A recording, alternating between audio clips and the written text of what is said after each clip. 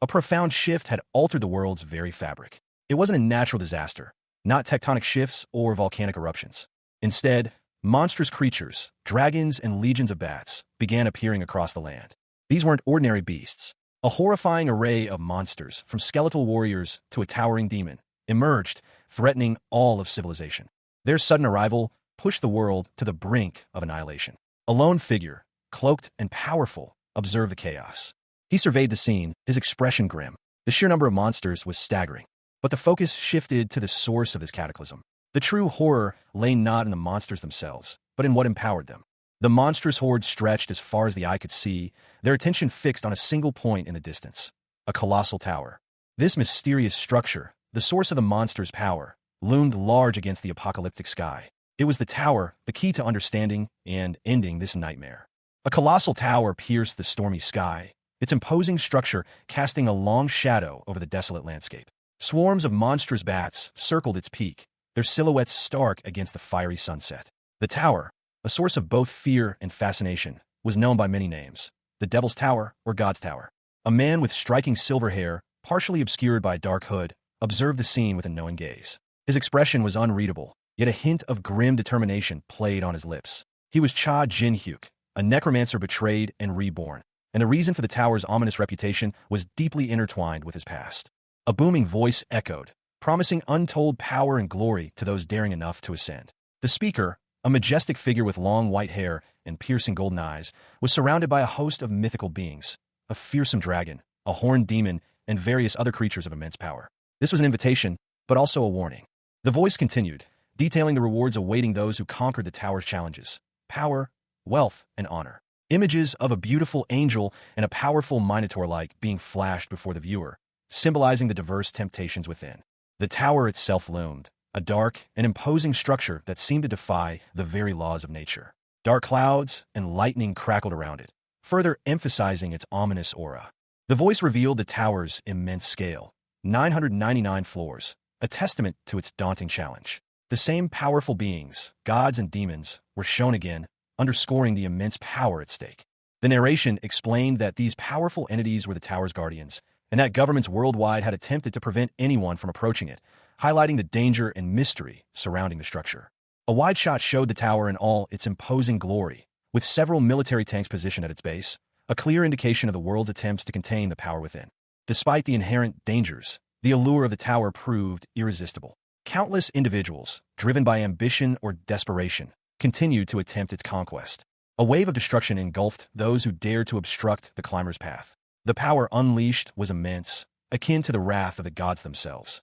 The consequences of impeding the ascent were swift and brutal. As the ancient prophecy foretold, those who tried to stop others from challenging the tower were met with swift and merciless punishment. 5 years had passed since the tower first appeared, captivating the attention of billions worldwide. A figure cloaked in shadows, his eyes gleaming with malevolent intent, addressed his assembled forces. "Let's witness humanity's first attempt at clearing the 60th floor," he declared, a cruel smile playing on his lips. His smile widened, revealing a predatory gleam in his violet eyes. A massive army stood poised for battle, ready to unleash their fury upon the tower. The attack commenced, a chaotic maelstrom of violence erupting as the army surged forward. The tower, a colossal structure of dark stone, loomed before them, seemingly impervious to their assault. A blinding flash of light and energy erupted, the air crackling with raw power. The very ground trembled under the force of the explosion. From the heart of the chaos, a figure emerged, his face contorted in a furious snarl. His eyes burned with an intense violet light. He was Cha Jin-hyuk, the necromancer, and the members of the Nine-Star Guild confronted him. "What do you think you're doing?" they demanded, their voices laced with a mixture of fear and anger. Amongst millions of challengers, only 9 individuals had risen above the rest. They stood as the pinnacle of power within the tower. Their power, drawn from the magic and holy energy of the tower, was unmatched. One of them cautioned, "Be careful, everyone, he's not stable right now."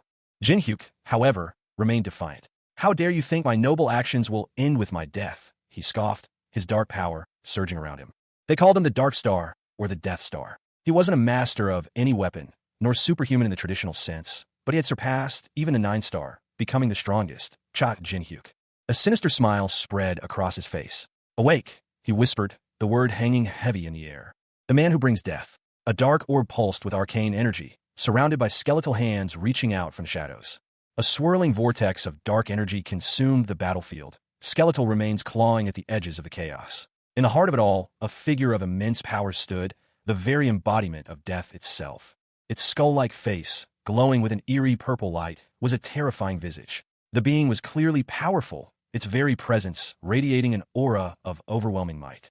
The figure, a necromancer of unparalleled skill, was Cha Jin-hyuk, the greatest necromancer of his time. He stood before a colossal skeletal monstrosity, a testament to his dark arts.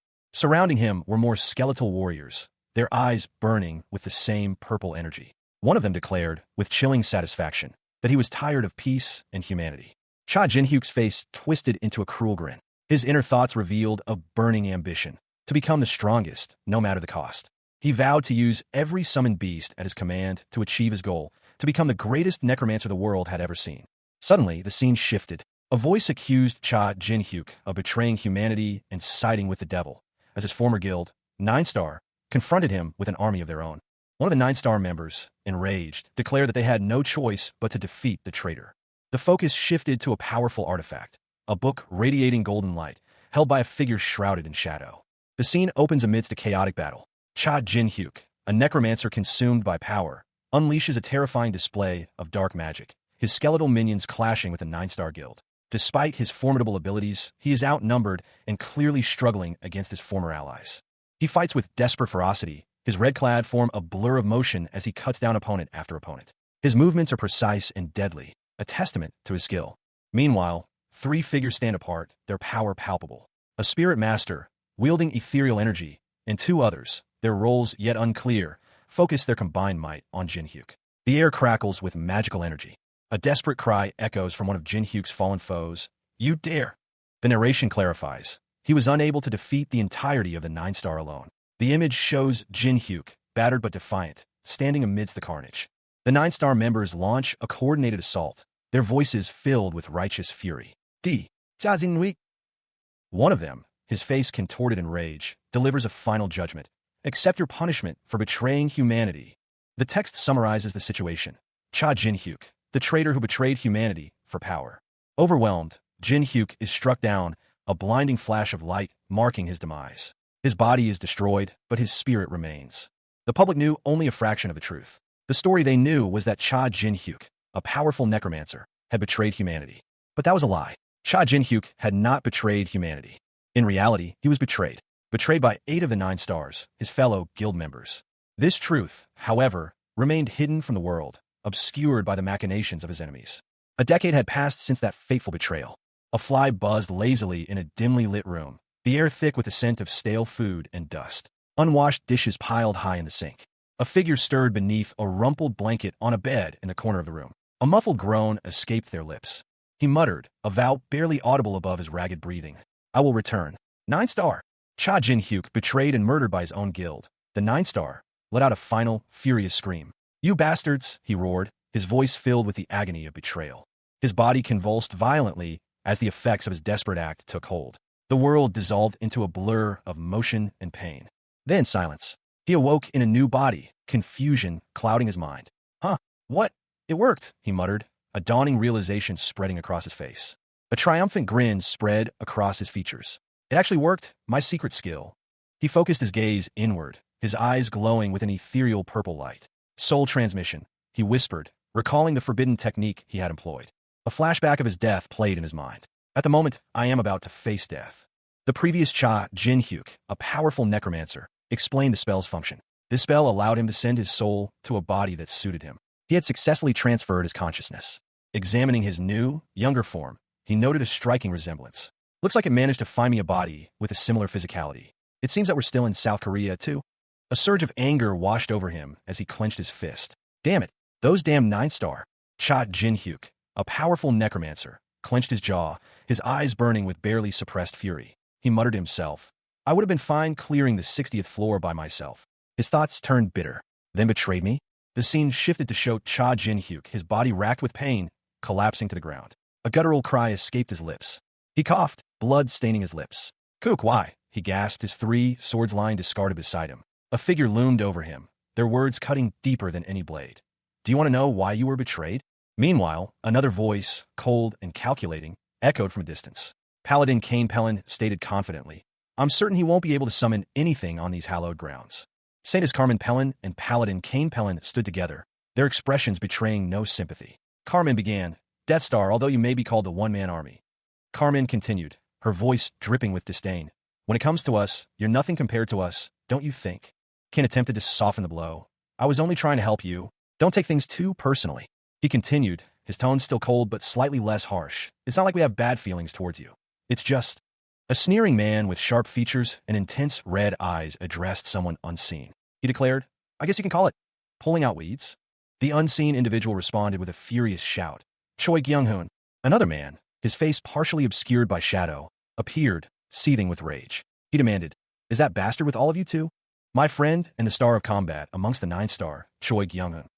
The image shifted to show a muscular man with bandages on his hands, his expression grim. The narration continued, explaining, he decided not to participate in clearing the 60th floor. TSK, did you not tell him because you were worried he would help me? The scene changed to show a young man, kneeling on the ground, surrounded by several figures in dark clothing. Blood stained the ground around him. He muttered, They got me. You sick bastards. His vision blurred. He realized, Damn it, my vision is starting to blur. I lost too much blood. Fine, it's my loss. A dark purple energy emanated from his hand as he spoke. I'll die once for you all. But he added with defiance, But don't think that this will be the end of everything. The scene shifted again. Two figures stood, silhouetted against a background of indistinct figures. One of them, with silver hair, declared, I'll return stronger. You traitors. Cha Jin-hyuk, his face a mask of grim determination, eyes burning with a cold fire, vowed, I'll make sure I get my revenge. His body, weakened from the betrayal and subsequent soul transference, crumpled to the ground. He fell, his dark cloak billowing around him like a shroud. The impact sent tremors through his frame. A decade later, he awoke in a new body, the lingering pain a stark reminder of his past. He coughed, a harsh sound that rattled in his chest. His eyes narrowed in anger. He vowed, Just wait. I won't even turn you into my summoned beasts. I'll make sure to grind your souls and prevent you from ever reincarnating. The scene shifted. A jarring alarm pierced the quiet of the morning. He stirred, disoriented, reaching for the ringing phone. He sat up, his mind still foggy, the events of the previous night a distant memory. A hand, calloused and strong, held a sleek, modern smartphone. The owner's thoughts were clearly visible. A smartphone? The man, young with dark hair, examined the device. He mused, maybe it's because I haven't used one in a while, but it's pretty nice. His eyes widened, a sudden shock rippling through him. He let out a sharp, involuntary exclamation. HCK. The phone screen displayed the time, 8:21. A stark realization hit him. 10 years have passed. He ran a hand through his hair, his internal monologue continuing. It felt like mere moments. 10 years. Sitting up in bed, he pondered the implications. His thoughts? What kind of skill is this? He questioned his own abilities, a worried expression on his face. He wondered aloud, wait, skill? Can I even use magic with this body? He sat in bed, holding his phone, and then, with a sudden movement, he focused his attention. A small insect-like creature, seemingly made of light, floated above his hand. He brought his hands together, a faint glow emanating from them. A surge of energy pulsed between his palms. A figure stirs, a hand reaching out from the darkness, fingers twitching. Cha Jin-hyuk, or what remained of him, awoke in a new body. He sat up in bed, his eyes scanning his surroundings. A small, ethereal ghost-like creature hovered near his hand, seemingly observing him. He let out a relieved sigh. Phew, awake. A faint purple aura pulsed around him as he examined a small, white insect in his palm. His expression was one of grim determination. He stood, his gaze falling upon the ceiling. Jin-hyuk cautiously approached the edge of the bed, a thoughtful expression on his face. He muttered to himself, the following search results for awake. He made a frustrated gesture, shouting, Awaken! Wake up! His face contorted in anger. Damn it! A wave of despair washed over him. There's not a single drop of mana in this body. Cha Jin-hyuk, his eyes narrowed in thought, peered from behind a curtain. A question hung heavy in the air. Does this mean? His gaze drifted to the imposing tower piercing the sky, a silent testament to his past and future. The thought solidified within him. I need to climb that tower. But a chilling realization washed over him. He was powerless, stripped of his necromantic abilities. The stark truth echoed in his mind. Without a single skill I can use.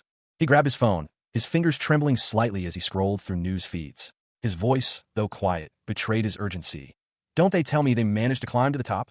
His eyes scanned the screen, rapidly absorbing information. The news was both shocking and infuriating. A news article detailing the ascent of 9-star Choi Kyung-hoon to the 800th floor flashed on the screen. An advertisement for tower climbing tutorial books appeared below. Jin-hyuk's expression darkened. He muttered to himself, a mixture of disbelief and anger. Huh? These bastards? They only managed to climb 200 floors in the last 10 years. But then, a flicker of determination ignited in his eyes. A new resolve took hold. He clenched his jaw, a grim smile playing on his lips. His thoughts were clear, focused, and deadly. No, this is a chance. While they're taking their sweet time climbing the tower, I can catch up and get my revenge. Jin-hyuk, even in his new body, felt a familiar frustration. Training outside the tower was futile. His true path lay within its enigmatic walls. He knew he had to leave immediately. His violet eyes, a stark contrast to his otherwise unremarkable appearance, burned with determination. Despite his weakened state, Jin-hyuk possessed the knowledge of a powerful necromancer, a former member of the infamous Nine-Star Guild. He would use this knowledge to rapidly regain his strength. His gaze hardened. Revenge against Nine-Star was his sole focus. He would make them pay. Jin-hyuk approached the Soul Tower, its imposing structure looming over the city. He blended seamlessly into the crowd, his true intentions hidden beneath a casual demeanor. He overheard a nearby conversation. One man expressed his belief that conquering the tower would bring him wealth. Others scoffed at the man's ambition, deeming it suicidal. They predicted his demise on the very first floor. The imposing structure loomed, a testament to ambition and despair. It was known as the Tower, the place where everyone's hopes and stories converged, a crucible of dreams and nightmares. Within its depths, ethereal blue flames flickered around ancient pillars, illuminating a grand staircase descending into the unknown. The steps, worn smooth by countless ascents and descents, wound their way downwards, promising both peril and potential. In a dimly lit chamber, a coffin rested on a pedestal, emanating a faint, otherworldly glow. A rusted iron cage lay nearby, a silent witness to past struggles. From within the coffin, a single, glowing blue eye opened, piercing the darkness. A voice, raspy yet filled with determination, echoed from the coffin. I'm finally back. The scene shifted to a fiery landscape, where a figure, their feet moving with purpose, strode through the burning trees. A woman, her face etched with worry and distress, ran through the burning forest, her kimono billowing behind her. A gold coin spun through the air, a small detail amidst the larger chaos. A hand, large and calloused, gives a thumbs up. The gesture is confident, almost cocky. The camera focuses on Jin-hyuk, his face obscured by a mask, sitting amidst piles of gold coins. He clenches his fists, a fierce determination etched in his posture. On the name Jin-hyuk, night falls on a narrow, cobbled street. A small, white fox-like creature with glowing eyes pads silently along the waterway. The creature's thoughts echo. I'll make sure everyone is aware of me. A figure stands tall, cloaked and imposing, surrounded by several men. Balkan, the spirit master, exudes an aura of power and quiet menace. The focus shifts to a close-up of Balkan's face, his expression unreadable. His horns are subtly visible beneath his dark hair. An announcement blares, 1 p.m. The tower entrance is now open. A swirling portal opens, and a group of people, led by a hooded figure, approach cautiously. The doors are open, someone shouts. The leader urges, everyone, stay focused. The hooded figure strides forward, a determined look on his face, as a crowd surges around him. Now, this is the start of my revenge. A decade after his death at the hands of his own guild, Jin-hyuk, a powerful necromancer, has returned. His eyes, blazing with violet fury, reflect a burning desire for retribution. He is no longer the same. A daring soul transference has granted him the abilities of an all-master, capable of mastering every occupation within the tower. 3 figures, cloaked and shrouded in shadow, stood before a swirling vortex of ethereal blue light. The gateway pulsed with energy, a passage to another realm. With a decisive movement, they stepped through the shimmering portal, disappearing into the unknown. A blinding flash of light erupted, followed by a wave of disorienting energy. When the light subsided, Jin-hyuk found himself standing alone in a stark, futuristic chamber. A voice, cold and impersonal, echoed through the space. Welcome, climber. He looked down at his hands, a flicker of recognition in his eyes. 15 years. 15 years since his betrayal. Another message appeared before him, confirming his location, the tutorial stage. But Jin-hyuk knew better. The floor beneath him shimmered, revealing a complex network of glowing circuitry. A sardonic chuckle escaped his lips. Tutorial my ass. The path ahead was a daunting prospect. It was widely known that traversing the tower's 10 floors would take days of relentless travel. One individual muttered to himself, "This place is ridiculously difficult." A stark, digital message appeared before a cloaked figure. Objective, reach the destination by getting past all of the traps. All damage is recovered when you reach either the destination or the starting point. Good luck. The cloaked figure, Jin-hyuk, focused intently. He needed to assess his current physical state. His thoughts turned to accessing his status window. With a touch, a translucent screen materialized before him, displaying his vital statistics. The results were grim. His subclass was physical, mana type. His stats were abysmal. Strength 1, HP 1, Agility 1, Intelligence 1, Mana 1. His traits were listed as gluttony and an unknown second trait. He muttered, "This is horrible." He was taken aback by the combination of gluttony and mana type. He realized these stats were drastically different from those he possessed before his death. Jin-hyuk pondered the implications. Could it be that traits and physical talent varied between souls? He decided to test his new body's capabilities. He stretched, feeling the unfamiliar limits of his new form. During the upcoming tutorial, he resolved to exploit every advantage. A figure, clad in dark clothing, moved with practiced ease, his foot striking the ground with a sharp thud. The impact sent a ripple across the polished floor. He launched himself forward, a blur of motion, his dark hair whipping behind him. The speed was astonishing. A message appeared before him, stark against the darkening background. He had triggered a magic arrow trap. He reacted instantly, his body a coiled spring, propelling him down a narrow corridor. But he was not alone. Another figure, equally swift, appeared, a smirk playing on his lips. The newcomer, Cha Jin-hyuk, declared, "My skills haven't gone anywhere." He stood defiant, a surge of power evident in his stance. Jin-hyuk grinned. "Isn't this a little too much for a welcome?" A volley of arrows, tipped with crimson energy, hurtled through the air, each one aimed with deadly precision. Cha Jin-hyuk, his dark hair tousled, moved with surprising speed, dodging the incoming projectiles. He was a blur of motion, a dark figure against the deep blue of the background. He braced himself, his eyes glowing with a fierce determination. Even with the arrows narrowly missing, the danger was palpable. More arrows found their mark, piercing his jacket. He staggered but refused to fall. He gritted his teeth, muttering, "Not yet." With a surge of defiance, he pushed himself further, whispering, "A little more." A single arrow, imbued with a potent energy, flew towards him from above. He reacted instantly, using a powerful kick to deflect the incoming projectile. Despite his efforts, several more arrows pierced his body. Cha Jin-hyuk, the necromancer, found himself impaled by a volley of arrows, his body screaming in protest. Despite the searing pain, a grim determination hardened his gaze. He muttered to himself, the words barely audible above the throbbing agony. "Although it hurts, I need to keep going." He collapsed, his vision blurring as darkness threatened to consume him. His body fell through a vortex of light, blood trailing behind him like a macabre comet. The descent ended abruptly in a stark, white room, marked with the words "Tutorial Area Start." He lay there, lifeless, arrows protruding from his back. Blood pooled around him on the cold, smooth floor. A system message appeared. "You have returned to the starting point. All damage has been recovered." Jin-hyuk coughed, a weak sound escaping his lips. "Cook." He sat up, wincing at the lingering pain. His thoughts were a mixture of relief and grim determination. He resolved, "First, I'll see how long I can endure." He stood, surveying the tutorial area. He knew he couldn't simply charge ahead blindly. He needed a strategy. His hand touched the blood on the floor, a grim reminder of his past. He reflected on the traits that made him Earth's strongest climber, one of which was Cha Jin-hyuk, his eyes blazing with an unnatural purple light, let out a sinister smile. A single word escaped his lips, imbued with dark power, gluttony.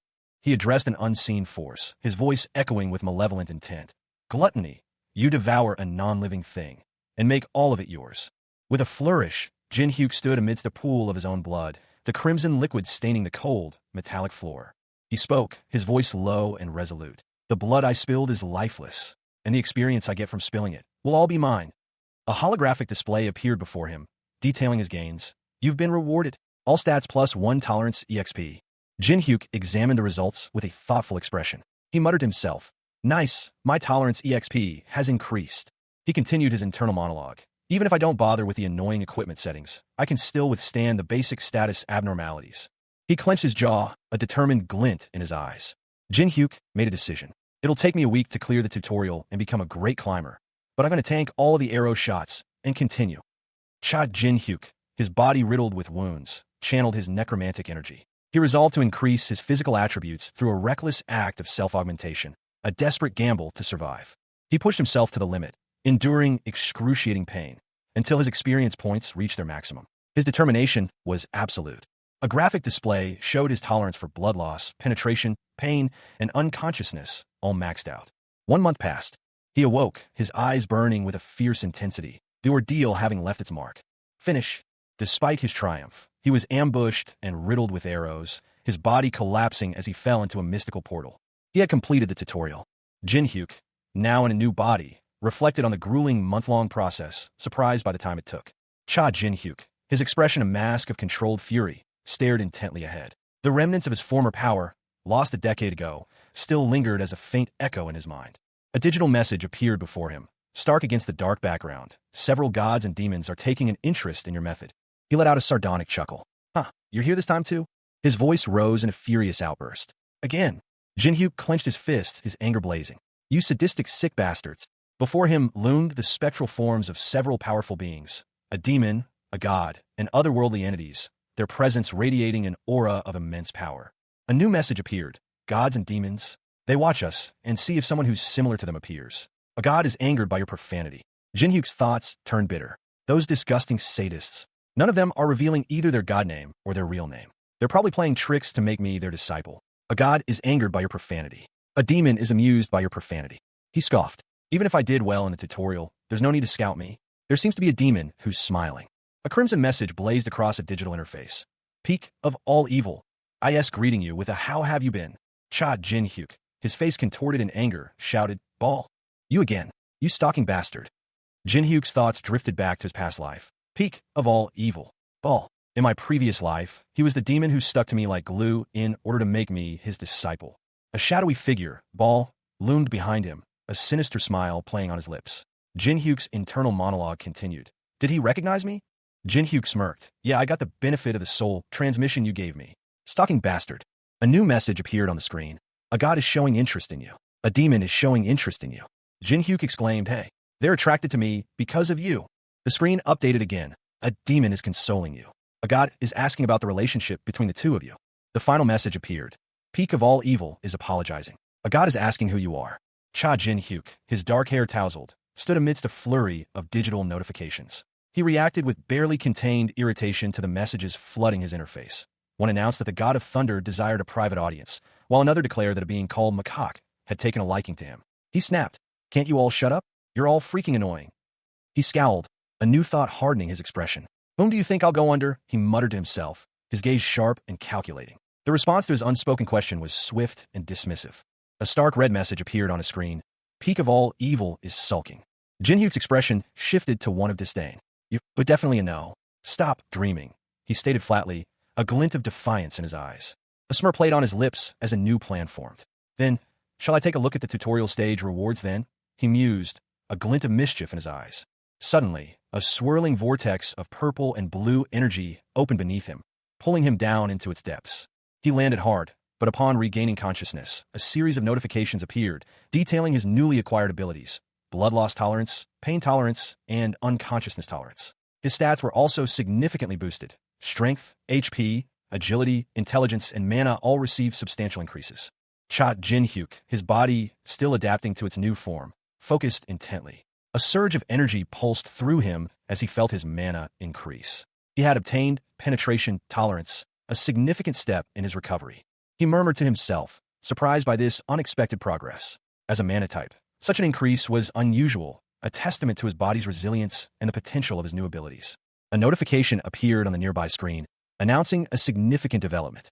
Jin-hyuk's brow furrowed as he read the message. A new trait had been unlocked, but it was one he already possessed: gluttony. The system confirmed the trait, gluttony. But there was more. Another trait, marked with question marks, remained a mystery. Jin-hyuk pondered the implications. He began to understand the nature of this second trait, linked to the original owner of his current body.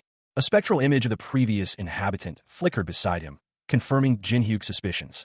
The system announced the unlocking of a new trait, All-Rounder. This was a significant power boost, hinting at the vast potential of his new abilities. Cha Jin-hyuk, his gaze fixed on a shimmering, ethereal blue crystal, let out a breath. A single word escaped his lips, a question hanging heavy in the air. All-Rounder? The crystal displayed a definition, a talent granting proficiency in all techniques, adjusting itself during training and combat based on a skill level. A wide grin spread across Jin-hyuk's face. This is amazing. With this, it might be possible. The image shifted, showing a powerful warrior, a figure of immense skill wielding a sword and axe with equal mastery. The narration box declared him an all-master, the peak of all-around ability. Jin-hyuk's attention was drawn to a message. Peak of all evil was curious about his status window. He reacted with a look of dawning horror and disbelief. A young man with short, dark hair stands with his back to the viewer, a digital display flickering behind him. A disembodied voice, identified only as peak of all evil, expresses curiosity about his status window. He turns, his expression sharp and annoyed. He curtly dismisses peak of all evil, telling them to leave him alone. The young man's face is partially obscured, his gaze intense. He seems to be contemplating something. He announces his intention to move to the next floor, inviting peak of all evil to follow if they wish. The young man walks towards a swirling, ethereal portal. Peak of all evil's voice is heard again, confirming their decision to follow. He anticipates the next room to be a place of choice and training. The young man has arrived at a new location. A message appears, confirming that he has entered the room of choice and training. The room of choice and training awaits. A swirling vortex of blue energy crackled into existence, its ethereal glow illuminating the dimly lit corridor. From within, a young man emerged, his dark hair neatly styled, his expression unreadable. He wore a simple dark hoodie, his posture suggesting a quiet intensity. He stepped into a vast chamber, the air thick with arcane energy. A voice, echoing from an unseen source, boomed, "Welcome to the room of choice and training." Floating before him were a multitude of weapons, swords, axes, bows, each shimmering with an otherworldly light. The unseen voice continued, instructing him on his options. The young man, whose name is Cha Jin-hyuk, paused, lost in thought. Memories of his past life flickered across his mind. He recalled discovering his innate magical abilities and the unwavering decision he made then to become a mage. But now, circumstances had changed. A new path presented itself. His hand reached out, not for a staff or a spellbook, but for a bow. Jin-hyuk requested a practice target, a wry smile playing on his lips. He mused about the versatility of his new, all-master abilities. Targets had been generated. The system's stark announcement echoed in the sterile chamber. A young man, clad in a dark hoodie, stood poised, a bow held taut in his hands. His brow furrowed in concentration, his gaze fixed on an unseen point beyond the frame. He drew back the string, the arrowhead glowing with faint blue energy. His muscles tensed, ready to unleash a deadly shot. With a sharp release, the arrow flew, leaving a trail of shimmering energy in its wake. 3 arrows, identical to the first, followed in rapid succession, each a blur of motion. They struck their targets with pinpoint accuracy, the impacts echoing with a sharp crack. The arrows continued their deadly flight, leaving trails of light across the training area. He commanded the system to generate more targets, ones that could attack him in return. He needed to test his skills. A warning flashed on the screen. He hadn't yet selected a class, making the training exercise potentially dangerous. A predatory grin stretched across Cha Jin-hyuk's face, his violet eyes gleaming with a dangerous light. He muttered, "I don't." A mechanical voice announced, "Targets have now been generated." A line of identical, humanoid robots, each with a single red target painted on its chest, materialized before him. The rules of engagement shifted. Another message appeared. The settings have changed. The targets will now attack the player. The robots lunged at Cha Jin-hyuk, their movements surprisingly swift and coordinated. But he was ready. With a fluid motion, he drew a bow, an arrow, knocking an arrow with deadly precision. He unleashed a volley of arrows. The arrows found their marks, piercing the robots' chests with deadly accuracy. One robot stumbled back, its movements faltering. More robots charged, undeterred by the fallen comrade. The battle intensified. One robot swung a powerful blow, narrowly missing Cha Jin-hyuk. He barely dodged, the force of the blow sending him reeling. He found himself on the defensive. 2 automatons, their bodies gleaming white with a central red target painted on their chests, clashed in a flurry of motion. A blue energy wave sliced through the air between them, the force of the impact sending tremors through the stone floor. The impact shattered a nearby stone pillar, sending dust and debris raining down. The fight continued with brutal efficiency. Amidst the chaos, a figure emerged, his dark eyes burning with intensity. He commanded, "More! Bring me stronger ones." He stood defiantly, a sword in one hand and a staff in the other, purple energy crackling around him. He was ready. 3 more automatons appeared, their forms larger and more imposing than before. The shadow of a figure wielding a sword was cast upon the nearest automaton's face. He launched himself into the air, staff held high, aiming for the center of the group. His staff slammed into one of the automatons, sending a shockwave that rippled outwards. With a blur of motion, he drew 2 curved blades, his eyes glowing with an unnatural light. The battle raged within the tower's confines. Cha Jin-hyuk, his necromantic powers absent, moved with surprising agility, deflecting blows from a trio of mechanical soldiers. His movements were precise, economical, each action calculated to maximize efficiency. Suddenly, a volley of projectiles whizzed past him, narrowly missing their mark. He ducked instinctively, his eyes narrowing as he assessed the new threat. His gaze sharpened. A ranged attacker. The situation had shifted, requiring a new strategy. He braced himself, a surge of energy radiating from his core. This was a test of his all-master abilities. With a powerful movement, he unleashed a wave of energy, a crimson shield deflecting the incoming projectiles. He moved swiftly, his steps measured and precise as he navigated the floor's traps. The inscription on the wall confirmed his suspicions. More mechanical soldiers could be summoned at any moment. He smirked, a glint of defiance in his eyes. These were the strongest opponents this floor could offer. He found the challenge underwhelming. He decided to utilize his specialty. It was time to showcase the full extent of his all-master abilities. With a flourish, he summoned a powerful magical staff, imbued with arcane energy. He was ready for whatever came next. The battle raged. Explosions rocked the ground, sending tremors through the very air. A blur of motion, a flash of light, and then silence. From the chaos, a sleek, silver craft emerged, its cannons still smoking. It was a swift and deadly attack, leaving its target reeling. A young man with dark purple hair and intense violet eyes smirked. He stood amidst the wreckage, his confidence unwavering. "I'm faster than you," he boasted. With a flick of his wrist, he summoned a purple energy, shaping it into a deadly arrow. "Magic arrow," he declared, launching the projectile. The arrow streaked across the battlefield, leaving a trail of shimmering purple light in its wake. It impacted with a blinding flash and a thunderous boom, obliterating its target in a spectacular explosion of purple energy. He watched the aftermath, a hint of awe in his eyes. "Amazing. Is this the power of the all-rounder trait?" he mused. He examined his hand, a thoughtful expression on his face. "It's like I've been using all of these weapons for years," he realized. A holographic message appeared before him, confirming his success. "Achievement cleared," it proclaimed. A system notification appeared before Cha Jin-hyuk, announcing his achievement, the All-Master class. The reward was the All-Master class unlocked and a 5,000 attack stat increase. Cha Jin-hyuk stared at the notification, a mixture of surprise and determination etched on his face. He muttered All-Master. His gaze shifted to the system interface, a question forming in his mind. Was All-Master a class name? The system prompt appeared, offering him the choice to select All-Master as his class. A warning followed. This choice was irreversible once he left the room of choice and training. The system presented a simple choice, yes or no. Despite the allure of the All-Master class, Cha Jin-hyuk hesitated. He couldn't abandon his greatest advantage. He needed to choose it as his main class. He decided to try a different approach. "System," he instructed, "I'll select All-Master as my subclass." The system responded instantly and negatively. "I am unable to do that."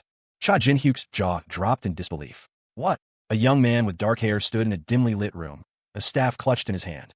A digital interface shimmered before him, displaying a locked subclass slot. The message above it read, "Subclasses will only be unlocked after the 100th floor." He muttered to himself, "Damn it, I forgot about this in the early game." He frowned, a troubled expression etching itself onto his face. His internal monologue continued. "If I don't select a class, I can't leave this room." His gaze fell upon his staff. He considered his options. Although it might be a waste, should I use my accomplishment points? To unlock the subclass slot, can I do that with my accomplishment points? The interface flickered, displaying a series of cryptic symbols. A question mark appeared prominently on the screen. Another message appeared. How is a beginner aware of something like that? A new display showed 100 accomplishment points, branching into options for currency, weapons, armor, and potions. The accompanying text explained. Using these points allows users to make changes to the system. He dismissed the question of how he knew, stating, "There's no point in asking how I knew that." He then considered the cost of unlocking a subclass slot. Using 5,000 points to unlock a subclass slot, I assume it wouldn't be impossible. The system responded, "It is possible, but..." A detailed breakdown of the accomplishment point deal appeared. Unlock subclass slot, points required. 50-50, current points, 5,000. Below that, a final message read, "You do not have enough accomplishment points currently." He sighed, accepting his predicament. I guess I have no choice." Cha Jin-hyuk, his breath ragged, addressed an unseen entity. "Hey, Ball, I'll be using you." He continued, a smirk playing on his lips as he reviewed a digital interface. Ball, the peak of all evil, had revealed his identity and spoken to him. Jin-hyuk mused, "Isn't there an accomplishment for talking to the gods for the first time?" A notification appeared on his screen. Accomplishment, peak of all evil, talking to the great demon, Ball. Accomplishment points, plus 200. Another notification popped up. Peak of all evil has asked, "Did I do well?"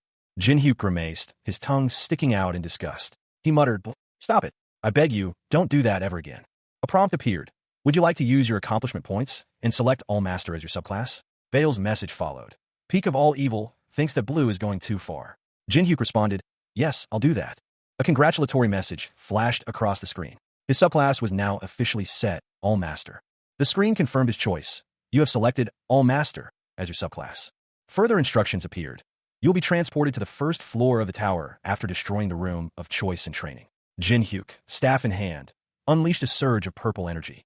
He declared, "Now then, why don't I start getting my revenge?" A triumphant grin stretched across Jin Hyuk's face, his eyes blazing with an unnatural purple light. Powerful bolts of energy crackled around him, a stark contrast to the grim betrayal he had suffered a decade prior. The energy surged, coalescing into a blinding flash. He was being forcibly transported. The voice, echoing in his mind, confirmed his destination, the first floor of the tower. He materialized in the Corol forest, the first floor of the mysterious tower. The air hung heavy with the scent of damp earth and decaying leaves. Almost immediately, he was confronted by a pair of aggressive hobgoblins. Their red eyes gleamed with malice, their guttural snarls echoing through the trees. Balkan, the spirit master, cursed under his breath. The first floor was proving more challenging than anticipated. He stood ready, his sword drawn, protecting the unconscious form of Haryu, the hobgoblin, who had been injured in the initial encounter. The hobgoblins advanced, their numbers overwhelming. One hobgoblin lunged, its blade flashing dangerously close to Balkan. Haryu let out a pained cry as he was struck. A surge of energy crackled through the air, a brilliant blue light erupting from a point in the darkness.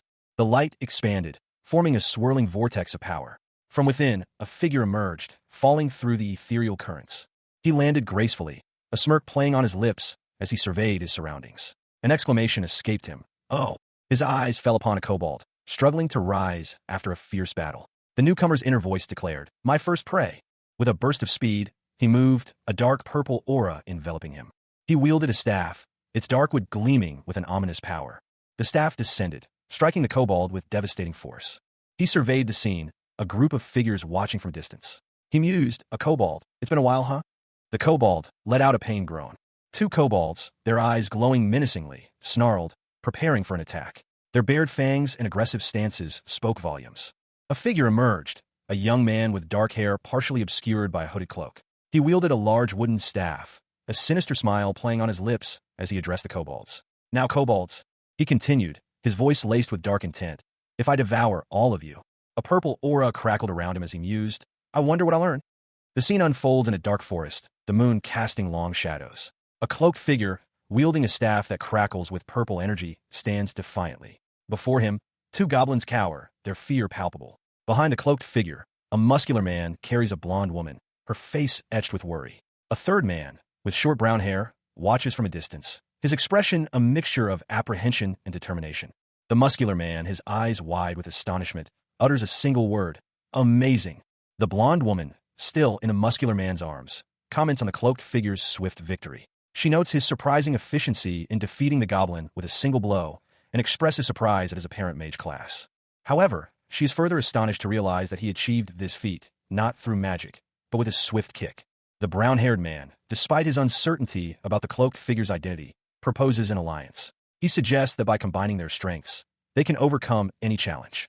The cloaked figure remains silent, a subtle smile playing on his lips. A faint purple aura emanates from him. The muscular man and the blonde woman look on with a mixture of fear and confusion as the brown-haired man's expression shifts to one of sinister amusement. The cloaked figure's voice cuts through the air, cold and menacing. He issues a stark warning. Touch either of his companions, and they will die. His eyes burn with an ominous purple light. A young woman, her face pale with exertion, was being carried piggyback by a muscular man. Behind them, another man ran, his breath ragged. The woman gasped, a single word escaping her lips. Ah, they were fleeing, the man carrying the woman urging his companion onward. "Yes, we'll get lost right away," he shouted, glancing back at a shadowy figure wielding a staff, who pursued them relentlessly. Suddenly, two grotesque hobgoblins emerged from the shadows, their eyes glowing menacingly. A guttural sound, a wordless threat, filled the air. A cloaked figure, his face obscured by shadow, appeared before the fleeing group. A sinister smile played on his lips as he spoke. "You want to avenge your comrade?" With a blur of motion, the cloaked figure moved, his staff a streak of purple energy. He effortlessly deflected an attack from one of the hobgoblins. The hobgoblin, enraged, roared in fury, its eyes blazing with red light.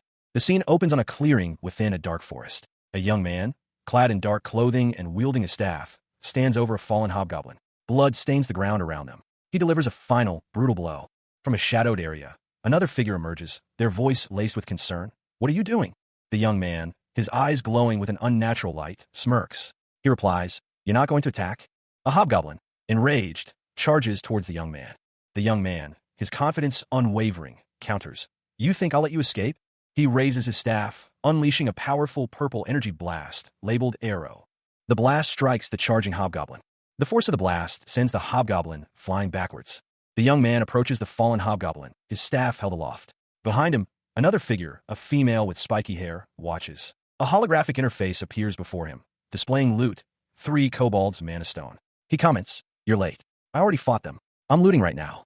A quest notification appeared before Cha Jinhyuk. Defeat 10 kobolds to proceed to the next floor. He scoffed, "That's a piece of cake. I can easily defeat 100 right now." Jinhyuk, clad in dark clothing and wielding his staff, considered the task. He mused, yeah, since I'm doing this already. His thoughts shifted to a more ambitious goal. He thought, obtaining the Slayer achievement beforehand would be good. A game notification appeared, explaining that slaying 1,000 of a single monster type grants the Slayer achievement. Another figure, cloaked and with silver hair, appeared, stating, "The past me went around to obtain all the Slayer achievements." Having dispatched the kobold, Jinhyuk stood over its corpse. He considered his next move. Now, should I fill up my empty stomach? A sinister smile spread across his face as a dark energy pulsed around him. He unleashed a wave of dark energy, incinerating the kobold's remains. With a triumphant yell, he launched another attack. A close-up on a muscular neck, the skin taut, reveals a man's throat. A faint, almost imperceptible tremor runs through the muscles. The camera pulls back to reveal Cha Jinhyuk, his eyes glowing with an eerie red light. He is hooded, his face mostly obscured, but his intense gaze speaks volumes. "I can see it," he thinks, a grim determination hardening his features. Jinhyuk's focus intensifies. He absorbs the kobold's memories, a surge of power coursing through him. This kobold's memories, its strength is becoming mine, he realizes, a sense of growing power filling him. A surge of crimson energy erupts from Jinhyuk's hands, swirling around his staff. He speaks, a newfound understanding in his voice. "I can also understand the language of the kobolds now." A status window appears, displaying Cha Jinhyuk stats. Name, Cha Jinhyuk, class, All Master, subclass, mana type. His physical stats are shown. Strength 21, HP 19, Agility 20, Intelligence 25, mana 31. Jinhyuk stares at the window, a look of surprise on his face. "My stats increased this much?" he wonders aloud. He then realizes it's the level of a 10th floor All Master. A series of glowing icons representing different classes appear before him. Warrior, Mage, Archer, and more. He questions, "Wait, a class adjustment?" Jinhyuk contemplates the implications of his new abilities. He muses, "Since I'm an All-Master, do I get all the bonuses that come with all the classes?" Jinhyuk's eye glows intensely, a single red pupil dominating his vision. He murmurs, This memory, a hand, calloused and strong, reached into a gaping chasm, the darkness within swirling with an ominous energy. A voice, strained with urgency, echoed from the depths. "I need to hurry. He's getting angry." From the chasm's edge, a desperate cry pierced the air. "Not my child." The scene depicted a woman, her face etched with anguish, cradling a fallen figure. Powerful, clawed hands reached out from the darkness, threatening to pull them both into the abyss. Meanwhile, in a separate location, a figure worked diligently, muttering to themselves, "I need to hurry and prepare. It hurts if I get hit." Their preparations complete, they declared. "I've finished preparations." A towering figure emerged from the shadows, a fearsome kobold lord, his eyes burning with malevolent intensity. He carried a staff topped with 3 skulls, a symbol of his dark power. The kobold lord's arrival was observed from a distance. A tense silence hung in the air. A young man with dark hair and piercing eyes watched the unfolding events, a smirk playing on his lips. He commented, "Kobold Lord, the timing is amazing." He continued, "A Lord monster is the harbinger of a monster wave." The young man mused, "I could get my Slayer achievement and farm at the same time, if I want to face a wave." He made his decision, stating, "I need an army." A voice, echoing with power, booms through the darkness. "Awake." Cha Jinhyuk, his eyes blazing with an unnatural purple light, cracks a sinister smile. He slowly raises a hand, dark energy swirling around his fingertips. Beside him, Harryu, the hobgoblin, lets out a guttural cry of alarm, his body tense with anticipation. Jinhyuk, now fully awake, unleashes a wave of dark energy, 2 shadowy figures materializing before him. He raises his staff, summoning a skeletal warrior to his side. The skeletal warrior stands ready, its bony hand clutching a rusty sword. The skeletal warrior lunges forward, its movements surprisingly swift and fluid. A message appears. "Congratulations. You have successfully changed classes. Class change, main class, Necromancer." Jinhyuk reflects, "Since I'm an All-Master and I have my past life's memories, changing classes is simple." But his expression hardens. He adds, "But I won't be satisfied with just this." Cha Jinhyuk, his face partially obscured by shadow, muttered to himself. There was still a hidden class he needed to acquire on the first floor of the tower. Suddenly, a skeletal figure materialized before him, its very presence radiating an unnatural energy. Jinhyuk's companion, a cloaked figure, reacted with alarm, questioning the apparition. The skeletal figure shuddered violently, its bones rattling ominously. Meanwhile, a group of hobgoblins, their eyes wide with fear, surrounded and tormented another creature, their guttural laughter echoing through the forest. Jinhyuk, observing the scene, addressed his skeletal minions with a calm command. His eyes glowed with an unnatural light, a sinister smile playing on his lips. He was ready. With a sharp order, he unleashed his skeletal soldiers upon hobgoblins. A powerful surge of dark energy erupted from one of the hobgoblins, a violent expulsion of magical force. From the chaos, a brilliant blue gem materialized, floating in the air. The quest log displayed a stark reminder. Defeat the kobolds, 10/35. A hand reached out, fingers outstretched, as if grasping at something just beyond reach. Jinhyuk, a necromancer, stood amidst a swirling vortex of skeletal minions. He held a glowing blue crystal aloft, a grim determination etched on his face. He muttered, "It was around here." His eyes widened slightly in surprise. He had found it, a dilapidated wooden cabin, hidden deep within the forest. Jinhyuk cautiously approached the cabin, his skeletal army trailing behind him. He pushed open the creaking door. Relief washed over him as he surveyed the interior. He thought, thankfully, no one had disturbed this place. He instructed his companions, "You guys wait here." Jinhyuk descended into a dark, crumbling staircase, his footfalls echoing in the silence. He reached the bottom, a triumphant grin spreading across his face. He declared, "Bingo!" The hidden class on the first floor of the tower was a mystery, yet a lone figure, cloaked and staff in hand, ascended the treacherous steps, their destination unknown. As they climbed, the figure paused, noticing several glowing blue crystals scattered on the steps. The crystals pulsed with an ethereal light, hinting at their magical nature. A voiceover explained, "A necromancer is a high-ranking class and is a mage that uses souls."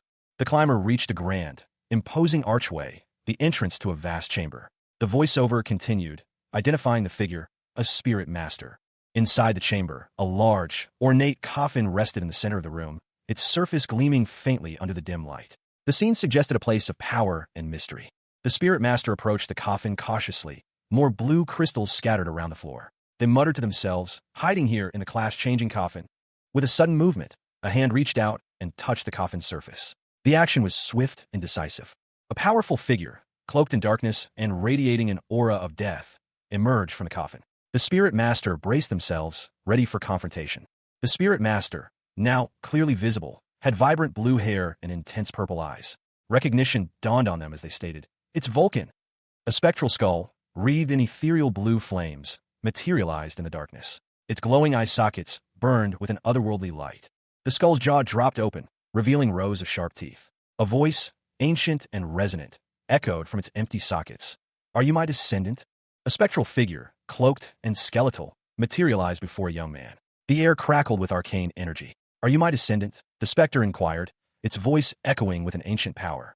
The young man, clad in a simple hoodie, stood his ground, a staff held loosely in his hand. He was clearly unfazed by the apparition before him. His expression was one of quiet confidence, a hint of a smirk playing on his lips. He was ready. The skeletal figure, seemingly surprised by the young man's composure, could only manage a speechless expression. The skeleton chuckled, a rattling sound that echoed in the cavernous space. "You're not surprised to see me. I did my best to appear fabulously, but now it's awkward." The young man countered, "Should a necromancer be surprised when seeing a skeleton?" He continued, "Besides, I came here after reading your journal." The young man's demeanor shifted. "I've already gone past the stage where I should be surprised," he stated, his voice hardening. He referred to a hidden journal of Spirit Master Vulcan. He added, "Of course, I haven't read it in this life." In a dimly lit library, surrounded by towering bookshelves, sat Jinhyuk, his silver hair neatly styled, meticulously examined an ancient tome. He reflected on a pivotal moment in his life, the time he lost everything after changing his class to mage. His recollection shifted. The journal he discovered led him back to the first floor, where a dramatic confrontation unfolded. He had become a spirit master, and the scene depicted a powerful, spectral figure, Balkan, wielding ethereal blue energy, facing him. Jinhyuk continued his internal monologue, revealing his failure to summon Vulcan as one of his slimmons. Balkan, a skeletal spirit master with glowing blue eyes and a surprisingly dapper coat, responded, his voice echoing with a hint of amusement. Balkan expressed his approval of Jinhyuk, contrasting him favorably with the necromancer he had been a decade prior. Balkan's spectral form shimmered with energy as he spoke, his words a clear indication of his preference for the present Jinhyuk. Jinhyuk, his expression a mixture of amusement and calculation, considered his options. The question of whether to destroy Balkan hung heavy in the air. Jinhyuk decided against immediate action, opting instead to complete his class change. A skeletal figure, cloaked and radiating an ethereal blue glow, addressed the young man before him. He apologized, explaining that the youth needed to proceed to the 10th floor first. The skeletal figure continued, clarifying that the Spirit Master class ranked higher than Necromancer. He elaborated that a class change within the tower's 10th floor was required before advancement. The young man, however, countered that he was already a Necromancer. He then displayed a screen showing his class as Necromancer, subclass All-Master, having only ascended 1 floor. The skeleton reacted with astonishment, exclaiming at his ability to change classes without reaching the 10th floor. The skeleton expressed his amazement, highlighting the young man's exceptional skill. He emphasized the young man's superior abilities compared to his initial assessment. The skeleton inquired about the class change, prompting the young man to laugh and explain that he had gotten carried away talking. A skeletal figure, radiating an intense blue energy, loomed over a hooded individual seated on the cold stone floor. The skeletal figure's posture suggested immense power. The blue energy swirled around them, obscuring the details of the surroundings, but hinting at a grand, imposing structure nearby. The scene shifted. A voice filled with awe whispered, "Spirit Master Vulcan." The hooded figure, now surrounded by swirling purple energy, held a small, glowing orb. He was clearly channeling immense power. A man with dark hair and intense eyes peered over an ancient scroll. He read aloud, "Before the tower appeared on earth." The scroll depicted a figure in a long coat, his face obscured by shadow, but his eyes glowing with an eerie light. The text continued. He was the climber who ruled over it. The scroll showed a powerful necromancer, surrounded by skeletal minions. The text explained, although he was the strongest necromancer. The same figure was shown seated at a desk, contemplating a skull. His inner thoughts were revealed. Summons that are made of skin and bones aren't enough. Isn't there a stronger summon? A lone figure sat hunched over a desk, illuminated by a warm, parchment-like glow. He was clearly engrossed in his work, his brow furrowed in concentration. Instead of pursuing the typical path of a lich or death knight, he sought something entirely different. Before him lay a sketch, depicting an ethereal, swirling flame, almost spectral in its form. This was no ordinary summoning. He aimed for something unprecedented. His eyes widened. He exclaimed, "Yes, this is it, a soul." He continued, explaining his plan to call upon the souls of the dead. The man, an aged necromancer with a long, flowing beard, raised his hands, blue energy crackling between his fingers. He confidently declared that this would allow him to create a new summoning, surpassing all others. After considerable effort, he succeeded. He had created a new class, the Spirit Master. Spectral figures, ghastly and imposing, surrounded him, a testament to his achievement. However, a complication arose. His old body had reached its limits. The Spirit Master class was on the verge of disappearing. Driven by necessity, he resorted to a desperate measure, necromancy upon himself. His plan was to use necromancy on himself as a last resort. The skeletal hand, adorned in a dark coat, delicately traced arcane symbols onto a parchment. A silent prayer, a desperate hope for a descendant to restore his tarnished honor. Thus, the necromancer, in his quest for vengeance, made a fateful decision. To find a suitable vessel, a climber who would follow in his footsteps, he sacrificed a part of his very being. A young man, clad in simple clothing, felt a searing energy bloom within his chest. A swirling vortex of purple light pulsed with ominous power. The spectral figure of the necromancer, eyes glowing with ethereal light, watched with a mixture of anticipation and apprehension. A gasp escaped his bony jaw. The transformation was complete. Cha Jin-hyuk, once a powerful necromancer, now stood reborn, his body consumed by a violet aura, a new power stirring within. He surveyed his new form, the purple flames dancing around his legs, a stark contrast to his simple attire. The skeletal necromancer explained, his voice echoing with spectral resonance, that this was the second soul he had bound to a new body. He revealed that Cha Jin-hyuk was now the third Spirit Master, a crucial piece in his grand scheme. The necromancer continued, explaining that this new power would allow Cha Jin-hyuk to summon his own spectral allies. A sinister smile stretched across Cha Jin-hyuk's face, his eyes gleaming with dark energy. He muttered a quiet, "Yeah, thanks," his voice barely audible above the crackling power surrounding him. The Soul Crucible, a powerful artifact, had granted him a new lease on life, a chance for vengeance. His gaze hardened. The necromancer, now reborn in a new body, addressed his unseen opponent. "My first capture will be you, Vulcan." A skeletal figure, cloaked in a dark coat, appeared before him. Its voice, echoing with ancient power, boomed, "I've already finished preparations. I won't fail twice." The skeletal figure continued, addressing Cha Jin-hyuk as my descendant. He offered a chillingly paternal blessing. Cha Jin-hyuk, however, seemed hesitant. A faint, almost imperceptible, ghost of skull appeared beside him, a sign of his unease. He responded with a simple, about that. The skeletal figure's gaze intensified, its glowing eyes fixed on Cha Jin-hyuk. Cha Jin-hyuk, undeterred, pointed a finger at the skeletal figure, a confident smirk playing on his lips. He declared, "Yourself, Vulcan." The skeletal figure's expression shifted from paternal to one of utter disbelief. A single word escaped its bony jaw. Enraged, the skeletal figure's form crackled with energy, its eyes blazing. A furious roar echoed through the chamber. "Bastard!" A tense confrontation unfolded. One figure, cloaked in shadow, leveled an accusation. "Did you forget the promise written in the journal?" The shadowed figure continued, their voice sharp and accusatory. "Pushing your work onto someone else is a bad habit. I'm going to fix it, though, and I'll even do that for free." Before them stood another, skeletal and cloaked, a chilling contrast to the first. The skeletal figure responded, a hint of alarm in their tone. "Wait, why are you getting closer?" The shadowed figure, a young man with dark hair and intense eyes, unleashed a surge of dark purple energy. A single word escaped his lips, "Soul, collect." The energy coalesced into a pulsating orb of dark purple light, radiating power. With a guttural cry, the orb exploded, transforming into a towering skeletal figure wreathed in ethereal blue and purple flames. The skeletal figure, now imbued with immense power, stood defiantly before the young man. The skeletal figure, its face a mask of grim determination, spoke, a single word barely audible, "Do." Before the skeletal figure could finish, the young man countered, his voice laced with arrogance. "Think I'll let you capture me?" The young man smirked, a triumphant glint in his eyes. He had succeeded. "I did it." Three shimmering, violet crystals pulsed with arcane energy, scattered across a dark, stone floor. The air crackled with latent power. A skeletal figure, its bones glowing with an ethereal blue light, materialized amidst the swirling energy. It addressed an unseen opponent with a sardonic tone. "This is offensive on Earth, right?" The skeleton continued, its voice dripping with malice. "The former descendant taught me. See you in hell." Its empty sockets flared with malevolent energy as the skeleton let out a chilling laugh. Suddenly, the skeleton's movements became erratic, its form flickering and distorting as if struggling against an unseen force. A wave of purple energy washed over the skeleton, subduing its chaotic movements. The skeleton now sat calmly within a glowing purple circle, a single, dark blue crystal resting nearby. It whispered, "Teach this is..." The skeleton's gaze shifted to the crystal, then back to an unseen observer. "Magic? What do you think? It's quite comfortable, right?"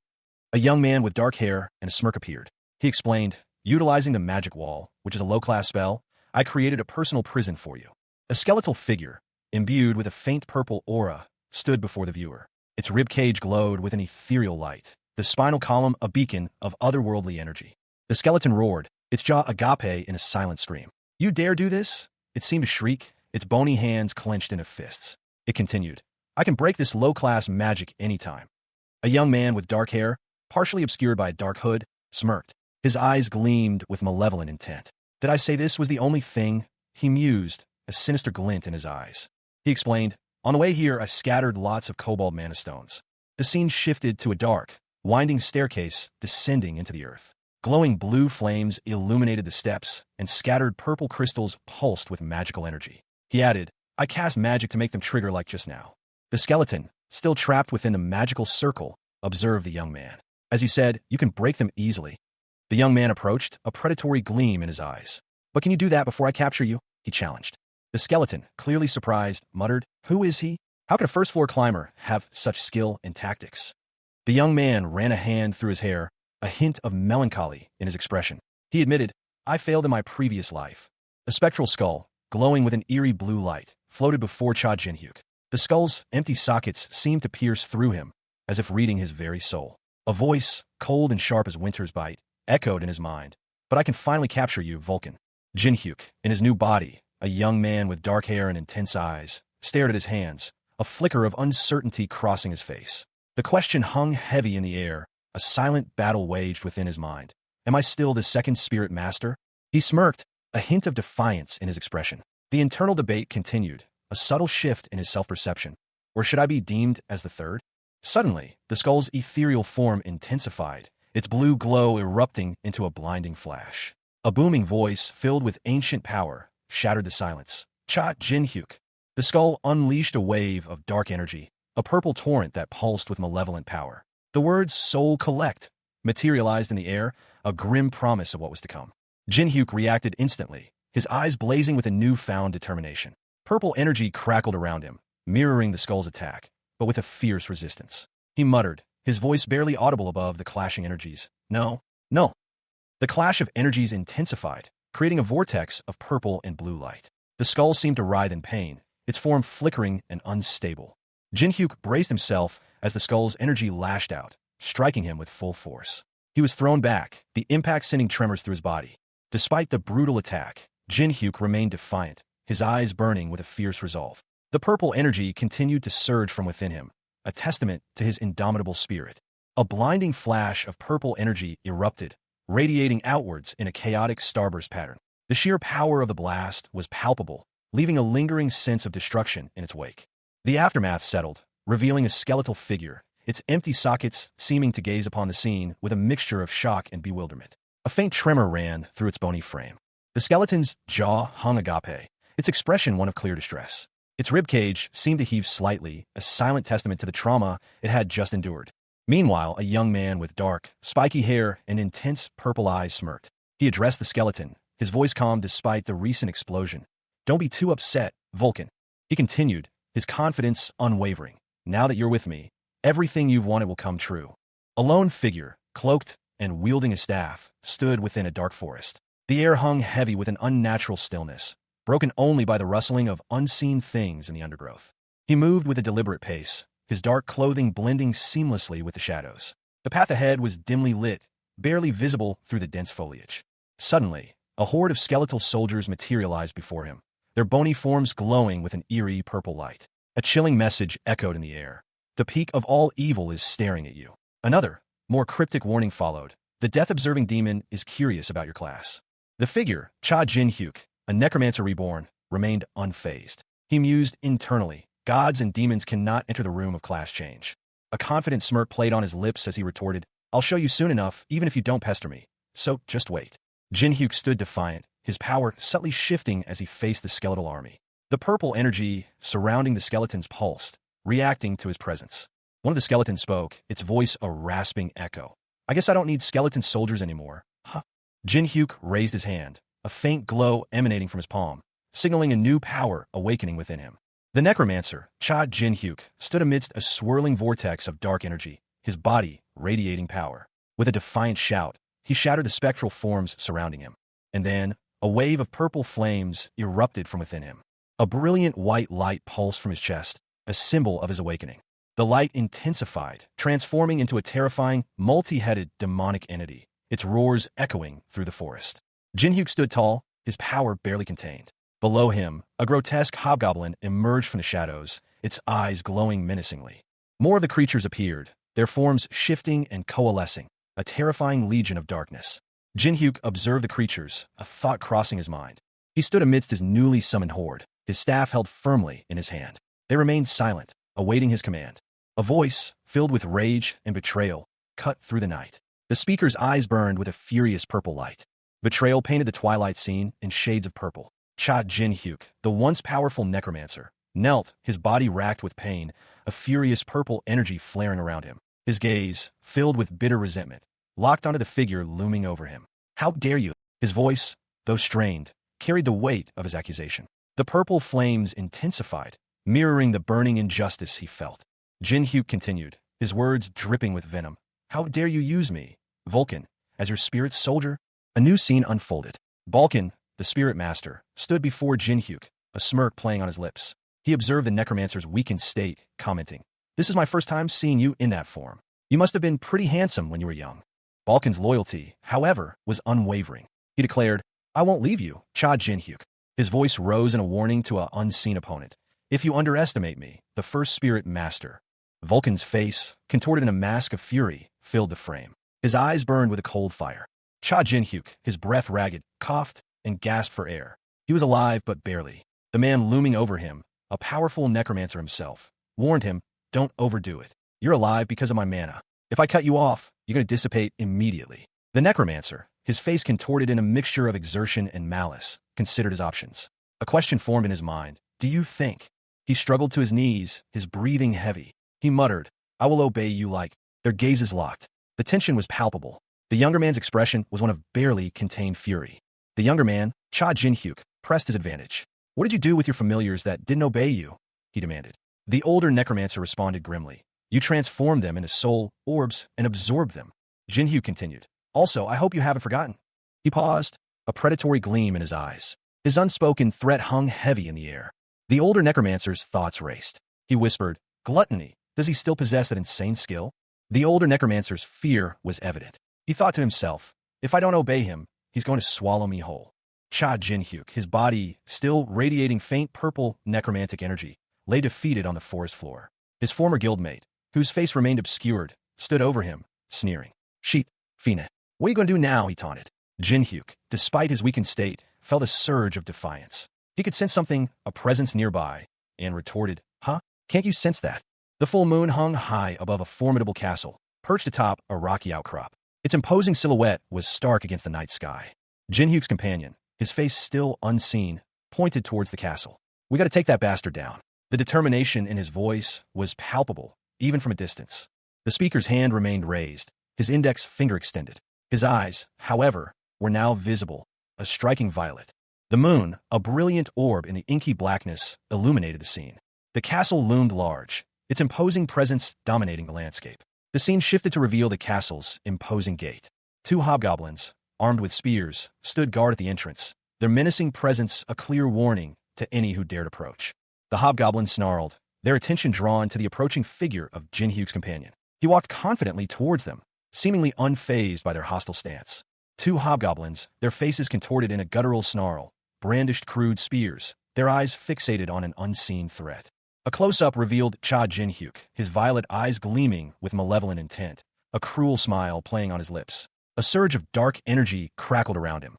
He unleashed a wave of necromantic energy, a spectral beast coalescing from the shadows, its form vaguely canine, its eyes burning with an unholy light.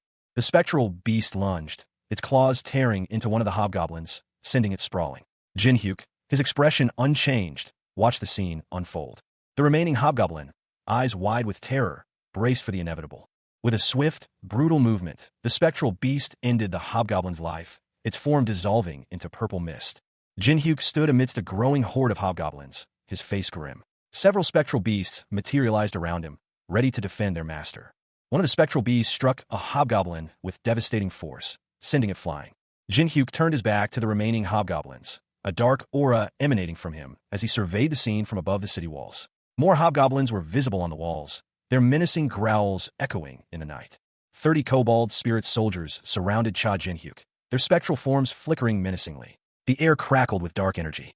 With a contemptuous smirk, Cha Jin-hyuk effortlessly dispatched the kobolds. He declared that such creatures were no longer a challenge for him.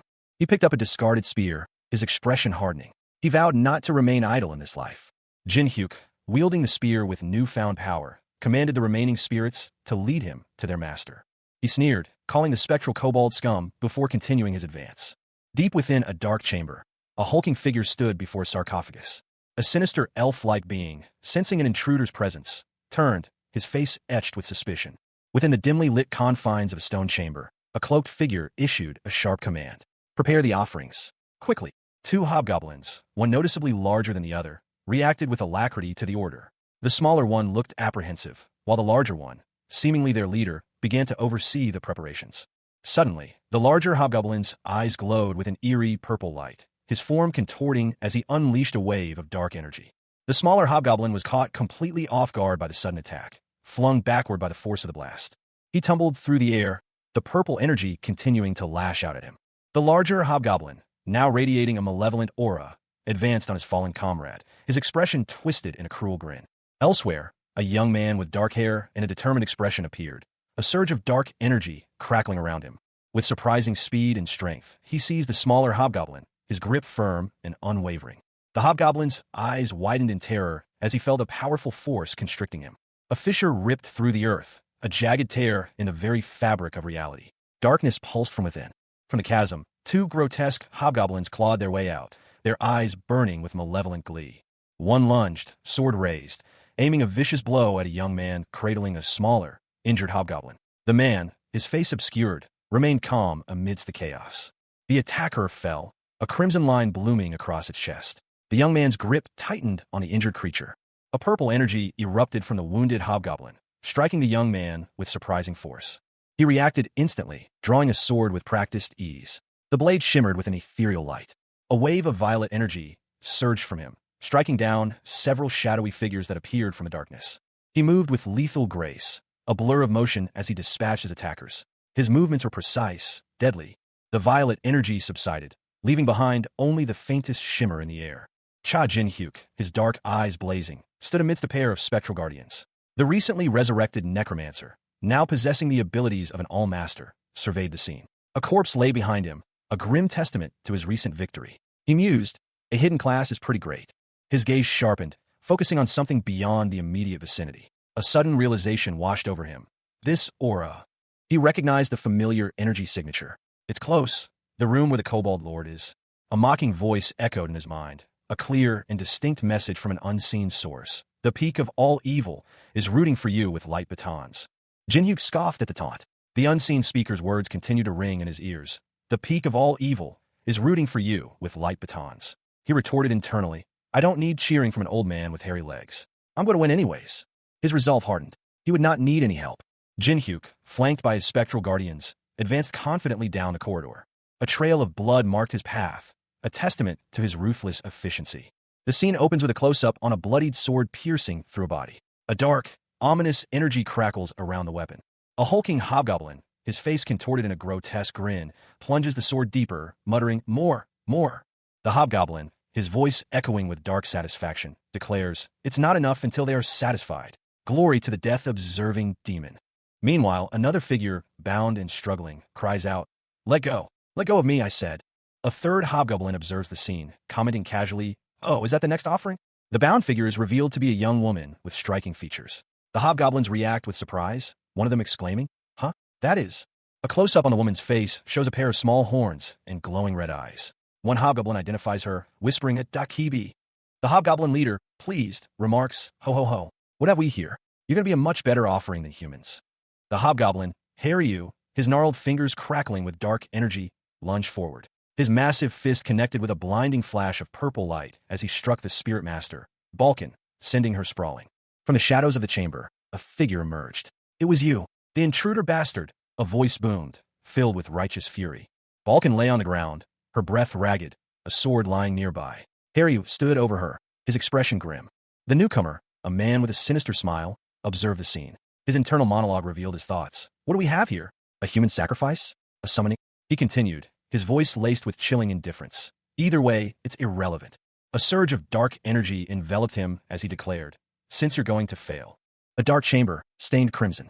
A large, ornate wooden chest sits amidst a gruesome pile of what appears to be dismembered kobolds. Two figures, a young woman with dark hair and a small, grotesque hobgoblin, stared in shock at a cloaked figure emerging from the shadows. It's you. From above, a young man with short, dark hair watched the scene unfold. He stood on a bridge overlooking the chamber, his expression unreadable. Below, a group of kobolds, alerted to the intrusion, began to advance menacingly. The cloaked figure, revealed to be a kobold of imposing stature, addressed the newcomer with seething anger. The intruder bastard. The young man's gaze hardened. He smirked, a hint of dark amusement in his eyes. The kobold continued, and you must be the Kobold Lord. You look exactly like the scum leader you are. The kobold, puffing out his chest, declared his authority. I am Callum, the king of all kobolds. His face contorted in a furious snarl. He roared, show some respect, human. The young man scoffed. Too arrogant for a first-floor monster. His eyes glowed with an unnatural light. He challenged the Kobold King with a chillingly calm tone. Why don't you make me? The title card for Absolute Necromancer, Chapter 7, appeared, promising a continuation of Cha Jin-hyuk's quest for vengeance. A simple, elegant number 7 marked the start of the chapter. A young woman with dark hair and striking red eyes sat amidst a group of menacing hobgoblins. Fear clouded her expression as she whispered, I don't know what's going on. She continued, her voice barely a breath. But the Kobold Lord is distracted by that human. A sudden realization sparked in her eyes, her fear momentarily replaced by determination. This is my chance. She lunged forward, shouting, how dare you run away, offering. She sprinted past the hobgoblins, her movements swift and desperate. The Kobold Lord, a towering figure in dark robes, roared, oh, death-observing demon. He raised his hands, a dark energy swirling around them as he bellowed. Give me strength. Cha Jin-hyuk, his eyes wide with a mixture of shock and defiance, stared at his attacker. The words echoed in his mind. Death-observing demon? His opponent, a towering figure with a long white beard, unleashed a devastating attack. Corpse spear, he roared, the crimson energy surging forth. A young woman with dark hair, her expression one of intense fear, desperately dodged the deadly projectile. The attack tore through the air, leaving a trail of crimson destruction in its wake. She barely escaped, her foot impacting the ground with a jarring thud. Another attack struck, and she cried out in pain, "Ah!" The crimson energy intensified, threatening to consume her entirely. She braced herself against the onslaught, a fierce determination etched on her face. "No," she gasped. Her eyes burned with a desperate resolve. "I can't die here." Cha Jin-hyuk, a powerful necromancer betrayed and killed by his own guild, the 9-star, found himself hurtling through a vortex of dark energy. His soul, desperate for survival, initiated a risky transference. The transfer was violent, a maelstrom of chaotic power. A decade later, he awoke in a new body, weaker but alive. He found himself facing an unseen assailant, instinctively deflecting a powerful blow with a swift kick. The force of the impact sent debris flying. His attacker, a hulking figure cloaked in shadow, was taken aback. "My attack!" The creature's face, partially revealed, showed sharp teeth and glowing red eyes. Jin-hyuk smirked, a glint of dark energy in his eyes. Kicked it away. Suddenly, two figures appeared. A woman with short black hair and a mask, and a large, imposing figure behind her. The woman gasped, "Teach, thank you." The large figure, seemingly unfazed, responded curtly, "Never mind, just get out." The woman, however, noticed something peculiar. "Wait a minute, those horns, are you a Dakibi?" The scene opens with a discussion between two figures, their faces obscured by masks. One explains that Dakibi, a powerful species, inhabit the 100th floor of a mysterious tower, and there's no reason for them to venture below. The speakers, both seemingly Dakibi themselves, continue their conversation. Their dialogue emphasizes the unusual nature of a Dakibi venturing to lower levels. One Dakibi, seemingly younger, is shown. The other comments on the rarity of a Dakibi not yet reaching adulthood being present on a lower floor. Elsewhere, a young man with dark hair and intense eyes observes the situation unfolding. He muses that something significant must have happened on the 100th floor and decides to seek out the young Dakibi for information later. The scene shifts to a confrontation. An enraged, older-looking hobgoblin confronts the young man, accusing him of interfering with his ritual. The young Dakibi cowers, seemingly frightened by the hobgoblin's outburst. The young man, unfazed, tells the Dakibi to flee and hide if she wants to live, adding that he won't save her life twice. The Dakibi, relieved, agrees and runs away. The hobgoblin, enraged by the Dakibi's escape, turns his attention back to the young man, challenging him to stop his actions. The hobgoblin unleashes a dark magical attack. He explains that a fresh corpse will make his ritual twice as powerful.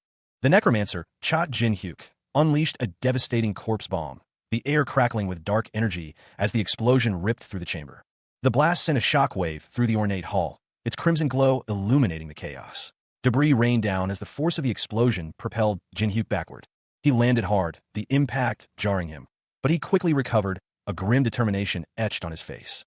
Jin-hyuk's eyes blazed with barely contained fury. He muttered, "Too slow."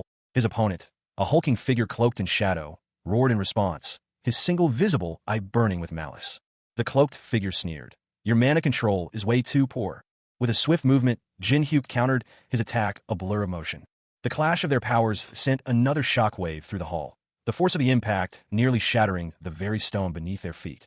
The massive hobgoblin, Haryu, crashed to the floor, his eyes wide with disbelief. "Ow! How can a first-floor climber have such strength?" he gasped, his voice filled with awe and a hint of fear. Meanwhile, Cha Jin-hyuk, his new body, still adjusting to the exertion, landed lightly, a smirk playing on his lips. "What are you doing?" "We're just starting," he said, his voice calm, yet laced with a hint of amusement. He launched a swift, precise kick, connecting with Haryu's jaw with a sickening crunch. The hobgoblin's eyes rolled back in his head. Haryu's pained groan echoed through the chamber as he crumpled to the ground, his massive frame shaking from the impact. His eyes, now bloodshot, reflected the intensity of his pain. His voice, strained and desperate, cut through the silence. "Oh, death-observing demon, redeem me." Jin-hyuk, unfazed, continued his assault. He stood over the fallen hobgoblin, his fist raised, ready to deliver another blow. A dark crimson pool spread across the stone floor beneath him, a testament to the ferocity of the fight. A wave of dark energy erupted from the ground, a crimson tide surging upwards. The energy pulsed and writhed, its power palpable, before receding back into the earth. Jin-hyuk, his eyes glowing with an unnatural purple light, stood amidst the fading crimson energy, his expression unreadable. A crimson tide, viscous and ominous, erupted from a shattered stone coffin. It pulsed with a malevolent energy, swirling and coalescing into a monstrous form. Balkan, the spirit master, and Haryu, the hobgoblin, watched in horrified fascination as the crimson mass solidified into a towering blood golem. Its eyes glowed with infernal light. Balkan's voice, laced with disbelief, cut through the silence. "That's a blood golem." He stared, speechless, at the creature's horrifying power. The sheer scale of the summoning was beyond comprehension. Suddenly, the golem lunged, its massive fist connecting with Cha Jinhyuk, sending him sprawling across the floor. The golem continued its assault, its movements swift and brutal. Cha Jinhyuk barely managed to evade its attacks. From the shadows, a figure emerged, a sinister hobgoblin, his eyes burning with malevolent glee. He cackled, "Haha." Balkan, watching the unfolding horror, could only utter, "How do you like that?" The hobgoblin responded, his voice dripping with menace. "Do you see? This is my strongest seance." A figure lay prone, shrouded in darkness. The air crackled with an unnatural energy. A single word, barely a whisper, escaped his lips. "Seance?" His eyes, glowing with an eerie purple light, snapped open. A surge of power pulsed through him. "Who you are speaking to right now?" With a guttural growl, he summoned forth spectral beings from the shadows. Their forms were grotesque, their eyes burning with malevolent energy. These were no ordinary spirits. These were manifestations of his power, a terrifying display of necromantic might. "Let me show you." The summoned entities surrounded him, their spectral forms swirling. He scoffed, "What a seance is." A colossal, crimson entity emerged from the swirling chaos, its form shifting and unstable, radiating immense power. The being towered over him, its malevolent presence filling the room. The air itself seemed to vibrate with its power. Its form solidified, revealing a monstrous figure of immense size and terrifying power. The creature unleashed a wave of energy, a destructive force that threatened to consume everything in its path. A flurry of dark energy erupted as Cha Jinhyuk, the necromancer, unleashed his power. Spectral figures, grotesque and menacing, writhed and clashed around him, their forms flickering in the crimson light of the battle. The impact of the attack sent tremors through the very air. Balkan, the spirit master, let out a pained groan, his eyes wide with shock and fear as he witnessed the sheer destructive force. Balkan's voice, laced with disbelief, echoed in the aftermath. He had summoned a powerful golem, but it was shattered in an instant. Amidst the chaos, Cha Jinhyuk stood, his dark attire contrasting sharply with the swirling purple energy. He surveyed the scene with a grim determination. Haryu, the hobgoblin, spoke, his words a mixture of awe and defiance. Even a powerful being like the one before him couldn't intimidate him completely. He pointed out the impossibility of the opponent's feat blood golems were beyond the capabilities of Kobold. Jinhyuk, now identified as the death-observing demon, pondered Haryu's words, realizing the significance of his actions. His opponent's surprise was evident. He responded curtly, acknowledging the other's title before falling silent. The death-observing demon remained silent for a moment, his gaze intense. Then, he addressed Balkan directly, his tone laced with a hint of curiosity. The hooded figure, his eyes glowing with an unnatural purple light, stood defiant. He had summoned a blood golem to defend himself against an attack by one of his own followers. The accusation hung heavy in the air. "You summoned a blood golem when you saw that I was fighting one of your believers." The accuser, a powerful-looking figure seated on a throne, continued his scathing rebuke. "And you were just a toy that was played with. Your mana is depleted now, right? Since mine forcibly summoned the golem, it couldn't be helped." A desperate plea followed, filled with fear. "There's no way. He will find you." The seated figure's face contorted in a grimace of pain and determination. He roared, "He will avenge me even if I die." The hooded figure, seemingly empowered by the dying man's words, responded with a grim resolve. "Please make sure he does. I have a lot to tell him after all." Suddenly, the scene shifted. A large, grotesque figure, seemingly a hobgoblin king, was struggling against unseen forces. He yelled, "Let go of me. I am your king. Do you not remember?" The hobgoblin king, now visibly possessed by dark entities, struggled against his captors. He groaned, "Ugh, oh, death-observing demon." The hooded figure, his back to the viewer, stood in a grand hall, a powerful aura emanating from him. He had arrived. Cha Jinhyuk, his face grim beneath the shadow of his hood, extended a hand, dark energy crackling around his fingertips. "This is the end for your toy," he stated, his voice laced with cold finality. "It's your fault for testing me, so don't complain." His eyes, glowing with an unnatural purple light, narrowed. A chilling addition to his threat hung heavy in the air. He continued, his voice low and dangerous. "I will make sure you pay for trying to test me in the first place." A sudden, booming laugh echoed. The death-observing demon, as he was known, found immense amusement in the situation, declaring his enjoyment of the unfolding events. Jin-hyuk clenched his fist, the purple energy intensifying. Above him, two legs, severed and dripping blood, hung suspended in the air. Jin-hyuk stood below, his expression unreadable, a stark contrast to the gruesome scene above. Cha Jin-hyuk, the betrayed necromancer, stood amidst the crimson pool, his silhouette reflected below. A purple aura crackled around him, a stark contrast to the dark, swirling mist that surrounded the scene. His eyes burned with a cold fury, a testament to the vengeance that consumed him. A guttural scream ripped through the night air. Balkan, the spirit master, his face contorted in a grimace of exertion, leaned over a stone basin overflowing with a viscous, crimson liquid. Nearby, a crudely fashioned container held more of the same horrifying substance. The air itself thrummed with dark energy. A figure, cloaked and hooded, moved through the carnage. Blood, still wet, stained the crimson carpet beneath his feet. He paused, seemingly unfazed by the gruesome scene. Suddenly, a spectral form, a skull ablaze with ethereal blue flames, erupted from the chest of a fallen warrior. It was a soul, escaping its mortal coil. Balkan, his eyes wide with alarm, shouted a warning. He tried to stop the escaping soul. With a swift, decisive movement, the cloaked figure seized the spectral entity, its icy grip extinguishing the blue flames. The figure, now revealed to be Cha Jin-hyuk, a necromancer reborn, smirked. He held a swirling orb of blue energy in his hands. This was a soul orb, a fundamental skill for any necromancer. He had lost his powers a decade ago, but now he was reclaiming them. A disembodied voice explained the nature of a particular skill. It allowed the user to collect souls and create medicine from them. Following the explanation, a young man with dark hair and a dark hooded jacket grinned, absorbing a glowing blue orb. "Thank you for the meal," he said. A close-up on the young man's eye revealed a flicker of surprise. He muttered, "Huh." His strength, dexterity, and intelligence had each increased by 1 point. He mused, "This won't mean anything once I pass the 50th floor." He looked thoughtful, a slight uncertainty in his expression. He uttered, A young woman with short dark hair and small horns appeared, her voice soft as she spoke. "Thank you for saving me." The camera focused on her face, highlighting her intense red eyes. Another woman, partially visible in the background, stood behind her. The horned woman introduced herself. "My name is Harry." Inside a grand hall, a woman with dark hair, dressed in a flowing purple robe, addressed a man with short, dark hair. She reassured him, explaining that her presence was due to dealing with a kobold lord. She expressed gratitude for his past assistance in saving her life. The man, however, smirked and countered her words with a question about what she would do if he were a threat. He casually suggested that he could kill or sell her, given her nature.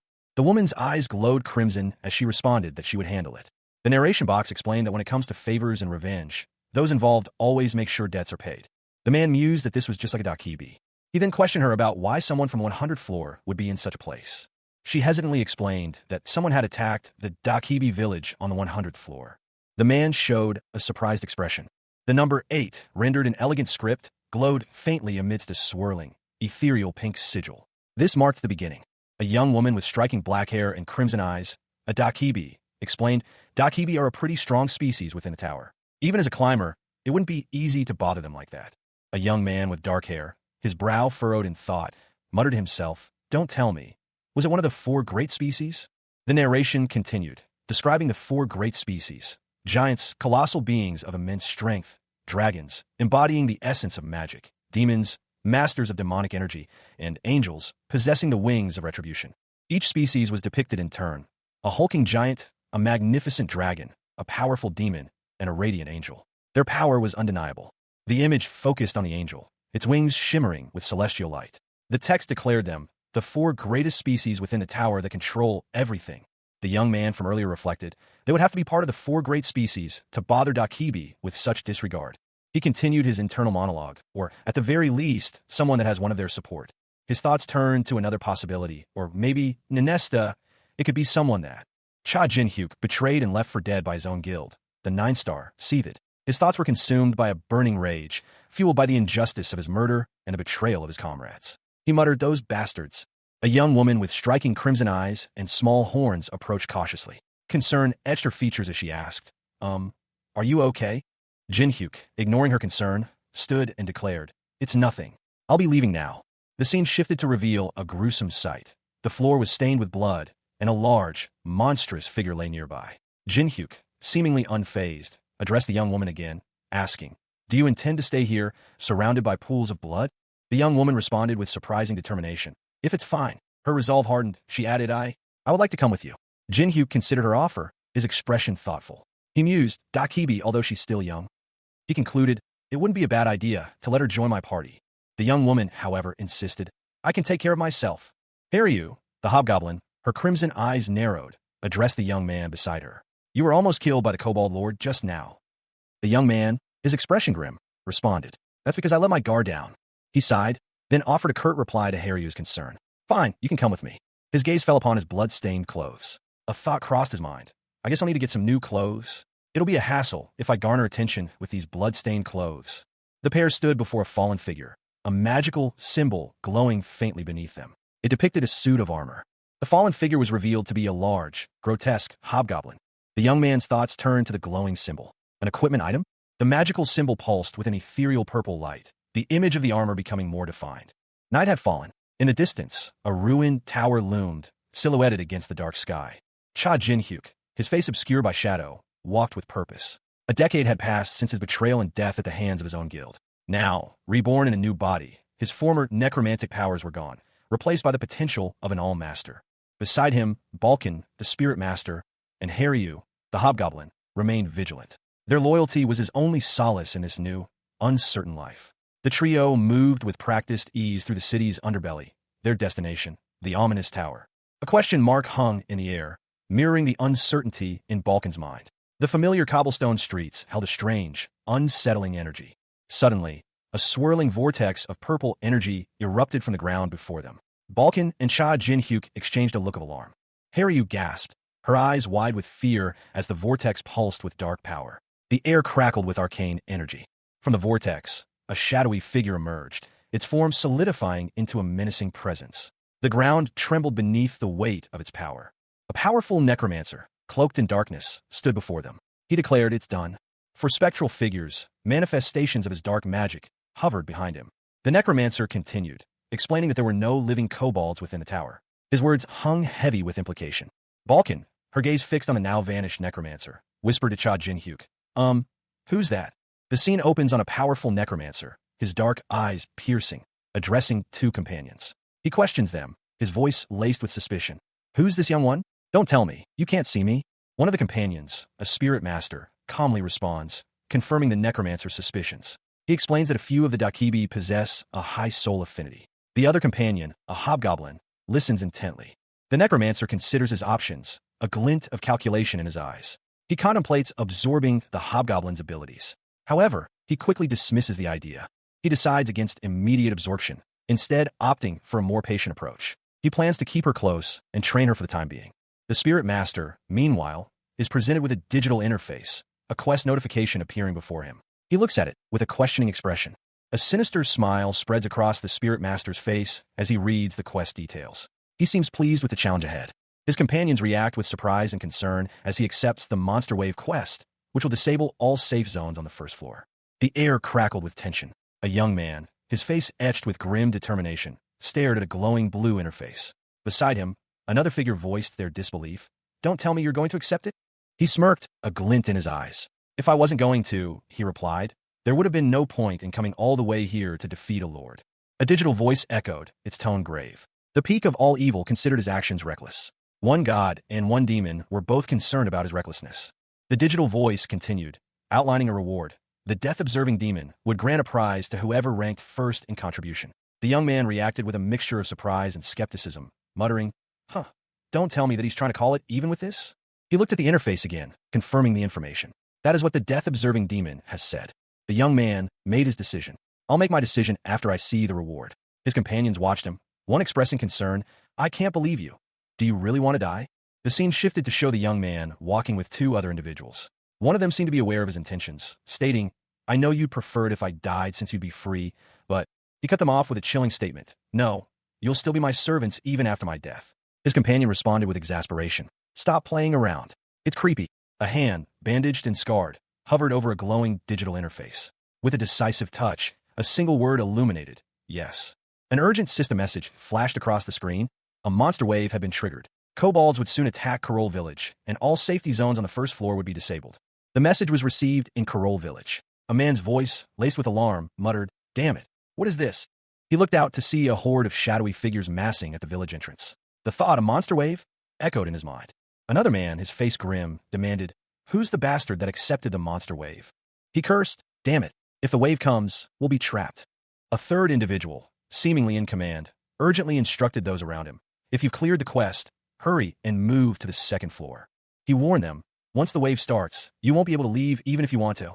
Let's go." Cha Jin-hyuk, the betrayed necromancer, found himself cornered. His former guild mates from 9-star pressed in, their faces contorted in a mixture of malice and triumph. One of them cried out, "I still have 3 left. Help me." But escape was not an option. A surge of dark energy erupted from within him, a violent, purple-tinged storm of magical power. The energy coalesced, forming a swirling vortex of light and shadow. His attackers watched in horrified fascination as the vortex expanded, consuming the surrounding area. From the heart of the maelstrom, a figure emerged. Haryu, the hobgoblin, his usual gruff expression replaced with one of grim determination. He was not alone. Dozens of hobgoblins, summoned by the necromancer's dying power, poured forth from the vortex, a tide of green skin and sharpened teeth. The remaining 9-star members stared in disbelief, their earlier confidence shattered. One of them, his voice laced with terror, whispered, "It's too late. It's already started. There's too many."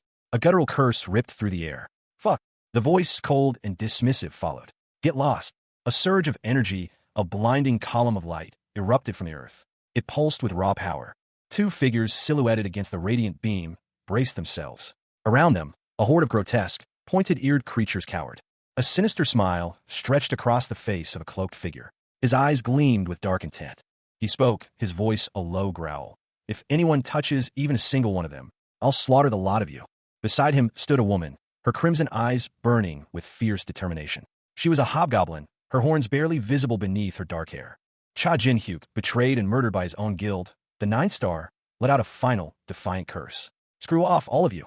A blinding light erupted from the ground, a celestial pillar piercing the night. This was the beginning of his desperate gamble, soul transference. The energy surged, engulfing him completely. His former comrades, their faces contorted in fear, watched helplessly as the power overwhelmed them. One of them warned, "If you touch even one." A sinister figure emerged from the shadows, a cruel smile playing on his lips.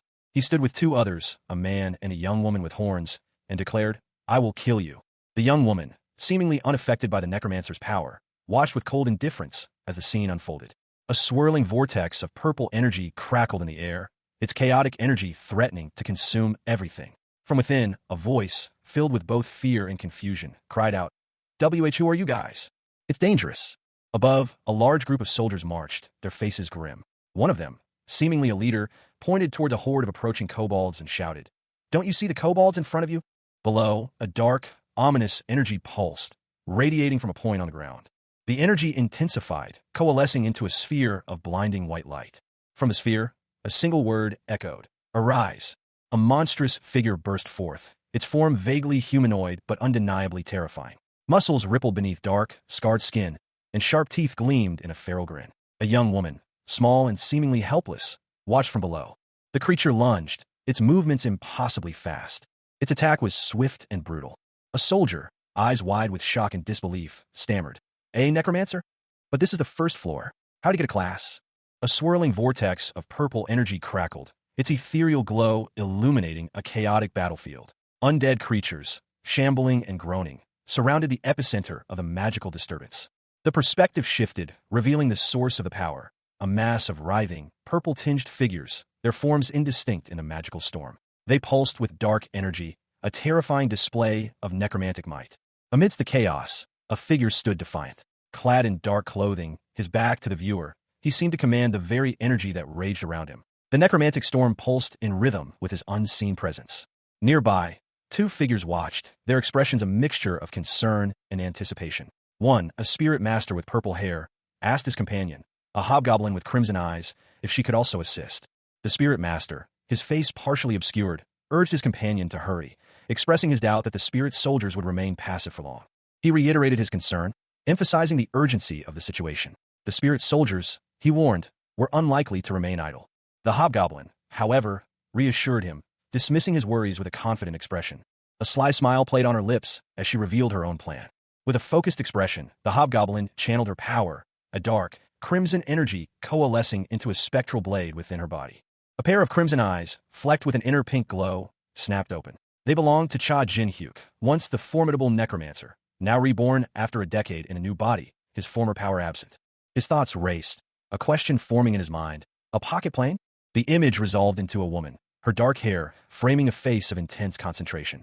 She held a sword, its hilt glowing with an ethereal pink light, a swirling vortex of dark energy emanating from its base. The vortex pulsed, growing larger, threatening to consume everything around it. Suddenly, a hulking figure burst forth from the swirling darkness. Haryu, the hobgoblin, landed heavily, his eyes burning with a malevolent light. He roared, launching a dark energy blast at the woman. She reacted instantly, deflecting the attack with a swift movement of her sword. Her eyes narrowed, a fierce determination hardening her expression. With a blinding flash of pink energy, she countered, sending Haryu sprawling. A young woman with dark hair, clad in a flowing purple garment, wielded a sword that blazed with crimson energy. The blade itself hummed with power, leaving a trail of fiery sparks in its wake. Observing from a distance, a figure commented, "That sword, it's definitely not an ordinary one, and a young Dakibi who handles it with such ease." The observer continued, their words laced with intrigue. Was the invader's target? The image shifted to reveal the young woman, her face now visible, a hint of mischief in her eyes. A question hung in the air. Her, perhaps? Suddenly, a voice called out, "Hey, you." The speaker, a man with dark hair and a hooded robe, approached, his gaze intense. He questioned, "Are you to control the wave?" The man stood defiantly before a group of armed figures, his posture radiating confidence. He was met with a simple, yet pointed question, "Who are you?" Kim Sung-ti introduced himself, his voice carrying a hint of defiance. A sly smile stretched across his face as he posed a question, his eyes gleaming with mischief. He inquired about the white swallow. Sung-ti continued his line of questioning, pressing the hooded figure for an answer. The setting appeared to be a dark forest.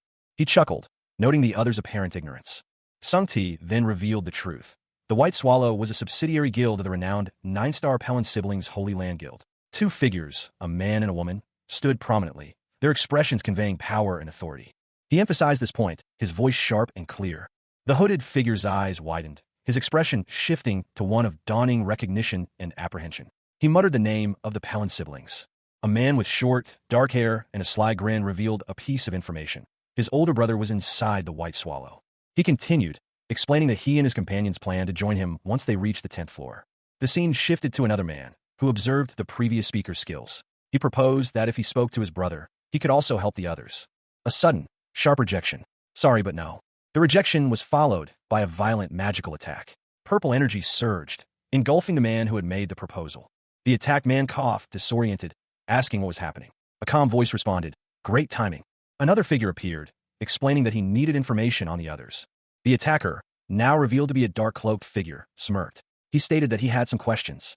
The attacked man, defiant, questioned why they were interfering, considering they were fellow climbers. Two figures, clad in simple yet sturdy armor, confronted a cloaked individual. Their faces were etched with anger. "You're threatening people just because you're a bit strong? How could you?" The cloaked figure, a young man with dark hair and intense violet eyes, remained calm amidst the accusations. He subtly adjusted the grip on the sword at his side. He responded simply, "Isn't it obvious?" A dark energy pulsed from him, a visible aura of power. The dark energy manifested as three distinct pronouncements. You cannot hit others. You cannot kill others. You cannot steal from others. These are all valid rules within the tower. Strength is all that matters. The two soldiers recoiled, visibly shaken by the display of power. The young man's expression hardened. His focus remained unwavering. One of the soldiers, now visibly panicked, pleaded, "Let me go now." The young man, however, remained impassive. "Listen closely," he began, his voice low and dangerous.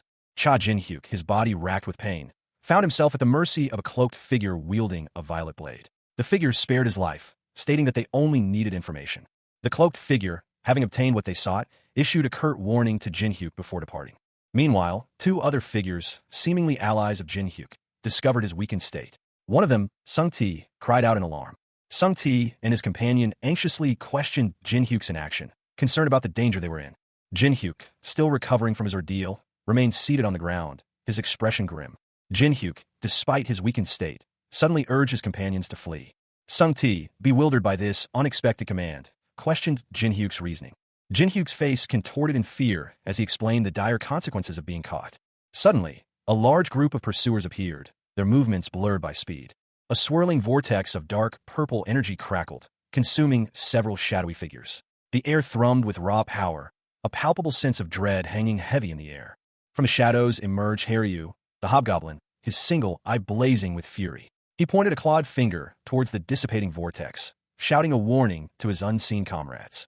Simultaneously, two figures plummeted from the vortex, Balkan, the spirit master, and Cha Jin-hyuk, the necromancer, both appearing battered but alive. They landed heavily, the impact echoing through the night.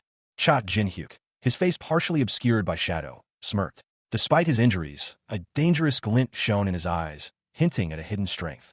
He raised a hand, a surge of blue energy crackling around his fingertips. The power felt different, more potent than anything he'd wielded before. Balkan, watching with a mixture of awe and concern, braced himself for whatever was to come. The energy emanating from Cha Jin-hyuk was unlike anything he had ever witnessed. With a roar, Cha Jin-hyuk unleashed the energy in a devastating blast. The raw power tore through the air, striking multiple enemies. The force of the blast sent several figures flying, leaving a trail of destruction in its wake. Cha Jin-hyuk's power was undeniable. Cha Jin-hyuk, the necromancer, found himself surrounded. A sea of shadowy figures pressed in, their numbers overwhelming. There are so many of them, he thought, his eyes narrowed in grim determination. He unleashed a wave of dark energy, a desperate attempt to push back the tide of enemies. The force of the blast sent several figures reeling. Meanwhile, Balkan, the spirit master, and Haryu, the hobgoblin, watched from a distance. Balkan addressed Jin-hyuk. I'm going to fight, so you control. Haryu grumbled in response. You're so bossy. Balkan raised his hands, purple flames erupting as he summoned his power. Arise, he commanded, his voice echoing with authority. From the ground, skeletal figures rose, their eyes burning with an eerie purple light. They were Jin-hyuk's undead army, answering Balkan's call. The skeletons surged forward, joining the fray, their bony hands wielding weapons of bone and shadow. One skeleton latched onto Haryu's leg, its grip surprisingly strong. Haryu roared in pain and frustration, "Keek," as he violently shook off the undead creature. Another skeleton attempted to seize Haryu, its bony fingers reaching for his torso. Cha Jin-hyuk, his dark robes billowing slightly, stood amidst a swirling vortex of purple energy. Beside him, a man in a dark suit watched with a grim expression. Skeletal soldiers, newly formed from the necromancer's dark magic, surrounded them, a testament to his power. Change whatever you kill into skeleton soldiers, the suited man stated, his voice a low murmur barely audible above the crackling energy. Jin-hyuk, his face obscured by shadows, simply replied, You don't need to tell me that. With a sudden burst of speed, Jin-hyuk launched himself forward, leaving a trail of dust and debris in his wake. He muttered, then. A sinister grin spread across his face as he descended upon his enemies. Let's play, he declared, his voice echoing with a chilling glee. A powerful blast of energy erupted from Jin-hyuk, sending shockwaves through the air. Several figures were thrown back by the force of the attack, their forms silhouetted against the bright flash. He moved with terrifying speed, his blade a blur as he cut down his opponents. One of his foes, a monstrous creature with a fanged maw, attempted to retaliate, but Jin-hyuk was too quick. Jin-hyuk continued his relentless assault, his movements precise and deadly. The purple energy crackled around him as he effortlessly dispatched his enemies. With a final, swift strike, he ended the fight, leaving a trail of fallen foes in his wake. A young woman with short black hair and small horns stands poised, a purple kimono billowing around her as she wields a glowing blade. Dark energy swirls around her, hinting at considerable power. She lets out a sharp cry, "Keek," as she prepares for battle. The woman lunges forward, her blade flashing, towards a group of hulking, reddish-pink creatures. They appear to be some type of goblin. She assesses the situation, a grim expression on her face. Her internal thought, there are way too many of them. One of the goblins roars, its attack narrowly missing the woman. She narrowly avoids the attack, her eyes widening in alarm. A goblin's claw rakes across her side, drawing blood. She retaliates, a crimson energy flaring from her hand as she strikes back. The woman cries out in pain, "Kayak," as she is overwhelmed. A crimson energy wave sliced through the air, leaving a trail of shimmering destruction in its wake. The source of this power, Balkan, a spirit master, her dark hair framing a determined face, small horns subtly hinting at her demonic heritage. She wielded her weapon with deadly precision, the energy crackling around her. Balkan's blade danced through a throng of grotesque creatures, her movements fluid and lethal. She cut them down with swift, brutal efficiency. Despite her skill, a wave of apprehension washed over her. She muttered to herself, overwhelmed by the sheer number of her opponents. There's just too many of them? Suddenly, a monstrous claw lashed out from the shadows, catching Balkan off guard. The creature, a hulking hobgoblin, loomed over her, its jagged teeth bared in a ferocious snarl. Fear flickered in Balkan's eyes. With a desperate lunge, the hobgoblin attacked, its claws tearing into Balkan's side. Blood sprayed across the scene as the hobgoblin's attack connected. The fight was far from over. A high-pitched scream ripped through the air, a sound of pure terror and pain. Haryu, the hobgoblin, let out a cry that echoed in the surroundings. Her body tensed, every muscle straining against an unseen force. The intensity of the attack was clearly visible. She gasped, her breath catching in her throat. Something like this. The memory of a burning village flashed before her eyes. Compared to the agony she had endured then, this was nothing. Compared to the pain I experienced while my village was burning. With a surge of defiance, she declared, "This is nothing." Haryu fought back with renewed ferocity, her movements a blur of motion as she deflected the blows aimed at her. The force of the impact sent her sprawling to the ground. She landed hard, the breath knocked from her lungs. Gasping for air, she realized she had reached her limit. This is my limit, she thought, defeated. A figure, cloaked in shadow and power, hurtled through the air, a trail of purple energy blazing in their wake. The sheer force of their movements suggested a desperate flight, or perhaps a powerful attack. The figure landed heavily, revealing a young woman with short, dark hair and small horns protruding from her temples. Her eyes, wide and filled with a mixture of fear and determination, scanned her surroundings. She was clearly in the midst of a chaotic battle. A gasp escaped her lips. Amazing, she breathed, awe and disbelief coloring her voice. Meanwhile, a man with dark hair and a blue tunic fought valiantly against a hulking, pink-skinned creature. He's merely a first-floor climber. How is a human able to be so strong like that? The creature questioned, its voice laced with disbelief. The horned woman, her gaze fixed on the battle, made a decision. I need to follow that human and climb the tower. That way, I can get revenge for my village, she resolved, her expression hardening with grim determination. Suddenly, a powerful blow landed, the force of it visible in the distorted lines radiating from the impact point. A large, grotesque hobgoblin had struck. The horned woman recoiled, her eyes wide with shock as she was caught completely off guard. A flash of light erupted, followed by a swift counterattack. The woman, despite the surprise, reacted with surprising speed and skill. She met the hobgoblin's attack with a powerful kick, her movements precise and deadly. A powerful, robed figure loomed over a young hobgoblin, concern etched on his face. He asked, "Are you all right, Dakibi child?" The hobgoblin, Haryu, looked up at the man, her eyes wide. She gasped, "Old man." Haryu, clutching a sword, insisted, "I can do this on my own." She stood defiantly, her small frame a stark contrast to the swirling purple energy around her. The old man observed her with a mixture of surprise and understanding. He mused, "This young one is full of resolve. What did she go through?" Haryu, still wary, questioned the old man. "Why did you help me?" She explained, "While I was running away from the 100th floor." Haryu continued, "Nobody tried to help me. I was just glad that nobody tried to do harm to me." Suspicion clouded her gaze as she asked, "Are you helping me because you want something?" The scene opens on Balkan, the spirit master, his expression unreadable. Balkan's gaze remains fixed, his thoughts seemingly far away. The words hang heavy in the air. Spirit soldiers must obey the orders of the spirit master. He offers a curt explanation, his voice devoid of emotion. That's all there is to it. Haryu's expression hardens. A single word escapes her lips, laced with unspoken frustration. Then, the scene shifts. Two figures stand silhouetted against a dark background. One is a cloaked man, the other a stern-faced man in a dark suit. The cloaked man turns to leave, his silhouette growing larger as he departs. He declares his intentions. "I'm leaving now. If I don't assist him more." Haryu's internal monologue reveals her apprehension. "He'll start berating me for not working hard enough." Her thoughts shift to Cha Jin-hyuk, the necromancer. "Cha Jin-hyuk, within this tower, you're the only one that helped me." Haryu's resolve strengthens. She reflects on the debt she owes him. "This favor that you gave me." A swirling vortex of crimson energy pulsed in Cha Jin-hyuk's hands, a furious determination etched on his face. He vowed, "I'll make sure I pay back this debt." Before him, a crimson Oni mask materialized, radiating an ominous aura. With a decisive movement, he grasped the mask, preparing for the ritual. The mask settled over his face, its demonic features merging with his own. A surge of power coursed through him, transforming his appearance. His body shifted, his clothes tearing as he embraced his new, monstrous form. 10 years later, a man in spectacles observed the transformation with a mixture of surprise and concern, muttering, "Young one." Cha Jin-hyuk, his gaze narrowed, stood amidst a swirling vortex of dark energy. Skeletal figures writhed around him, their bony forms barely visible in the gloom. A single thought echoed in his mind. "Is that them?" Suddenly, a guttural roar shattered the silence. 3 hulking hobgoblins charged, their crude weapons raised high, intent on violence.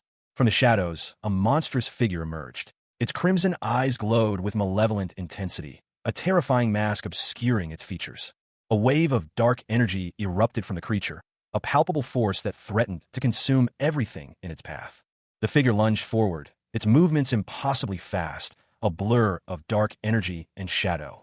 One of the hobgoblins, caught completely off guard, let out a terrified shriek as the creature's attack landed.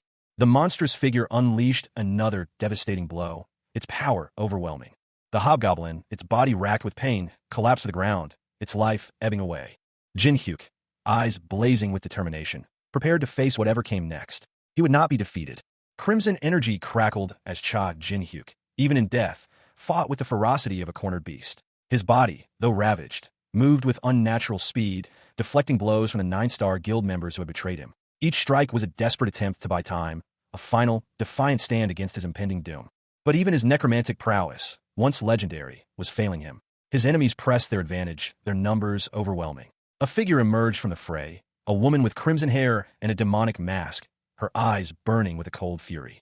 This was Balkan, a spirit master, and she moved with terrifying grace. Balkan's mask hid her expression, but her eyes spoke volumes. She unleashed a wave of raw magical energy, a devastating attack that ripped through the remaining assassins. The resulting explosion sent shockwaves through the battlefield, leaving behind only dust and a lingering scent of magic. Balkan landed gracefully, her movements fluid and precise. She surveyed the scene, her gaze sharp and calculating. Meanwhile, in a nearby forest, a figure emerged from the shadows. This was Haryu, the hobgoblin, his eyes fixed on the distant explosion. Haryu approached the fallen body of a small, injured creature. He knelt beside it, his expression grim. He knew the truth. The attack on the village was not random. They were after Haryu's unique sword. Cha Jin-hyuk, his face partially obscured by the shadows of his hood, considered the implications of revealing a crucial piece of information. He mused that it would be best to keep the truth concealed, especially considering the devastating impact it would have on a certain individual if she learned why her village had been attacked. A digital countdown appeared, stark against the swirling cosmic backdrop. 1 minute remained until the end of the current wave. Suddenly, a man in a dark coat, his face contorted in exertion, unleashed a torrent of dark energy, purple lightning crackling around him as shadowy figures writhed into existence.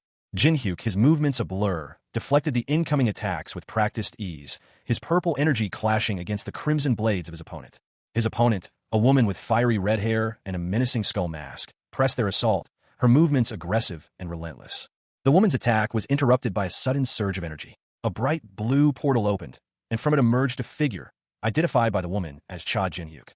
As Jin-hyuk emerged, the portal began to shrink, indicating the imminent closure of the wave gate. A sinister smile spread across Jin-hyuk's face as he declared that this must be the final arrival. The battle raged. Cha Jin-hyuk, his body a vessel for a soul reborn, found himself on the defensive, his movements hampered by the lack of his necromantic powers. A swift kick sent him sprawling. He braced himself, his eyes narrowed. His attackers, 2 figures cloaked in dark blue, pressed their advantage. One lunged, sword flashing. Jin-hyuk parried the blow with surprising agility, his new body stronger than he anticipated. The impact sent tremors through his arms. He countered, a burst of raw power propelling his fist forward. The force of the strike was undeniable. Meanwhile, Balkan, the spirit master, engaged a hulking hobgoblin. The creature's brute strength was a formidable challenge. Balkan skillfully dodged a crushing blow, his movements fluid and precise. He unleashed a torrent of spiritual energy. The energy coalesced into a swirling vortex, threatening to consume everything in its path. The very air crackled with power. The wave subsided. Jin-hyuk stood victorious, his breath ragged, but his resolve unbroken. A message appeared before him, confirming his success. Cha Jin-hyuk, his face partially obscured by a dark hooded cloak, smirked. "Of course I did," he stated, the words dripping with a chilling confidence. His words were met with a gasp from a man in spectacles, his expression a mixture of shock and revulsion. "You really are a monster." Meanwhile, a young woman with crimson eyes, her face partially obscured by shadow, felt a surge of power. It was a feeling of immense, almost overwhelming energy. It's finally, she thought, a mix of fear and exhilaration coursing through her. The young woman, her body radiating a faint crimson glow, stumbled, small fragments of dark energy dissipating around her. She was clearly exhausted. A hand reached out to steady her, the fingers wrapped in bandages. The touch was firm but gentle. Cha Jin-hyuk, concerned, asked, "Are you okay?" He gently supported her as she leaned against him. "That wasn't a skill that you should use while you're exhausted," he said, his tone laced with concern.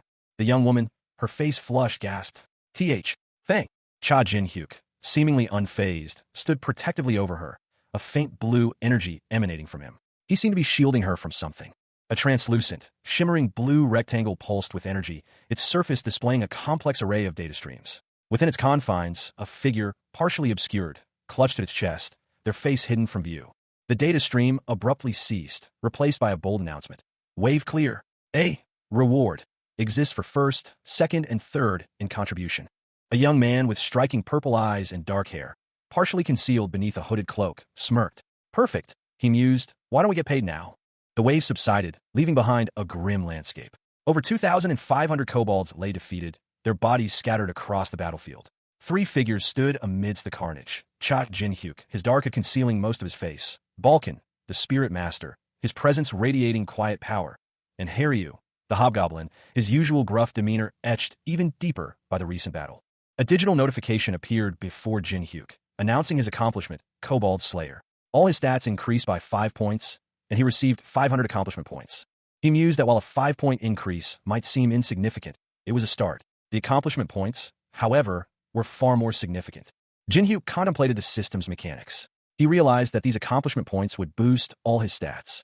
A thought struck him.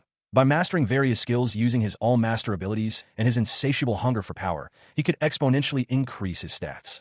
A predatory grin spread across his face. He anticipated the endless growth of his power, relishing the prospect. Another notification appeared, informing him that he had contributed the most during the wave. Cha Jin-hyuk, a necromancer of considerable power, stood amidst the shadows of a dark forest, a crystalline cube glowing faintly in his hands. Nearby, Haryu, a hobgoblin with striking purple eyes and horns, held a similar cube, her expression a mixture of awe and excitement. Whoa, she breathed, clearly impressed. Balkan, a spirit master, appeared, his gaze fixed on the glowing cube in his own hands. He looked perplexed, muttering, "Me? Why me?" Jin-hyuk, calmly observing Balkan's reaction, responded, "You too? That's good. Bring it to me." Balkan, though hesitant, seemed to accept the situation. He mumbled, well, it'll be hard to use as a spirit soldier anyway." Jin-hyuk, with a subtle nod, prepared to receive the crystalline cube from Balkan. Haryu stepped forward, offering her own cube. "Please take mine too," she said. Jin-hyuk accepted the offering, understanding her gesture. He thought, as a symbol of our future together. Jin-hyuk's eyes, now glowing with an unnatural purple light, focused intently on the cubes. Cha Jin-hyuk, a powerful necromancer, stood before a woman with horns, her crimson eyes narrowed in suspicion. He apologized, explaining that he had been betrayed once before. The woman, however, remained unconvinced. She agreed to work with him, but stated that she couldn't trust him. The reward for second place in the wave was too significant to accept without reservation. Their faces were close, the tension palpable. The woman's distrust was evident, despite the considerable reward. The woman, her expression hardening, voiced her desire not to be betrayed again, demanding trust from Cha Jin-hyuk. She made it clear that she would not continue to accompany him otherwise. Her crimson eyes burned with intensity, reflecting her unwavering resolve. A surge of dark energy erupted from the woman, a powerful magical aura surrounding her. 2 men watched in shock as the energy subsided, one of them recognizing Cha Jin-hyuk. The horned woman, her face obscured by shadow, spoke to them, her words a chilling command. A young woman, her face partially obscured by shadow, offered a glowing crystalline object and a crimson mask. She stated her intention to give the man her dakibi. The recipient, a man with a startled expression, questioned her offer incredulously. He exclaimed, "Gonna give an outsider your dakibi mask?" He vehemently rejected the notion. The scene shifted to a conversation between 3 individuals. One explained that a dakibi's mask held the essence of its power. Continuing the explanation, the speaker revealed that these masks were given to lifelong partners. The man, now holding the mask, questioned the woman's motives, asking why she was giving it to him.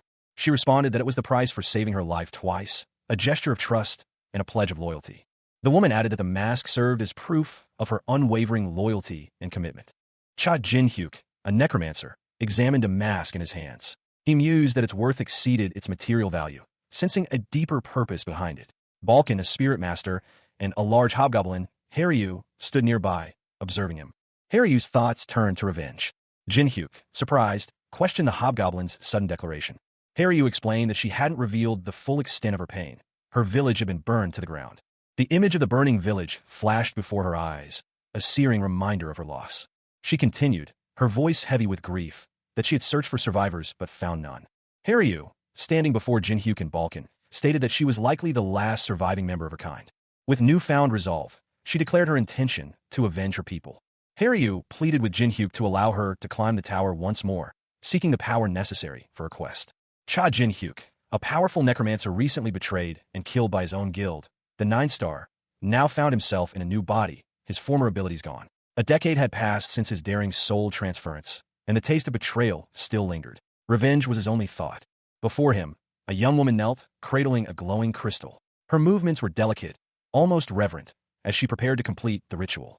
She was his key to regaining his strength, a vessel of power similar to his own.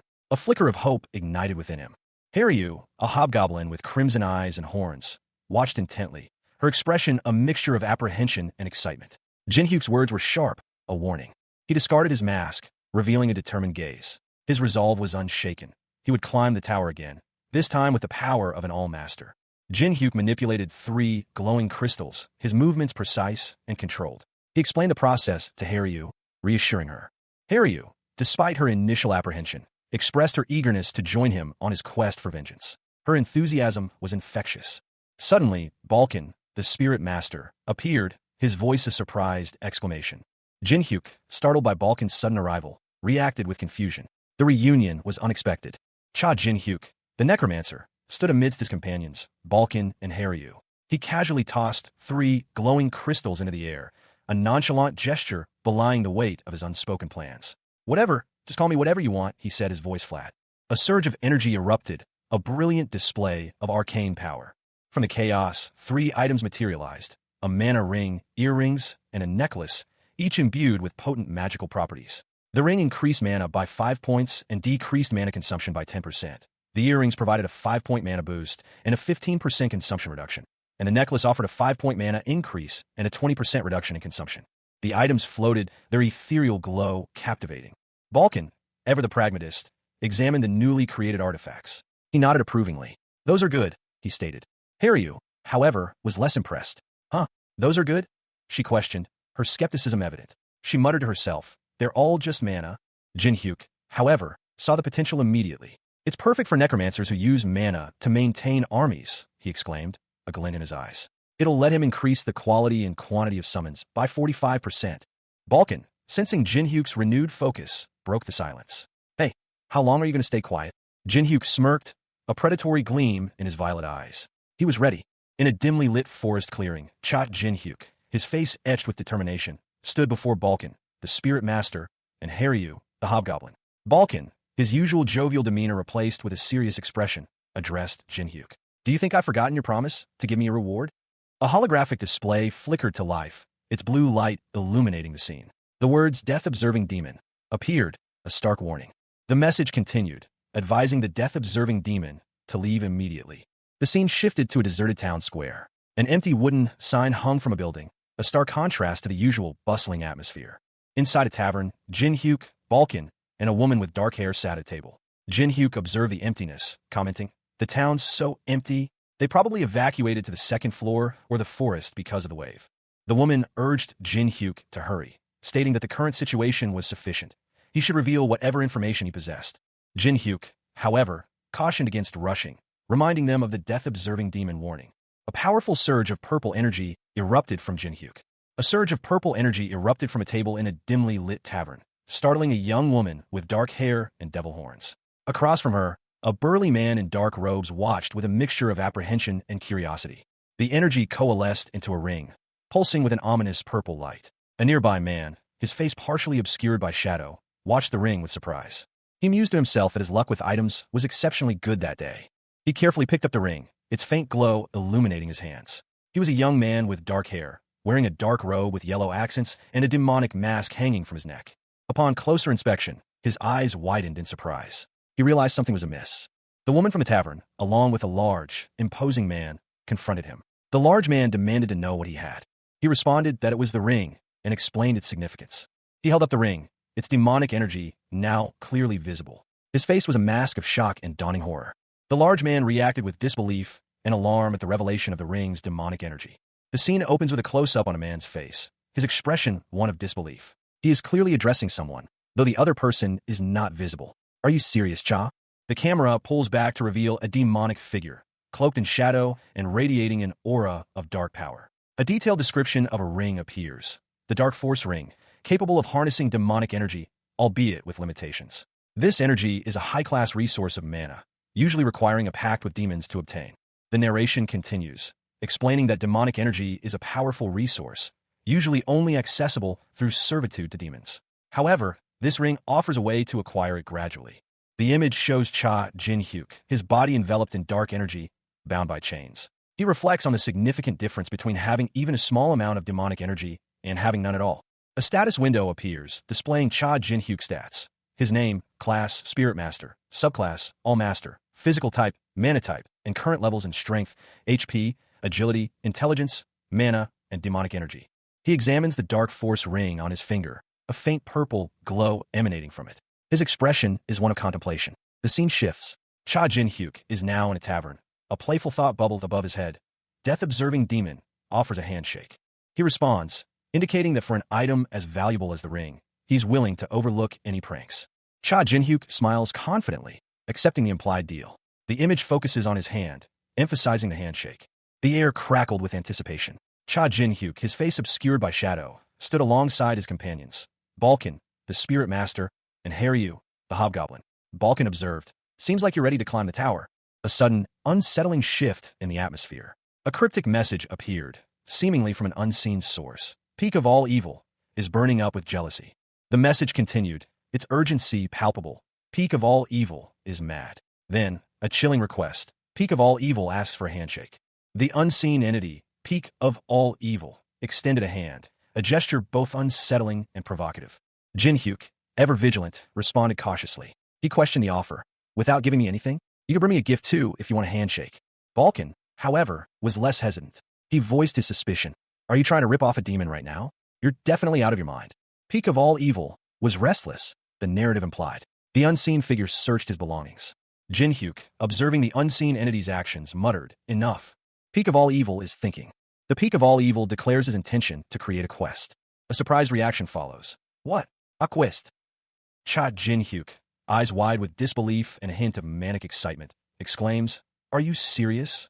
The scene opens in a dimly lit tavern, the air thick with the scent of ale and anticipation. A figure cloaked in shadows, known only as Peak of all evil, sits at a table, his face obscured by a dark hood. Across from him sit two companions, a young man with dark hair and piercing eyes, and a woman with short, dark hair, her expression unreadable. Peak of all evil announces his intention to create a quest, his voice a low rumble that carries an unsettling weight. The young man, surprised by the sudden announcement, leans forward, his eyebrows raised in question. He is clearly intrigued, yet cautious. He admits to being surprised as well, his expression a mixture of curiosity and apprehension. The young man agrees to accept the quest, offering to do Peak of all evil a favor. Peak of all evil, however, mutters that this wasn't quite what he intended, urging the young man to reconsider if he's not fully committed. Peak of all evil shakes their head, indicating that it's too late to back out. A deal has already been made. The details of Bale's quest are revealed. The young man must make himself known throughout the tower before reaching the 100th floor. Failure results in mandatory training to become an apostle of Baal. The contract terms materialized before Cha Jin-hyuk. Success would grant him a recipe for anything he desired, courtesy of Baal. Failure, however, meant becoming Bale's apostle. Jin-hyuk's eyes widened. The prospect of obtaining any recipe filled him with intrigue. He mused, "A recipe for anything I want? With a demon's recipe, the sky's the limit." He acknowledged, however, that the condition was far from easy. The penalty for failure loomed large. Servitude to Baal as one of his apostles. Jin-hyuk contemplated the high stakes, a grim expression settling on his face. "If I fail, I become his apostle." Despite the risk, Jin-hyuk's resolve hardened. He declared, "All right, Baal." Baal, a shadowy figure with a demonic mask, extended his hand in acceptance. "I accept your quest." The two clasped hands, a sinister smile playing on Bale's lips as the deal was sealed. Elsewhere, a conversation unfolded. One individual inquired, "What are you going to do? Are you going to the second floor, or Bioni?" Jin-hyuk, his gaze sharp, responded, "No, that bastard named Kim Sung-ti." A figure, cloaked in shadow, spoke, his voice low and menacing. "We'll catch him and extract information." The speaker addressed two others, a woman with dark hair and a man in ornate robes. He explained, "That's why, Vulcan. I need you to go capture him."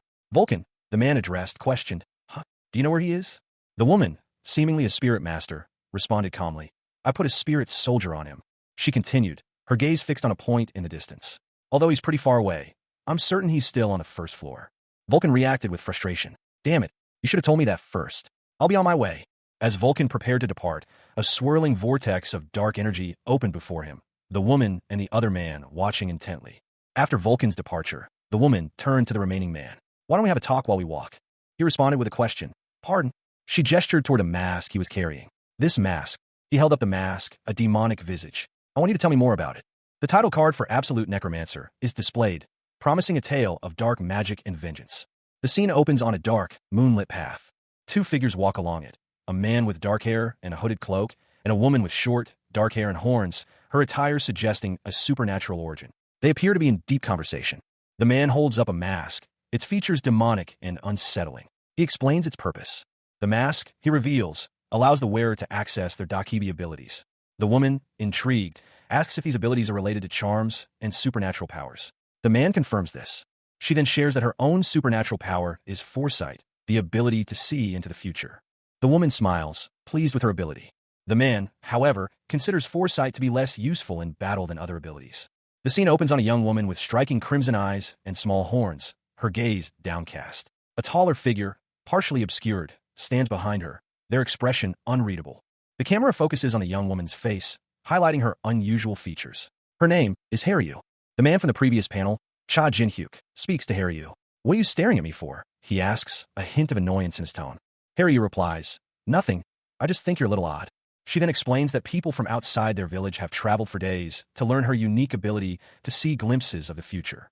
The scene shifts to show an elder, Balkan, examining a crystal ball. A younger man kneels before him, seemingly seeking guidance. Balkan explains that many have sought him out to use Haryu's ability to peer into the future, mostly to avoid foreseen calamities.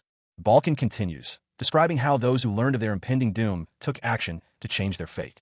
Jin-hyuk scoffs. Humph, is there a need to avoid it? He asks, a confident smirk playing on his lips. Jin-hyuk confidently asserts, if there's anything to worry about, can I just break through it?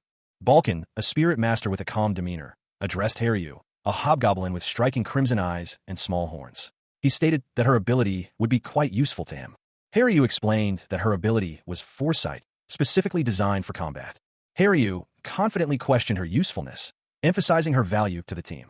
Balkan embraced Haryu, expressing his approval. Haryu, beaming, declared it perfect.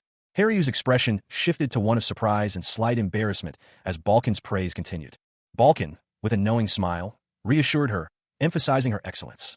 A flashback sequence began, revealing the names of Balkan's former guild, Sword Star, Bow Star, Great Thief, and Godly Spear. The flashback continued, showing the 9-star guild's prowess in combat, contrasting with Balkan's current situation. Cha Jin-hyuk, the necromancer, reflected on his near-death experience. He mused that he might have stood a chance if they had fought openly.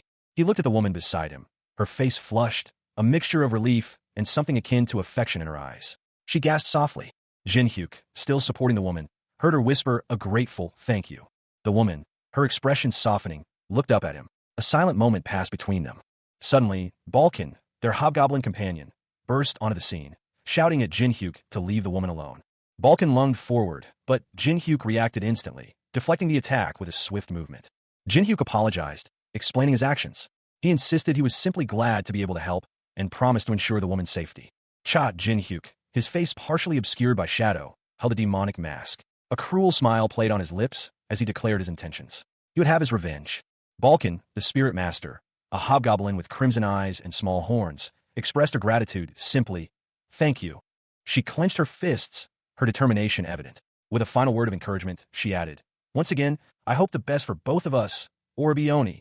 Meanwhile, a different scene unfolded. A man, his face partially hidden by shadow, struggled against unseen restraints. He grunted, oomph, oomph. His captor, unseen but clearly present, spoke with a chilling calmness. Look, stop struggling. Your friends have all left you and run away. The captive, still struggling, hissed, HMMPH. Just wait until my master arrives. His captor responded, their voice laced with a hint of weary frustration. Do you know how hard it is to hold you like this without killing you? Elsewhere, a man in a dark brown coat, his face etched with worry, anxiously questioned someone unseen. Where the hell is that asshole right now?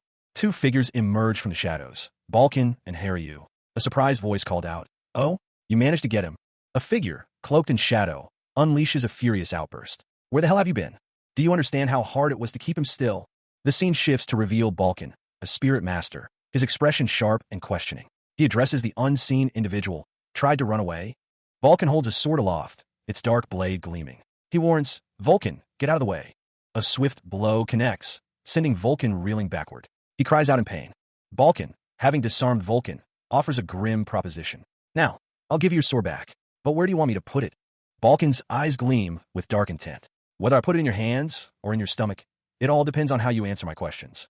He issues a chilling ultimatum. "You're going to tell me everything you know about the White Swallow Guild. Start." Vulcan, terrified, stammers as starting. The scene transitions to a night sky, a full moon hanging high above. Under the cloak of night, a figure slipped away. He announced his departure, a simple, "Now then, I'll be taking my leave." His companions offer a nonchalant, "All right, go ahead." One of the remaining figures watched the departing figure, concern etched on their face. "You're letting him go?" they questioned. The other responded, "I'm going to destroy his guild anyways." A discussion ensued regarding the implications of their actions. But what about the Holy Kingdom affiliated guilds? A lot of small guilds are probably working with them. One of them worried.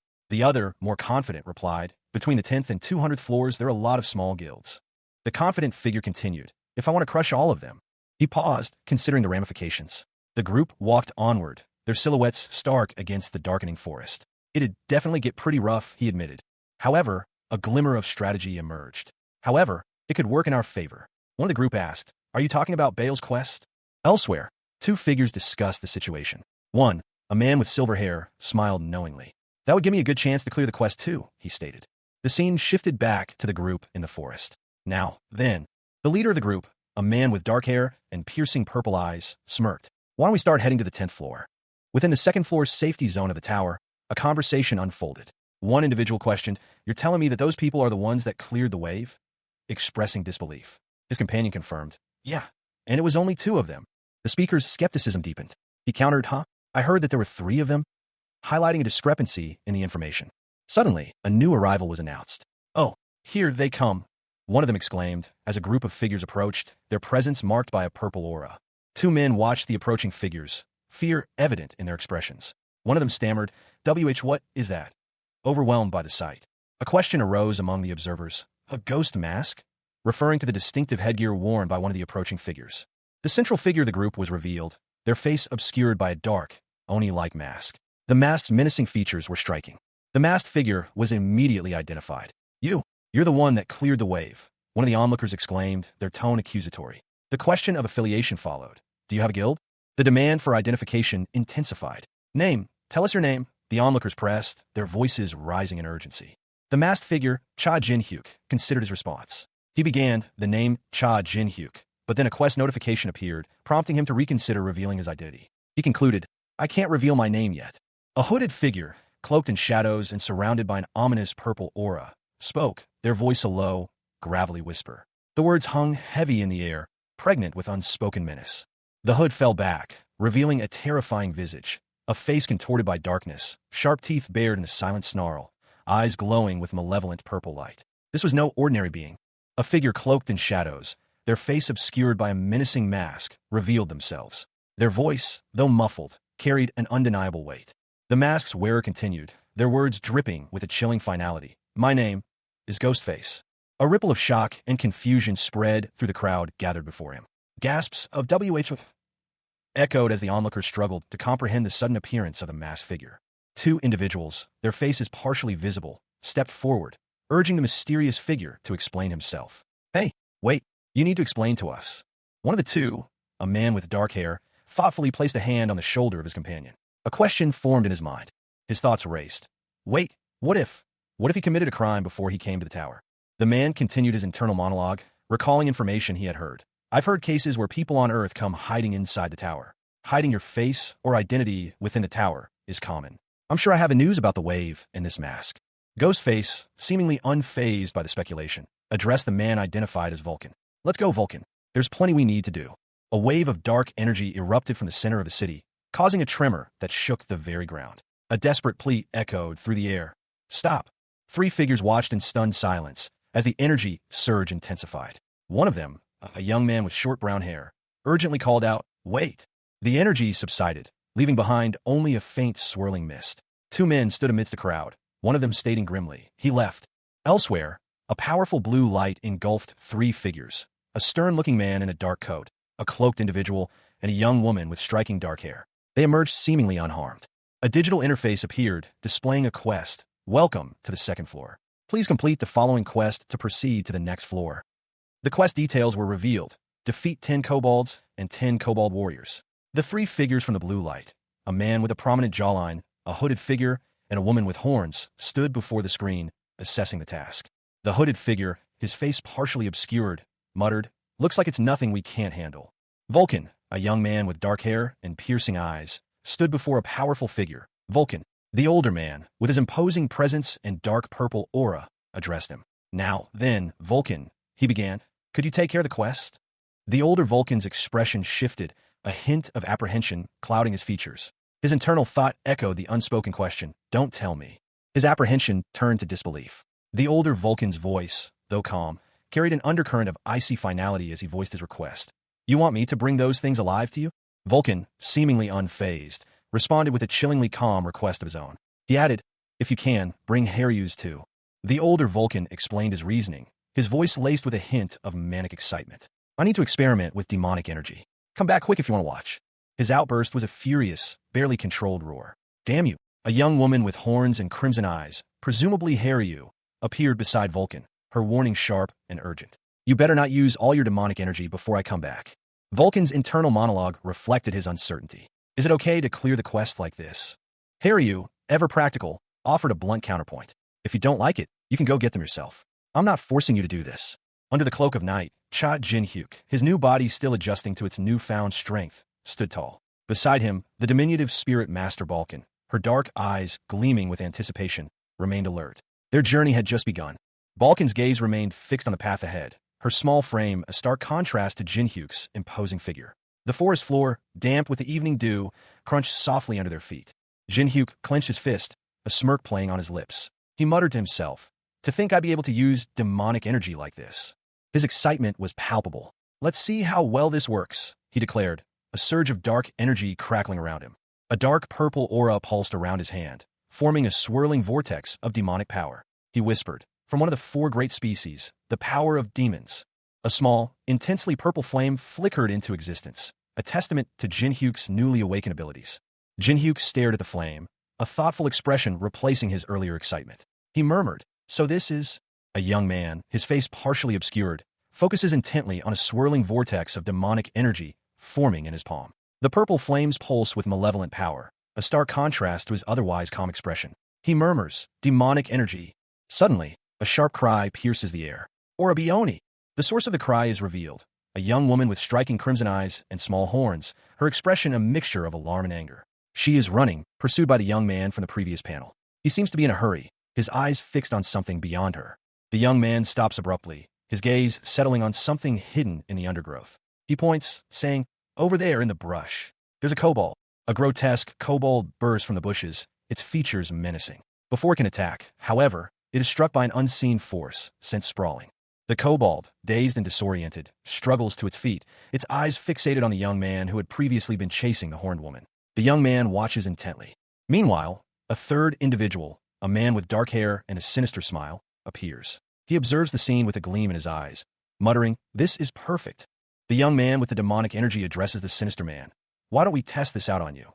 The sinister man grins, a wicked glint in his eyes. He commands, "Go." A surge of demonic energy erupted, a swirling vortex of purple and pink, threatening to consume everything in its path. Haryu, the hobgoblin, braced himself, his eyes narrowed in concentration as he unleashed a blast of dark energy towards the ominous force. The demonic energy, however, proved too swift. It moved with unnatural speed, narrowly missing Haryu's attack. Balkan, the spirit master, watched in astonishment. He dodged it," she exclaimed, her voice laced with disbelief. Cha Jin-hyuk, the necromancer, smirked. "No," he said, his eyes gleaming with an unnerving confidence. "It's an attack that doesn't need to make impact." Haryu felt a searing pain as the demonic energy's true effect manifested. A guttural cry escaped Haryu's lips as he doubled over, clutching his side. His body convulsed, the demonic energy visibly corrupting his flesh. Balkan looked on, her expression grim. "Demonic energy is a savage power," she stated. "Those who are unqualified for it can't handle it." Cha Jin-hyuk, a powerful necromancer betrayed and killed by his own guild, the 9-star, watched as dark, jagged shards of energy rained down upon his enemies. He muttered, "This is what happens to them." Nearby, Balkan, the spirit master, and Haryu, the hobgoblin, observe the scene. Balkan commented, even if it just grazes them. Jin-hyuk focused on a shard, his attention shifting to a more intricate process. He stated, this is the important part.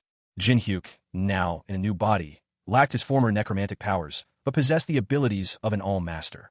He considered his next step, if I imbue demonic energy into a spirit soldier. He channeled both blue and purple energy, a potent combination. He declared, a stronger spirit soldier is born. Jin-hyuk attempted to imbue the energy, his hands glowing with power. The process was intense. The attempt failed. He grimaced, shouting, damn it, the soul just collapsed.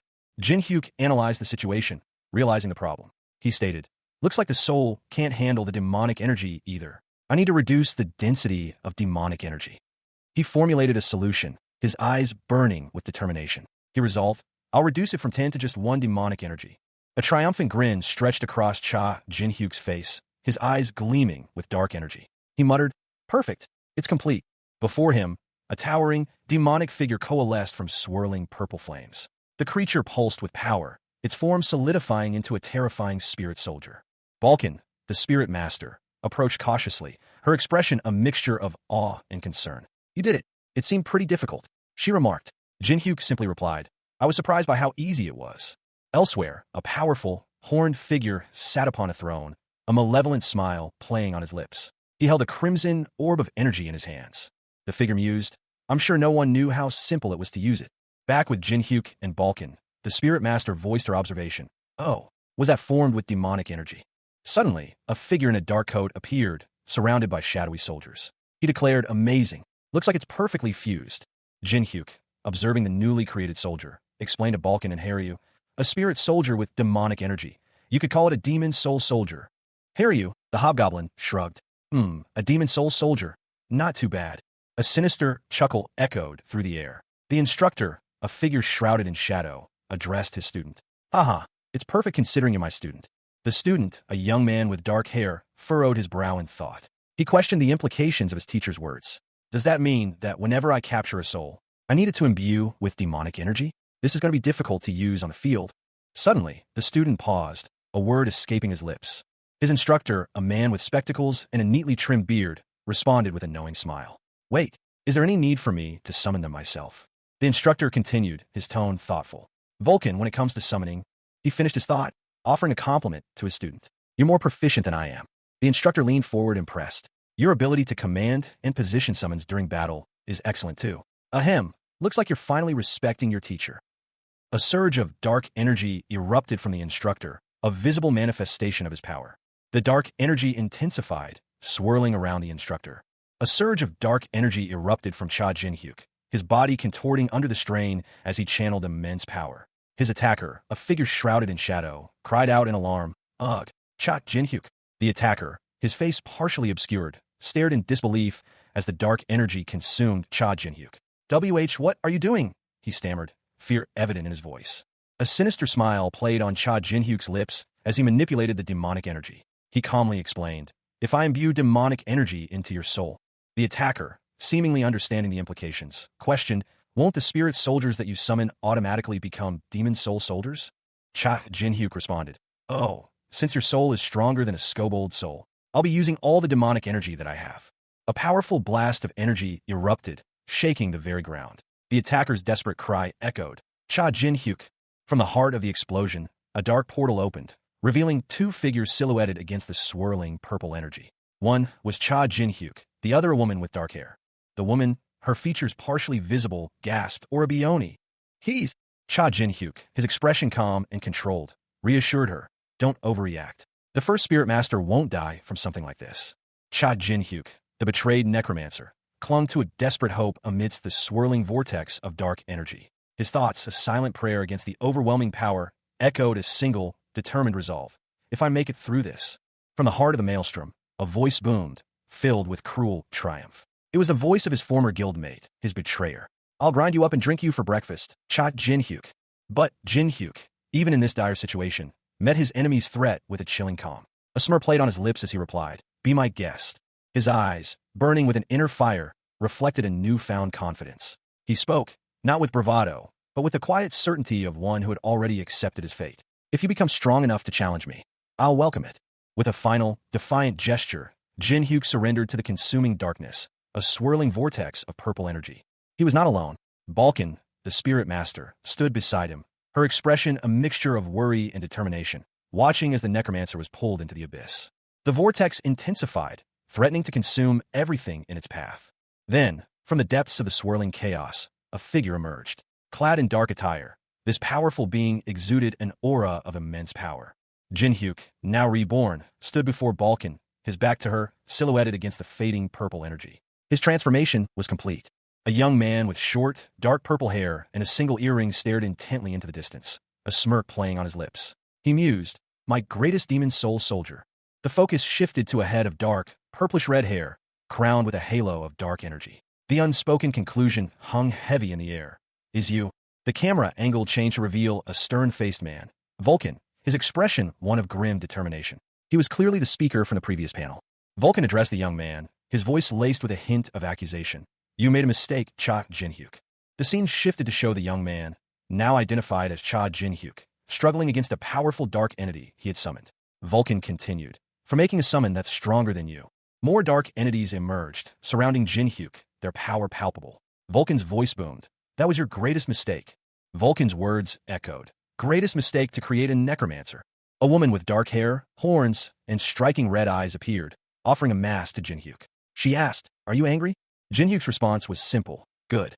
Jin-hyuk put on the mask, his expression unreadable.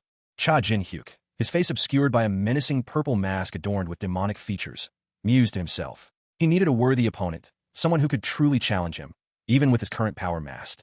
A young man with vibrant purple hair, a single earring dangling from his left ear, and a smirk playing on his lips, stood amidst a shadowy forest. He mused, "My greatest demon soul soldier." His gaze was sharp, his expression confident. He was clearly awaiting something. Suddenly, a powerful figure emerged from the darkness. This was Vulcan, his face partially obscured by shadow, yet his intense gaze and powerful aura were unmistakable. He spoke, "Vulcan." His voice boomed, carrying an undercurrent of menace. He continued, "You made a mistake."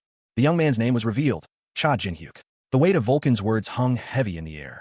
Vulcan's accusation continued, "Cha Jin-hyuk, for making a summon that's stronger than you."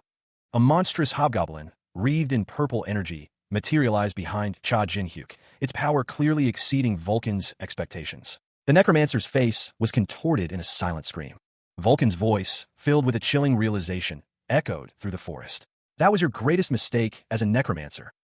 A hobgoblin, Haryu, his small horns barely visible beneath a dark mask, looked up at Balkan. Balkan, the spirit master, her own horns more pronounced, tilted her head, a hint of amusement in her crimson eyes. "Are you angry?" she asked, her tone curious rather than accusatory. Haryu simply nodded, a barely perceptible movement under the mask. "Good," Balkan replied, her expression unreadable. A surge of dark energy enveloped Haryu. His internal monologue revealed his thoughts. "I was in need of an opponent who could match me with a mask on anyway." The mask shifted, revealing a terrifying visage of sharp teeth and glowing purple eyes. The transformation was complete. From the shadows, a man emerged, his eyes gleaming with malicious intent. He addressed Haryu, his voice dripping with sarcasm. "Cha Jin-hyuk, just as you wanted." He continued, a cruel smile spreading across his face. "I'll show you the demon soul soldiers that I can call upon." With a flourish, the man summoned forth shadowy figures, their forms writhing with dark energy. He roared a command, "Go, my demon soul soldiers." The demonic soldiers lunged forward, their movements swift and menacing, towards Haryu and Balkan. Cha Jin-hyuk, his back to the viewer, moved through the shadowy forest. A malevolent purple energy pulsed around him, hinting at the lingering remnants of his necromantic power, even in this weakened state. Suddenly, a monstrous face filled the frame, its eyes burning with malevolent purple light. This was no ordinary creature. This was a being of immense power. Haryu, a hobgoblin with striking crimson eyes and horns, watched in alarm. She gasped, her words a testament to the unfolding horror. He used the powers of the mask.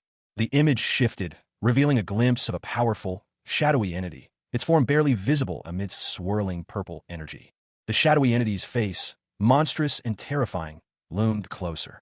Jin-hyuk, now wearing a mask, confronted three shadowy figures. He muttered to himself, "The demon soul soldiers, they're slower." He questioned his enhanced perception. "No, do they just feel slower to me?" Balkan, a spirit master, explained, "This is the world that Haryu is able to see." A surge of dark energy erupted. A bolt of purplish-pink energy crackled through the air, leaving a trail of dark, swirling smoke in its wake. The force of the blast sent a figure hurtling downwards, revealing a hobgoblin with a crimson Oni mask, his body shrouded in a white aura. He landed heavily, the impact momentarily obscuring his vision. Above him, a man with dark hair and a goatee watched, his eyes wide with shock and disbelief. The man's expression shifted to one of dawning horror as he focused on the hobgoblin. The hobgoblin, despite his battered state, spoke, his voice laced with a hint of defiance. "Although I might be like this now," he continued, his words punctuated by another powerful blow. "I used to be called the Death Star." His fist connected with the man's jaw, sending him reeling. The man crashed to the ground, his eyes wide with pain and surprise. Suddenly, another figure, a young man with a dark mask, appeared, delivering a swift kick to the hobgoblin. The scene opens with a powerful necromancer, Cha Jin-hyuk, being violently thrown backward. A purple energy erupts from the impact, radiating outward. Despite the brutal attack, a voice, calm and commanding, cuts through the chaos. "Calm down and follow my orders." The camera focuses on a young man with piercing purple eyes and a sinister grin. He declares, "Demon Soul Soldier." The scene shifts to a different location. A man shouts, "Old man," as he launches a powerful attack. The impact of the attack sends a shockwave through the ground, creating a small crater. A woman in a blue kimono narrowly avoids the blast. The woman calmly reassures, "Don't worry. Souls like him won't die from physical attacks like that." The young man from before chuckles, seemingly unfazed by the events unfolding. A man and woman stand beside him, their expressions grim. The man beside him retorts, "That only applies to normal people." The necromancer, despite the earlier attack, complains, "It hurts when you punch me." Balkan, a spirit master with striking crimson eyes and horns, peered at Cha Jin-hyuk with suspicion. Her question hung in the air, sharp and accusatory. "Did you just use the mass power?" Jin-hyuk, his face partially obscured by shadow, confirmed her suspicions. "Yeah," he admitted, a hint of a smirk playing on his lips. "It felt like everything was slower than me."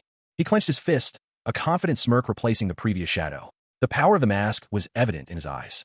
Jin-hyuk continued, his tone thoughtful. "It was like I became the greatest martial artist for a moment." He paused, considering the implications. About that phenomenon, Balkan, still wary, voiced her concerns. "I think it was just a side effect of the skill failing." Jin-hyuk's expression shifted, a flicker of surprise crossing his features. His eyes widened, his voice sharp with disbelief. "Side effect?"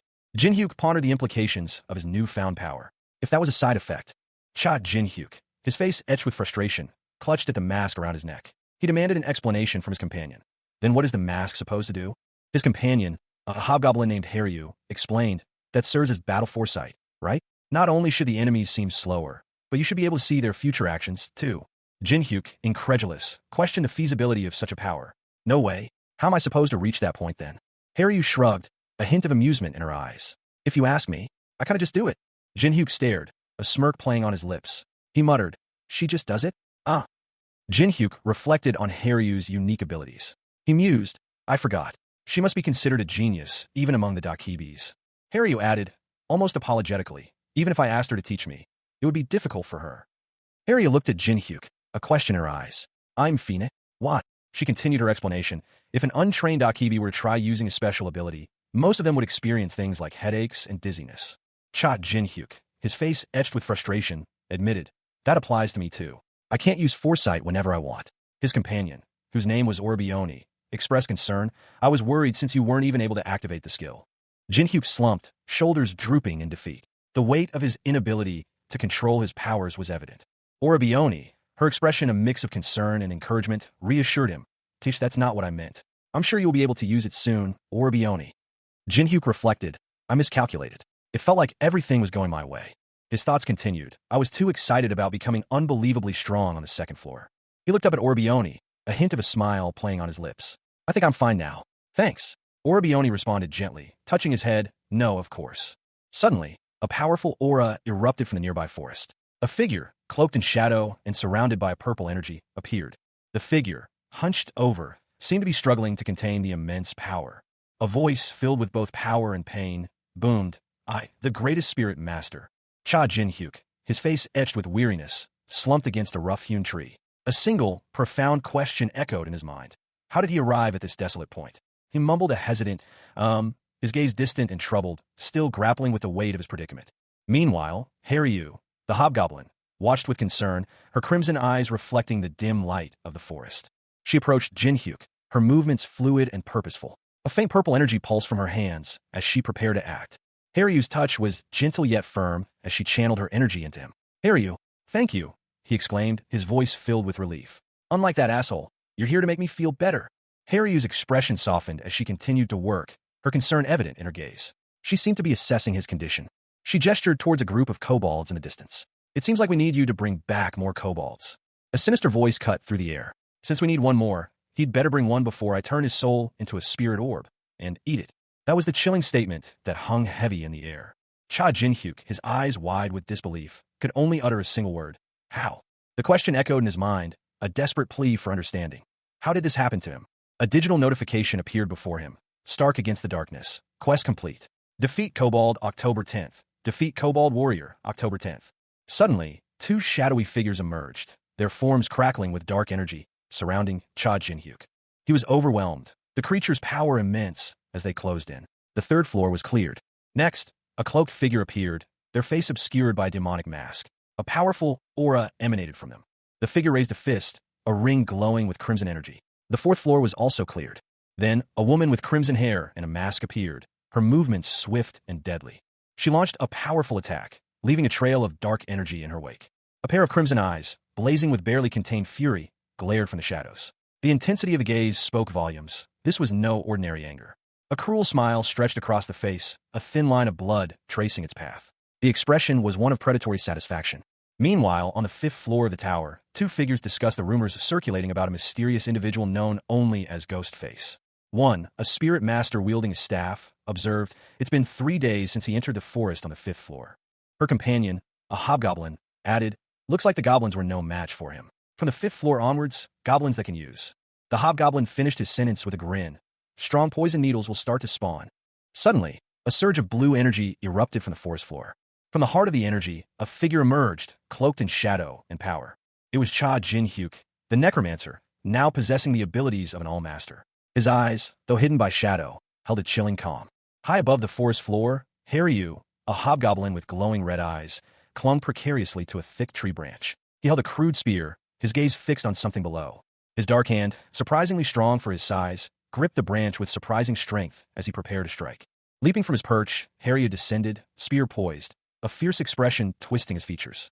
He let out a guttural war cry as he hurtled towards his target. The spear flew with surprising speed, a blur of motion. It was intercepted, however, by a swift, precise movement. A crimson energy deflected the attack. The source of the energy was revealed. Balkan, the spirit master, moved with impossible speed. Balkan, a powerful figure in dark robes, stood poised, her crimson blade glowing faintly. Behind her, Cha Jin-hyuk watched, his expression unreadable. A crimson-haired woman, her eyes blazing with malevolent energy, loomed over her adversaries. A cruel smile stretched across her lips as she taunted them. Try to attack or flee? Haryu, the hobgoblin, reacted with a startled cry, "K-kayak." Meanwhile, shrouded in a purple aura of dark energy, Cha Jin-hyuk stood ready. His eyes, though unseen, burned with a fierce determination. He moved with terrifying speed, his dark magic engulfing Haryu. The hobgoblin struggled against the necromancer's power. But Jin-hyuk's intervention was swift and decisive. A blast of energy erupted, pushing back the dark magic. Jin-hyuk unleashed a powerful counterattack, his movements a blur of motion. Purple energy surged from his body. The dark entity recoiled, its form shifting and contorting under the assault. With a final, devastating blow, Jin-hyuk shattered the dark magic.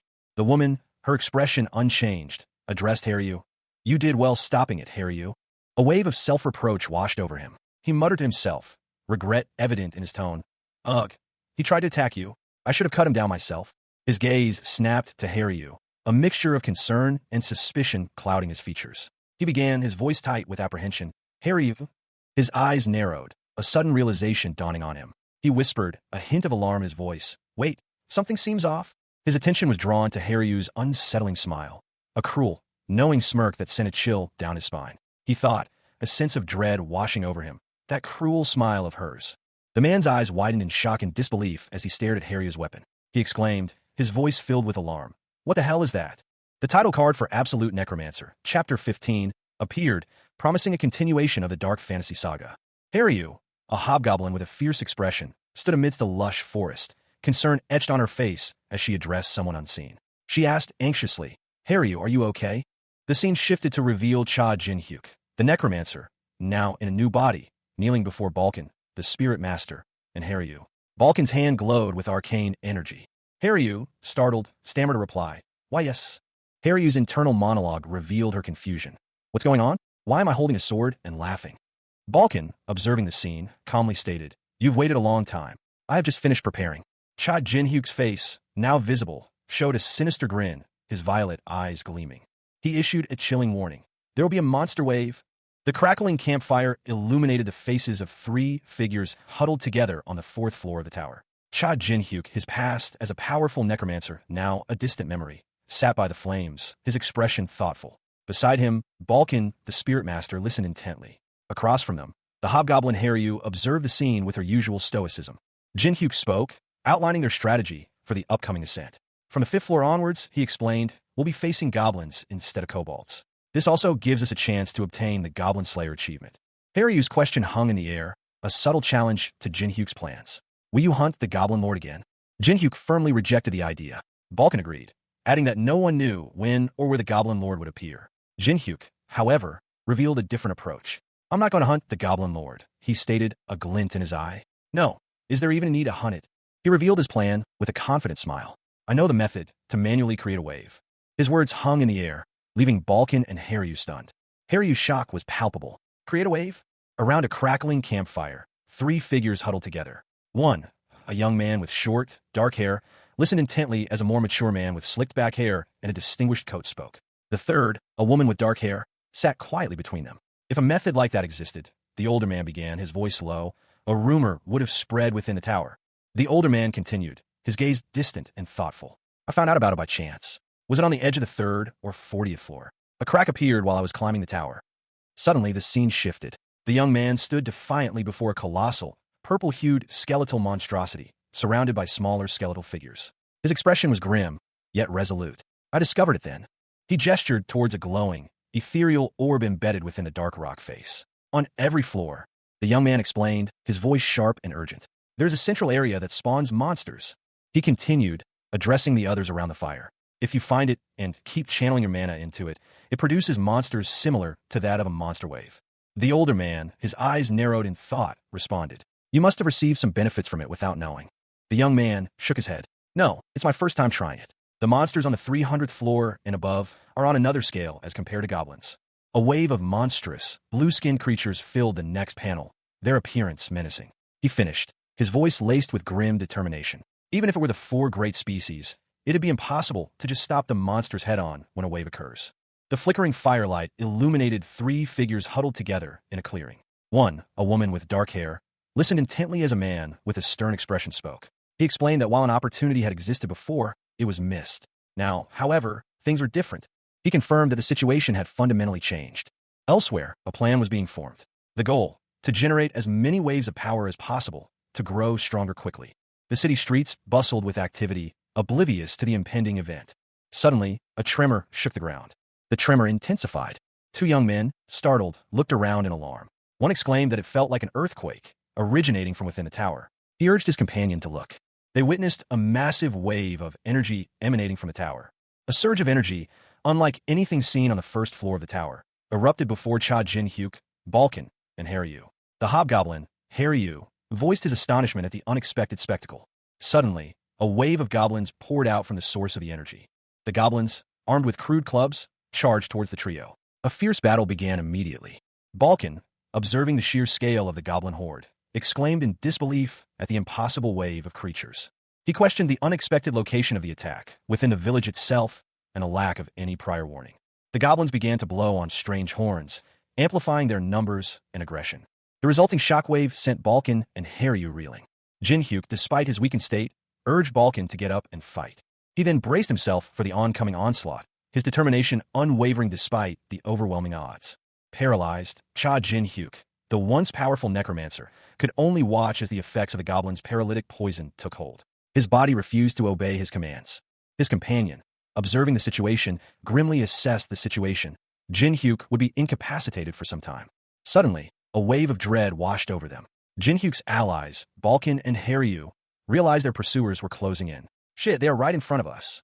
Haryu exclaimed, his voice laced with despair. This is the end. A blur of motion indicated an imminent attack. Trapped and helpless, Jinhyuk lamented his failure. Kunk. I couldn't even get to the 10th floor. Resignation turned to bitter anger as he realized his fate. To think I would die here. But then, a surge of dark energy erupted from within him. A swirling vortex of purple energy manifested from his hand. The power of the All-Master began to awaken. A wave of dark purple energy erupted, obliterating everything in its path. The sheer force of the blast sent tremors through the very ground. Amidst the chaos, a voice cut through the air. The uninjured should take the poison to safety. A figure, cloaked in shadow, emerged from the swirling darkness. Only his eyes, burning with an eerie purple light, were visible. A terrified whisper escaped the lips of a nearby warrior. Ghostface. The figure, now fully revealed, stood tall and imposing. He wore a dark, hooded robe and a mask resembling a demonic visage. Panic spread among the onlookers. Ghostface has appeared. Someone who has experienced a wave. Hope flickered in the eyes of those who had been on the verge of death. We're saved, the mysterious figure smirked. Yeah, I'll save you or whatever. Survive and spread rumors about me. A command echoed from the masked figure, accompanied by the manifestation of several shadowy figures. Awaken and fight. Cha Jin-hyuk, the necromancer, surveyed his army. My demon soul soldiers, he muttered, a grim satisfaction in his tone. One of the creatures lunged forward, its movements swift and brutal. The impact was immediate and violent. A voice, laced with fury, cut through the air. Asshole, I was the one who created the demon's soul soldiers. Why are you taking credit? Another figure, taller and more imposing, appeared. He addressed the furious necromancer dismissively. Stop nagging and make more soldiers. A surge of blue energy erupted, momentarily blinding. The masked figure and the other man stood, facing each other, the tension palpable. The masked figure watched, horrified, as a new soldier began to disintegrate. The demon soul soldier. The masked figure's voice was filled with disbelief. Is burning. A group of shadowy figures emerged from the flames, their eyes glowing menacingly. They were surrounded by a swirling vortex of blue fire. A gasp of disbelief escaped the lips of one of the observers. A psychic goblin.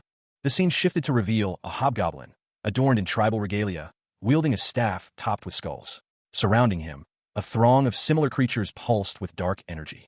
Another figure, his face etched with concern, spoke urgently. He warned, he can attack the soul soldiers. The speaker, a man in ornate robes, continued his assessment. His words were grave. I can see that even without you saying it. If we don't get rid of him first. His statement was punctuated by a sweeping view of a city under siege. A lone figure stood atop a building, facing a massive horde of goblins. The man concluded, it'd be impossible to raid.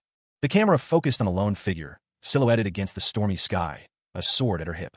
Suddenly, another figure, a woman with fiery red hair, plummeted from above, a blur of motion. The falling figure came into sharp focus, revealing a demonic grin and pointed ears. It was Haryu. Balkan, the spirit master, unleashed a powerful crimson wave, striking down several grotesque, green-skinned creatures. Her movements were fluid and precise, a deadly dance of destruction. Nearby, Cha Jin-hyuk's eyes widened as he watched. A surge of purple energy crackled around a man with a cruel smile, his gaze fixed on the unfolding battle. He seemed amused by the carnage.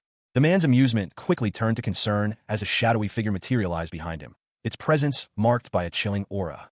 The shadowy figure revealed itself to be a monstrous creature, its gaping maw filled with rows of razor-sharp teeth. A palpable sense of dread filled the air. With a guttural roar, the beast lunged forward, its attack a blur of purple energy. The man, his face now etched with fear, barely managed to utter a single word before the creature's attack connected. Gluttony. The creature's attack was swift and brutal, its purple energy engulfing the man in a destructive vortex. A cloaked figure, his face obscured by shadow, manipulated a swirling vortex of purple energy. He mused, to think this fire would be able to affect his soul.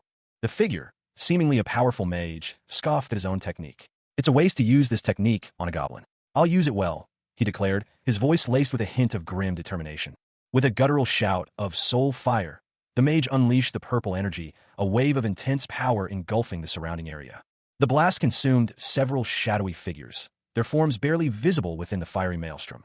The aftermath settled, revealing a hobgoblin, Haryu, standing before a cloaked figure wielding a skull-topped staff.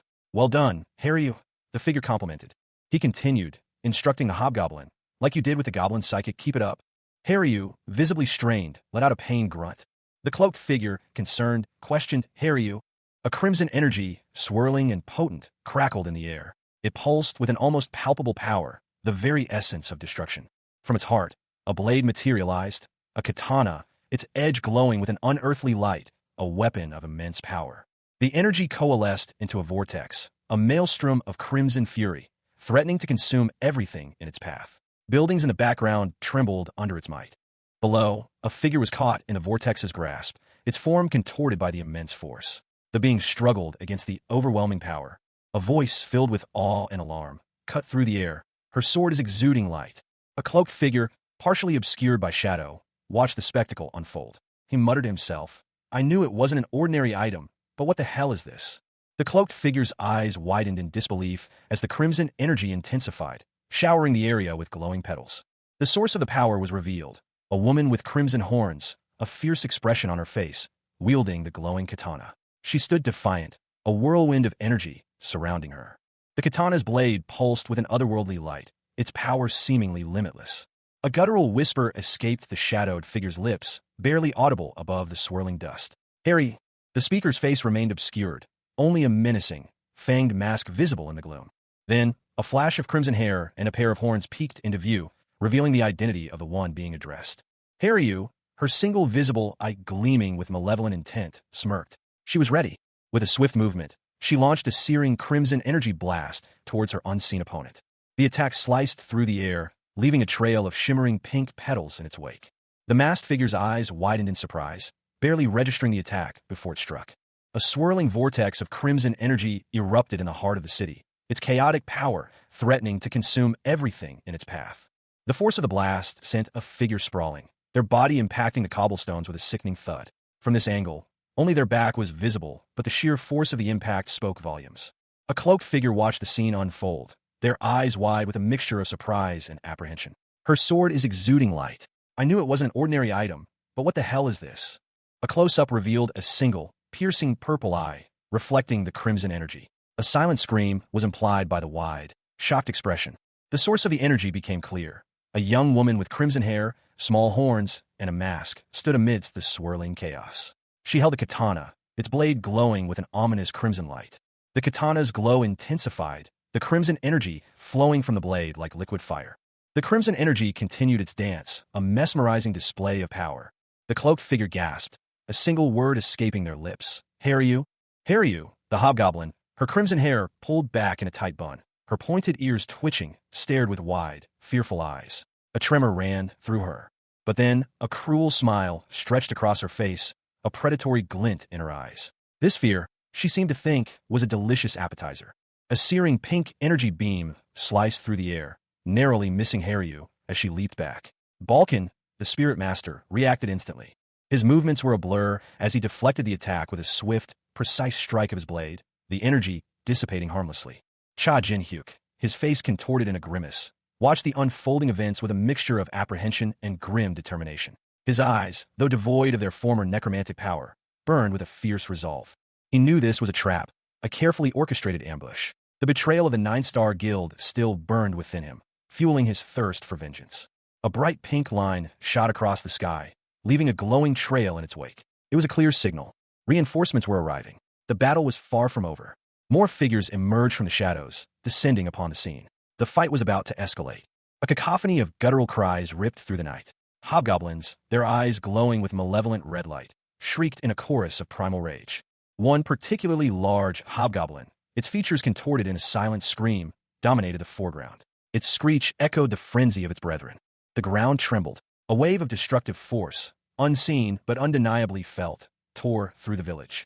Buildings crumbled into dust, swallowed by a cloud of debris and pulverized earth. The scene was one of utter devastation.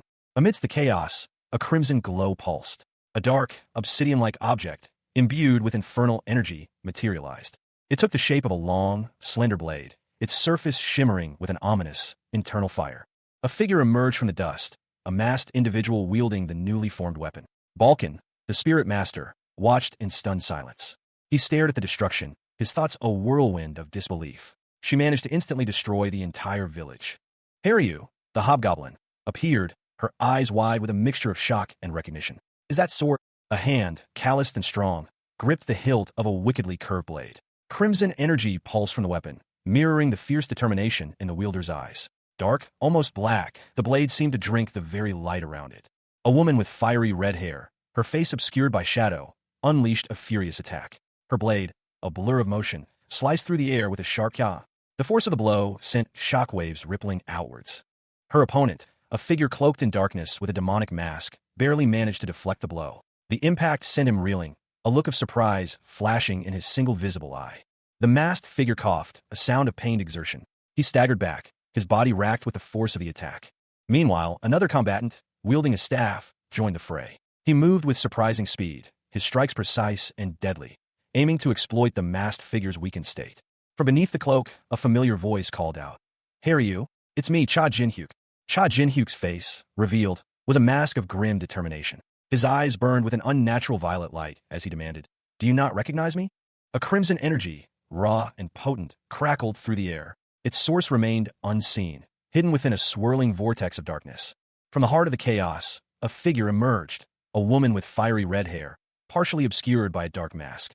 Her movements were a blur of motion as she wielded a glowing crimson blade, its arc a deadly dance.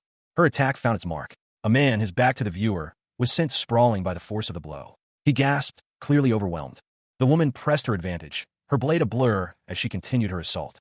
Her opponent, a spellcaster in dark robes, struggled to defend himself, his magical defenses failing against her relentless attack. The man, eyes wide with shock, could only utter a single word, "Wait." His thoughts followed, "She's so strong." The woman, having delivered a devastating blow, fell from the sky, leaving a trail of crimson energy in her wake. The impact of her fall created a massive explosion, sending debris flying in all directions.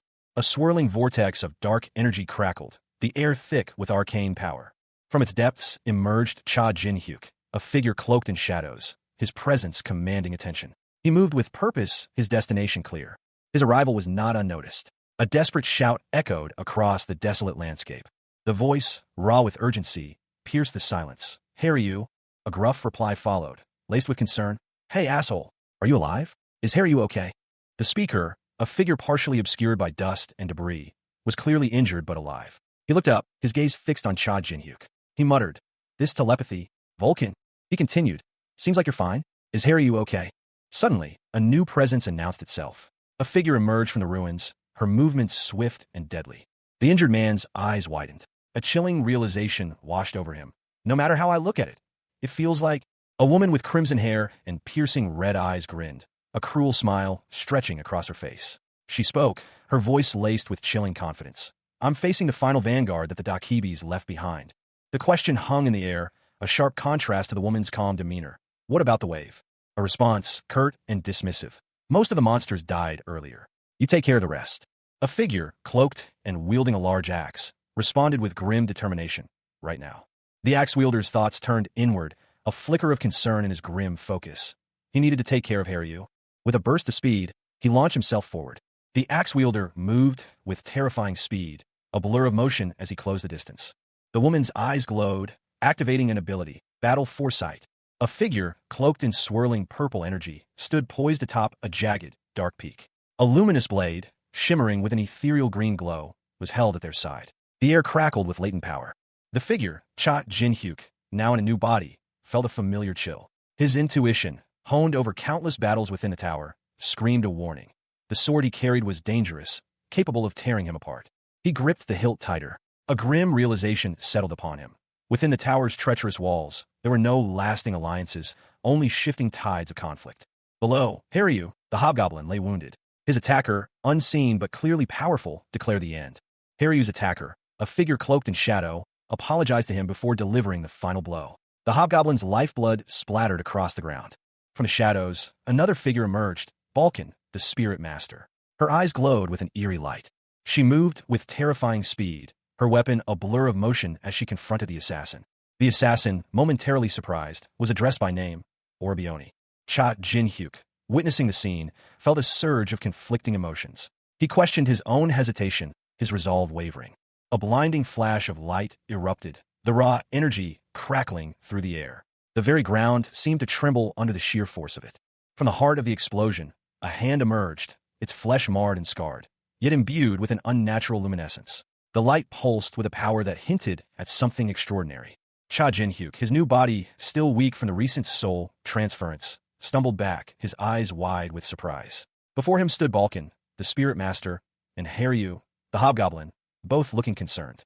He had barely a moment to register their presence before a wave of dark energy washed over them, the air growing heavy with an ominous presence.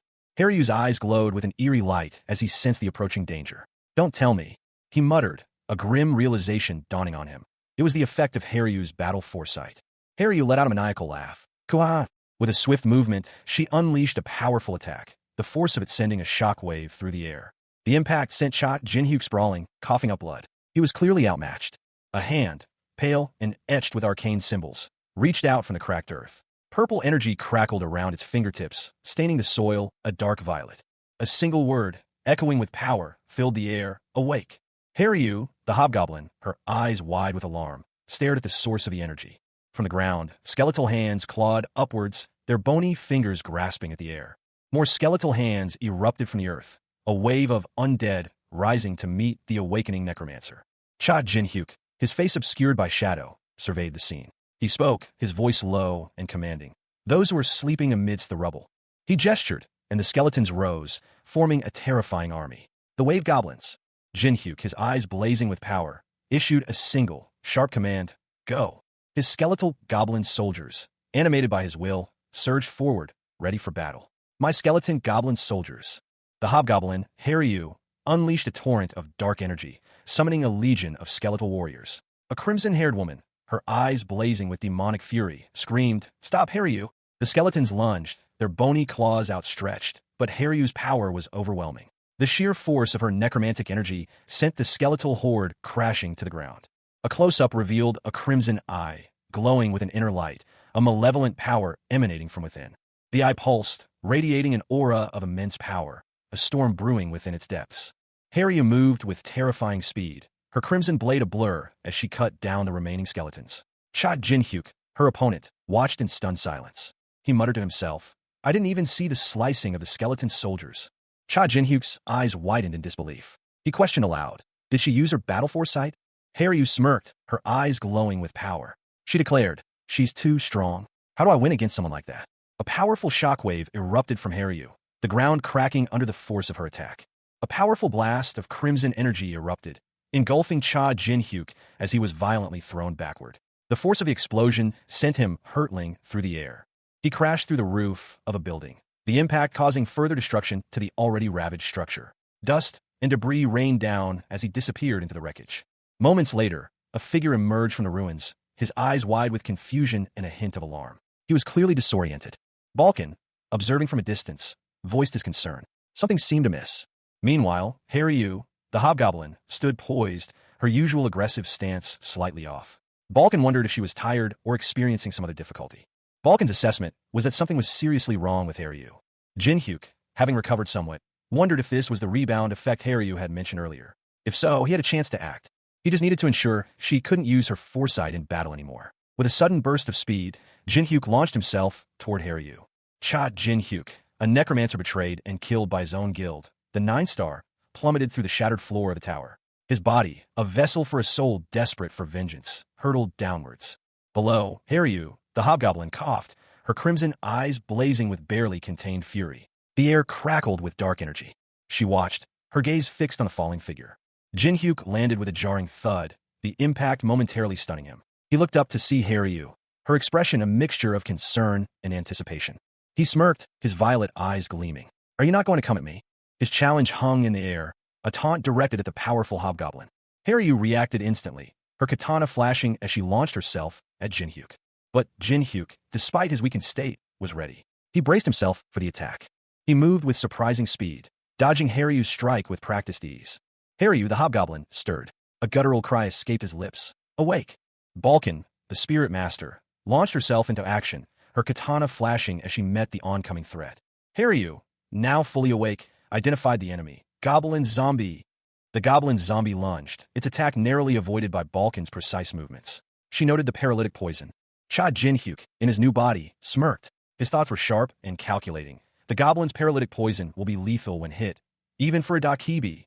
He addressed Balkan, his voice laced with a hint of amusement. "I don't think you'd be able to dodge it without your battle foresight, though." Haryu, a hobgoblin with fiery red hair and a fierce expression, launched herself into action. Her crimson katana blazed with magical energy as she cleaved through the air. Cha Jinhyuk, his back to the viewer, watched the scene unfold. He was clad in dark, practical clothing, his expression unreadable. A powerful magical blast erupted nearby, sending shockwaves through the air. Jin-hyuk reacted instantly, his movements fluid and precise as he leaped away from the blast path. Balkan, a spirit master, materialized beside Haryu, shouting a warning as a goblin zombie rose from the ground. The creature lunged, its movements surprisingly swift for its undead state. The goblin zombie's attack was met with a powerful magical counterattack. Haryu deflected the blow with her katana, the impact sending shockwaves through her body.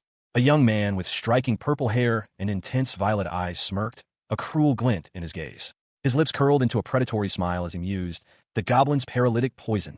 He continued his assessment, his voice laced with chilling confidence. Will be lethal when hit, even for a Dakibi. I don't think you'd be able to dodge it without your battle foresight, though. The camera focused on a furious female Dakibi, her crimson hair a fiery halo around her enraged face. Blood trickled down her cheeks, accentuating her sharp features and wild eyes. A close-up revealed a set of sharp teeth, bared in a ferocious snarl. With a guttural roar, Kwa, the Dakibi launched a desperate attack, her form a blur of motion as she lunged at her unseen assailant. 3 other figures, also Dakibi, joined the fray, their movements equally frantic. The attack continued, a whirlwind of motion and energy. One Dakibi, silhouetted against a crimson backdrop, her face contorted in rage, prepared for another strike. A crimson blur streaks across the dark canvas. The speed is impossible to track, a whirlwind of motion leaving only a trail of incandescent pink in its wake. The blur resolves into Haryu, the hobgoblin, his body contorted in agony. A deep wound mars his forehead, blood blooming across his pale skin. He clutches at the injury, a guttural cry escaping his lips. He stumbles, his movements jerky and desperate as he tries to regain his footing. Pain contorts his features, but his eyes burn with a fierce determination. Above him, only the top of a head of vibrant pink hair is visible, a stark contrast to the dark, swirling background. Cha Jin-hyuk, his face a mask of grim displeasure, watches from the shadows. A single, sharp sound escapes his lips. TC. Balkan, the spirit master, attacks with a swift, precise strike. Her crimson blade sings through the air, a blur of motion. The attack is aimed at Cha Jin-hyuk, who barely manages to evade the deadly blow, the wind of the blade ruffling his hair. Balkan continues her assault, her movements fluid and deadly. A crimson energy crackles around her blade as she presses her attack. The clash of energies is intense, a blinding flash of light and power erupting from the point of contact. The air itself seems to crackle with the force of the impact. The scene opens with a close-up on a pair of legs clad in pink boots and a short, dark skirt. A dark, swirling energy crackles around them, suggesting a powerful magical effect. A foot, still in the pink boot, lands on the ground, leaving a ripple in a dark, wet surface. A crimson energy blast erupts from the same point. The source of the blast is revealed. A woman with fiery red hair, wearing a short purple top and a dark skirt, wields a glowing crimson sword. She lunges forward, her attack aimed at a man in a dark blue robe who appears to be a mage. The woman lets out a triumphant, maniacal laugh. Kaihaha. Her face is a mask of cruel glee, her eyes wide with malicious intent. Small horns sprout from her temples, adding to her demonic appearance. The mage, clearly outmatched, attempts a desperate counterattack, launching a golden energy wave from his hands towards the woman. She easily deflects it with her sword. The woman's attack sends the mage flying backward, leaving him momentarily stunned. Suddenly, a dark, shadowy figure descends from above, striking the woman from behind. The woman, momentarily surprised, looks down to see the small, dark figure clinging to her back. She utters a single, surprised syllable, The battle raged, a whirlwind of dark magic and desperate strikes. A guttural sound escaped Cha Jin-hyuk's lips. A question, more than an exclamation. Huh? He realized the truth with a jolt. Without the predictive power of his foresight ability, this fight was far more perilous than he'd anticipated. His thoughts raced. Without the rebound from using battle foresight, this would have been an impossible plan. Meanwhile, Haryu, the hobgoblin, played a haunting melody on his bone flute, a dark purple aura swirling around him. Balkan, the spirit master, watched, his expression grim as he braced himself. He saw the danger approaching his comrade, a wave of dark energy emanating from her. His internal monologue. Balkan moved swiftly, his plan forming in his mind. He muttered to himself, "Shoot you with a poisoned dart through me from your blind spot." But his opponent, a fierce warrior with crimson horns, was too quick. Her enraged expression was clear. She saw through his deception. With a burst of speed, she lunged forward, her blade a blur of motion. The blow landed, striking Balkan squarely on the shoulder. Balkan let out a sigh of relief, his body trembling slightly as he cradled the unconscious warrior. He had succeeded, but at a cost. A young woman lay unconscious in the arms of a cloaked figure, her body limp. He muttered, barely audible, barely got her. His grip tightened, but a wave of concern washed over him. The life force in his hands felt like it was slipping away. The scene shifted. A man with short, dark hair, dressed in a dark blue robe, knelt beside the woman. Behind him stood a hulking figure, its features obscured by shadow. He anxiously questioned, is the paralytic poison kicking in? A smaller, grotesque creature with glowing purple eyes emerged from the shadows. The man in blue addressed it sharply. Bring that thing to me. Zombie. He clarified his instruction. That poison dart. The hobgoblin, Haryu, retrieved the dart from the ground near the unconscious woman. The man crushed the dart, a purple energy emanating from it. A system notification appeared. He had obtained paralytic poison tolerance. A look of grim satisfaction crossed his face. He turned, his gaze hardening. He addressed Haryu. Haryu. The scene opens on a dimly lit, rubble-strewn chamber. A young woman with dark hair and horns lies unconscious on the ground. Her light blue kimono rumpled. A large, muscular, green-skinned hobgoblin stands over her, his expression unreadable. The woman's legs are obscured by the figure of someone in dark blue robes. The focus shifts to the unconscious woman. Her eyes flutter open, revealing a look of confusion. She murmurs to herself, have a real annoying power to deal with. The scene transitions to an ethereal nightscape. A crimson moon hangs in the sky, casting an otherworldly glow. A sleek, crimson glowing katana floats in the air. The woman from the previous scene is now seen falling through a swirling vortex of pink energy and cherry blossoms. She appears to be falling from a great height. She lands softly, the katana now resting beside her. Her eyes widen in surprise as she looks at the weapon and her surroundings. She gasps, my sword? Where am I? A voice booms from the darkness. Are you the owner this time? A shadowy figure emerges, wielding the katana. The voice identifies the weapon as the Dragon Slayer sword. A young woman, clad in a flowing purple kimono, stood amidst a swirling vortex of crimson energy. Petals, the color of blood, drifted around her. Her expression was one of utter bewilderment, a silent question hanging in the air. What? Suddenly, a figure emerged from the darkness. He possessed crimson hair, sharp horns, and a predatory grin that revealed pointed teeth. His eyes glowed with malevolent intensity. He addressed the woman with a dismissive sneer. You were just a kid. The young woman, her eyes wide with alarm, responded with a question of her own. Who are you? A Dakibi? The horned figure chuckled, a low, rumbling sound. He raised a glowing crimson blade, a wicked smile playing on his lips. He replied, well, you're half wrong and half right. Confusion etched itself onto the young woman's face. She pressed for clarification. What do you mean? Before he could answer, the horned figure lunged, his blade flashing. The young woman barely had time to react. The attack was swift and brutal. The crimson blade sliced through the air, leaving a trail of pink energy in its wake. He pinned her against a wall, his blade at her throat. Despite the danger, a smirk still played on his lips. He leaned in close, whispering a warning. Kid, let me warn you about something. His voice dropped to a menacing growl. The threat hung heavy in the air. The next time, a pair of crimson eyes, blazing with malevolent intent, dominated the frame. The owner of those eyes, a figure whose face was mostly obscured, let out a chilling whisper. You unsheathe me, without preparing. The threat hung heavy in the air, unspoken yet palpable. Then, a declaration of intent, sharp and cold. I'll devour you. The scene shifted. Balkan, the spirit master, his face etched with concern, observed a young woman. He exclaimed, she seems to be awake. Haryu, the hobgoblin, carefully carried the woman, who appeared to be regaining consciousness. He gently asked, oh, are you awake? The woman, disoriented, asked, where are we? Balkan answered, explaining, the village on the 6th floor. We just got here from the 5th floor. Haryu, still supporting the woman, spoke to her with a hint of concern. Don't you remember? That's upsetting. Balkan reassured her. I'll explain it to you. After a thorough check of their equipment and stamina on the 6th floor, the group prepared for their next move. Balkan, the spirit master, addressed his companions. He declared their intention to proceed directly to the 10th floor. Cha Jin-hyuk, the necromancer, explained that within the tower, a large city was situated on every 10th floor. He continued, emphasizing that access to these cities required defeating a boss monster. Balkan identified the boss monster on the 10th floor as the Great Orc Warrior, acknowledging its immense power.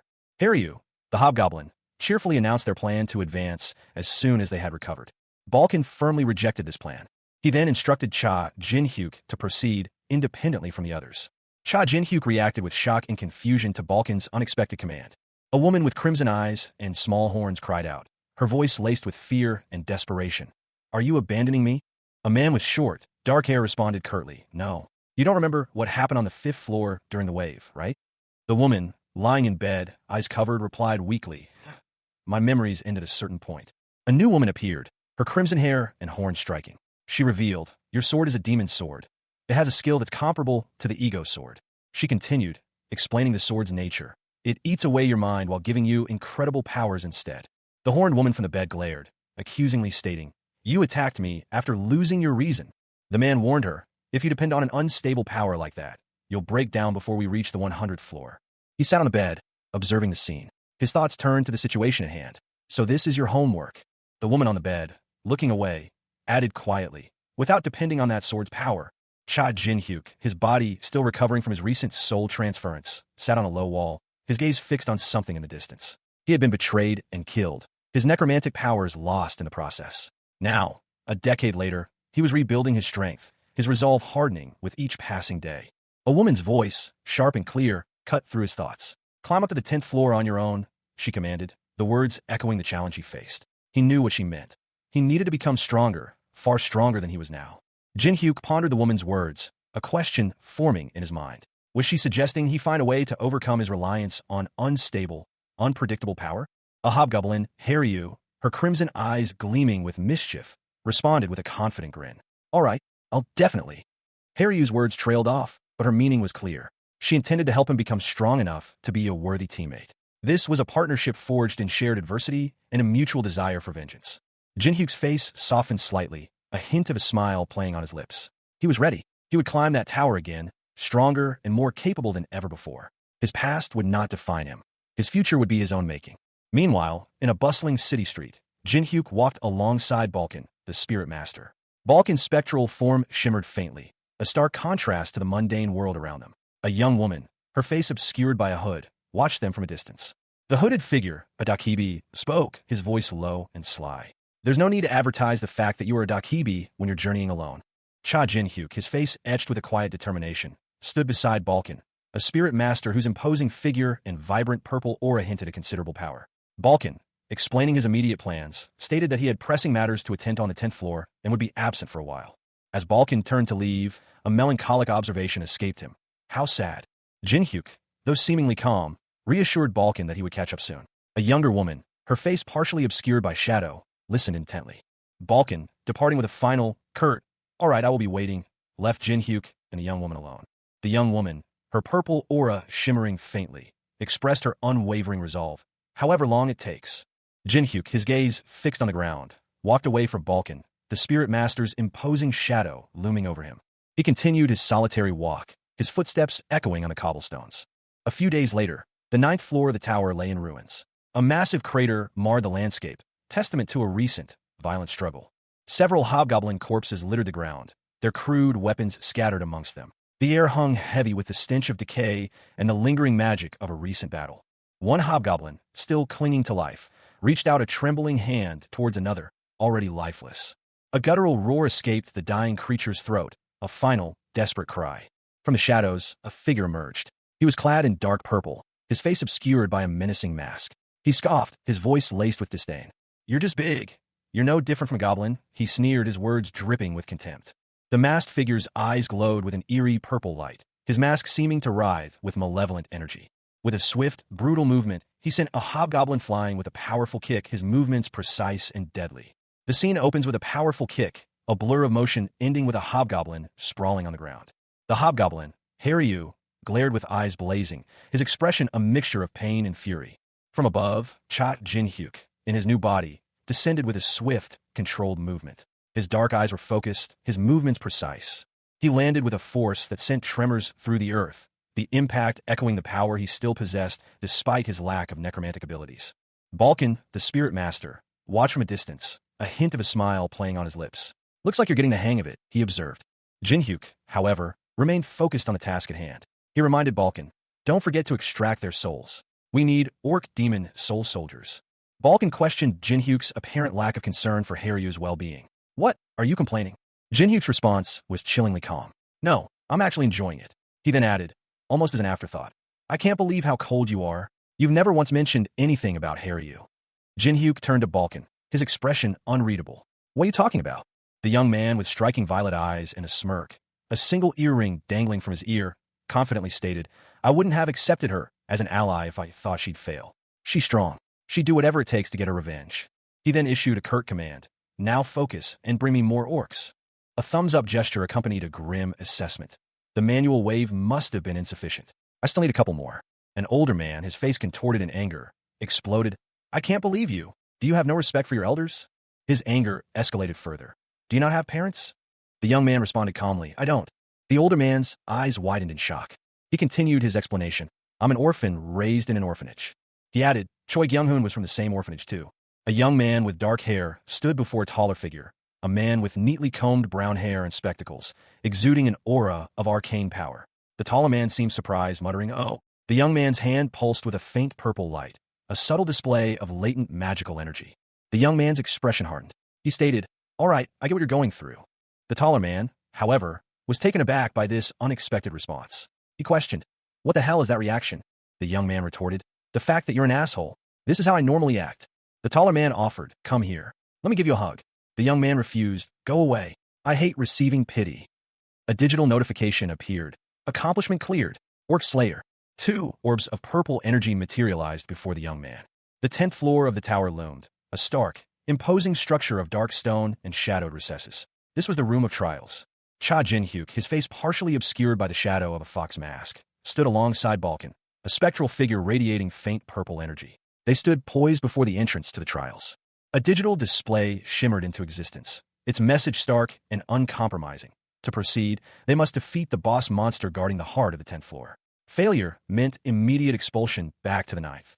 Balkan, his eyes wide with surprise, muttered about never having seen anything like the digital display before. Jin-hyuk remained impassive, his expression unreadable. The display shifted, revealing a list of the fastest times to clear the 10th floor. All were within a minute of each other. Balkan expressed his astonishment at the speed of the top performers. Balkan pointed out that neither of their names appeared on the leaderboard, and that most of the top records belonged to members of the 4 great species. Jin-hyuk smirked, a glint of determination in his eyes. Jin-hyuk proposed that they break the record together, his confidence unwavering. A maniacal laugh echoed through the chamber. The source, a man with neatly combed brown hair, glasses perched on his nose, and a purple aura crackling around his head. His expression was one of pure, unadulterated glee. His smile widened, revealing sharp teeth. That sounds... Meanwhile, elsewhere in the tower, a young man with short black hair stood before a holographic display. The screen announced, The test is under preparation. He muttered to himself, Anyways, do we need to get ready for battle? He continued to observe the screen. The display updated. After 1 minute, defeat the boss. A timer counted down, 0:59. He assessed the situation. Looks like it's possible. The young man, addressing a taller, imposing figure with reddish-brown hair, instructed, Vulcan, use your demon soul soldier to stop the boss from moving once it spawns. Vulcan responded, All right, I'll get it ready. The taller man, Vulcan, considered a different approach. Why don't we do this? He raised his hands, summoning several shadowy, demonic figures. He lunged forward. Cha Jin-hyuk, betrayed and murdered by his own guild, the 9-star, found himself in a desperate struggle for survival. His powerful necromantic abilities, once his greatest strength, were now useless. He had undergone a risky soul transference, a last-ditch effort to escape his fate. A decade later, he awoke in a new body, weaker but alive. He was no longer the necromancer he once was, but something more. A faint blue energy pulsed around him, a sign of his latent, all-master abilities. He focused his will, drawing upon this newfound power. The energy intensified, coalescing into a swirling vortex of light. He muttered the incantation, his voice barely a whisper, Magic Spear. From the vortex, a spear of pure energy materialized, crackling with power. Jin-hyuk, now wielding this weapon, felt a surge of strength he hadn't experienced in years. His eyes, glowing with an unnatural violet light, reflected his determination. He would show them the true extent of his power. With a confident grin, he spoke the words to enhance his weapon. Enchant. Element. The spear blazed with an intense, multicolored light, imbued with elemental power. Further enhancing its capabilities, he added, Enchant. Piercing. Enchant. Dexterity. A man in a dark coat, his face etched with grim determination, stood amidst swirling purple and white energy. He chanted, imbuing his very being with resilience and lethality. His eyes burned with a cold fire. His gaze hardened. A young man with dark hair and piercing eyes watched the scene unfold. A malevolent purple aura surrounded him as he vowed, I won't forget this. The young man, his face contorted in a grimace of concentration, channeled demonic energy. His hands glowed with an ominous purple light. The demonic energy coalesced, forming a jagged, dark purple shard crackling with power. It pulsed with malevolent energy, ready to be unleashed. From the shard, shadowy figures emerged, demonic entities, their forms indistinct but menacing, radiating a chilling aura. They lunged forward. The young man, now surrounded by his demonic creations, unleashed them upon his opponent. The man in the coat braced himself, his expression grim. A digital countdown appeared. The test will begin soon. The countdown continued, the number 3 appearing prominently. The young man's eyes glowed with anticipation and a hint of malice. The countdown continued to 2. The focus shifted to the man in the coat, his face a mask of grim determination. A close-up on a man's face, his expression unreadable. A faint purple glow emanates from his chin, hinting at latent power. A digital message blared across the screen. Test start. The great orc warrior has been summoned. A blinding flash of light erupted, accompanied by a violent shockwave that ripped through the environment. A menacing red eye, focused and intense, filled the frame. A crosshair superimposed over the pupil. From the heart of the explosion, a colossal orc warrior emerged, wielding a massive battle axe. His expression was one of savage glee. A figure, his back to the viewer, watched the orc's arrival with a grim determination. A dark-robed man, his face contorted in anger, commanded, "Go, demon soul soldiers." He raised his hands, dark energy crackling around him as he prepared his next move. The orc, now surrounded by shadowy, demonic figures, prepared to engage in battle. A close-up reveals Cha Jin-hyuk's intense gaze, his eyes glowing with an unnatural purple light. A sinister smile plays on his lips. The image focuses on his face, the purple aura intensifying. The word Gungnir appears in a dark speech bubble, hinting at the power he wields. A surge of dark purple energy erupts from his hand, coalescing into the shape of a magnificent, glowing sword. This is Gungnir. Above him, the monstrous form of Haryu looms, his features contorted in a ferocious grin. With a swift motion, Cha Jin-hyuk brings Gungnir down in a deadly arc, the purple energy slicing through the air towards Haryu. The hobgoblin is caught off guard. The blade cleaves through him, leaving a trail of purple energy and blood. He stumbles back, his massive form momentarily obscured by the purple energy before he falls to the ground.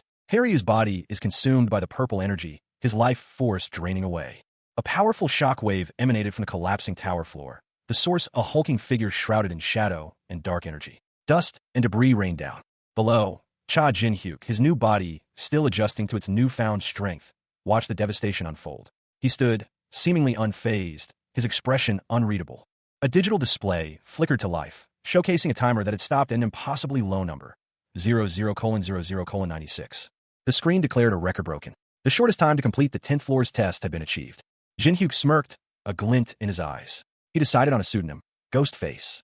He entered the name into the system. The system confirmed the update, displaying the new record holder, Ghostface, with a time of 00:00:96. Meanwhile, on the 8th floor, Balkan, the Spirit Master, and Haryu, the Hobgoblin, were discussing the latest news. Balkan, surprised, exclaimed about the impossibly fast time. Haryu, equally shocked, wondered if it could be Jin-hyuk. A young woman, cloaked and hooded, sat alone, a thoughtful expression on her face. She muttered to herself, questioning if she was truly facing the wave killer. She took a sip from a wooden tankard, a determined glint in her eyes. "I'll need to work harder," she resolved, her gaze hardening. Suddenly, a monstrous figure emerged from the ground, its laughter echoing through the chamber. The creature was immense, teal-skinned, and wielded a swirling orb of energy. 2 figures stood before this behemoth. One, a man in dark attire, watched with a grim expression. The other, a powerful-looking man in a dark purple robe, raised his hands in a gesture of triumph. "To think we would break the records of the 4 great species," he exclaimed.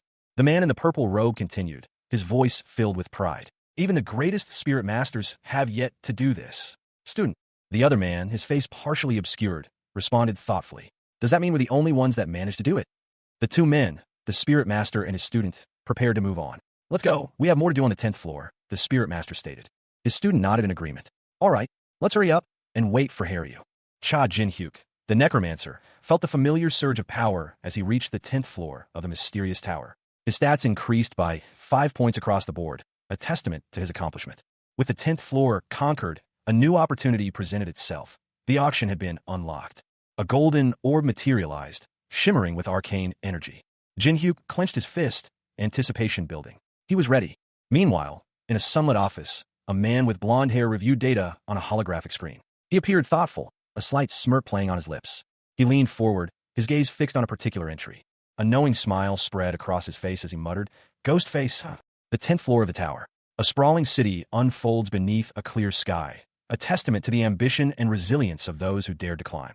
This is the first major city encountered by tower climbers, a bustling hub of commerce and a crucial waypoint on their arduous journey.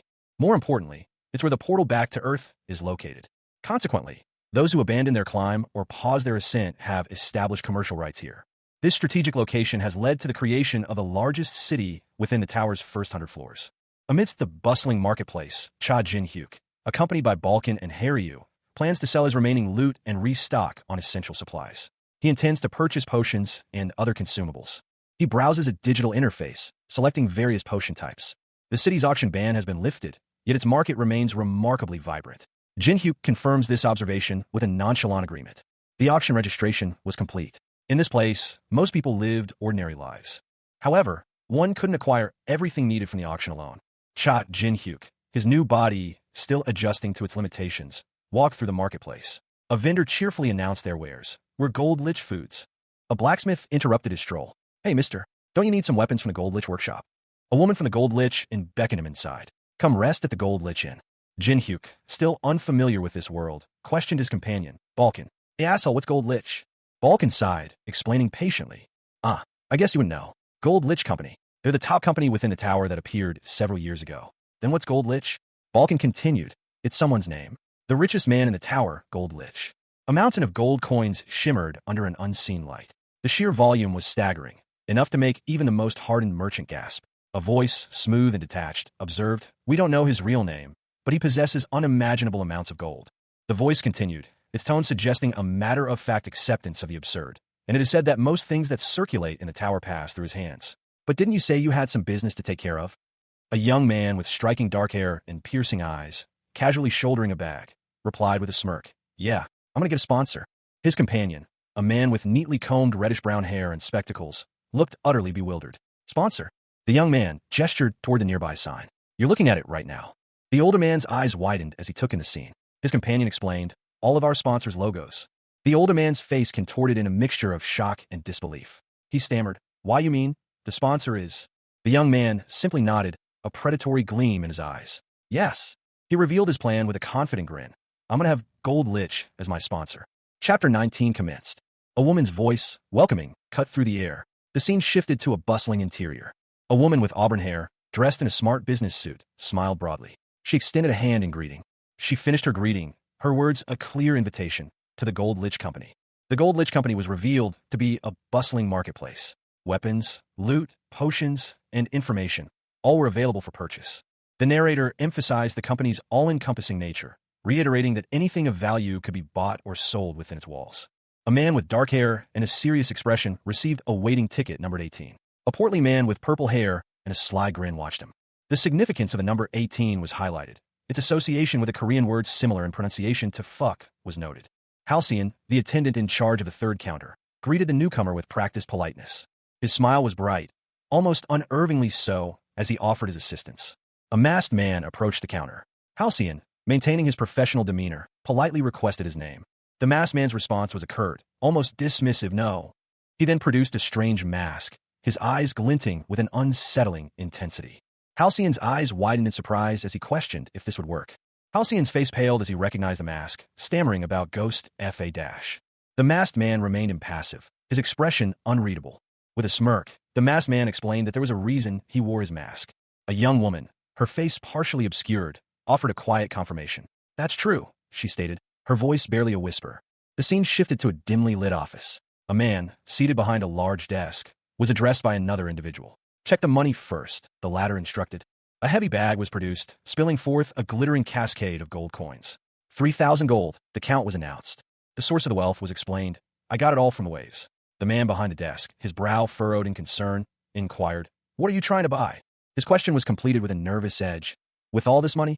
The man with the gold revealed his intentions. "Goldblick," he stated, his gaze unwavering. "I want to buy a meeting with him." The clerk's reaction was one of stunned disbelief. The clerk's eyes widened in shock. "Sir Goldblick?" he exclaimed. His disbelief morphed into a judgmental assessment. "Is this bastard insane?" A man's face, etched with suspicion, filled the frame. His thoughts, a silent question, hung heavy in the air. Was it true that he was a ruffian outside the tower? The scene shifted to a dimly lit bar. Two men sat at the counter. One, sharply dressed, questioned the other, a younger man with intense eyes. "What's wrong? You said anything can be bought and sold here." The younger man's face was grim. He began his reply, his voice laced with regret. I'm sorry, but this deal is... He finished the sentence, his tone firm and resolute. Not possible. The sharply dressed man leaned forward, his curiosity piqued. How come, he asked. The younger man responded, there are two reasons. First, Sir Goldlich is busy. He paused for effect, then continued. Second, the younger man gestured towards a bag of gold coins on the counter. But the money you've offered is too little. The coins spilled from a bag, a glittering cascade. He explained, 3,000 gold is a lot, but it's nothing compared to the value of Sir Goldlich's time. The younger man stroked his chin thoughtfully. He concluded, I guess it can't be done. HM. A young man, his face etched with worry, addressed someone unseen. He began, I'm sorry, but please Leah Dash. The unseen individual responded curtly. Then, a second man, his eyes gleaming with an unnerving intensity, appeared. He asked, how much would I need to pay for a meeting with the manager here?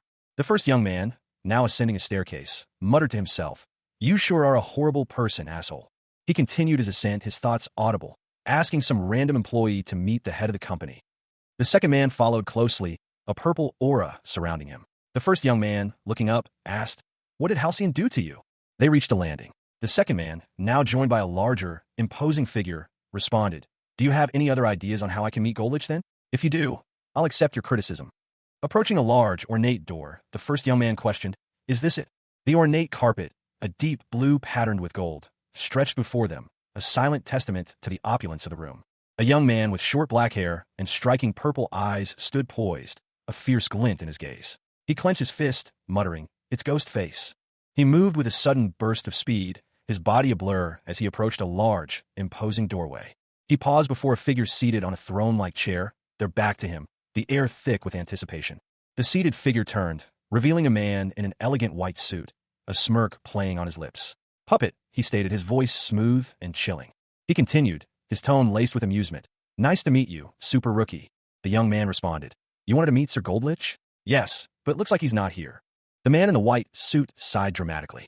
I'm sorry, but with the money you offered, then how about this? The young man smirked, a confident glint in his eyes. Over first. A man in a dark suit, his face obscured, confidently declared, he will definitely become my sponsor once he meets me. His declaration was met with a weary sigh from another man, who retorted, Eche, you're making bets with your arrogance now. A new figure entered the scene, a man with dark hair and a mask resembling a demon's face. He stated calmly, I've heard a lot about you. The man in the white suit responded, but it doesn't feel nice to hear you talk about him so casually. The masked man's hands glowed with purple energy, thin threads emanating from his fingertips. He explained, with my trait, marionette. The purple energy intensified, forming intricate patterns around him as he continued, I can control entangled person's strings at will. He addressed the other two, I'm sorry, but you're going to have to leave. His eyes glowed with an eerie purple light as he smirked. Arrogance. A powerful fist, imbued with dark energy, connected with its target. The impact sent shockwaves rippling outwards. His opponent, a figure cloaked in shadow, smirked. I'll wager your arrogance too, then, he declared, his voice laced with dark amusement. The cloaked figure unleashed another wave of dark energy, a torrent of power that seemed unstoppable. Is this still not enough? He taunted. But his attack was met with an unexpected counter. A realization dawned on him. His skill, effective even against 180th floor climbers, had been completely nullified. His eyes widened in disbelief. Ow! He exclaimed, his voice a mixture of shock and anger. His opponent, unfazed, simply replied, all right. A sinister purple energy began to emanate from his hands. He continued, then how about this? With a flourish, he clasped his hands together. A wave of dark energy pulsed outwards. The energy intensified, swirling around him like a vortex. The scene shifted to a peculiar expanse of water, its surface resembling a network of interconnected, dark gray, cracked tiles. The water itself was a murky teal, disturbed only by subtle ripples. A man with short, dark hair, his expression unreadable, addressed someone unseen. He confidently stated that this was a sight they were encountering for the first time. He revealed the location, the mind realm. Another man, his eyes a striking violet, explained the process of separating one's soul and mind from their physical body. The first man, his brow furrowed in thought, questioned how a 10th floor climber could possibly know about this realm.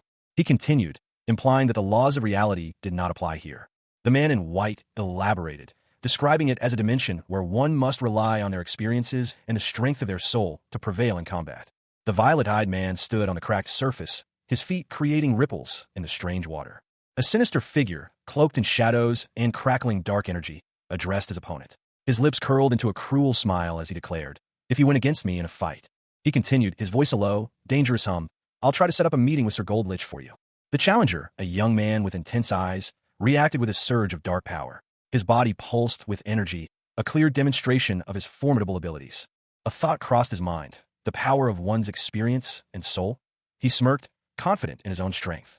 The scene opens in a lavishly decorated chamber. A man with dark hair, sharp features, and a confident smirk stands before a large, ornate screen. He is dressed in a pristine white suit, the sleeves pushed up to reveal his hands. He speaks, his voice calm, yet commanding, all right. His hands glow with an eerie, purple energy as he continues. Then how about this? The man's hands are clasped together, the purple energy intensifying, creating a mesmerizing ripple effect. The scene shifts to a vast, ethereal expanse of rippling water, reflecting an otherworldly light. The surface is broken by a pattern of dark, almost crystalline formations. A man with dark hair and a sharp jawline appears, his expression amused. He addresses someone unseen. I'm sure this is your first time seeing this. He reveals the location. This is the Mind Realm, an infinite realm newly made by. The scene opens with a close-up on Cha Jin-hyuk's face, his lips curled into a sinister smile. His thoughts, dark and calculating, echo in the silence, separating our soul and mind from the body. The weight of his plan hung heavy in the air. The camera pulls back to reveal the full figure of Jin-hyuk, now in a new body, his expression intense. He addresses someone unseen, his voice a low murmur. How does a 10th floor climber? The question hanging unfinished, pregnant with unspoken implications. His interlocutor, a man in a sharp white coat, responds, his tone condescending yet informative. Then I'm sure you're aware that the laws of reality don't apply here. The man gestures expansively as he continues his explanation, his words painting a vivid picture of a strange new world. A dimension where you have to use your experiences and the strength of your soul to fight. The man's words hang in the air, a challenge issued. If you win against me in a fight, he states, his confidence unwavering. A surge of dark energy erupts around the man, revealing a hidden power. His face is now obscured by shadows, but his voice remains calm and assured as he makes a proposition. I'll try to set up a meeting with Sir Goldlich for you. Jin-hyuk's eyes glow with a purple energy, mirroring the swirling power around his opponent. He is clearly considering the offer. Purple energy crackles around him, a visual representation of his growing power. He is preparing for the challenge. Jin-hyuk's thoughts are focused on the implications of the man's words, the power of one's experience and soul. The concept is both intriguing and daunting. A sneering face, framed by a halo of purple energy, filled the space. The words, "You're no match for me then," hung in the air, a clear declaration of superiority. The scene shifted. A figure, bound by glowing purple threads, struggled against their restraints. His opponent, a dark silhouette, taunted, "Are you still unaware?" A powerful hand clenched, energy crackling around it. The thought, "Your trait," echoed in the mind of the bound figure. The attack failed. "Doesn't work on me," boomed the voice of the defiant figure, as the energy dissipated harmlessly. He moved with surprising speed, a blur of motion as he broke free from the restraints, splashing into water. Emerging from the water, he smirked. The question, "How can a 10th floor climber know about my trait?" formed in his mind. The thought, "He possesses the mental prowess of at least a 100th floor climber," crossed his mind. He revised his assessment. No, maybe above a 200th floor climber. A sneering man, his dark eyes gleaming with malice, declared, "Fine." He pointed a finger, adding, "I'll acknowledge that you're on par with me." Suddenly, a figure, seemingly caught off guard, stumbled backward, a look of shock on his face. He crashed into the water, the impact sending a spray of icy droplets into the air. Gasping for air, the man struggled in the water, his eyes wide with alarm. This is... His body began to visibly dissolve, a horrifying transformation taking place before his very eyes. The process continued, the man's form melting away into a viscous, green substance. Several figures, clad in dark suits marked with a star symbol, stood silently watching as the transformation completed. His eyes, now glowing with an unnatural purple light, widened in shock and terror. Atop the tower, a chilling question echoed in the mind of the lone figure observing the scene below. Puppets. He crouched low, his gaze sweeping across the multitude of identical figures arrayed before him. Their stillness was unnerving. The perspective shifted, revealing the sheer number of these eerily uniformed beings. A powerful necromancer, his form cloaked in shadow, stood amidst his creation. A malevolent purple energy pulsed from his outstretched hand. "Puppet army," he declared. The necromancer's thoughts turned inward. In the mind realm, experience is the ultimate strength. He addressed the silent army, a cruel smile playing on his lips. These puppets, he explained, were the product of his accumulated experience. His focus shifted to the challenge ahead, to ascend beyond the 100th floor.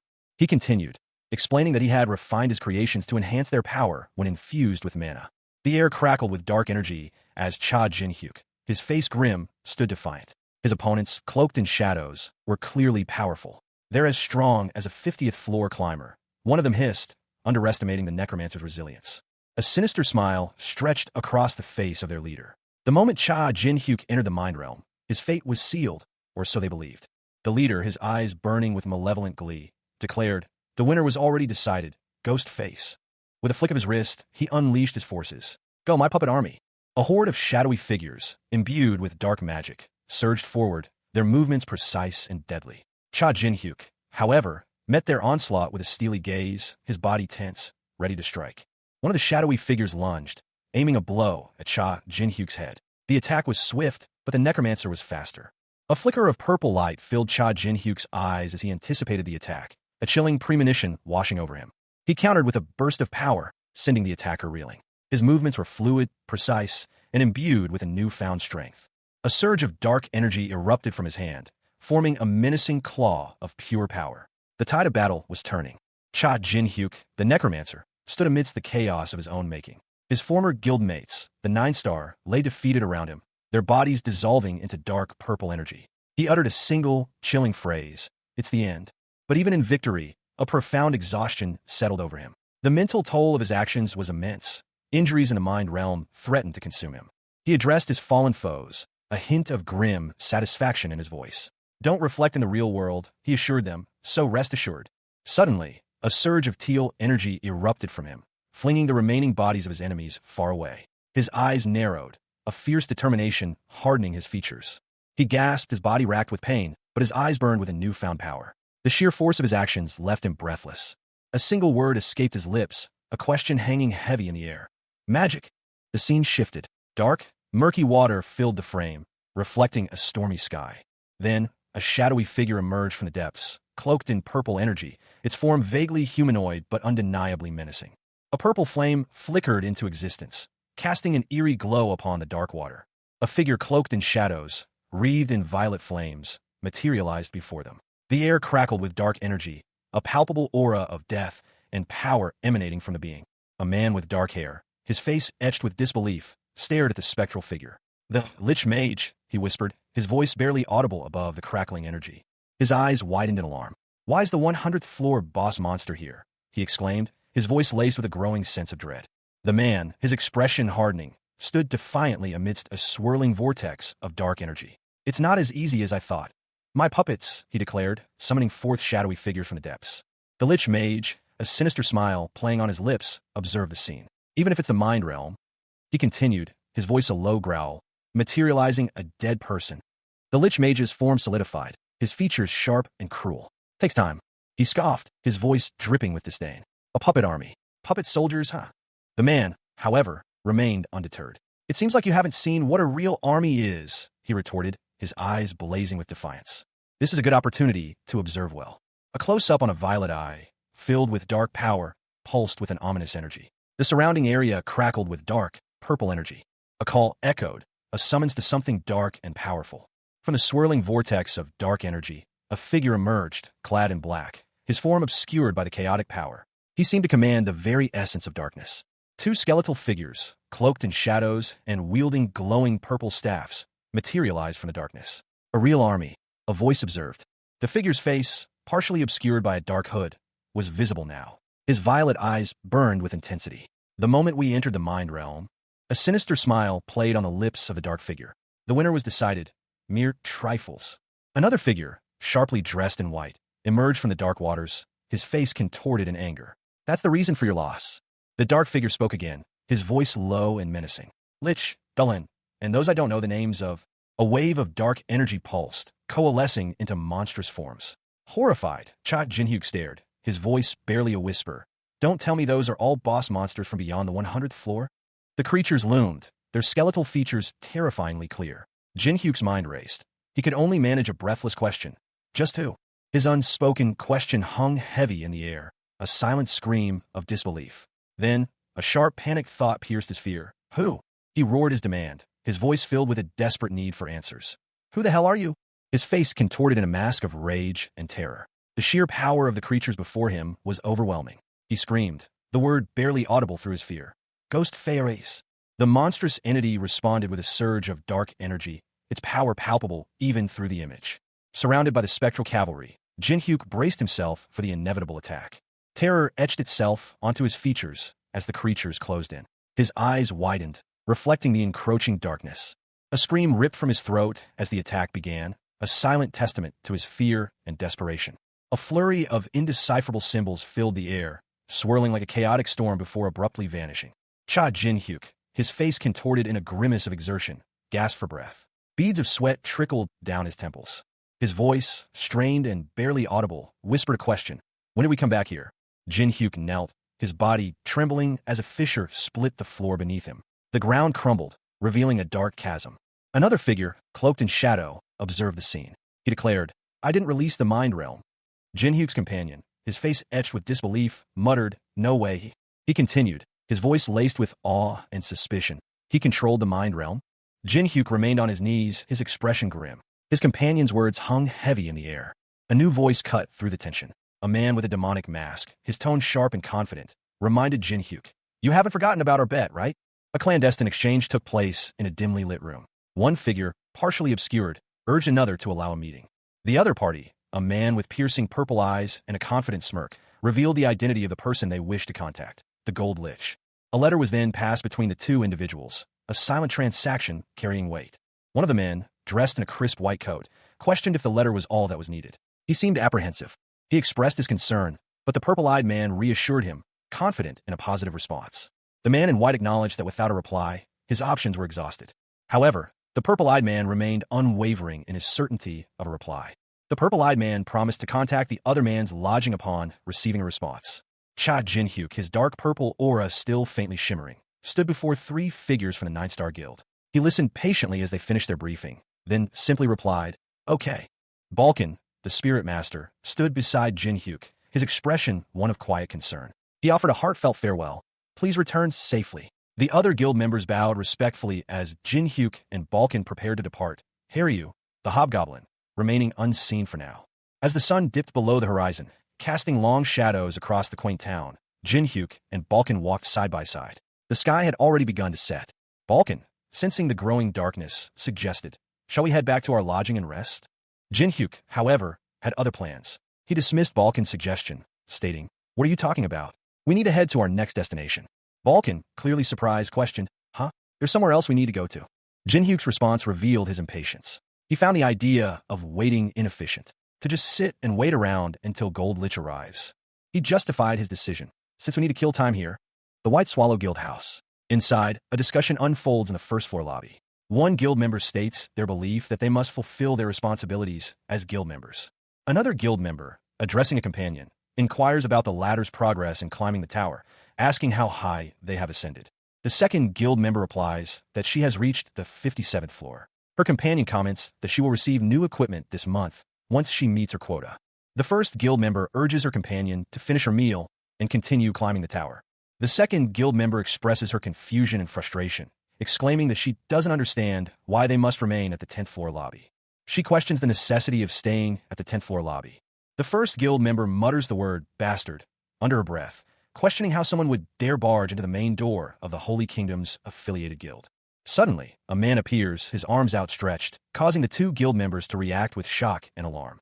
Two women, one with blonde hair and the other with dark hair, sat behind a long table in what appeared to be a grand hall. They welcomed a man who stood before them, his expression unreadable. Welcome to White Swallow, one of the women stated. The other inquired, what brings you here today? The man, however, seemed lost in thought. A single word escaped his lips. Ah. His gaze shifted inward, a question forming on his lips. He murmured to himself, why am I here? A sly smile spread across his face as he leaned back, a glint in his eyes. He mused aloud, raiding the tower is so difficult. I want to join a guild. A young man with dark hair and piercing eyes stood before a grand wooden door, a scowl etched onto his face. He muttered to himself, which stupid bastard would barge into the Holy Kingdom's affiliated guild's main door? Suddenly, the doors burst open, revealing the young man striding confidently into a large hall. Two women, startled, watched him. One of the women, blonde and stern, managed a strained greeting. Welcome to White Swallow. What brings you here today? He turned, a small, almost imperceptible smirk playing on his lips. The view showed only his back, a dark turtleneck sweater and a small, light blue earring. His face, now visible, held a mischievous glint. He asked, why am I here? One of the women sighed. Raiding the tower is so difficult. The young man grinned, a confident gleam in his eyes. I want to join a guild. A casual conversation unfolds within the bustling guild hall. Two women, their expressions alight with amusement, exchange words. One of the women, a blonde with a mischievous grin, remarks, oh, it's just someone who wants to join. I was so surprised. The blonde's expression shifts, her surprise turning to a thoughtful frown. Her companion mirrors the change in demeanor. A young man with dark hair and intense eyes enters the scene. He calmly states, if we recommend a newbie to the guild members. He continues, explaining the significant benefits of such a referral. The referrer can obtain a large amount of power. The young man addresses the two women, his tone inquisitive. Cool mean. Do you perhaps have a referrer? Did someone direct you here? The newcomer responds with a confident smile. No, I don't. I came because this was a large guild's affiliate. The two women react with excited expressions, whispering to each other, nice. One of the women, however, expresses a more cautious assessment of the newcomer. He's a beginner who doesn't know anything. A woman with fiery red eyes and blonde hair, clad in dark armor, challenged a man with dark hair and an earring. Can you show us some of your skills then? She demanded, her tone sharp and expectant. The man, intrigued, responded thoughtfully, skills. He then turned to a hooded woman standing nearby. Could you lend me a coin? He asked. The hooded woman, startled, offered a coin, questioning, a coin? Is this okay? The man took the coin. A confident smirk spread across his face as he held the coin. With this coin, with a swift movement, he effortlessly broke the coin in half with his bare hands. The two women watching gasped in astonishment. Oh my, with his bare hands. One of the women, still speechless, could only manage a breathless, amazing. The man, a mischievous glint in his violet eyes, added with a playful tone, and I can do some basic magic. The other woman exclaimed, magic? Cha Jin-hyuk, a man whose violet eyes held a glint of mischief, smirked. Yes, magic. He confirmed, a hint of amusement in his tone. With a flick of his wrist, a small fire ignited in his palm, a simple spell forming within a glowing sigil. I can do basic magic, he explained, like lighting a fire like this. Two women watched, their expressions a mixture of surprise and awe. One with blonde hair gasped, oh, you have a lot of small talents. The other woman, dark-haired, shared her companion's astonishment. This is amazing. His skills right now aren't what's important. The blonde woman continued, her voice brimming with excitement. Yeah, if we get him to learn under us, he might become a tycoon. Her dark-haired companion leaned inconspiratorially. On top of that, he's good-looking too, what? That's your type. Jin-hyuk's smirk deepened, his eyes gleaming with an unspoken plan. Soon, suddenly, a sound pierced the air, causing the three to exchange worried glances. The blonde woman exclaimed, what? What's that sound? A wave of panic washed over the room. A muscular man in red armor urgently announced, something bad happened. His words were quickly followed by another alarming report. A spirit monster is going crazy outside. The man's face contorted in terror as he added, it's destroying the village. A blonde woman with fiery red eyes responded with a sharp command. Everyone who has climbed above the 50th floor are all summoned. Come out right now. A woman with dark hair and a hooded cloak beside her groaned. Ugh, at such an important time. The blonde woman barked another order. Wait right here. The blonde woman, along with a dark-haired man, reassured the hooded woman. We'll solve this quickly and come back. The dark-haired man approached a large wooden door, his back to the viewer. Cha Jin-hyuk, his face obscured by shadow, stood before a heavy, dark curtain. With a practiced hand, he began to draw it back, a hint of anticipation in his posture. He considered his reflection, a faint purple glow emanating from his eyes. The question formed in his mind. Should he revert to his previous, more powerful form? The transformation was swift. A terrifying mask of purple energy solidified over his face, his hands crackling with dark power. He was ready. A voice cut through the air, sharp and urgent. Get away from the shopping district. It's dangerous. The scene shifted to a chaotic street, where a powerful, magical blast erupted. Panic filled the air. Items get destroyed the moment they get close. Our attacks don't work, cried one of the onlookers, highlighting the strange nature of the threat. Two figures, a woman and a man, attempted to engage the source of the chaos, but their attacks proved ineffective against the strange purple energy. A man with glasses, his face contorted in frustration, muttered, I'm resentful, his words laced with a potent mix of anger and helplessness. Meanwhile, a nearby observer commented on the man's awkward display of emotion, highlighting the contrast between his inner turmoil and the escalating external threat. Balkan, the spirit master, and Haryu, the hobgoblin, stood side by side, their faces etched with worry. Sweat beaded on their brows, reflecting the dim light of their surroundings. Meanwhile, a man with wild, purple hair and spectacles, his face contorted in a mixture of anger and frustration, muttered to himself. He clearly shared their apprehension. He continued, his voice laced with bitter resentment. I haven't done anything like acting for the past decades. His anger intensified as he spat out the name. That damn Cha Jin-hyuk, to bring such shame upon the first spirit master. His voice was thick with fury. I'll never forgive you. Suddenly, a blur of motion erupted. A powerful blow landed. The man gasped back. He was sent sprawling, the force of the impact sending him crashing to the ground. A figure, cloaked in shadow, moved with lethal grace. Their foot landed with a sharp thud. The impact echoed through the chamber as Cha Jin-hyuk, the once powerful necromancer, crashed to the floor. His body, now a vessel far removed from its former glory, lay still, the remnants of his red robes scattered around him. He tumbled, a whirlwind of motion against the aged stone walls. The force of the blow sent tremors through his borrowed frame. He continued his search, a frown etching itself onto his demonic features. The unspoken question hung heavy. I wonder where it is? Meanwhile, Balkan, the spirit master, reacted to the commotion. His voice, a low murmur, betrayed his unease, so loud, seriously. He and another figure cautiously approached the source of the disturbance, their faces etched with worry. Balkan's companion voiced his apprehension. What the hell's happening? The question was cut short by a sudden, sharp sound. Balkan's eyes widened in alarm as he registered the sound. His mouth gaped open in a silent scream. A figure, cloaked in shadow and wearing a crimson Oni mask, stood within a dimly lit chamber. His eyes, glowing purple, were fixed on someone unseen. The question hung heavy in the air. Who are you? How did you get in here? His question was met with swift action. A hand shot out, seizing the intruder by the throat. The masked figure effortlessly overpowered his assailant. He surveyed the room, his gaze settling on a vast collection of books. A thought crossed his mind. Could the information he sought be among them? Approaching two individuals, he stated his purpose plainly. I'm looking for something. You guys are affiliated with the Holy Kingdom, right? I want a list of the other guilds and their exact locations. His true intentions were revealed in the following statement. Of course, it's to find them and destroy them. The chilling declaration was punctuated by a close-up of his masked face, his purple eyes burning with cold determination. One of the men reacted with a mixture of fear and disbelief. After making 2 of the 9 stars your enemy, the masked figure responded with a chillingly calm, "Thank you for your concern." A tense interrogation unfolded. One man, his face etched with worry, demanded information, his words sharp and urgent. But is this the time for you to be concerned about someone else? If you don't give me the information right now, he continued, his voice rising in panic, you might die. The man's fear was palpable. His hands trembled as he gestured wildly, his eyes darting around the room. He pointed towards a desk, whispering, over there on the desk.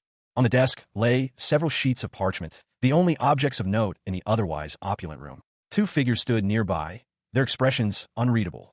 One of them, a man with a demonic mask concealing most of his face, spoke. His voice was devoid of emotion. Thanks for not wasting my time. He approached the desk, his movements deliberate and precise. The other figure remained motionless, watching. His hand reached out, gently resting on the topmost sheet of parchment.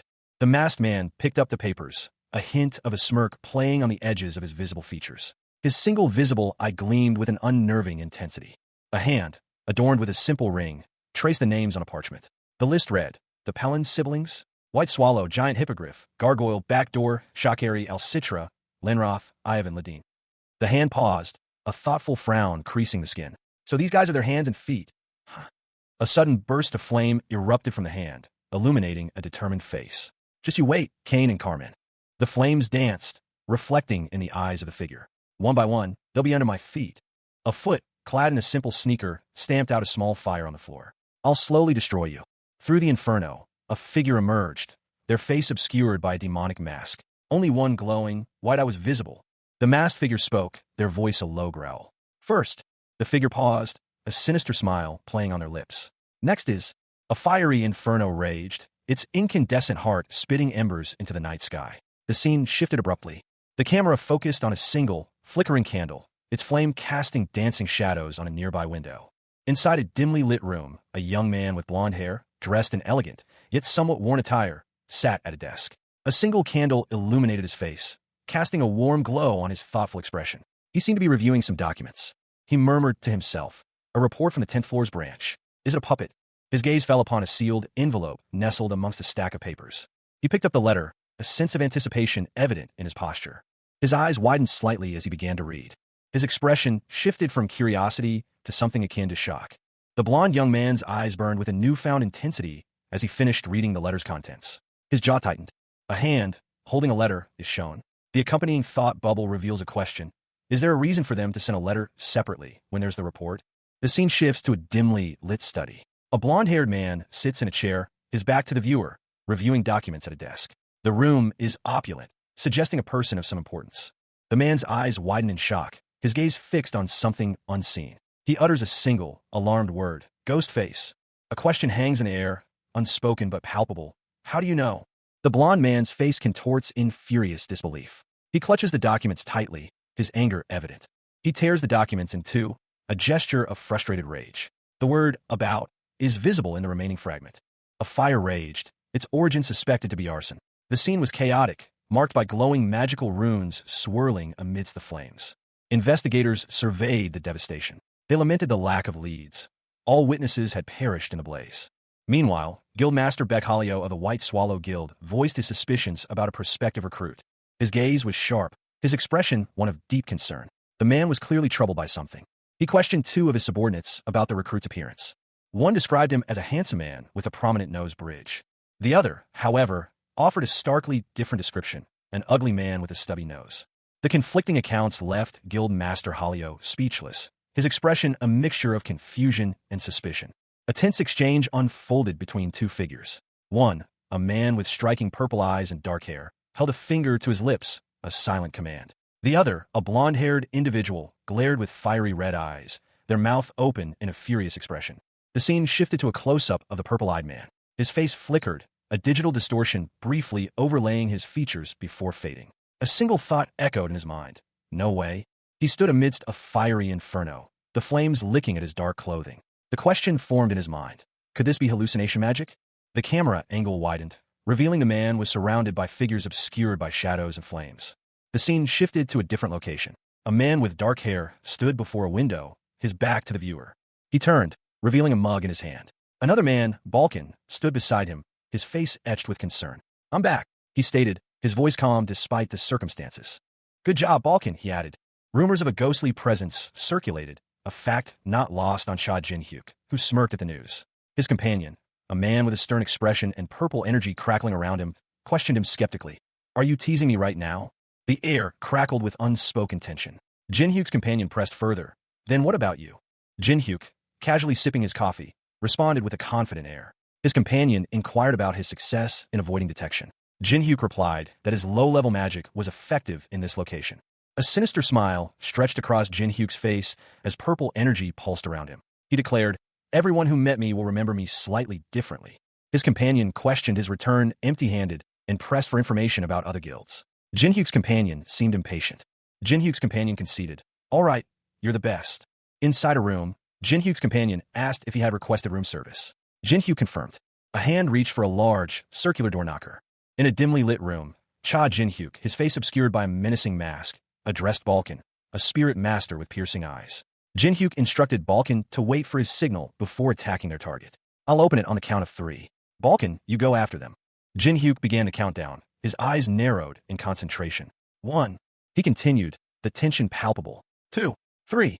With a surge of dark energy, Jin-hyuk unleashed a torrent of purple chains, binding his unseen target. A muffled cry of pain, "Ack!" echoed as the chains tightened around their victim. The chains dragged their struggling captive into view. It was a man in a business suit, clearly surprised and in distress. The captured man gasped. Jin-hyuk's masked face loomed closer, his eyes glowing with an eerie purple light. The captive continued, "You're the person I saw at Goldlich store?" "Yes. My name's Halshin. Ghost, no, Dirgist." A young man with neatly styled brown hair grinned widely, a single bead of sweat tracing a path down his temple. He announced, "Sir Puppet sent me here."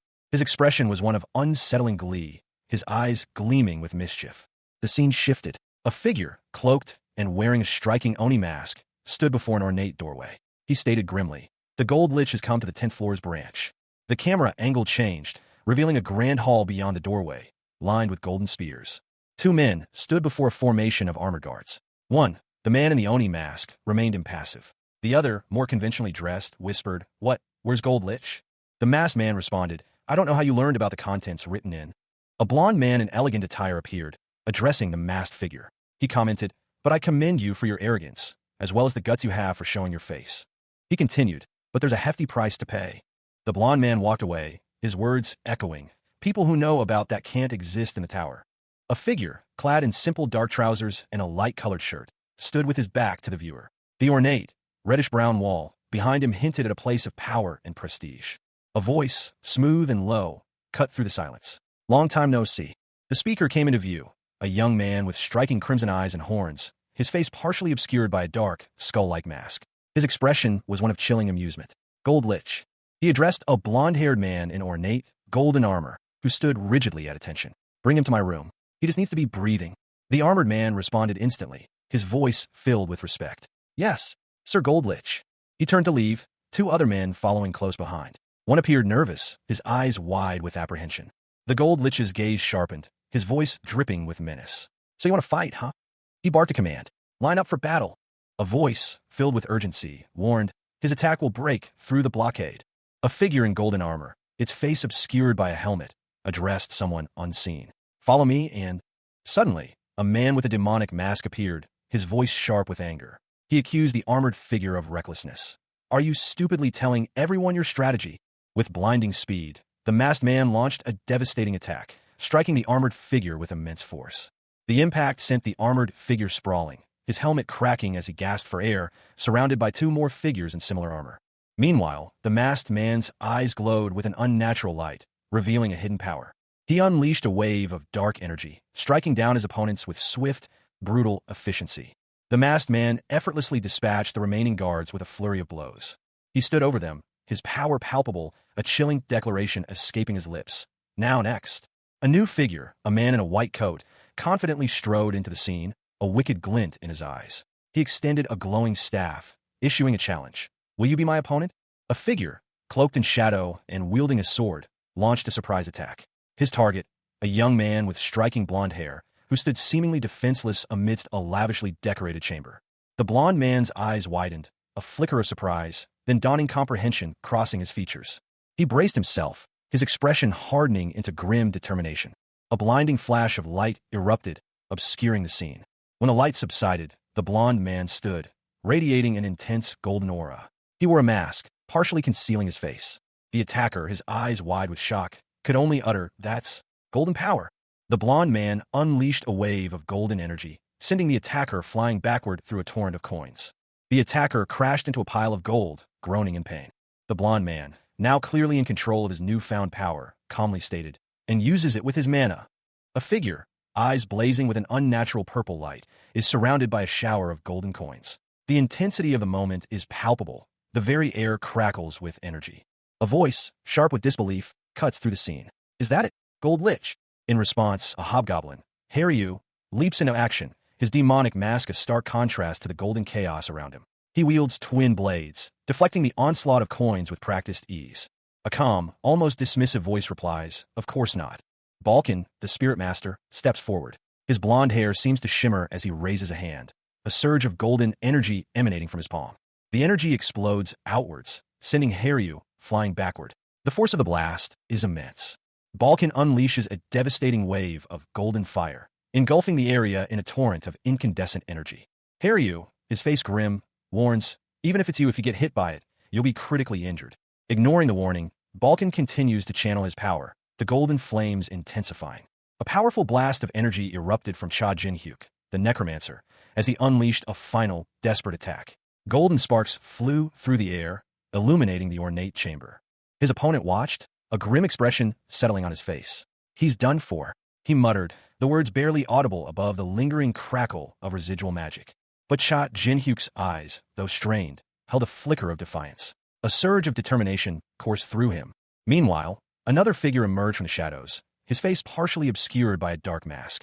"In a battle of speed," he stated, his voice low and menacing, "I will be the last to lose."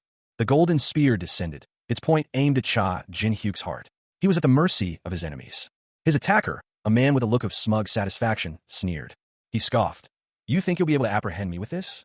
Cha Jin-hyuk, despite his weakened state, met his gaze with unwavering intensity. "If I wanted to," he said, his voice dangerously calm, "I could kill someone like you."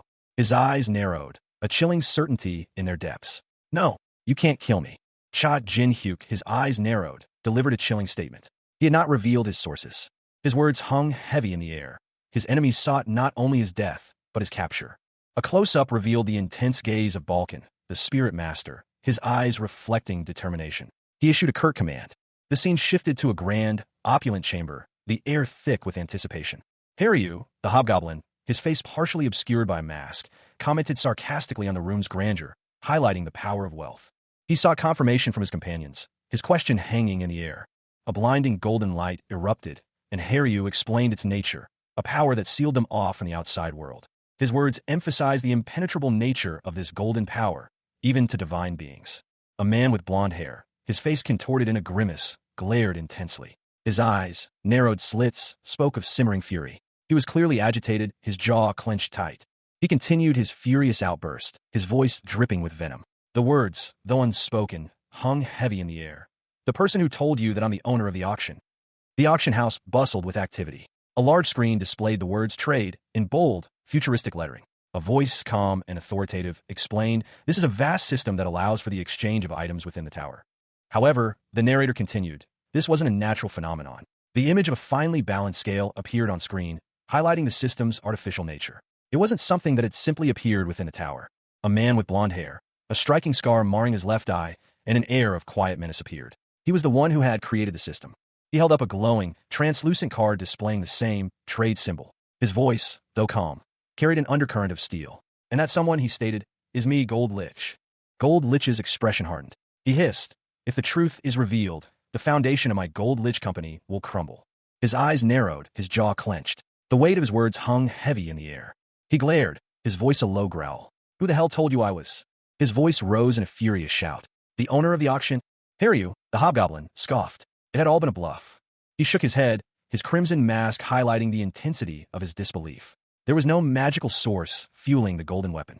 Balkan, the spirit master, watched in astonishment as golden energy coalesced into a weapon in Cha Jin-hyuk's outstretched hand. The weapon solidified. A magnificent golden halberd materialized before him.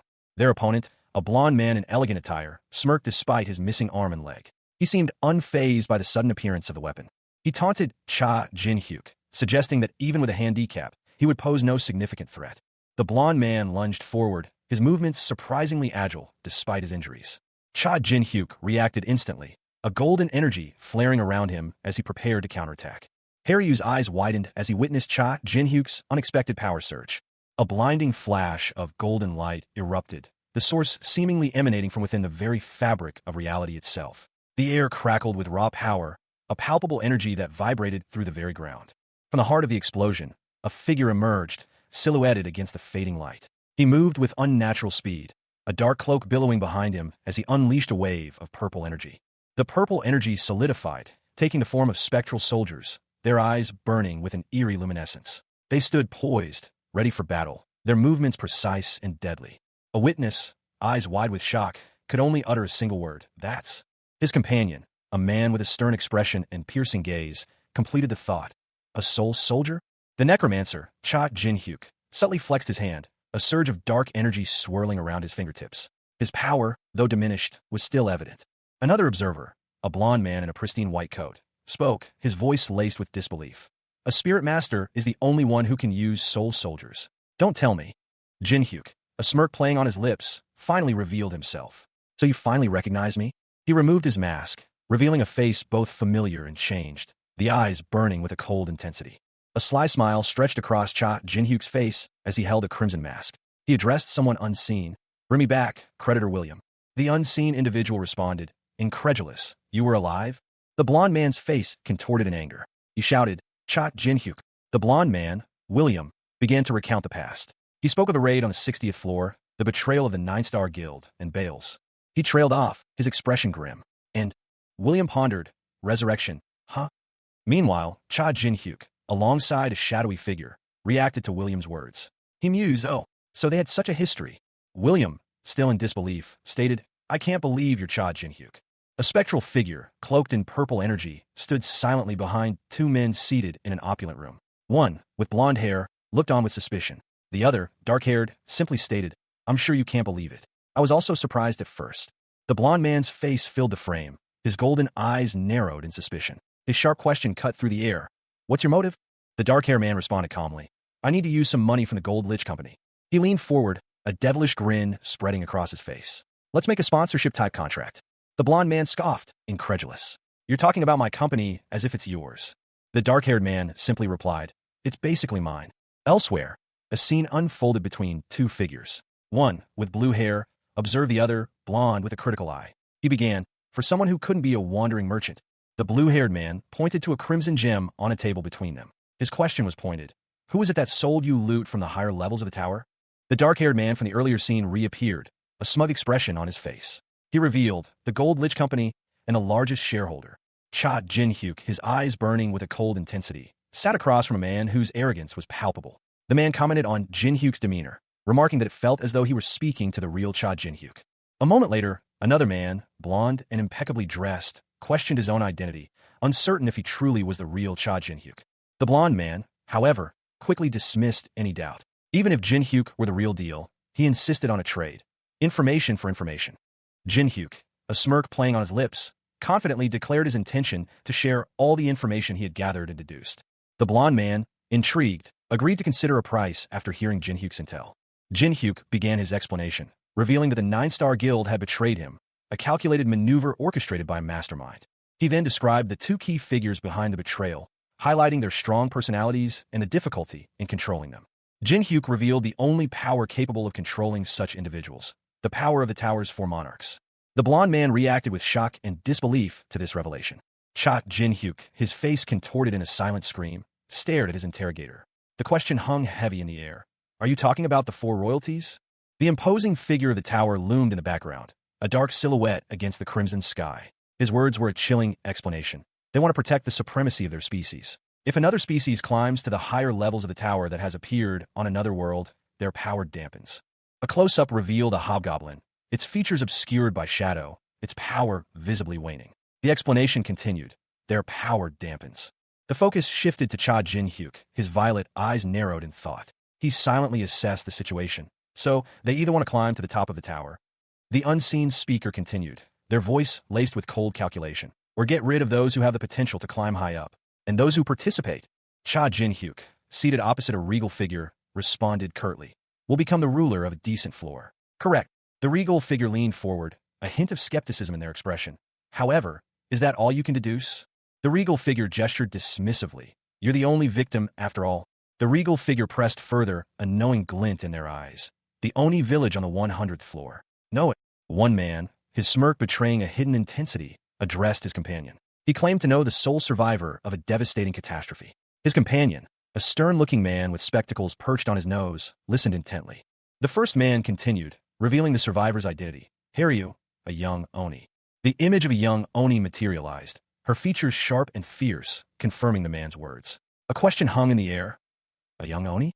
Suddenly, the scene shifted. Haryu, wielding a sword, engaged in a fierce battle against a towering, monstrous foe. The clash of steel echoed through the desolate landscape. Despite her valiant efforts, Haryu found herself momentarily on the defensive, muttering, "Not yet." Haryu's face, contorted in grim determination, reflected her inner struggle. She realized that her current strength was insufficient. She gritted her teeth, acknowledging the need for greater power to overcome the looming threat. A sudden, ominous presence emerged from the shattered earth, its horns and dark attire hinting at immense power.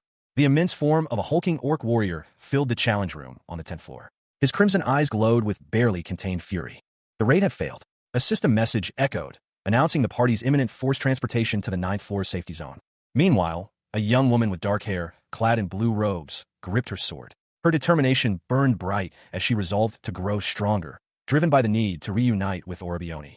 A woman with vibrant red hair and horns, her features sharp and cruel, questioned the blue-robed woman's groaning. The blue-robed woman retorted, questioning why she was only being used when needed.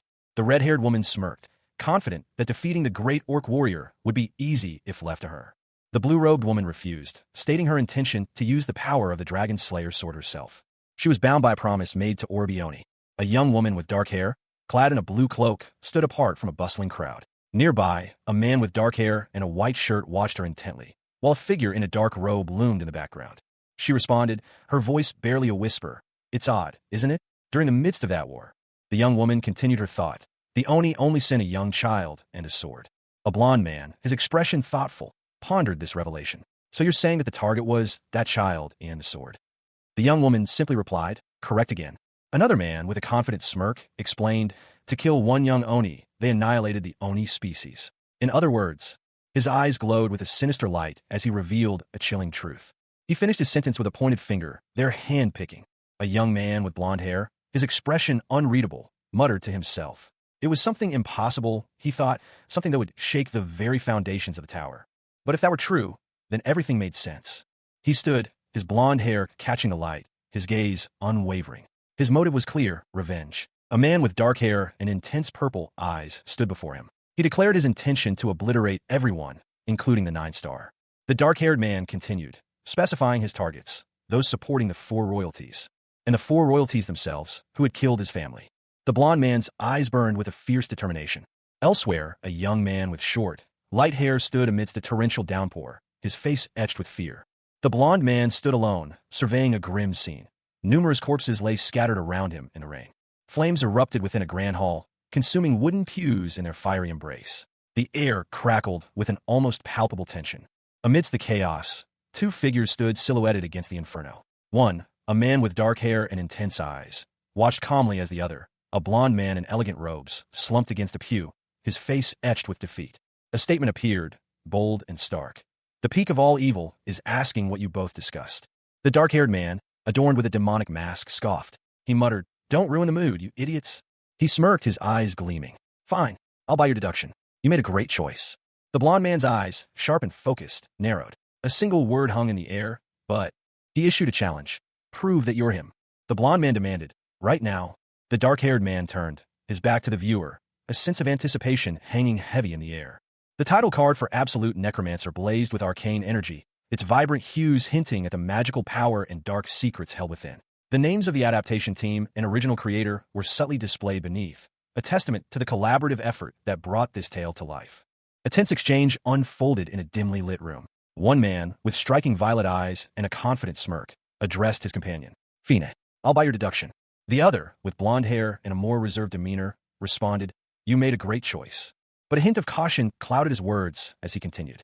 His golden eyes narrowed, focusing intently on his companion. He demanded, "Prove that you're him." The blonde man, now clearly agitated, insisted, "Right now." The violet-eyed man let out a small chuckle, a hint of annoyance in his tone. He retorted, "Huh, did you not trust me in the slightest? Do you really need to go this far?" The blonde man, seemingly unmoved, simply stated, "Merchant, trust is an asset." A man with blonde hair, sharp features, and an expensive-looking coat stood before a potential buyer. His expression was one of controlled impatience. "I can't sell or buy anything with just a slight bit of trust," he stated, his voice firm. Meanwhile, another man, this one with dark hair and a more casual attire, watched from a distance. He muttered to himself, "How annoying." The dark-haired man approached the blonde one. He asked, "Can you vouch for my identity?" The blonde man scoffed. His inner thoughts were clear. Asterisk, the peak of all evil is yelling. Who would vouch for your identity with a mere handshake? Asterisk, he then added aloud. He says he'll think about it if it's 3. The dark-haired man responded, "Fine. 3. Deal." The blonde man's internal monologue continued. Asterisk, the peak of all evil is saying that he is the person you're thinking about. He's saying to stop second-guessing. He's saying that he'll put his title, Peak of All Evil, on the line and vouch for him star. His expression softened slightly. The blonde man chuckled. "I can't deny it any further." He then stated, "I'll believe you." Extending his hand, the blonde man said, "It's good to see you again, Ghostface." A quiet confidence hung in the air as one man spoke to another. He expressed his certainty that a time would come when they would use their real names. The second man, a striking figure with dark hair and piercing eyes, introduced himself as Gold Lich, extending a hand in greeting. Gold Lich stated his intention to make a request of his sponsor. His sponsor, a blonde man, readily agreed, promising to fulfill any request that money could buy. Gold Lich revealed his need for items usable within the mysterious tower, emphasizing the need for spares. The blonde man, surprised, questioned Gold Lich's need for such items, given his status as a spirit master. The blonde man voiced his concern that Gold Lich's actions might provoke a war on the 10th floor of the tower. Gold Lich smirked, asking if his sponsor had heard of the term All-Master. A status window appeared, revealing Cha Jinhyuk's class as Spirit Master and his subclass as All-Master. The blonde man's shock was palpable.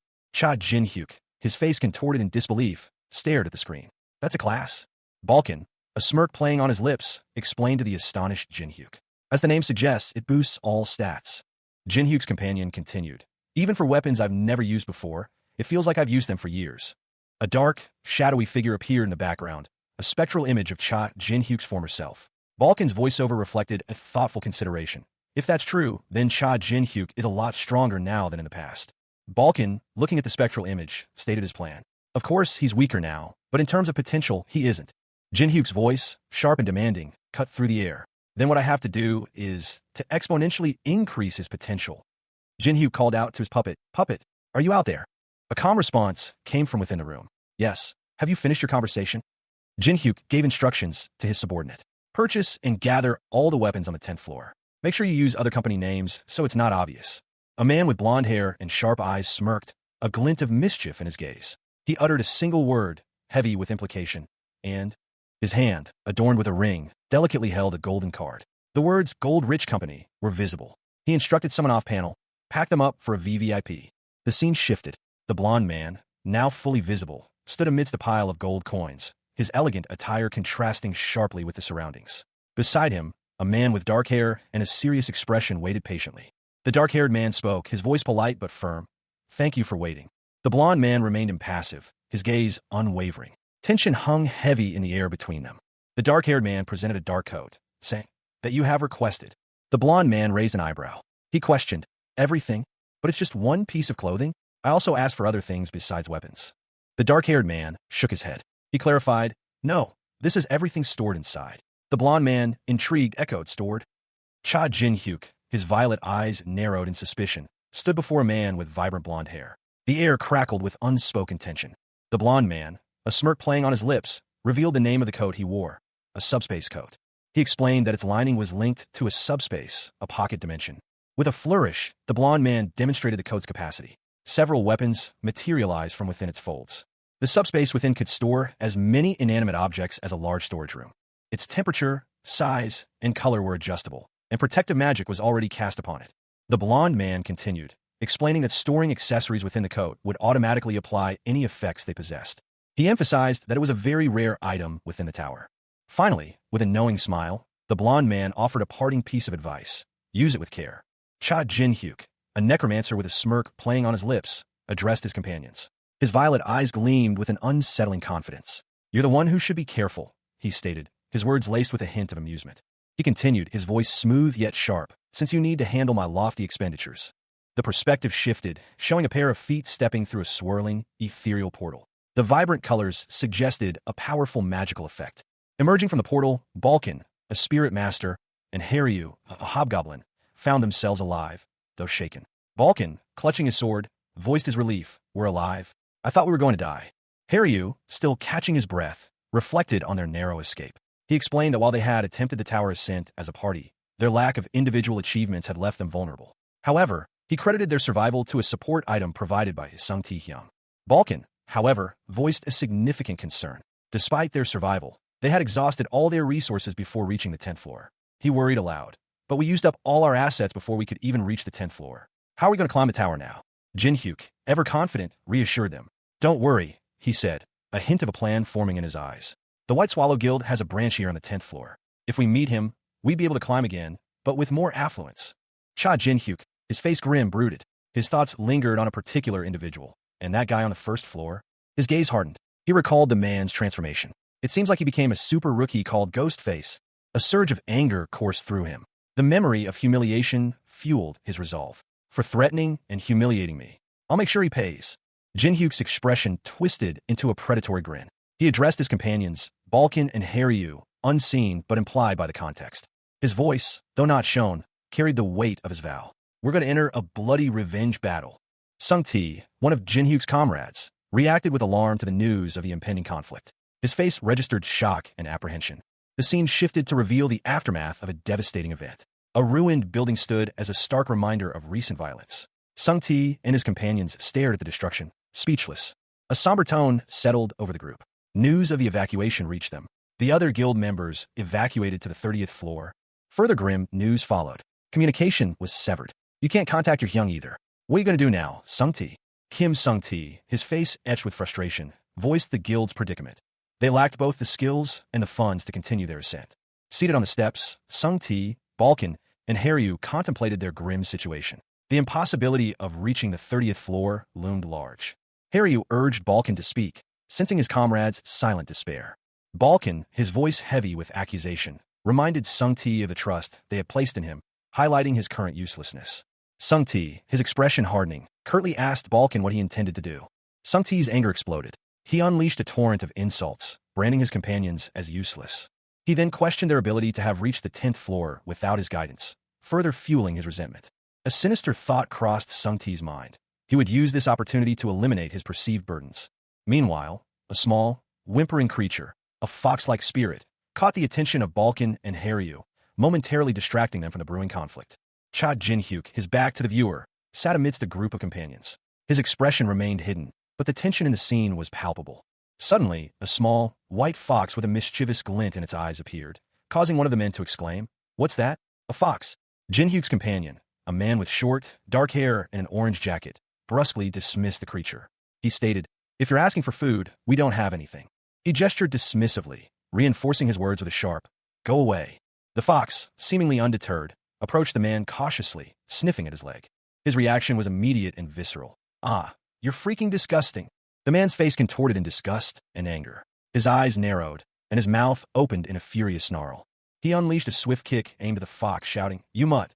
The fox yelped, the impact sending it sprawling. A pained whine escaped its small body. A small, white fox-like creature whimpered, collapsing onto the ground. A man in an orange coat landed gracefully nearby. He addressed the creature, saying that it had arrived at the right time, and confessed that he was also very stressed. The fox-like creature, seemingly injured, disappeared into a crack in the wall. Suddenly, a powerful blow sent the creature flying. The man in orange, his face contorted in anger, cried out, "Why me?" He lamented that nothing ever seemed to work out for him, his life constantly going wrong. He angrily declared that he only had incompetent people around him, further emphasizing his bad luck. A bright blue light erupted, engulfing him. The intense light faded, revealing a shadowy figure. Cha Jin-hyuk, his face grim, brought his foot down with brutal force. The impact sent a shock wave through the air, shattering the sword held by his unseen opponent. A white fox whimpered, collapsing to the ground. He gasped, momentarily disoriented. "Huh?" A voice, laced with irritation, cut through the silence. "Why don't you stop that?" A cloaked figure emerged from the shadows, their eyes glowing with an ominous purple light. "If you continue, it'll just take longer to treat it." Cha Jin-hyuk cried out in pain, clutching his leg. "Ah, fuck, my leg." His face contorted in agony, sweat beading on his brow. The injured fox, eyes wide with surprise, questioned, "Me? Are you talking to me?" The cloaked figure, a sinister smile playing on their lips, declared, "I'm going to be the owner of that fox you stepped on." Cha Jin-hyuk, his face obscured by shadow, walked alongside Balkan and Haryu. Balkan, the spirit master, spoke first, his voice calm, yet resolute. "We have one last destination." Haryu, the hobgoblin, his features partially hidden by a mask, voiced his immediate question. "Where are we going?" Balkan answered, his gaze fixed on the path ahead. "We're going to the Tower of Class Change, to get spirit power." Haryu's skepticism was evident. "Why? You're already a spirit master, though?" he questioned, his tone laced with confusion. Cha Jin-hyuk explained, his voice low and measured. His class change was unique, similar to being an all-master, and he retained memories from his previous life. He still needed to obtain spirit power through cultivation. Balkan nodded slowly, a thoughtful expression on his face. "I see. I didn't think of that." He then added, "First, let's take a break from using Golden Lich's money tonight." Suddenly, a warning flashed across Balkan's mind. The nine-tailed fox had sensed something. Haryu, ever vigilant, pointed toward the distant point. The peak of all evil was telling them to look over there. Balkan, the spirit master, and Haryu, the hobgoblin, walked through the city streets. A faint purple glow emanated from a nearby alleyway, drawing their attention. The source of the glow was a translucent purple screen, displaying a series of cryptic symbols. Haryu, his demonic features sharp in the dim light, addressed the screen. He questioned the entity behind it, referring to it as Nine-Tailed Fox. The screen responded, its symbols shifting to form a message. The Nine-Tailed Fox was requesting their assistance. A further message appeared, conveying a sense of urgency. The fox's baby was in grave danger. Suddenly, a powerful energy surge erupted from the screen, engulfing the area. The resulting shockwave sent Balkan and Haryu reeling. A figure, seemingly Cha Jin-hyuk, appeared, kicking a sword away from a small, white fox-like creature. He looked down at the creature, clearly surprised by the sudden appearance. Cha Jin-hyuk, his face contorted in agony, gasped for breath. Blood splattered across his orange jacket, a grim testament to the brutal attack. A shadowy figure emerged from the gloom, his purple aura crackling with dark energy. He calmly questioned his victim. "Why don't you stop that?" Jin-hyuk, his leg clearly injured, cried out in pain, "Ah! Fuck! My leg!" He opened his mouth, a silent scream escaping his lips as he struggled to comprehend his situation. A small, injured fox whimpered nearby. Jin-hyuk, barely conscious, muttered, "Me? Are you talking to me?" The shadowy figure, his face obscured by a demonic mask, declared, "I'm going to be the owner of that fox you stepped on." Cha Jin-hyuk, his face obscured by shadow, stood amidst the urban sprawl. A faint purple aura crackled around him. He mused, "To think that I would see the offspring of the nine-tailed fox, a mystical animal, in a place like this." A quest notification appeared before him, a stark purple rectangle against the night. "Please save the baby, the disciple of the neutral god, and the nine-tailed fox. After the rescue, please treat it well." The reward was listed as a fox's item, increasing friendliness with a nine-tailed fox. Jin-hyuk smirked, a hint of triumph in his eyes. "I received an unexpected stroke of luck," he thought, the words echoing his inner satisfaction. Suddenly, a man with short, dark blue hair appeared, his expression a mixture of surprise and suspicion. He stared at Jin-hyuk's mask, muttering, "That mask, ghost face?" The man's confusion deepened. He questioned, "Where have I seen you before?" Jin-hyuk remained silent for a moment, his eyes burning with a dark energy. He then responded with a chilling question, "Is that how you're going to—" The man's face contorted in anger. He roared, "Provoke me?" The man shouted a command to his allies. "Guys, get him!" Two figures, clad in dark blue and brown, launched themselves at Jin-hyuk, weapons drawn. The confrontation had begun. Cha Jin-hyuk, eyes blazing with furious purple energy, glared at his attackers. Betrayal, a decade ago, had cost him everything: his life, his powers, and his place within the Nine-Star Guild. But death was not the end. Now, reborn in a new body, he was ready to reclaim what was stolen. A swirling vortex of dark energy pulsed before him, the remnants of his soul transference. The energy dissipated, leaving only a faint trace of its power. He had survived, but at a cost. His necromantic abilities were gone. His pursuers, members of the Nine-Star Guild, reacted with shock and disbelief. One of them, his face contorted in a mask of terror, voiced their collective astonishment. Where did he go? Meanwhile, Jin-hyuk moved with surprising speed, his new body stronger and more agile than before. He left his enemies injured and confused in his wake. A hobgoblin, Haryu, appeared, his crimson eyes burning with intensity. He questioned Jin-hyuk about his actions. "Did you step on it knowing what it was?" Haryu held a small, white fox-like creature. Jin-hyuk, still recovering from his ordeal, was less than impressed by the warning. Another of his allies, the spirit master Balkan, was also present, his expression grim. Cha Jin-hyuk, his face partially obscured by shadow, glared at the screen. A single word, nine-tailed fox, hung in the air, a chilling whisper of his current predicament. He clenched a mask in his hands, his thoughts a storm of bitter rage. The question, "What should I do to those bastards?" echoed in his mind, a silent scream of vengeance. Three figures in dark, hooded cloaks surrounded him. One barked orders, "Surround him, so he can't escape." Jin-hyuk, however, remained calm, his eyes burning with an unnatural light. He calmly addressed one of his pursuers. "Take the item you left behind." A sudden, blinding flash of purple energy erupted from Jin-hyuk. He launched a powerful attack, sending one of his attackers flying backward. Confusion etched itself onto the man's face. One of the attackers stared in disbelief. His eyes widened as he realized what Jin-hyuk had done. He had thrown his severed foot. A violent purple energy erupted from the fallen figures, the force of the explosion sending debris flying. This was no ordinary demise. It was a corpse explosion, a testament to the necromantic power unleashed. From the heart of the blast emerged Cha Jin-hyuk, his new body radiating a dark energy. He clutched a small, white, fox-like creature to his chest, its large ears twitching nervously. He surveyed the scene, his expression grim. Then, addressing the creature in his arms, he murmured, "So?" The hobgoblin, Haryu, his face partially obscured by a mask, watched him intently. He was clearly curious about the small creature. Haryu's question hung in the air. "You're the nine-tailed fox's baby?" The fox-like creature tilted its head, a small, almost imperceptible smile playing on its lips. Jin-hyuk pondered his next move. His thoughts were a whirlwind of uncertainty. But what should I do now? He decided on a course of action. Since I can't keep calling it baby fox. Cha Jin-hyuk, a man whose dark eyes held a hint of mischief, stroked his chin thoughtfully. Beside him, a small, white fox-like creature nestled in a woven basket.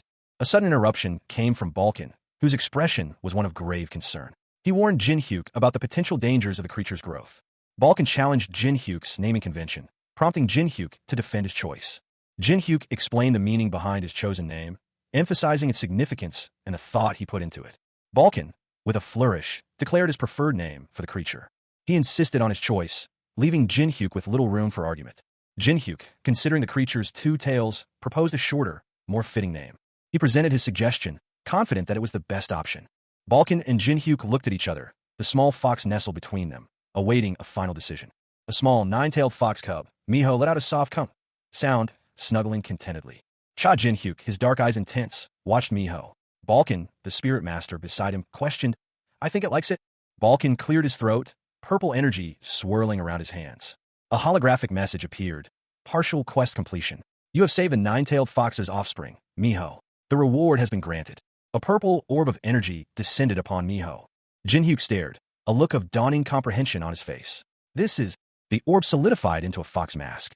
A description of the mask's abilities appeared. When worn, you can use the fox's ability. The mask's ability will also increase in proportion to the original owner's strength. Jinhyuk examined the mask, a thought crossing his mind. It's similar to the Oni mask. A man, seated at a dark wooden table, pondered aloud. His thoughts drifted to the abilities of a certain fox, concluding that if they were indeed the fox's abilities, there should be several of them. But then, a striking image filled his mind. A nine-tailed fox, its silhouette stark against a vibrant purple backdrop, its eyes glowing ominously. He realized that among the fox's many abilities, charm was the most potent. The scene shifted to reveal a shadowy figure, its features obscured, yet its presence felt powerful. A voice, seemingly emanating from the darkness, declared that there was no better skill to detain an opponent. The man from before, now clearly visible, was studying a glowing purple text box. The text detailed a quest involving the nine-tailed fox, which was still ongoing. He muttered to himself, concerned about the fox's vitality and unsure of what to do next. The text also mentioned the importance of the baby fox's vitality. A quest update appeared. To restore the strength of Miho, the nine-tailed fox, 999 fresh raw livers were required. The reward was increased friendliness with the fox. The man reacted with a look of disbelief upon reading the quest requirements. He was clearly taken aback by the demand for livers. He voiced his concerns, pointing out that the livers needed to be fresh, requiring him to hunt them personally. He then considered the cost of the mask he was holding, seemingly weighing the effort against the potential rewards. Despite the inconvenience, he accepted the necessity of the task, acknowledging the benefits of gaining favor with the powerful nine-tailed fox. A sly smile stretched across Jinhyuk's lips as he addressed his companion. I'll look forward to it, Nine Tails. A disembodied voice, sharp and sarcastic, cut through the air. The nine-tailed fox is telling you not to say such obvious things. Jinhyuk's unseen companion's words seemed to settle the matter. Another man, seated across a small table, simply stated, then, everything's settled. The man in the dark coat rose from his seat. He announced his intentions briefly. I'll be going out for a stroll. Turning to Jinhyuk, he gave further instructions. When the sun rises, we're going to the Tower of Class Change. If you think you're going to be late, just head there directly. All right. With a burst of purple energy, the man launched himself into the night sky. He soared through the air, observing the city below. His thoughts were clear. As expected, it's very different. His gaze drifted to the tower, a familiar landmark. He reflected, from when I was climbing the tower. A crimson eye, blazing with infernal light, dominated the frame. The eye belonged to a figure shrouded in shadow. Only the intense gaze and a shock of white hair visible. A surge of dark energy erupted from the unseen figure, crackling with raw power. High atop a spire, a man in a dark coat, his face grim, clung precariously. He muttered, no way. He looked down, his eyes widening in disbelief as he saw the source of the energy. The man was clearly surprised and in awe. His thoughts echoed. A dragon. The imposing figure of a man with dark hair and horns came into view. His features were sharp, his expression intense. The man from the spire confirmed his suspicions aloud. Those horns and that savage mana, it's unmistakably a dragon. The horn man let out a low chuckle. His voice, when he spoke, was filled with chilling determination. I want to kill off all the dragons. Wide, terrified eyes stared ahead, the pupils dilated. A single, chilling thought echoed in the mind of the observer. Kill the dragons? A monstrous, crimson dragon filled the frame, its fiery breath a terrifying spectacle. The voice, laced with chilling certainty, continued. Dragons are narcissistic. Their so-called familial love is nothing more than a reflection of that narcissism. A figure cloaked in dark robes and a mask, their long white hair flowing, stood before the dragon. Their voice, calm yet authoritative, explained, they are the most prideful of the 4 royal bloodlines. For a dragon to say it will not let any of its brethren live, that is a rare thing indeed. A man with dark hair and a worried expression reacted with a single, expletive-laden word. Shit. His face contorted in fear. The man delivered a grim warning. The dragons will soon come to the 10th floor. A guttural chuckle escaped the lips of a cloaked figure, his face obscured by shadow. The air crackled with an ominous energy. He revealed himself, a man with crimson eyes and horns, his features sharp and cruel. His words were a low growl. I want to... The horned man continued, his voice laced with chilling determination. Kill off all the dragons. Another figure, their eye visible, reacted with shock. Kill the dragons? The horned man's explanation followed, a chilling assessment of the dragon's nature. A massive red dragon loomed behind him, breathing fire. He elaborated. Dragons are narcissistic, just as how they would portray familial love. They're the most prideful out of the four royalties. For there to be a dragon that says that it will not let any of its brethren live. Meanwhile, elsewhere, a man with spectacles warned, the dragons will soon come to the 10th floor. Two other individuals observed a dark figure standing atop a tower. They whispered amongst themselves, concerned by his prolonged presence and nonsensical mutterings. A man with neatly combed brown hair, wearing spectacles and a dark coat, stood amidst a bustling city street. A bead of sweat trickled down his temple as he pondered aloud. A few days? The dragons haven't taken action yet either? What? His gaze shifted, a flicker of suspicion crossing his features. He muttered to himself, Suddenly, a figure with dark hair and horns appeared on the street below. The man's eyes widened in alarm. He exclaimed, "Oh shit." He turned, his back to the viewer, a surge of purple energy emanating from him. A thought struck him. Did it sense my mana? The horned figure, now clearly visible, addressed him. "It's you." The figure continued, sneering, the measly ghost that's going around while putting up an awkward act. The man's face contorted into a smirk, his eyes gleaming. "A measly ghost?" The horned figure responded. "Since you're clueless about my strength." The horned figure approached, purple flames swirling around him. He stated, "I can grasp how strong you are." A sneering face, framed by dark hair and horns, filled the first panel. The eyes, narrowed and intense, held a burning anger. The words, "young dragon," hung in the air, a clear provocation. A guttural snarl followed, a raw display of fury. The character's teeth were bared, their jaw clenched tight. The challenge was immediate and sharp. "Dare you call me a dragon?" The response was a furious roar. Eyes blazing, the character seethed. "You really want to die?" The scene shifted. A large tower loomed, the text below identifying it as the Tower of Class Change on the outskirts of the 10th floor. A lone figure, cloaked and mysterious, approached the tower. Another character, wearing a demonic mask and accompanied by a small, white creature, spoke anxiously. Their concern was clear. "Vulcan, that bastard. He hasn't come back yet? What is he doing not responding to my telepathy?" He entered a grand building, his expression thoughtful. Is no one here?" he mused. A hobgoblin, his crimson skin and horns stark against the dim light, grinned. "Ah, welcome." The hobgoblin's greeting was followed by the appearance of a man with blonde hair, styled neatly. He introduced himself. "I'm Ken, the climber who's in charge of the Tower of Class Change." Ken, the blonde man, continued his explanation, his tone suggesting a certain weariness. He explained that his role involved overseeing the tower's class changes.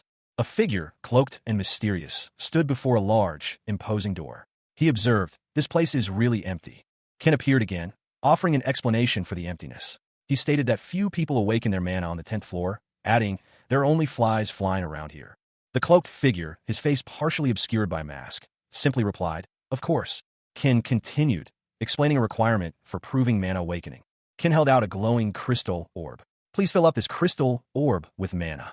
The cloaked figure questioned the process, asking if he simply needed to channel mana into the orb. Ken confirmed the method, instructing him to slowly infuse the orb with his mana. A hand, strong and pale, delicately cradles a shimmering orb of iridescent energy. The light within pulses with a faint, ethereal hum. Suddenly, a surge of dark purple energy erupts, violently shattering the calm.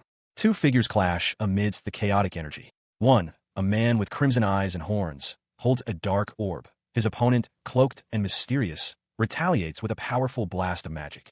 The cloaked figure is thrown back, stunned. The word impossible echoes in their mind. He stares, incredulous, at the dark orb in his opponent's hand. How can a 10th floor climber have this much mana? He gasps. The crimson-eyed man focuses his power, the orb pulsating with raw energy. He unleashes another devastating attack. The cloaked figure is struck, crying out in pain. The impact sends him sprawling. The cloaked figure, weakened and defeated, mutters, "The crystal, shattered."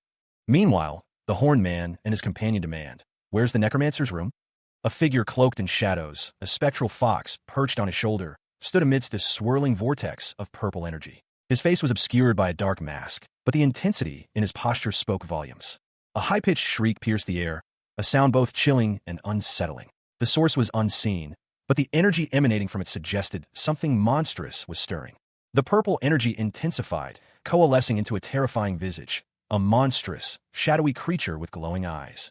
With a blur of motion, the cloaked figure launched himself forward, a crimson energy blade materializing in his hand. He moved with terrifying speed and precision. The clash was brutal, a whirlwind of crimson and purple energy. The air crackled with power. Another figure, this one in a dark suit, appeared, seemingly floating effortlessly above the fray. He watched the battle unfold with a grim expression. The cloaked figure, his movements now hampered, muttered to himself, "Tiska, this is bad." The man in the suit, his face contorted in frustration, explained, I'm not with Cha Jin-hyuk, so there's a limit to my mana and souls. The cloaked figure, his voice laced with anger, challenged him. How long do you plan to hide behind souls? The air crackled with anticipation. A figure, cloaked in shadow, descended from the heights, their movements swift and deadly. A voice, laced with chilling amusement, echoed across the battlefield. Isn't it about time you came out to fight? Two figures watched from below, their faces etched with fear. One, a young man in dark robes, gasped, those horns. The other, equally terrified, finished his thought. There's no doubt about it. He's a dragon. The descending figure, now revealed to possess imposing horns, glared down at them. The young man's fear intensified. The figure, irritated by the assessment, roared, Shut up! Who are you calling a dragon? The two observers, paralyzed by terror, watched as the figure unleashed a wave of dark energy, shattering the ground around them. One of them urged the other to flee. One of the men screamed, Run! The other, watching the figure's power, muttered to himself, That bastard is definitely a dragon. Meanwhile, a third observer, a man in dark attire with purple energy swirling around him, watched from a distance. He noted the figure's intense reaction to the word dragon, observing, but he's reacting sensitively to the word dragon. The observer continued his analysis. It's like his body and soul have been separated. He pondered the implications, questioning, is something like that even possible? A shadowy figure, cloaked in darkness, emerged from the depths of an arcane ritual. Purple energy crackled around them, hinting at immense power. The image showed two faces, one superimposed over the other. Above, Cha Jin-hyuk, the absolute necromancer, his eyes blazing with malevolent glee. Below, his current, weaker self, a stark contrast to his former glory. A third figure, a man with spectacles and a concerned expression, watched in disbelief. No way, he whispered, his voice barely audible above the crackling energy. A monstrous, shadowy entity coalesced from the purple energy, its gaping maw a terrifying sight. The text below read, A researcher's fascination. The creature lunged, its shadowy form moving with unnatural speed. A young man with brown hair braced himself for the attack. Another man, this one with a beard and a determined expression, knocked an arrow made of dark energy. He aimed with deadly precision. A woman with long black hair and piercing red eyes watched the unfolding events. Her thoughts were clear, using a soul as a weapon. The bearded man grinned, a predatory gleam in his eyes. I'm going to take a look. He focused his attention on the young man, his words chilling. At that substance inside your body, Cha Jin-hyuk, the necromancer, unleashed a torrent of dark energy, a purple beam of raw power hurtling towards his opponent. The force of the attack sent shockwaves through the air.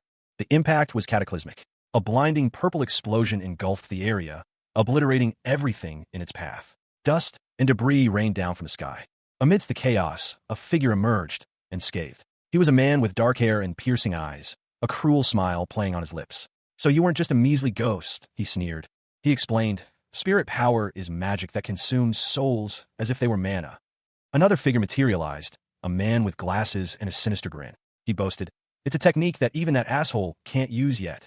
He revealed the name, Vulcan, the first spirit master. Vulcan, radiating power, declared, I'll make sure you regret picking a fight with me. He launched another devastating attack, dark tendrils of energy lashing out. Jin-hyuk, however, met the assault with a confident smirk, seemingly unfazed by the incoming threat. The air crackled with anticipation. A question hung between two figures, cloaked in shadow. Are we introducing ourselves now? One, a man with dark hair and a crimson aura, responded with a curt, Fine. His hand tightened around the hilt of his sword, a dark glint reflecting the ominous light. The scene shifted, revealing a clash of power. A violent energy erupted as the two figures engaged in combat. Blades clashed, sparks flying as the dark-haired man's sword met his opponent's. The force of the blow sent tremors through the very ground. The dark-haired man, his face now visible, declared, I'm Hendrik, the Dragon Slayer. It's the name of the human who will send you to Nirvana. His opponent, a man with glasses and a startled expression, could only stammer, a dragon slayer?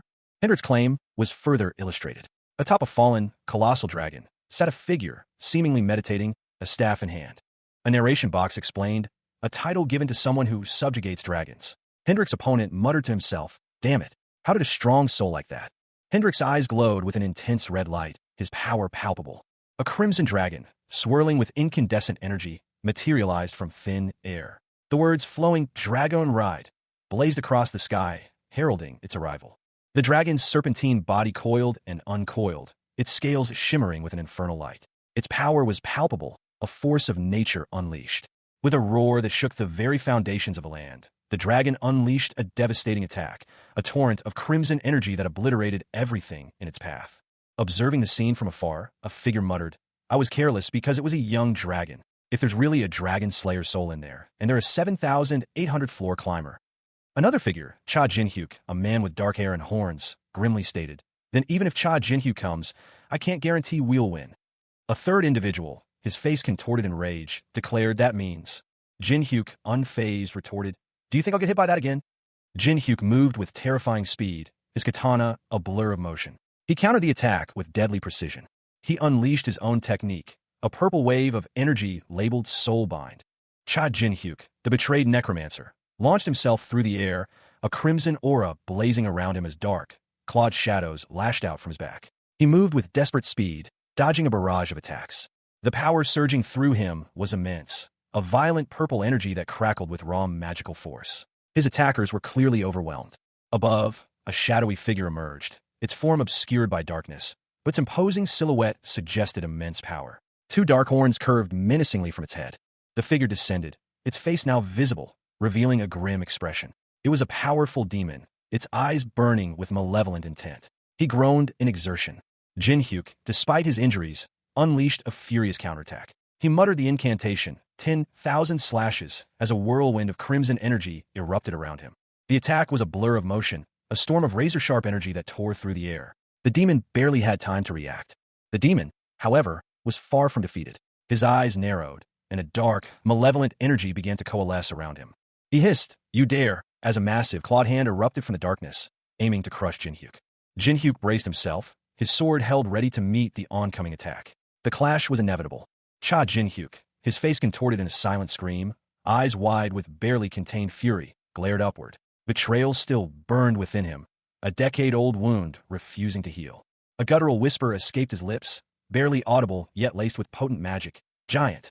From the depths of the tower, a colossal, shadowy form began to stir, its power rippling outwards in waves of dark purple energy. The creature's monstrous claws, tipped with wickedly sharp talons, descended, casting a long, ominous shadow over the crumbling stonework below.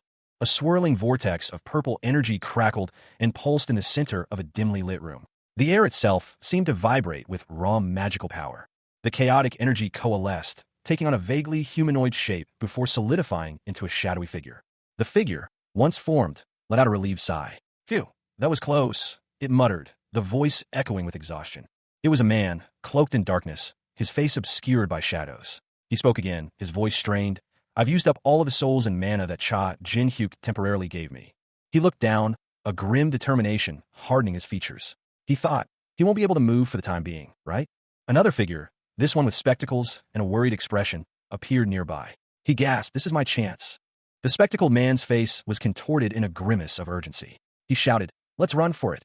Suddenly, a violent burst of purple energy erupted from the shadowy figure, signaling a change in the immediate situation. A swirling vortex of dark energy erupted, its purple tendrils lashing out like angry whips. The air crackled with raw power, the very ground trembling beneath the force. The chaotic energy coalesced, forming a dark, almost sentient mass that pulsed with malevolent energy. The dark mass continued its furious expansion, its power growing exponentially. From within the swirling darkness, a figure emerged, Cha Jinhyuk, his eyes blazing with a fierce, vengeful light. He roared his defiance, a sound that echoed the storm raging within him. He stood, a silhouette against the tempestuous energy, his dark cloak billowing around him. His face, contorted in a grimace of exertion, spoke of the immense power he was wielding. His gaze fell upon Balkan, the spirit master, who cautiously approached, his voice a low murmur questioning his identity. Jinhyuk responded with a triumphant laugh, confirming his identity. Jinhyuk, now fully revealed, stood tall, his dark eyes burning with power. A red glow emanated from his body, enhancing his already imposing figure. He addressed his enemies with a chilling promise of vengeance, his words laced with the threat of imminent violence. A figure, cloaked and powerful, stood defiant against the stormy sky. He raised a crimson glowing sword, a silent oath echoing in the wind. "I swear." The figure, his back to the viewer, exuded an aura of raw power. Red energy crackled around him, a testament to his strength. Inside a vast, echoing hall, a blond-haired man, Ken, gestured down a long corridor. "There are a lot of rooms," he observed. Following close behind him was a figure cloaked in dark robes, his face partially obscured. He added, there's a large diversity of magic paths, after all. The cloaked figure, whose name was revealed to be Cha Jin-hyuk, studied Ken with a critical eye. He wondered, this person, who is he? Ken, seemingly unfazed by the scrutiny, explained, he's a 10th floor climber, but even I, a 35th floor climber, can't go against him. Jin-hyuk, considering this information, concluded, he's quite useful as a guide.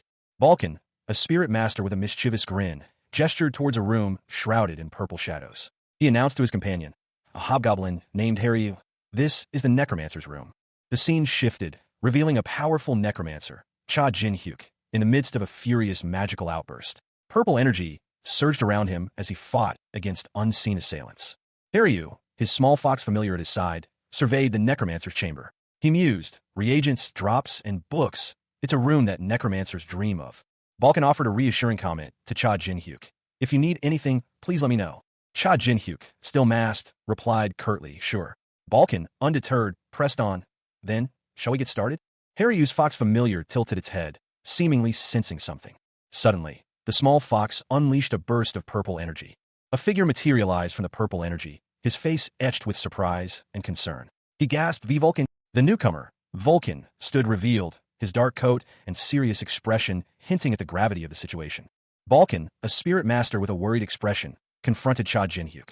He questioned Jin-hyuk's whereabouts, to which Jin-hyuk, accompanied by his hobgoblin companion Haryu, offered a nonchalant explanation about a morning exercise.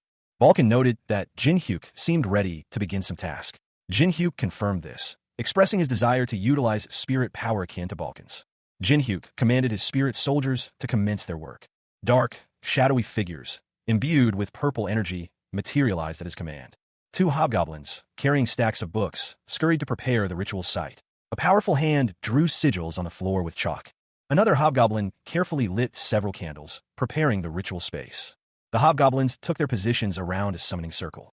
Cha Jin-hyuk sat cross-legged in the center of the circle, Haryu watching patiently beside him as the ritual began.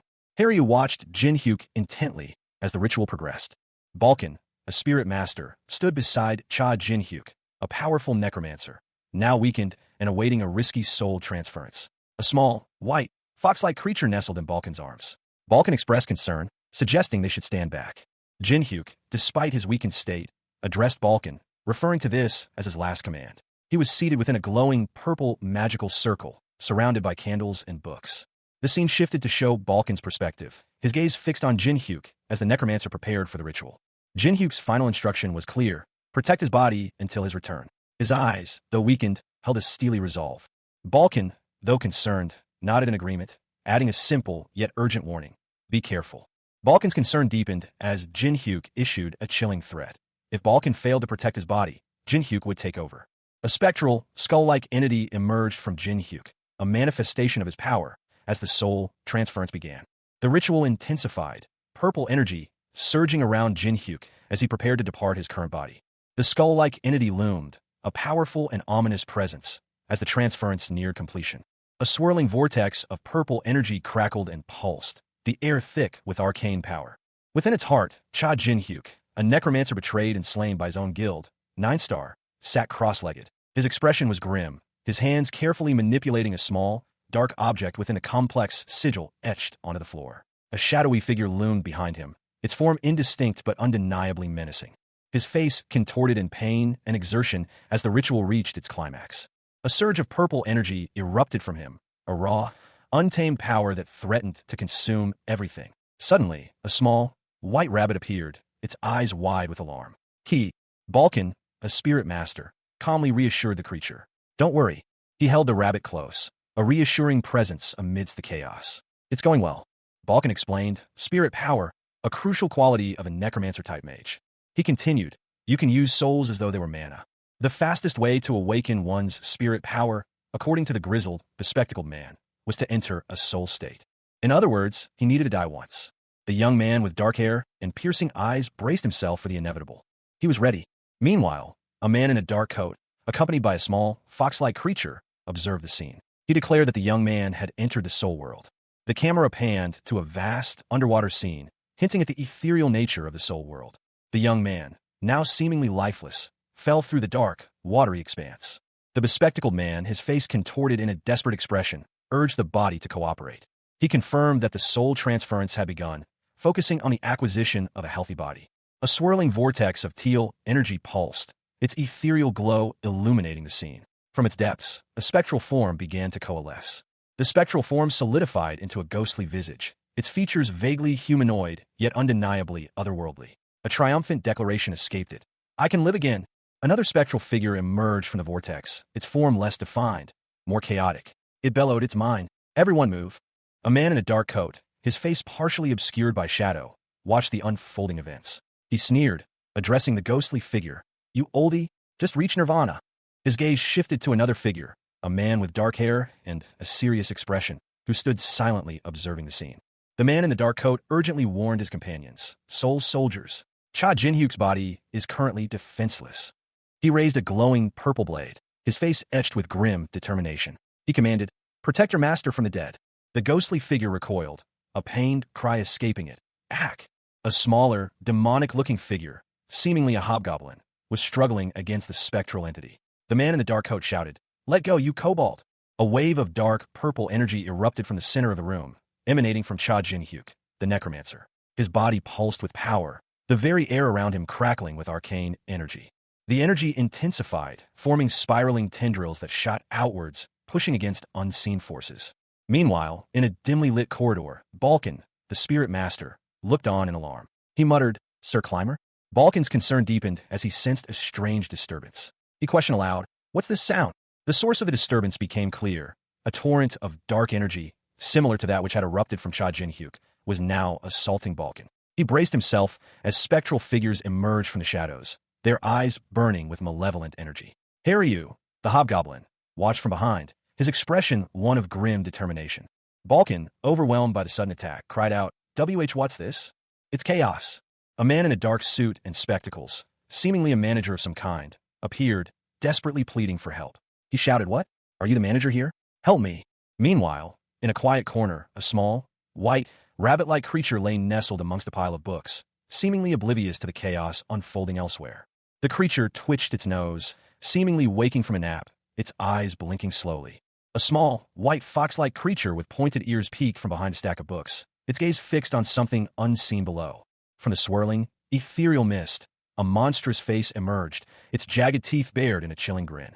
A low chuckle echoed from the spectral being. The spectral form lunged, its attack aimed at the unsuspecting figures. Above, a voice boomed, "You foolish bastards." The ethereal being continued its assault, its movements swift and deadly. It hissed, "This side isn't defended." A voice urged, "Over there," towards the climber. Two figures, one wielding a staff, were caught off guard by the sudden attack. One cried out in alarm, "Ah!" The ethereal being roared, "Get a grip, you asshole." A figure, his face obscured, warned, "Your body's about to get stolen." A dark, powerful force descended, its impact fell across the ground. A brilliant flash of purple energy erupted, centered around a small, white, fox-like creature. The creature cried out, a high-pitched keet, as the energy pulsed around it. From the heart of the explosion, a swirling, teal tendril of energy coalesced, taking shape with surprising speed. It pulsed with an otherworldly glow. The fox-like creature, now seemingly calmer, blinked its large, expressive eyes. A faint smile played on its lips. Betrayal, a chilling word that echoed in the heart of Cha Jinhyuk, the powerful necromancer, as he faced his demise at the hands of his own guild, the Nine Star. His final, defiant words, "You foolish bastards," were a testament to his rage and disbelief. Even in death, his spirit fought. A desperate attempt at survival manifested as a spectral form, a desperate last resort. His attackers, however, were not deterred. One of them sneered, "It's defenseless here." Elsewhere, a tense scene unfolded. A figure, seemingly a spirit master, urgently directed his companion towards a specific location. "Over there, towards the climber." The companion, a hobgoblin named Haryu, reacted with alarm, his face contorted in a grimace of pain as a dark energy pulsed around him. The spirit master, Balkan, shouted in frustration, "Get a grip, you asshole." Cha Jinhyuk's spectral form was being overwhelmed. A monstrous entity emerged from the ethereal energy, its chilling warning echoing, "Your body's going to get stolen." As the spectral form was consumed, a dark, powerful force surged, leaving behind only a faint trail of purple energy. A piercing shriek cut through the air as a blinding flash of pink energy erupted from the scene, signaling a dramatic shift in the power dynamic. A swirling vortex of teal energy pulsed, emanating from a dark, arcane ritual. Within its depths, a formless entity writhed, its ethereal form shifting and uncertain. The vortex intensified, radiating a blinding, crimson light. From the heart of the explosion, a small, white, fox-like creature emerged, its eyes wide with surprise. Two figures watched from the periphery, their expressions a mixture of shock and apprehension. One, a spirit master wielding a staff, stood poised. The other, seemingly a mage, looked on with wide eyes. The magical energy subsided, leaving behind scattered books and a table strewn with the remnants of the ritual. The mage, his face etched with concern, questioned his companion. "What is that light?" Meanwhile, a new threat emerged from the shadows. Several grotesque, teal-colored creatures with sharp teeth and glowing eyes materialized, their forms vaguely humanoid. One of the creatures, seemingly the leader, expressed uncertainty. "I don't know, but..." Another creature, captivated by the small fox, exclaimed, "It's so cute." Two ethereal beings, their forms swirling with vibrant teal energy and punctuated by glowing pink hearts, materialized before the observers. One of them exclaimed, "Look at that adorable tail." A hushed whisper followed. "Cute." The scene shifted. Cha Jin-hyuk, his dark attire stark against the purplish-hued chamber, knelt before the ethereal creatures. A small, white, rabbit-like creature nestled at his feet. He murmured, "Adorable." When the teal beings chuckled, "He pretty." Suddenly, a powerful figure in dark clothing appeared, his presence radiating menace. He gestured, and two shadowy figures were flung violently aside. He hissed, "Us too." Another man, his eyes wide with fascination, watched the scene unfold. A gleeful expression spread across his face as he whispered, "Cute thing." A third man, sharply dressed, intervened, shouting, "Hey, get a hold of yourself." The sharply dressed man, his eyes wide with dawning comprehension, muttered, "Is this charm? It doesn't just control one's desires." He continued, his voice low and grave, "A power that captures souls as well." A white fox-like creature, its fur glowing with an ominous purple aura, stood defiantly amidst a circle of flickering candles. The creature's eyes narrowed, a silent question hanging in the air. A voice, filled with wonder and a hint of fear, echoed in the surrounding darkness. "Maybe she's different since she has the blood of a god." A skull, engulfed in vibrant green flames, filled the next scene. Its glowing eyes seemed to pierce the darkness. From the depths of the fiery skull, a voice, low and menacing, muttered, "How noisy." A skeletal figure, also ablaze with green fire, emerged from the chaos. Its movements were jerky and violent. Another voice, this one filled with alarm, whispered, "Oh my, it's total chaos." A man with round glasses and a worried expression watched the scene unfold. He gasped, "That's an aimed." He continued, his voice strained. He was a strong climber before he died. A voice, laced with apprehension, echoed through the shadowy chamber. It warned of the grave danger posed by Cha Jin-hyuk's potential return. Suddenly, a skeletal figure, wreathed in emerald flames, materialized. Its single, glowing eye gleamed with malevolent intent. A chilling chuckle escaped its bony jaw as it spoke of a fresh body. The urgency in the unseen speaker's voice intensified. They knew they had to act swiftly to prevent the impending possession. A figure, cloaked in shadow and purple energy, was thrown violently to the ground. The impact revealed a man with a determined expression, his face contorted in pain and frustration. He was clearly struggling against a powerful force. He groaned, his strength failing him. Despair filled his voice as he cried out for help, desperately calling out to Miho. A small, white fox-like creature, radiating a faint purple aura, approached cautiously. It was Miho, responding to the desperate plea. The skeletal necromancer, unimpressed by Miho's presence, dismissed the creature with a dismissive remark. Meanwhile, Miho, seemingly unfazed, continued its approach, its movements suggesting a plan was already forming. A small, white fox-like creature, Miho, propelled itself forward, a swirling vortex of violet energy trailing behind. Simultaneously, a towering skeletal warrior, wreathed in emerald flames, raised its weapon, a spectral trident crackling with power. The skeletal warrior's hand, surprisingly delicate for its size, grasped Miho. The warrior exclaimed in surprise, "WH what?" Miho, eyes gleaming, let out a triumphant cry as a powerful surge of energy erupted from it. The skeletal warrior, its glowing eyes widening, muttered, "This energy." Its voice resonated with awe as it continued, "A mystical creature." Miho, exhausted, released a small, heart-shaped puff of energy before collapsing. Balkan, observing from a distance, questioned, "No way. Did she use up all her power?" Balkan, his eyes wide with disbelief, exclaimed, "Was that charm her limit?" The skeletal warrior roared, "Miho!" A colossal, shadowy figure loomed, its form barely discernible amidst swirling, ethereal energy. From within its depths, a voice, laced with disdain, echoed, "For something so measly to instill fear in me." The perspective shifted, revealing a close-up of a creature's face, a rabbit-like being with striking, crimson markings. Its expression was one of barely contained amusement. Simultaneously, a dark, Powerful energy pulsed from a hand, a surge of necromantic might. A blinding flash of light erupted, obscuring the scene. The light subsided, revealing a spectral figure, a skeletal warrior, imbued with an eerie, green luminescence, clashing with the purple energy. A man, his face etched with fear and sweat, watched the unfolding spectacle with wide, horrified eyes. Meanwhile, a cloaked figure, accompanied by the rabbit-like creature, calmly acknowledged the assistance, murmuring, "Thanks, mijo." The cloaked figure, now fully revealed, addressed his opponent with chilling confidence, "And you're going to die." As the figure descended, a final, contemptuous remark hung in the air, "Ghost bastard." A spectral figure, a towering skeletal warrior wreathed in emerald flames, roared its defiance. "My spirit body!" it shrieked, its voice echoing with furious energy. From the swirling vortex of dark purple energy, a figure emerged. Balkan, the spirit master, his hobgoblin companion, Haryu, at his side. Balkan's gaze was cold and calculating. "Even if you're a ghost," Balkan continued, his voice devoid of emotion, "you'll be good enough to use as a bullet." Two grotesque, grinning faces, formed from swirling green energy, materialized from Balkan's spell, their eyes glowing with an unnatural pink light. They pulsed with anticipation. The skeletal warrior lunged, its spectral hand lashing out. "Dare this bastard!" it roared, its rage palpable.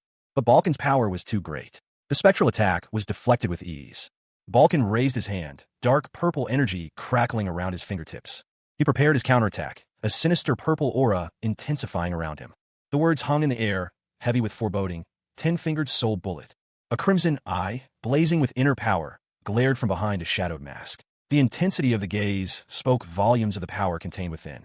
From his point of view, a powerful blast of energy erupted, violently shattering the very ground beneath it. The force was clearly immense.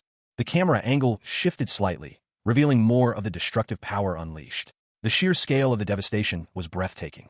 The purple energy surged outwards, obliterating a section of a towering structure in its path. The impact was catastrophic. Debris rained down from the ruined building as the energy wave subsided, leaving a trail of destruction in its wake. A man, his expression one of shrewd assessment, observed the aftermath. He mused aloud. Did he gather spirit power onto his fingertips and shoot it? It's simple and powerful. Meanwhile, a lone figure, cloaked in darkness, stood before a gaping hole in a wall, gazing towards a distant, imposing tower. He walked towards the tower, a small, white creature trailing behind him. The scene was stark and desolate. The figure turned, revealing a sharp, almost predatory smile as he examined a dark, horned mask in his hands. He murmured, "It's not bad, eh?" Cha Jin-hyuk, his body now young and revitalized after the soul transference, slept soundly. His face, though youthful, held a hint of the weariness of a man who has lived many lives. He awoke to a gasp, his eyes widening in confusion as he surveyed his surroundings. The tower, once familiar, was drastically altered. "Oh, what did one have to do in order to turn the tower into this?" he wondered aloud, his voice laced with disbelief. The scene shifted, revealing a grand hall within the tower. Balkan, the spirit master, stood calmly amidst the chaotic scene, while Haryu, the hobgoblin, watched from the shadows. A powerful necromancer, cloaked in dark robes, dominated the center of the room. The necromancer addressed Jin-hyuk, his tone condescending. "Well, it's too much to explain, but why are you here, puppet?" Jin-hyuk, unfazed, calmly replied, "Ah, I came to give you something." He continued, explaining that he had brought the requested items, though some were too large to be stored in his subspace coat. A robotic figure stood beside him, holding a case. Jin-hyuk opened the case, revealing a collection of vials. "They are deadly poisons that range from each level of potency," he stated matter-of-factly.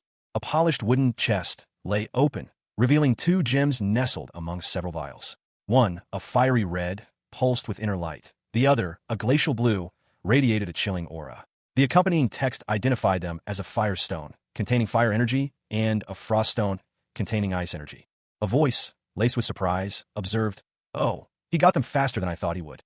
The speaker, an older man with dark hair and spectacles, leaned forward, his gaze fixed on a younger man with dark hair and intense eyes. He continued, "But that puppet..."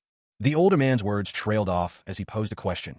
"Didn't you say you were going to use it for the raids in the floors above the 100th? The younger man's expression shifted to one of mild annoyance. He replied simply, "Yes, that's right." The younger man, still smiling, explained, "This delivery is my last task as the branch manager of the 10th floor." He continued, addressing the armored figure beside him, "I'm going to return as a climber and climb the tower again." The younger man's profile showed a thoughtful expression. A sly smile played on the lips of a man with dark hair and intense eyes. His expression hinted at a carefully laid plan. He declared his ambition to his associates. Reaching the top of the tower was his ultimate goal, a statement that seemed to surprise them. One of the associates, observing the events unfolding between Gold Lich and Ghostface, realized the man before them was someone capable of drastically altering the tower's dynamics. He noted the man's skill, likening it to that of a seasoned 100th floor climber, a testament to his exceptional abilities. The man, unwavering in his resolve, asserted his position as the best merchant. His companion acknowledged his determination.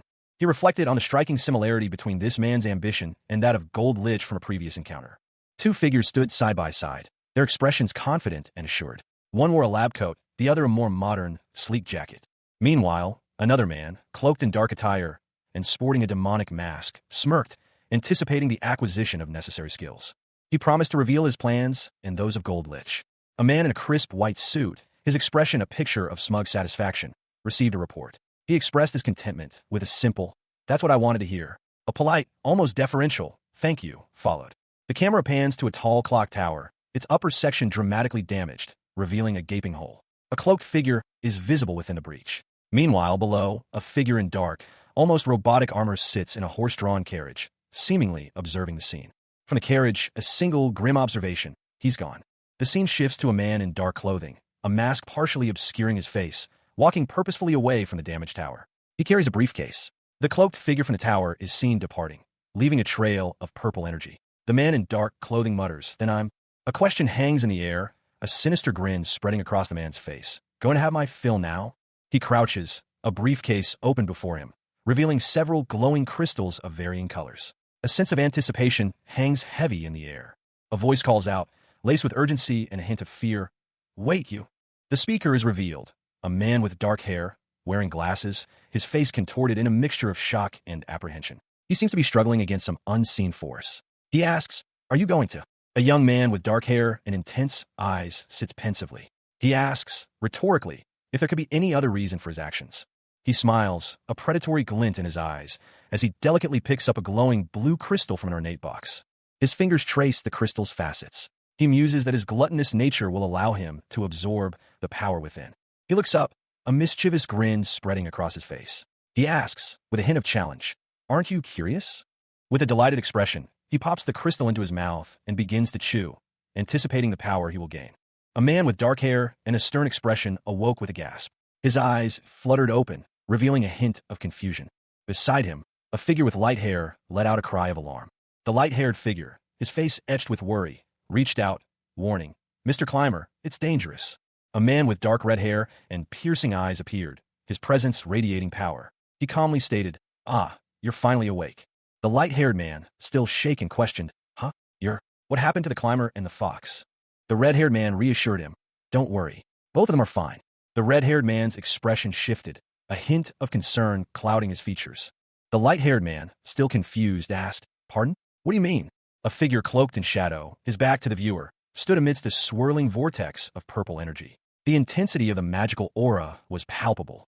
He descended slowly, the purple energy trailing behind him like a spectral shroud. Below, a man with blonde hair tied back in a ponytail sat on the ground, his face obscured, seemingly stunned by the apparition. A sudden, intense burst of crimson fire erupted, engulfing the scene in a wave of heat and light. From the heart of the inferno, a man in dark clothing staggered to his knees, his face contorted in agony. He clutched at his chest, his body racked with pain. His mouth opened, revealing a glowing crimson crystal that seemed to burn within his throat. His eyes were wide with a mixture of terror and determination. With a final, desperate scream, the man was consumed by the flames, leaving only embers in his wake. Meanwhile, a small, white fox-like creature trembled, its large ears drooping. It seemed deeply troubled by the events unfolding. The creature whimpered, its internal thoughts echoing the words, "The nine-tailed fox is worried. It's telling you not to display such things before its offspring." A guttural sound, barely audible, escaped the creature's lips. Cha Jin-hyuk, eyes wide with a dawning horror, could only whisper one word, "Gluttony." A wave of searing energy consumed him, a maelstrom of orange and purple flames. He braced himself, hands clasped over his head as the inferno raged around him. He gasped for air, his face streaked with grime and blood, the remnants of the ordeal. A digital notification appeared before him. He had obtained burn resistance. He examined the message, a flicker of grim determination in his eyes. He held a small vial, his thoughts turning to the next potential threat. Am I left with poison resistance? A mystical symbol pulsed with faint light, hinting at the vast power he was yet to unlock. A groan escaped Cha Jin-hyuk's lips. His stomach ached intensely. Balkan, his spirit master companion, watched with concern. Why are you torturing yourself? He questioned, his voice laced with worry. Jinhyuk, however, remained resolute. I needed all of that, he replied, his tone unwavering despite the obvious pain. Haryu, the hobgoblin, added his own assessment, his words dripping with disdain. To think you drank all of that poison. You tenacious bastard. A series of notifications appeared before Jinhyuk's eyes, detailing the effects of the poison he had ingested. He had gained resistance to all poisons, burns, and freezing temperatures. He reflected on the necessity of his actions. He needed to quickly prepare himself by acquiring resistance to a variety of threats. His thoughts turned to a specific member of the Nine-Star Guild, a master of poison, whose skills had led to Jinhyuk's demise a decade prior. The image of his killer flashed in his mind. He lamented his past carelessness, realizing that if he had noticed the assassin's tricks, he wouldn't have died so horrifically. A dark, purplish aura emanated from a figure, suggesting a continuation of the previous scene. The scene opens on a grim tableau. Cha Jinhyuk, his dark coat billowing slightly, stands amidst a chaotic battle. Orcish bodies litter the ground, their death throes still visible. A shadowy, demonic figure looms above the carnage, its malevolent energy palpable. Jinhyuk's allies, Balkan and Haryu, observe the scene from a distance. Balkan, his expression grim, questions, are these all the orcs within the area? As Balkan speaks, a powerful, shadowy figure emerges from the darkness, its movements swift and menacing. The air crackles with dark energy. Jinhyuk, a smirk playing on his lips, addresses Haryu, the small, white fox-like creature nestled in his arms. He says, you've waited long. Let's eat, miho. Balkan, ever practical, interjects, don't you need to remove the liver? A sudden, violent movement. A monstrous maw, filled with rows of razor-sharp teeth, snaps shut. Balkan and Jinhyuk exchange a look of grim determination as a powerful, dark energy surges from Haryu, transforming the creature into a fearsome, masked warrior. Haryu's transformation is complete, revealing a terrifying visage. The battle is about to begin anew. A white, fox-like creature with a long tail padded softly across the ground, its paws barely disturbing the dust. It paused, its head tilted, as if listening intently. The creature's ears perked up. In the distance, the sounds of a bustling city were audible. A voice, low and thoughtful, broke the silence. If I had my way, I would like to start a wave, it mused, but this is a large city, so? The voice belonged to a cloaked figure, observing a group of individuals in identical, masked attire. Their concern was evident. I don't think it's good to attract attention, they added, their tone laced with caution. The scene shifted to a dimly lit street. Two figures stood in conversation. One, a man in a dark coat with a demonic mask, held a small, white creature similar to the one seen earlier. The other, more formally dressed, questioned him. But you, he began, who were you fighting with last night? The masked man remained silent for a moment. Then a surge of purple energy emanated from him. The formally dressed man reacted with surprise. What, you knew about it? The masked man responded calmly. My mana was fluctuating, so of course I would know. The other man's expression hardened. He pressed further. Who the hell was it? Did you meet one of the four royalties? The masked man simply stated, you immediately got it. A single, violet eye, filled with barely contained power, dominated the scene. A question mark hung in the air, unspoken but palpable. Balkan, a spirit master, his face etched with grim determination, calmly stated, I fought with a dragon. Beside him stood Cha Jinhyuk, his new body still adjusting to its power, and his hobgoblin companion, Haryu, perched on his shoulder. Jinhyuk, his features sharp and intense, added, he was quite strong. Balkan's eyes widened slightly as he explained, it was fine because I stopped him from moving with spirit power. Suddenly, a surge of demonic energy erupted from Jinhyuk, a violent purple aura surrounding him.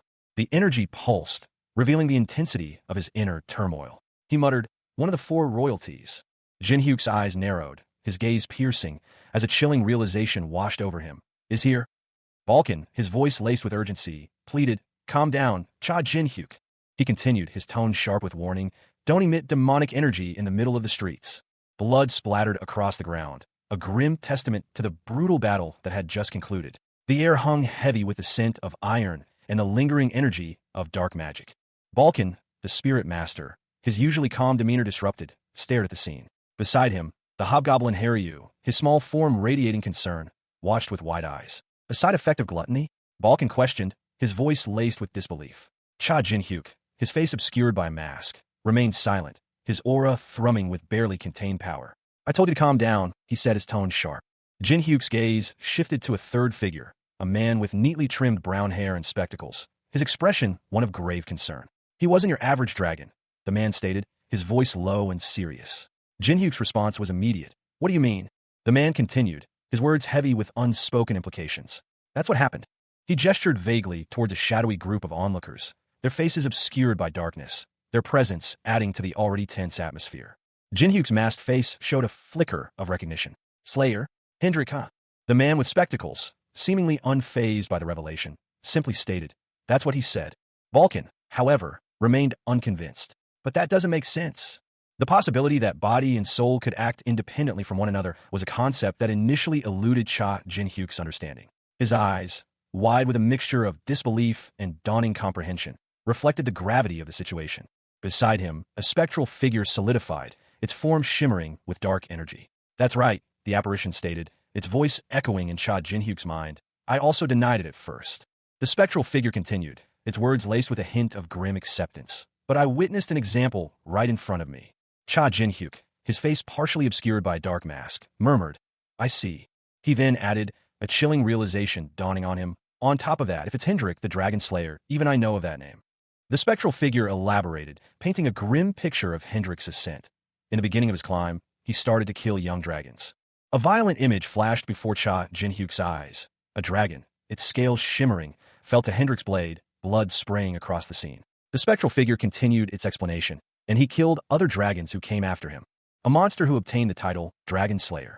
The air crackled with tension. One man, his face obscured by a crimson demon mask, spoke to his companion, a man with short, brown hair.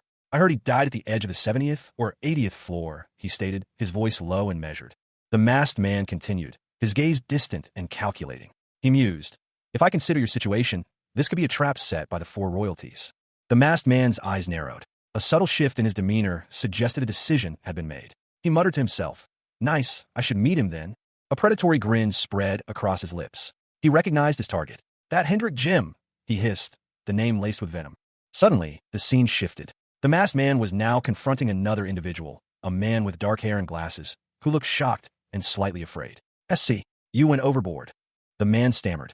The masked man held up 3 glowing stones, his expression unreadable. He declared, your gluttony trait is broken, but there's a penalty for consuming things. He gestured towards the stones. The poison, fire, and frost stone. It'll be best for you to quickly get the internal injuries it's causing treated. The other man scoffed. Treated? By a priest? Are you crazy? Do you want you and my spirit soldiers to be purified by divine power? The masked man sighed, clearly exasperated. Then what are you going to do? If this continues, are you going to go around shitting out blood? Miho, a small, white rabbit-like creature with large ears, perched atop Cha Jinhyuk's shoulder, declared the best method is for me to obtain divine power. Jinhyuk, his face partially obscured by shadow, retorted, gosh, that in itself is crazy talk, asshole. Miho growled in response, a low rumble emanating from the small creature. Miho's expression hardened, her ears flattening against her head. Jinhyuk, noticing the shift in his companion, asked, what's wrong, Miho? Suddenly, a figure, Balkan, appeared, a purple aura swirling around him. He watched Jinhyuk and Miho, his brow furrowed in concern. He questioned, why is she acting like this all of a sudden? Balkan winced as a sharp pain shot through him. He hissed, hurts. Be quiet. Balkan's face was contorted in pain, his eyes wide with shock and agony. Jinhyuk's eyes glowed with an eerie purple light as he spoke Balkan's name, Cha Jinhyuk. A tense scene unfolded. 2 figures, one cloaked in dark attire with purple energy crackling around him, and the other, a horned figure in dark blue, faced off. The cloaked figure's gaze was fixed on his opponent, a grim determination etched on his face. He muttered, these people. From a shadowed vantage point, a voice cut through the night, filled with apprehension. Something's not right. A man with short, light hair and sunglasses, his expression one of confusion, questioned the strange behavior of the crowd. He wondered aloud, what's with these people? They're not reacting to Miho's howls. He continued, uncertain about the cause of the unsettling stillness. I'm not sure what the reason is, but they're all walking together mindlessly. A golden ring of energy pulsed, emanating an otherworldly glow. From the swirling energy, 2 figures emerged, a man in a dark coat and glasses, and a hobgoblin with a mask, both radiating a dark aura. Cha Jinhyuk, his face obscured by a dark mask, glared intensely at his opponent. The other man, Balkan, a spirit master with shrewd eyes behind his spectacles, returned the stare with a mixture of suspicion and challenge. The air crackled with unspoken animosity. Meanwhile, a figure with an ethereal aura, a halo shimmering above her head, walked confidently through a crowd of hooded figures. Her serene expression belied a hidden purpose. Balkan, accompanied by a small, swift hobgoblin named Haryu, greeted the mysterious woman. He extended a hand in a gesture of false cordiality, his words a thinly veiled threat. "Nice to meet you." The woman, her face now fully visible, smiled enigmatically. She addressed Balkan by a chilling moniker, Ghostface. Her eyes, a striking gold, held a knowing glint. The full extent of her power remained hidden, but her confidence was undeniable. Jinhyuk, observing from the shadows, felt a surge of unease. He muttered to himself, his voice barely audible, "An angel." His gaze hardened. The sight of this powerful being only fueled his burning desire for revenge. Haryu, ever vigilant, reacted instantly. He exclaimed, his voice laced with sarcasm, "Huh, nice to meet you." A sudden burst of dark energy erupted from Jinhyuk's hands, signaling his readiness to act. A golden disc, swirling with arcane energy, was held between two hands. The air crackled with power. Above, a woman with long, flowing blonde hair, her features sharp and elegant, urged caution. "Please don't do things that you'll regret," she pleaded, her voice laced with concern. Below, a figure cloaked in darkness reacted instantly, drawing a gleaming sword. Purple energy erupted around him as he moved with terrifying speed. His eyes, wide with surprise, reflected the blur of motion. He muttered in awe, "She's fast." The dark figure's mind raced. When, he wondered, a question hanging heavy in the air. Suddenly, a voice, smooth and chilling, cut through the tension. "My greetings again." The blonde woman's face was visible now, a sly smile playing on her lips. "Nice to meet you, Ghostface," she purred. A young man with crimson horns and intense eyes materialized amidst a purple vortex. He grinned, his voice echoing with a hint of menace. "Ha, nice to meet you." He brandished a dark, energy-wreathed sword, his movements a blur of motion. His opponent, a figure whose face was obscured by shadow, reacted swiftly, deflecting the attack with a golden disc. The shadowed figure thought, "That's not what I'm thinking." A woman with long, flowing blonde hair appeared, her voice calm yet firm as she addressed the Hornman. "Please don't do things that you'll regret." The Hornman lunged again, his attack swift and brutal. He muttered to himself, a silent exclamation of surprise. His eyes widened in shock as he registered the blonde woman's speed. He thought, "She's fast." The Hornman's expression shifted to one of uncertainty. He questioned, "When?" The blonde woman calmly replied, "I'll give my greetings again." A woman with striking silver hair and piercing golden eyes loomed over her opponent. Her expression was one of chilling amusement as she addressed him. "Nice to meet you, Ghostface." The man, known only as Ghostface, wore a dark mask concealing most of his features, but his eyes, glowing with an inner purple fire, widened in alarm. His internal monologue betrayed his fear. "Damn it, she's strong too." He braced himself, but the woman's attack was relentless. He found himself unable to move, his internal monologue a testament to his predicament. "She's not moving an inch." The woman's voice was devoid of emotion as she delivered a chilling assessment of his condition. "The insides of your mouth are all rotten." She continued her merciless diagnosis, her words painting a grim picture of his internal injuries. "Your throat, stomach, and your intestines are all damaged." Ghostface, his eyes wide with a mixture of fear and disbelief, could only manage a strained question. "What are you doing right now?" The woman's response was a sudden, powerful surge of energy, a golden aura erupting from her, engulfing Ghostface. The golden light intensified, bathing both figures in its brilliance. The woman's smile deepened, a hint of triumph in her eyes. Ghostface, overwhelmed by the power, could only utter a single, terrified phrase. "This is..." A powerful surge of dark energy erupted from Cha Jinhyuk, the necromancer, as Balkan, the spirit master, urgently shouted, "Asshole, are you okay?" Balkan stood defiantly, his spectral fox companion at his side, sword drawn, facing down the remaining 9-star guild members. Jinhyuk's body convulsed, a metallic kung, echoing as he struggled against the residual effects of his soul transference. Cha Jinhyuk, his face partially obscured by a dark mask, focused on the damage to his new body. His thoughts were grim. "My damaged body." He placed a hand over his chest, a wave of relief washing over him as he realized, "Is all recovered." Balkan, her eyes gleaming with power, declared, "I'm certain this is the angel's power. Divine power." She looked at Jinhyuk, her expression softening slightly as she pleaded, "With this much, will you understand that I'm not here as your enemy?" Balkan revealed her affiliation, a hint of a smile playing on her lips. "I'm an angel affiliated to Wingless." The clock tower loomed over the quaint town, its hands frozen at a time long past. A deep twilight settled over the scene, casting long shadows. Nearby, the silhouette of a building, its windows dark and mysterious, hinted at secrets held within. A single eye, wide with alarm, snapped open. The owner of the eye was clearly startled. He ran a hand through his short, silver hair, a look of confusion etched on his face. "What was I going to do just now? What's the time?" he muttered to himself. The scene shifted to a hotel sign, the words Hotel Gold Rich gleaming faintly in the dim light. Inside, a maid, startled, dropped her cleaning implement. Her eyes widened in surprise. She gasped, huh? Why was I spacing out? Another maid, nearby, looked equally perplexed. Right? I was also she began, her voice trailing off. Two women, their faces partially obscured, conversed quietly. One of them asked, "Do we push ourselves too much recently?" A shadowed figure, partially obscured behind a wooden pillar, observed the scene with a single, piercing purple eye visible through a crimson mask. The mask itself was intricately carved, resembling a demonic visage. Cha Jin-hyuk, his dark attire stark against the opulent surroundings, entered the room. His movements were deliberate, his gaze sharp. He confronted Balkan, a spirit master, who sat regally on a chaise lounge, a small, fox-like creature at his feet. "What are you playing at?" Balkan's voice was laced with suspicion. Balkan explained, "I altered their memories slightly. I did it to protect the citizens of this place." He continued, his expression serious. "It'd be bad if the angels heard rumors about me and all rushed to the 10th floor. Jin-hyuk, observing Balkan, muttered, "Her methods are excessive, but it's not completely reckless." "Not bad." Balkan smirked. "Memory alteration, huh? Not bad. Or is it too late? You're not using it on me." Balkan reassured him, "Don't worry. It's impossible to use it on those who have a strong ego like you, ghost face." Jin-hyuk glanced at the fox-like creature, commenting, "That cute mystical creature." The air crackled with anticipation. A voice, smooth yet commanding, cut through the silence. Balkan, the spirit master, stood before Cha Jin-hyuk, his eyes narrowed.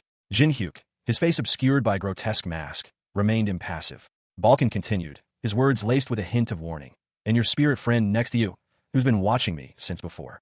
A flicker of understanding crossed Balkan's features. He admitted, "I knew she could see me." Jin-hyuk, however, remained silent for a moment before posing a question of his own. "So, why did you come to find me?" The focus shifted to Jin-hyuk, his mask a stark contrast to his otherwise youthful features. A voice, seemingly detached and omniscient, narrated, "The one who wears the mask condenses grotesqueness." The voice continued, painting a picture of defiance and defies the heavens. Then, a further explanation was offered. Even though he and the people who follow him are weak. The scene showed Balkan, Jin-hyuk, and a small, fox-like creature, Haryu, the hobgoblin. The voice concluded its prophecy. They will end up successful. A new speaker, a woman with silver hair, appeared. She began to explain her reasons for seeking Jin-hyuk out. "The reason why I came to find you," the woman revealed, the impetus for her actions, "is because of the prophecy that descended upon Wingless." Inside a lavishly decorated room, a woman with long, silver hair and a serene expression questioned a cloaked figure with a devilish mask. She asked, "Was it sent by God?" To which he replied, "It's similar." The masked figure's thoughts then turned inward. The one who wears the mask condenses grotesqueness. His inner voice continued, questioning, "It's probably referring to me, right?" The woman, her expression now curious, inquired, "What's the group Wingless about?" The masked man responded, "It's my first time hearing of them." The woman's feet, clad in elegant heels, sank slightly into the ground as if in a soft earth. A dark, swirling vortex appeared beneath her. The masked man's eyes widened, his gaze fixed on the unsettling sight. The woman's thoughts echoed, "Your wings." The panel revealed a close-up of the woman's back, showcasing a pair of delicate, feathered wings sprouting from her shoulder blades. A woman with long, flowing white hair, her face partially obscured by a veil, spoke with a grim expression. "The angels are currently insane," she stated, her voice heavy with foreboding. She continued, her gaze distant and troubled. "They're severely blinded by greed."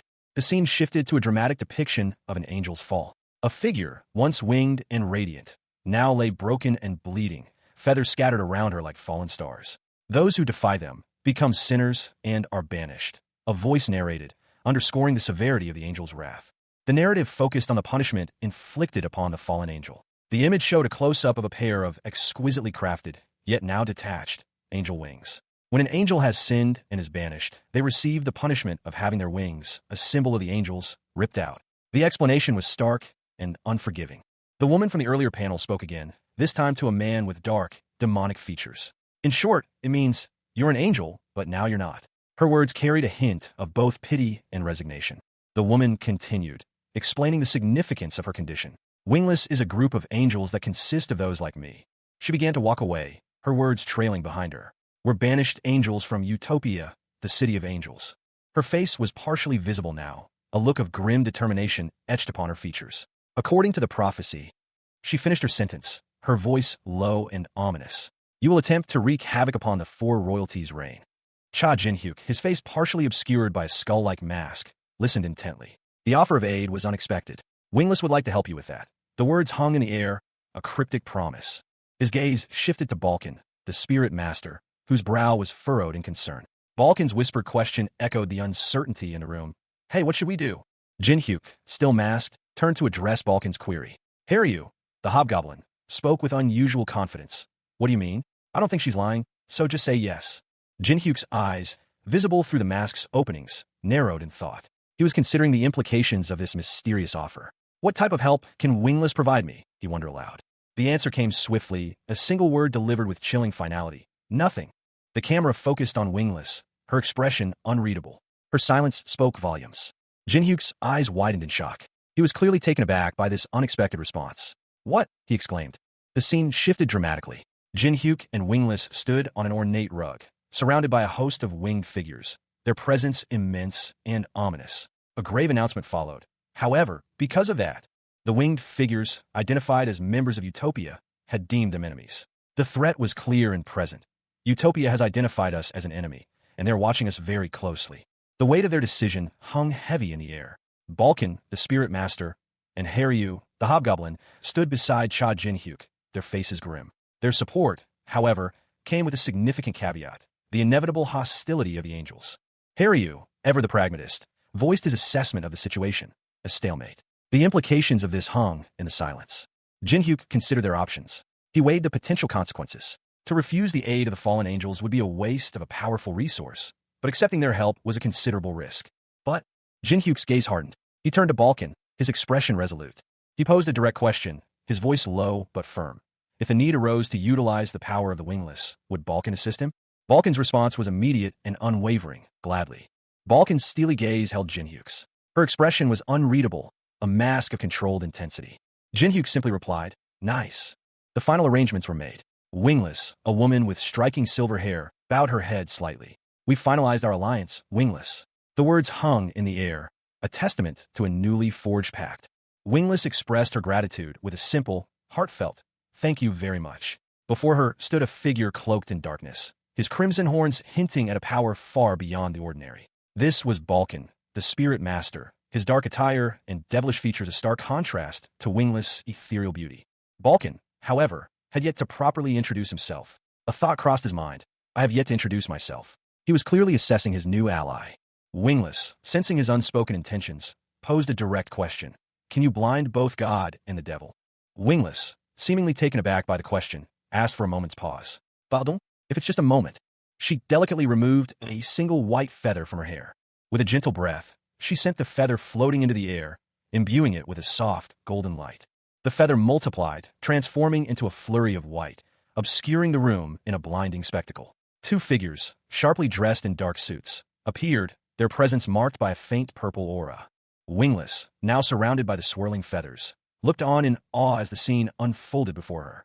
The spirit master, Ball, a woman with long silver hair, stood silhouetted against a breathtaking sunset. Her gaze was distant, contemplative. She mused that the principle behind a certain skill was similar to one used by Gold Trick. Ball and a hobgoblin, Haryu, were engaged in a hushed conversation. Haryu, his features sharp and demonic, questioned whether their enemies could hear them. Ball assured him that even if they cursed at the unseen foes, it wouldn't be a problem. Suddenly, a voice cut through the air. It was Cha Jinhyuk, his face contorted in a grimace, teeth bared. He was clearly agitated. Jinhyuk's voice boomed, laced with fury. He addressed Ball, calling her a voyeuristic sick bastard, and demanding to know if she was listening. Ball reacted with a soft, almost inaudible ah. The camera angle shifted, revealing Ball and Jinhyuk together. Jinhyuk smirked, confirming that he could hear them. Ball, slightly bewildered, questioned Jinhyuk's need for privacy. Jinhyuk explained that, since they were in the same predicament, using a fake name and a mask was less than ideal. Cha Jinhyuk, a name once synonymous with the infamous Death Star of the Nine-Star Guild, introduced himself with a smirk. 10 years had passed since his demise. His words hung heavy in the air, a stark contrast to the serene beach setting. A woman with striking silver hair, her eyes wide with disbelief, whispered a name barely audible above the gentle lapping of waves. Cha Jinhyuk. Suddenly, Jinhyuk's expression shifted, his eyes blazing with a newfound intensity as he moved towards her. He called out to her, his voice sharp and urgent. Hey. The woman, overcome with emotion, could only offer a trembling apology. I'm sorry. She explained, her voice laced with regret. Due to my incompetence. Jinhyuk's eyes widened, a single word escaping his lips. You. The woman's confession confirmed his suspicions. You knew me. The Cha Jin-hyuk who died 10 years ago. A woman's face, etched with grief, filled the scene. 10 years prior, in the very place where his death had been plotted, Cha Jin-hyuk's life had ended. But a new presence emerged from the shadows, a man with intense violet eyes, his expression a mask of cold determination. He revealed, I was also present. A decade after his betrayal and death at the hands of his own guild, the powerful necromancer Cha Jin-hyuk finds himself reborn. His once formidable necromantic abilities are gone, replaced by an unfamiliar emptiness. He stands, a young man with dark hair, his gaze cast downward, a crimson oni mask hanging from his neck. Beside him, a woman with striking silver hair and delicate angel wings tattooed on her back stands in quiet contemplation. Her posture suggests weariness and a hint of sorrow. A voice, laced with concern, cuts through the silence. You should. The ground beneath Cha Jin-hyuk cracks and erupts in purple flames, a sudden, uncontrolled surge of power. He looks up, his eyes blazing with an intensity that belies his weakened state. The purple flames engulf him, a terrifying display of raw, untamed energy. The woman watches, her expression unreadable, as the power surges around him. She asks, her voice barely a whisper, do you know what happens? Cha Jin-hyuk, his voice grim, replies, you probably become one of those voyeurs, a transcendent, like a god or demon, that manages the tower. The imposing tower pierced the heavens, a monument to ambition and power. A voice, echoing with the weight of ages, recounted a tale of the four angels, the tower's original royalty, consumed by their own hubris. Their attempt to monopolize control of the tower had set a precedent, a dark legacy.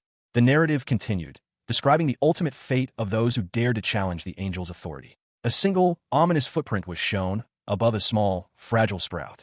Anyone who sought to conquer the tower met their end, eliminated without mercy, except, of course, for the angels themselves. A man, his face etched with grim determination, muttered to himself, his thoughts a dark storm brewing within. He questioned a woman with long, silver hair, her expression one of pained understanding. He wondered aloud if she knew about the tower's ruthless history of eliminating its conquerors.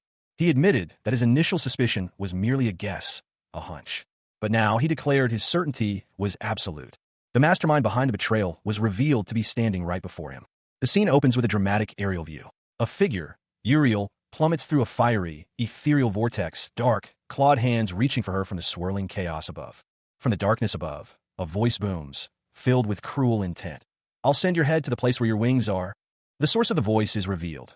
A man with intense purple eyes and hair, his face contorted in a furious grimace. He bellows a name. Uriel. Uriel, falling, is enveloped by a surge of dark energy, her expression one of pained resignation. The dark energy intensifies, consuming her. Her body begins to crackle with purple light. As the energy subsides, Uriel's face is visible again, her voice barely a whisper. She explains, that's the reason why I became wingless. The man from above, his expression a mixture of shock and confusion, asks, what do you mean? Uriel, now surrounded by dark, wing-like shadows, answers, I became wingless 10 years ago. A shadowy figure, cloaked in darkness, addressed his unseen companion. His voice was low, laced with a chilling certainty, because I was carrying out the select and kill order on a certain climber. The companion, a woman with striking silver hair, responded with a somber tone. Her words hung heavy in the air. His name was the image shifted to reveal Cha Jin-hyuk himself, his face etched with grim determination. A faint purple aura crackled around him. The scene changed. Cha Jin-hyuk stood defiantly before a kneeling figure, a halo of light behind the latter's head. A second, imposing figure stood silently beside Cha Jin-hyuk, radiating an aura of dark power. Cha Jin-hyuk, his expression contrite, offered an apology to the kneeling figure. I behaved indecently. I apologize. The kneeling figure, his face obscured, responded calmly. It's all right. That issue is my burden to bear. Cha Jin-hyuk, showing a hint of understanding, added, it's fine. I don't want to take my anger out on you. A conversation concluded. One party stated their understanding that the wingless and the angels were different species. The other party expressed gratitude for this understanding. A serene-looking woman with long, white hair, a halo above her head, and a gentle smile, stood with her hands clasped over her heart. She appeared to be an angel. The woman continued, suggesting that, like them, there might be other victims of the four royalties. She recommended that if they encountered these other victims, they should accept them into their group.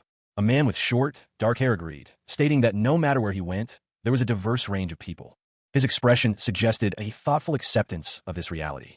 A dramatic shift in setting. A powerful-looking group appeared composed of a large, muscular, dark-skinned humanoid, a smaller, horned figure in dark clothing, and a dragon-like creature with dark, leathery wings.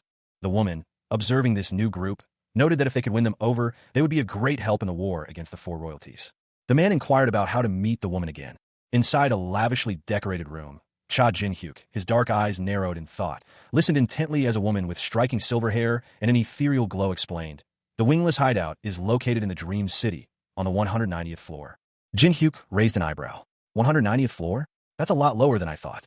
The woman, seemingly unfazed by his surprise, continued. The higher the floor, the more influence the four royalties have. And the floors from 200 to 300 are his territory.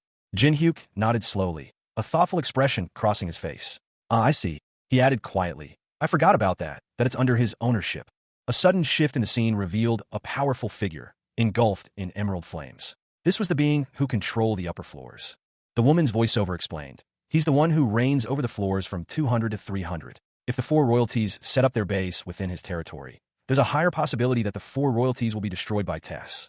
Jin-hyuk, seemingly lost in thought, then politely asked, if it's not rude to ask, could I get dressed? The woman, startled for a moment, quickly replied, Huh? Of course. A woman with long, silver hair and feathery wings etched on her back stood gracefully, a diaphanous white dress clinging to her form. She adjusted the garment, a thoughtful expression on her face.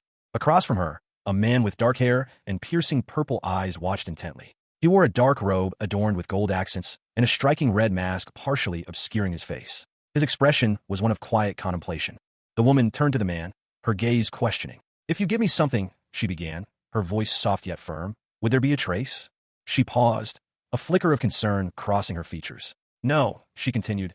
However, due to the pursuit of the angels, the woman's expression turned serious. I can only bring myself.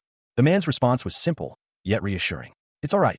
A subtle smile played on the man's lips. He murmured, that's enough. The woman's face showed a mixture of relief and apprehension. Her eyes widened slightly. She looked down, her fingers tracing the edge of her dark cloak. A question hung in the air, unspoken but heavy with implication. You were that type of person? Cha Jin-hyuk, his dark eyes gleaming with mischief, engaged in a light-hearted banter with a winged woman. Her expression shifted from annoyance to amusement as he clarified his request. Not that. Your wings, what I meant was, he continued, I want some of your feathers. The woman, seemingly unfazed, replied, Ah, if it's that, then I can give it to you. It grows back. Jin-hyuk, however, had a different reason in mind. He thought to himself, I asked carefully. He carefully plucked a feather, explaining, because I thought it doesn't grow back. In his hand, a small pile of feathers materialized. He warned her, you must never show it outside. Jin-hyuk examined a single feather, his expression serious. He stated, the angels have a skill that locates the owner of the feather. With a smirk, he added, don't worry. I plan on eating it anyway. A young woman with long, white hair, her back to the viewer, stood before a man in dark clothing. He held a small, ornate mask and a handful of glittering dust. He asked, pardon? Eat. The woman's eyes widened in disbelief. She sputtered, so you were that type of person. The woman vehemently denied the implication, shouting, I said I'm not. The man, unfazed, replied calmly, I'll trust you and get going then. I'll see you next time at Dream City. Elsewhere, the man stood with a taller, imposing figure. He confidently stated, yeah, I'll meet your expectations. The woman, now wearing a hooded cloak, responded from a doorway, I'll look forward to it, ghost face. She then departed. A cloaked figure, their face obscured by shadow, walked down a grand hallway. The air hummed with barely perceptible magic. Suddenly, a brilliant light erupted where the figure stood moments before, scattering white feathers that shimmered with celestial energy. A small, white fox-like creature, its ears slightly drooped, whimpered softly, its attention fixed on a figure lying prone on the floor. A man with dark, sharp features and a purple aura, dressed in elegant dark clothing, approached the prone figure. He asked, Are you going to eat now? The figure on the floor, now revealed to be a man with dark hair, responded, Of course, I'm so excited that I can't wait any longer. He picked up a single feather. His thoughts, the angel's divine power. I'm curious to see if I can endure it. If I can, I wonder what power I'll be able to obtain. He examined the feather closely. The man in dark clothing simply stated, Do as you please. The man with dark hair looked up at the other man, a grim expression on his face. He said, I've given up on you ever since the third poison. A gloved hand, adorned with a dark ring, extended a finger, whispering the single syllable, Miho. A small, white fox-like creature tilted its head, seemingly in response to the soft utterance. A man with dark hair and a stern expression appeared, holding the creature gently. He cautioned, You can't go around eating whatever you like, okay? A sudden close-up revealed a mouth, its tongue delicately wrapping around a single white feather. A young man with dark hair and intense eyes sat calmly, a crimson mask resting in his hands. He roared in pain, a surge of golden energy erupting from his body as he clutched at his throat. The impact reverberated through the chamber. Dust and debris rained down as a powerful force slammed into the floor, leaving a deep crater in its wake. The source of the impact was obscured by the swirling dust cloud. Amidst the chaos, a man with fiery red hair and a goatee watched with disinterest. He muttered, "Yeah, whatever, I don't." Elsewhere, a young man with dark hair and a serious expression held a small, white, fox-like creature aloft. He spoke reassuringly to it. "Okay, mijo, it's an aeroplane ride." A figure, his face contorted in a grimace of pain and exertion, struggled against some unseen force. His eyes glowed with an unnatural purple light. He choked out, "Cook." His mouth opened wide in a silent scream, his eyes wide with exertion. The man's face was contorted in agony. A wave of energy erupted from him, a violent surge of power that threatened to tear him apart. He groaned, his eyes still glowing with that same unnatural purple light, his expression one of intense pain and exhaustion. Cha Jin-hyuk, the once powerful necromancer, found himself sinking beneath the surface of a dark, still body of water. His body, now unfamiliar, felt heavy and unresponsive. His limbs moved sluggishly, the cold water clinging to his skin like a shroud. He struggled against the current, his vision blurring with each passing moment.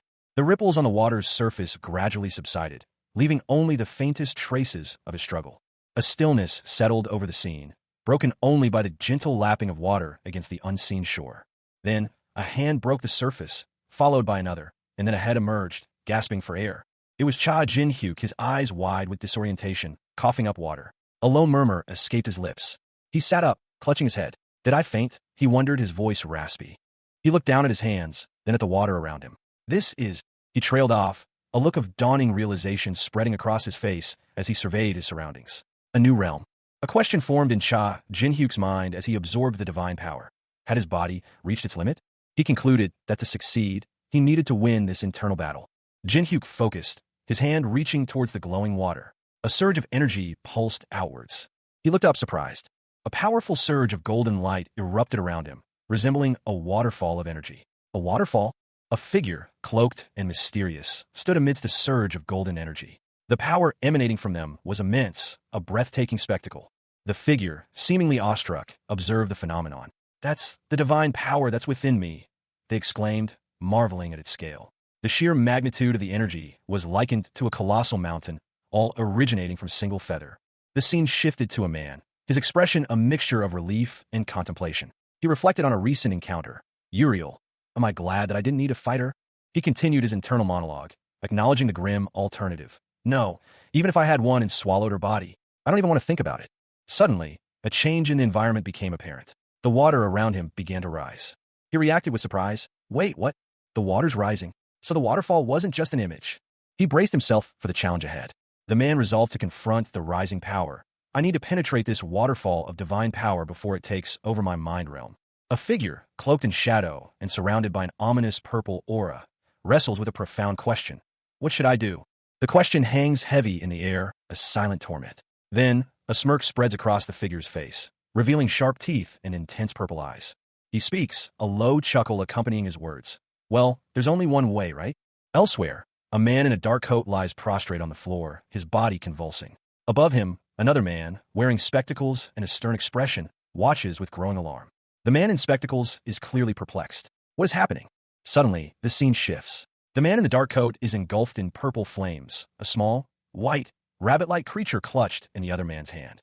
The man in spectacles observes, his face etched with a mixture of shock and dawning understanding. He mutters, "He used spirit power, but something's different this."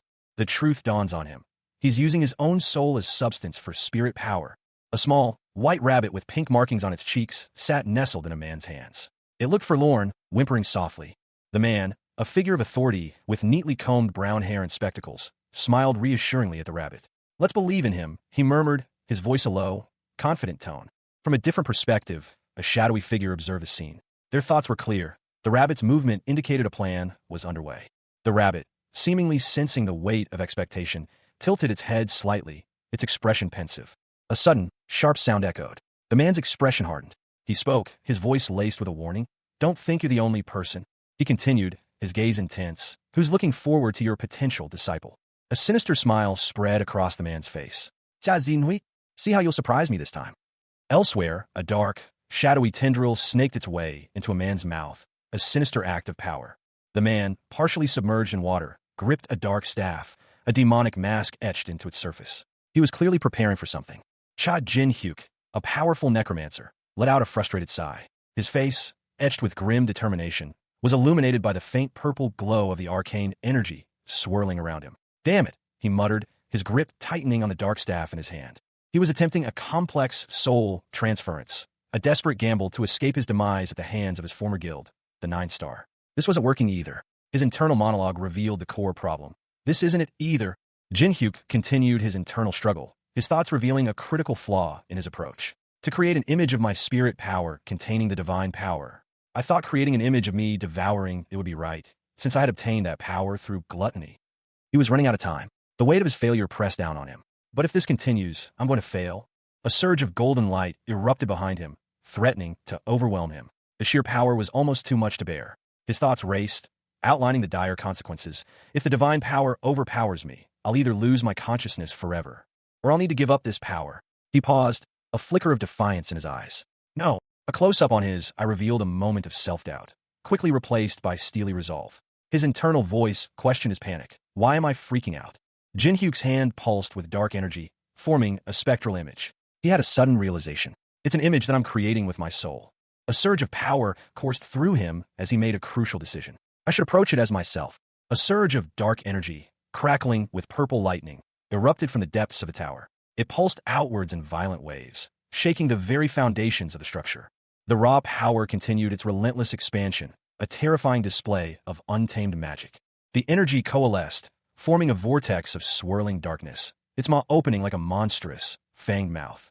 From within this abyss, a figure emerged, Cha Jin-hyuk, his dark coat billowing behind him as he launched himself from the heart of the chaotic energy.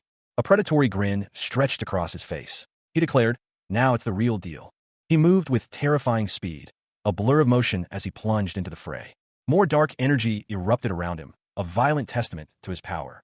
His expression was one of grim determination, his eyes burning with a cold fire. The impact of his attack sent tremors through the tower, leaving a trail of destruction in its wake. A triumphant grin spread across Cha Jin-hyuk's face, his eyes gleaming with a fierce, purple energy. He exclaimed, yeah, this is it. The intensity of his expression deepened, a predatory gleam in his eyes as he anticipated the power surge. A blinding golden light erupted, engulfing him as he absorbed a potent energy source. The air crackled with raw power. The energy pulsed, forming swirling patterns of purple and gold, a chaotic yet controlled display of immense power. With a satisfied sigh, Jin-hyuk savored the power coursing through him. Yum, he muttered, a gleeful expression on his face. The absorption complete, his eyes glowed with an otherworldly light. His grin widened, revealing sharp teeth as he relished the newfound strength. He let out another satisfied, yum. But his hunger was far from sated. He whispered, more, more, more. His desire for more power intensified, his eyes burning with an insatiable need. He roared, more. Cracks of purple energy spread across his back, hinting at the immense power he was wielding and the strain it placed upon his body. A surge of purple energy crackled, leaving a trail of shimmering particles in its wake. The air thrummed with power, a silent promise of something more. The energy coalesced, forming swirling glyphs of immense power. They pulsed with an otherworldly light, hinting at a force beyond comprehension. The glyphs shifted and reformed, their meaning obscured by the intensity of their luminescence. A sense of anticipation hung heavy in the air. From the heart of the swirling energy, a figure emerged. His eyes glowed with an unnatural light, reflecting the power he now wielded. Cha Jin-hyuk, once a powerful necromancer, now possessed the abilities of an all-master. His expression was one of grim determination. The purple energy continued to surge around him, a testament to his newfound power. He was ready. With a surge of power, he rose to his feet, his eyes burning with a cold fire. Vengeance was within his grasp. 3 exclamation points appeared, emphasizing the intensity of the moment. The weight of his past and the promise of his future collided. He lay on the floor, his body still radiating power, but his face contorted in a grimace of pain. The transformation had taken its toll. At the peak of all evil, a small, white fox-like creature with large ears cowered, its expression one of clear distress. The creature's gaze was fixed on something unseen, something looming over it. The creature clapped excitedly, its small paws patting together rapidly. It seemed to be commenting on the unseen figure, stating that it looked like the creature itself. The fox-like creature continued its excited commentary, proclaiming that it was witnessing the birth of the demon king of gluttony. Elsewhere, two figures, one with blonde hair and the other with silver hair, engaged in a conversation. The blonde-haired one questioned, "The greedy dragon?" The silver-haired figure responded curtly, "That'll be Baal for you." The silver-haired man continued, explaining that to him, Baal was a neutral god who constantly schemed. He elaborated, stating that Baal's name reflected his nature, a strong sense of greed that led him to indulge in all kinds of species. The silver-haired man concluded his assessment of Baal, emphasizing that his greed wasn't simply excessive. He was a crazy dragon who desired to consume everything in the world. The image shows a young man with blonde hair and striking golden eyes. His expression is intense, almost predatory. A voiceover reveals that his divine name is the greedy dragon. Suddenly, a surge of dark purple energy erupts. A figure, cloaked in shadows, unleashes a powerful blast, the word greed screaming from the energy itself. The force of the attack is immense, a swirling vortex of purple and black energy. The energy continues to expand, consuming everything in its path. The sheer power is almost overwhelming, a chaotic display of raw energy. The energy begins to recede, leaving behind a trail of shimmering particles. Silence follows the destructive display, a heavy silence pregnant with unspoken power. A blur of motion, a whirlwind of energy. Then, a single word, barely audible, yet carrying the weight of a decade's anticipation. "Hey." The voice, sharp and abrasive, cut through the lingering silence. "Hey, asshole." Balkan, the spirit master, his usual jovial demeanor replaced by a mixture of surprise and amusement, addressed the newcomer.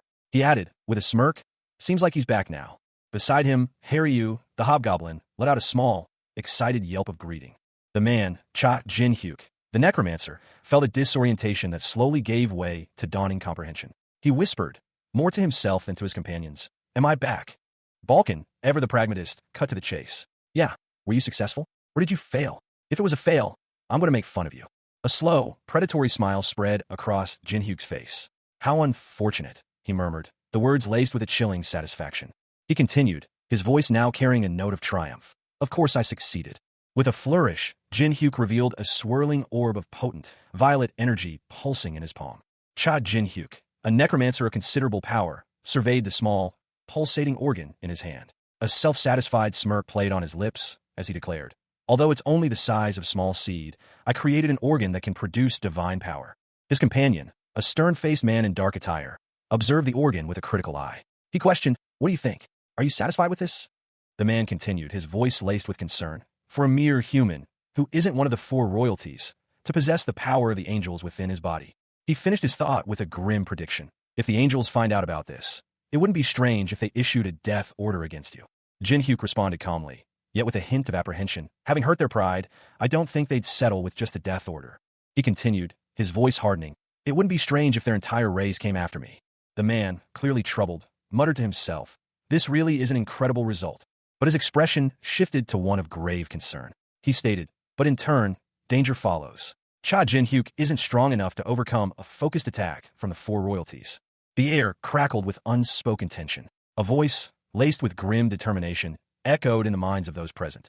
In his current weakened state, any confrontation with the four royalties would be suicide.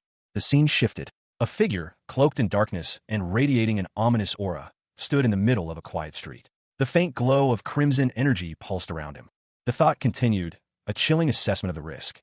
If he were to challenge the four royalties? His gaze was intense, eyes burning with a fiery determination. The man's face was partially obscured by shadow, but his red eyes shone with a fierce resolve. A few days passed. The location changed to the 10th floor hunting grounds, a vast expanse of forest nestled amidst towering mountains. A blood-curdling scream ripped through the quiet of the forest. A monstrous creature, its form shrouded in purple energy, revealed itself. Its gaping maw was filled with rows of razor-sharp teeth. A muscular figure, his back to the viewer, braced himself against the looming threat. He prepared to defend against the monstrous attack. The hobgoblin, Harryu, braced himself, his powerful muscles straining as a shadowy figure lunged. A dark, spectral claw slashed across his back, drawing blood. He stumbled, falling to his knees, the force of the blow nearly knocking him unconscious. The attacker's presence loomed over him. Harryu roared, his anger fueling a surge of adrenaline. He rose, clutching his axe, ready to fight back. The shadowy figures multiplied, their spectral forms swirling around the hobgoblin. He swung his axe, cleaving through one, but more emerged from the darkness. One of the creatures revealed its face, a skull-like visage, glowing with malevolent purple energy. Haryu, despite his ferocity, was overwhelmed. The spectral claws tore at his flesh, and he was forced to defend himself. He swung his axe again, a desperate attempt to break free from the spectral assault. Meanwhile, on a distant hilltop, a cloaked figure watched the battle unfold, a sinister smile playing on their lips.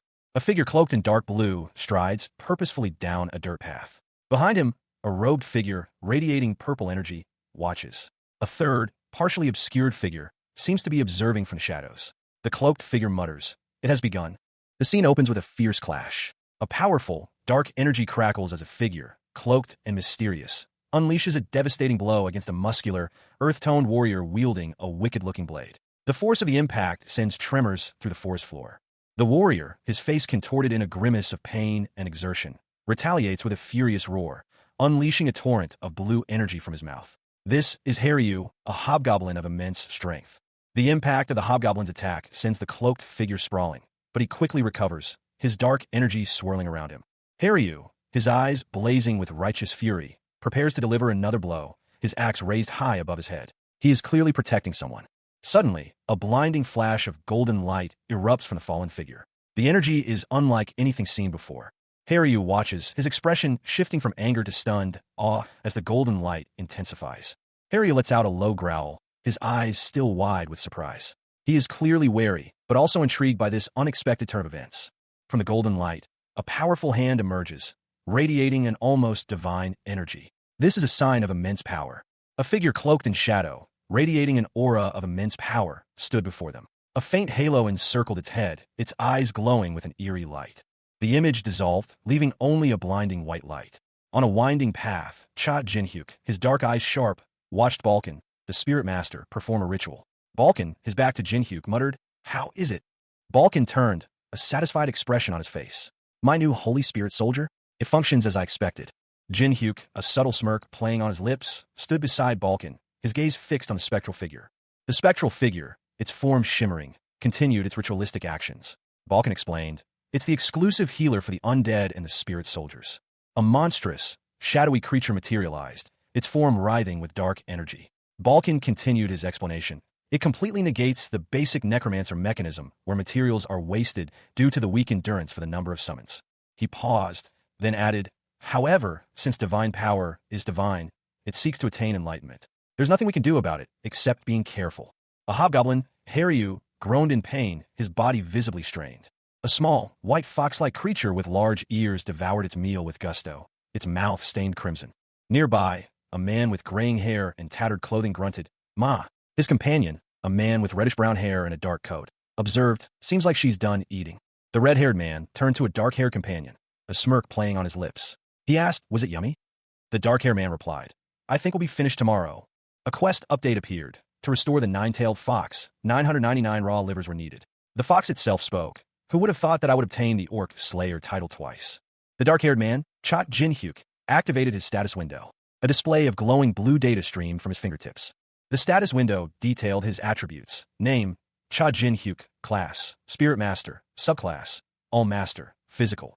Mana type. Stats, Strength 35, HP 37, Agility 34, Intelligence 51, Mana 66, Demonic Energy 0, Divine Power 3, Trait, Gluttony, Skill, Combined Tolerance, Endurance. Jinhyuk reflected. My seed of divine power grew for the past several days, so it increased by 2. Cha Jinhyuk, his body now a vessel far removed from his former necromantic might, reviewed his options.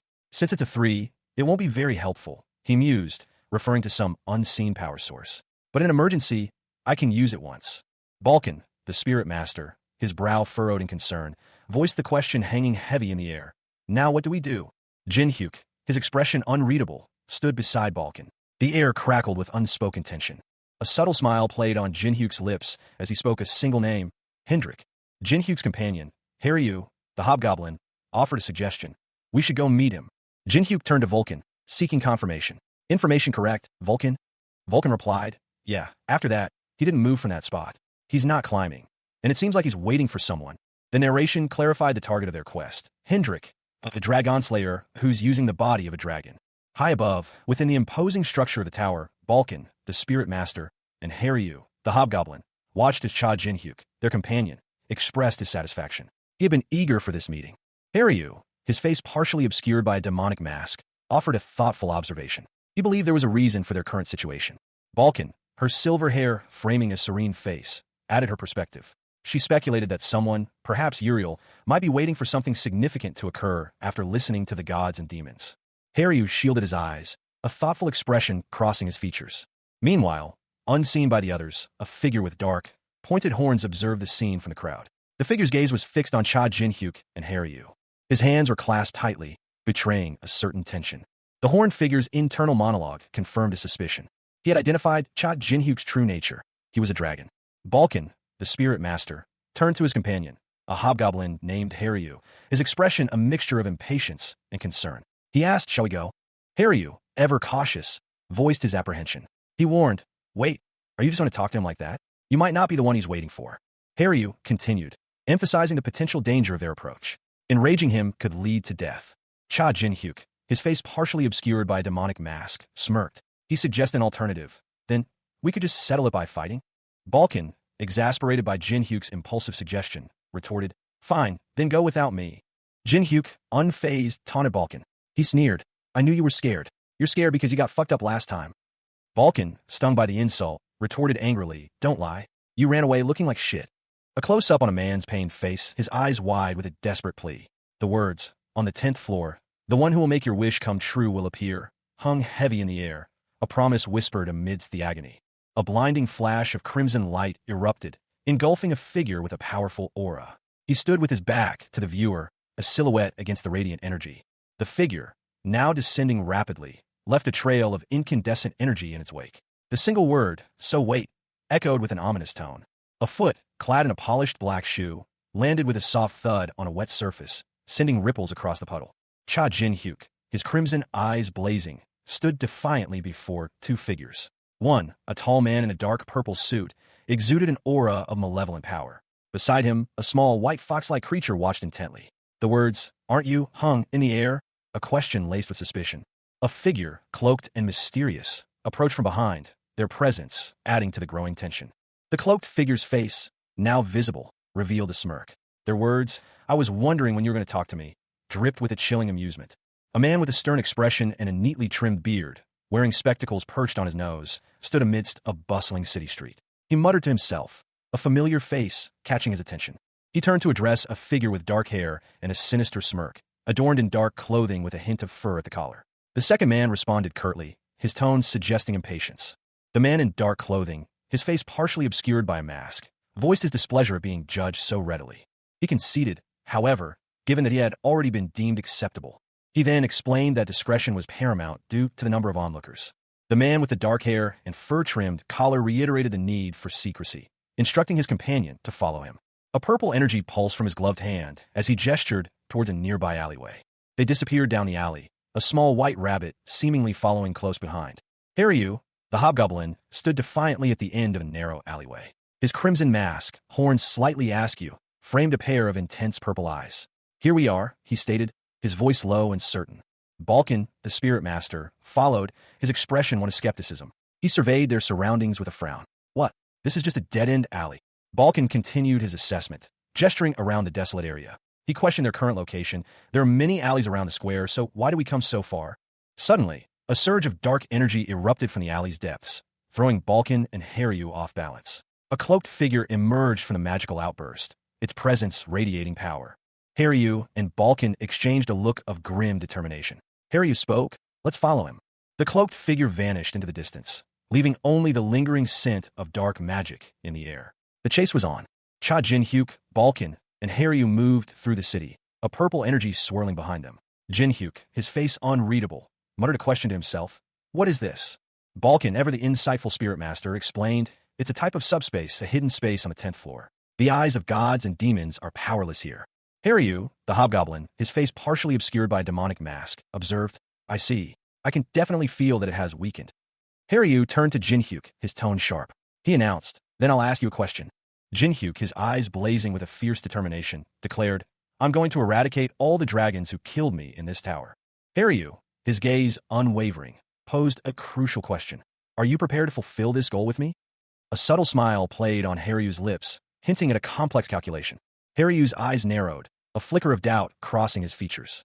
His voice, though quiet, carried a sharp edge of criticism. Isn't your dream too petty? Cha Jin-hyuk, his eyes blazing with barely contained fury, glared at his adversaries. What did you fucking say? Petty.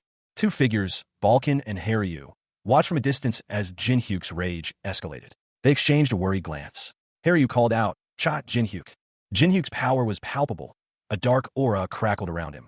Balkan muttered, he's a monster who's on another level. Balkan's concern was echoed by Haryu, who urged, why are you provoking him? Unfazed, the more arrogant of the two, seemingly Balkan, dismissed Haryu's warning with a dismissive wave. Just relax, you loser. The other, Haryu, remained tense but replied, I have a plan too. Despite his outward calm, a hint of uncertainty flickered in Haryu's eyes. He admitted, I don't know your situation. Haryu continued, explaining, but I can grasp how you became like that. I'm also sure you know, don't you? Jin-hyuk's eyes, narrowed and intense, held a chilling certainty. Cha Jin-hyuk, his voice barely a whisper, corrected his companion.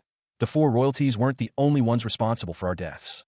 His companion, Hendrik, responded dismissively. He didn't care about the reasons behind Jin-hyuk's obsession with the dragons. His focus remained singular. Hendrik's words hung heavy in the air.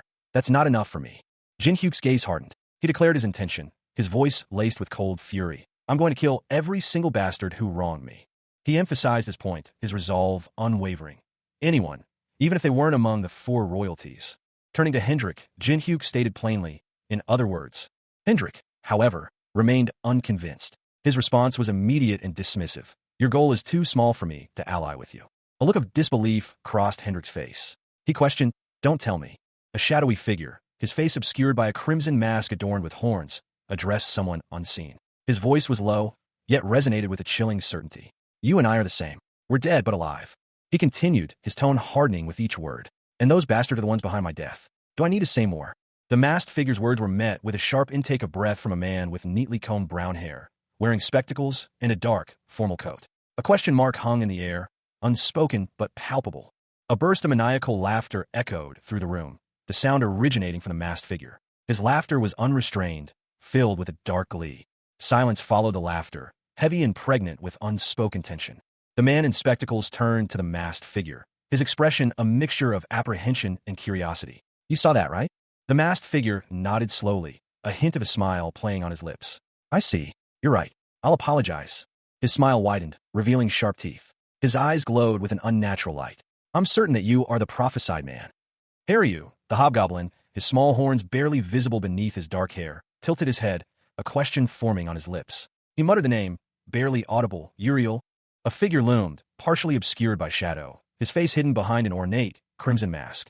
The masked individual's voice was low and measured, a chilling question hanging in the air. Have the wingless approached him already? Haryu's gaze sharpened as he drew his sword, the polished steel gleaming faintly in the dim light. The weapon felt substantial in his hand. The masked figure, his voice echoing with authority, declared his intentions. I'm going to personally verify and test your resolve. With a swift, decisive movement, the masked figure unsheathed his own blade, the action radiating power and menace. He added, to see if it's sincere or a bluff. His eyes, burning with an intense light, narrowed as he spoke the chilling words, the one who schemes against God's will. The masked figure's voice cut through the tension, demanding, your name? From beneath the mask, a young man with striking violet eyes and a devilish grin revealed himself. He answered with quiet confidence, Cha Jin-hyuk. You damned lizard. The enraged roar echoed, a guttural sound filled with raw fury. The speaker's face, a mask of rage, dominated the scene. His eyes burned with an intense hatred, his mouth a gaping maw. A voice, sharp and disdainful, cut through the air. You're creating a fuss by coming here again? The scene shifted to reveal a group of figures, their expressions ranging from annoyance to open hostility. One of them, a smaller figure, spoke. Didn't you finish what you came here to do? Two men stood together, one observing the scene with a mixture of apprehension and curiosity. Geez, he was around. One of them muttered, his gaze lingering on the distant figure. The other man's eyes widened, a sudden recognition dawning. Who's that? Do you know that? The first man responded, his voice low. He's the blacksmith who lives here. He continued, a hint of awe in his tone. He's also the one who made my sword. The blacksmith, a hobgoblin with a stern expression, observed them from a distance, his thoughts unreadable. A figure, wielding a warhammer, stood defiantly. His attire suggested a warrior's garb, yet his stance was one of weary defiance. A voice, laced with disbelief, echoed through the air. You should have left now that you've gotten your sword. Why are you back? The question hung heavy in the air. Two men watched, their faces etched with shock and disbelief. One, younger, with striking purple eyes, was the focus of their astonishment. The other, older, with spectacles perched on his nose, whispered, "Impossible." The scene shifted. A hushed gasp escaped the older man's lips. His eyes widened as he took in the full impact of what he saw. He stared, his voice barely a breath. "He's an Oni." A voice, calm yet thoughtful, observed the unfolding events. What a strange combination. A spirit and a mystical creature. Elsewhere, a different scene unfolded. A man with horns and a hammer, his features sharp and weathered, pointed accusingly. His words were sharp and full of contempt. "Who's that tan bastard?" He gestured towards a younger man with purple eyes, who stood with another, cloaked figure. A small, white fox-like creature trotted nearby. The focus returned to the younger man. His companion, a larger, more imposing figure, spoke, his voice a low growl. "How? Are you still alive?"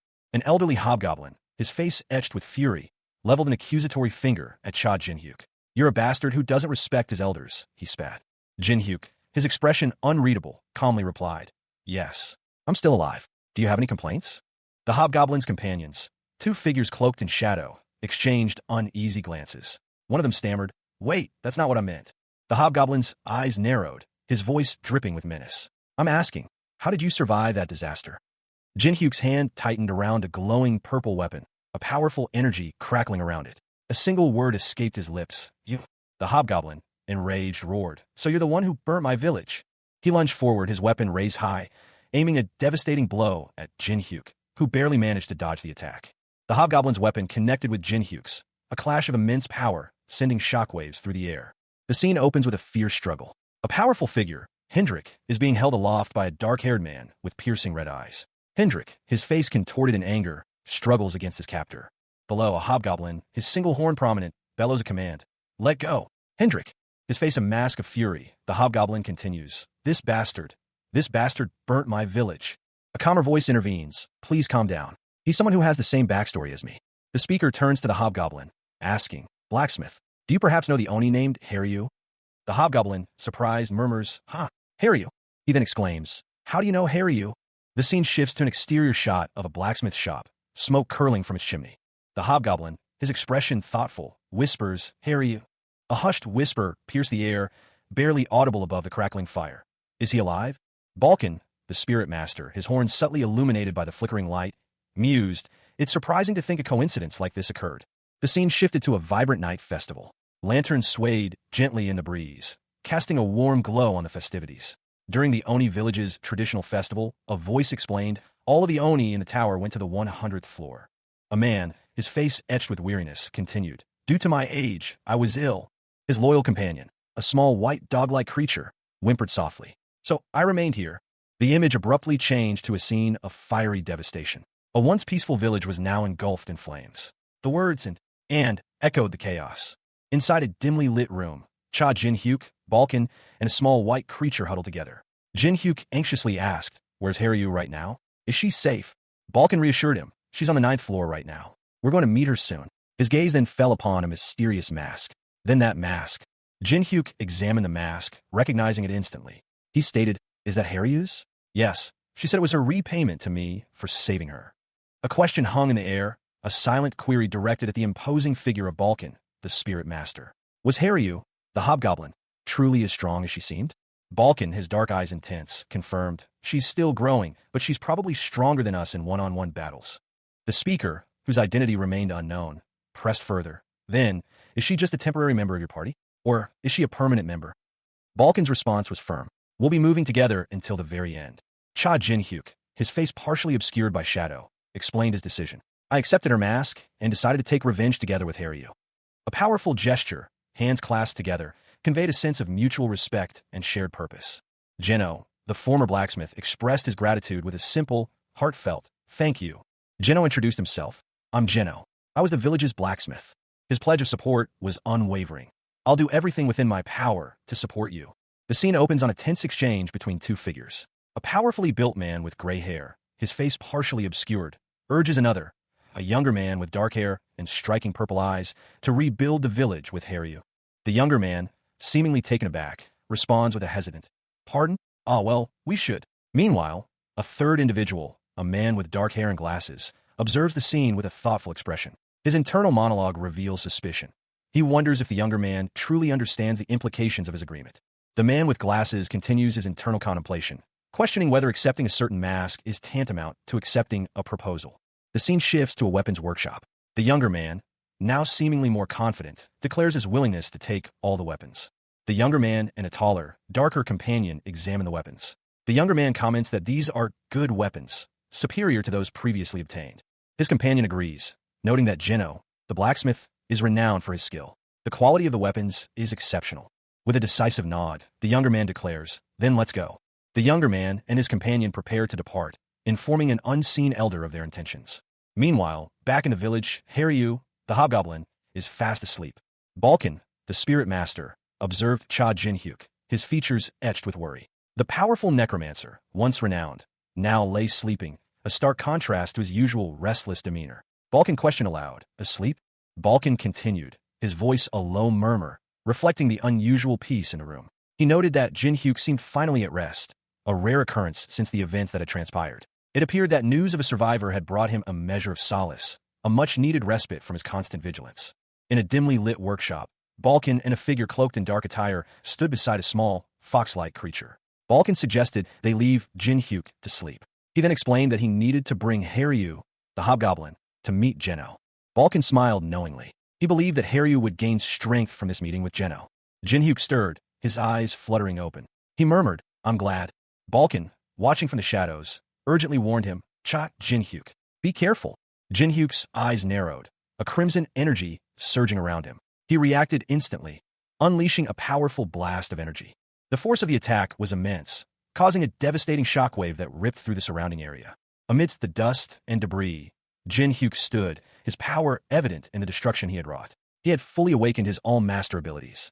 The scene opens on Cha Jin-hyuk, his face partially obscured by a dark mask, amidst a flurry of dust and debris. His eyes, however, burn with a fierce intensity. He stands defiant, a single word escaping his lips. "You?" An unseen opponent, their hand adorned with glowing red runes, unleashes a spell. "Your reflexes aren't too shabby," they remark.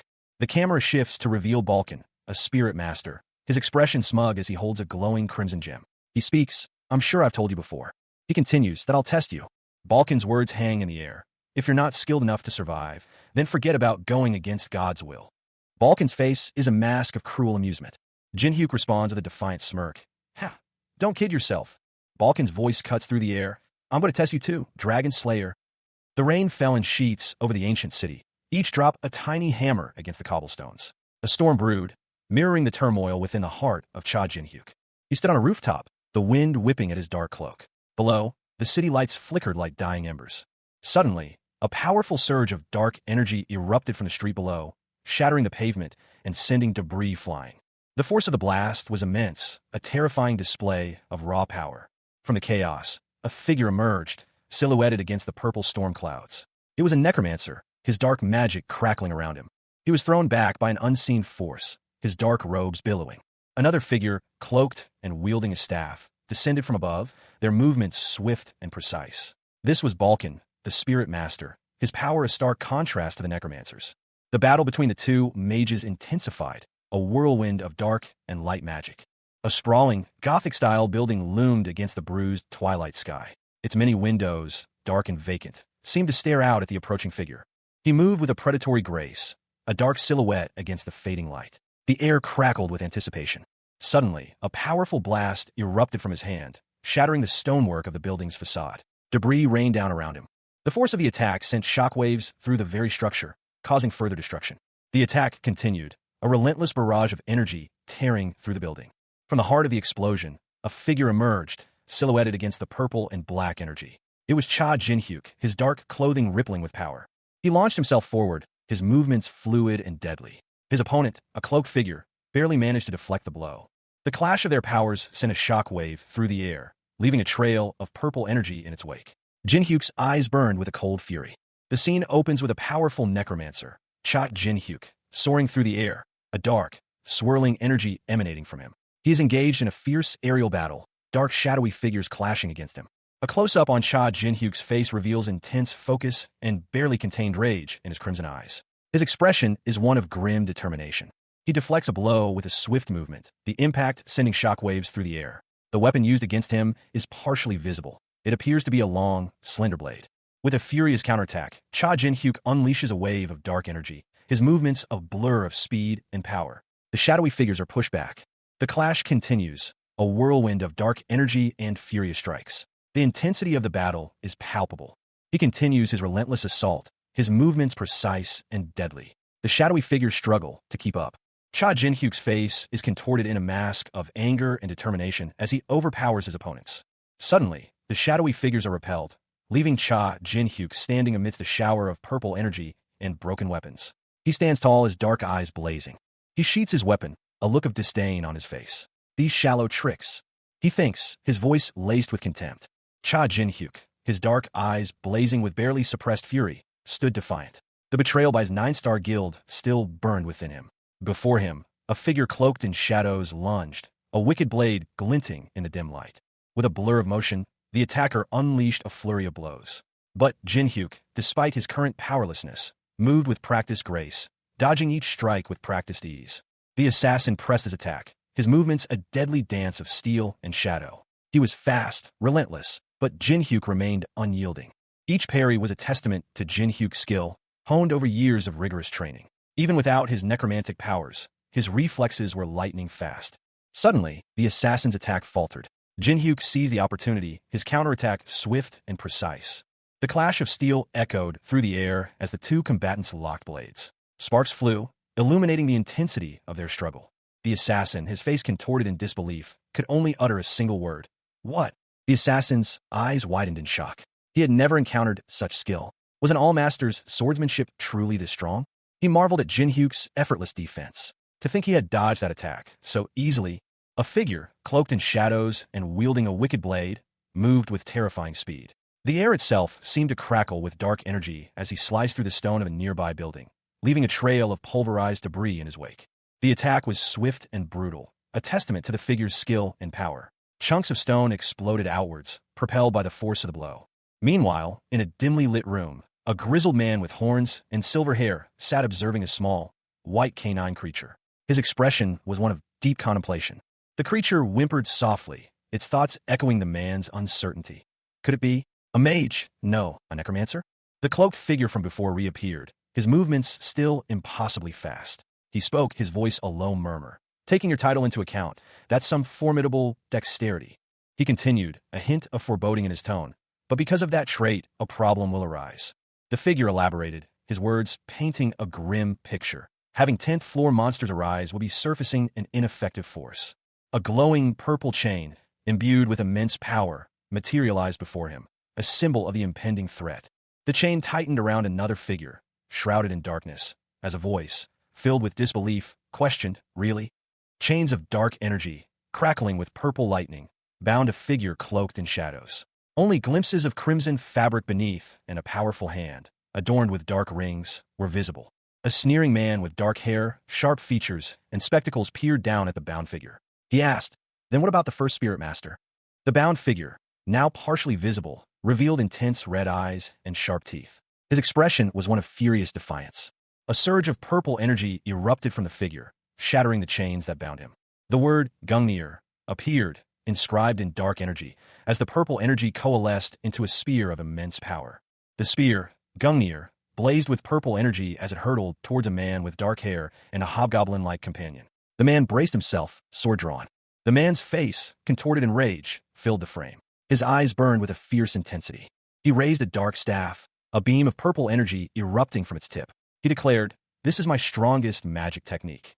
The scene opens with a powerful, purple-tinged energy surge. A dark cloaked figure, his face obscured, unleashes a devastating attack. The narration box confirms the blow's impact. It sliced through a great orc warrior. The camera focuses on the attacker's face, revealing a sinister grin. His eyes glow with an unnatural purple light. He casually utters a dismissive farewell, "See ya." A sudden, violent energy blast erupts. Two figures are shown, one in a dark coat, the other in more traditional garb, both seemingly caught in the aftermath of the attack. The focus shifts to a new character, his face contorted in anger. He is bound by thick, purple chains, his eyes blazing red. A guttural sound escapes him, "Kek." The chains tighten around him, the purple energy intensifying. Despite his restraints, he grips a fiery katana, its blade glowing intensely. A crimson energy crackled, a furious storm brewing within the very air. The raw power was palpable, a prelude to something devastating. The source of the energy, a blade, incandescent and impossibly sharp, radiating heat and menace. A man, his face etched with alarm, watched the weapon's approach. He muttered, "That pattern. Don't tell me that sword is—" The inscription on the blade glowed. Enchant, dispel magic.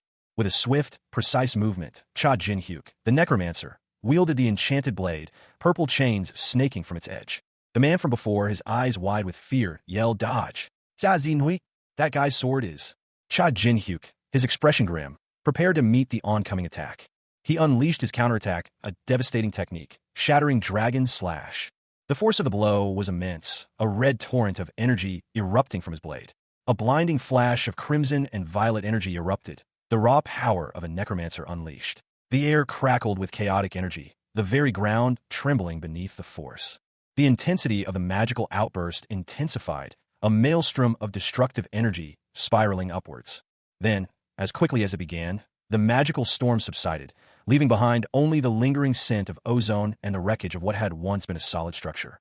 From the heart of the devastation, a figure emerged. Cha Jin-hyuk, once a powerful necromancer, now stood amidst the ruins, his dark coat billowing slightly, a staff clutched firmly in his hand. His eyes, however, lacked their former power. They were the eyes of a man who had lost much. He raised his staff, and another wave of energy, though far less destructive than the first, surged outwards, clearing away the remaining debris. Nearby, a man lay injured, his face contorted in pain. He gasped, weakly calling out a name, "Cha Jin. Hi, Hyuk." Jin-hyuk turned his gaze towards the fallen man, his expression unreadable. A new figure appeared, cloaked in darkness, his crimson eyes burning with malevolent intent. He addressed Jin-hyuk with a chilling question. "You're Cha Jin-hyuk's strongest soldier, right?" The soldier, seemingly defeated, fell to his knees.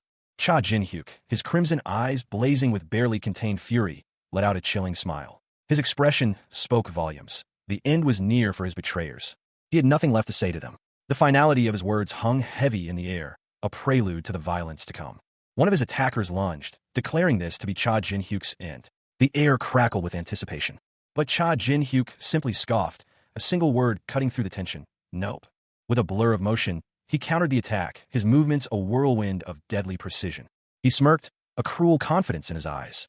He was, after all, the strongest one left. A surge of dark energy erupted from him, forming a wickedly sharp projectile. The projectile hurtled towards his enemies with terrifying speed. The impact was devastating, a brutal display of power. Cha Jin-hyuk, his face a mask of grim determination, stood poised, his movements precise despite the lack of his former necromantic powers. He was still a formidable swordsman, but his archery skills, as a voice nearby pointed out, were far from refined. "Oh no," the voice commented, "compared to your swordsmanship, your bowmanship is atrocious." A purple arrow, crackling with dark energy, materialized in his hand, a stark contrast to his less than stellar marksmanship. He knocked the arrow, his movement still stiff and awkward. Two glowing purple sigils appeared, swirling with arcane energy, before launching themselves towards their target. Meanwhile, in the distance, a figure with dark hair and horns watched the scene unfold. The purple energy from the arrows streaked across the sky, leaving trails of shimmering light. The figure's eyes widened, a flicker of surprise crossing their features. A single word escaped their lips. "Magic." The focus shifted to another individual, a man with sharp features and piercing purple eyes. A sinister smile played on his lips as he held a glowing purple orb, radiating power. The arrows found their mark, striking their target with surprising force. The impact was immediate and brutal. A pained gasp escaped the victim's lips. Cook. Jin-hyuk's eyes narrowed, his expression hardening further. He was clearly not satisfied with the result. Cha Jin-hyuk, the necromancer, unleashed a devastating blow. His attack landed, a critical hit that sent his opponent reeling. He knew he had to finish the job. Jin-hyuk was determined to end the fight immediately. However, the power he wielded came with a price. He reflected on past attempts, recalling the side effects he experienced when using this technique with Haryu, his hobgoblin companion. But this time, he was resolved to succeed, regardless of the consequences. Jin-hyuk focused his energy, preparing for a final, desperate push. A surge of dark energy enveloped him, his eyes glowing with an ominous purple light. The power was overwhelming, threatening to consume him. Yet, he pressed on, his body propelled forward by an unstoppable force. His opponent, momentarily stunned, watched as Jin-hyuk descended upon him. A cruel smile stretched across Jin-hyuk's face as he prepared to deliver the final blow. Cha Jin-hyuk's eyes blazed with furious energy, a crimson inferno mirroring the rage that consumed him. His very essence crackled with power, a prelude to the storm about to break. A vortex of searing energy erupted from him, a maelstrom of fire and destruction. The air itself vibrated with the sheer force of his unleashed power. He stood amidst the chaos, a silhouette against the fiery tempest, his form radiating an aura of overwhelming might. The sheer scale of his power dwarfed the surrounding landscape. One of his attackers, his face obscured by demonic mask, cursed his missed opportunity. Even in this moment of overwhelming power, Cha Jin-hyuk proved a formidable foe. Another of his assailants, momentarily stunned by Cha Jin-hyuk's might, laughed maniacally, acknowledging his strength. He revealed his name, Cha Jin-hyuk, and admitted defeat in the previous battle. But even in defeat, a flicker of defiance remained in his eyes. This was not the end, he vowed. Cha Jin-hyuk's adversary, fueled by a desperate need for more power, roared his demand for greater strength. The words "charging dragon spark" appeared, heralding a devastating new attack. With a battle cry, Cha Jin-hyuk prepared to meet the challenge, his sword raised high. Cha Jin-hyuk, the betrayed necromancer, found himself in a desperate situation. A wave of fiery energy consumed him, and he roared, "Me more." His new comrade, Haryu, the hobgoblin, watched with grim determination as the attack intensified. The necromancer's new body, weaker than his previous one, struggled to contain the overwhelming power. Jin-hyuk's eyes widened in fear. He muttered to himself, "I can't see a way out." Despite his limited speed, Jin-hyuk could see the trajectory of the incoming attack. His battle foresight was his only advantage, but it wasn't enough to escape the impending doom. He knew the consequences. A cold dread washed over him as he realized, "If that hits me, I'll die." In a moment of desperation, Jin-hyuk made a decision. He reached for something, a glimmer of hope in his eyes. He removed his mask, revealing a determined expression beneath. Meanwhile, Balkan, the spirit master, watched from afar, his expression unreadable. His ears twitched, sensing the danger. Balkan's thoughts were clear. "I believe in you." A gloved hand, adorned with rings, delicately traced the intricate carvings of a mask. The mask itself, a striking fox design with crimson accents, partially obscured the face of its wearer. Dark, intense eyes peered out from beneath the mask's cover, hinting at the power and secrets held within. The mask fully revealed itself, its vibrant crimson markings glowing faintly. The words "Fox Mask" echoed in the silent chamber, a testament to the artifact's significance. The scene opens on a young woman with long, light gray hair tied in a ponytail, her expression unreadable. She's in what appears to be a simple, yet well-kept room. Immediately following, the focus shifts to an older man with horns, a prominent beard, and a stern expression. He sits, seemingly deep in thought, a low hum escaping his lips. The horned man's eyes snap open, his expression changing to one of alarm. He exclaims in surprise. He wonders aloud if the commotion is caused by Hendrik, a character referred to as that crazy lizard. The perspective changes, focusing on a pair of large, pointed ears, suggesting a creature of some kind. The creature's body is revealed to be that of a white fox-like animal with a long, bushy tail. It is moving quickly. The fox-like creature is urged to stop, warned of the danger ahead. The white fox continues its frantic dash, the horned man seen in the background pursuing it. A blinding flash of crimson light erupted, consuming the scene in a wave of raw energy. The air crackled with power, the very ground trembling beneath the force of the unseen event. From the heart of the explosion, a large, fluffy white tail emerged, twitching nervously. Slowly, the rest of the creature followed, revealing a large white rabbit, its ears twitching. The rabbit looked up, its expression a mixture of apprehension and mischief. "Come," it whispered, a single word hanging heavy in the air. Meanwhile, a figure emerged from the lingering magical afterglow. He wore a striking fox mask, its crimson markings stark against the pale white. "I believe in you." He held another mask, this one dark and demonic, horns jutting from its brow. The contrast between the two was striking. He spoke, his voice barely a whisper, "Fox mask." The fox mask settled into place, its crimson eyes glowing with an inner light. The man's expression was unreadable. A fiery, dragon-like energy erupted from the depths of the city, its roar echoing through the ancient stone buildings. The sheer power of the blast was palpable, shaking the very foundations of the world. From the heart of the inferno, a figure emerged, Cha Jin-hyuk, a necromancer betrayed and killed by his own guild, the Nine Star. Even in death, his power was undeniable, a testament to his former strength as he faced his attackers. One of his assailants, a figure cloaked in darkness, unleashed a devastating attack, a technique known as charging dragon spark. The sheer force of the blow threatened to obliterate Cha Jin-hyuk. The blade, imbued with fiery energy, sliced through the air, leaving a trail of incandescent sparks in its wake. The attack was swift, precise, and utterly merciless. But Cha Jin-hyuk, even in this weakened state, was not easily defeated. He vanished in a flash of dark energy, leaving behind only the lingering scent of ozone and the echo of his chilling laughter. His eyes, glowing with an unnatural purple light, revealed a chilling determination. The betrayal had only fueled his resolve. He had disappeared, leaving his enemies stunned and bewildered by his sudden escape. A wave of intense energy surged outwards, the very air crackling with power. The force of the blast was immense, capable of leveling entire city blocks. Cha Jin-hyuk, propelled by the force of his own power, hurtled through the air, his dark cloak billowing behind him like a flag of defiance. His journey for vengeance had only just begun. A crimson blade, wreathed in incandescent fire, cleaved the air. Its trajectory was a furious arc, aimed with deadly precision. The attacker's eye, a malevolent purple orb, focused intently on the target. The blade was mere inches from its mark, but the strike was met with an eruption of blinding orange energy. The force of the counterattack was immense. The resulting shockwave ripped through the surrounding buildings, leaving a trail of destruction in its wake. Dust and debris settled, revealing a scene of devastation. A deep fissure marred the ground. The fiery blade, now embedded deep within the earth, vibrated with residual power.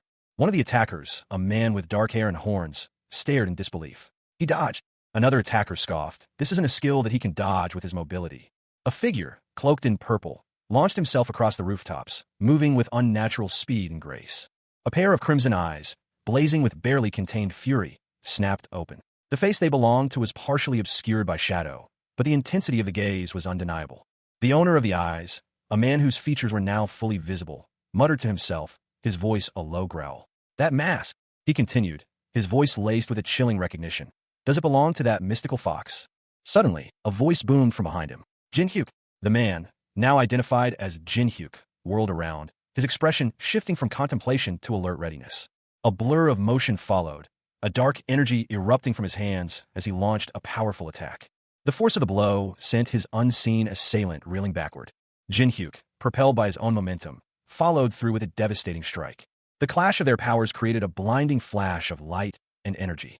Cha Jin-hyuk, the necromancer, unleashed a torrent of dark energy, crimson streaks arcing across the battlefield. His movements were fluid, powerful, a stark contrast to his previous, weakened state.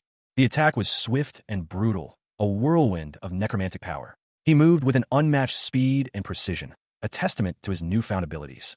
His opponent, a figure cloaked in shadow, roared in pain and fury as the attack connected. The air crackled with residual energy.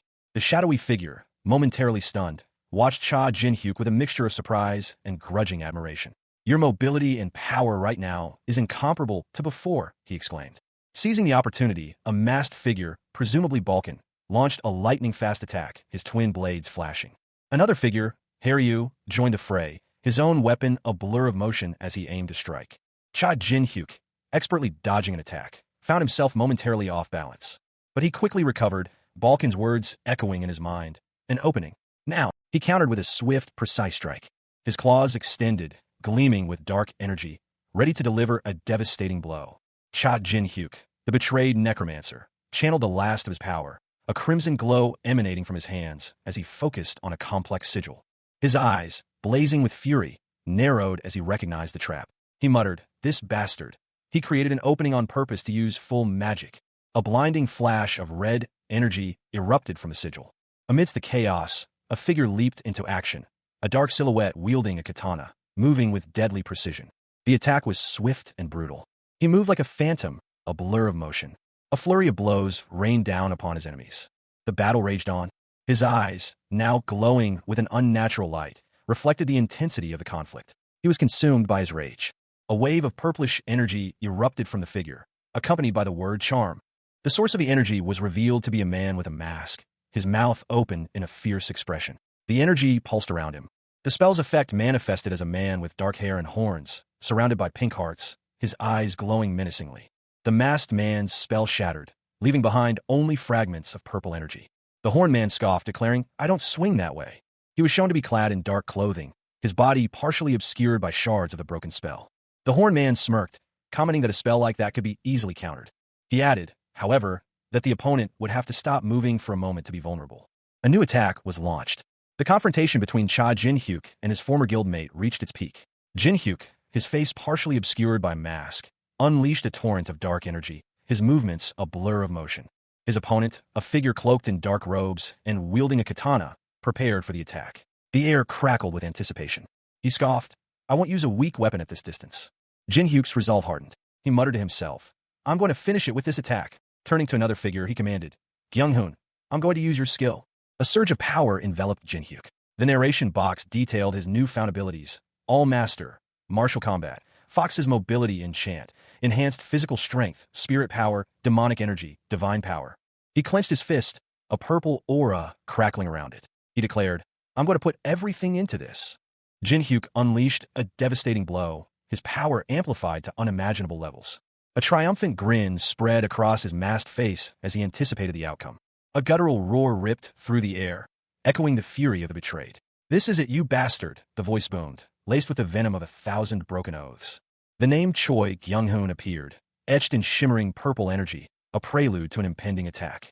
With a blur of motion, a figure launched a devastating blow, the force of the strike visible in the distorted background. The attack, a straight jab, was a brutal display of power, the energy radiating outwards in a violent explosion of purple and white. The aftermath of the blow was a chaotic swirl of energy, obscuring the immediate results. Another powerful energy surge erupted, this time accompanied by a sharp crack. The force of the attack shattered a nearby building, sending debris flying through the air. A powerful necromancer, Cha Jin-hyuk, stumbled through a ravaged landscape, purple energy crackling around him as he braced himself against a violent magical storm. He landed hard, the impact jarring him. Disoriented, a single thought pierced through the haze. Damn it, did I lose consciousness? Nearby, a figure lay groaning, his face contorted in pain. He struggled to focus, muttering, Who won? His eyes, magnified in the close-up, revealed a steely gaze, hinting at a fierce determination despite his injuries. From the swirling dust and shadows, a dark figure emerged, its form obscured but imposing. As the dust settled, Cha Jin-hyuk stood revealed, his face bearing the marks of a brutal battle, but his eyes burning with resolve. Someone called out, Sage Cha Jin-hyuk. He staggered, the effort of standing taking its toll. Blood trickled down his chin, a stark contrast to his grim expression. His body trembled, exhaustion threatening to overwhelm him. A desperate cry cuts through the swirling dust and debris. Hey, Cha Jin-hyuk. The voice belonged to someone unseen, yet the urgency was palpable. Cha Jin-hyuk, his face partially obscured by shadow, appeared to be struggling against an unseen force. A blur of motion, a whirlwind of dark energy, suggested a powerful struggle. The scene shifted abruptly. Cha Jin-hyuk's eyes, wide and filled with anguish, reflected the strain. Tears streamed down his face, tracing paths through the grime. His internal monologue revealed his exhaustion. I used up all my strength. My body won't move an inch. Damn it. He mentally berated himself. I should have finished him off with that move. The scene shifted again, revealing a figure cloaked in darkness, wielding a katana with deadly precision. The blade sliced through the air, leaving a crimson trail. The katana's impact sent a shockwave through the ground, shattering the earth into jagged fragments. The force of the blow was immense, leaving a deep chasm in its wake. The cloaked figure spoke, his voice a low, menacing growl. You pass, Cha Jin-hyuk. He sheathed his katana, his hand trembling slightly despite his apparent victory. The tension remained palpable. Cha Jin-hyuk, the betrayed necromancer, glared at his assailant. His voice, strained but defiant, echoed across the desolate battlefield. If someone has used their final move, he hissed, then you should faint, you monster. His opponent, a figure cloaked in darkness with horns subtly visible, smirked. How annoying, he mused, to think he would fail me looking like that. Jin-hyuk's eyes burned with a fierce determination. A single word escaped his lips, fine. A surge of dark energy pulsed from within him, a stark contrast to the fading light around him. With a final, desperate effort, Jin-hyuk unleashed his power. Then I'll decide after using my final attack, he thought, his body straining under the exertion. His opponent watched, a hint of genuine interest in his eyes. I've taken a liking to you, he stated, his voice low and dangerous. The horned figure's smile widened, revealing sharp teeth. So, I need to pass no judgment. Jin-hyuk, however, felt a sudden wave of weakness wash over him. W8, he gasped, his body failing him. His muscles refused to obey, his body paralyzed by an unseen force. I can't move my body right now. A colossal, fiery entity emerged from the depths of the earth, its form vaguely reptilian, yet adorned with what seemed to be blooming crimson flowers. Its eyes glowed with malevolent intensity.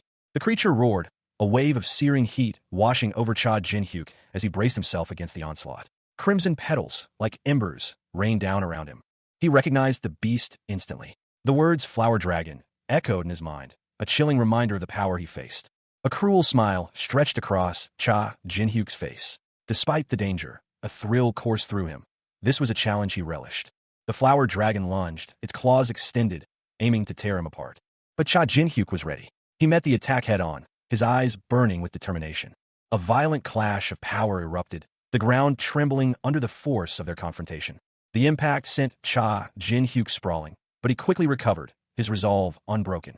He looked up, his eyes glowing with an unnatural light, a new power awakening within him. Cha Jin-hyuk, his face etched with the remnants of a brutal struggle, offered a chilling smile. Crimson petals, like drops of blood, drifted around him. "Fine, you pass," he whispered, his voice barely audible above the storm raging within him.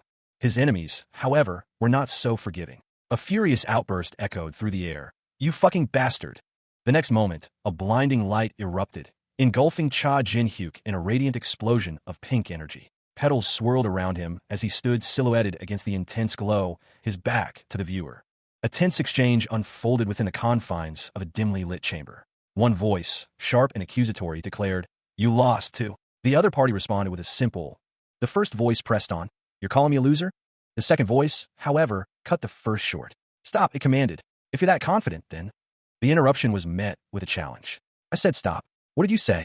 A third party, a small white fox-like creature, offered a quiet, almost inaudible cook. Suddenly, a figure, bandaged and clearly injured, erupted in a burst of teal energy, his movements sharp and aggressive. His face was partially obscured by bandages, but a fierce determination was evident. He lunged forward, the teal energy intensifying around his outstretched hand. A grimace twisted his lips, revealing a hint of pain beneath his fierce expression. The injured man slumped to the floor, groaning softly. "Cook! Ow!" A cloaked figure, radiating dark purple energy, loomed over him. "Serves you right," the figure declared, his voice dripping with disdain. A sneering face filled the frame. The man, his features sharp and cruel, addressed someone unseen. "I told you not to go overboard." The scene shifted to reveal a man, his body swathed in bandages, his expression pained. He was being addressed, the words cutting through him like a blade. "You're only alive because you met Uriel and attained divine power." The bandaged man clutched at his chest, a grimace twisting his features. The voice continued, its tone dripping with disdain. "If you didn't have it, you would still be in your weak body. You would have died."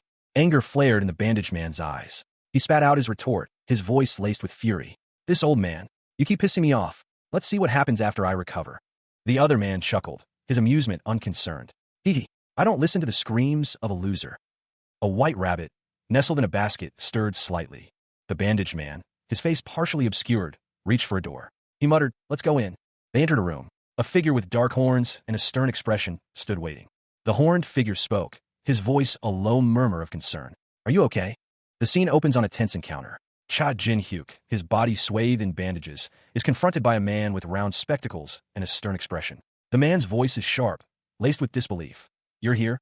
The man's face is a mask of fury. He leans in, his voice dripping with barely controlled rage. "I'll personally slice you into pieces next time. I swear." The focus shifts. A moment of stunned silence hangs in the air before the man speaks again, his tone softening considerably. He addresses a figure partially obscured by shadow, a being with horns, apologizing profusely. About what happened before? I'm sorry." The horned figure responds calmly, their voice even and measured. "It's fine." A slight smile plays on the horned figure's lips as they continue, their words laced with a hint of understanding. "Since we're all in the same boat, let's let bygones be bygones." The horned figure and the bespectacled man exchange a brief, almost conspiratorial glance. The man chuckles softly, "Huh." The man's thoughts drift to Cha Jin-hyuk's earlier behavior.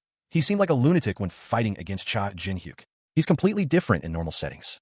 The bespectacled man turns back to the horned figure, a hint of self-awareness in his voice. "I'm sorry, although you came all the way here, this guy. Did I go a little overboard?" The air crackled with tension. Cha Jin-hyuk, his body swathed in bandages, glared defiantly at his attackers. His face, contorted in a snarl, spoke volumes of his simmering rage. Across from him stood a figure cloaked in dark robes, their features partially obscured, but their hand rested menacingly on Cha Jin-hyuk's shoulder. He roared a challenge, his voice echoing with bitter defiance. "Both of you," he spat, "fight me. I'm going to win next time." His opponents exchanged a look, a silent communication passing between them. One, a figure shrouded in shadow with horns barely visible, seemed amused by Cha Jin-hyuk's bravado. The other, a man with dark hair and a brooding expression, remained impassive. The cloaked figure's eyes, burning with an inner fire, narrowed. A subtle smile played on their lips. He murmured, "He will, one day." Later, in a dimly lit room, a different scene unfolded. Cha Jin-hyuk, his body still bearing the marks of his recent battle, sat before another individual. He had summoned this person, seeking answers. He explained his reasons, his voice low and serious. I called you here because I wanted to hear your story. About your previous life. The listener, eyes gleaming with an unnatural light, completed his sentence. And your death. The listener, a man with dark hair and horns, regarded Cha Jin-hyuk with a mixture of curiosity and something else, something akin to anticipation. The narrative opens with a chilling revelation. A young man reflects on the devastating loss of his family and hometown, victims of a dragon attack that left no survivors. The scene shifts to the heart of the catastrophe. A fiery inferno engulfs the landscape as a monstrous dragon unleashes its destructive power. Amidst the chaos, a young man is caught in the dragon's fiery breath, his terror palpable as he struggles against the overwhelming heat. The scene shows a desperate struggle for survival as people flee the inferno, their faces etched with fear and panic. A terrifying roar echoes through the ravaged landscape, a testament to the dragon's brutal power. The young man, miraculously surviving the initial onslaught, reflects on his improbable escape. He cries out for help, his voice filled with desperation. He is surrounded by flames, his pleas for rescue lost in the inferno's roar. His eyes, wide with terror and reflecting the inferno's light, reveal the depth of his despair and the trauma he has endured. A furious storm raged across the sky, a tempest of fire and shadow. Dozens of dragons, their silhouettes stark against the crimson clouds, filled the air, their roars echoing through the land. Among them, two particularly large dragons stood out, one a deep, menacing red, the other a lighter, more agile green. The smaller dragons circled them, their movements suggesting a coordinated attack. The scene was a spectacle of terrifying power, yet a voice, calm amidst the chaos, narrated the events.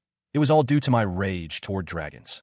A close-up revealed a single eye, burning with an intense, crimson fire. Tears streamed down the face, a stark contrast to the fiery gaze.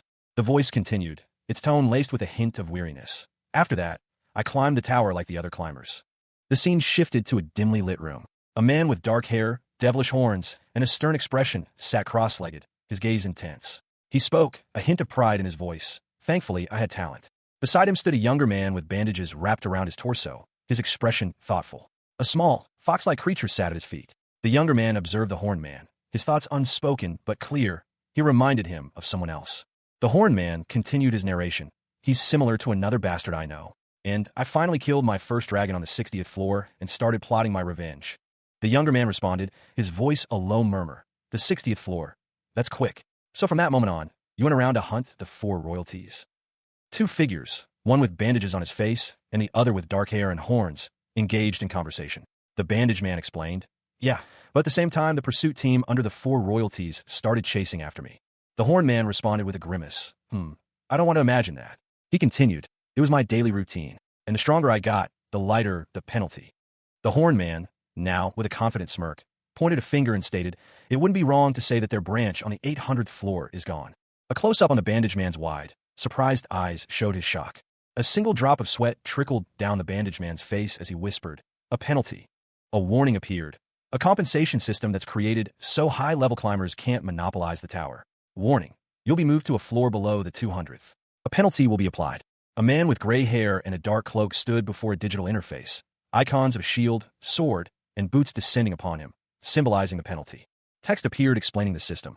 All climbers will receive a restriction upon their abilities on the lower floors instead of the higher floors they've reached.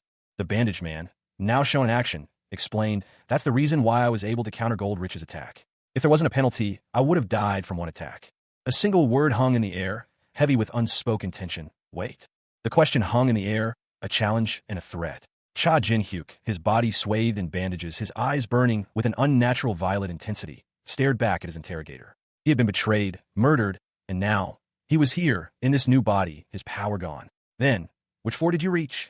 The answer was simple, yet it spoke volumes. A majestic tower pierced the clouds, bathed in golden light. The 90th floor.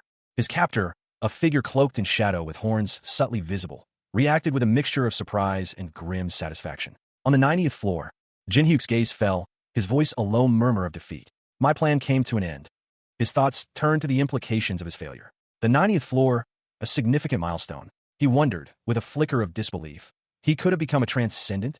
The explanation for his capture followed, a chilling revelation. To stop him, a powerful force had been unleashed. In order to catch me, a stronger pursuit team under the 4 royalties was dispatched.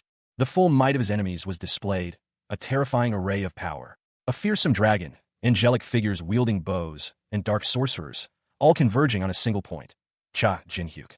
His captor, His face etched with cruel satisfaction, continued his monologue. In the end, I wasn't able to withstand against the dozens of members under the four royalties, and became like this.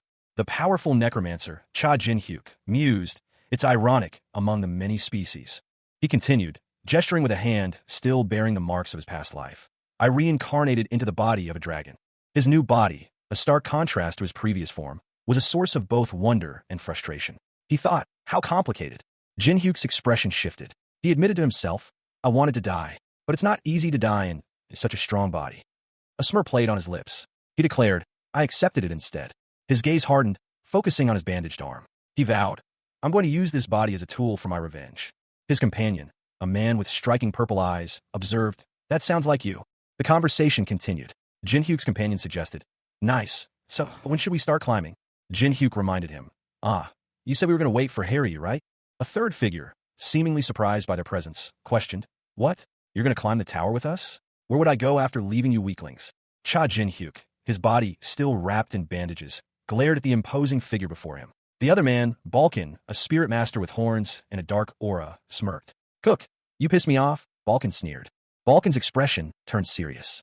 During my last moment, I was alone, he stated, his voice low and heavy with the weight of his past. Jin-hyuk's violet eyes narrowed. He countered, you were too, right? Balkan nodded slowly. We failed in our previous lives, so we need to learn from it, he explained, his gaze unwavering. Jin-hyuk, his back to the viewer, remained silent for a moment before continuing the conversation. He added, one would be conceited to think that they can go up against them alone. Jin-hyuk's voice was barely a whisper, yet it carried a profound weight. Yes, we need a friend, an ally, a bloodline. He turned, a subtle smile playing on his lips. To fight alongside us, he finished, his tone resolute. Jin-hyuk continued, his voice firm. So, I'm going to make this offer. Balkan, his eyes narrowed in thought, responded, why don't you create a guild? A close-up on a figure's neck and shoulders, adorned in dark clothing and a distinctive, segmented, light gray collar. The material appears rigid and possibly metallic. The camera shifts to a young man with striking purple eyes, his expression one of clear displeasure. A bead of sweat trickles down his temple, and bandages are visible around his neck. The scene changes to an imposing structure, a grand building that pierces the twilight sky. Its architecture suggests a place of power and prestige. The building is identified as the 600th floor's Holy Kingdom's Guild House. Inside, a woman wearing dark clothing grimaces, muttering in discomfort. She descends a staircase, her expression hardening into annoyance. How annoying, she exclaims. Elsewhere, another individual, seemingly surprised, shouts, what the hell is going on? A woman with gray hair, wearing a dark and light blue outfit, appears, her face a mask of urgency. She calls out a name, Kane. A spectral image flickered to life within a shimmering, rectangular frame. It depicted a chaotic scene of fire and struggle, hinting at a recent, violent conflict. Before the frame stood a woman, her nun-like attire at odds with the grim spectacle unfolding within. A tall, imposing figure loomed behind her, observing with an air of detached curiosity. The imposing figure spoke, his voice calm, yet laced with an undercurrent of intrigue. An interesting report came in. His gaze sharpened, focusing intently on the spectral display. He continued, his words dripping with a chilling implication, from the white swallow branch on the 10th floor. He elaborated, a grim satisfaction coloring his tone. It became a wreck after some guy burned it down, and he did it alone. The nun gasped, her eyes widening in disbelief. What? Alone? Another figure, his face partially obscured by shadow, joined the conversation. He offered a grim assessment based on Beck Hollio's report, expressing doubt that a single individual could have accomplished such a feat. I don't think. It's something that an organization or a guild did. The nun vehemently rejected the possibility, her voice sharp with disbelief. Impossible. She explained the inherent limitations imposed by the tower's rules. In a low-level floor like the 10th, no matter how strong you are, you're restricted by a penalty. The impossibly difficult task of conquering a guild house was discussed amongst the 9 stars. One member pointed out that even for them, such a feat was nearly impossible, especially after the 10th floor penalty. The conversation continued, observed from behind a window by 3 figures, a man with short, silver hair, and 2 women, one with dark hair and the other with lighter hair. The scene was tense. One of the women, her face partially obscured, compared the current situation to their own arrival at the tower. A woman with long, silver hair and piercing red eyes listened intently, her expression unreadable. Her gaze was sharp, betraying a hint of worry beneath her stoic facade. The silver-haired man mused aloud, suggesting that the possibility of a certain individual's existence remained open. He then posed a question to his companions. What if such a person existed? And if they did, what should their course of action be? The silver-haired man answered his own question with a confident, almost predatory smile. His expression hinted at a decisive plan. A man with striking crimson eyes and silver hair, his face partially obscured by shadow, spoke with chilling determination. He resolved to use the same method as 10 years prior, a plan that clearly implied a ruthless course of action. His grim resolve hardened further. The unspoken conclusion of his plan was to eliminate every single one of his enemies. Elsewhere, a different strategy was being discussed. The decision was made to employ a bounty hunter. A woman, her face partially visible, exhaled slowly, a hint of a smirk playing on her lips. The implication was clear. They needed someone exceptionally skilled for this task. A large, menacing cobra, its scales shimmering under a dark sky, reared its head. A triumphant declaration echoed. Another task was complete.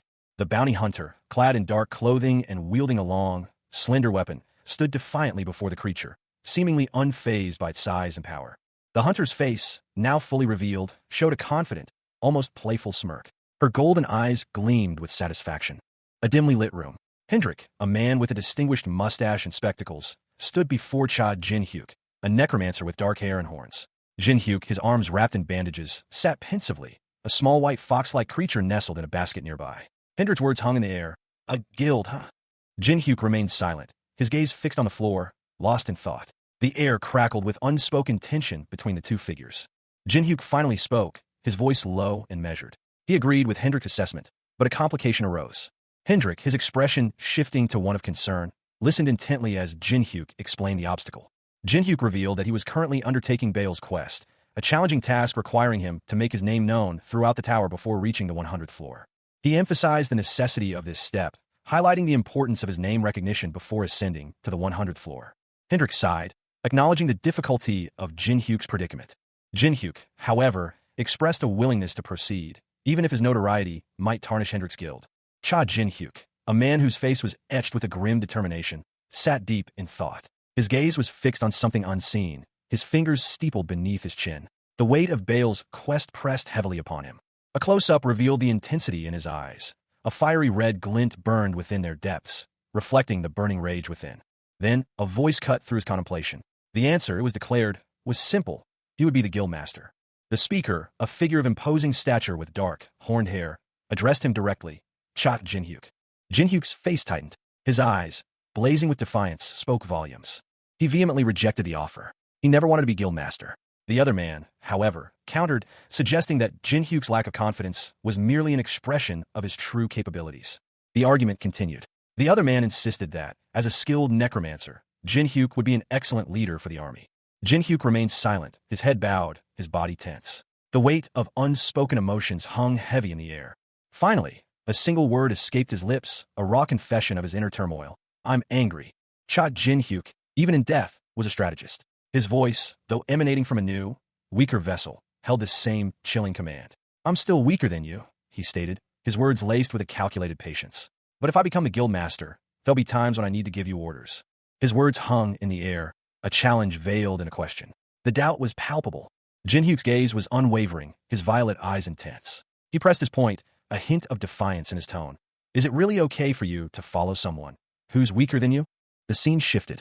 Balkan, the spirit master, knelt before Jin-hyuk, his dark cloak billowing around him. His posture was one of respect, but his expression was unreadable. Balkan's hands clenched into fists, his knuckles white. The tension was thick enough to cut with a knife. Jin-hyuk, his face partially obscured by bandages, looked up at Balkan. He seemed to be weighing his words carefully. He spoke, his voice low and thoughtful. Does that? Balkan's eyes, glowing with an inner fire, held Jin-hyuk's gaze. He waited, his silence a powerful counterpoint to Jin-hyuk's question. Answer your question? The scene opens with a stark declaration. You don't know Cha Jin-hyuk. Cha Jin-hyuk, a powerful figure despite his current state, is shown impaled by numerous swords and arrows. His expression is one of furious defiance. His thoughts echo the pain and humiliation of his betrayal. The humiliation I went through. The intensity of his rage is palpable as he reflects. I was so enraged. A close-up on his bloodied, enraged eye emphasizes his inner turmoil. The image shifts to show a powerful, glowing hand, suggesting the use of magic. As the sun sets, Cha Jin-hyuk is seen from behind, still impaled but seemingly in the midst of a powerful magical ritual. His thoughts turn to his helplessness. How powerless I was. The question hung heavy in the air, unspoken yet palpable. For Cha Jin-hyuk, the betrayal and death at the hands of his former guildmates were still fresh wounds. His current goal, however, dwarfed even that immense pain. He sat, his powerful frame swathed in bandages, his violet eyes fixed on the figure beside him. Balkan, the spirit master, his new comrade, remained impassive, his expression unreadable. The air crackled with unspoken tension. Jinhyuk's response was curt, a single word that spoke volumes. Balkan's subsequent agreement was equally concise, a subtle shift in his posture betraying a hint of satisfaction. A predatory grin spread across Jinhyuk's face. His eyes gleamed with a fierce determination. This wasn't just about his own vengeance. It encompassed the shared desire for retribution. He voiced his ambition, a declaration of intent that resonated with the quiet power of a man who had stared death in the face and emerged victorious, albeit changed. Balkan's approval was quiet but firm, a nod of understanding between two men bound by shared purpose. The path to vengeance was paved with challenges, but they were ready. The next step was to solidify their alliance, to give form to their shared quest. The question of their guild's name was a crucial one, a symbol of their new beginning.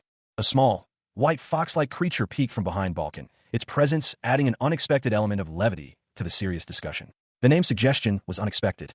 Balkan's internal monologue revealed a deeper meaning behind the seemingly whimsical suggestion, hinting at a darker, more complex reality beneath the surface.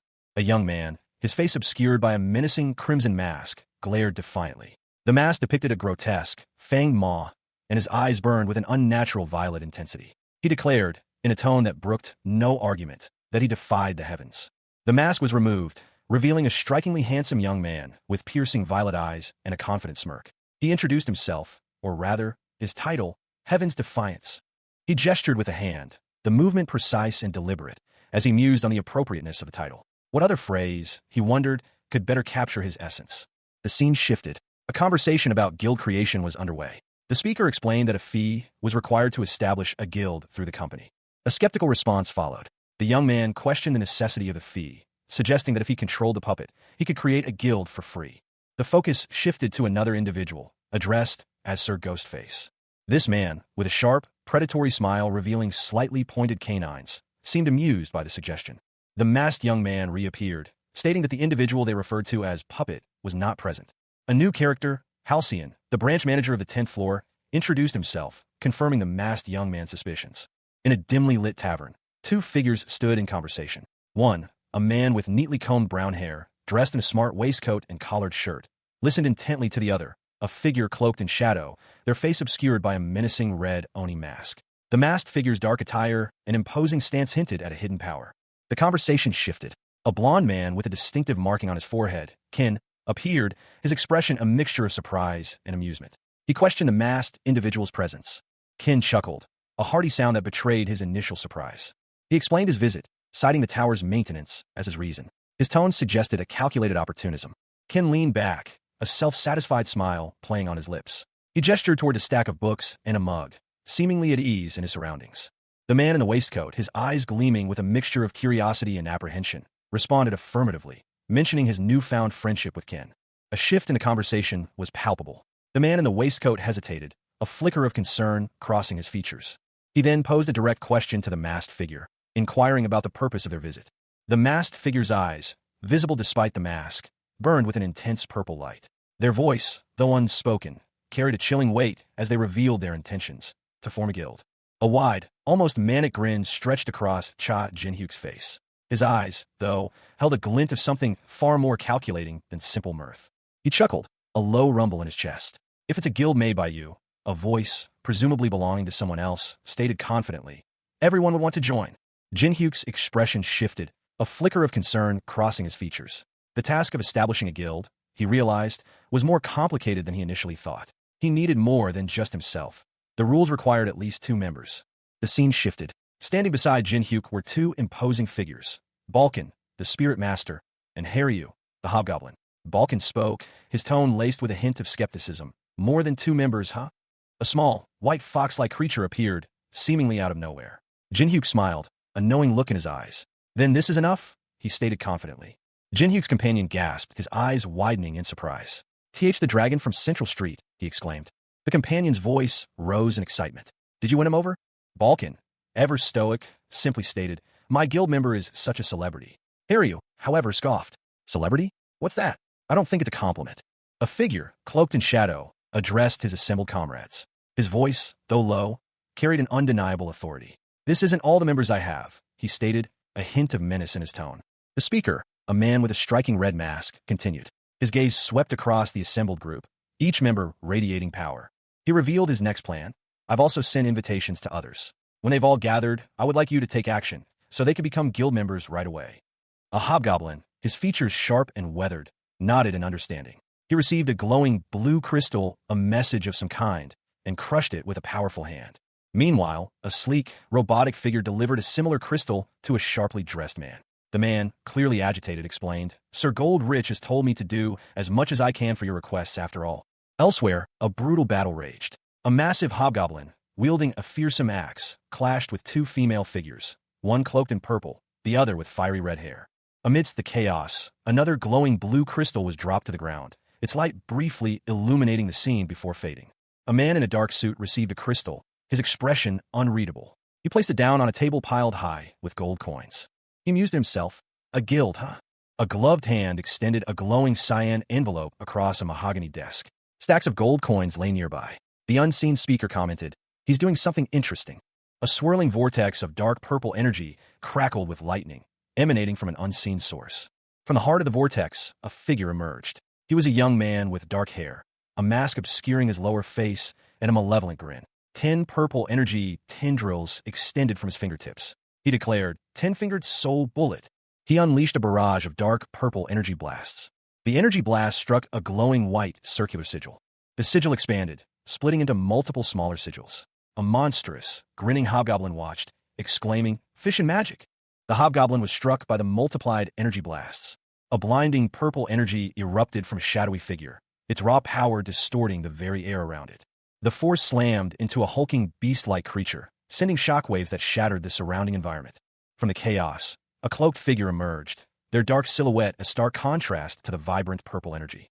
Meanwhile, elsewhere, two figures stood amidst a desolate landscape. One, a man with dark hair and a serious expression, spoke to his companion, a man with dark, pointed ears and a more relaxed demeanor. Did you also get a quest from the Nine-Tailed Fox? The serious man asked. His companion replied, Yeah, I think I'll be able to complete it by today. A third figure, a hobgoblin, approached them, concern etched on his face. He asked, Hey, you're eating well, right? The scene shifted to a small, white, fox-like creature nestled amongst rocks. A digital display appeared above it, showing a counter, Eat fresh livers $9.99/$9.98. The serious man looked at the counter, a flicker of surprise in his eyes. He muttered, I think I've completed it. A blinding flash of crimson energy erupted, its tendrils snaking across the scene. At its heart stood Cha Jin-hyuk, the necromancer, his dark eyes gleaming amidst the chaotic energy. Two figures, his former guild mates, flanked him, their expressions a mixture of fear and apprehension. One of them, his voice laced with uncertainty, voiced a question that hung heavy in the air. Wait, what happens after she eats all the livers? The other guild mate, his face contorted in a grimace, responded tersely, I wasn't told what would happen. The crimson energy intensified, swirling into a vortex. It pulsed with raw power, threatening to consume everything in its path. Cha Jin-hyuk braced himself, his body tense. His companion urged him, Look over there, Cha Jin-hyuk. A shadowy figure emerged from the vortex, its form indistinct but radiating an aura of immense power. A blinding light engulfed Cha Jin-hyuk, the powerful necromancer, leaving him disoriented and vulnerable. He gasped, his vision slowly clearing, revealing a face contorted in shock and confusion. W8. Above him, a vision materialized, Miho's true form, a breathtaking sight that left him speechless. Miho, in her original form, descended gracefully, her ethereal beauty captivating. Suddenly, Cha Jin-hyuk found himself caught off guard, Miho's unexpected appearance startling him. Whoa! From the shadows, Balkan and Haryu emerged, their concern evident. Balkan shouted, Cha Jin-hyuk, are you okay? Haryu, ever the pragmatist, observed, the child is quite cute. Cha Jin-hyuk, still reeling from the shock, simply replied, Yeah. Miho looked up at him, her eyes wide with a mixture of fear and wonder. She whispered, Daddy. The weight of her words hung heavy in the air, a revelation that would change everything. A young woman's eyes widened in shock, her fists clenched. A silent gasp escaped her lips. The word Daddy hung in the air, a question laced with disbelief and a hint of fear. Cha Jin-hyuk, his face a mask of surprise and alarm, found himself surrounded by two imposing figures, a stern-looking man in spectacles and a hobgoblin woman with dark horns. A single exclamation point flashed before his eyes. The scene shifted. Jin-hyuk, kneeling, was being cradled by a woman with long, white hair. Above them, a man with dark hair and a stern expression loomed, his silhouette sharp against the blurred background of trees. The word daddy appeared in a thought bubble above the scene. The focus narrowed to a pair of legs clad in white and black boots, suggesting the woman's position. The hobgoblin, her face partially obscured, whispered, "O Rabioni." Her eyes, glowing with an eerie light, focused intently on someone unseen. She hissed, "Why you?" The question, "Why are you?" hung heavy in the air, unspoken but palpable. Cha Jin-hyuk, his face etched with grim determination, loomed over Balkan, a spirit master whose wide, questioning eyes reflected her confusion. The air crackled with unspoken tension. The necromancer's gaze was intense, his expression a mixture of anger and something akin to desperate hope. Balkan's thoughts echoed her surprise. From where? The question hung heavy in the air, unanswered. A young girl with white hair and fox-like ears peered up, her red eyes wide with a mixture of curiosity and apprehension. "Daddy?" she questioned, her voice laced with uncertainty. Her expression shifted, a dawning realization replacing the initial uncertainty. Her fists clenched, a surge of determination hardening her features. The girl's cry of "Daddy" echoed, this time tinged with alarm. Before her stood a young man, his face etched with surprise and a hint of fear, flanked by two imposing figures, a stern-looking man in ornate robes and a horned woman with a menacing aura. The girl's whispered question, "Daddy," hung heavy in the air, a stark contrast to the looming threat. From a distance, three figures approached. Two men, one in dark robes and the other in a long coat, stood behind a woman who appeared to be struggling. The scene was tense, the air thick with unspoken conflict. The woman's legs dangled precariously over the edge, suggesting a recent fall or a forced position. The scene was one of imminent danger. The horned woman's eyes glowed with a malevolent light as she hissed, "O Rabioni." Her lips curled into a cruel smile as she added, "You." Cha Jin-hyuk, his dark eyes blazing with barely suppressed fury, glared at the young woman before him. She, Miho, a nine-tailed fox spirit, looked back at him with wide, frightened eyes. He demanded to know why she was there. Miho, clutching her hands to her chest, stammered a question, her voice barely a whisper. Appearing from there, the scene shifted. Jin-hyuk, still holding Miho protectively, looked around the forest clearing, his expression one of confusion. Miho pointed towards something unseen, asking, "Who's that?" From the shadows, a small figure emerged, calling out, "Daddy." The figure, a young hobgoblin, stumbled forward, repeating the word "Daddy," as another voice called out, "Hey." Jin-hyuk's eyes narrowed. He recognized the creature and exclaimed, "Nine-tailed fox. What the hell is happening?" A message appeared, proclaiming, "Congratulations. Miho has now become your pet." Cha Jin-hyuk, his violet eyes narrowed in suspicion, questioned the implications of a recent event. "So this was what you were referring to by being rewarded for favorability?" He then turned to leave, a cryptic statement hanging in the air. "I'll leave my daughter in your care." A young woman with fox-like ears, seemingly his daughter, protested weakly from his arms. "Wait. Sort this out before you leave." Two figures, one a stout man in fine clothes, and the other a horned man in dark robes, observed the scene with amusement. The stout man chuckled. "Hee congrats? Do humans give birth to foxes these days?" Jin-hyuk, clearly irritated, retorted, "Are you guys teasing me?" Suddenly, a hobgoblin, Haryu, appeared, kneeling on the ground, her expression unreadable. Her thoughts turned to the implications of the situation. Daughter?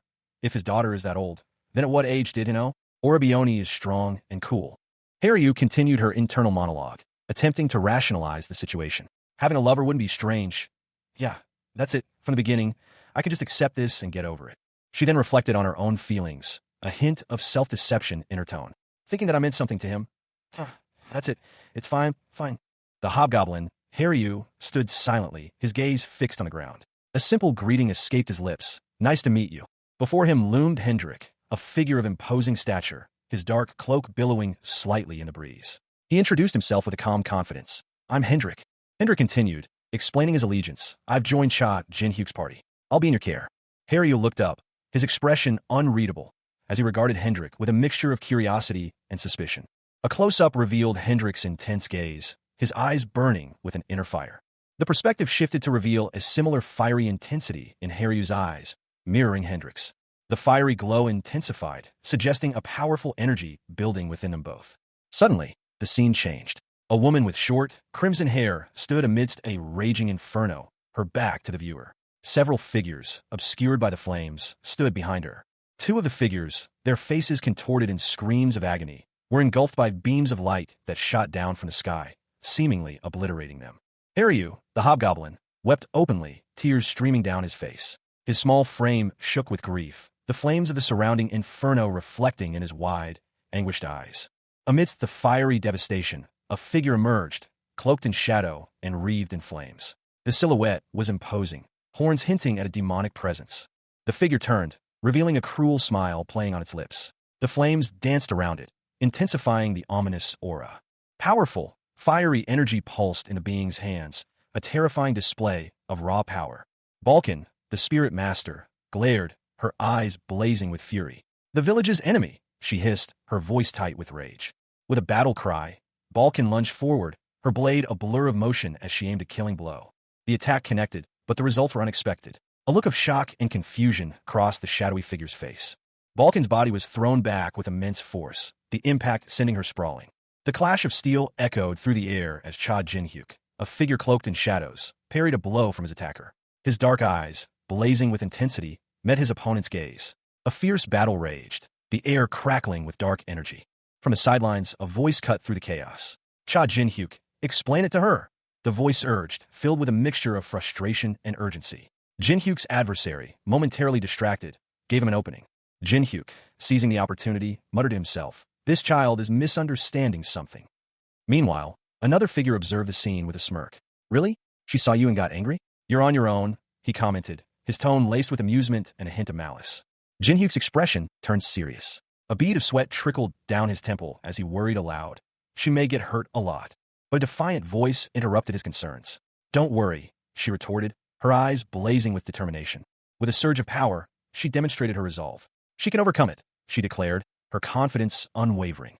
Jin-hyuk watched, a glimmer of hope in his eyes. Then, he smirked, a predatory glint in his eyes as he prepared for the next move in the battle. Cha Jin-hyuk, the necromancer, stood defiant amidst a swirling vortex of dark energy. He declared this trial a mere entrance test to his ultimate goal, to defy the very gods themselves. Suddenly, a figure was sent flying backward, their body tumbling through the air. It was Haryu, the hobgoblin, his weapon clattering to the ground. A pained cry escaped Haryu's lips as he was flung through the forest, the impact of the blow clearly evident. An unseen force erupted, shattering the surrounding trees and sending debris flying. The destructive power continued its relentless assault, leaving a trail of devastation in its wake. The sheer force of the attack was overwhelming. Balkan, the spirit master, let out a cry of alarm as he braced for the impact. Haryu, still reeling from the previous attack, was thrown violently to the ground, his body twisting unnaturally. He gritted his teeth, his face contorted in pain and fury. The clash of steel echoed through the forest. Cha Jin-hyuk, even weakened, braced himself against the onslaught, his eyes blazing with defiance. His gaze locked onto his attackers. Cha Jin-hyuk snarled, "But you can't slice me with only that." He countered with a burst of unexpected power, sending his assailant reeling. The force of the blow sent shockwaves through the trees. His opponent, clearly surprised by this unexpected display of strength, stumbled back. Seizing the opportunity, Cha Jin-hyuk launched a swift counterattack, his movements a blur of motion. The impact was devastating. A powerful force slammed into his attacker, sending them flying. Coughing up blood, the attacker landed heavily on the forest floor. They gasped to think the difference in our strengths would be this big. Their eyes widened in disbelief as they realized the truth. My enemy is right in front of my eyes. But a grim determination hardened their expression. "But I don't have the power to carry out my revenge." A booming, maniacal laughter echoed through the air. It was a sound that spoke of unrestrained power and gleeful malice. The source of the laughter was a powerfully built man with fiery red hair, his eyes alight with manic energy. He cackled, "That bastard. He's a dragon." Below him, a young woman with dark hair and a determined expression lay sprawled on the ground, a sword clattering beside her. She had clearly been thrown back with considerable force. The red-haired man addressed her, a cruel smile twisting his lips. "Young Oni, I'll let you borrow my power, just this once." His eyes glowed with an intense crimson light as he continued. "I'll give you the power to kill that dragon. Understand why I'm the Dragon Slayer's sword." A surge of vibrant pink energy erupted from him, crackling with raw power. He roared, "And show him." The pink energy coalesced, forming a weapon in the young woman's hand. With a fierce cry, she launched herself toward the shadowy figure in the distance, the pink energy swirling around her like a tempest. A shadowy figure, cloaked in darkness and wielding a weapon of immense power, descended from above. Its movements were swift and silent, a predator stalking its prey. The figure's voice, laced with amusement, echoed through the air. "Is it a sword with an ego? How interesting. Nice come." With a ferocious roar, the figure lunged, its weapon aimed at its target. The attack was swift and brutal, a deadly dance of steel and shadow. The impact was devastating. A crimson wave erupted from the point of contact, a testament to the raw power unleashed. Amidst the chaos, a figure emerged, his movements fluid and precise. He deflected the attack with effortless grace, his dark eyes gleaming with cold determination. He wielded a katana, its blade shimmering with an ethereal glow. The woman he faced recoiled, her eyes wide with shock as she recognized the power of the weapon, the power of the dragon slayer's sword. With a single, swift motion, he disarmed his opponent. The ease with which he accomplished this feat spoke volumes about his skill and power. With one hand, he followed up with a powerful kick, sending his opponent sprawling to the ground. The woman gasped, her face contorted in pain and disbelief. Bound and defeated, she knelt before him, her strength utterly broken. A figure, cloaked in darkness and wielding a wickedly sharp sword, stood defiantly. His crimson eyes burned with intensity, his words echoing with a chilling confidence. "Do not think that my sword is ordinary." His opponent, a woman with vibrant red hair, countered, her voice laced with skepticism. "If we just look at what it's made of, it's stronger than yours." The woman recoiled, a pained groan escaping her lips. Her eyes widened in dawning recognition. The words "Dragon Slayer Sword" hung heavy in the air, a whispered revelation of the weapon's true nature. She braced herself, a fierce determination hardening her features. Her silent plea was clear. "Please give me strength." A surge of dark energy erupted from her, a response to her desperate prayer. A triumphant chuckle echoed. "Hee. Yes, that's the spirit." Her face contorted in a ferocious grimace, her eyes blazing with newfound power. A surge of energy enveloped her sword, transforming it into a weapon of immense power. With a final burst of energy, she lunged forward, ready to unleash her vengeance. A crimson-haired woman, her eyes blazing with infernal energy, stood poised, a wickedly curved blade crackling with dark purple flames at her side. Her attire, a blend of traditional and battle-ready garments, hinted at a warrior's grace and deadly intent. Balkan, his demonic features sharp in the dim light, watched her with narrowed eyes. He muttered, "That's..." The focus shifted to the woman's hand, gripping the glowing blade. The word "sword silk" appeared, identifying the weapon. Her voice, filled with righteous fury, echoed across the battlefield. "This is revenge for burning my village," she continued, her words laced with the bitterness of loss. "I'll repay the resentment of the dead on." A violent clash erupted. The woman, wielding the sword silk, engaged in a fierce battle, her movements a blur of motion. The force of her attack sent shockwaves through the air, leaving trails of shimmering energy in its wake. Balkan watched the unfolding battle, his expression grim. He observed, the sword forcibly gave it to her. A worried expression crossed his face. He thought, if I let this continue, the owner of the sword will be in danger. Cha Jinhyuk's eyes, blazing with crimson fury, narrowed. Betrayal still burned within him, a decade-old wound refusing to heal. A voice, sharp and commanding, cut through the air. "Let go of that sword." He saw her then, a woman with crimson hair and horns, falling from the sky, her grip on the sword tenacious. This was no ordinary confrontation. This was a battle for survival. Jinhyuk's face was a mask of grim determination. "That power is like a parasite that consumes you." His voice, though strained, held an edge of authority. "You're not at the stage where you can handle that." The woman, her face contorted in pain, struggled against the overwhelming power. The sword now, a blinding flash of light, erupted, swallowing the scene in a maelstrom of energy. Moments later, amidst the smoldering ruins of a Torii gate, a lone figure sat, her breathing ragged, her eyes, glowing with an unnatural light, fixed on something in the distance. The battle was far from over. A furious crimson-haired woman, her face contorted in a mask of rage, leveled a scathing accusation. "You burned my village. I will not forgive you." With a battle cry, she launched herself forward, a purple energy crackling around her as she moved with lethal speed. Her blade, a blur of motion, sliced through the air. A shadowy figure, cloaked and masked, addressed someone unseen. Their voice, though muffled, carried an undeniable weight of authority. "That power is like a parasite that consumes you." The unseen individual, their face now visible, was a young man with dark hair and intense eyes. His expression was one of barely controlled fury. "You're not at the stage where you can handle that," the figure warned, their tone sharp. The masked figure's voice rose in urgency. "Let go of the sword now." A young woman with crimson hair and a single horn, visibly strained, clutched a glowing crimson sword. Sweat beaded on her brow. A scene of fiery devastation unfolded. A Torii gate, engulfed in flames, stood as a stark testament to the destructive power unleashed. In the foreground, a figure watched, their face obscured by shadow. The crimson-haired woman, her form blurred by motion, hurtled towards the inferno. Her eyes blazed with furious energy. "I'll let go of the sword when you die." A guttural scream ripped through the air, a sound of pure, unadulterated rage. The source, a woman with fiery red hair, her eyes blazing with fury, stood amidst a maelstrom of purple energy. She launched herself forward, a crimson blade trailing behind her, leaving a trail of destructive energy in its wake. "You who burned my village, I will not forgive you!"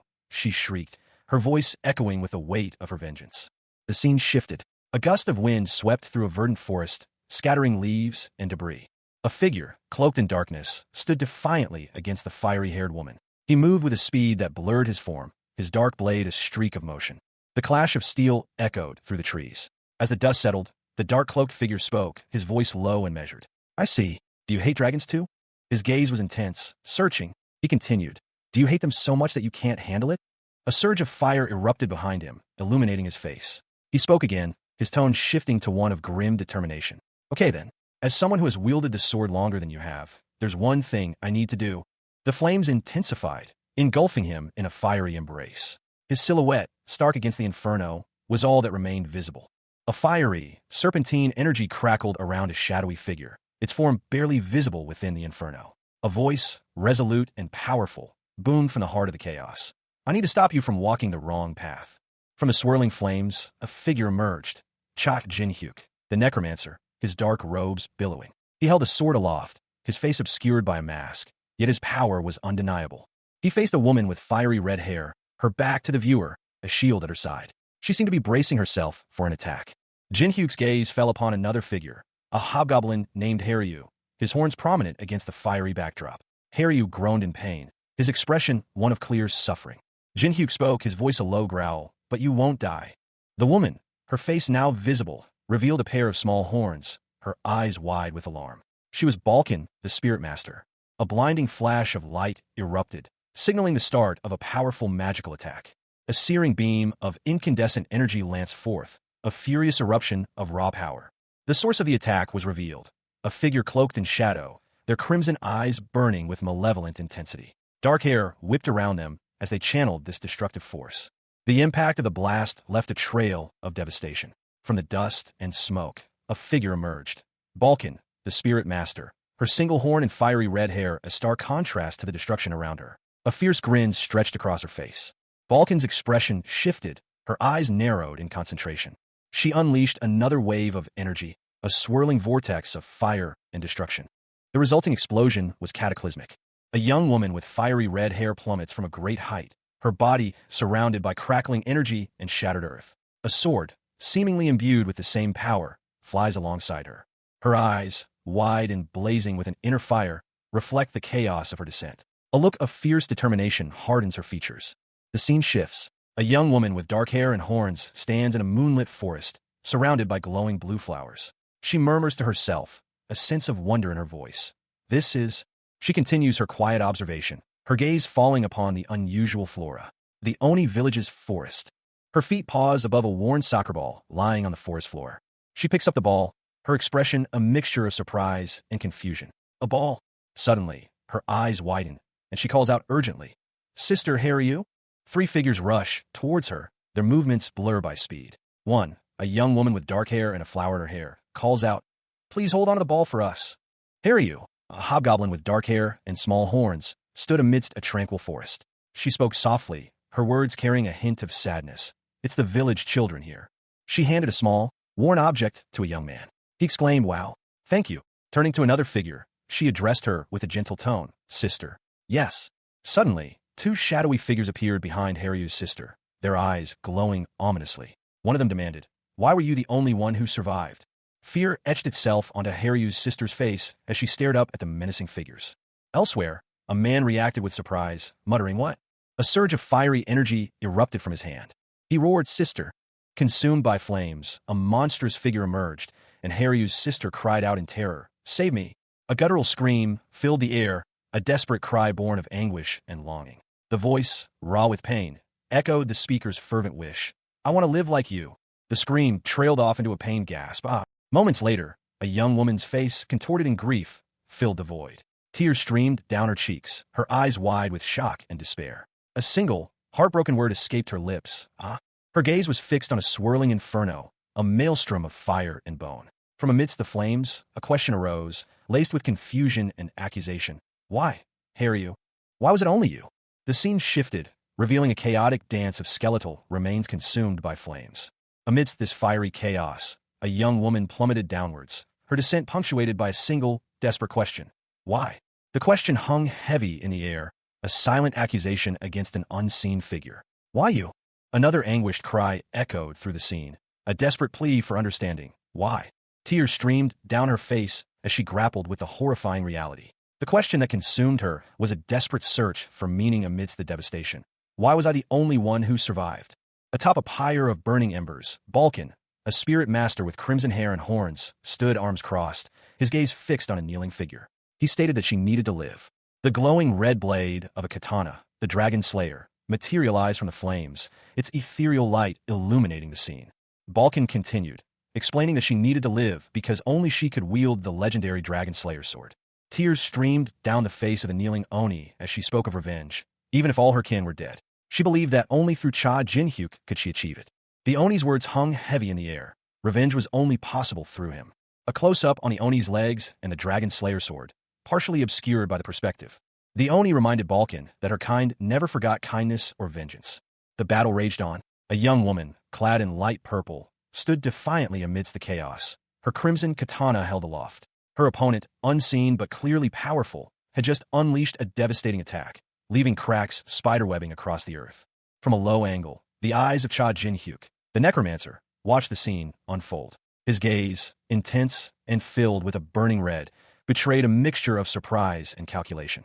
His thoughts echoed the disbelief. She can stand after getting hit by the charging dragon spark? The young woman, seemingly unfazed, planted her foot firmly on the ground, preparing for another strike. With a sudden, powerful movement, she launched herself forward, her crimson hair a blur. A guttural cry escaped her lips as she swung her katana with ferocious speed.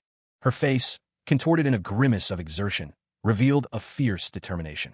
Jin-hyuk reacted instantly, his body moving with surprising speed for someone who had recently regained consciousness. He launched himself towards the fray. He moved with a speed that belied his weakened state, his eyes fixed on the young woman as she continued her relentless assault.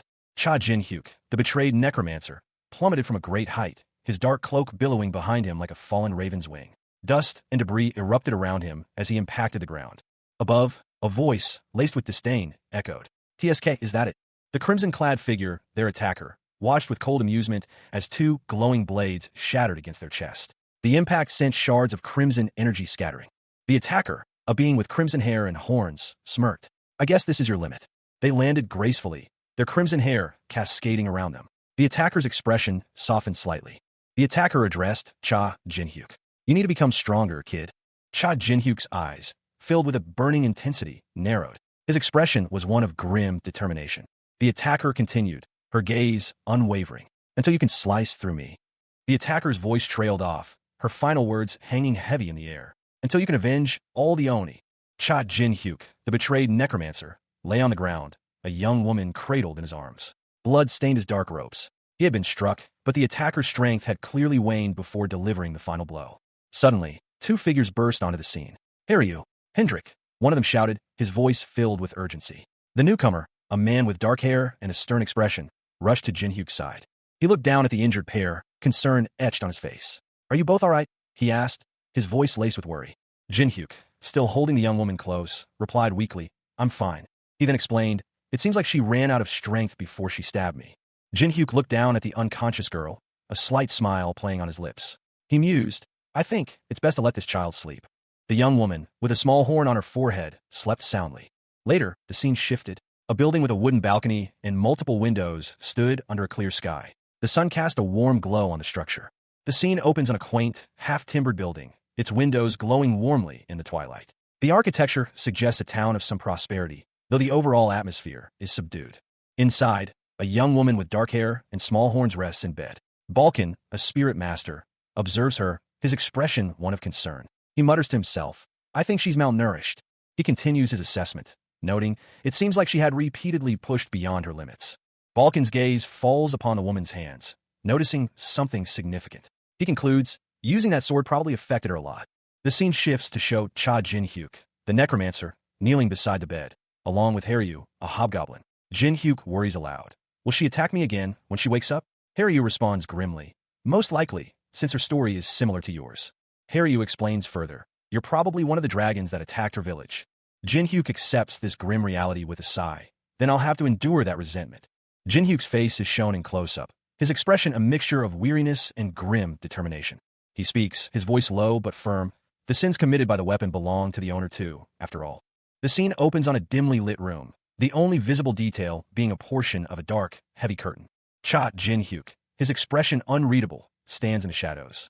He is a young man with dark hair and intense purple eyes, dressed in dark, ornate clothing. Jin-hyuk addresses someone unseen, explaining, I rented out the whole of the second floor. Use it comfortably until Haryu wakes up. An unseen individual responds, thank you, but you don't need to do that for me. As I said, the sins committed by the weapon. Jin-hyuk interrupts sharply. Do you think I care about you? He continues, explaining that Haryu, a hobgoblin, can only rest comfortably if she is not out of his sight. The scene shifts to a bedroom. A curtain is drawn back. Haryu, a hobgoblin with short brown hair and small horns, sleeps soundly. Haryu's eyes suddenly snap open, revealing glowing red irises. A young woman with striking purple markings on her face stirred, a look of confusion clouding her features. A strange, unfamiliar feeling washed over her. She murmured, huh? This feeling is... Her eyes snapped open, and she gasped, Ora, Bioni? Her expression shifted from confusion to wonder, then to pure delight. A wide, joyful smile spread across her face as she exclaimed, wow. She continued, her voice trembling slightly with excitement. Why you're Orabionis. Meanwhile, in another room, a hobgoblin with short, dark hair and small horns peeked out from under a blanket. A voice announced, the sister with the horns is awake. The young woman with the horns was asked, are you awake? The young woman with fox-like ears and the purple markings smiled widely at the hobgoblin, who looked startled. She said, Orabioni. The hobgoblin, still under the covers, groaned. Head feels stuffy. Daddy's here. Balkan, the spirit master, let out a joyous laugh, her white hair framing a face alight with mirth. Purple markings glowed faintly on her forehead and cheeks. Meanwhile, Haryu, the hobgoblin, a mischievous glint in her dark eyes, simply uttered, duh. She continued, her voice barely a whisper, dy. Balkan peered down at Haryu, concern etched on her features. Huh, she's sleeping again. A man with dark hair and a stern expression gently cradled Balkan, his voice low and serious. You might die if you don't change that nickname. Balkan, startet, questioned, die, Miho will. From who? The man replied grimly. From that sister. Before embarking on their ascent of the mysterious tower, Cha Jin-hyuk, Balkan, and Haryu paused. Jin-hyuk's companions, a spirit master and a hobgoblin, respectively, confirmed their readiness.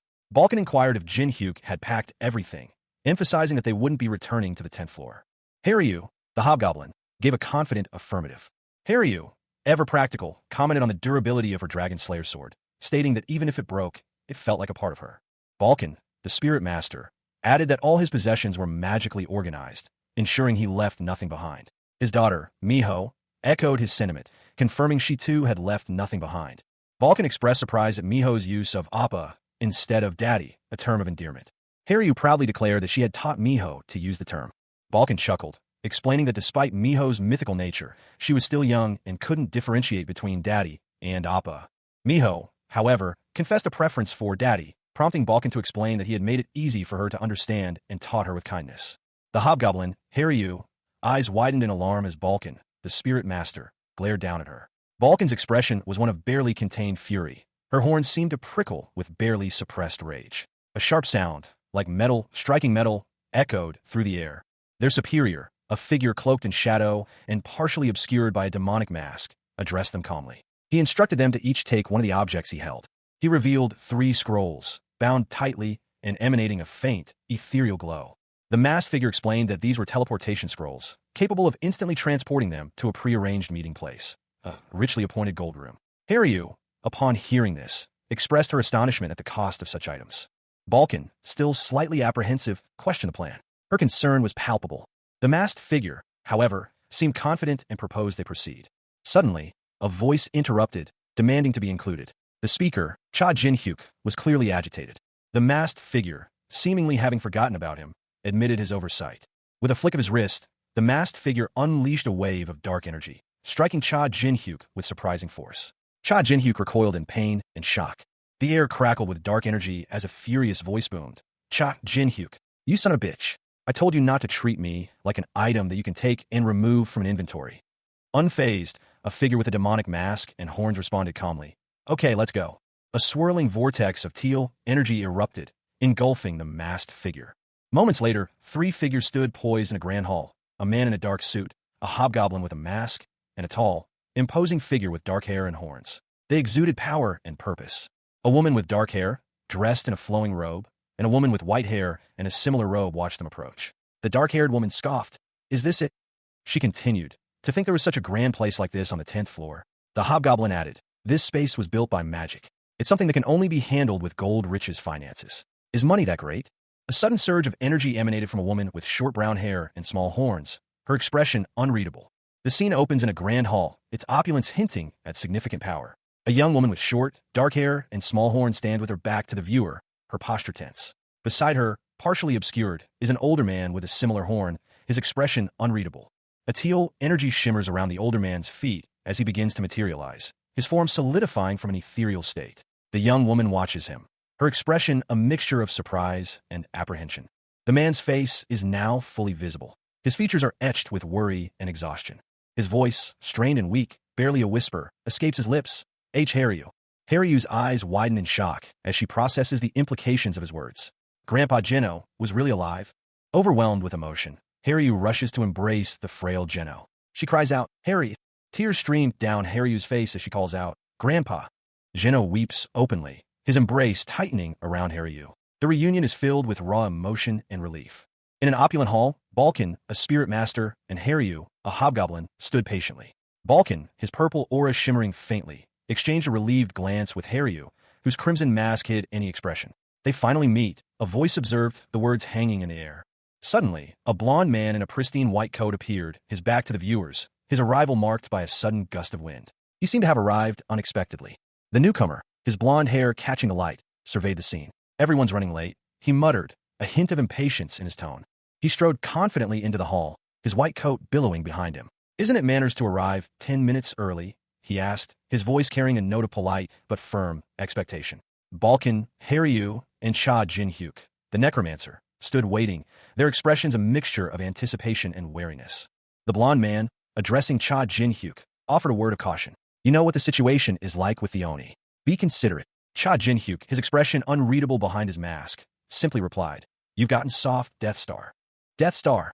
The blond man's companion, a man with dark hair and sharp features, spoke, his voice laced with surprise. "Isn't it the powerful climber who died 10 years ago? The one who betrayed mankind because he craved power?" Cha Jin-hyuk, a hint of a smirk playing on his lips, responded with a single, chilling question. "You know me well?" A disembodied voice, echoing with a hint of grim amusement, declared, "That's me." The camera focuses on a face, sharp and angular, with eyes that gleam with an unnatural purple light. A cruel smile plays on his lips. He continues, the words dripping with a chilling finality. "The guy who died 10 years ago." Meanwhile, in a different location, a blond man, dressed in elegant robes, holds a book and states, "And that's all the information we know so far." The scene shifts to a grand hall, where several individuals are gathered around a large table. Tension hangs heavy in the air. Among them are the blond man from before, a figure cloaked in darkness, and others whose identities remain shrouded in mystery. The atmosphere crackles with unspoken anxieties. Suddenly, a man in a white coat, seated at the table, interrupts, his voice laced with urgency. "Wait." A woman with horns, her expression grim, explains, "The four royalties have secretly been getting rid of those who have potential, and among their attacks was the ambush on the Oni village on the 100th floor." In a dimly lit chamber, two figures sat in solemn conversation. One, a man with dark hair and intense eyes, listened intently as the other, a taller figure with dark, pointed ears and horns, spoke. "So, Ghostface." "No, Cha Jin-hyuk and Sir Hendrik," the horn man stated, his voice low and measured. "You both were victims and came back to life." The dark-haired man nodded slowly, a grim determination etched on his face. "That's right," he confirmed, his voice barely a whisper. "So our guild's goal is—" His eyes narrowed, a chilling smile spreading across his lips. He declared, with chilling finality, "Revenge."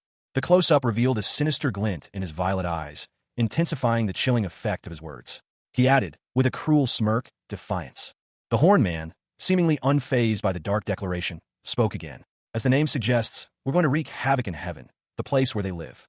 Another man with short brown hair and a worried expression responded, "I knew he was crazy, but as expected." The dark-haired man, Cha Jin-hyuk, smirked confidently. "These people will be able to change the tower greatly." A new scene unfolded. A blonde-haired man addressed Cha Jin-hyuk. "What are you planning to do from now on?" he asked. Cha Jin-hyuk responded with a smirk. "What does a climber have to do?" Cha Jin-hyuk, his violet eyes gleaming with determination, declared his intentions.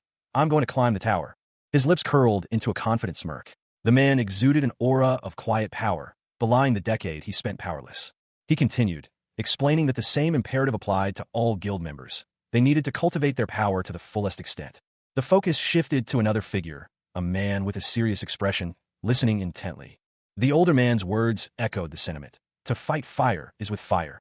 Suddenly, a young woman with horns, Haryu, burst into the room, calling out excitedly, "Grandpa Geno!" Haryu, her expression bright, posed a question. "Will you also climb the tower with us?" She gently took the older man's hand, her request clear. Geno, the old hobgoblin, seemed to consider her request, a thoughtful expression on his face. He murmured, "You want me to?" Geno, the hobgoblin, announced his departure. "But I'll be moving separately." Haryu, his granddaughter, reacted with shock. "What?" Geno explained, his tone calm despite the gravity of the situation. He stated that seeing Haryu safe put his mind at ease, his past anger and motives now gone. He continued, addressing Haryu directly. "It's probably the same for you, who's kind-hearted."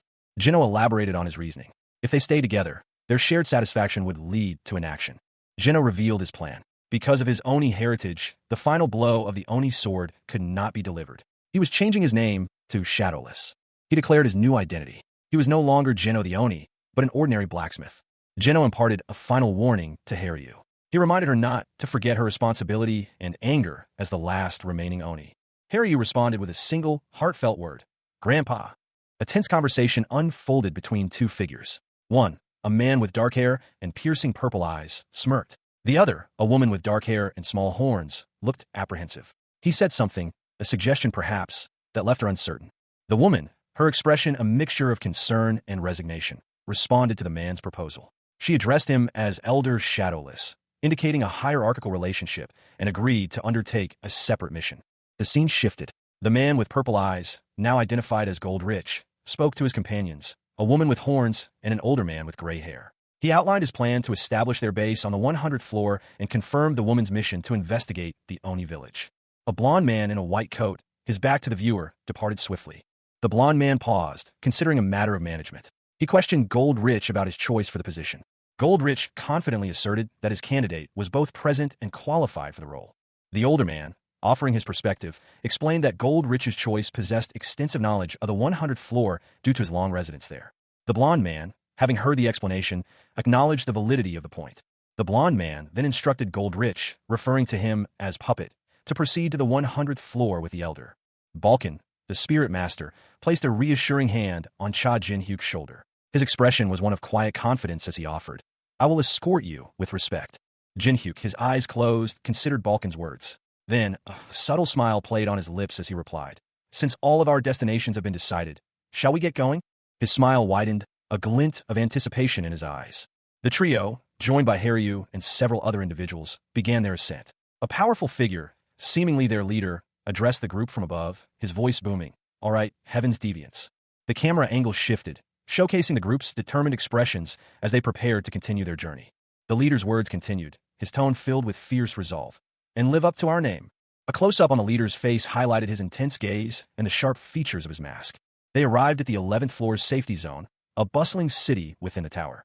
The scene opens on a bustling city street, the air shimmering with faint magical energy. Several figures, cloaked and hooded, hurry past, their faces obscured. A signpost clearly marks this location as a floor entrance.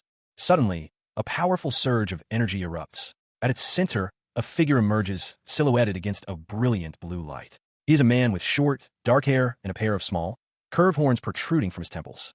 The light fades, revealing more of the man's features. A dark, almost demonic mask partially obscuring his face, and a long, dark coat. He stands defiantly, his posture radiating power. He stands before a towering structure, its peak lost in the swirling magical energy. The text above him confirms, this is the 11th floor. His gaze is fixed on the tower, a grim determination etched on his masked face. A thought crosses his mind. This is where his true journey begins. The perspective shifts, showing a close-up of the man's intense, violet eyes, peering from behind a crimson mask. A flashback. A figure plummets from a great height, a searing light engulfing him as he falls. His whispered words echo, "Those bastards who made me like this." The scene shifts again, revealing two figures standing amidst a crowd, their faces illuminated by a blinding light. One is a man with short, silver hair and a cruel smile. The other, a woman with long blonde hair, her expression equally malevolent. The focus tightens on the man, his smile widening into a predatory grin. His eyes gleam with malicious intent.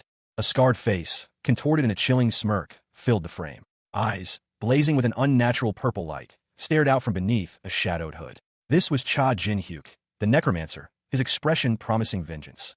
Before him loomed a towering structure, the source of both his past suffering and his future power. Behind him stood his allies, Balkan, the spirit master, and Haryu, the hobgoblin, their forms silhouetted against the ominous glow emanating from the tower. Jin-hyuk muttered, "Just wait." His voice, though low, carried an unshakable resolve. "I don't care how high up you are right now," he stated, his words cutting through the air. The camera closed in on Jin-hyuk's face, revealing a terrifying mask-like visage. A cruel smile stretched across his lips. He vowed, "I'm going to rip all of you into shreds." A figure emerged from a shimmering portal, her presence radiating power. She was cloaked and hooded, her face obscured, but her aura spoke volumes. A man watched her approach, his own face partially hidden by a mask. The woman's face was finally revealed, her golden eyes gleaming with an intensity that matched Jin-hyuk's own. A subtle, knowing smile played on her lips. The golden-eyed woman stood before the tower, her back to the viewer, surveying the scene. Below, Jin-hyuk and his companions approached the imposing structure, their mission about to begin. The 50th floor of the tower.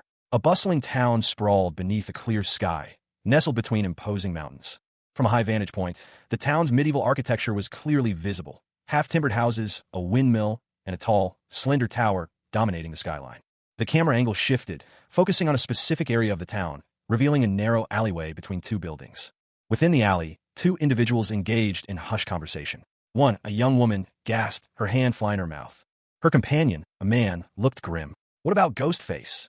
The scene changed abruptly. A cloaked figure, his face obscured by shadow, strode purposefully through a grand courtyard. 4 armed guards stood ready, but their expressions suggested apprehension rather than confidence. The guards reacted instantly, shouting, "Intruder!" A fierce melee erupted. The cloaked figure moved with unnatural speed, easily deflecting blows. One guard roared, "Get him!" A surge of dark energy filled the air as Cha Jin-hyuk, the necromancer, awoke. The word "awake" exploded from a thought bubble above him, a stark contrast to the swirling purple vortex of power he commanded. He raised his hands, a glowing orb of necromantic energy forming between them. Around him, the resurrected soldiers of the Holy Kingdom rose, their forms still wreathed in the purple energy of his power. The scene shifted, showing the necromancer's full power. His dark magic pulsed, animating the fallen soldiers into a terrifying army. A close-up revealed the detail of the resurrected soldiers' armor, their forms imbued with dark energy. Suddenly, a figure lunged, striking at Cha Jin-hyuk. The attackers declared their intent. "We will kill." The battle raged. Cha Jin-hyuk fought back against his attackers, his necromantic power clashing with their blades. One of the attackers shouted, "All of our master's enemies." Another attacker, observing the scene, gave a command, "Ambush them." Amidst the chaos, one of the attackers urged his comrades to focus on Cha Jin-hyuk. However, Cha Jin-hyuk himself muttered, "It's not just that." The imposing figure of a masked man dominated the scene. His comrades, it was stated, were also incredible. Haryu, a hobgoblin, launched herself into action, her crimson horns gleaming as she wielded a long blade with supernatural speed and precision. Her movements were a blur of motion, a whirlwind of deadly grace. Balkan, the spirit master, followed close behind, her fox-like ears twitching as she gracefully descended, a spectral aura swirling around her. She moved with an ethereal elegance, a stark contrast to Haryu's raw power. Below, a man watched in disbelief as the two powerful figures appeared seemingly out of nowhere. "Where did they suddenly come from?" he gasped, his eyes wide with shock and fear. The scene shifted to reveal a vast army, a sea of soldiers arrayed before a grand building. A powerful blast of energy erupted, shaking the ground and sending shockwaves through the ranks. Chaos reigned. Amidst the chaos, a figure stood, his back to the viewer, his shoulders slumped in exhaustion. "Ugh, what's going on?" he muttered, his voice laced with confusion and weariness. The camera focused on the face of the weary figure, revealing Cha Jin-hyuk, his expression a mixture of disbelief and anger. "Why is this happening when I'm the branch manager?" he questioned, his voice strained. Jin-hyuk's resolve hardened. "Do you think I'm not going to fight back?" he declared, his eyes blazing with defiance. He held aloft a glowing green stone, a symbol of his authority and power. "Despite the way I look, I'm the branch manager of a guild that's affiliated to the Holy Kingdom," he stated, his voice filled with righteous indignation. A surge of dark energy erupted from the ground, shattering the stone floor. The air crackled with raw power, a prelude to something formidable. The energy coalesced, taking shape amidst the chaos. Jagged, dark tendrils snaked upwards, forming a grotesque, growing structure. From the heart of the swirling darkness, a figure emerged, a man with fiery orange hair, clad in dark, ornate robes, a cruel smile playing on his lips. He stood defiant, a master commanding his creation. The monstrous form solidified, a towering golem of stone and shadow, its eyes glowing with malevolent green light. It obeyed its creator's unspoken command. The necromancer, Cha Jin-hyuk, surveyed his handiwork with satisfaction. His golem, a creature of immense power, stood as a testament to his abilities. Two figures watched in horror from a distance. Balkan, the spirit master, and Haryu, the hobgoblin, gasped at the sight of the colossal being. Jin-hyuk laughed, reveling in their fear. He announced that he had successfully summoned his golem, a 120th floor monster. The tables had turned. Jin-hyuk declared that the traitors of the Holy Kingdom would now face his wrath. A figure with fiery orange hair, a cruel smile, and dark markings on their face stood with arms outstretched. They declared, "Kill all these foolish bastards who are disrupting the coalition of the Holy Kingdom." Their expression shifted, a look of confusion replacing the previous ferocity. A single word escaped their lips. Huh. Meanwhile, a narration box revealed a critical detail: the betrayal of Cha Jin-hyuk and the involvement of his strongest comrade. The scene shifted to a figure in dark clothing wielding a crimson glowing sword, surrounded by shattered stone fragments. The elegant movements suggested a powerful warrior. A voice, sharp and urgent, cut through the air. "Don't get shocked, okay? He's a dragon." Another character, their face obscured by shadow, reacted with disbelief. "Impossible." The fiery-haired figure from earlier spoke again, a sinister grin spreading across their face. They muttered, "My golem." A sudden, sharp impact was shown, suggesting a violent attack. The scene changed to a grand hall. A voice asked, "50th floor, right?" A guttural scream ripped through the air. Cha Jin-hyuk, his face contorted in agony, was being held aloft by unseen forces. The words hissed from his captor's lips, "To make the Holy Kingdom, the 9-star, your enemy." He spat, a dark chuckle rumbling in his chest. The question hung in the air, a challenge more than an inquiry. Would I? His voice was laced with bitter irony. The memory of betrayal, of the 9-star's treachery a decade prior, fueled his defiance. When I already became their enemy 10 years ago.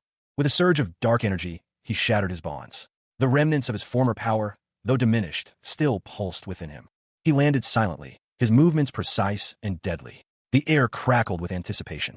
A chilling revelation was whispered among his new allies. Each time this ghost face, as he was known, broke his climbing record in the tower, the guild occupying that floor was reduced to ash.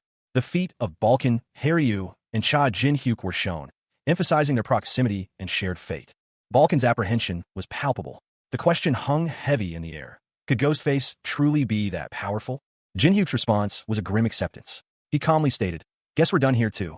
The scene unfolds in a bustling city street. A powerful figure, Ghost, stands tall, his dark coat billowing slightly. Two companions flank him, a small, mischievous-looking hobgoblin and a young woman with striking dark hair. Ghost's voice, commanding and cold, cuts through the ambient noise. "Let's keep destroying them," he declares, his gaze fixed on some unseen threat.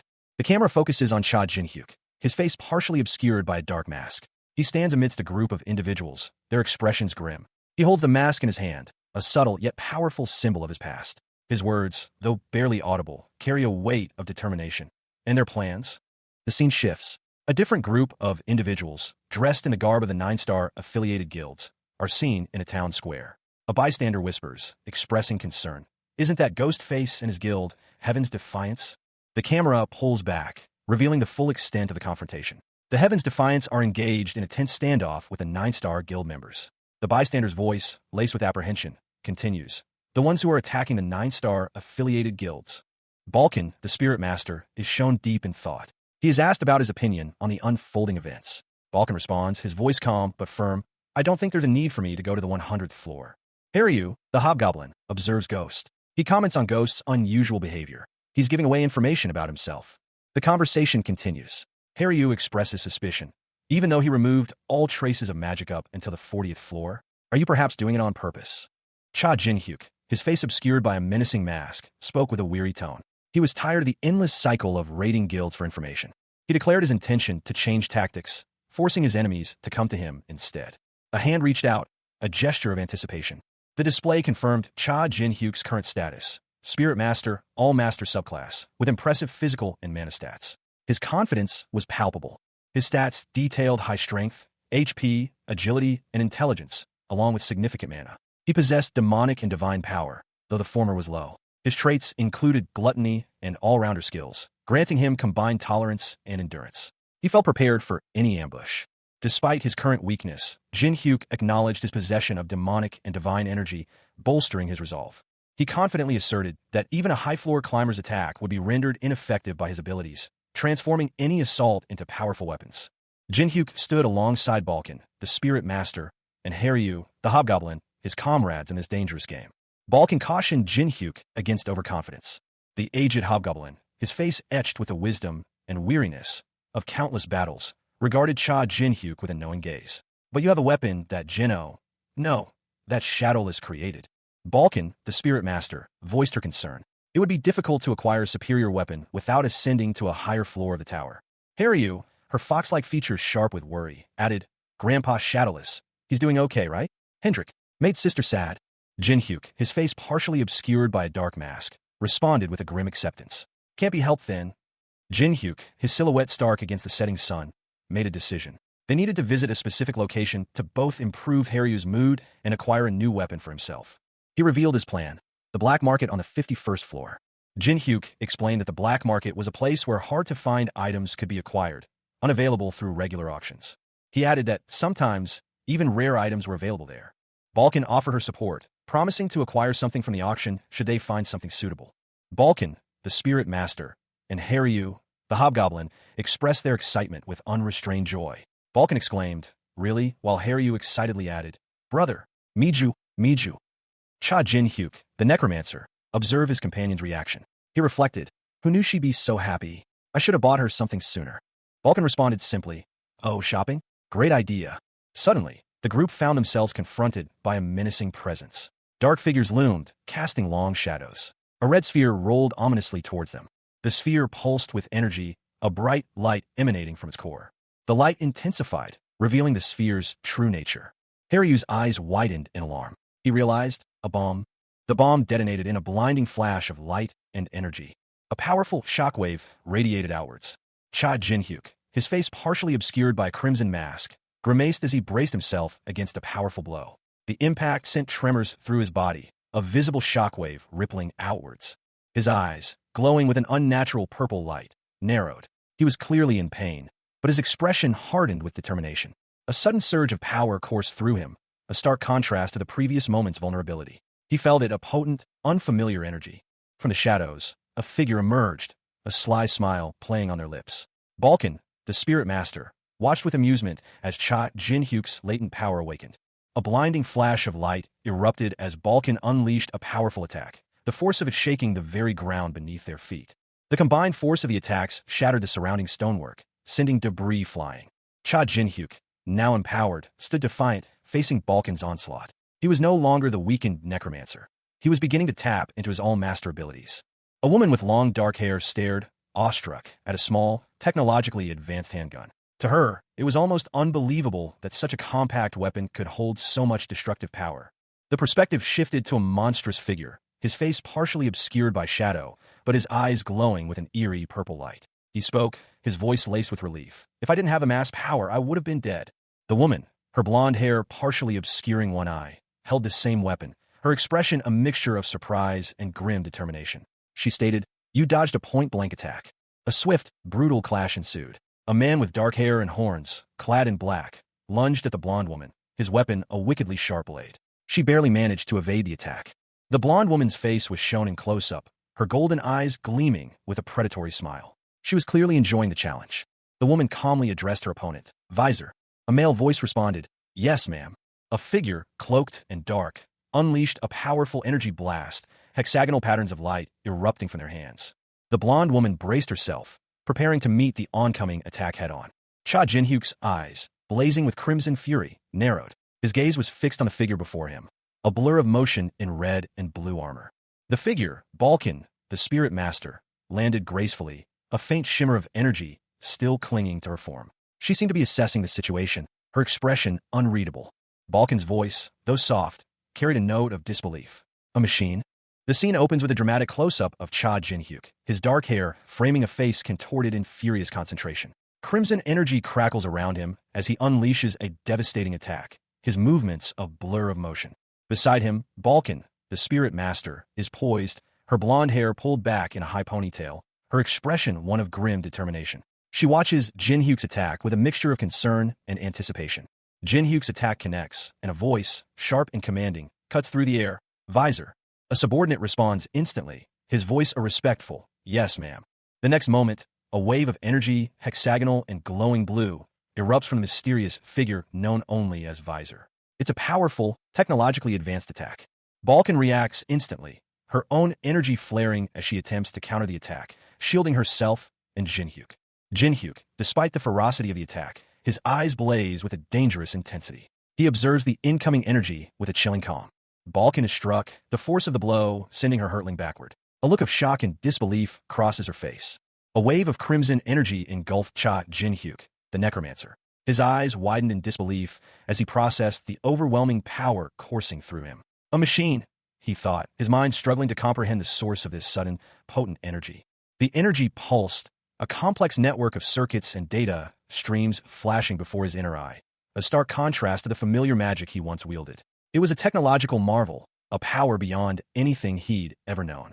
The scene shifted. A figure clad in crimson armor, a spirit master, stood poised, radiating power. The word rebound echoed in the air, a testament to their formidable abilities.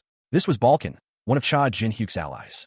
Jin Hyuk, still reeling from the surge of power, found himself thrown violently backward, his body impacting the ground with a heavy thud. The force of the rebound was immense. He gritted his teeth, pain lancing through his body. His face contorted in a grimace as he struggled to regain his composure. The unexpected power surge had left him disoriented and vulnerable. Above, a chaotic battle raged. Balkan fought alongside Haryu, the hobgoblin, against a group of 9-star guild members. Their movements were swift and deadly, a blur of steel and magic. Haryu's powerful legs propelled him through the air, a whirlwind of motion as he delivered a devastating blow to one of the attackers. His strength was undeniable. Two figures, their faces contorted in rage, glared at each other. One, a hobgoblin with crimson horns, and the other, a woman with striking purple hair and markings on her face. The intensity of their hatred was palpable. A desperate cry pierced the air. "Protect brother!" The scene was one of chaos, a whirlwind of motion and magic. A young woman with dark hair, wielding a sword, lunged forward, a pink energy surging from her blade. She moved with speed and precision, defending against a cloaked figure whose red eyes glowed menacingly. Beside her, a creature with fox-like ears and white hair braced herself, ready to strike. As the battle raged, a stark warning appeared, flying units en route. Suddenly, a figure in red armor, equipped with jetpacks, descended from above, joining the fray. Their attack was swift and brutal, targeting the white-haired creature. The dark-haired woman watched in horror as her ally was struck, her eyes wide with fear and disbelief. She gasped, a single thought echoing in her mind. She can fly? The dark-haired woman and the fox-eared creature exchanged a look of stunned surprise, their earlier fear momentarily forgotten in the face of this new, unexpected development. A single, glowing red orb materialized in the air. More orbs appeared, swirling around the dark-haired woman, who looked up in alarm and surprise. A dark, swirling vortex of energy pulsed violently, its ominous glow illuminating the anxious face of a young woman with fox-like ears. Her companion, a small, white canine creature, whimpered, mirroring her fear. The vortex intensified, its core a pulsating sphere of crimson and violet light. It seemed to hum with raw power, a tangible force that threatened to consume everything in its path. A blinding flash of light erupted from the vortex, followed by a deafening roar. The earth trembled, and a shockwave of immense energy ripped through the landscape. The explosion continued, a maelstrom of fire and destruction. Debris rained down from the sky as the sheer force of the blast obliterated everything in its radius. Amidst the chaos, the young woman and her canine companion lay injured, their eyes wide with terror. They were clearly overwhelmed by the power unleashed. High above, a figure in red armor descended, her words cutting through the din. Super Rookie Ghostface and his party. Another figure, this one with dark hair, lay injured on the ground, his voice laced with disappointment. "I came here with high expectations, but this is all you've got?" A defiant reply echoed in the air. "Of course not. Of course not." The figure in red armor prepared for battle, drawing two glowing blades. Their power was undeniable. A blinding flash of dark energy erupted, the air crackling with raw power. Two figures clashed, their movements a blur of motion. One, cloaked in shadows and wielding a wicked-looking blade, was clearly the aggressor. His opponent, though equally formidable, seemed to be on the defensive. The shadowy figure, a sinister grin splitting his face, uttered a single dismissive phrase, "Not bad." His opponent, a woman with piercing red eyes, glared back with unconcealed fury. The intensity of their confrontation was palpable. Another combatant, clad in red armor, joined the fray. He lamented, "What a shame, I thought this was going to end easily." The battle intensified, a whirlwind of blows and counterblows. The woman in red fired a shot, momentarily distracting her opponents. Amidst the chaos, a voice cut through the din. "Don't be so upset," it said. The speaker, partially obscured by shadow, continued, "I have something to talk about with you too."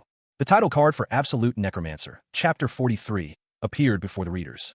Night fell upon a quaint town, its timber-framed houses glowing warmly against the darkening sky. The scene was peaceful, yet a sense of foreboding hung in the air.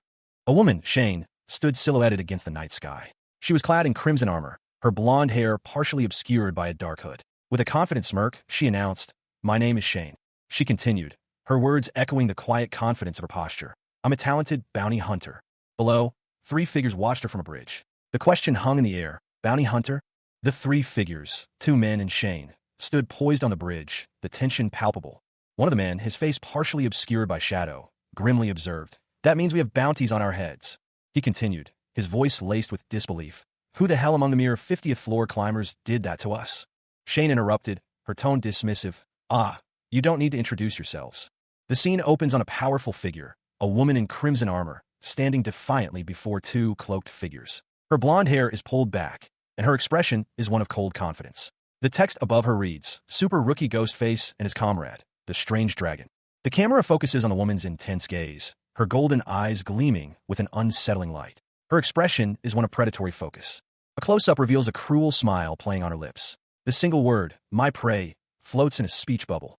2 figures emerge from the shadows, one with striking black horns and the other masked. The masked figure asks, "Are those your last words?" A flash of crimson light, the glint of a blade, suggests an imminent attack. The woman in crimson armor laughs, a mischievous glint in her eyes. She states, "But I've changed my mind." The woman's lips curl into a sly smile. She whispers, "How about a bet?" She continues, "It's a bet that we can all benefit from." The horned figure reacts with suspicion, questioning, "A bet?" Hendrik, a powerful necromancer with a dark, intense gaze, stood defiantly before a woman clad in crimson armor.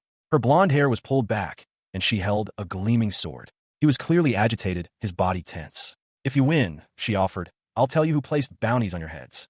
Hendrik's eyes narrowed, his expression hardening. The revelation of a bounty on his head fueled his rage. He was not one to be trifled with. A surge of dark energy pulsed from him as he prepared to unleash his power. He was going to kill whoever dared to put a price on his head.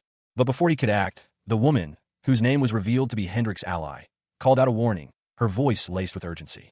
Meanwhile, another figure, cloaked and masked, observed the scene from a distance. His thoughts turned to the potential danger of the situation.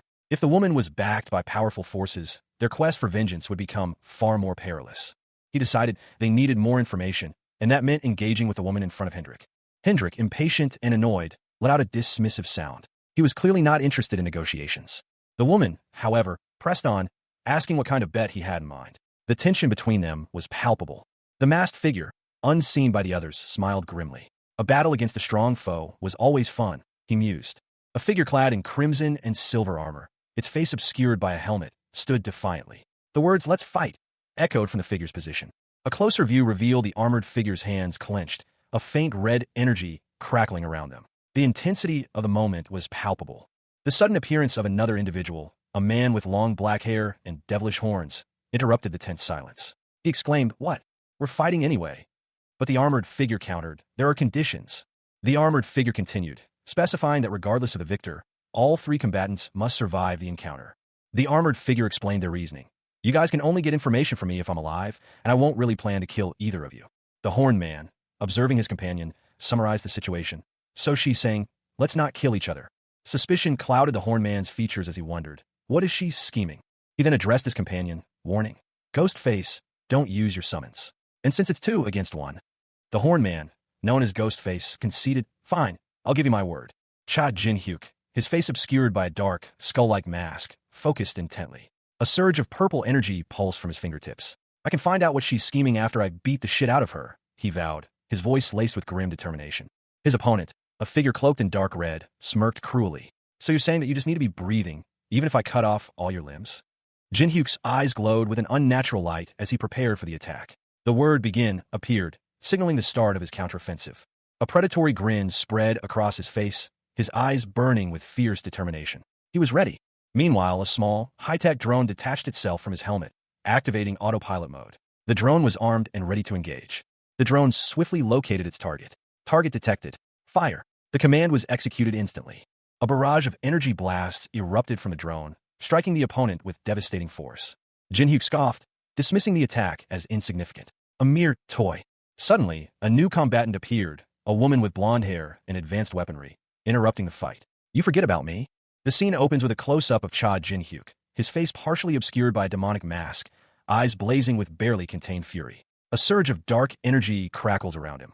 Across from him, Balkan, the spirit master, unleashes a torrent of fiery magic, his blonde hair whipping in the air as he channels his power. He is clearly engaged in a desperate struggle. Jinhyuk, despite his lack of former necromantic abilities, reacts swiftly. He raises his hands, a purple energy coalescing into a protective shield, a whispered incantation escaping his lips. Soul Shield. The attack impacts the shield, a violent clash of energies. Blood spatters as a figure, presumably one of Jinhyuk's attackers, is flung back by the force of the impact. Balkan watches, a grim determination etched on his face. Balkan's expression shifts to a predatory smirk. He speaks, a single word hanging heavy in the air. Visor. Jinhyuk, still defending himself, is clearly struggling against the combined might of his enemies. The purple shield flickers, threatening to break under the relentless assault. He continues to maintain his defense, the soul shield glowing brighter as he pushes back against the onslaught. His resolve is unwavering. Jinhyuk's mask is partially broken, revealing a grim determination in his eyes. He grits his teeth, his body straining under the pressure. The attack intensifies, pushing Jinhyuk to his limits. A final, desperate blow is about to land.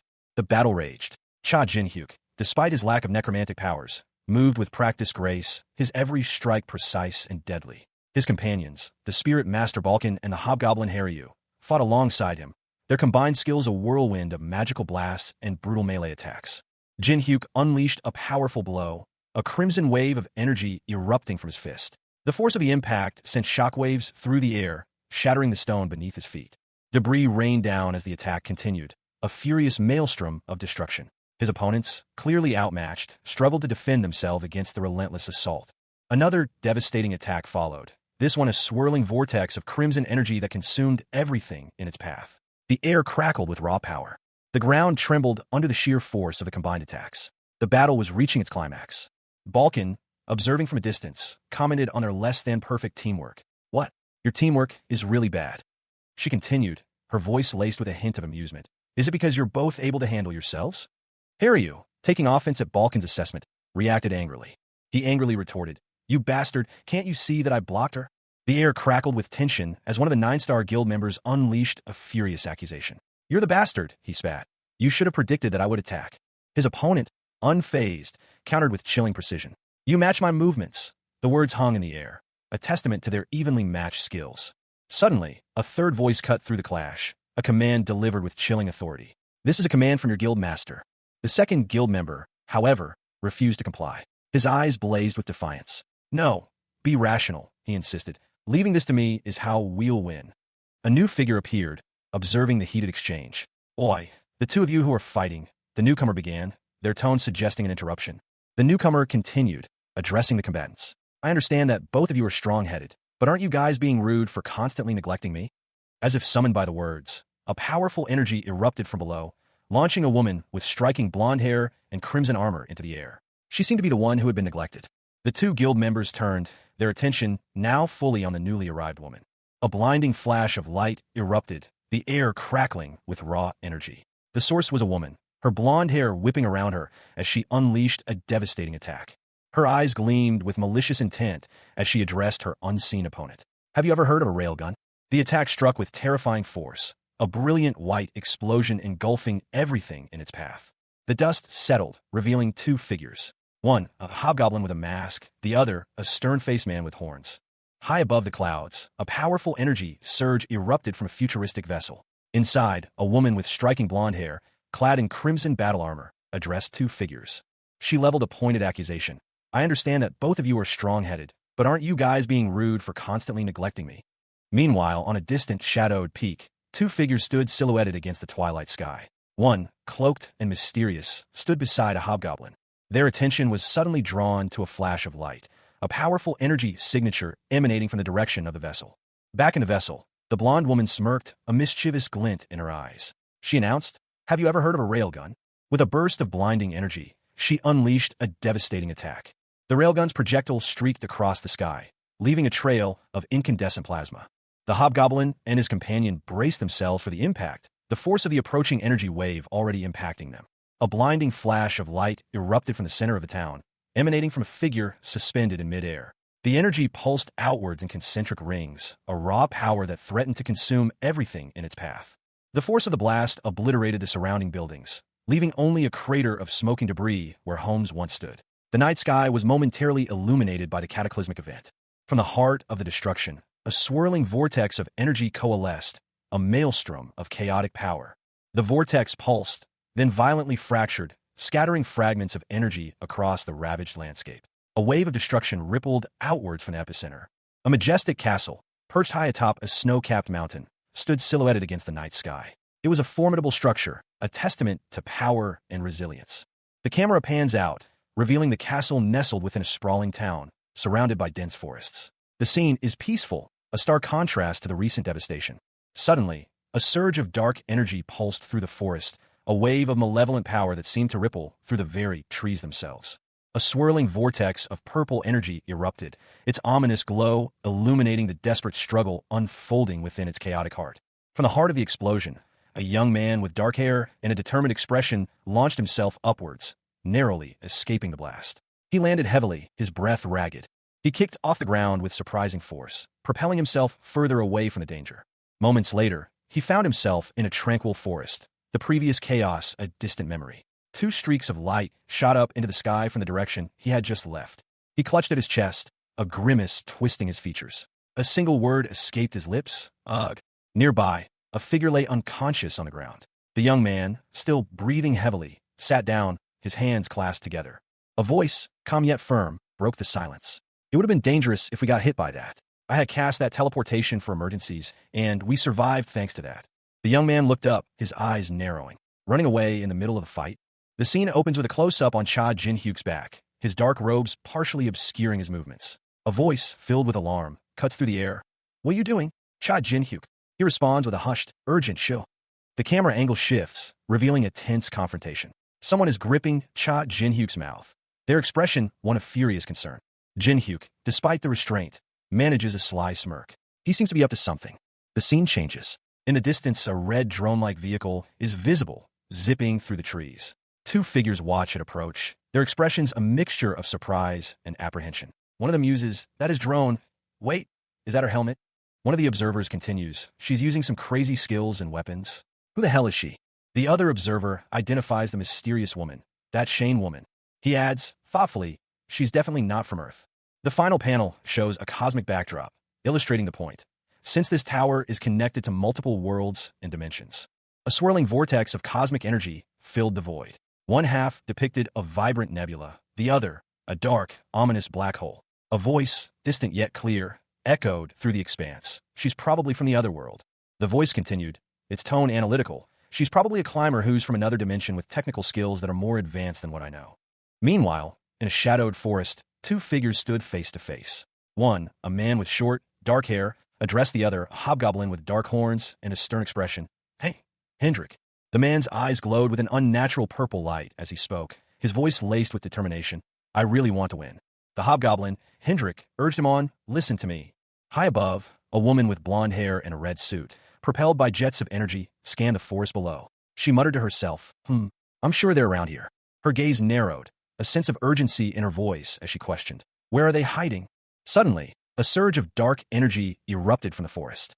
The blonde woman's eyes widened in alarm. From the shadows, a figure emerged, cloaked in darkness, radiating an aura of immense power. It was Cha Jin-hyuk, the necromancer, back from the brink.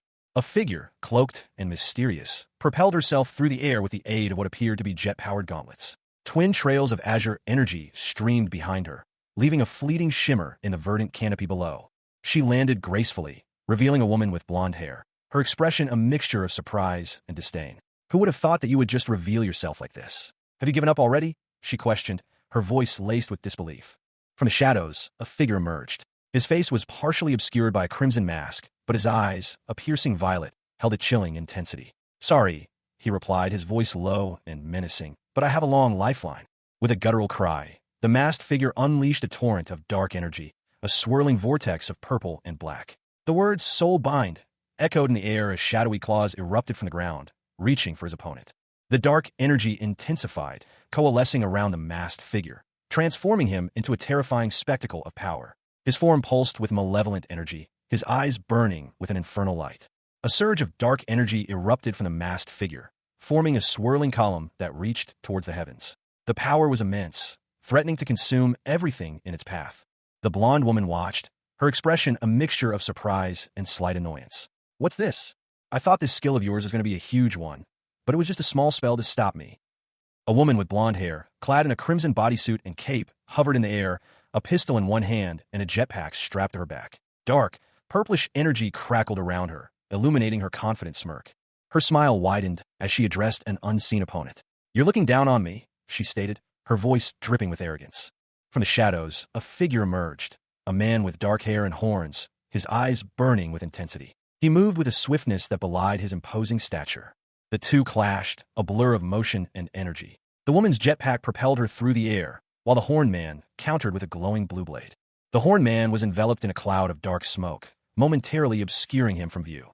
The woman watched, her expression a mixture of curiosity and skepticism. "A cliché demonstration," she mused. Then, a subtle shift in her demeanor. "No, I'm sure there's something else." The Horned Man emerged from the smoke, a sinister grin spreading across his face. "I like this," he said, his voice low and menacing. The scene opens with a close-up on a figure shrouded in shadow, their hands glowing with an eerie purple energy. A voice, sharp and clear, cuts through the darkness. "Cha Jin-hyuk." The camera pulls back to reveal a face, pale and gaunt, framed by dark hair. A single, luminous yellow eye stares out from shadows. A whisper escapes the figure's lips. "Ghost." Ghost faces barrier. Suddenly, a fierce clash erupts. A woman with blonde hair, clad in dark red, lunges forward, her blade a blur of crimson against the shadowy figure. The impact sends shockwaves through the air. The shadowy figure, reacting with surprising speed, parries the blow, sending the woman reeling backward. The fight continues, a whirlwind of motion and dark energy. The blonde woman, despite being momentarily staggered, smirks. A single word escapes her lips. "Not bad." The focus shifts to another figure, their hand glowing with dark energy, forming a swirling vortex. They speak, their voice calm, yet resolute. Summoning spells aren't the only thing a spirit master has. The vortex intensifies. The figure continues, "With my all-master trait, I'm going to give Hendrik all the skills I have." A new character is revealed, their face partially obscured by a dark mask, one eye glowing with purple energy. They declare, "I'm going to show you what a true all-master support is like." The character raises their hands, a surge of purple energy emanating from their palms. The scene ends with a powerful display of energy. A blinding purple energy erupted, the source seemingly a figure cloaked in shadow, their form obscured by the intense magical discharge. The blast subsided, leaving behind only lingering purple tendrils that slowly dissipated into nothingness. From the heart of the explosion, a figure emerged, Cha Jin-hyuk, his dark cloak billowing behind him. He launched himself forward, a command ringing out, "Go, Hendrik!" Hendrik, a woman with striking blonde hair, watched in astonishment as Cha Jin-hyuk's speed dramatically increased. Her thoughts raced. Did Ghostface cast something on him? Hendrik reacted instantly, unleashing a barrage of energy blasts from her gauntlets. She shouted, "Get lost!" as the blast streaked toward Cha Jin-hyuk. Cha Jin-hyuk effortlessly deflected the attack with a crimson wave of energy. The force of the counterattack sent Hendrik reeling. He smirked, taunting her. "You're retreating now?" Cha Jin-hyuk, his dark eyes blazing with defiance, stood firm against his attackers. "I won't let you," he vowed, his voice resonating with a power that belied his current weakened state. Despite his resolve, a brutal blow sent him sprawling. A pained groan escaped his lips as he crashed to the ground, the impact jarring his already weakened body. Suddenly, a surge of energy erupted from within Balkan, the spirit master. His eyes widened, reflecting the immense power coursing through him. The energy manifested as a colossal, golden dragon, its scales shimmering with an ethereal light. It roared, a sound that shook the very foundations of the tower. The dragon descended, its protective aura enveloping Balkan, shielding him from the onslaught. Jin-hyuk, seizing the opportunity, launched a desperate counterattack. He moved with surprising speed and agility, his movements precise and deadly. His blade flashed, aimed at his enemies' hearts. A sinister grin spread across Jin-hyuk's face as he channeled his newfound power. His eyes glowed with an ominous red light. The air crackled with energy as he prepared to unleash his full potential. The lightning dragon, His new power was ready to be unleashed. A wave of incandescent energy erupted from the ground, its searing heat scorching the very air. The force of the blast sent a figure hurtling backward, their forms silhouetted against the fiery maelstrom. Amidst the chaos, Cha Jin-hyuk, his dark hair whipping in the wind, landed with a controlled grace, his eyes narrowed in concentration. He channeled the residual energy, his hands glowing with an inner light. He felt a sharp pain in his foot. Looking down, he saw a small, almost imperceptible object embedded in the earth. He realized he had stepped on it. A question mark formed in his mind, reflecting his confusion. A woman's voice, laced with a chilling amusement, cut through his thoughts. She revealed the object to be a gift, a parting present for those who had pushed her so far. The words, "nuclear mine," appeared, a stark warning of the impending danger. A blinding flash of blue light engulfed Cha Jin-hyuk, the intensity of the explosion threatening to obliterate him. A masked figure, eyes blazing with malevolent purple light, loomed over his victim. The word Hendrik escaped his lips, a guttural roar of triumph. From the depths of the ensuing chaos, a dark figure propelled himself skyward, a brilliant blue energy surging around him as he launched himself into the air. A blinding flash of light erupted, engulfing the area in an inferno of orange and yellow. The figure landed, muttering, "Damn it." He was a young man, dark hair and clothing, a hint of purple energy still clinging to him. He looked around, clearly disoriented. A voice, laced with disbelief, cut through the air. "Which world did you come from to have these things?"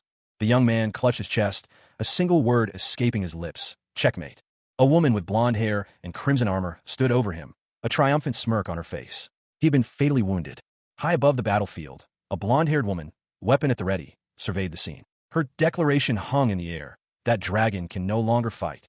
Her gaze shifted to a cloaked figure falling through the fiery debris. She continued, "In Ghostface, with that injury, you're the only one left." The cloaked figure, known as Ghostface, offered only a grim, one-word reply: "Who knows?" Ghostface, his face partially obscured by a mask, landed heavily. His voice, though muffled, carried a clear challenge. "Is that what you think?" He paused, a flicker of something unreadable in his eyes. Then, a chilling admission: "I forgot to tell you this."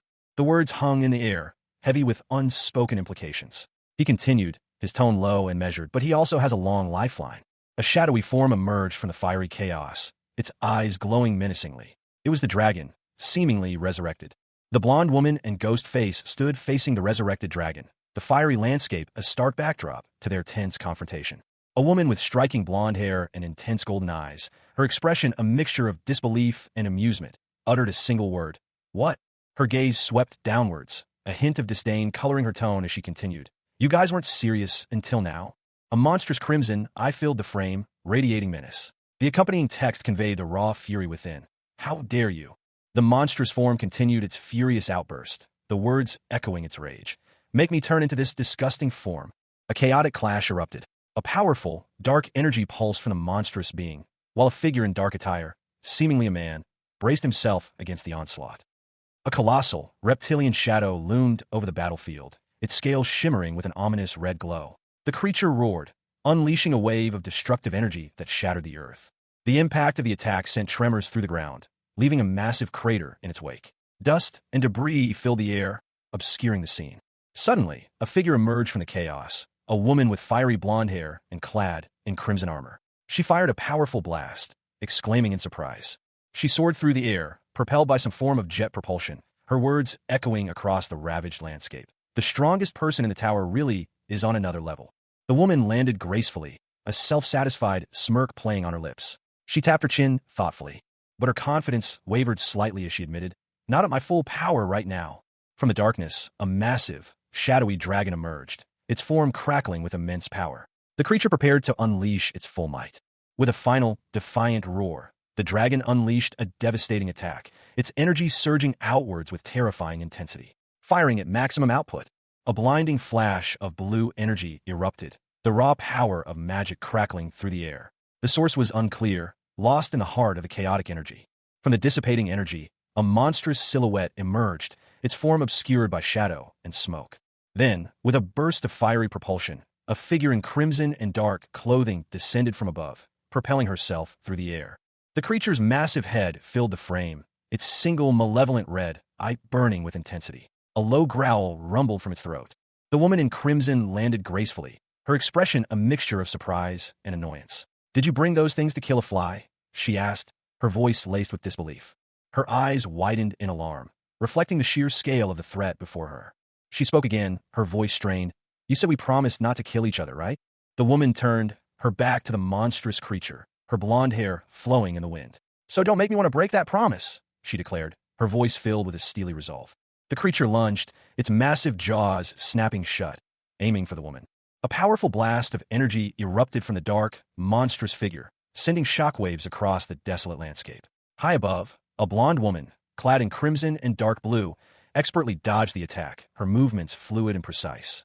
The force of the blast sent tremors through the ground, shaking the very earth beneath her feet. She braced herself, her expression grim. The blonde woman, her face set in determination, scoffed at the creature's attack. "You think I can't block that?" she challenged, her voice filled with barely contained fury. With a sharp cry of "Visor," she activated a powerful defensive technology, a shimmering blue energy field materializing around her. The energy field took shape, forming a protective shield around her. "Shield, maximum output," she commanded, her voice ringing with authority. The monstrous creature unleashed another devastating attack, a torrent of dark energy aimed directly at the woman's shield. The impact was earth-shattering. The force of the collision sent the woman hurtling backwards, the energy shield flickering and straining under the immense pressure. Despite the ferocity of the attack, the shield held barely. The creature's assault was met with a counterforce, a violent explosion of energy that rocked the very foundations of the battlefield. Cha Jin-hyuk, the necromancer, groaned in pain. Even with divine power aiding his recovery, the process was agonizingly slow. He stood amidst the shadows of a forest, a faint golden light emanating from his hand. His dark attire and demonic mask hinted at his formidable past. His thoughts raced. He wondered if a special bullet was responsible for his current predicament, and how Hendrik's transformation played a role. Jin-hyuk examined the purple energy swirling in his palm, a stark contrast to his former necromantic abilities. His usual buff and defense skills were gone. He realized Hendrik's very existence was disrupting the mana in the region. A monstrous dragon, its eyes burning with malevolent red light, filled the scene. Its presence was overwhelming. Jin-hyuk acknowledged the immense power of dragons.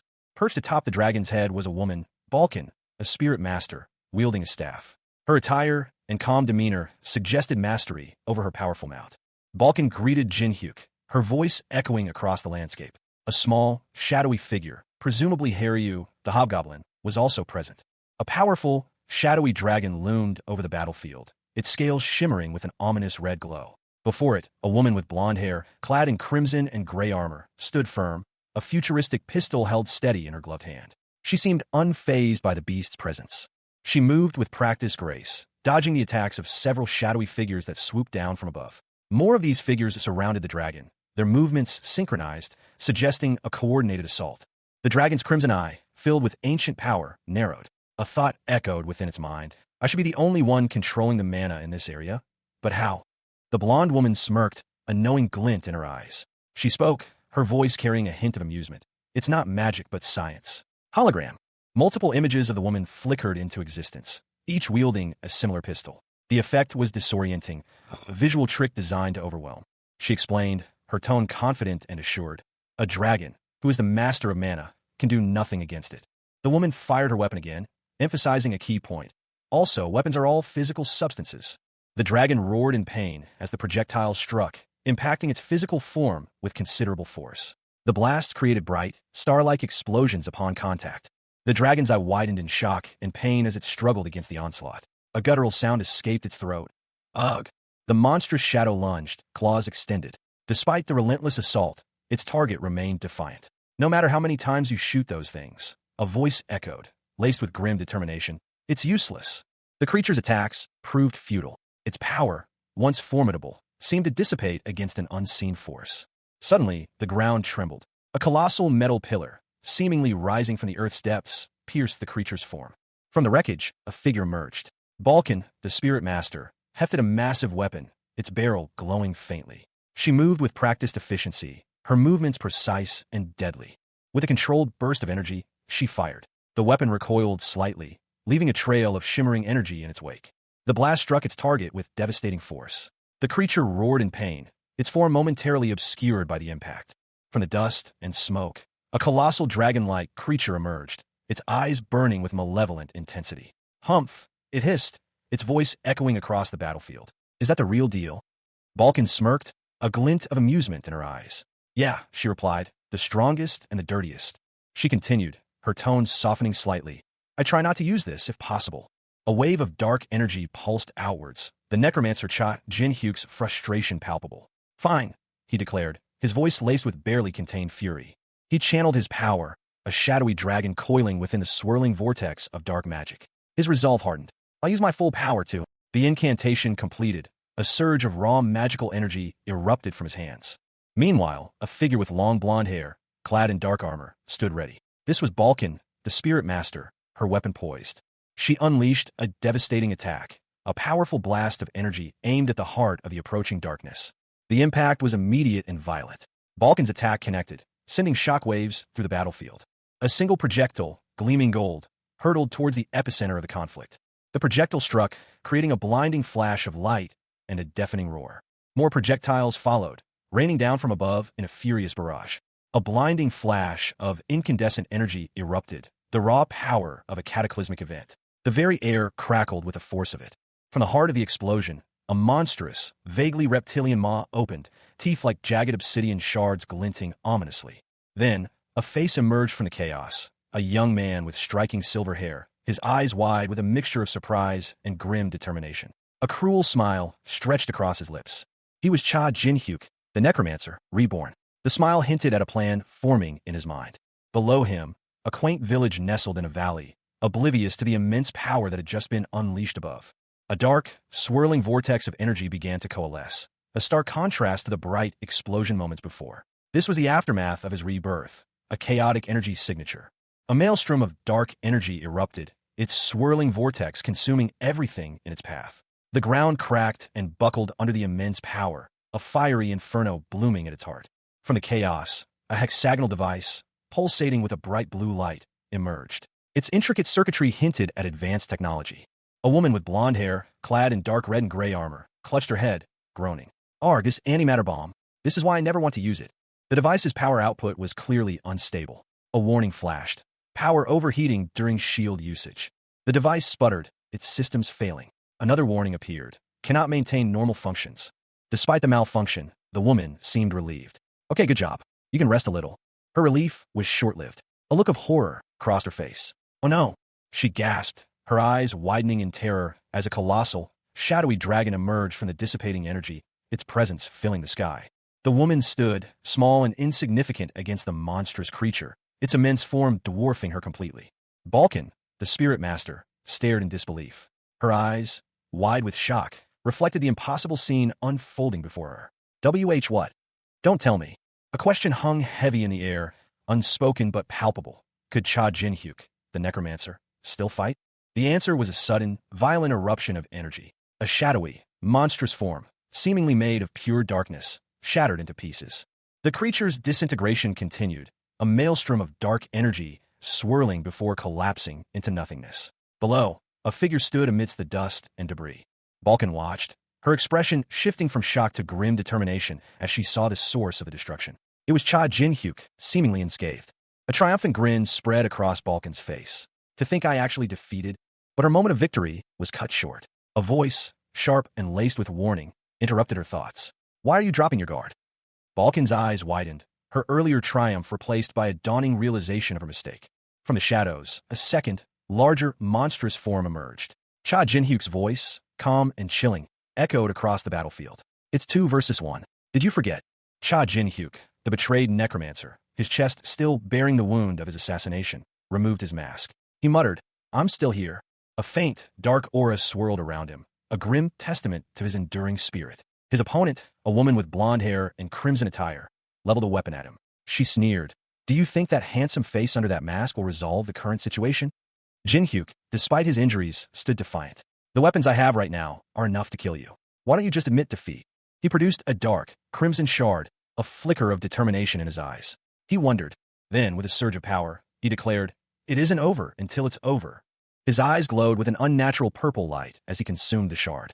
A shadowy figure, cloaked and masked, places a dark purple mask over the face of a young man with short, dark hair. The man's expression is one of grim determination. The mask obscures his features, but a sinister smile plays on his lips, stained with a dark substance. A faint, ethereal smoke rises from his clothing. A woman with blonde hair, clad in red and black combat attire, holds a futuristic-looking pistol. She addresses the masked figure with a sardonic tone, commenting on his current state. She questions whether his appearance will change the situation, implying that his current predicament is dire. The woman challenges the masked figure to admit defeat, her stance confident and aggressive. He responds with uncertainty, his hand reaching for a dark, crimson shard pulsating with energy. The masked figure declares that the fight is far from over. His eyes glow with an intense purple light as he crushes the shard in his teeth, a surge of dark energy enveloping him. A woman with blonde hair, her eyes wide with shock, stared at something unseen. Her expression was one of dawning horror. She whispered, barely audible, "He ate." Her gaze remained fixed, her mouth slightly agape. A single, breathless question escaped her lips. A scale? The scene shifted. A man with dark hair, crimson eyes, and demonic-looking wings stood before her, a malevolent smirk playing on his lips. He stated, with chilling confidence, "The information you have." Undeterred, the woman responded with fierce determination. "I need to know, even if it means overdoing it a little." The winged man, his features sharp and menacing, prepared himself. His powerful aura crackled with dark energy. He raised his hands, a crimson energy swirling around them, preparing to unleash his power. The blonde woman's face was etched with fear and recognition. She muttered, "This feeling." The winged man soared into the air, his form engulfed in a fiery, dragon-like aura. He declared, "The power of dragons." A figure with crimson horns and eyes of fire emerged from the shadows, a sinister smile playing on his lips. He muttered to himself, "So this is why they call dragons the masters of mana." His gaze was intense, filled with a newfound power. He continued his internal monologue. "It feels like I can do anything." A surge of energy emanated from him, swirling red runes illuminating the dark surroundings. He rose, powerful and imposing, a pair of immense, crimson wings unfurling behind him. The runes pulsed with an almost unbearable intensity. Above him, a figure with blonde hair watched, eyes wide with a mixture of fear and awe. The blonde figure's face contorted in terror as she gasped, "Gungnir." The horned figure's smile widened, his eyes burning with an unholy light. A swirling vortex of crimson energy crackled with arcane power, runes of dark magic blazing across its surface. From its depths, a shadowy, obsidian spire ascended, its tip piercing the very fabric of the mystical realm. The spire pulsed, its dark surface shimmering as if alive, before settling into a menacing stillness. Four smaller, wickedly sharp obsidian shards extended from its base, each radiating a chilling aura. A violent tremor shook the ground as the spire unleashed a wave of destructive energy. Crimson cracks spiderwebbed across the earth, radiating outward from the epicenter of the magical eruption. The force of the blast was immense, a chaotic maelstrom of raw power that threatened to consume everything in its path. The very air itself seemed to scream under the strain. Amidst the chaos, a figure emerged from the dust and debris, a woman with fiery red armor and long blonde hair, her expression one of furious disbelief. She stood defiantly, a pistol clutched in her hand. Her eyes, wide with shock and anger, burned with an intense light. Sweat beaded on her forehead, a testament to the sheer power of the blast she had just endured. From the heart of the destruction, a new wave of energy erupted, this time less focused, more chaotic. The woman's voice, sharp with alarm, cut through the air, fire at random. The crimson energy lashed out in unpredictable bursts, a deadly dance of destruction. The ground trembled violently under the relentless assault. The chaotic energy continued its indiscriminate attack, leaving a trail of devastation in its wake. A guttural cry of frustration ripped through the air. "Damn it! What?" Balkan, her blonde hair a fiery halo around her enraged face, unleashed a torrent of energy. The sheer power of her spell was breathtaking. This spell is on the same level as the dragon's. Her eyes widened in disbelief. The question hung heavy in the air. What? Was Ghostface also a dragon? A voice, calm yet chilling, cut through Balkan's astonishment. No, his energy changed after he ate Hendrik's scale. Balkan's voice was laced with dawning horror. Don't tell me. Can he use the power of the things he eats? A figure emerged from the shadows, a dark cloak billowing behind him. He sneered, his voice dripping with malice. You figure things out too late. He lunged forward, his attack swift and brutal. Balkan braced herself, her face a mask of grim determination. The impact sent tremors through the air. Balkan staggered back, her breath ragged. Undeterred, Balkan countered with her own attack. Beam Saber. A crimson energy surged from Cha Jinhyuk's hand, forming a massive, bladed weapon. He swung it with terrifying force. His opponent, a blonde woman with striking features, countered with a blast of brilliant blue energy, the impact creating a blinding flash. Amidst the chaos, Cha Jinhyuk smirked, a glint of malice in his eyes. He questioned his opponent's sudden change in demeanor, noting her previous high spirits. The blonde woman, clearly agitated, retorted with a sharp question, demanding to know where the bounty hunter had gone. She unleashed a furious attack, her words laced with contempt for his perceived weakness as a mere 50th floor climber. Unfazed, Cha Jinhyu calmly declared his willingness to end the fight on her terms. The blonde woman, now fully enraged, unleashed her ultimate attack, the Chimera Railgun. A blinding bolt of energy erupted, engulfing the area in a destructive wave. Cha Jinhyuk, however, remained defiant, accepting the challenge and eager to see who would emerge victorious. Cha Jinhyuk, his face contorted in a triumphant grin, revealed eyes glowing with an unnatural crimson light. The air crackled with dark energy, swirling around him like a malevolent aura. Balkan, the spirit master, stared in disbelief. His jaw dropped as he voiced his astonishment. That's no way. He can use dragon's breath too. Jinhyuk's mouth opened, a terrifying maw filled with sharp teeth, as he prepared to unleash his power. A blinding white orb formed within his mouth, crackling with energy. With a guttural roar, he unleashed a devastating blast of energy. The force of the attack was immense, a wave of white-hot destruction. The blast struck Balkan, sending him flying through the air. He crashed into a pile of rubble, his body battered and bruised. The aftermath of the attack was a scene of fiery devastation. Crimson flames consumed everything in their path. Jinhyuk, now with dark, leathery wings sprouting from his back, soared through the air, his powers seemingly limitless. He watched as Balkan plummeted towards the earth, the impact sure to be fatal. The Spirit Master's fall was a testament to the sheer destructive force of Jinhyuk's attack. A figure in crimson armor, blonde hair pulled back in a ponytail, landed heavily, the impact sending tremors through the ground. Dust and debris swirled around her, obscuring her features momentarily before settling, revealing a woman with a grim expression. Meanwhile, a cloaked figure in black, his face hidden in shadow, moved with surprising speed across the ravaged landscape. He left a trail of destruction in his wake, the ground cracking and crumbling under his powerful strides. The cloaked figure stopped, revealing a man with small horns and crimson wings sprouting from his back. He clutched at his chest, a pained expression twisting his features. He hissed in pain. A surge of dark energy erupted from him, a violent expulsion that sent shockwaves through the air. He gritted his teeth, clearly struggling to contain the power. The energy subsided, leaving behind a small, dark shard on the ground, glowing faintly with malevolent energy. He muttered to himself, "It's still too much for me to make this power completely mine." He clenched his fist, his face grim. "I need to try again at a later time," he resolved. He added, "Anyways." A guttural curse escaped Cha Jinhyuk's lips. Damn it. He was alone, adrift in the inky blackness of an unknown chasm. His small, winged form, barely visible against the dark stone, was a stark contrast to the vastness surrounding him. The question hung heavy in the air. What do I do now? The scene shifted. A pale hand reached out, fingers splayed, as if grasping at something just beyond reach. A close-up revealed piercing, golden eyes, filled with a mixture of pain and determination. They belonged to someone regaining consciousness. A woman with long blonde hair tied back in a ponytail groaned, "Ugh." She sat up, clutching her head, her red armor slightly askew. The pain was evident. She winced, "My whole body hurts." A calm voice cut through the woman's pain. "You're awake." Balkan, the Spirit Master, and Haryu, the Hobgoblin, watched over Cha Jinhyuk. They had been waiting anxiously. "We were wondering when you were going to wake up," Balkan stated, his voice laced with concern. Jinhyuk's eyes snapped open. He was surprised by his own rapid recovery. Balkan, however, was even more astonished. "What? You regained consciousness faster than me?" As expected of dragons, he exclaimed, a mix of awe and disbelief coloring his tone.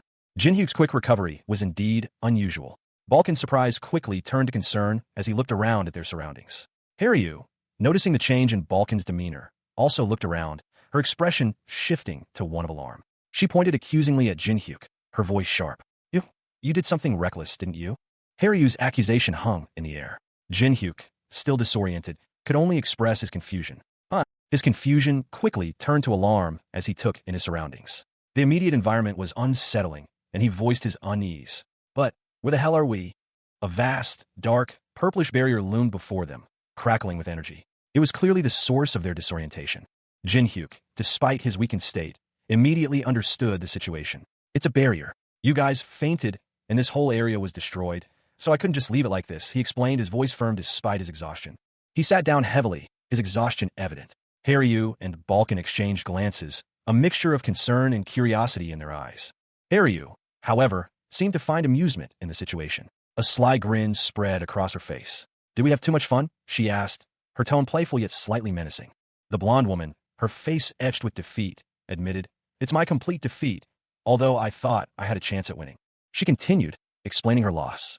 There was a monster who could steal the power of the four royalties, leaving her no chance.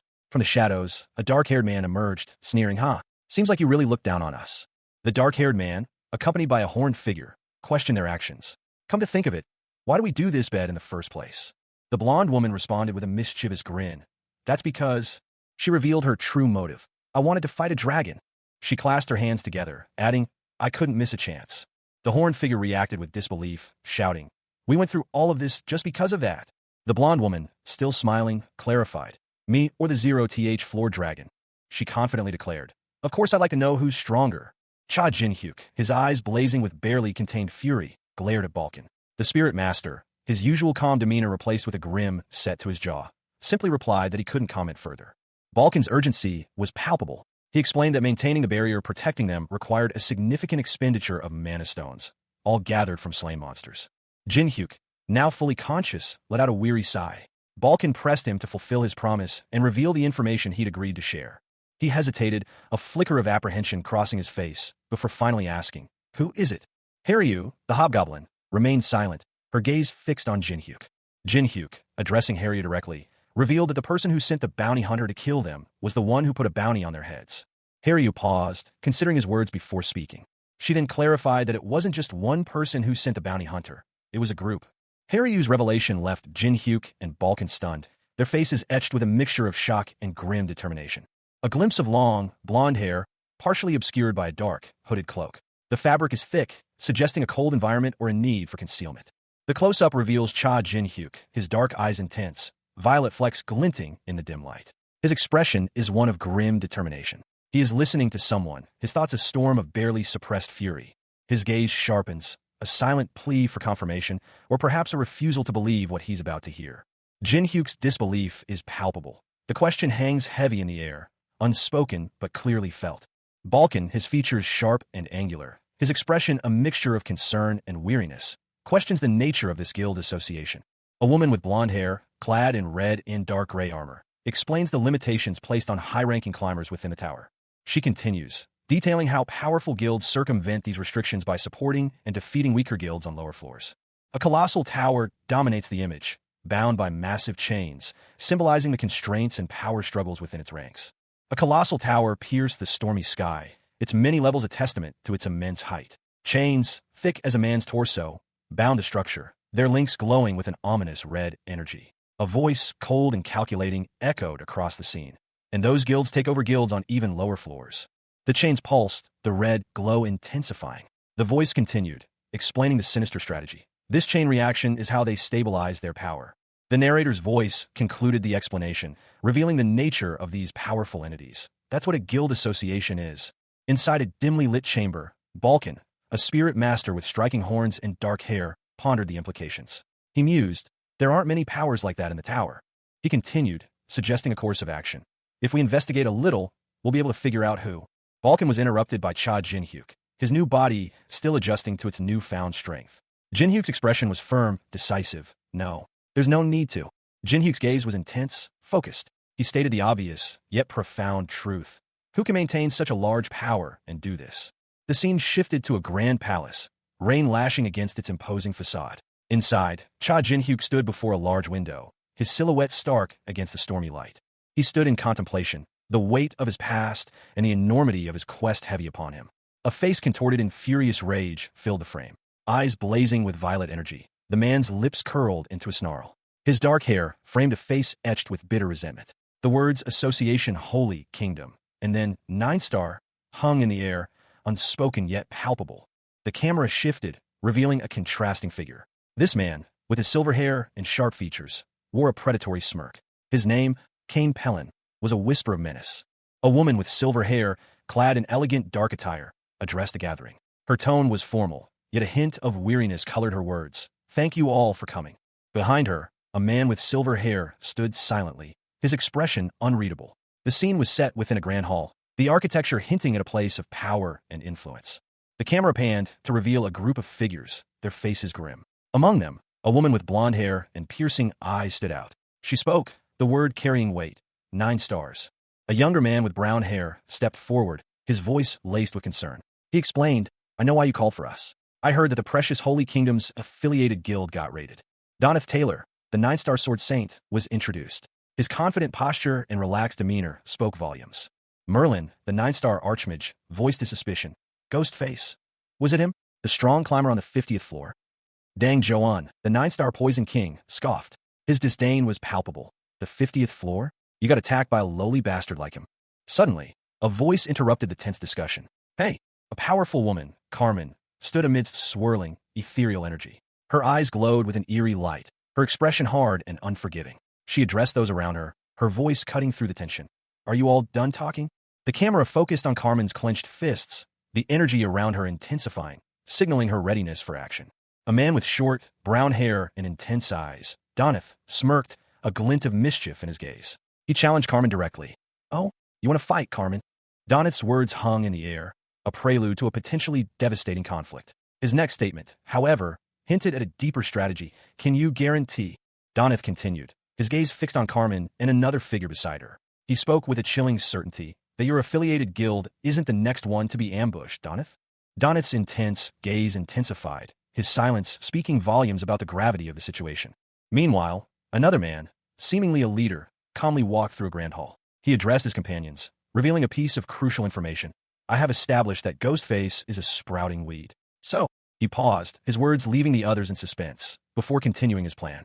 The leader's eyes burned with a malevolent red light, his expression twisted into a sinister smile. His next words promised decisive action. That we. The command echoed in the shadowed chamber. Pluck the weed. A question hung in the air. So, one of the figures inquired, his gaze sharp and assessing. The man addressed, a figure with short, cropped green hair, responded with a grim expression. His question was pointed. How are you going to get rid of him? The discussion continued. Are we going to personally go down there and get rid of him? One of them asked. A man with silver hair and piercing eyes smirked. No, he stated, the penalty gap is too big. His eyes narrowed, a glint of determination in their depths. He continued, of course we'll get a freelancer. The image shifted to show a scene of devastation, a city in ruins, a testament to the power of the weed they discussed. A woman with blonde hair, her face partially obscured by shadow, spoke from the ruins. I already chose who to send to. The camera focused on a woman in crimson attire, lying amidst the rubble. Her expression was one of grim determination. Balkan, a spirit master, smirked, his golden eyes glinting. He addressed his companion. We're both 300 floor climbers, but the difference in skill is astounding. King-ranked climbers truly operate on a different level. His observation highlighted the vast chasm in power between ordinary 300th floor climbers and those who had achieved king rank. Meanwhile, in a dimly lit alley, two figures stood shrouded in shadow. One, Balkan, was easily recognizable. The other, a hulking hobgoblin named Haryu, remained silent. A voice, cold and accusatory, cut through the silence. You failed the mission. The speaker emerged from the darkness, a figure cloaked and masked, their features obscured but their tone dripping with contempt. And you even gave those bastards information. The reason for their anger became clear. Because traces of the ghost face party grew faint after parting with you. Balkan's demeanor shifted. A sinister smile spread across his face as he revealed a hidden power. It's dinner time. Camille. With a flick of his wrist, Balkan summoned a massive, spectral serpent, Camille, which lunged towards Haryu. Harry was caught completely off guard. The serpent's coils constricted him, and a pained groan escaped his lips. A colossal serpentine head, scales shimmering obsidian in the dim light, filled the frame. Crimson energy pulsed beneath its skin, a malevolent glow emanating from its single, bloodshot eye. From this monstrous perspective, a young woman with blonde hair, clad in a crimson dress, was barely visible, clinging precariously to the creature's neck. She appeared dwarfed by its immense size. A desperate plea echoed through the void. The plea continued, laced with increasing urgency. Save me. Suddenly, a young woman with short brown hair and small horns appeared, suspended amidst swirling blue flames. She wore a light, blue kimono-style robe, her expression one of intense fear and desperation. Her desperate plea intensified. Please, save me. A desperate plea echoed in the darkness. Save me. The sound was met with a cruel, mocking laugh. Ha! Haryu, the hobgoblin, let out a guttural cry, her eyes wide with exertion. Balkan, the spirit master, approached cautiously, his voice a low murmur. Are you awake? Balkan and his companion, a kitsune, stood poised, their expressions serious. They were ready. Balkan addressed Haryu, concern etched on his face. What about the woman? Hendrik isn't here, either. He explained. He left earlier to gather information, since those who are after us are serious. Haryu, observing Hendrik's absence, commented, Seems like he's going to do some recon regarding the information that Shane gave us. Balkan nodded. I see that you're all right. So shall we get going? A young woman, her face partially obscured, questioned her companions. "Pardon? Where are we going?" A man with striking purple eyes smirked, replying, "Have you forgotten already? Our next destination." He revealed their destination, the black market, a bustling scene of commerce and activity on the 51st floor, the business district of the tower. The image showed a vibrant marketplace, filled with various individuals going about their business. Meanwhile, a small, fox-like creature, addressed as Big Brother, eagerly asked if they could eat something. The man, seemingly unfazed, responded that there was still time before the black market opened. The fox-like creature, however, expressed great excitement at the prospect. A young woman with dark hair, walking beside the man, muttered about a dream she had, questioning its meaning. The man, noticing her lack of appetite, asked her what was wrong. Cha Jin-hyuk, his mind elsewhere, mumbled an apology. He was lost in thought. Suddenly, an excited exclamation shattered his reverie. Miho, a cheerful spirit master with fox-like ears and a vibrant array of sweets and food, enthusiastically invited her companion to share a meal. Miho, laden with food, skipped ahead, her companions trailing behind. Jin-hyuk, though seemingly distracted earlier, readily agreed to join her, addressing her by name. Later that evening, under the pale moonlight, a cloaked figure, presumably Balkan, spoke to Haryu, the hobgoblin, about the upcoming black market. Haryu and Miho walked ahead, seemingly unaware of the conversation. A hand, adorned with a dark ring, snapped twice. The gesture was sharp, decisive. A woman with crimson eyes, wearing a wide-brimmed white hat and a purple coat, smiled serenely. "Thank you," she said, her voice soft yet somehow commanding. "Orabioni." She floated gracefully, purple energy swirling around her elegant white dress. Turning to a dark-cloaked figure beside her, she instructed, "Miho, change into your fox form and jump on my shoulder." With a flash of purple light, Miho transformed into a small, white fox, leaping onto the cloaked figure's shoulder. The sign above the entrance read, "Entrance to the black market." Two cloaked figures stood at attention, gesturing towards the entrance. "Confirmed. Please head inside," one of them said. The cloaked figure replied, "I'll help the people next in line." The woman and the cloaked figure entered the black market together. The cloaked figure, now revealed to have a demonic mask and horns, stood with Miho on his shoulder, the woman beside him. A gloved hand extended a dark, ornate card, its surface gleaming faintly. The card seemed to pulse with a subtle inner light. A gasp escaped the unseen observer. A black card. The card's significance was immediately explained. A man in a brown robe, his face partially obscured by shadow, spoke. "The card that lets one enter all black market auctions. If you don't have a good sponsor, you can't get one." Meanwhile, a masked figure, accompanied by a woman in a wide-brimmed hat and a small, fox-like creature, inquired, "What's wrong? Is there an issue?" A nervous response. "And no. I will escort you to the VIP seating area." The masked figure, the woman, and their escort proceeded toward the grand hall, its opulent seating arrangement visible. Numerous attendees were already present. An observer's thoughts, that mask, that's Ghostface. He had brought a woman with him, too. The observer wondered aloud. The VIP seats? Did he disguise himself or something? Their escort announced. "This is the private seating area." The auctioneer, a woman in an elegant hat and dress, addressed the attendees. A small, fox-like creature sat calmly beside her on a plush bench. "Please press the button whenever you'd like to bid," she announced, her voice clear and precise. Balkan, his face partially obscured by shadow, gave instructions to Haryu, who stood beside him. "Okay, don't enter unless I call." A nearby attendant offered a polite reassurance. "Yes, please enjoy your time here." Large, ornate double doors stood closed, hinting at the grandeur of what lay beyond. Suddenly, the doors burst open with a resounding crash, revealing the interior. The scene shifted to a large, opulent hall. Spotlights illuminated a tiered seating area filled with a silent, expectant audience. A man in formal attire stood at a podium, his back to the viewer, facing the assembled crowd. A glass case containing a mysterious, glowing object sat prominently in the center of the hall. A charismatic auctioneer, his smile sharp and predatory, gestured dramatically towards a display case filled with glittering artifacts. The air crackled with anticipation. The crowd roared its approval. A bald man with a comically exaggerated mustache threw his hands in the air, while a woman in a red dress delicately held a small paddle. A young woman with fox-like ears and piercing red eyes announced, "Today, we've brought something special." She displayed a summoning-type trinket, purchased for a hefty 350,000 gold pieces. A man with horns commented, "There aren't many things to buy here."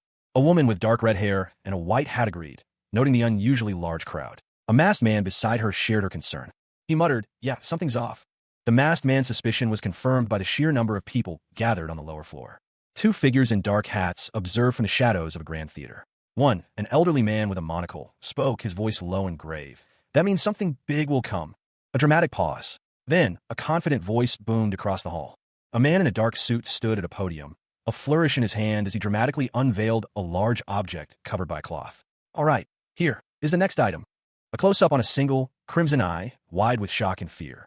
In the opulent hall, a figure with a demonic mask appeared, his voice a hushed whisper. Harry, you?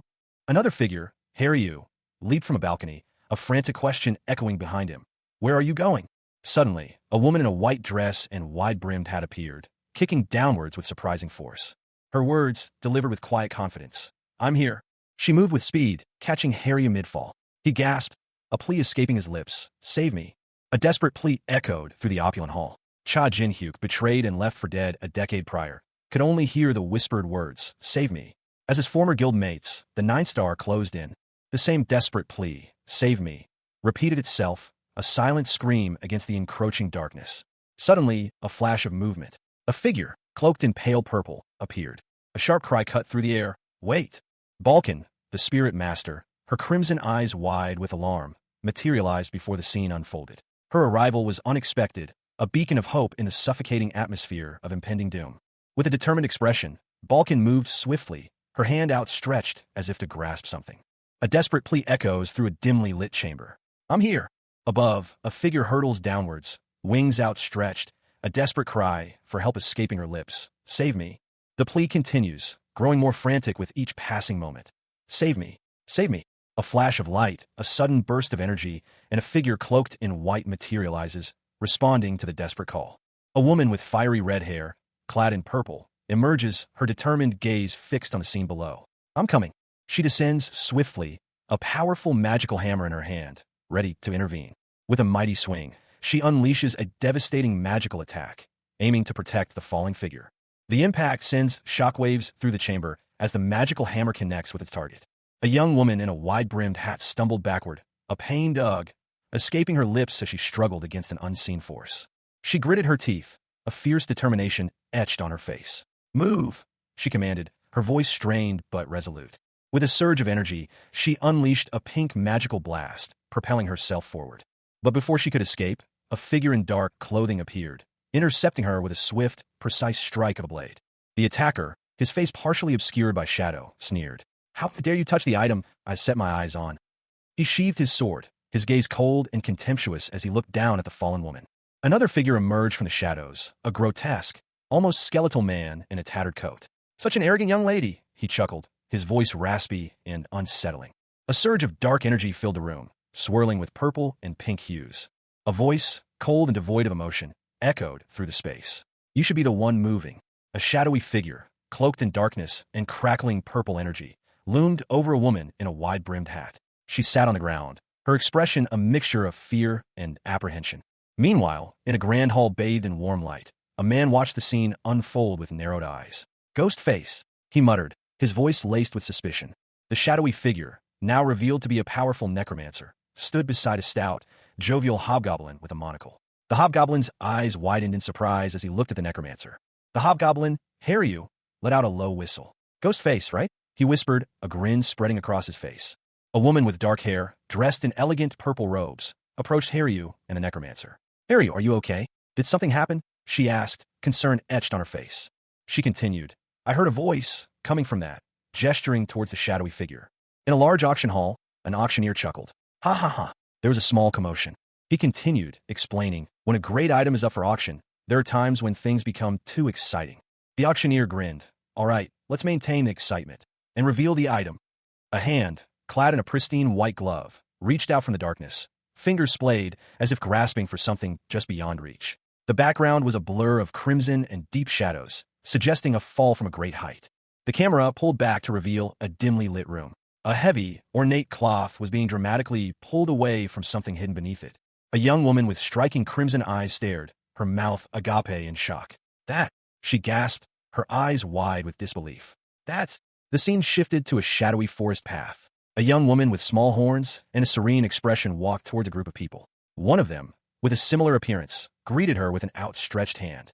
The group watched her approach, their faces obscured by shadow. The focus shifted to another woman, her expression one of apprehension. The apprehensive woman whispered, a flower.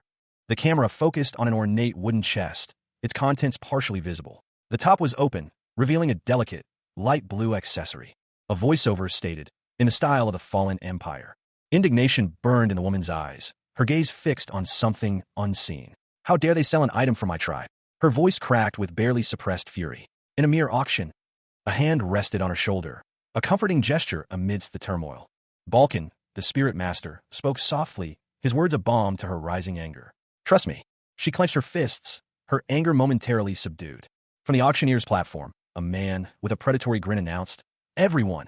His voice boomed across the room. Shall we start the bid? The auctioneer continued, his voice dripping with avarice. The starting bid is 100,000 gold.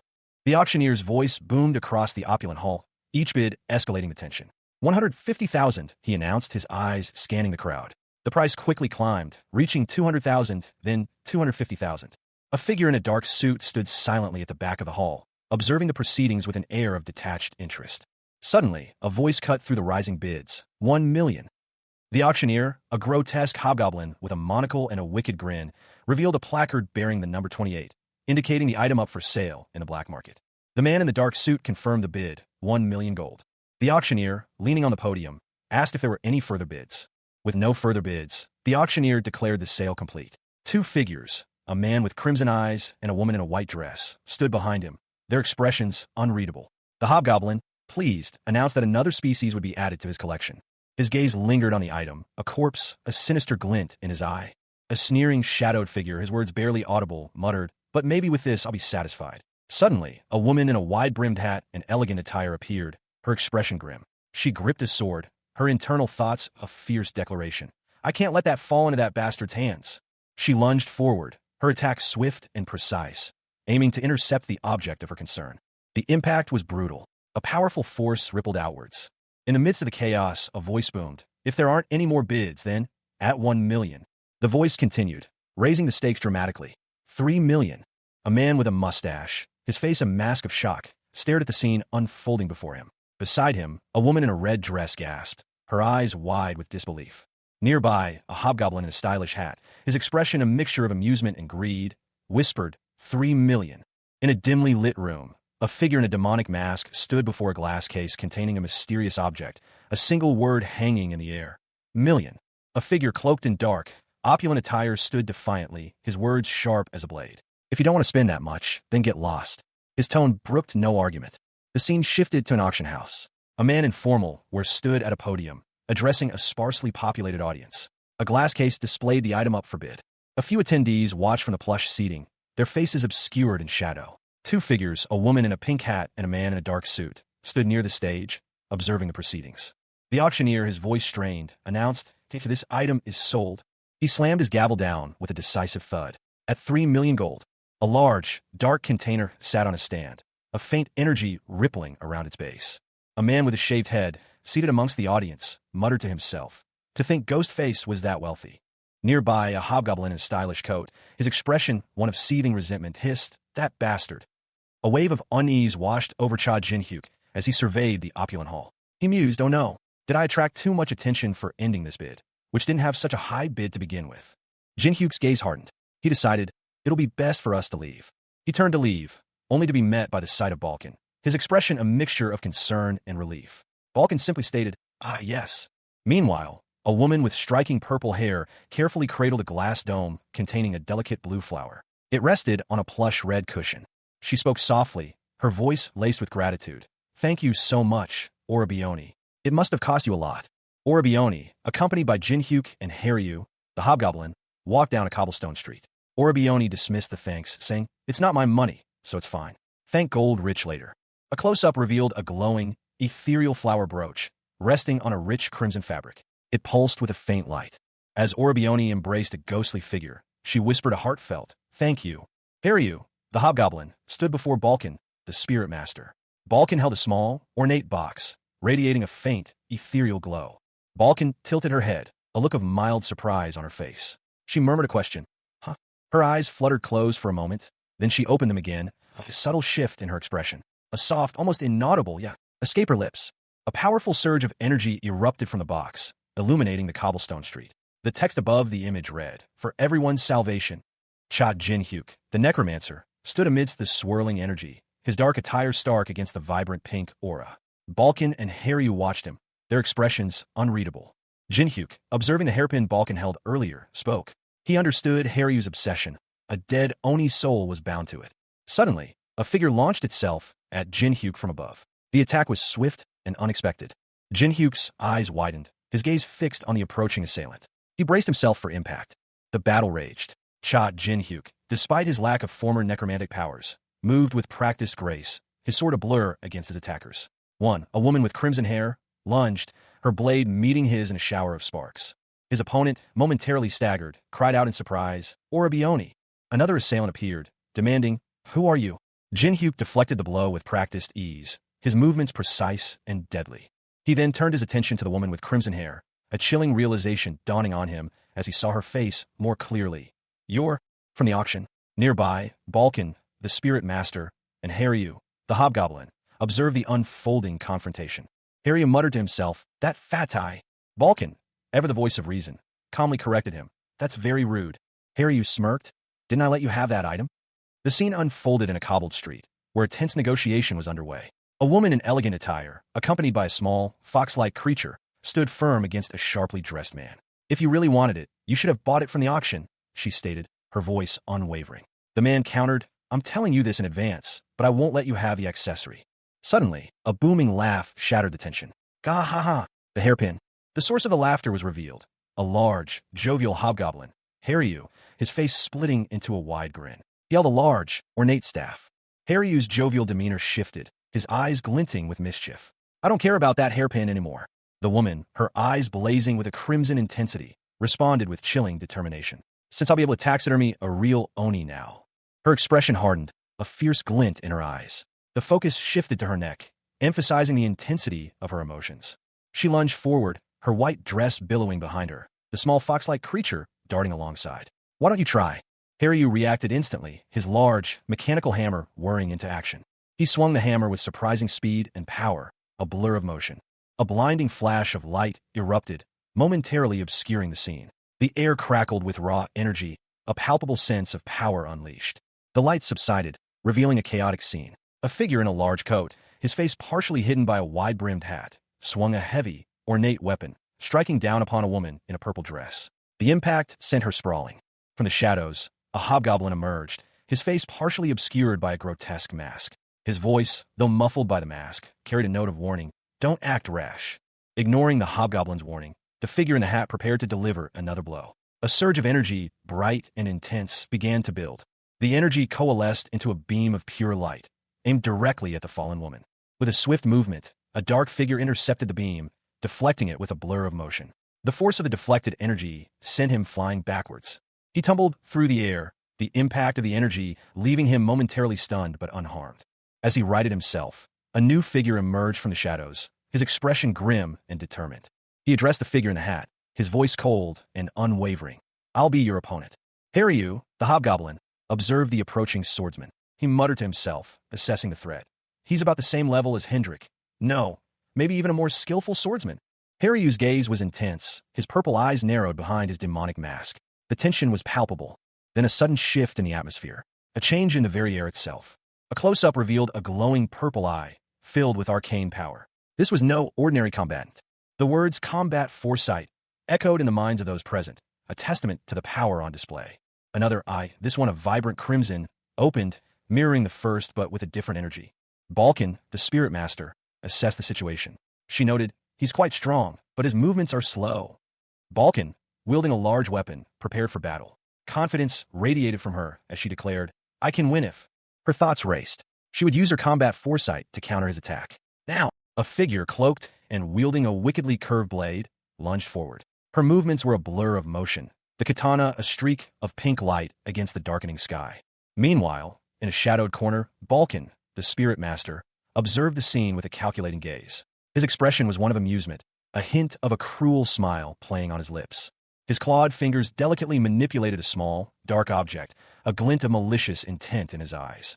The cloaked figure stumbled, a sudden wave of dizziness washing over her. She grasped at a nearby device, her face contorted in pain. Balkan chuckled, his laughter echoing through the surrounding foliage. He watched as his plan unfolded, a cruel satisfaction evident in his grin. Poison. The realization hit her with the force of a physical blow. She gasped, clutching at her throat, desperate for air. A woman in a white, flowing cloak tumbled through the air, her descent punctuated by a sharp, pained cry. Her fall was abruptly halted by a sturdy stone surface. Simultaneously, a hulking figure emerged from the shadows, a hobgoblin wielding a massive warhammer with surprising grace. He landed heavily, the ground trembling slightly beneath his weight. The woman, now revealed to be Balkan, clutched her throat, her face contorting in agony. "Poison," she gasped, her voice barely a whisper. Her eyes widened in terror as she struggled for breath. "I need to stop breathing," she managed to croak, her words laced with desperation. Balkan's eyes rolled back, her vision blurring as the poison took hold. Her body began to stiffen. A sudden, violent spasm racked her body, a clear indication of the poison's rapid spread. Haryu, the hobgoblin, reacted instantly, his movements a blur of motion as he lunged forward. He caught Balkan before she could collapse completely, his large hands supporting her gently but firmly. High atop the tower, a hobgoblin, her crimson eyes blazing, addressed a young Oni. "Remember this, young Oni," she stated, her voice sharp and cold. "Once you reach the 50th floor," she continued, her words laced with a chilling finality, "you'll realize that all climbers have a trump card." The hobgoblin's gaze hardened. This was an explanation, a revelation of a hidden truth within the tower's deadly game. "This is the numbing poison that was used in the goblin bastard's poison needles," she explained, a hint of grim satisfaction in her tone, "which I improved and turned into a gas." Below, the Oni struggled against the effects of the poison gas. A large hobgoblin, wielding a massive mechanical hammer, held her captive. "You won't be able to lift a finger for a while," the hobgoblin sneered. Despite her weakened state, defiance flickered in the Oni's eyes. "Ugh, I won't be finished by a mere poison," she gritted through clenched teeth. The hobgoblin, unmoved by the Oni's defiance, continued. "As the last Oni, I will have my revenge." The hobgoblin's words shifted, revealing a more pragmatic approach. "I don't care about the onus, but don't be too upset. Your life won't end, but you will have a new beginning. In order to make you obedient, I'll cut your ligaments." With a swift, precise movement, the hobgoblin's blade flashed, severing the Oni's ligaments. "Know that it's an honor to live a new life as one of my collector's items." Haryu, the hobgoblin, her crimson eyes wide with fury, glared at her attackers. Her face contorted in a snarl, a silent scream of rage. A dark, swirling vortex of energy erupted from the ground, a chaotic maelstrom of purple and gold. From within the vortex, two glowing, malevolent eyes opened, piercing the darkness. A shadowy figure emerged, wielding a blade of ethereal blue energy, its movements swift and deadly. The figure lunged, striking with brutal efficiency. Blood splattered as the attack connected. The attack continued, a blur of motion and power. Cha Jinhyuk, his face obscured by shadow, raised a hand, a purple aura crackling around it. His opponent, surprised by his resilience, remarked on his ability to move despite the poison. Jinhyuk, unfazed, countered that the poison was ineffective against him. A sneering voice, laced with cruel amusement, cut through the air. "You're ugly and invaluable to taxidermy," the speaker declared, their words dripping with contempt. The speaker, a figure shrouded in shadow and dark energy, continued, their tone chillingly pragmatic. "So I'll just kill you." The sudden, sharp pain caused Haryu, the hobgoblin, to cry out in agony. "Arg, my arm!" Balkan, eyes wide with terror, could only gasp, "Oh, Orbioni!" The attacker, unfazed by their cries of pain, dismissed their distress with a dismissive wave. "Stop being so dramatic. I only cut off an arm." Haryu lay on the ground, his arms severed, while Balkan, clutching her own weapon, watched in horror as their attacker calmly walked away. The attacker, Cha Jinhyuk, his face partially obscured by a mask, spoke with chilling resolve. "I'll cut the other." With a swift, precise movement, he unleashed a powerful energy blast. The energy sliced through the air, leaving a trail of blue light as it hurtled towards its target. Cha Jinhyuk, a necromancer betrayed and killed by his own guild, the 9-star, launched himself forward with surprising speed, his movements a blur. He moved with impossible speed, a streak of motion leaving a trail of energy in his wake. His opponent, a hobgoblin named Haryu, watched in surprise. "You're quite the fast one, huh?"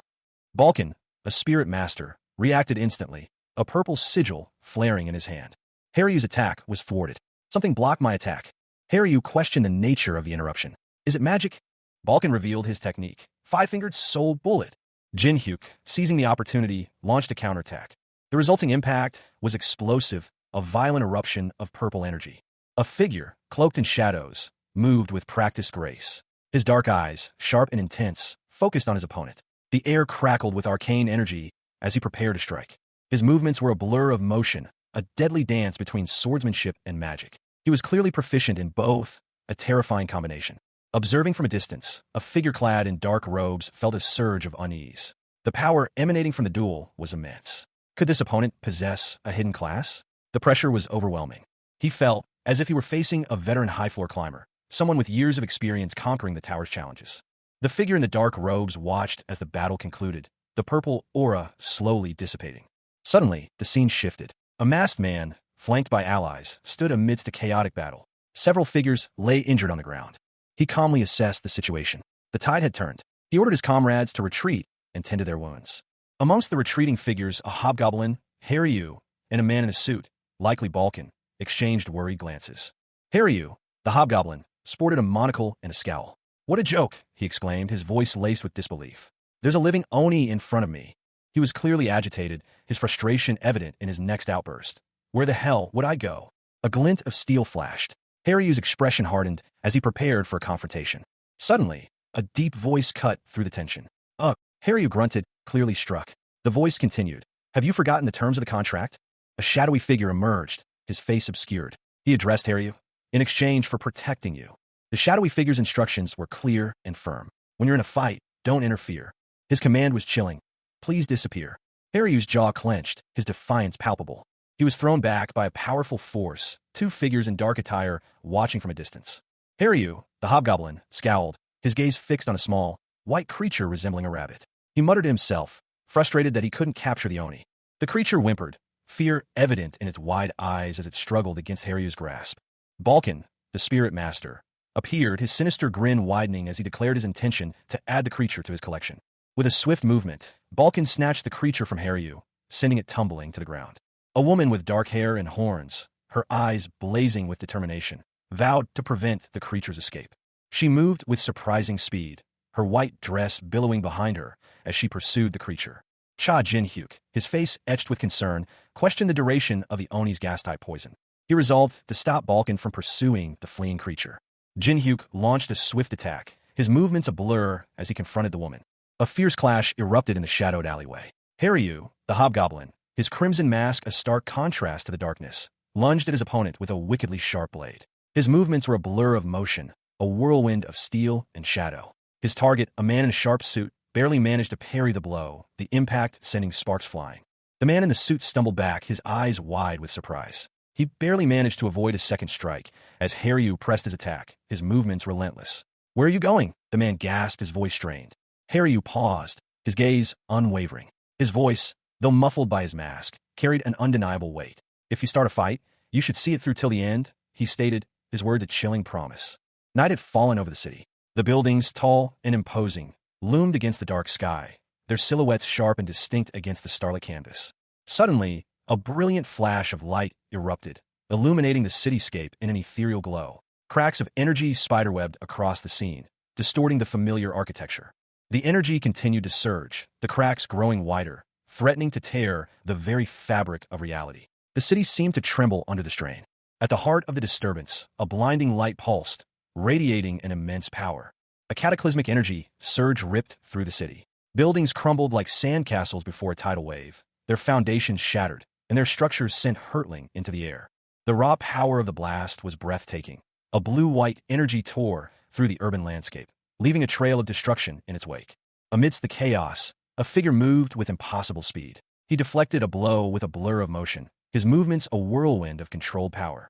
His opponent, masked and cloaked, retaliated with a furious counterattack, their blades clashing in a shower of sparks. The masked figure was relentless, his strikes precise and deadly. He pressed his advantage, forcing his opponent to the defensive. But his opponent, despite being on the defensive, showed no fear, a grim smile playing on his lips as he braced for the next attack. Their blades met again, a clash of steel that echoed through the devastated streets. The masked figure found himself momentarily surprised by his opponent's skill. He paused, his gaze fixed on his opponent. "No matter how I look at you, you're too skilled to be wasting it in a disgusting place like this," he thought. The masked man continued his assessment, being in a disgusting place like this. A sinister grin stretched across the face of the man, his eyes gleaming with malicious intent. He stated, with chilling confidence, that this encounter allowed him to meet strong individuals.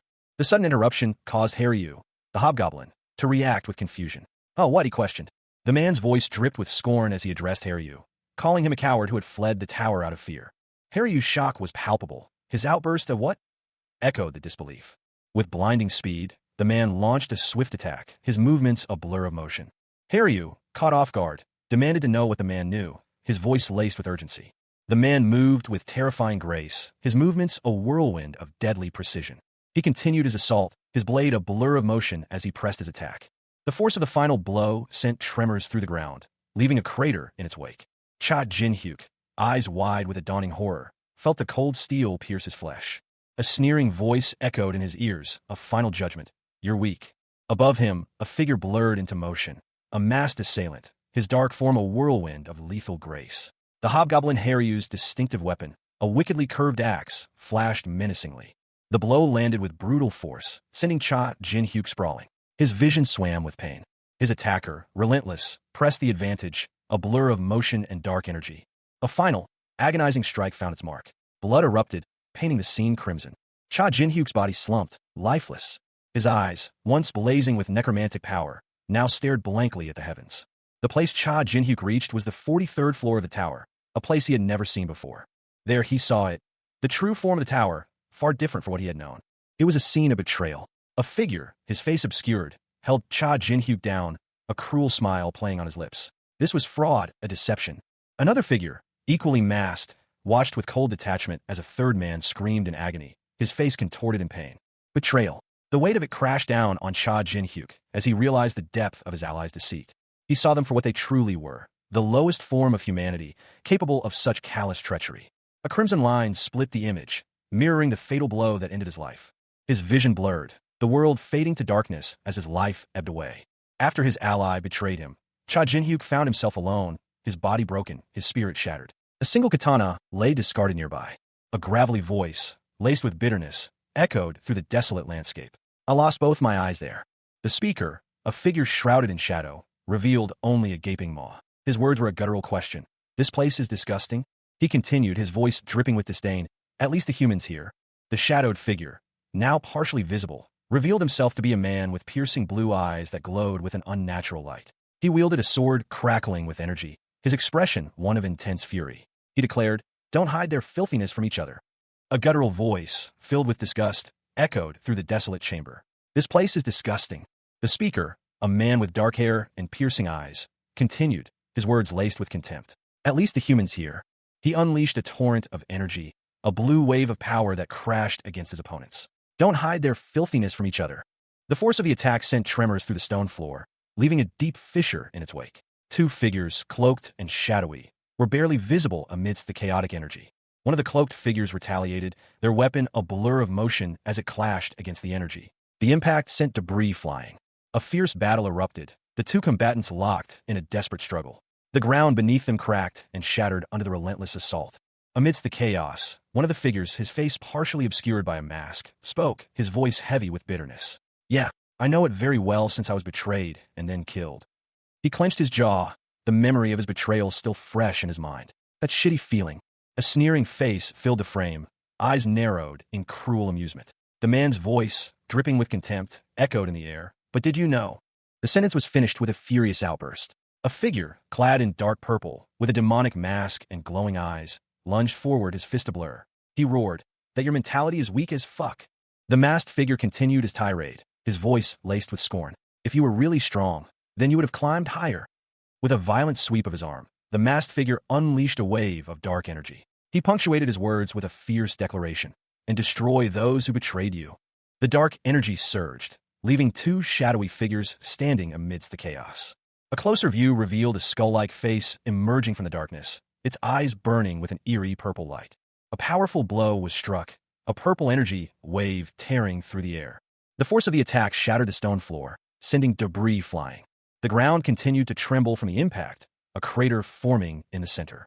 Cha Jin-hyuk, a necromancer of immense power, plummeted through the fractured earth, his body racked with the force of the betrayal. The ground cracked and crumbled around him as he fell. He groaned, the impact jarring his already weakened frame. Above, a figure loomed, their dark silhouette a stark contrast to the swirling purple energy emanating from a chasm. The unseen assailant spoke, their voice laced with contempt. "I won't run away like you." Jin-hyuk, despite his injuries, summoned dark energy, forming skeletal constructs to defend himself. His eyes burned with a fierce determination.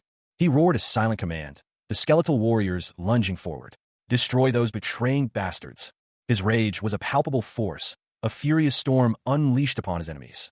The close-up revealed the attacker's face, contorted in a silent scream of agony and disbelief. The battle raged, a whirlwind of dark magic and desperate struggle. Jinhyuk's power, though diminished, was still formidable. A heavy blow landed, sending a shockwave through the ground. The dust settled, obscuring the outcome. Haryu, the hobgoblin, clutched a small, dark orb. His eyes gleamed with malicious intent as he addressed an unseen opponent. "You wait and see. I'm going to stuff you and that Oni bitch."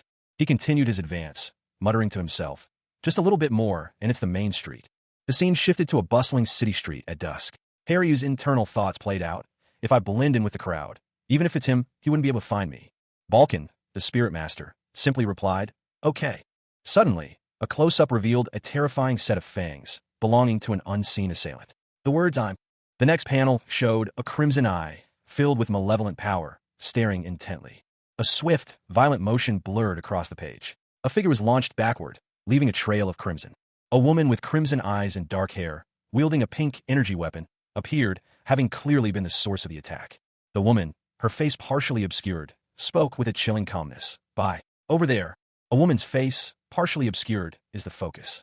Her expression is one of grim determination, her eyes narrowed. A voice, cold and sharp, cuts through the air. "You won't be able to collect anything."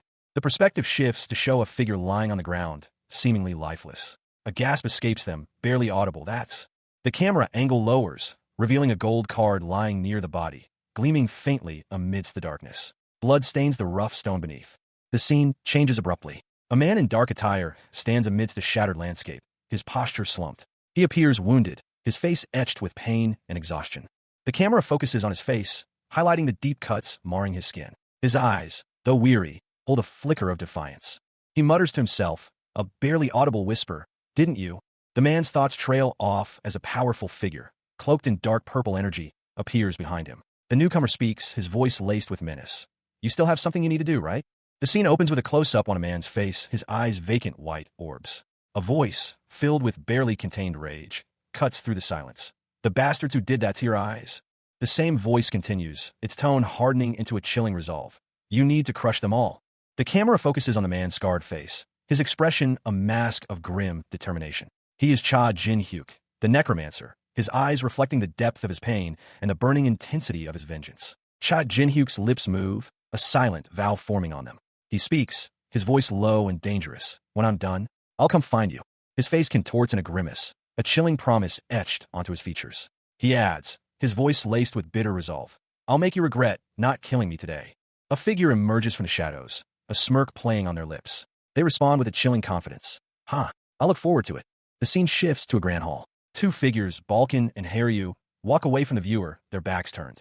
A small, white butterfly flits between them.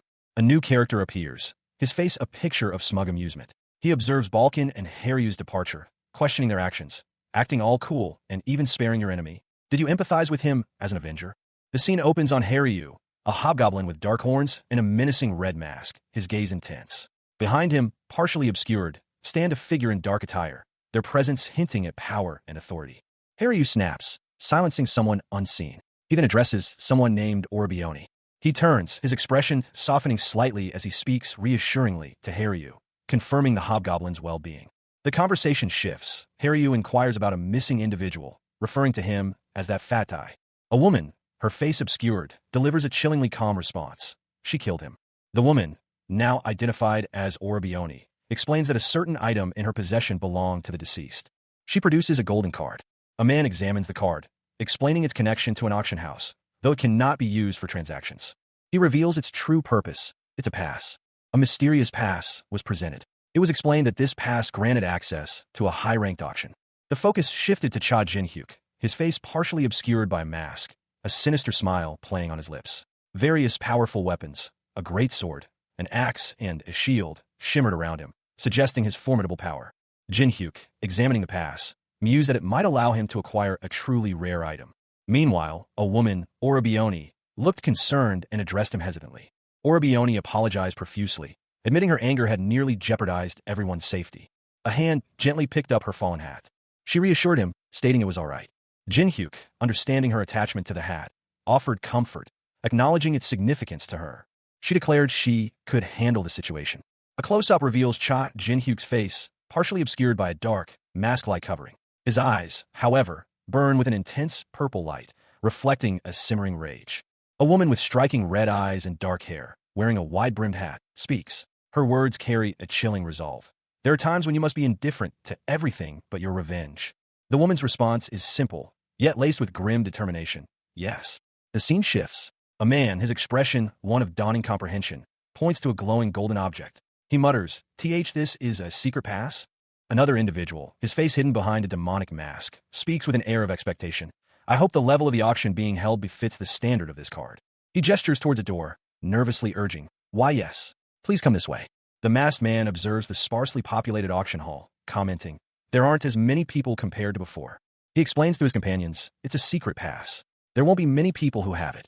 The auctioneer takes center stage, announcing to the small crowd, all right, everyone, this is the last item for today. A man with sharp features and a predatory grin leaned forward, his eyes gleaming with anticipation. Prepared to see the main course? He asked, the question dripping with malicious intent. From below, a large, pig-like creature let out an excited squeal. Oh, finally, it's coming out, it exclaimed.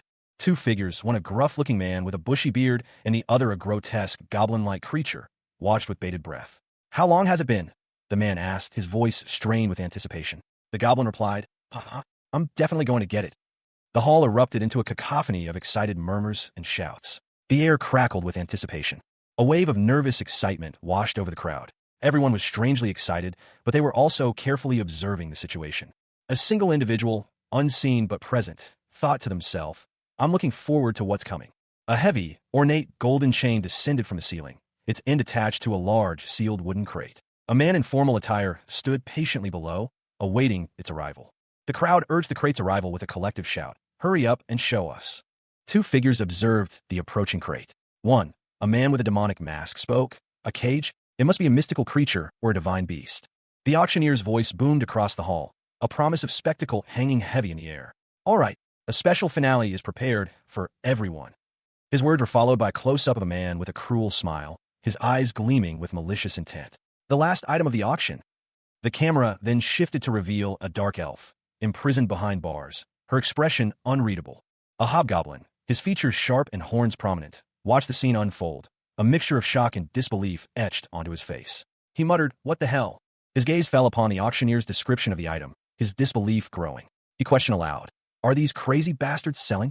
The auctioneer announced, a dark elf slave that we secretly captured. The dark elf's eyes narrowed, her expression hardening. The camera then focused on a fiery red eye, belonging to someone observing the scene from the shadows, their murderous intent palpable.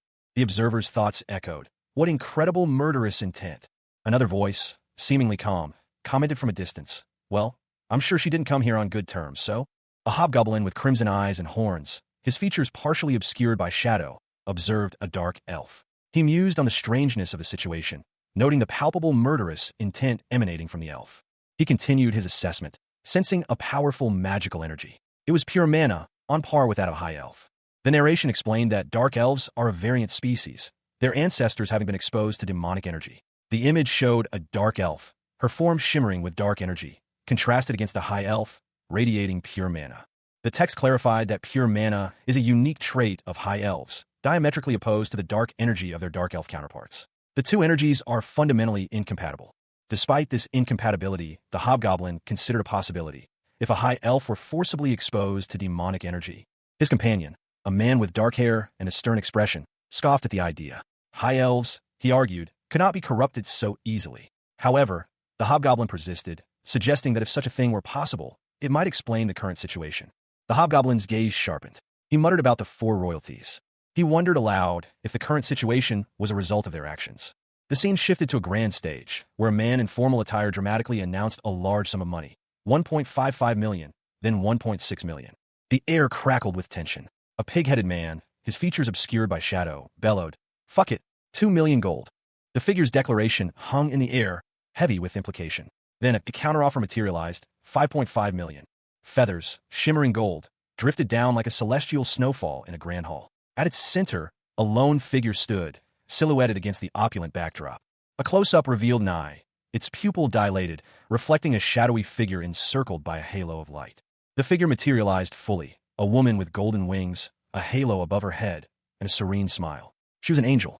The camera angle shifted, focusing on the angel's face, her eyes closed in peaceful contemplation. The image focused on the angel's chest, revealing her rank. Netzach rank Angel Hamiel. A furious voice cut through the serene atmosphere. Hamiel, how dare you? A defiant declaration echoed through the chamber. The words, sharp and unwavering, hung in the air. I will never be sold to you. The speaker, a high elf with striking silver hair and piercing red eyes, strained against their bonds, their fury palpable. Balkan, the spirit master, was clearly enraged. From the shadows, a sinister smile played on the lips of their captor. Their amusement was chilling.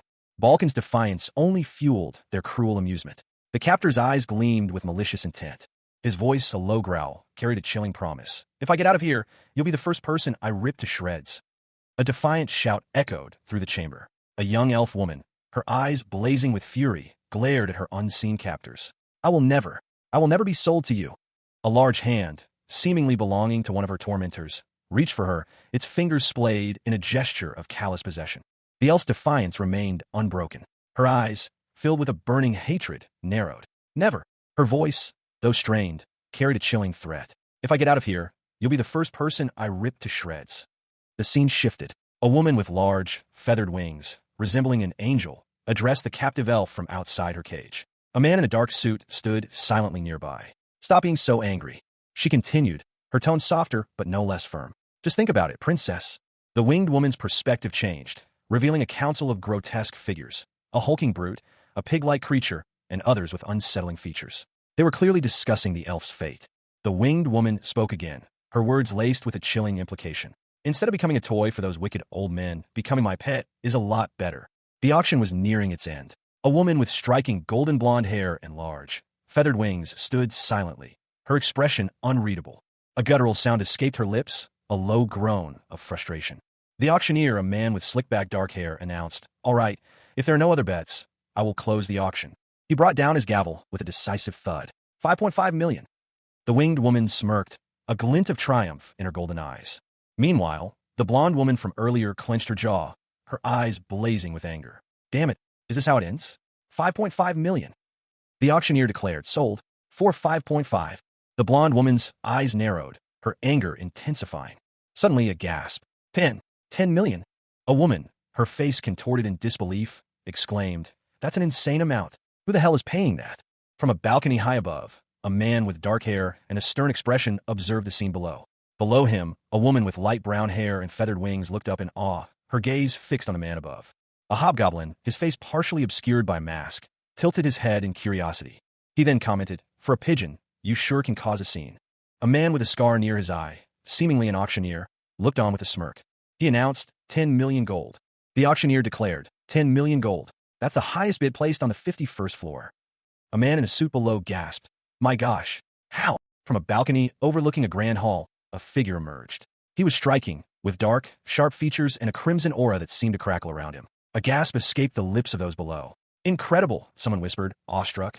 Meanwhile, in a cage below, a young elf woman watched, her expression unreadable. Her gaze was fixed on the figure above, a question forming in her mind. Who?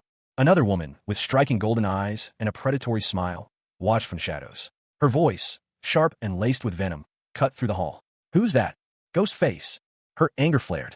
How dare he? A blinding light erupted, emanating from the woman with golden eyes. She roared, her voice echoing with power, Touch my things. The figure from the balcony, however, remained unfazed. He turned and began to leave, his back to the unfolding chaos. He muttered to himself, a flicker of concern crossing his features. Oh no, she's using her power to make me give up my bid? He looked around, a hint of defiance in his voice. Is that allowed? The golden-eyed woman's voice cut through his thoughts. I should be the one to say that. Stop diverting the attention. A sneering woman, her eyes gleaming with avarice, leaned in. How will you be able to pay that amount? Suddenly, a powerful figure emerged from a swirling vortex of dark energy. He was clad in dark clothing, his face partially obscured by shadows, yet his eyes burned with an intense purple light. Before him, a winged woman recoiled in fear. The woman's eyes widened in shock as she braced herself for the inevitable.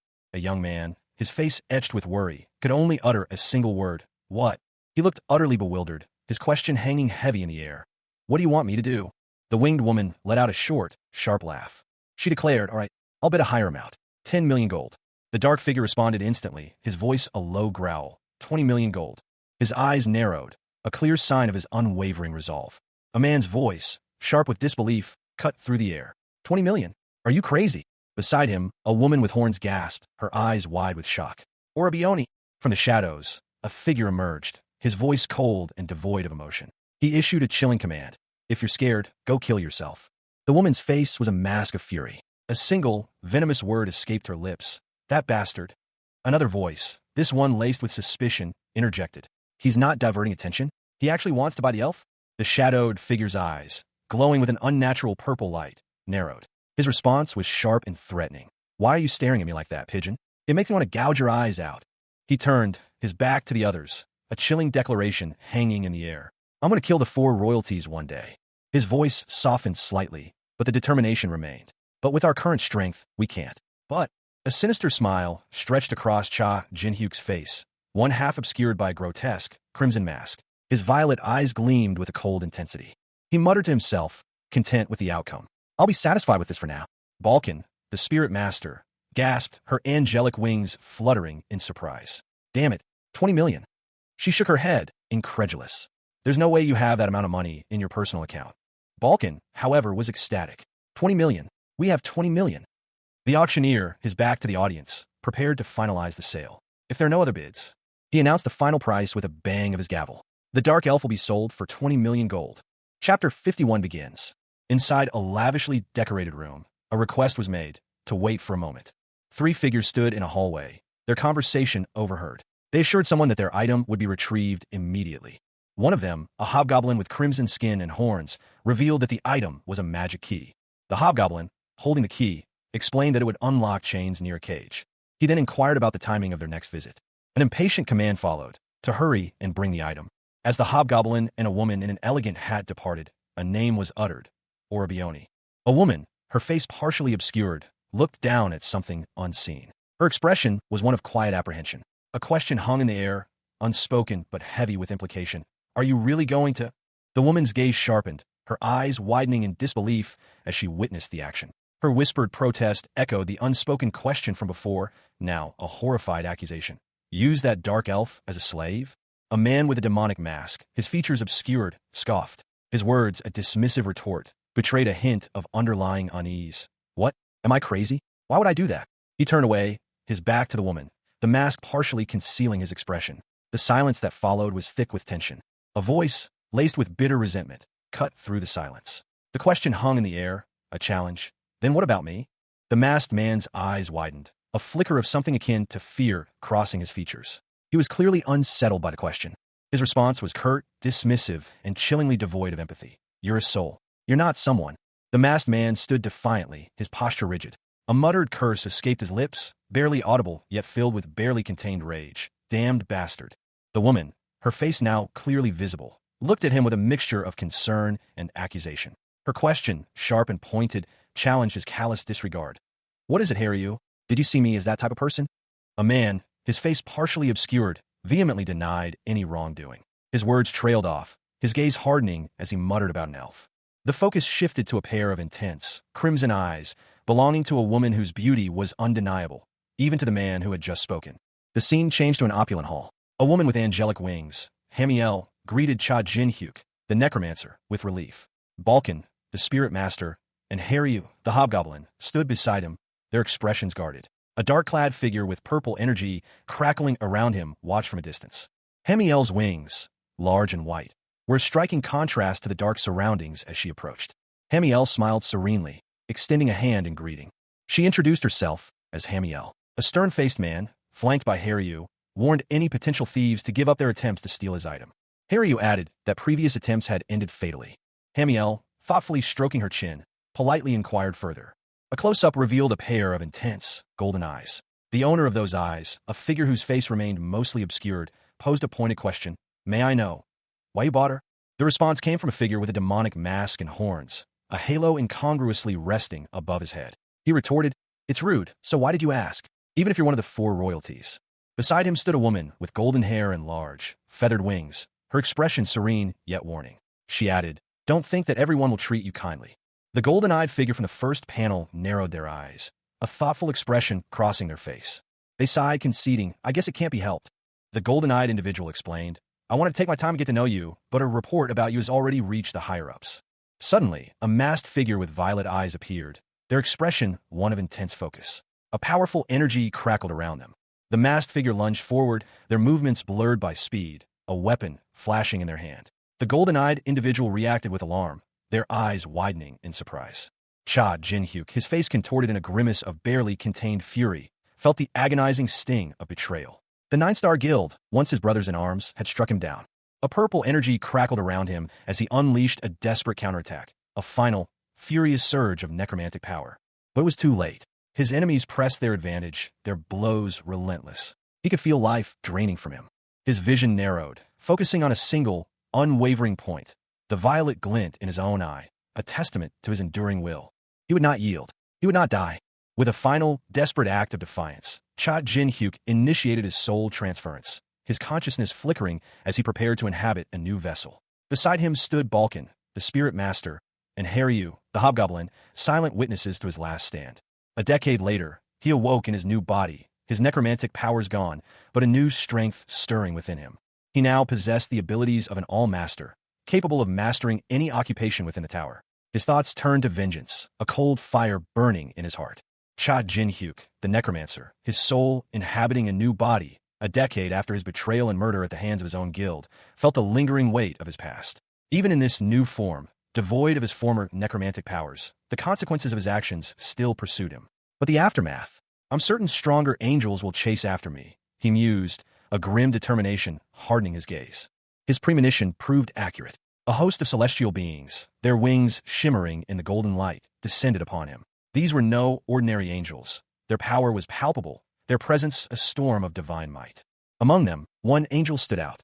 Her beauty was striking, yet her expression held a chilling indifference. She observed Jin-hyuk with an unnerving calm, a predator sizing up its prey. Jin-hyuk clenched his fist, his new body still weak, his former power absent. As long as I'm still weak, it's impossible to fight them head-on. Right now, I need to wait, he resolved, his thoughts a mixture of frustration and grim patience. The tension in his muscles spoke volumes. He was far from resigned. He would bide his time, gathering strength, preparing for the inevitable confrontation. Meanwhile, elsewhere, a different scene unfolded. A woman, her appearance angelic, addressed two others, her tone laced with a strange mixture of amusement and disdain. Ah, that hairpin. Isn't it very pretty? She remarked, her words dripping with sarcasm. Her companions remained silent, their expressions unreadable. The angel continued, her voice a low sigh. What a shame I can't see it anymore. One of the silent companions, a woman with striking red eyes, spoke, her voice sharp and venomous. To the point where it's a shame, I burned all of them personally. She hissed, her words revealing a cruel streak. The other companion, a man, reacted with a sharp intake of breath. His thoughts were clear. This pigeon bitch. Her goal wasn't what I bought, but to provoke Haryu. Haryu, his face partially obscured by a menacing red mask, let out a cry of alarm. His eyes, wide with fear, betrayed his outward composure. From behind a wide-brimmed hat, a calm voice responded, I'm okay. The woman, her face still mostly hidden, spoke again, her tone unwavering. I know, Orbioni. A moment of quiet reflection passed before she continued, a steely resolve hardening her features. Now's the time for me to become cold-hearted. Her eyes glowed with an unnatural crimson light, her expression turning fierce. She clenched her gloved hands, a palpable tension filling the air. A woman with dark hair, partially obscured by a wide-brimmed hat, sits at a table. Her voice is soft, almost a whisper, as she utters a single phrase, I'm okay. The camera focuses on her face, her eyes downcast, a hint of worry lingering beneath the surface. She speaks again, this time addressing someone unseen. I know, Orbioni. The scene shifts. The woman's hat is now the focus, her crimson eyes glinting ominously from beneath the brim. A chilling determination hardens her features as she silently resolves. Now's the time for me to become cold-hearted. Her gloved hand clenches, her expression turning fierce. The transformation is complete. The gentle facade is gone, replaced by a steely resolve. Elsewhere, a woman with long brown hair and striking golden eyes watches from a distance, a subtle smirk playing on her lips. She murmurs to herself, a hint of amusement in her tone. The woman's confident prediction hangs in the air. I have a feeling that we will meet again soon. She descends a grand staircase, her large white wings catching the light. Her expression is one of serene confidence, almost playful. A woman with shoulder-length brown hair, her face partially obscured, smiled serenely. She uttered a single, confident sentence, I'll be waiting. The camera angle shifted, revealing more of the woman's elegant attire and a sly glint in her eyes. She added, with a knowing smile, "On the 100th floor." Suddenly, a figure appeared, interrupting the woman's quiet confidence. It was a man, his face concealed by a menacing red mask with horns, his eyes glowing with an eerie purple light. He shouted, "Wait!" The masked man's upper body came into full view, his dark clothing hinting at power and menace. He continued, his voice laced with suspicion. "How much do you know?"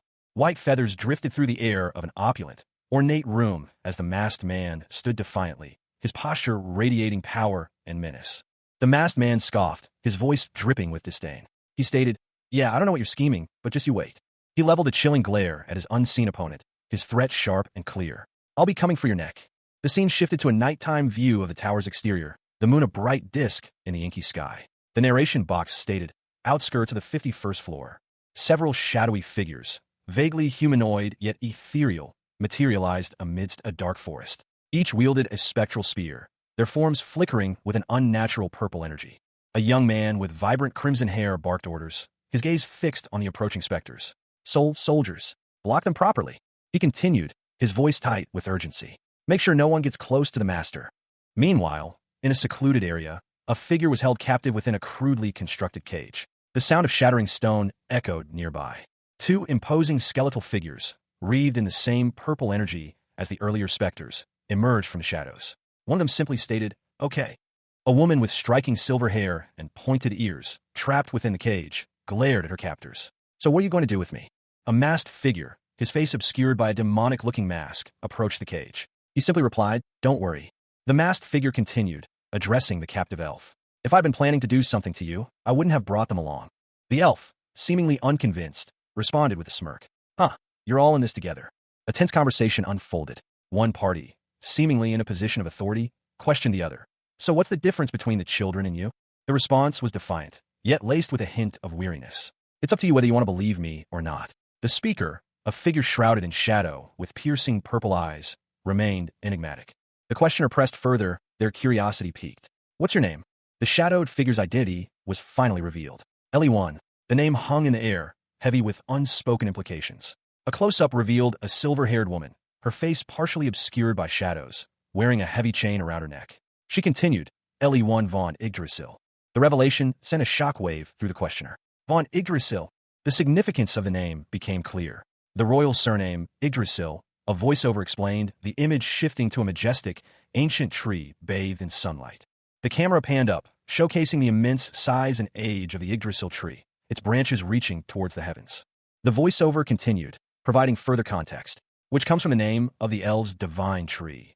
The weight of Leonie's lineage settled upon the scene. The image shows a close-up of a young woman's face, her eyes blazing with an intense red light. Her silver hair frames a sharp jawline, and a heavy metal collar encircles her neck, secured by a thick chain. The caption below reads, "ISELF royalty." A heavy boot comes down with force, shattering a decaying log. The impact is depicted with a burst of white energy. A figure, clad in dark purple and black, hurtles through the air, landing with a powerful impact.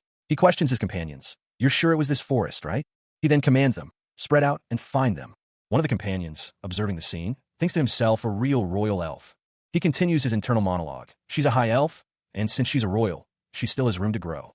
The companion explains to the others, the demonic energy she obtained from becoming a dark elf will become stronger too. Another companion, Hamiel, is shown, and a thought bubble above her head reads, "Come to think of it, Hamiel." A chilling smile played on the lips of a shadowy figure, her features barely visible in the gloom. Below, a high elf woman, her eyes blazing with fury, strained against heavy chains, her mouth open in a silent scream. It seemed the shadowy figure harbored a deep-seated resentment towards the four royalties. The elf, still struggling, declared that she was perfectly suited to defy heaven itself. The camera focused on the heavy chains binding the elf, their links thick and unforgiving. Her eyes, filled with a desperate determination, reflected her inner turmoil. A silent question formed in her mind. How could she escape?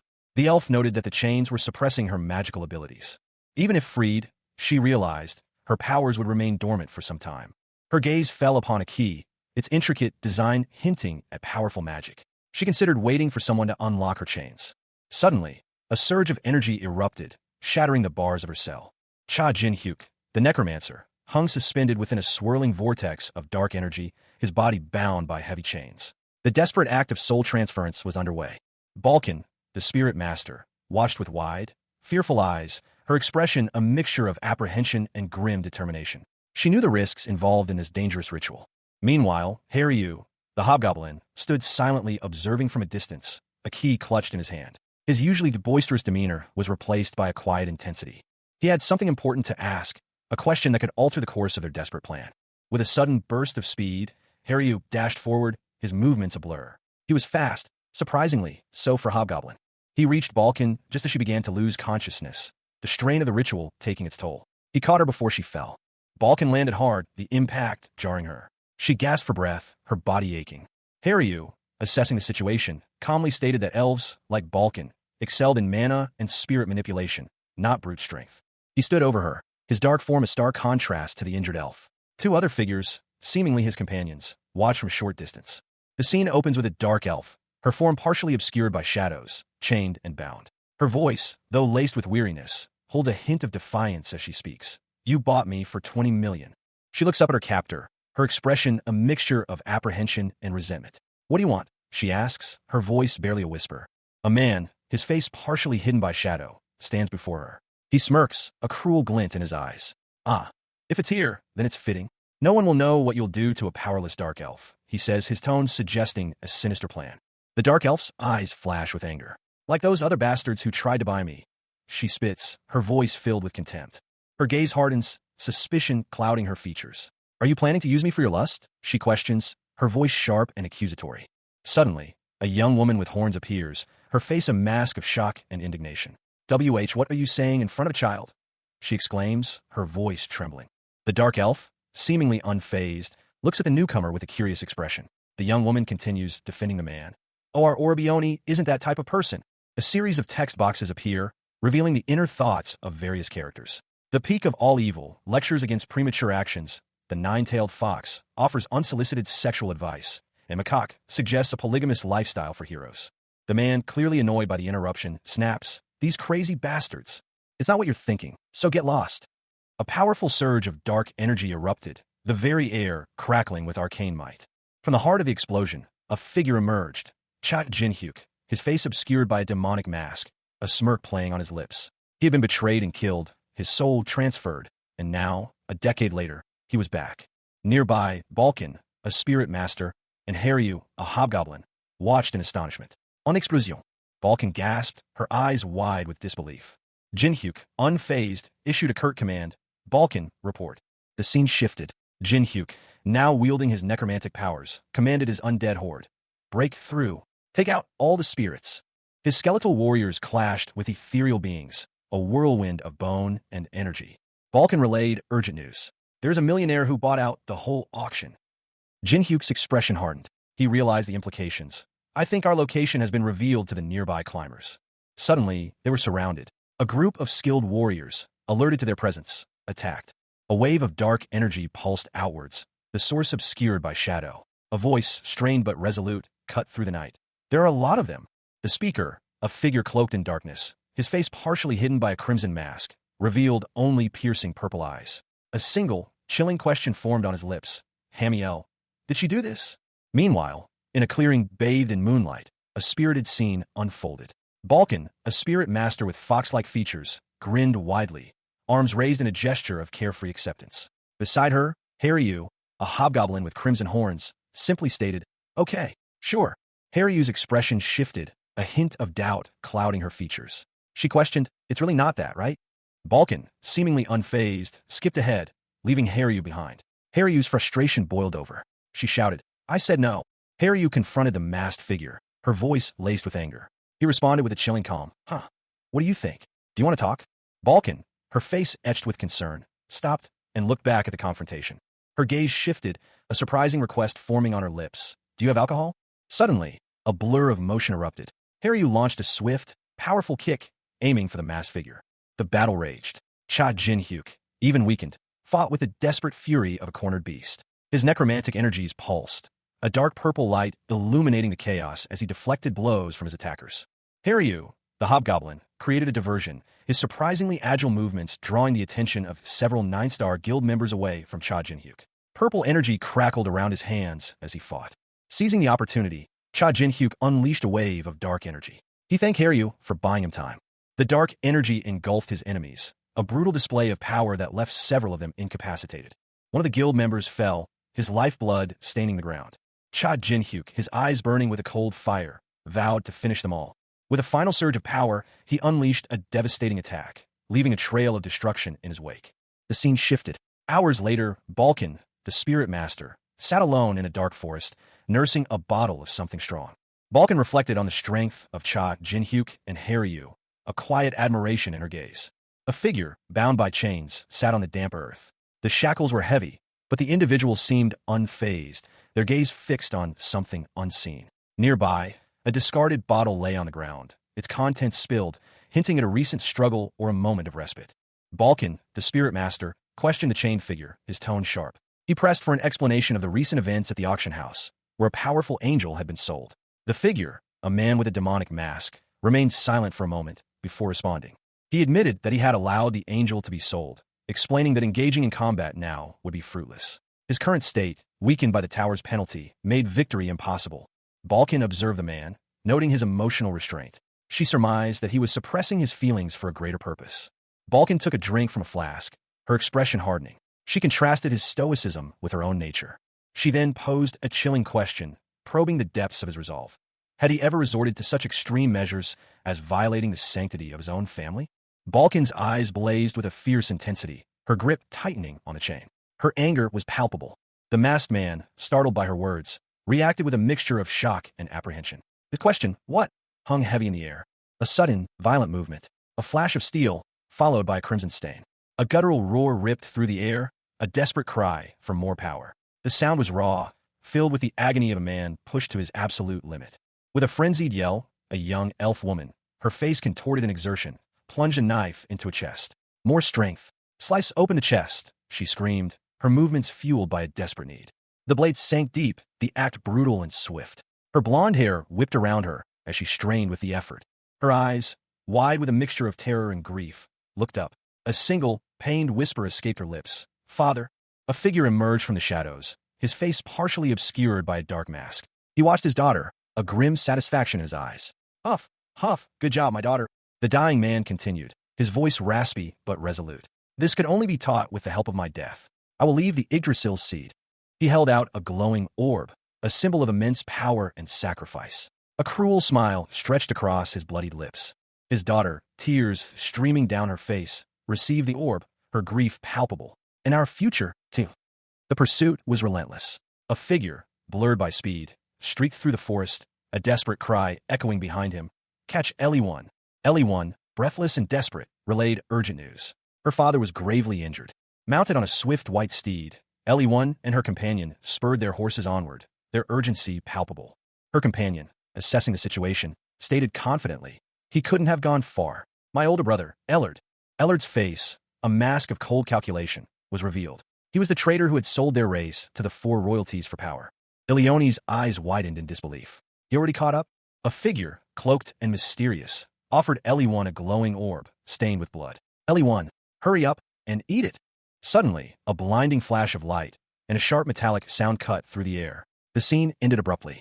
A young elf woman, her blonde hair disheveled, cried out in terror, "Father!" The next moment, she crumpled to the ground, a crimson stain blooming on her teal tunic. Her fall was swift and silent. Her eyes wide with shock and pain, she gasped the seed. Meanwhile, a woman with large, white wings descended from the sky. She carried a glowing orb, her expression grim as she spoke, and Hamiel, the winged woman, Hamiel, engaged the elf in combat, her twin spears flashing. The elf, despite her injury, fought back with surprising ferocity. Hamiel cried out, "Hamiel!" A dark, purplish energy erupted from the elf's chest, engulfing her.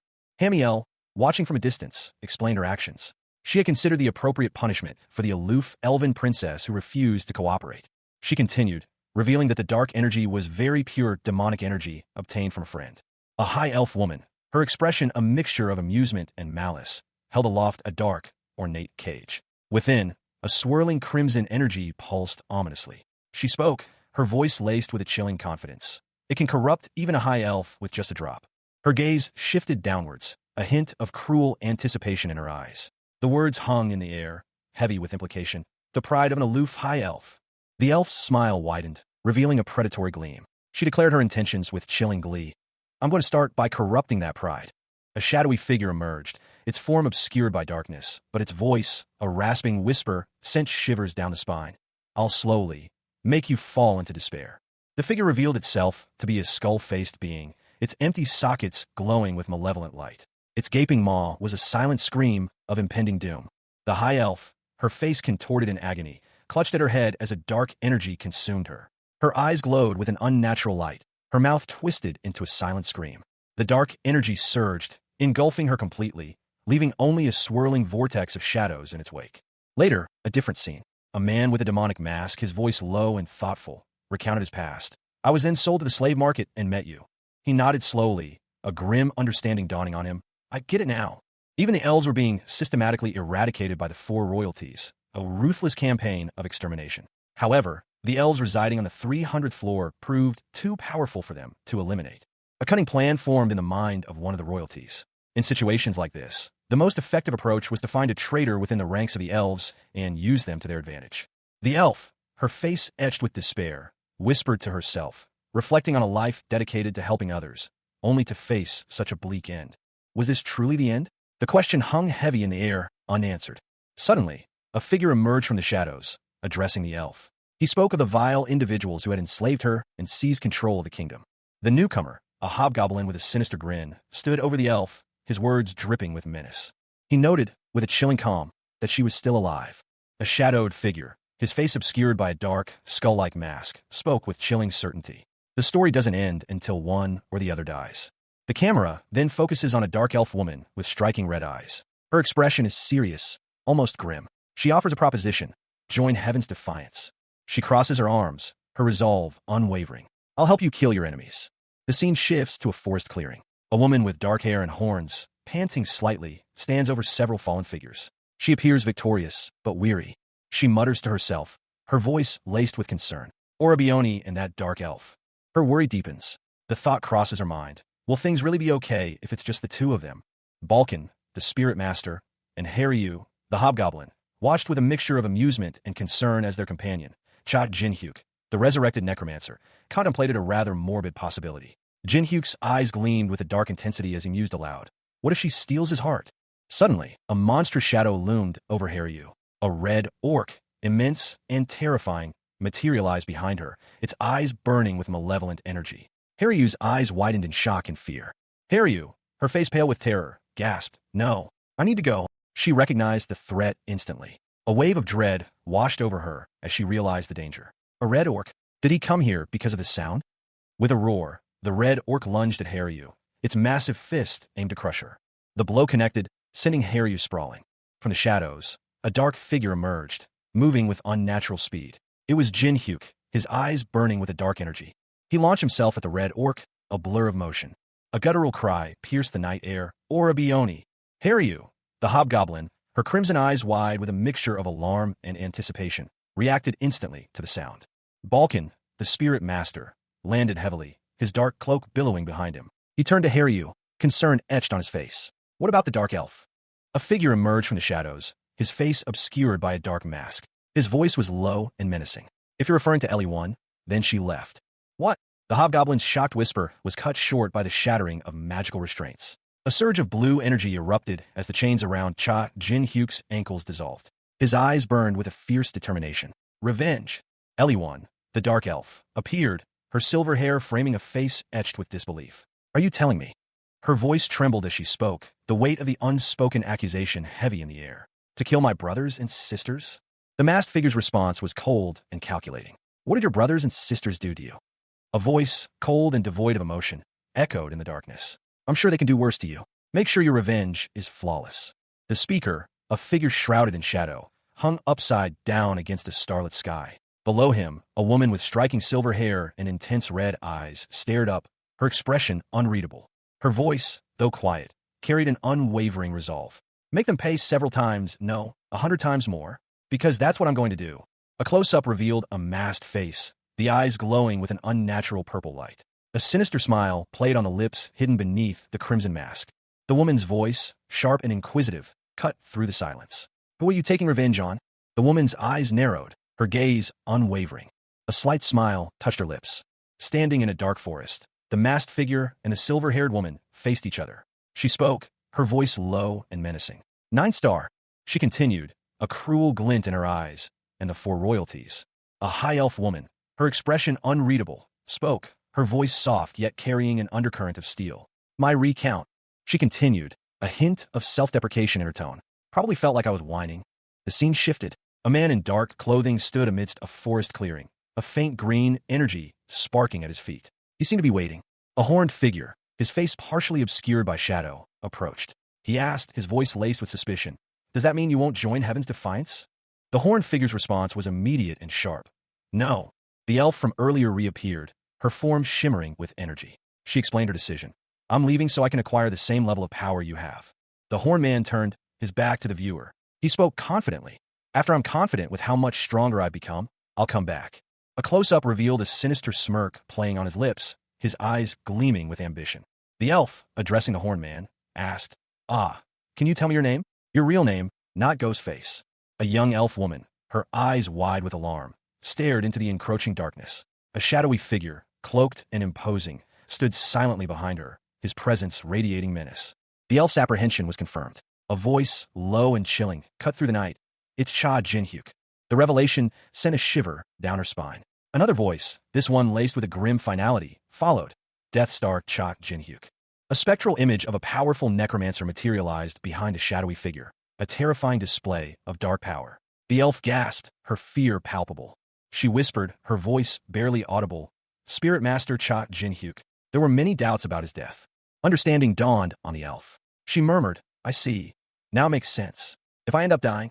Her expression shifted, a grim determination replacing her fear. She declared, you can use my soul or corpse however you like. A brilliant, ethereal light erupted, engulfing the scene in otherworldly energy. The shadowy figure, his back to the viewer, stood amidst the radiant glow, seemingly unaffected by its power. Spirit Master Balkan, his form shimmering with purple energy, addressed his companions. He suggested a change of location. Balkan, a powerful figure in a long coat, cradled a small, white creature. He stood between Cha Jinhyuk, his dark attire hinting at his necromantic past, and Haryu, the hobgoblin, whose expression was one of quiet attentiveness. Haryu voiced a concern. More adventurers would soon arrive, drawn by rumors of this place. Jinhyuk agreed, emphasizing the danger of remaining in one area for too long. Balkan proposed that their next objective should be to ascend to the Goth metropolis floor. Haryu recalled a rumor that significant riches awaited them there. A man with blonde hair, his eyes blazing with avarice, was shown surrounded by a shower of gold coins. He declared a gold rush. The blonde man violently attacked someone, the impact resulting in a bloody scene. A pained cry echoed through the air.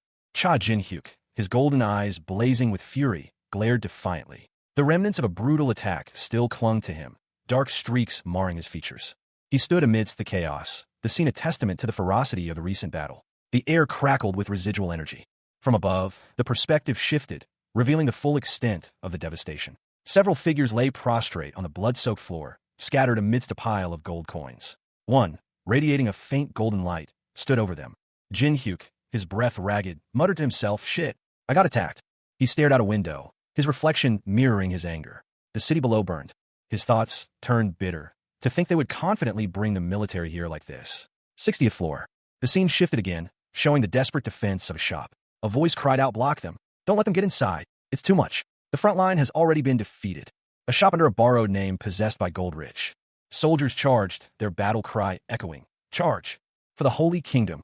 One soldier, however, found himself suddenly under attack from an unseen assailant.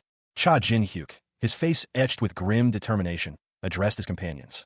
He explained that Heaven's Defiance was a front, a shop they'd established to support their operations, a necessary subterfuge. His voice dropped to a low growl as he continued, emphasizing the precariousness of their situation. Discovery by the 9-Star Guild would irrevocably sever the vital link between their operation and Goldrich stores. Jinhyuk's resolve hardened. He couldn't allow Goldrich to be implicated in their conflict with 9-Star. The risk was too great. Suddenly, a powerful magical energy erupted from Jinhyuk, blasting 3 9-Star agents who had infiltrated their shop. Balkan, his blonde hair catching the light, watched from the sidelines, ready to assist. Balkan, his face grim, vowed to protect their base of operations, his words filled with unwavering determination. The ensuing battle was swift and brutal. Balkan's magical prowess was on full display as he effortlessly dispatched the 9-star agents. A new foe appeared, a powerful figure who laughed maniacally as he declared his intention to capture Balkan. The hobgoblin, Haryu, stood ready to defend himself. Haryu swung his massive weapon, a blur of motion, launching a fierce counterattack against the newcomer. A cataclysmic explosion ripped through the earth, the very ground trembling under the force of the blast. Debris rained down, a chaotic maelstrom of rock and fire. The shockwave continued to spread, leaving a crater in its wake. Dust and smoke filled the air, obscuring the scene. From the heart of the devastation, a figure emerged, battered but defiant. He was a powerfully built man, his gaze fixed on 3 cloaked figures approaching cautiously. One of them spoke, surprised. "Oh, you dodged?" The powerful man, wielding a massive weapon, grinned. "For a weak puppeteer, you're not bad," he declared, his voice booming. The text below identified him as Giant Hippo Guildmaster Ijosiani. Another figure, his face etched with grim determination, watched the unfolding events. His thoughts were clear. They really planned to burn this place to the ground. The scene opens amidst chaos. 3 figures in dark robes, their faces obscured, are being pursued by a colossal, muscular figure. A giant, his skin the color of rich earth, his hair a shock of white. He wields a massive weapon, its form indistinct in the swirling dust and fire. The giant, his breath ragged, slams his weapon into the ground, sending tremors through the already ravaged landscape. He bellows, "Oh, you poor fools." The focus shifts to another figure, a hulking man with a shaved head and a thick, braided beard. He is identified as Jose Yin, the guildmaster known as Giant Hippo.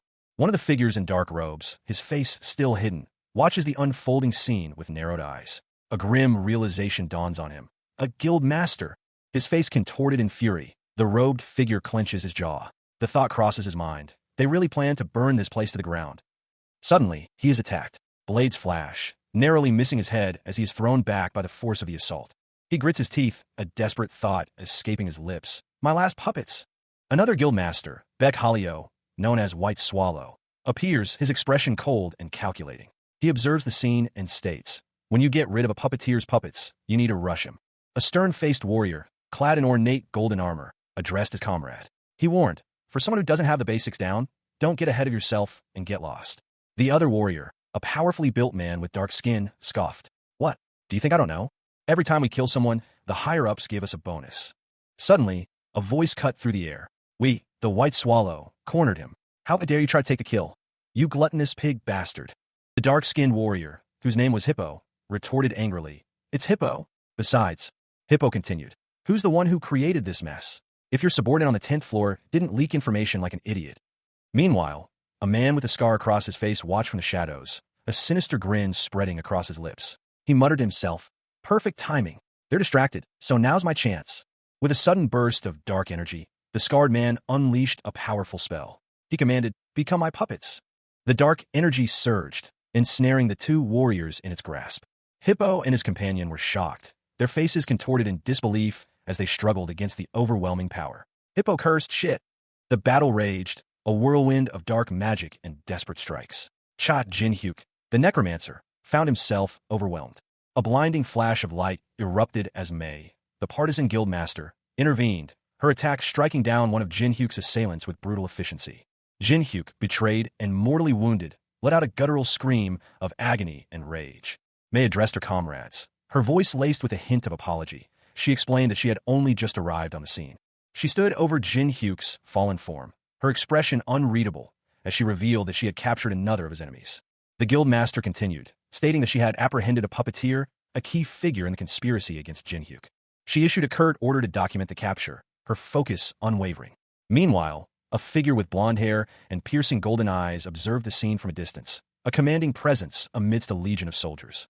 His gaze was intense, a symbol etched upon his forehead hinting at his power and authority.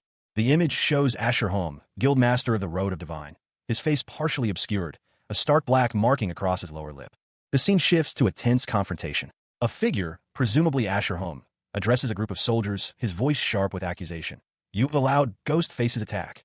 Another individual, their face partially hidden, responds, their tone laced with bitterness. "You have made the Holy Kingdom lose honor. But to come here and behave disgracefully." The accused retorts, their voice dripping with disdain. "I don't need to be lectured by you, Asher Home." Asher Home's companion interjects, his voice booming. "Don't act up just because you're skilled. Do you think you're Kane's spokesperson?" A woman with a distinctive yellow mask speaks, her voice cold and dismissive. I don't care. Just make sure I get my share. Another figure, their face obscured by shadow, reveals their determination in a quiet, resolute tone. I can't let them take this place. A close-up on the shadowed figure's eyes, burning with an intense purple light, reveals their unwavering resolve. Even if a purple energy pulsed, coalescing into the form of a long coat. It shimmered, a spectral garment seemingly woven from the very essence of magic. From the shadows, a voice, sharp and cruel, pierced the air. Die here. The words were accompanied by the terrifying display of a dark magical technique, puppet technique, two glowing purple blades materializing from thin air. The figure at the center of the attack, Cha Jin-hyuk, unleashed a counterspell, a desperate act of self-preservation. His eyes glowed with an intense purple light as he roared, self-bind. His allies, witnessing this unexpected turn, could only utter in shock. What? Balkan, the spirit master, and Haryu, the hobgoblin, watched in disbelief as the necromancer's actions unfolded. Balkan, her face partially obscured by a mask, voiced their shared confusion. He cast a puppet skill on himself? Despite the perilous situation, a grim determination hardened Cha Jin-hyuk's features. His inner voice echoed a resolute goal. My goal is gold-rich. His ambition extended beyond mere wealth. A powerful resolve filled his mind. My dream, and beyond. With a ferocious snarl, he directed his fury at his former guildmates. None of you. A swirling vortex of purple energy formed in his hands, a prelude to a powerful, yet unknown, ability. A surge of purple energy crackled, the air itself thrumming with raw power. From within the heart of the chaotic energy, a voice boomed. I will take another step further. The figure, cloaked in shadow, launched himself forward, a purple comet streaking across the battlefield. He moved with terrifying speed, leaving only a trail of incandescent purple in his wake. A man, his face contorted in fear and exertion, watched the approaching figure. He yelled, Everyone dodge. He's a puppet, using a power beyond his limit. The warning was barely audible above the roar of the approaching energy. The purple energy slammed into its target, a devastating impact that sent shockwaves rippling outwards. The resulting explosion was blinding, a maelstrom of light and energy. The force of the blast was immense, leveling buildings and sending debris flying. Fire consumed the area, leaving behind a scene of utter devastation. Cha Jin-hyuk, his breath ragged, deflected the incoming attack. A surge of dark energy pulsed from his fingertips as he muttered, Something. The source of the attack, a colossal serpent, its scales shimmering with an ominous red glow, lunged forward. Jin-hyuk, eyes wide, barely registered the creature's monstrous size before a chilling realization washed over him. A snake. The serpent's strike connected, sending him sprawling across the ground, a crimson stain blooming on his chest. He coughed, a pained sound escaping his lips as he struggled to his feet. A blinding flash of light erupted from the point of impact, engulfing the area in a fiery inferno. The aftermath, a raging inferno consumed a building, smoke billowing into the night sky. Silhouetted against the flames, three figures emerged, Balkan, Haryu, and a mysterious figure with long white hair. The white-haired figure spoke, his voice laced with grim resignation. Too late. The white-haired man, Basil, the Snake King, addressed the cloaked figure beside him, Toon the Undead King. Snake King, Basil. Undead King, Toon. The imposing figure of Cha Jin-hyuk, once known as the Undead King, loomed over the desolate landscape. His dark attire and powerful physique hinted at the necromantic abilities he once commanded, though now they were dormant. News of his presence spread like wildfire. Whispers of the 300th-floor king-rank climber reached the ears of two figures, their faces etched with a mixture of surprise and apprehension. They were Balkan, the spirit master, and Haryu, the hobgoblin, loyal companions to Cha Jin-hyuk in his new life, and they questioned his sudden appearance. A voice, cold and calculating, explained their presence. They were mercenaries, recruited for a specific strategy, led by a trio of powerful figures. Balkan and Haryu reacted with immediate concern. They voiced their disapproval, their loyalty to Cha Jin-hyuk unwavering. Balkan, frustrated, questioned the need to follow the orders of what he considered a low-ranking mercenary. Asher, the blonde mercenary, revealed the true source of their orders. Sir Kane, a figure of significant authority. His command was absolute, and defiance meant going against the will of the Nine-Star Guild. Balkan and Haryu, recognizing the futility of resistance, chose to withdraw. They declared their departure, leaving the mercenaries to their task. As the massive serpent-like creature slithered away, Balkan and Haryu lamented their wasted time, their faces grim. The scene opens with a dramatic close-up on a swirling vortex of crimson energy, a prelude to the violence about to unfold. Three figures stand poised, silhouetted against the crimson backdrop. A woman in a white robe and a golden mask, a muscular man whose features are partially obscured, and a stern-faced man in similar attire. Tension hangs heavy in the air. The masked woman and the stern-faced man exchange a sharp, intense gaze. The air crackles with unspoken animosity. Suddenly, the muscular man lunges, striking the masked woman with brutal force. She is sent sprawling, a pained cry escaping her lips. The attack continues, a flurry of blows raining down upon the fallen woman. The masked woman barely manages to defend herself. The stern-faced man watches, his expression a mixture of anger and grim satisfaction as he observes his comrade's brutal efficiency. He himself is injured, clutching his leg in pain. Being incompetent wasn't enough, he thinks, his voice laced with bitter resentment. Another figure emerges from the chaos, a man in golden-trimmed white robes. He addresses the stern-faced man, his voice cold and accusatory. "You have gone against the command of the great Nine-Star." The man in golden robes continues, his words dripping with disdain. "The Holy Kingdom doesn't need people like you." He raises a hand, a ball of searing flame forming within his palm. With a sudden burst of incandescent energy, the man unleashes a devastating attack, engulfing the stern-faced man in a torrent of fire. The image shows Sir Kane, a man with blonde hair, a stern expression, and a distinctive mark on his forehead. His attire suggests a position of authority. A voice, cold and devoid of emotion, cuts through the air. It speaks of disloyalty, of past transgressions. But the speaker, a figure cloaked in shadow with only their eyes and a mask visible, promises a change. Their words hint at a coming shift in power. The words for the guild, "Forever be of service," echo, a chilling declaration of unwavering loyalty, or perhaps forced servitude. Suddenly, spectral figures materialize, undead soldiers, their forms flickering with dark energy. Among them, a necromancer wielding a staff commands the scene. A powerful, blue-tinged energy surges from skeletal hand, a display of necromantic power. Sir Kane and the masked figure discuss the necromancer's abilities, referring to him as the undead king. Their conversation reveals the scale of his power and the threat he poses. The masked figure questions the necromancer's current location, expressing surprise at his absence from the expected area. The masked figure confirms that the necromancer has not yet reached a specific floor of a tower, indicating a larger, more complex situation than initially anticipated. A masked figure, his eyes wide with surprise, stared into the distance. What could he possibly be witnessing? The masked man's companion, his face partially obscured by shadow, spoke. This place, he explained, was believed to be the source of Ghostface's funds. After securing the location, they would confront the mysterious figure making his way to the top. A close-up revealed the companion's face, a man with blonde hair, sharp features, and a dark marking across his chin. He held a gleaming dagger. Suddenly, a skeletal figure, cloaked and powerful, burst into flames, its presence both terrifying and imposing. The blonde man, startled, questioned the meaning of this unexpected event. The flames and chaos swirled around them. The masked man's voice was firm. If Ghostface wasn't present, he was leaving. His patience was wearing thin. The masked man's jaw tightened. He was clearly considering his options.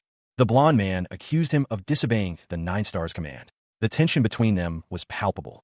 The masked man reassured his companion, stating he would take responsibility and bring Ghostface's head. He seemed confident in his abilities. A figure cloaked in shadow, his eyes burning with an eerie purple light, declared his intentions. He stated there was only one reason for undertaking this mission. The shadowed figure's words were chillingly clear: to kill the Spirit Master, face to face. His opponent, the Spirit Master, responded with a defiant warning. The shadowed figure, his face obscured by a menacing mask, remained unmoved by the threat. A new character, seemingly surprised by their arrival, questioned their sudden appearance. Meanwhile, another individual, observing from a distance, wondered if there was another marauder present. The masked figure was addressed, his prolonged absence noted. He was asked if he had acquired anything of value. He simply replied that it was a long story. A powerful burst of energy erupted, shattering nearby objects. A white dove, carrying a small golden object, descended from the sky. Atop a dark, imposing structure, Cha Jin-hyuk, his face obscured by a crimson mask, stood opposite a figure cloaked in black, their horns a stark contrast to the golden light emanating from above. The air crackled with tension. Suddenly, a gasp escaped Balkan, her eyes wide with shock as she witnessed something unexpected. Jin-hyuk, however, remained impassive, his gaze fixed on the mysterious object. Balkan, still visibly shaken, whispered, "A carrier pigeon that can travel between floors. It's gold riches." A voice, sharp and urgent, cut through the silence. "Cha Jin-hyuk, make climbing to the 60th floor your top priority." The image shifted to reveal a blond man, his eyes blazing with intensity. He declared, "The base of heaven's defiance." The blond man's words were punctuated by a close-up of a white carrier pigeon, clutching a golden radio transmitter. The message was clear: an attack was underway. The scene opens on a bustling street, where Cha Jin-hyuk, his dark hair neatly styled, stands alongside his companions. Balkan, a powerful spirit master with piercing eyes, and Haryu, a hobgoblin whose features are both fierce and comical. A sudden alarm jolts them. Balkan's expression hardens as he announces, the store on the 60th floor is under attack. A brilliant, golden light erupts from Balkan's hands, taking the form of a majestic dove. The dove soars into the sky, a beacon of hope against the encroaching darkness. Jinhyuk's eyes follow the bird, his face a mask of grim determination. Haryu, ever the pragmatist, urges them to act swiftly. Hurry, it won't last long without reinforcements. The golden dove continues its flight, a symbol of their desperate attempt to buy time. Jinhyuk clenches his fists, his resolve hardening with each passing moment. The scene shifts to the 60th floor. A building is ablaze, smoke billowing into the night sky. Haryu stands firm, his expression grim, while Jinhyuk approaches cautiously. Balkan appears, his face etched with worry. He exclaims, "What in the world is going on?" A masked figure, their eyes glowing with an unnatural purple light, reveals a shocking truth. The 60th floor. That's the place supporting us. Goldrich is managing multiple stores under different names. The masked figure, now revealed to have blonde hair, sits before a chessboard, a chilling observation escaping their lips. It's very risky for one person to have so much influence on the tower's economy after all. Within the dimly lit confines of tavern, two figures engaged in hushed conversation. One, a hobgoblin with dark, pointed ears and a worried expression, muttered shit they caught on. His companion, a man with a demonic mask obscuring his face, responded with a curt, "Wait." The hobgoblin continued, voicing his concerns. He pointed out that Goldrich, a notorious climber, had already reached the 300th floor of the tower. Even if they sent many people after him, could they truly defeat such a powerful opponent? The masked man, his features still hidden, gestured dismissively. His sharp eyes, however, betrayed his skepticism. He questioned the hobgoblin's assessment. What did you just say? If he was that capable, he wouldn't have created stores under borrowed names. The masked man continued his explanation, emphasizing the strategic implications of Goldrich's actions. By using borrowed names, Goldrich was essentially hiding his true identity and the extent of his network. He elaborated further, stating that the moment Goldrich's true involvement became public knowledge, it would signal a significant shift in the balance of power. A sudden burst of golden energy erupted, revealing Goldrich in all his glory. He stood amidst a swirling vortex of coins, a powerful aura radiating from him. Meanwhile, a group of soldiers huddled together, their faces etched with grim determination. One of them spoke, "If that happens, it won't just end with an ambush like this." The sky above darkened ominously, two silhouettes of dragons emerging from the stormy clouds, their fiery breath illuminating the impending threat. A colossal figure, silhouetted against the sky, teeming with fire-breathing wyverns and countless bats, dominated the scene. His musculature was clearly defined, even in shadow, hinting at immense power. The air crackled with an unseen energy. The fiery destruction below spoke of a cataclysm. A voice, cold and devoid of emotion, echoed across the ravaged landscape. The four royalties are going to turn Goldrich's stores into ash. Meanwhile, Haryu, the hobgoblin, her crimson eyes wide with apprehension, observed the unfolding devastation from afar. Concern etched itself onto her features. Balkan, his face obscured by a menacing mask, declared, "Our goal has been solidified." He continued, his voice low and dangerous. "We'll go to the 60th floor and destroy that Holy Kingdom group." Another figure, seemingly a leader, addressed his companions. "Gather up, we're going to teleport to the next floors in trance." Balkan and another masked individual stood ready, awaiting the teleportation. The scene opens with Balkan, a spirit master, his face partially obscured by a crimson mask, eyes wide with alarm. He cries out, a desperate plea echoing through the night. Balkan, Haryu, and Jinhyuk stand before a colossal, crimson serpent that materializes in the middle of a cobblestone street. The serpent hisses, its presence menacing. Balkan explains their predicament. They cannot proceed to the goth floor. The camera focuses on a portion of Haryu and Jinhyuk, their expressions unreadable in the dim light. The tension is palpable. The serpent prepares to unleash a devastating attack, a blinding white light forming in its maw. Two figures emerge from the shadows, their silhouettes stark against the fiery backdrop. One, cloaked and wielding a staff, speaks with chilling confidence, declaring the imminent demise of the trio. The serpent unleashes its attack, a wave of destructive energy. Jinhyuk, his eyes blazing, shouts a warning to his companions, urging them to evade the imminent danger. The force of the attack sends shockwaves through the area, causing widespread destruction. Amidst the chaos, Jinhyuk and his allies struggle to survive the onslaught.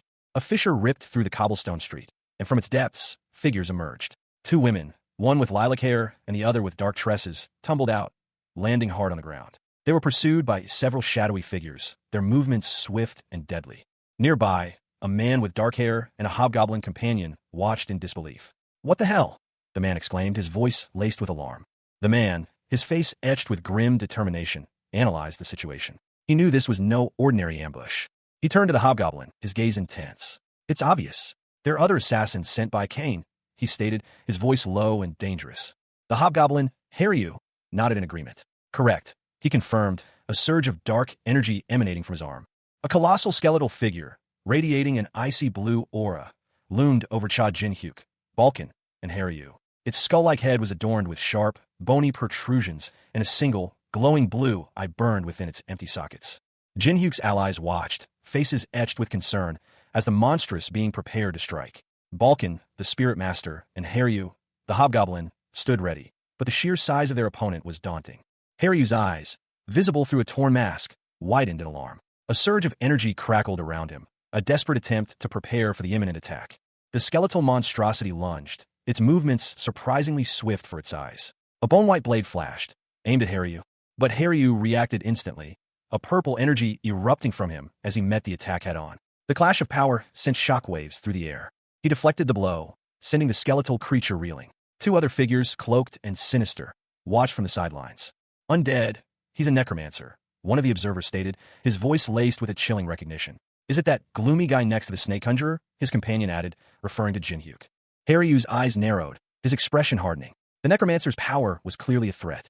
He lunged forward, his blade a blur of motion. "I'll slice you in half," he roared, his attack aimed at the undead creature. A figure, cloaked in dark robes, leaped from a colossal, serpentine form. His movements were swift and precise, a deadly dance atop the creature's scales. A long, slender sword extended from his hand, glinting menacingly. He brought the sword down in a swift, decisive arc. The impact echoed with a resounding crack, the force of the blow clearly visible in the radiating lines of energy. The serpentine creature recoiled, its massive head momentarily stunned.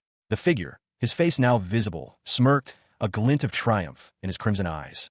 "Wow, you really are a dragon," he remarked, his voice laced with amusement. From a distance, another figure watched, his expression unreadable. He was lean, with pale skin and long, white hair, dressed in simple, red robes. The robed figure spoke, his voice carrying across the distance. "Do you want to be my pet too?" he asked, a hint of challenge in his tone. Meanwhile, a dark-haired woman, wielding a katana, confronted a massive, white serpent. The white-haired man responded, his voice calm yet firm. "Pet." He continued, "Yeah, if you want, I'll give you the highest rank." Elsewhere, a third figure, with dark hair and intense eyes, watched the unfolding events with a sinister grin. His thoughts were focused on a single, intriguing question. "I wonder what color your scales are." The white-haired man's offer was swiftly rejected. "I decline, you disgusting bastard," he exclaimed, his voice filled with disdain. Cha Jin-hyuk, once the formidable necromancer, now stripped of his powers, leaped through the air, his movements precise and deadly despite his weakened state. His dark eyes, filled with a burning intensity, were fixed on his target. A powerful blast erupted behind him, sending debris flying. A cloaked figure, his face obscured by shadow, watched the chaos unfold, a cruel smirk playing on his lips. "That dragon cannot come to save you," he stated, his voice laced with chilling confidence. He moved with unnatural speed, his staff leaving a trail of shimmering blue energy as he vanished into the earth. Meanwhile, Haryu, the hobgoblin, watched from a distance, his expression unreadable. A silent question hung in the air.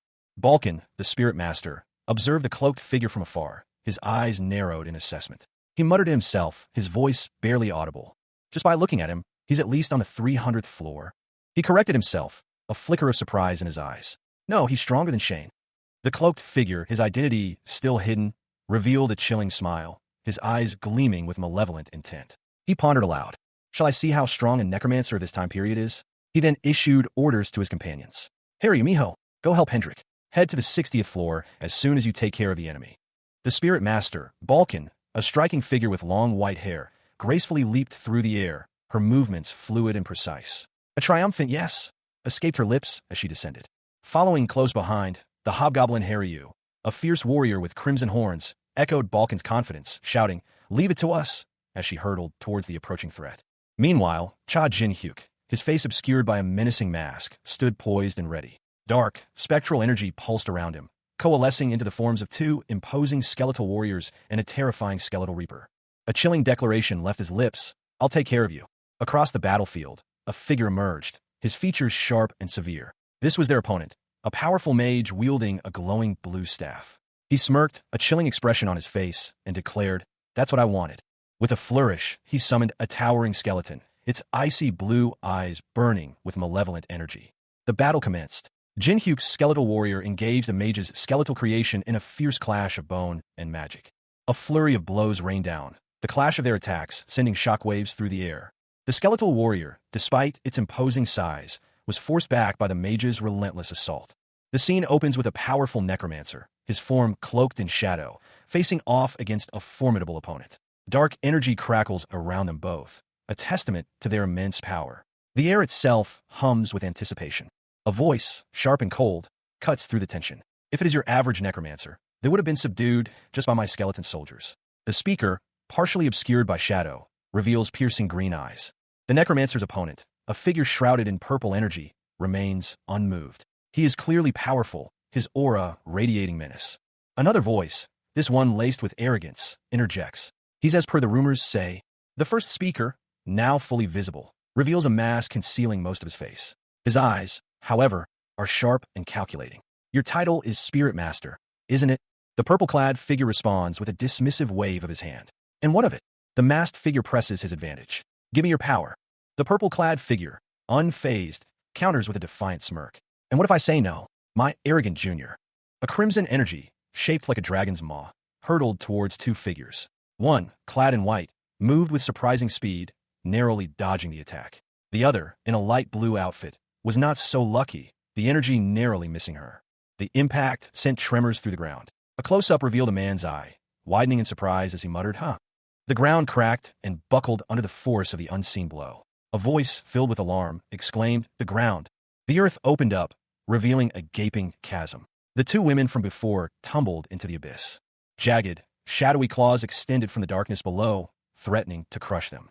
The two women, Miho and a woman with fox-like ears, stared up in terror at the monstrous claws. From the shadows, a figure emerged, his face obscured by a grotesque mask. His eyes glowed with an unnatural purple light. The masked figure called out, "Harry Miho." A powerful surge of blue energy erupted from the ground, pushing back the shadowy claws. A hooded figure, his face obscured by shadow, loomed over his unseen captives. His voice, cold and menacing, carried the weight of a dire ultimatum. "If you don't hand it over." The figure's head tilted back slightly, revealing piercing blue eyes that burned with malice. His lips curled into a cruel smile as he delivered the chilling threat. "Your comrades will die painfully." A defiant voice, laced with barely controlled fury, cut through the air. "Shut up and let them go." The camera focused on the speaker, a figure with dark, demonic features and glowing purple eyes. His face was a mask of rage, his words a venomous hiss. "You son of a bitch."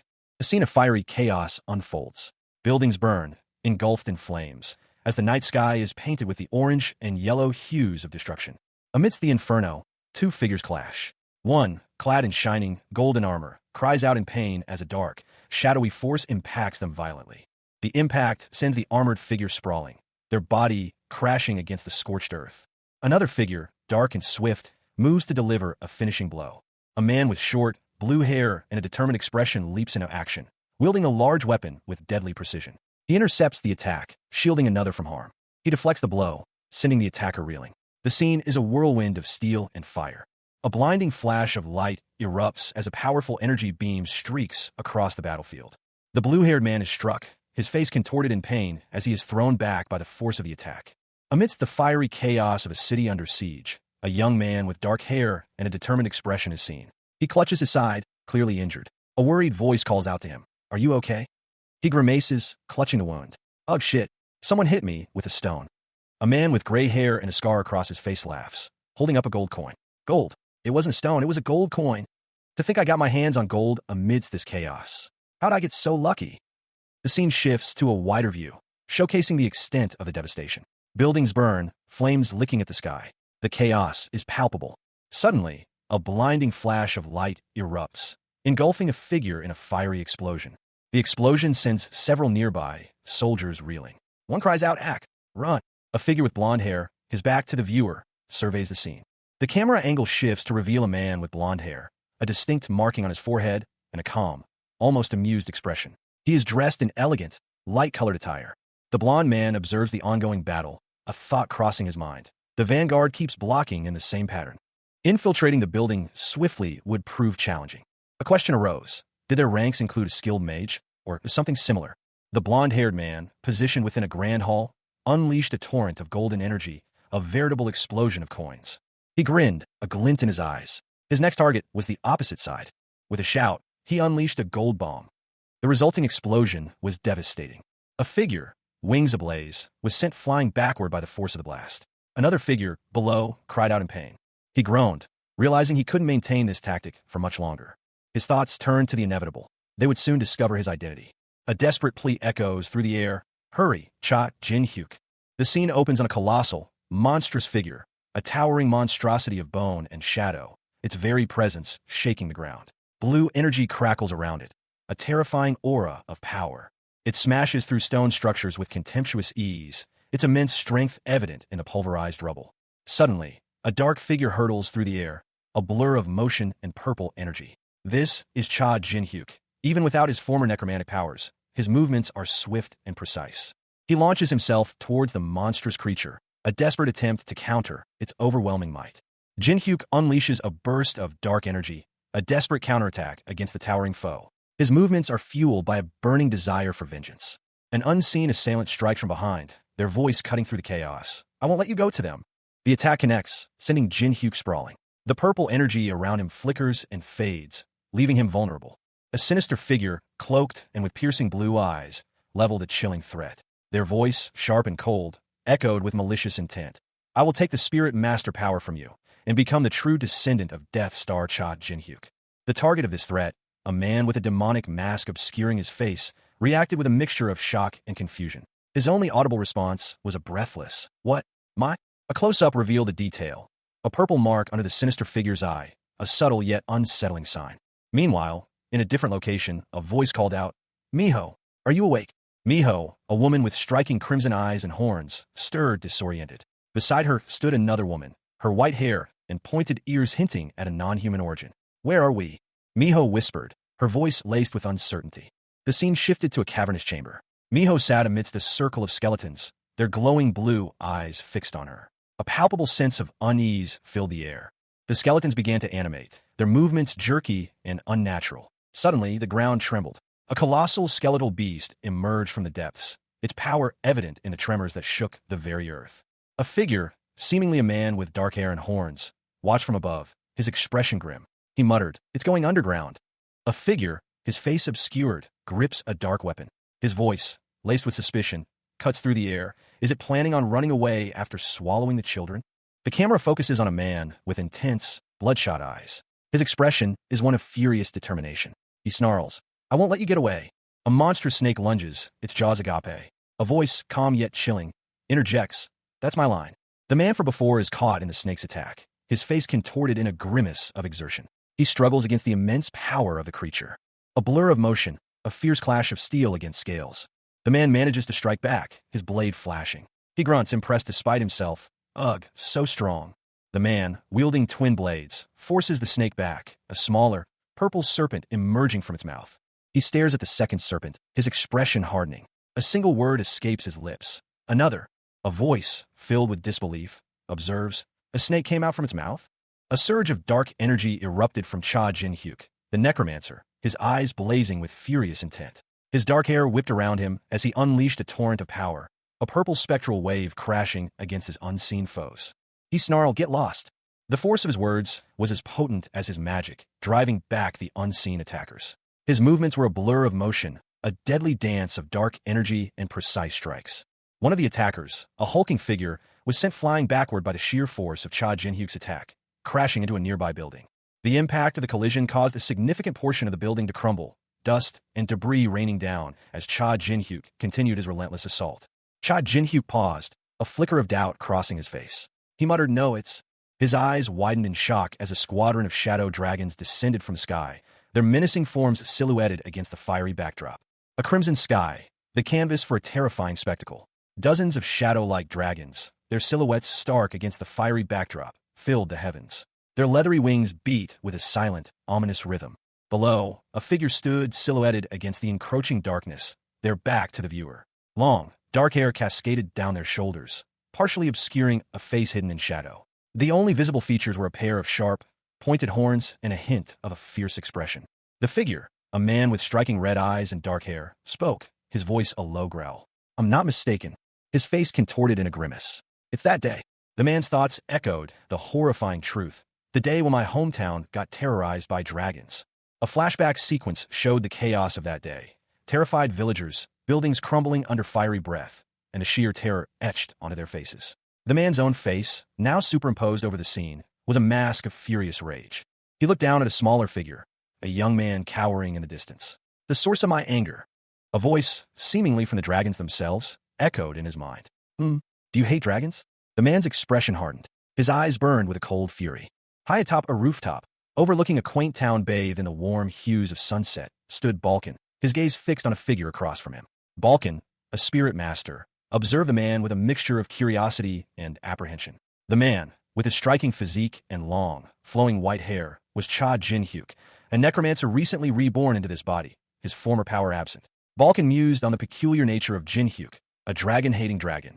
Jin-hyuk, however, seemed preoccupied with something else entirely. His attention was drawn to something unseen by Balkan, causing him to utter a surprised exclamation. He then turned to Balkan, a question hanging heavy in the air. You can see this? Balkan's response was immediate and incredulous. No way.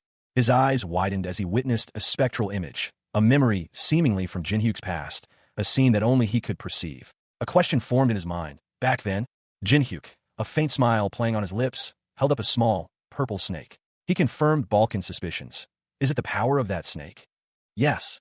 The snake, he explained, possessed a unique ability. Its bite amplified the negative memories of its victim, sharing those memories with Jin-hyuk. But the snake's power extended beyond mere amplification. It also shared those memories with Jin-hyuk. Balkan, however, remained puzzled. He questioned Jin-hyuk's aversion to the scene unfolding before them. A breathtaking spectacle of dragons soaring across a fiery sunset. But I don't understand. How can you hate this beautiful scene? Beautiful. High above the fiery landscape, Cha Jin-hyuk, clad in dark robes and wielding a katana, stood defiantly opposite a man in crimson. The man, with a smug expression, commented on Cha Jin-hyuk's transformation, stating, "And you even became a dragon." The crimson-clad man's face filled the frame, his red eyes gleaming with malicious amusement. He finished his thought with a chillingly cheerful, "Isn't that the best?" Cha Jin-hyuk's response was immediate and laced with fury. He questioned the man's audacity. What the hell do you know to be saying that? He gripped his katana, the focus on the weapon's intricate hilt suggesting the intensity of his suppressed rage. His inner voice echoed, "The enemy that destroyed my hometown."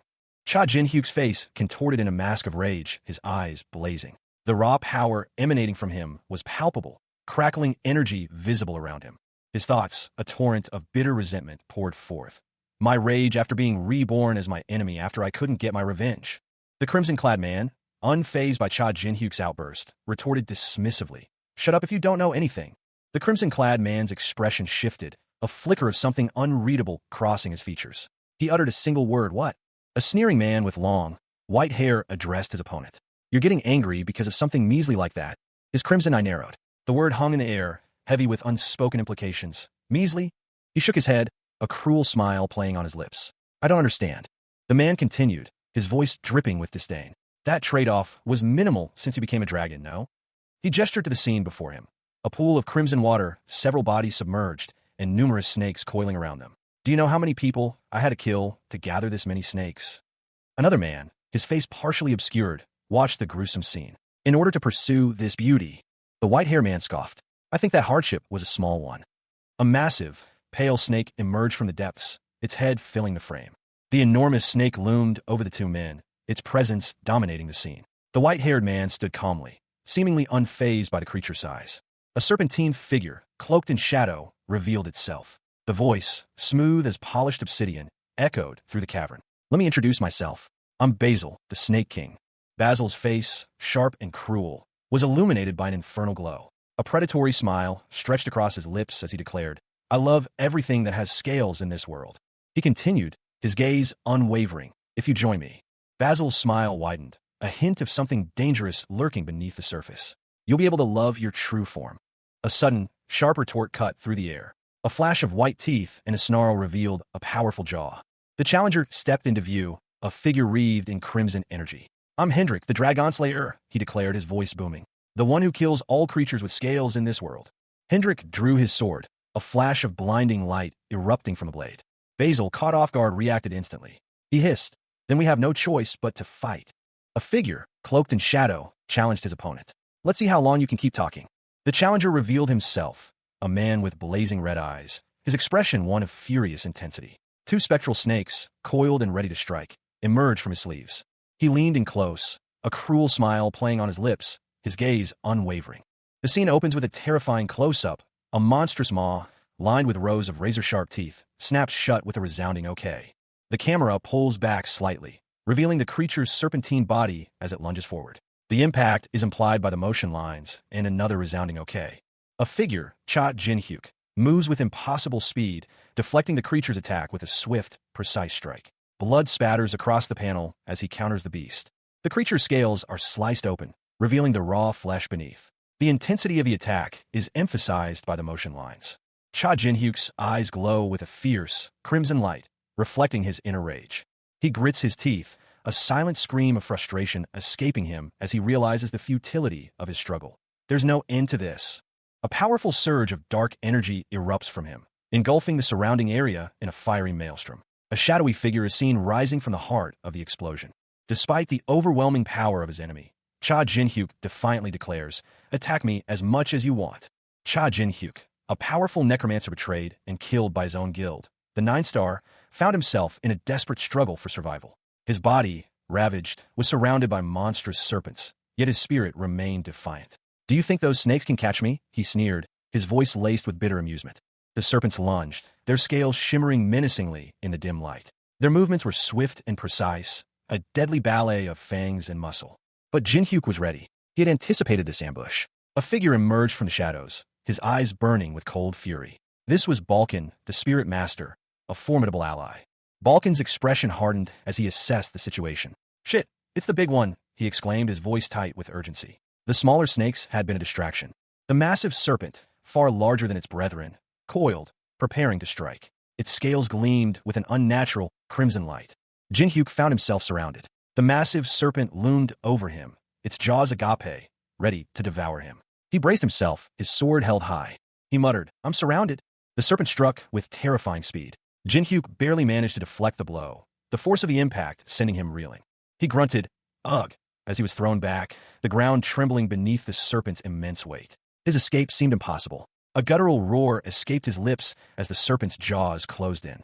Cha Jin-hyuk, a powerful necromancer, found himself in a desperate situation. His body was being crushed, and he knew he was moments from death. His thoughts raced. "At this rate, my body will get crushed, and I'll die. I need to get out." With a surge of adrenaline, he attempted a desperate maneuver. His lips moved, barely forming the words, "Teleport." Jin-hyuk focused his remaining energy, his eyes blazing with determination as he channeled his power. His hands glowed with an eerie light. A voice, filled with confidence, cut through the tension. "I got you." Suddenly, Jin-hyuk felt himself lifted, a figure appearing before him. It was a woman with long, flowing silver hair, her expression a mixture of concern and triumph. She had rescued him. Her gaze softened as she addressed him, her words laced with a hint of reprimand. "You were too careless, Hendrik." The woman continued, her voice unwavering. "You're still too weak to be my opponent. Obediently become mine." A crimson glow enveloped Jin-hyuk as a constellation appeared, signifying the start of a powerful ritual. The woman, revealed to be Ophiuchus, reached out, her power overwhelming Jin-hyuk as the ritual progressed. A crimson eye, blazing with inner fire, dominated the scene. Within its depths, constellations of dark energy pulsed, a terrifying display of power. A cruel smile stretched across the face of the man before him. He was tall, with long, light hair and eyes that glowed with malevolent intent. "Yes," he declared, his voice dripping with malice. "You'll become my special slave." His words hung heavy in the air. A chilling realization washed over him. There was only one way to escape this fate. The solution presented itself in the form of a shadowy dragon, its silhouette menacing against a backdrop of swirling darkness. "Turn to a dragon and get away from Camille," a voice urged. But another voice, filled with grim knowledge, countered. It was Hendrik, his arm now a writhing purple serpent. Hendrik knew the truth, a truth that crushed any hope of escape. "That you can't do that," he stated, his tone heavy with finality. The reason was simple, yet insurmountable. The weight of his anger towards dragons was too great. The fiery energy intensified, a visual representation of his overwhelming hatred. His anger towards dragons was, above all else, his undoing. Kneeling before his captor, a man with dark hair and horns, he was trapped by his own emotions. Hendrik, a man of imposing stature with long, flowing blonde hair, stood before a cloaked figure, his expression one of smug confidence. He declared, "And that also includes yourself." The cloaked figure remained silent, but Hendrik continued, pressing his point. "You must accept that you yourself are a dragon." Hendrik's voice rose, sharp and commanding. He insisted, "You don't want to turn into the form of your enemy. Obediently become my pet, Hendrik." Hendrik's face twisted into a cruel grin, his eyes blazing with an unnatural light. He seemed to revel in his power. The cloaked figure, his face now visible, contorted in a grimace of exertion and defiance.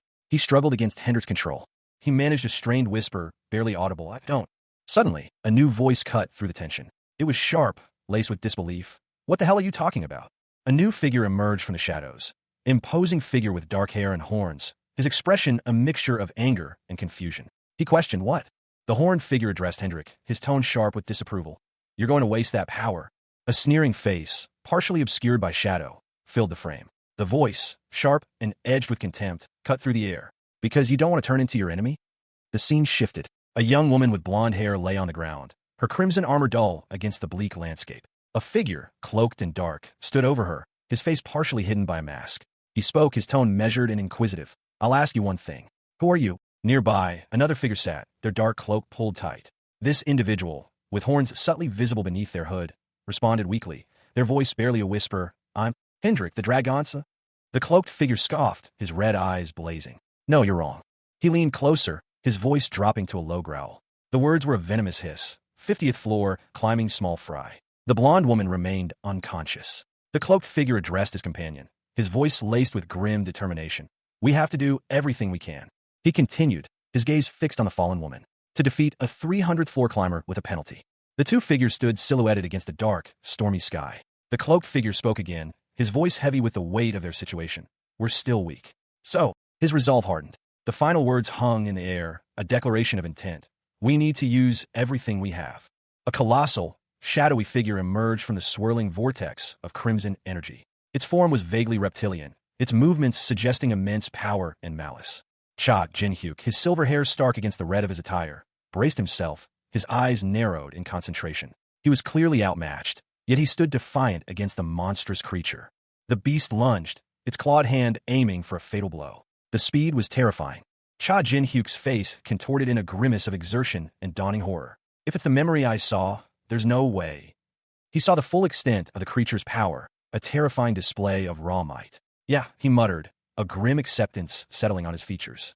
The monstrous dragon descended, its shadow engulfing Cha Jin-hyuk. He was dwarfed by its size, yet he remained resolute.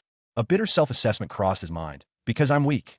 The dragon's terrifying gaze filled the space, its eyes burning with malevolent intent. Every time he fought against the strong, he felt this crushing weakness.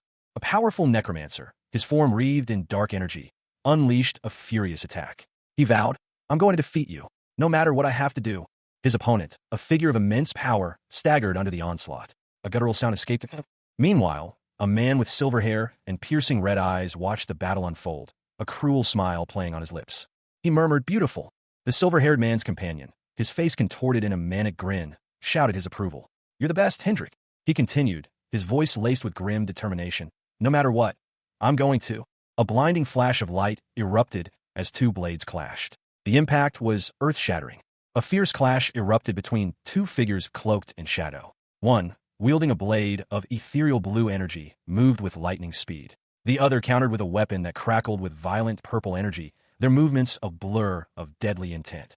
The purple energy intensified, coalescing into a terrifying skull-like visage, its gaping maw a silent scream of power. The clash of energies intensified, shaking the very air around them. A skeletal hand, impossibly strong, gripped a massive axe, its blow aimed at the heart of the blue energy wielder. The force of the blow threatened to cleave the very fabric of reality. The blue energy wielder countered with a flurry of strikes, each one a precise and deadly dance of light and shadow. The resulting explosion of energy sent shockwaves through the battlefield. The battle raged on, a whirlwind of destructive power. The combatants traded blows, each strike more devastating than the last. One of the figures, the wielder of the blue energy, was sent hurtling backwards, his body a projectile of motion against the backdrop of a purple, skull-filled abyss. Observing the fight from a distance, a masked figure muttered to himself, "My summons are getting pushed back slightly, and his combat style." His eyes widened in recognition. Death Star, he's using my skill from my previous life. A figure cloaked in darkness, Death Star, stood revealed, his spectral form radiating an aura of immense power. He wielded a large, wicked-looking polearm, a grim reaper scythe. A furious clash of magic and steel filled the air. Violet and cerulean energies crackled, illuminating the combatants in an ethereal glow. Amidst the chaos, a figure with a single, sharp horn on his forehead, clad in dark robes, fought desperately. His thoughts, however, were far from the immediate danger. He desperately needed to rescue the children, and he also needed to reach Gold Rich. His opponent, a shadowy figure cloaked in darkness, countered with a dismissive no. The horned figure steeled his resolve. He internally reasoned that dwelling on other matters would only hinder his current fight. Victory here would solve everything else. Their blades clashed again, a blinding flash of light erupting from the point of impact. The dark-robed figure was clearly on the defensive. Suddenly, a third combatant appeared, a figure cloaked and wielding twin swords, unleashing a powerful burst of energy. The resulting shockwave sent the horned figure reeling. He stumbled back, barely maintaining his footing. He recognized the newcomer's fighting style, a grim realization dawning on him. The question hung heavy in the air, a challenge whispered with lethal intent. Did you learn it from Death Star Cha Jin-hyuk? His reply was a grim smirk, a chilling echo of confidence. I guess it's the same for you. The masked figure's voice was laced with dark amusement. He declared, then you can't defeat me. His words were followed by a surge of power, a defiant promise. Because I'm going to become stronger than that Death Star. A wave of dark energy erupted from him, a terrifying display of burgeoning power. The masked opponent watched, his expression hardening into a mask of barely contained fury. His voice was a low growl, laced with disbelief. To surpass him, how ludicrous! With a sudden burst of energy, the masked figure vanished. He had disappeared, leaving behind only swirling dark energy. Cha Jin-hyuk, the necromancer, stood amidst a swirling vortex of dark energy, his skeletal minions poised for attack. His face, partially obscured by a mask, was grim. He was ready. One of the skeletons shattered, its remains dissolving into dust. A triumphant laugh echoed through the air. The source of the laughter was revealed. A figure cloaked in shadows, their face partially hidden, but a cruel smile was evident. Their eyes gleamed with malicious intent. More skeletons charged, their movements erratic and violent. Jin-hyuk found himself in a desperate struggle for survival. He dodged and weaved, his movements precise and deadly, as he fought back against the overwhelming numbers. Suddenly, a surge of power erupted from within him. The word All-Master blazed across his chest. A wave of purple energy pulsed from his hands, a sign of his newfound, immense power. Jin-hyuk turned, his back to the viewer, a powerful aura radiating from him. The words demonic power appeared, underscoring the nature of his abilities. The purple energy intensified, a visual representation of his demonic power. A demonic explosion rocked the very foundations of the tower. The air crackled with raw, chaotic energy. At its epicenter stood a figure cloaked in shadow, a staff held aloft, seemingly channeling the destructive power. This was Cha Jin-hyuk, the necromancer, though his appearance was far from his former self. Observing from a distance, a man with silver hair and piercing blue eyes watched in disbelief. His whispered words hung heavy in the air. Impossible. His shock gave way to dawning comprehension. He muttered, that's divine power and demonic energy. A voice, cold and impersonal, echoed through the tower's chambers. It declared, you have demonic energy and divine power, which are not compatible with your body. The voice continued, its tone unwavering. It's an achievement that no one else has accomplished. The final pronouncement boomed. Your name will be recorded in the Tower of Achievements. Cha Jin-hyuk stood amidst the fading purple flames, his form silhouetted against the ravaged landscape. He had achieved the impossible. The observer's voice, filled with awe and disbelief, broke the silence. A single person possesses two powers.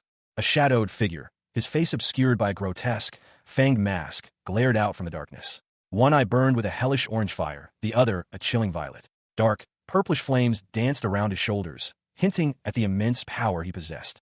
A surge of energy, both demonic and divine, coursed through the vessel. The process was complete, but fraught with peril. A voice, cold and clinical, echoed within the newly formed body. You have demonic energy and divine power, which are not compatible with your body. It's an achievement that no one else has accomplished. Your name will be recorded in the Tower of Achievements. The newly formed body, a fusion of saint and demon, stood amidst the ruins. Purple flames danced around it, a testament to the volatile power within. A figure, cloaked in darkness, emerged from the swirling energy. The voice continued, its tone now more explanatory. Physical body, half saint, half demon has been created. The figure's face was partially obscured by a menacing mask, revealing only piercing, mismatched eyes, one gold, one violet. His thoughts, sharp and urgent, cut through the silence. What do I do if I need to defeat a Death Star? He stood, a silhouette against the purple inferno, a miniature version of himself hovering above, wielding a wicked-looking weapon. The weight of his new reality settled upon him. The path to vengeance, and a mastery of all occupations within the tower, lay before him. Cha Jin-hyuk, a necromancer of immense power, found himself facing a grim reality. His opponent commanded a superior army. Despite this disadvantage, his resolve remained unshaken. Destruction was his only goal. He would settle the score, just like he had planned to do with those who betrayed him years ago. Jin-hyuk devised a plan. He would bypass the summoned minions and strike directly at the main force. His strategy involved a risky maneuver, a daring gamble that could determine his success or failure. He reflected on the changes he had undergone since his betrayal, yet the core of his being remained the same. The method he was about to employ was distasteful, yet undeniably effective. Suddenly, a voice interrupted his thoughts. "Hey, Junior, didn't you take it upon yourself to be Death Star's descendant?" Jin-hyuk turned to face his challenger, a figure cloaked in shadow, wielding a sinister weapon.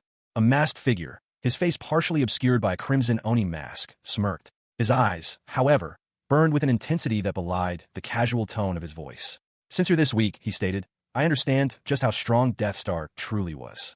The masked figure's gaze intensified, his expression hardening. He continued, his voice laced with a chilling implication. "He didn't die because he merely stood before divine power?" From the shadows, a defiant figure emerged, his hand crackling with blue energy. His voice, though strained, was filled with unwavering resolve. "I won't let you." The defiant figure launched a powerful attack, a torrent of blue energy aimed at the masked figure. He roared, his voice echoing with righteous fury. "Taint his honor any further." The ensuing clash was a maelstrom of energy, the ground cracking under the force of their combined power. One of the combatants, clad in white and seemingly skeletal, fought with desperate ferocity. Amidst the chaos, another figure, his face partially hidden by a mask, observed the battle. He muttered to himself, a hint of frustration in his tone. "Yeah, if things ended like this, I would have been upset." He unsheathed his sword, a purple aura crackling around the blade. The observer prepared to intervene. With a burst of speed, he joined the fray, his movements a blur of motion. The battle reached its climax, a blinding flash of light and energy engulfing the combatants. A demonic entity, its crimson face contorted in rage, unleashes a torrent of dark energy. The words, "With divine power and demonic energy, your summons cannot use their maximum power," echo through the air, a chilling declaration of the creature's overwhelming might.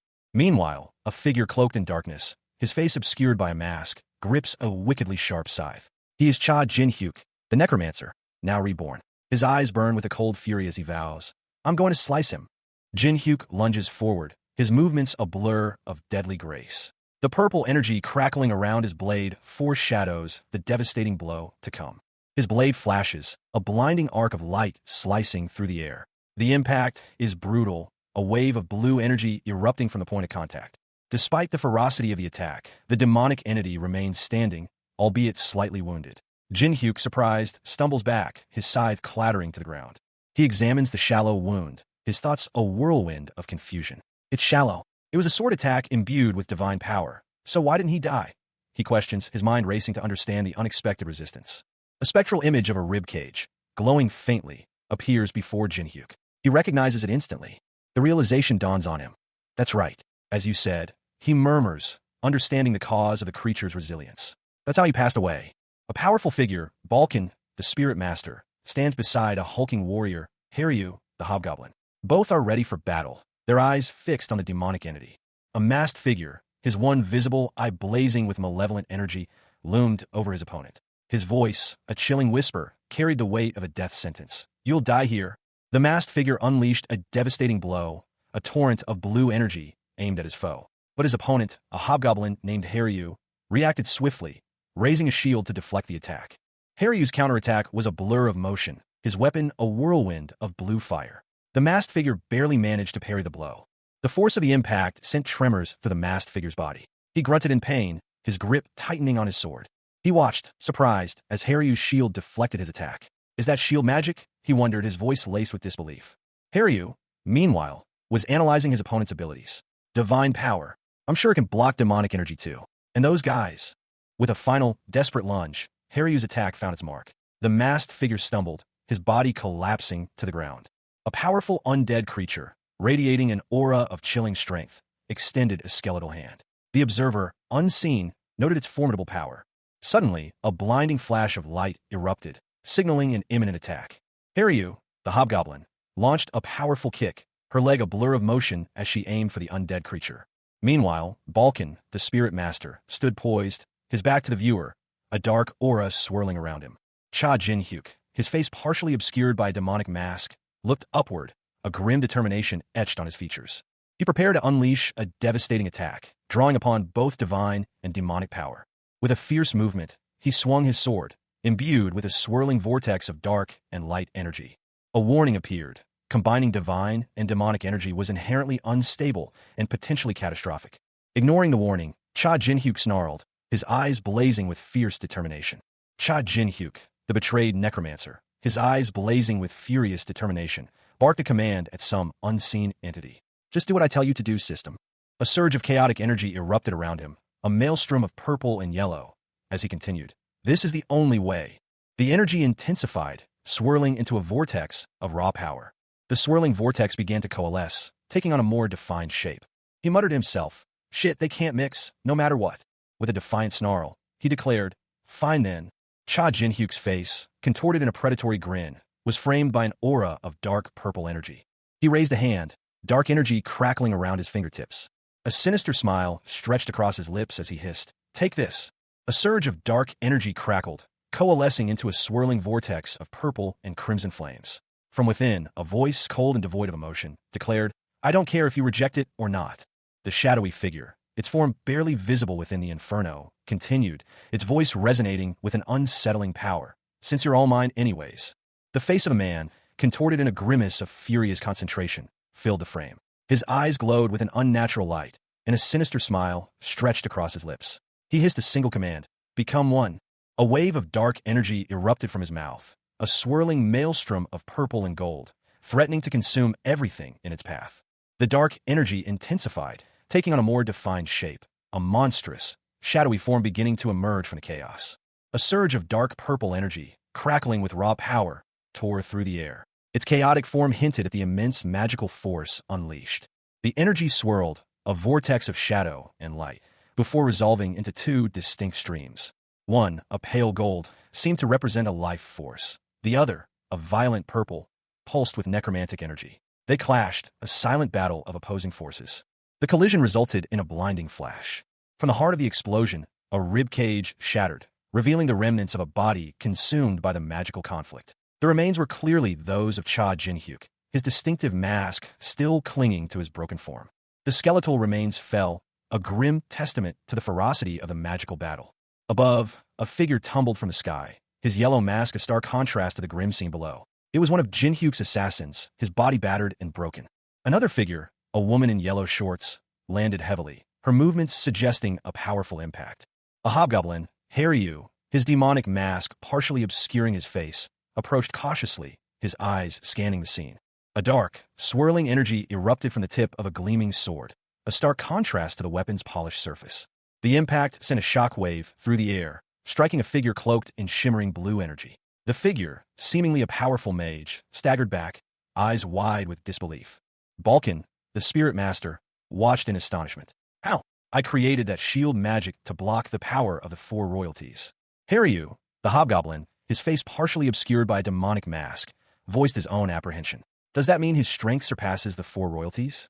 Snow fell softly around the combatants, a stark contrast to the raw power just unleashed.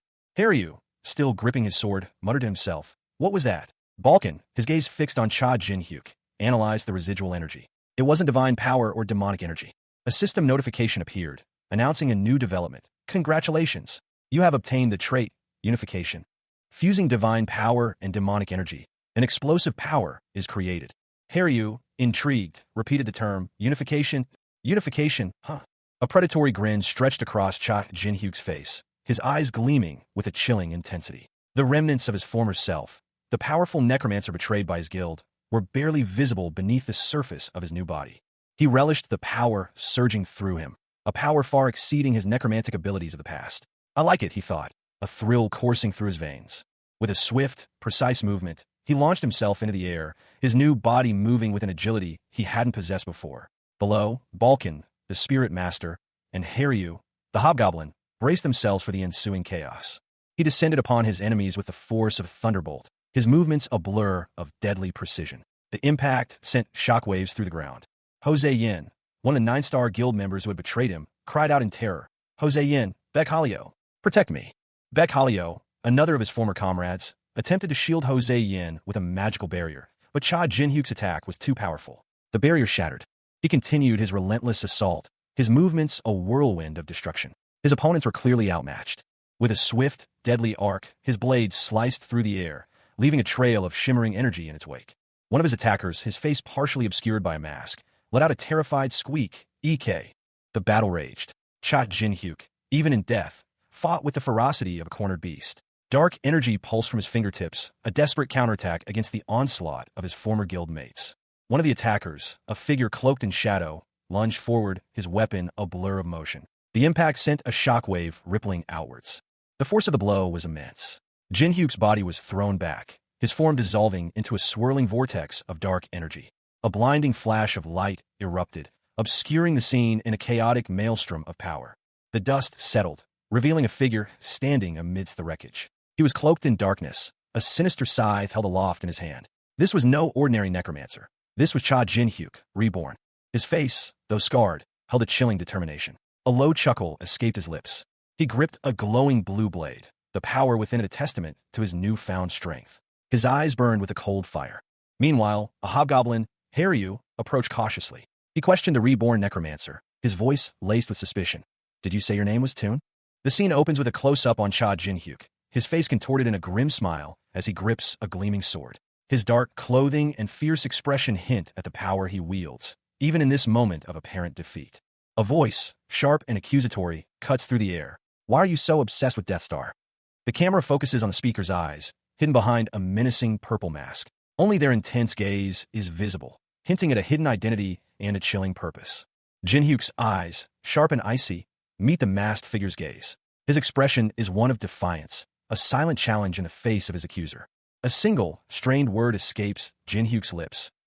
The scene shifts. A young man with short, gray hair stares wide-eyed, his expression a mixture of shock and fear. A voice, seemingly omniscient, narrates, was someone who was suited to be the master of the tower. The young man from the previous panel is shown on the ground, looking up at a powerful, dark figure wielding a staff, surrounded by shadowy figures. The scene is one of overwhelming power and impending doom.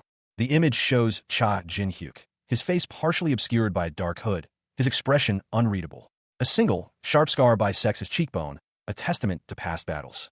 Above him, a voice, cold and accusatory, cuts through the silence. But he died after betraying mankind. Do you still respect him? The scene shifts to a dark chasm, where a figure, presumably the one spoken of, plummets into the abyss. The impact is not shown. Jinhyuk's face contorts in a grimace of disbelief and fury. That's not it. His inner turmoil is palpable. He realizes the truth with a jolt. He had fallen into a trap. Jinhyuk's rage explodes. He screams, created by those 9-star bastards. Beside him, a hobgoblin, Haryu, shares his outrage, his face a mask of fury. Haryu's thoughts are revealed. What does he know the truth? A man with silver hair, his face contorted in a grimace, shouted, "That's not it." His eyes wide with dawning horror, he realized the terrible truth. He had fallen into a trap. His rage intensified as he recognized the perpetrators. Created by those 9-star bastards, he seethed.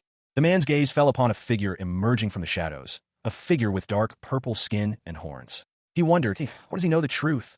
The scene shifted to a flashback, revealing the moment of his death. The silver-haired man lay on the ground, a dark-clad figure standing over him, katana raised. The fallen man thought, the hidden truth behind my death. The dark-clad figure smirked, a chilling realization dawning on him. To think there was someone who figured it out. He leaned closer, his voice laced with venom. Do you not feel anything? The silver-haired man's eyes burned with fury as he spat out the words. Even when you obtained Death Star's title, Spirit Master. A figure, cloaked in shadow, loomed over a fallen comrade. His voice, sharp and accusatory, cut through the silence. I'm asking if you had any doubts about his death. The scene shifted, revealing a powerful necromancer, his form wreathed in dark energy, surrounded by skeletal minions. He, the strongest necromancer, stood defiant.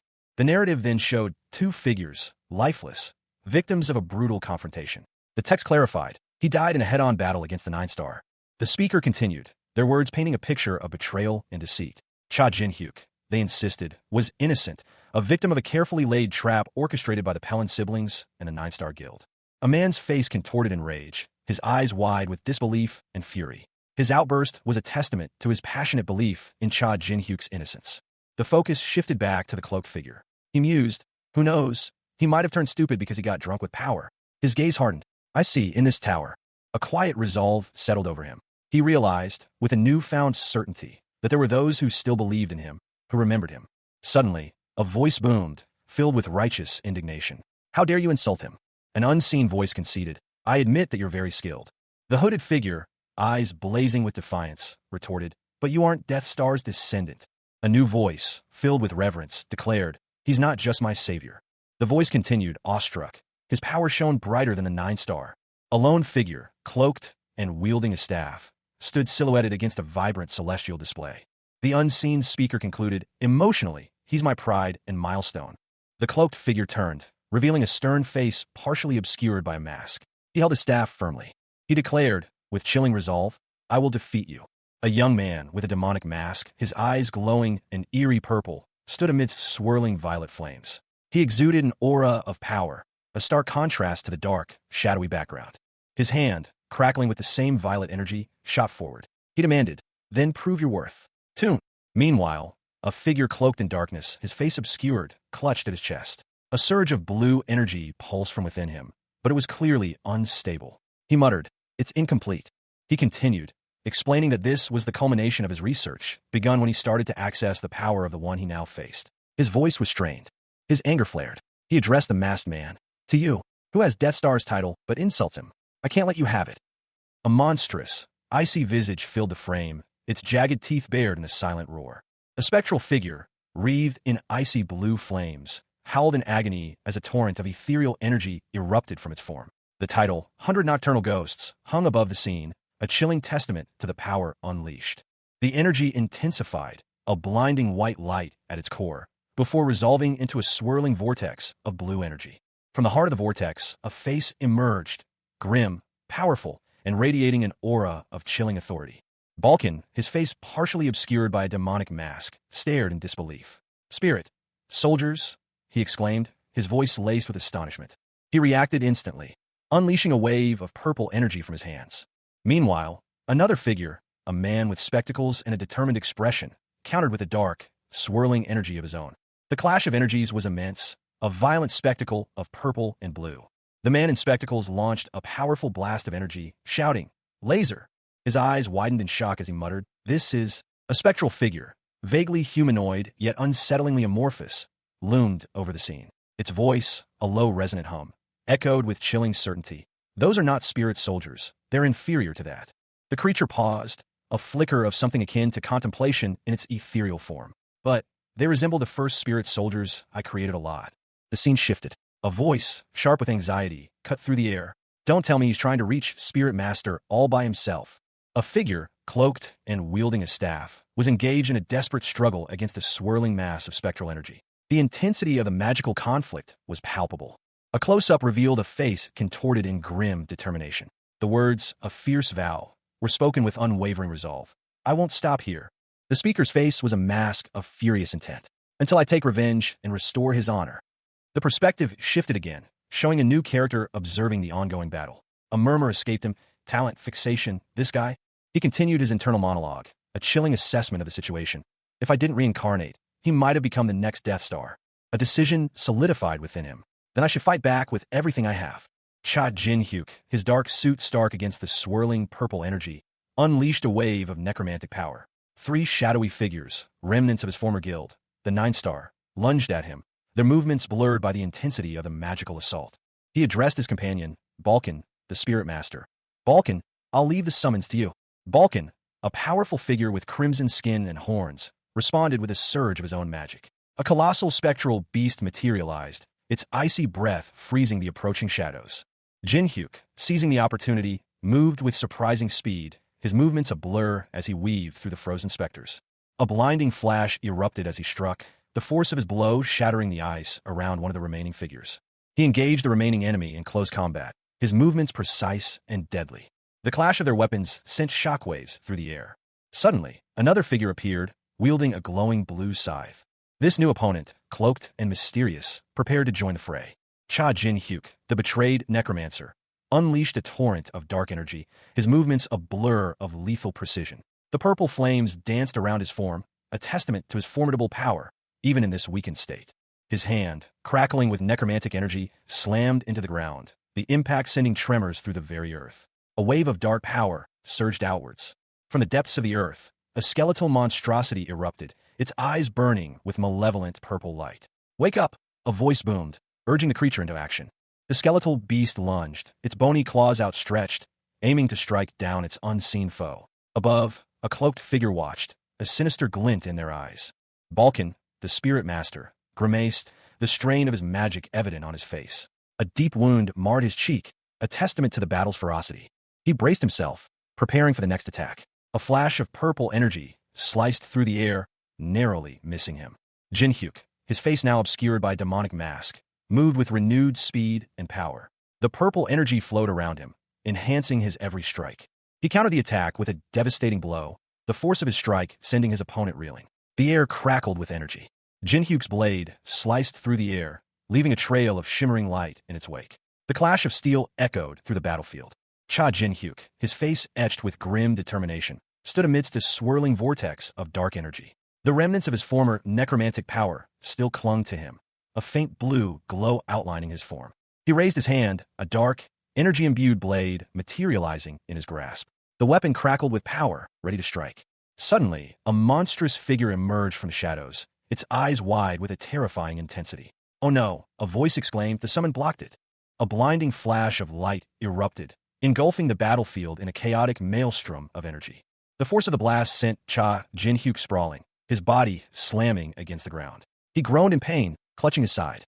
The monstrous figure, now revealed to be a soldier, braced himself, a desperate look in his eyes. He was using the instability of his own power as a self-destructing bomb. Cha Jin-hyuk's eyes narrowed. He knew he needed to find a countermeasure, and quickly. With a surge of dark energy, Cha Jin-hyuk launched himself towards the soldier, aiming to disrupt the impending explosion. He moved with surprising speed and agility, his movements a blur as he closed the distance. Cha Jin-hyuk, the betrayed necromancer, stood cloaked in shadow, his eyes burning with a cold fire. The remnants of his immense power still clung to him, a swirling vortex of dark energy. He focused his remaining will, preparing for the final, desperate act, a soul transference, his last step to evade his pursuers and begin his path to vengeance. With a guttural cry, he unleashed the ancient ritual, 10,000 Spirits Dive. His face contorted in agony as the immense power surged through him, threatening to consume his very essence. The world dissolved into a maelstrom of blue energy as Cha Jin-hyuk's soul was ripped from his body. He was pulled into a swirling vortex of spectral faces, each a testament to the power he once wielded. The faces screamed, their anguish echoing in the void. Then silence. The transition was complete. A new voice, laced with a hint of triumph, cut through the silence. "That's my skill." A swirling vortex of dark energy erupted, its chaotic tendrils reaching out like grasping claws. At its center, a figure, barely visible, struggled against the overwhelming power. The vortex intensified, spiraling upwards in a dizzying display of raw magical energy. The spiraling energy continued its relentless assault, threatening to consume everything in its path. An observer, unseen, watched in awe and apprehension. It looked as if the spirit power was swallowing the world. But a powerful hand, glowing with an ethereal purple light, reached out from the darkness, interrupting the vortex. The hand belonged to a figure shrouded in shadow, their features obscured but their defiance clear. "You can't swallow my soul," the figure declared, their voice resonating with power. A surge of dark purple energy crackled, emanating from a powerful, unseen force. The sheer might of it was undeniable. The energy coalesced, forming a shadowy figure, its face partially obscured, but a grim determination etched on what could be seen. This was Cha Jin-hyuk, the necromancer, reborn. With a final, violent burst, the transformation completed. The purple energy receded. Cha Jin-hyuk stood, his new body radiating power. He was no longer the weakened vessel he had been. He was an all-master, capable of mastering any occupation within the tower. Meanwhile, a figure watched from afar, their face a mask of disbelief and anger. "Impossible. It's not perfect." They continued, their voice laced with venom. But to think he blocked Death Star's ultimate spirit power skill. The observer's thoughts turned inward, a chilling realization dawning. Does that mean my spirit power is unable to penetrate his soul? Cha Jin-hyuk smirked, his eyes glowing with malevolent energy. It was good. It was like seeing the past me. He added, a cold promise in his tone. I'll return the favor. A swirling vortex of dark purple energy pulsed with malevolent power. From its depths, a voice echoed, ancient and chilling. With a true 10,000 spirits dive. The vortex expanded, revealing a figure within its heart. Cha Jin-hyuk, his eyes gleaming with a sinister light. Beside him, a grotesque, purple monstrosity snarled, its jagged teeth bared. He stood defiant, a dark cloak billowing around him, a demonic mask partially obscuring his face. The creature at his side pulsed with the same dark energy as the vortex. With a sudden burst of speed, Jin-hyuk launched himself from the vortex, a streak of darkness against the purple energy. He soared through the air, the monstrous creatures surrounding him recoiling from his power. His descent was swift and merciless. The impact was earth-shattering. A shockwave of purple energy rippled outwards. From the dust and debris, a figure emerged, his eyes wide with shock and fear. It was Balkan, his face etched with disbelief. Balkan could only gasp, ah. The purple energy continued to surge, obscuring the scene in a chaotic maelstrom. A wave of dark purple energy erupted, engulfing Cha Jin-hyuk as he braced himself against an unseen force. His body strained, the power surging around him. A voice, cold and accusatory, echoed in the air. You were here. A swift, brutal blow landed, sending a shockwave across the ground. Dust and debris flew as the impact reverberated. Cha Jin-hyuk, caught off guard, was sent sprawling. Blood splattered as he collided violently with the ground, his attacker looming above. A crimson streak flashed across the scene, leaving a trail of fiery energy in its wake. His attacker, a figure cloaked in shadow, spoke with chilling nonchalance. It was nice to meet you. Cha Jin-hyuk's opponent responded, his voice laced with dark amusement. Nice meeting you, Death Star. He smirked, a sinister glint in his eyes. Soon, I'll... A single word, sharp and decisive, hung in the air. Yes. The camera closed in on Cha Jin-hyuk's face, his violet eyes gleaming with barely contained power. A predatory smile stretched across his lips, hinting at the vengeance yet to come. He spoke, his voice a low murmur, carrying an undercurrent of menace. We'll see each other again soon. The scene opens with a violent clash. A figure cloaked in dark robes, his face obscured by shadows, is struck from behind. Blood blossoms across his back as he's sent sprawling. He crashes to the ground, his body convulsing slightly. A gasp escapes his lips. A silent observation is made. He was still alive. The camera focuses on the attacker, a man with striking purple eyes and dark hair, his expression grim and resolute. He stands over his fallen opponent. The attacker speaks, his voice laced with a chilling satisfaction. You really went beyond my expectations. Suddenly, a dark, swirling vortex erupts beneath the fallen figure, pulling him down into its depths. The vortex intensifies, a maelstrom of purple and black energy. The fallen figure is completely consumed. A swirling vortex of purple and blue energy crackled with raw power, its chaotic form hinting at the immense magical forces at play. The vortex intensified, its ethereal tendrils reaching out like grasping claws. From the heart of the vortex, a figure emerged, Cha Jin-hyuk, the once powerful necromancer, now seemingly lifeless, his body pale against the vibrant purple energy. A single word, stark against the darkness, echoed in the void. Wake up. Jin-hyuk's eyes snapped open, twin pools of violet reflecting the surrounding energy.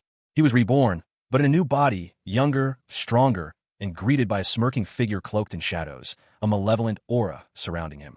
The newcomer, a powerful spirit master, introduced himself with a flourish, summoning a spectral soldier. Balkan, the spirit master, stood before him, a dark and imposing figure, his eyes burning with an intensity that matched the purple flames engulfing him.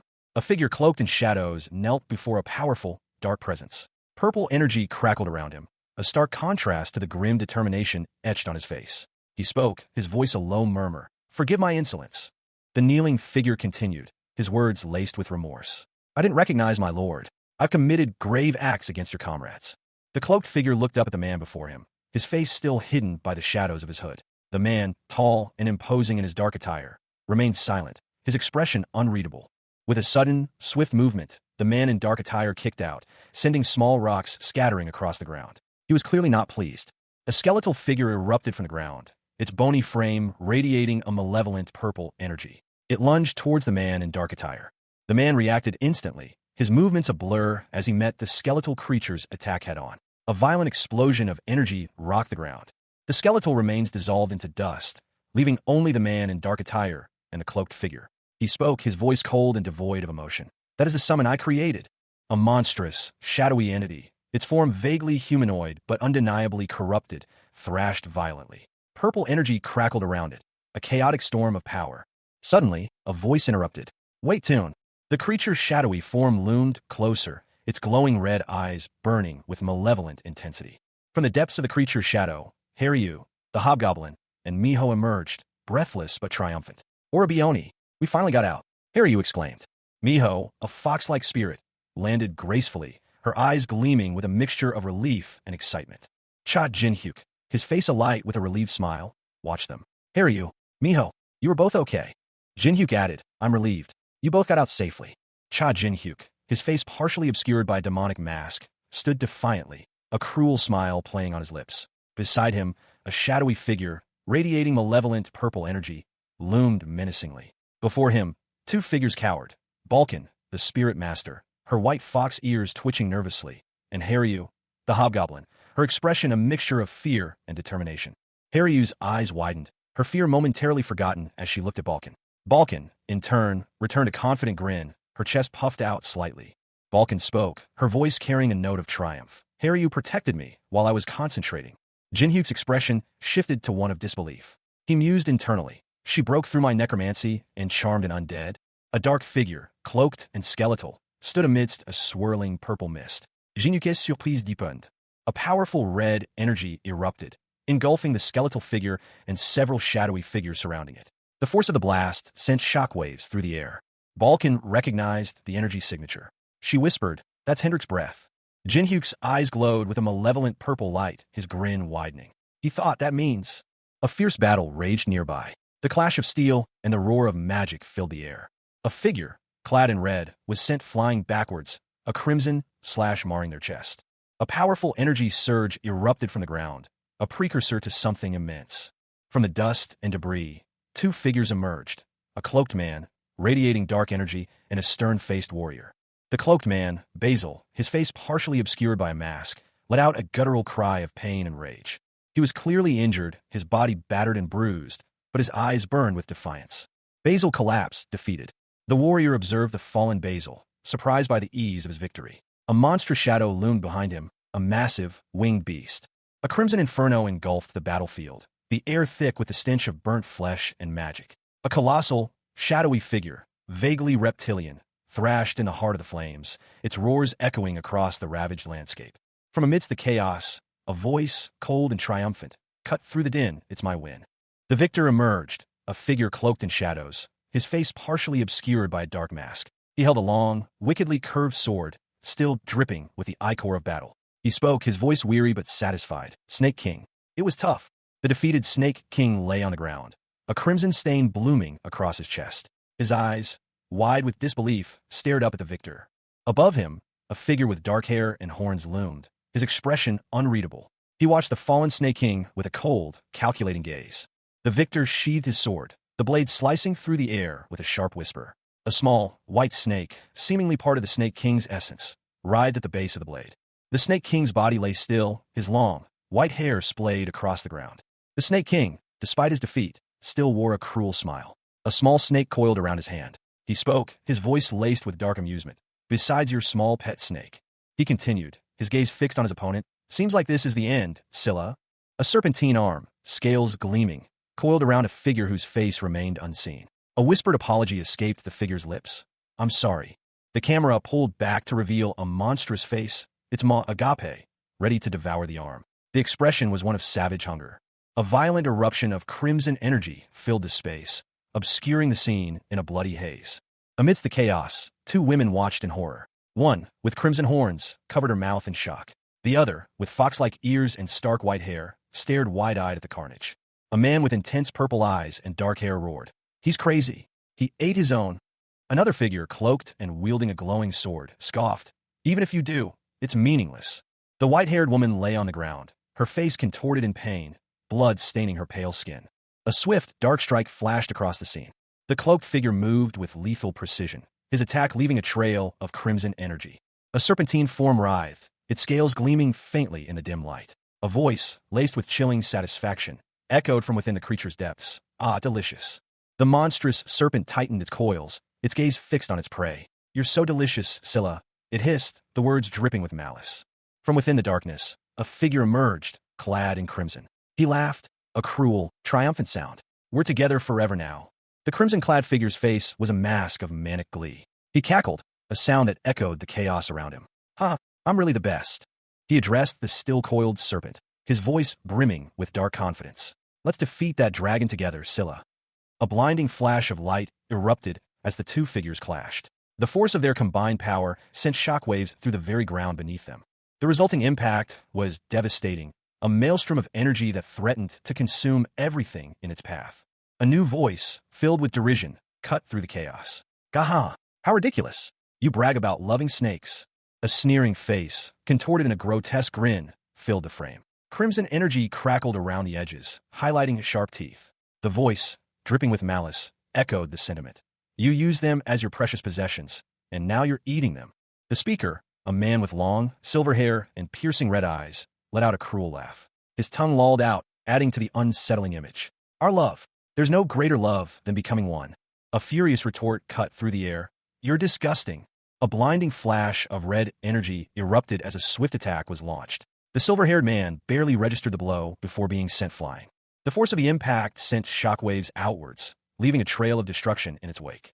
Meanwhile, two figures, a spirit master and a hobgoblin, moved with surprising speed, dodging debris and weaving through the chaos. They were clearly protecting someone. A young man with dark hair and intense eyes, his face partially obscured by a shadow, emerged from the fray. He held a mask in his hand. His voice, sharp and commanding, cut through the din. Everyone protect Hendrik. Stay away, Ghostface. Nobody touch him. He launched a powerful counterattack, a wave of dark energy emanating from him as he struck with incredible force. A crimson light flared in Cha Jin-hyuk's eyes, his gaze fixed on something unseen, a predatory glint reflecting the intensity of his focus. With a guttural cry of "my prey," he unleashed a furious attack, his blade a crimson blur as he lunged forward. His opponent, a monstrous serpent with glowing red eyes, reacted instantly, its massive form coiling to meet the assault. The serpent struck with terrifying speed, its fangs aimed at Cha Jin-hyuk's heart. But Cha Jin-hyuk was faster, his movements a whirlwind of deadly precision as he evaded the attack, leaving only a crimson afterimage. He countered with a devastating blow, his blade slicing through the air with lethal grace. The serpent hissed in pain as Cha Jin-hyuk's blade found its mark, a spray of dark blood erupting from the wound. The battle raged on, a blur of motion and deadly intent. Cha Jin-hyuk's eyes burned with a fierce determination, his every move calculated and precise. Cha Jin-hyuk, the betrayed necromancer, found himself in a desperate struggle. His dark eyes, narrowed in fury, were fixed on his attacker. A monstrous, clawed hand, wreathed in shadow, lunged towards him. He braced himself, the impact sending tremors through his body. Despite the ferocity of the blow, he held his ground, his resolve unwavering. A voice, strained with exertion, cut through the chaos. Hendrik, you can't use your sword. Suddenly, a figure erupted into the fray. This newcomer, with flowing white hair and crimson robes, moved with impossible speed, a whirlwind of motion. Jin-hyuk watched, a flicker of hope igniting within him as the newcomer's attack forced his assailant back. The newcomer unleashed a devastating torrent of energy, a crimson wave that engulfed their enemy. The attack subsided, leaving behind only the lingering heat and the wreckage of the battle. Jin-hyuk, his face contorted in a grim smile, rose to his feet, his eyes burning with renewed determination. Cha Jin-hyuk, the betrayed necromancer, awoke in a new body, his former power gone. His eyes snapped open, a surge of anger and confusion flooding his senses. His face contorted in a snarl, revealing sharp fangs. The decade-long slumber had left him disoriented, but his thirst for vengeance remained. Suddenly, a blur of motion, a powerful being, cloaked in shadow and wielding wicked claws, attacked. The attacker paused their assault, realization dawning on them. You're not a dragon or a human. The being, its features now clearer, revealed a sinister grin. He was no ordinary foe. Jin-hyuk's opponent countered, Isn't your appearance too horrific, Dragon Slayer?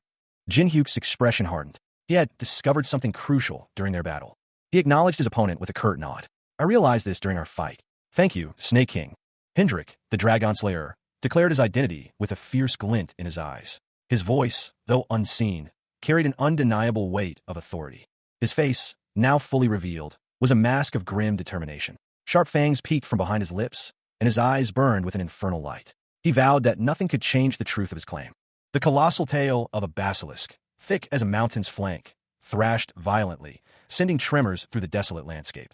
Dust and debris swirled around its massive scales.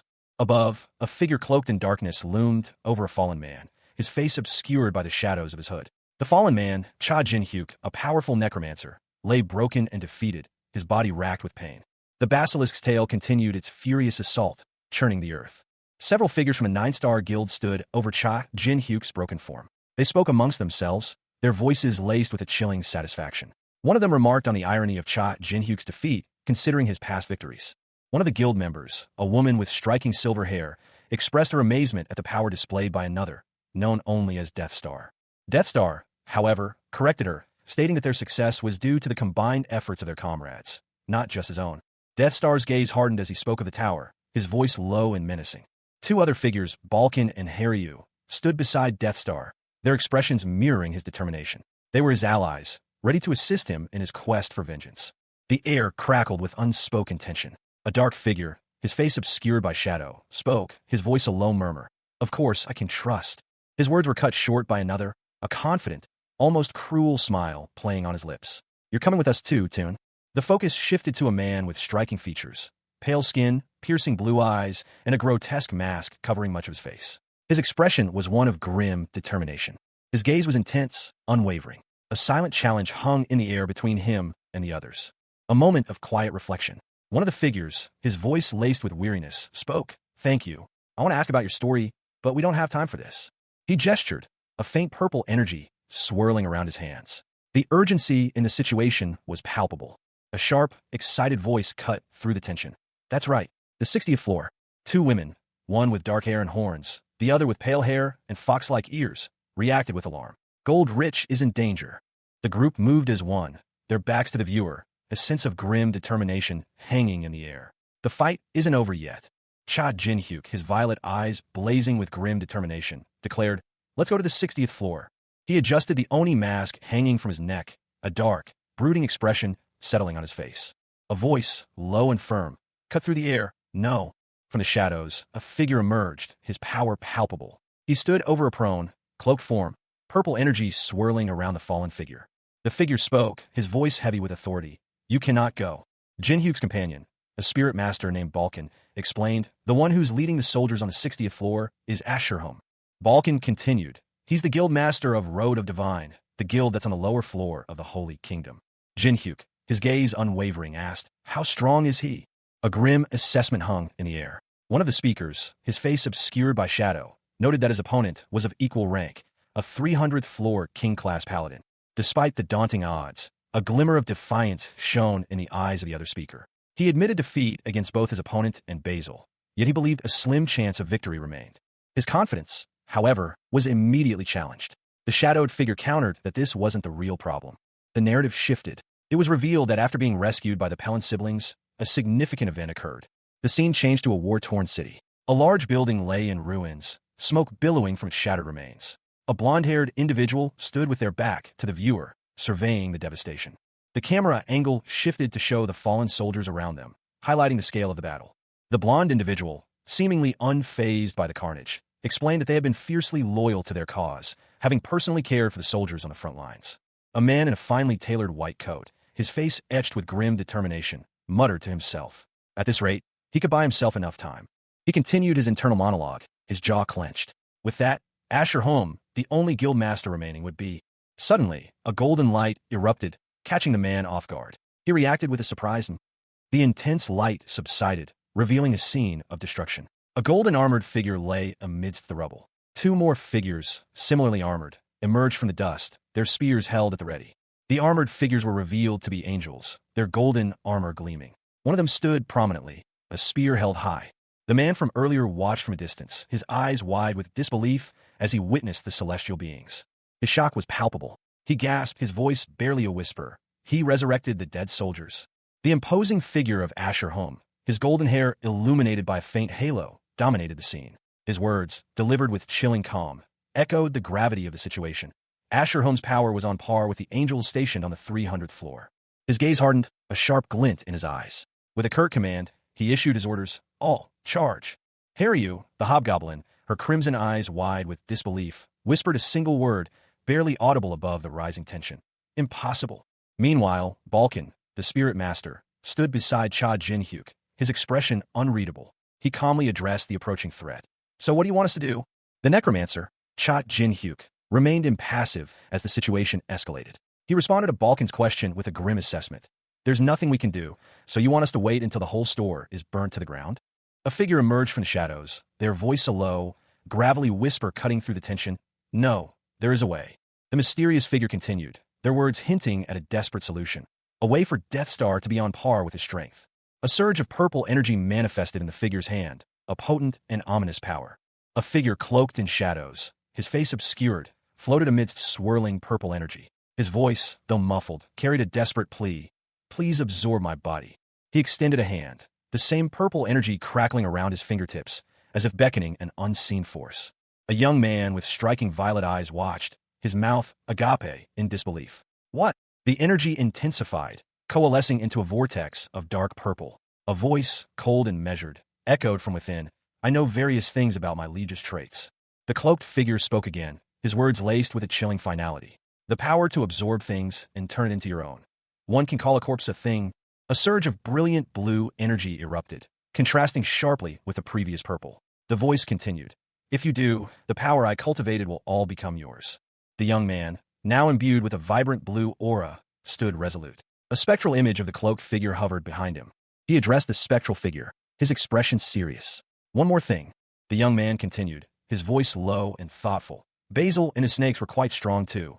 Cha Jin-hyuk, the necromancer, stood tall and imposing. His dark attire, accented by a crimson sash, contrasted sharply with his pale skin and intense gaze.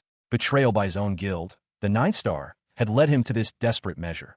Soul transference. Now, a decade later, he was reborn, his former necromantic powers absent, but a new, potent strength simmered beneath the surface. A voice, laced with a chilling calculation, echoed in the air. If you devour their powers too, it'll turn into great power. A kneeling figure, radiating purple energy, looked up at Cha Jin-hyuk with apprehension. He questioned the wisdom of this drastic act. Will it be okay? Wouldn't there be people awaiting your body? Cha Jin-hyuk's response was curt and resolute. No. The kneeling figure, his face etched with grim determination, explained. If there were, it would have been each other. Cha Jin-hyuk stood over the kneeling figure, his expression unreadable. He spoke, his voice devoid of emotion. There's no greater honor. The kneeling figure, his voice filled with desperate loyalty, pleaded. Please take my power, my liege. A close-up on the kneeling figure's face showed his fierce resolve. Cha Jin-hyuk closed his eyes, preparing for the absorption of power. The scene opens with a dramatic confrontation. Two figures, cloaked in shadows and surrounded by swirling purple flames, face each other. One, taller and more slender, with long white hair, lets out a chilling laugh. The other, shorter and broader, clad in dark armor, responds with a declaration, I will take on your power. Suddenly, a powerful surge of dark energy erupts. The two figures are thrown back, their forms momentarily obscured. From the midst of the chaos, a third figure emerges, a man with short, dark hair, his back to the viewer, seemingly absorbing the energy. The man's eyes glow with an eerie purple light as he lets out a guttural cry. Gluttony. His fists clench, crackling with dark energy. He is clearly absorbing the power of the two figures before him. A violent energy explodes from the man, a mixture of crimson and purple, as he unleashes a powerful blast of blue energy. The blue energy streaks across the scene, leaving a trail of destruction in its wake. Amidst the chaos, a group of soldiers emerges from the flames, their commanders shouting orders. Charge! Go inside the building. The soldiers advance, their focus on a specific target. Another order rings out. Drag the mage out. The scene opens amidst chaos. A fiery battle rages within a grand building, the clash of steel echoing through the halls. Fallen soldiers litter the floor, their bodies still smoldering from recent conflict. Only the legs and lower bodies of several figures in ornate armor are visible, suggesting a brutal melee. A blonde-haired man, his face contorted in frustration, observes the scene. He scoffs, muttering to himself, TSK, to resurrect the soldiers in one go. Another figure, partially obscured, speaks, his voice laced with urgency. They'll conquer the inside of the building at this rate. The blonde-haired man and the second figure are now shown more clearly. The blonde man is in a white coat, his back to the viewer, while the second, dark-haired man sits on the floor, his expression grim. The dark-haired man thinks, I need to buy time. The blonde man, turning slightly, reveals a determined expression. He declares, first, I'll create chaos and divide the soldiers. The blonde man makes a gesture, a burst of energy emanating from his hand. He continues, and then it's another guerrilla war. A close-up on the blonde man's intense, focused eyes emphasizes his resolve. A blinding flash of light erupts from the blonde man's position. The resulting shockwave tears through the building. leaving a trail of destruction in its wake. A wave of incandescent energy surged through the air, leaving a trail of shimmering heat in its wake. The sheer power was palpable, a raw force that crackled with untamed might. The intensity of the energy increased, culminating in a blinding flash of light that momentarily obscured everything. The light subsided, revealing a glowing golden orb pulsating with inner light. It hummed with an almost imperceptible energy, a beacon of immense power. In a grand hall, a figure with blonde hair and a white coat stood amidst a swirling vortex of golden flames. He exuded an aura of authority and power. Below him, a dark-haired man in a dark coat watched, his expression a mixture of surprise and apprehension. He muttered to himself, questioning if his location had been compromised. He then realized the nature of the attack, recognizing the divine power behind it. The blonde-haired man, seemingly unfazed, continued to manipulate the divine energy. The dark-haired man lay on the ground, stunned by the display of power. The blonde-haired man, a triumphant glint in his eyes, realized he had finally found the leader he had been searching for. The scene opens with a narration box describing an unknown merchant aiding Ghostface. A spectral figure, seemingly levitating, is revealed. He is impeccably dressed in a dark coat and light-colored trousers, his face obscured by a mask. A man watches him from below, his expression unreadable. The spectral figure speaks, his words conveying a chilling intent: to kill both the observer and Ghostface. A close-up reveals a striking detail. A dark, almost black, vertical mark resembling a scar or brand runs down the spectral figure's chin. The spectral figure, whose face is still hidden, expresses his disdain for the task, questioning if it's too gruesome for someone of his supposed status as a holy star. He then justifies his actions by stating that there are powerful figures under his command who could benefit the Holy Kingdom. A powerful energy surge erupts, causing significant destruction in the surrounding area. The spectral figure is at the epicenter of this event. The spectral figure, now seemingly calmer, reveals that Sir Kane has given him 2 orders. The spectral figure descends from the sky, seemingly unaffected by the destruction he wrought, as the scene shifts to a wider view of the ravaged city. A stern-faced man, clad in ornate, gold-trimmed armor, addressed an unseen audience. His voice, though calm, carried an undercurrent of icy resolve. Firstly, he stated, "Get rid of the incompetent guild masters." The camera then focuses on a close-up of a furious hobgoblin, his face contorted in a snarl, before shifting to reveal a woman partially obscured by shadow, her features hidden behind a mask. She stood with an air of quiet intensity, her gloved hand delicately holding a small object. Another man, this one with blonde hair and an eye patch, spoke with a cruel smile. His words were a chilling directive. Secondly, weed out Ghost and his comrades. His face, now bathed in a golden light, took on an almost religious fervor. "Sir Kane's orders are absolute," he declared. "It's the same as God's word." He continued, his voice rising in intensity. "There's no need to think of other conditions." A defiant glint appeared in his eyes. "It won't go according to your wishes." A city block is engulfed in flames. The air crackles with residual magical energy, the scent of burning wood and ozone thick in the air. A powerful blast rocks the very foundations of the city, sending shockwaves through the already ravaged streets.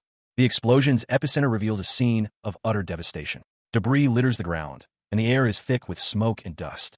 From the chaos, a figure emerges, a man with blonde hair, clad in elegant, yet battle-worn attire. He confronts a fleeing figure, his voice echoing with a chilling question: "How much longer will you keep running?" He pursues his quarry relentlessly, his movements swift and precise. The blonde man's superior speed allows him to easily close the distance. He grapples with his opponent, a fierce struggle ensuing. The blonde man's internal monologue reveals his concern. "Shit, if he finds out I'm gold rich, things are going to get worse." His thoughts continue, outlining his strategy. "I need to fight him without revealing myself." A grim determination sets upon his face as he wrestles with a critical question. "But will I be able to hide my powers and fight that monster?" A figure, cloaked in golden light, moved swiftly, but not with the full force of his abilities. An observer noted the unusual restraint, muttering, "How strange. He isn't going all out." The same observer continued their assessment, comparing the current display to past encounters. Compared to the flashy skills he used before, he's just running away now. Is he hiding something? A sudden realization struck the observer. That meant a surge of energy erupted from the figure, a blinding flash of golden light. He revealed his true power, a terrifying display of might. The figure declared his intentions, his voice filled with determination. "I'm going to use everything I've got." He was resolute in his pursuit of the truth. "I'm going to find out what you're hiding." The challenge was laid down, a test of strength and resolve. Can you hide your power and protect your comrades? The question hung heavy in the air, a stark contrast to the figure's fierce expression. The air crackled with dark energy as Cha Jin-hyuk, the betrayed necromancer, was violently thrown against a wall. His body, once brimming with power, now felt weak and vulnerable. He braced himself against the impact, the force of the blow sending tremors through his weakened frame. His attackers, members of the Nine-Star Guild, showed no mercy. A monstrous shadow loomed over him, the ground trembling under the weight of something immense. Dust and debris rained down as a colossal dragon crashed through the building. Panic erupted amongst the remaining guild members. "It's a dragon," one of them shouted, their voice filled with disbelief and terror. The dragon's sudden appearance sent shockwaves through the scene. "Where did it come from?" another guild member questioned, their eyes wide with fear. Amidst the chaos, concern for Sir Asher, a high-ranking member of the guild, arose. "Is Sir Asher all right?" someone anxiously inquired. The sheer scale of the destruction left them speechless. A dragon. The implications were staggering. A grim realization dawned on one of the onlookers. One of Ghostface's comrades is a dragon. The man, his face etched with grim determination, spoke a single word. Then, the question hung heavy in the air, unspoken yet palpable. Could he have truly ascended 60 floors in a single day? Below, a figure cloaked in shadow stood defiant before a colossal, obsidian dragon, its wings eclipsing the sun. The air crackled with raw power. The observers, their faces partially obscured, whispered amongst themselves, their astonishment evident. And he also defeated Toon and Basil. The imposing figure, silhouetted against the setting sun, was finally identified. "Are you Asherham?"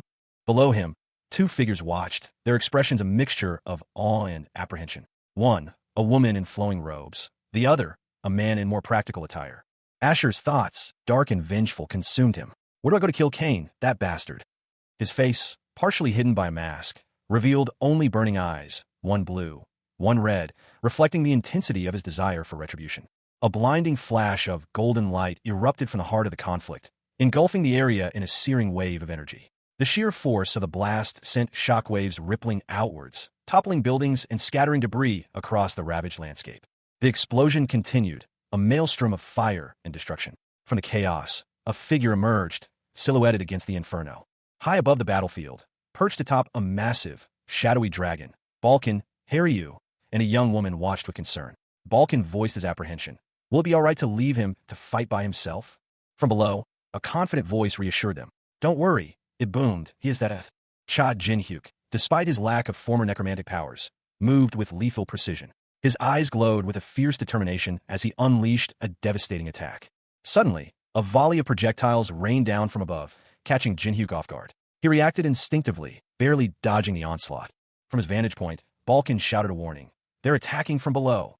The attackers were revealed to be Ghostface's comrades, clad in gleaming golden armor. One of them, a knight, charged towards Jinhyuk, sword raised. The knight roared his battle cry, "Attack!" Balkan, the spirit master, addressed his companion, a man with dark hair and intense eyes. He stated that they needed to deal with the remaining soldiers. His words were met with disbelief from Haryu, the hobgoblin, who exclaimed that the idea of resurrecting the dead soldiers was a scam. A close-up revealed a monstrous dragon's head, its eyes burning with malevolent intensity, flames licking at its jaws. Asher, a figure cloaked in shadow, vowed to incinerate the enemy soldiers completely, ensuring not even their corpses would remain. The ensuing fiery explosion engulfed several soldiers in a destructive wave of heat.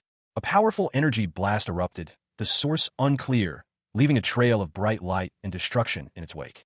The impact of the blast sent Asher reeling, his body momentarily vulnerable.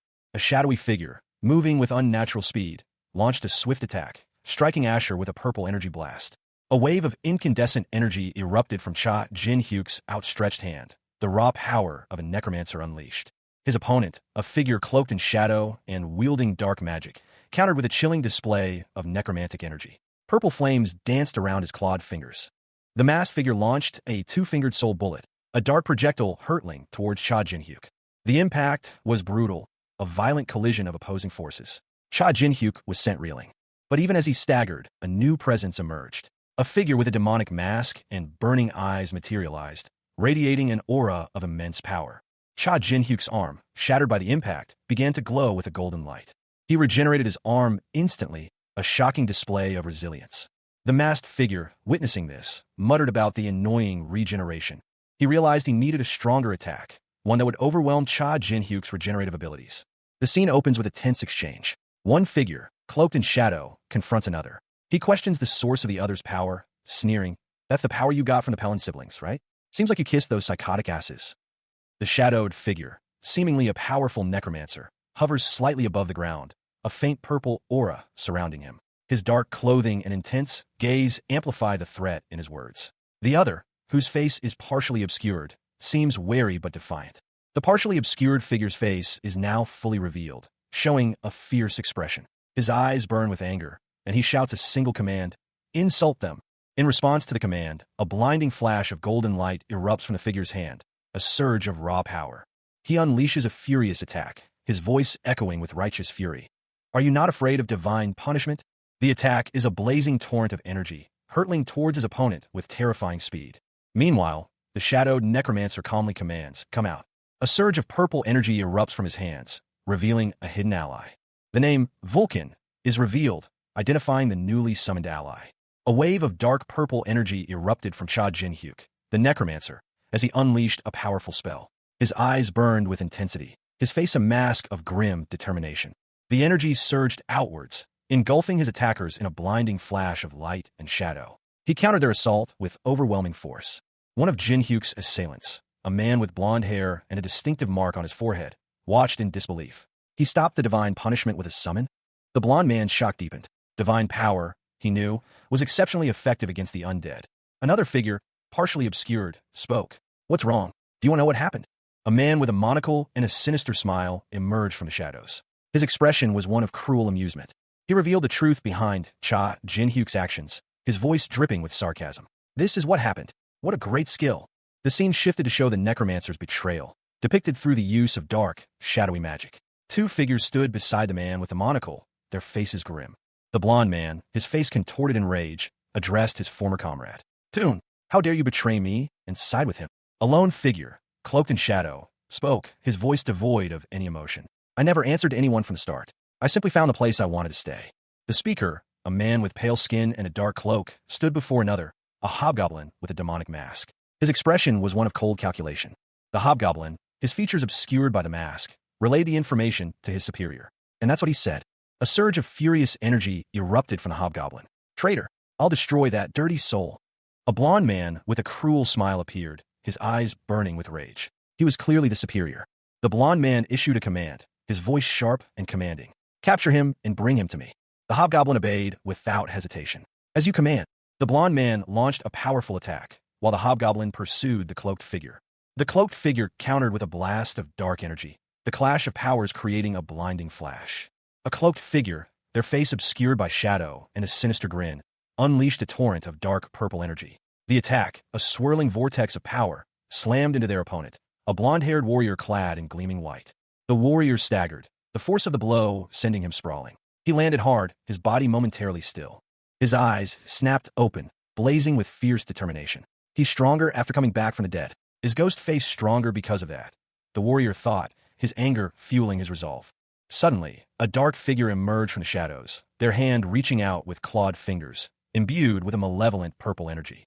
The blonde warrior glared upwards, his expression one of grim defiance as he braced himself for the impending attack. The dark figure lunged, its clawed hand aimed at the warrior's heart. A vicious grin spread across the attacker's face, revealing sharp teeth as they prepared to strike. With a blur of motion, the dark figure unleashed a devastating blow, its purple energy crackling with raw power. The blonde warrior barely managed to deflect the attack, a crimson streak appearing on his arm.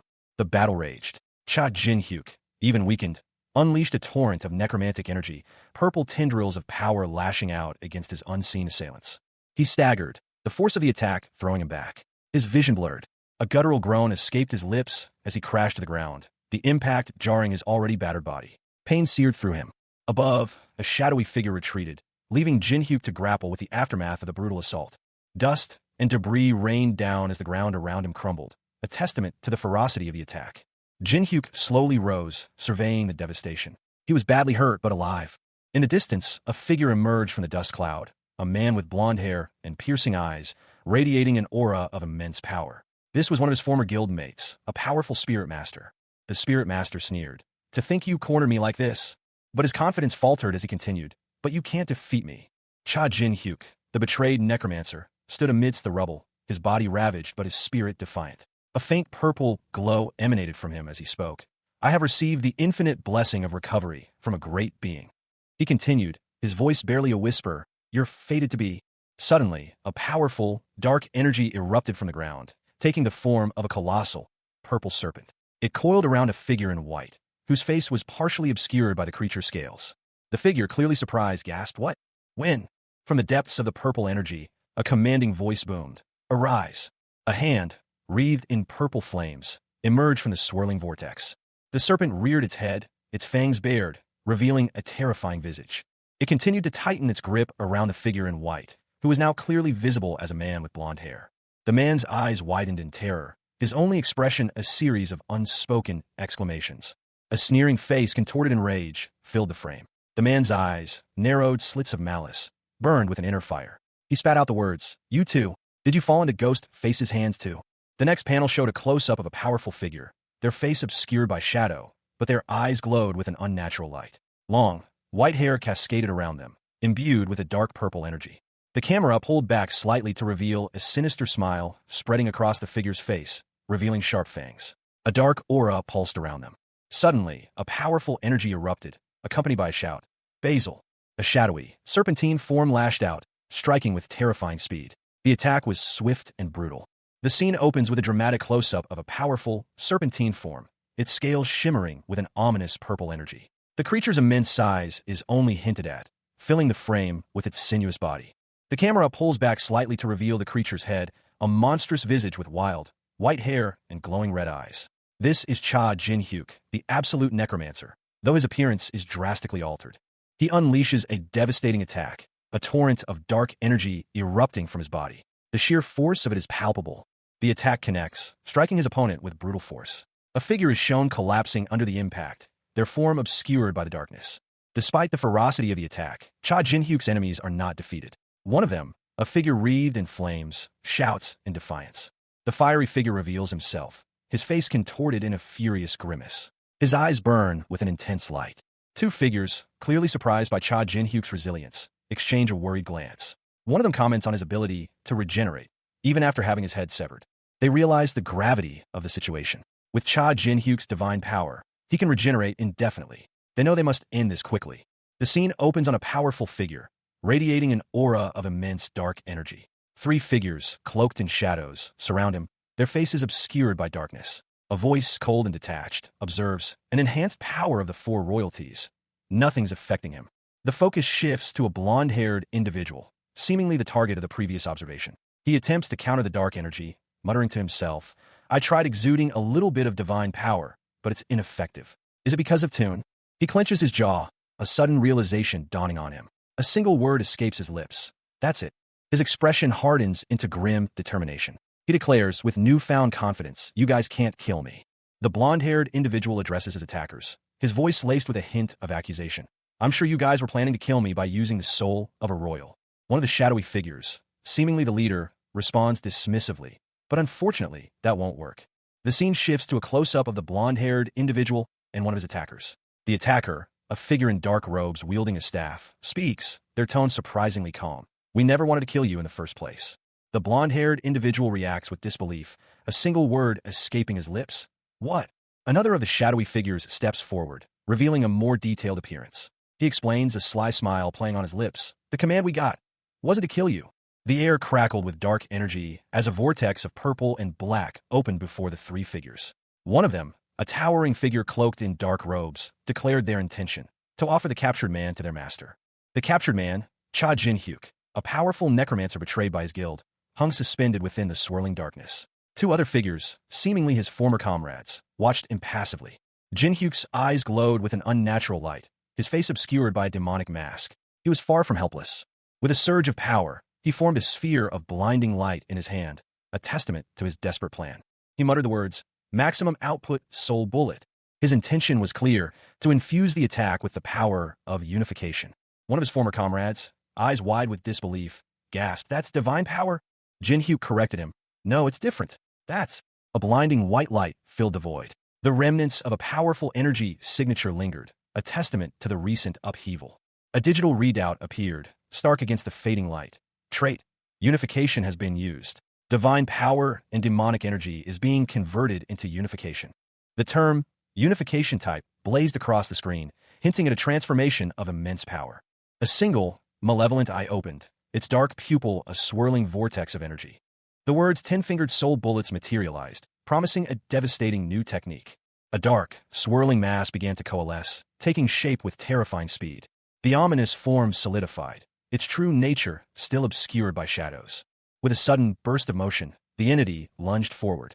Its attack was swift and brutal, a blur of dark energy. A blinding flash of light erupted, momentarily obscuring the scene. The intense energy crackled through the air, leaving a trail of shimmering white in its wake. The lights subsided, revealing a devastated landscape. Buildings lay in ruins, reduced to rubble by the sheer force of the energy discharge. Dust and debris swirled in the air, a testament to the destructive power unleashed. The ground fractured, a massive chasm opening up beneath the earth. A wave of destruction radiated outwards, further pulverizing the already ruined city. From the depths of the newly formed chasm, a figure emerged. Cha Jin-hyuk, his face contorted in a mask of agony and rage, clawed his way out of the earth, his body battered and bruised. He was alive, but barely.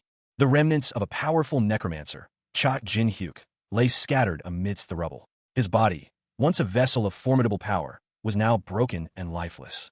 3 figures loomed over the crater where Cha Jin-hyuk had fallen. Balkan, a spirit master, his presence marked by ethereal energy.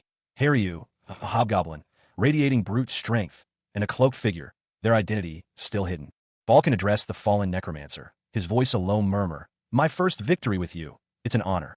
The 3 figures stood over the remains, their silhouettes stark against the stormy sky. A sense of grim determination hung in the air. Balkan's expression shifted, a hint of unsettling amusement playing on his lips. He turned to Haryu, his words laced with dark humor. "Why are you happy? He's my heir." A close-up revealed the cloaked figure's intense gaze, a single purple eye blazing with power. The words "ghost face" echoed in the minds of those present. Meanwhile, a group of individuals, including a man in a white coat and another in a dark suit, observed the scene from distance. The cloaked figure spoke, "With things down here too." The cloaked figure, now identified as Ghostface, turned, his back to the viewer, a purple aura swirling around him. Ghostface's voice, filled with grim determination, cut through the air. "If we want to restore these ashes, we need to summon a god or a demon." The scene opens on a chaotic aftermath. Debris litters the ground, a testament to a recent, violent struggle. In the foreground, a figure lies prone, their yellow-gold attire stark against the gray stone. Their body is partially obscured, but a weapon lies nearby, its gleaming surface reflecting the dim light. The camera pulls back, revealing the full extent of the devastation. The ground is cracked and broken, and the air hangs heavy with the lingering scent of magic and destruction. A young woman with short, dark hair and small horn speaks, her voice laced with uncertainty. "Then did we stop them?" The perspective shifts to a man with short, dark hair and a stern expression. His words are sharp and cold. "Select and kill." A close-up reveals a man wearing a dark mask, his eyes glowing with an unnatural purple light. His voice is low and menacing. "It's finally our turn." Another individual, their face partially obscured by shadow, speaks. Their tone is smug and self-satisfied. "Up until now, their excuse of getting ambushed by us has worked." The first speaker continues, a cruel smile playing on their lips. "But today, we destroyed them with their preemptive attack." A third person, their face partially visible, adds a note of caution. "If word of this spreads far." Balkan, the spirit master, and Haryu, the hobgoblin, stood side by side, their expressions mirroring a shared understanding. Balkan's smirk hinted at a plan already in motion. "People will start to think," she stated, her voice calm, yet laced with confidence. Haryu added, her voice barely a whisper, yet carrying the weight of a prophecy, "that the tables can be flipped." Suddenly, Cha Jin-hyuk appeared, his new body cloaked in shadow, a demonic mask concealing his face. He raised a finger, a gesture of command. His eyes, though hidden, burned with a fierce determination. A blond man, one of Jin-hyuk's former guildmates, confronted him. "So, you're telling me to spread the news, right?" He sneered, his tone dripping with sarcasm. 3 other figures, cloaked in darkness, stood behind him, their presence menacing. The blond man continued, "I'm going on ahead. I have a mountain of things to do, as well as clean up today's mess." With a burst of flames, the blond man and his companions vanished, leaving only the lingering scent of sulfur in the air. Jin-hyuk simply replied, "Yeah, I'll leave it to you."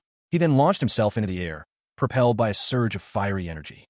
A brilliant explosion of light and fire marked his departure. A wave of dark energy pulsed outwards, radiating from an unseen epicenter. The very air crackled with anticipation. A cryptic message appeared, seemingly from nowhere. "Peak of all evil is saying that he really has a good eye."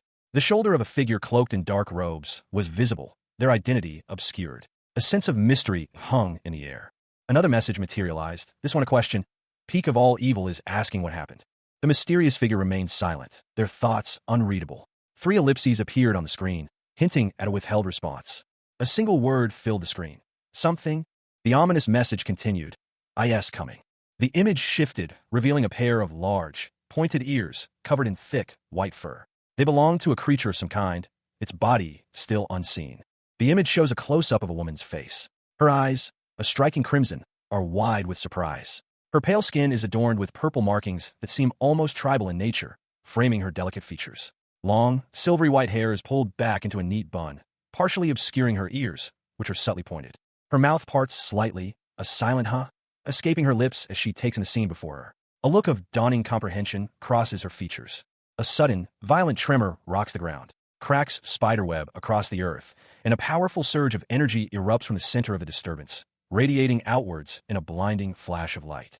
3 figures stand amidst the chaos. A man in a dark coat, his face partially obscured by shadow, exclaims, "It's an earthquake."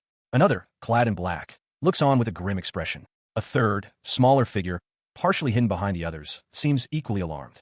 The man in black corrects his companion, his voice tight with urgency. "No, this is, the space itself is trembling." The woman from the first panel is shown again, now from above, her eyes wide with fear as the ground continues to shake violently around her. Another powerful surge of energy erupts, even more intense than before, causing further devastation to the surrounding area. The energy dissipates, leaving behind a scene of widespread destruction. Debris litters the ground, and the air hangs heavy with the lingering scent of ozone. A single point of brilliant light remains, pulsating faintly in the center of the devastation. A blinding golden light erupted from the earth, shattering the very ground beneath the feet of those present. The force of the blast sent tremors through the air. The intense radiance intensified, obscuring everything in its path. A wave of heat washed over the scene. The lights subsided, revealing a fissure in the earth where the golden beam had struck. 2 figures, silhouetted against the glowing chasm, stared in disbelief. "The sky split," one of them exclaimed. A third figure, closer to the epicenter of the event, shielded his eyes from the residual light. "What the hell is this light?" he shouted, his voice filled with a mixture of awe and alarm. The masked figure, his face partially obscured, observed the scene with narrowed eyes. He muttered to himself, "It's not the sky." The floor split. A surge of energy pulsed from his hand, mirroring the golden light from below. His thoughts raced. If that possible? Meanwhile, a short distance away, a woman with dark hair and a hobgoblin were thrown backward by the shockwave. "What's going on?" the woman cried out, fear evident in her voice. A figure cloaked in dark robes appeared, his face partially hidden by a hood. He urgently addressed a companion. "My liege, look over there." The cloaked figure pointed towards the fissure, his face contorted in a grimace. His companion, a man with dark hair and a demonic mask, braced himself, sensing the immense power emanating from the chasm. A wave of golden energy erupted, leaving behind only dust and the lingering question, what had become of Asher Holmes' body? The golden light intensified, obscuring any further details of the immediate aftermath. From the dissipating light, a figure emerged, its form vaguely humanoid but wreathed in crackling golden energy. Its face was obscured by shadow, but a guttural cry escaped its burning form.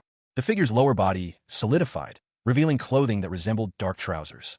Meanwhile, a young man with dark hair and horns watched from a distance, his eyes wide with astonishment as he witnessed the unfolding spectacle. The golden energy coalesced into a humanoid shape before him. He gasped, recognizing the power. This is divine power. The newly formed being's eyes, now visible, glowed with an unnatural pink light. A sense of familiarity washed over him. He murmured, a wave of memory flooding his consciousness. And this feeling is like back then. A swirling vortex of golden energy pulsed with arcane power, its intricate glyphs hinting at a ritual of immense significance. Carmen, a woman with piercing eyes and a determined expression, stood at its center, a radiant orb forming in her outstretched hand. Behind her, a shadowy figure watched, his face obscured by darkness. The scene shifted abruptly. A pair of gleaming blades descended upon an unseen victim. A voice, filled with chilling certainty, echoed, "I'm right." The camera focused on a figure shrouded in shadow, the only visible detail being a hint of crimson fabric. Cha Jin-hyuk, his face half human, half demon, glared with intense hatred. His lips formed a single word, Carmen. A grim realization washed over him. I knew it had been God's. A powerful golden light erupted from the ground as a foot touched the earth. He stood, bathed in golden light, his body radiating power. He declared, "They haven't forsaken me and gave me salvation." Cha Jin-hyuk, his eyes blazing with golden light, a chilling expression etched onto his face. uttered 2 words. Now then.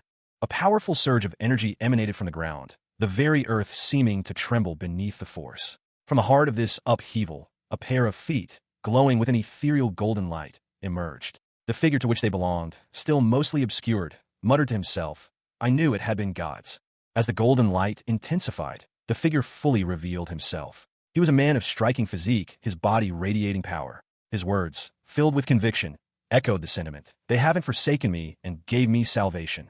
He rose, his eyes blazing with newfound power, a symbol etched onto his forehead. The camera angle shifted, focusing on his determined gaze. A grim determination settled on his face. His voice, though quiet, carried an undeniable weight of purpose. Now then, it's time to take care of the traitors who don't believe in them. A sudden, violent energy erupted from the man, causing a powerful shockwave. The shockwave impacted a nearby object, shattering it into countless pieces. Elsewhere, a man with light brown hair and intense red eyes watched, his expression a mixture of shock and anger. He muttered, "Car." His gaze hardened as he recognized something. Whispering a name, Carmen. A woman, her face etched with a chilling intensity, sat before a glowing orb cradled in her hands. Her attire, a dark robe adorned with gold accents and a flowing white veil, spoke of power and mystery. The scene shifted. Scattered on a table were the shattered remnants of a porcelain cup, stained crimson. A hand, marked by a fiery brand, pulsed with an inner light. The symbol, a blazing triangle within a circle, hinted at immense power. The camera angle tightened, focusing on the same hand, the light intensifying. The woman from the first scene reappeared, a subtle smile playing on her lips. He got to the 60th floor. She continued, her voice calm, yet menacing, and was attacked. A man's face, contorted in fury, filled the frame. His eyes burned with rage. The woman spoke again, her tone dismissive. "But don't worry too much. Asher is a special toy." The man, his expression a mixture of confusion and apprehension, questioned, "Special?" A figure reclined, a smirk playing on their lips. Their eyes, a striking gold, gleamed with malicious intent. "Insurance, just in case selecting and killing fails." The figure's hand, adorned with an intricate golden sigil, pulsed with faint light. They continued, their voice a low murmur. "I secretly planted it when I was sharing divine power with Asher." The golden sigil glowed brighter, intensifying the light emanating from the hand. A cruel smile stretched across the figure's face. The figure's voice, though still soft, carried an undeniable weight of power. "If he gets defeated, he will resurrect as a proxy who can exert my power." A close-up revealed a face contorted in a triumphant grin, eyes blazing with an unnatural light. The figure's confidence was absolute. The scene shifted. A vast, desolate landscape stretched before the viewer. "Ghost will need to prepare himself to fight me." The figure's voice echoed across the emptiness. A powerful figure, radiating golden energy, strode across the ravaged earth, leaving a trail of shattered rock in their wake. From below, a smaller figure, cloaked in darkness, watched their approach. 3 more figures emerged from the shadows, joining the cloaked one. They stood poised, ready for whatever might come. The number 64 appeared, glowing faintly in the center of the page, surrounded by a swirling, ethereal pink light. A man with a dark, demonic mask, his eyes glowing in intense purple, examined the divine power. He muttered to himself, questioning if it belonged to Carmen. His gaze hardened, and the name, Ninth Star, escaped his lips, a venomous whisper. His face contorted in a grimace of rage. Beside him, a hobgoblin with dark hair and horns watched, her expression one of grim understanding. The hobgoblin spoke, identifying the masked man as one of those responsible for Orbione's death. She continued, noting his ability to recognize Carmen's divine power. A blond man with a distinctive marking on his forehead smirked, his expression radiating arrogance. He questioned the masked man's ability to sense Carmen's power. The masked man's expression darkened. He declared that he could never forget the feeling of that power. The hobgoblin vehemently agreed, referring to Carmen's divine power as shitty. A figure cloaked in shadows stood amidst a surge of purple energy, his face obscured. His opponent, a powerfully built man with golden skin, voiced his confusion. "What's with his hostility?" The golden-skinned man continued, his words laced with disbelief. He mused that for someone who had only been climbing the tower for a year, knowing about Miss Carmen was unheard of. Suddenly, a cloaked figure with a grim expression and glowing purple energy attacked, shouting, "Hell are you? Ghost!" The attack was swift and brutal. The 2 figures clashed, a whirlwind of dark magic and raw power. The force of the impact sent shockwaves through the air. Purple energy crackled and surged. The golden-skinned man's eye narrowed, his expression hardening with determination.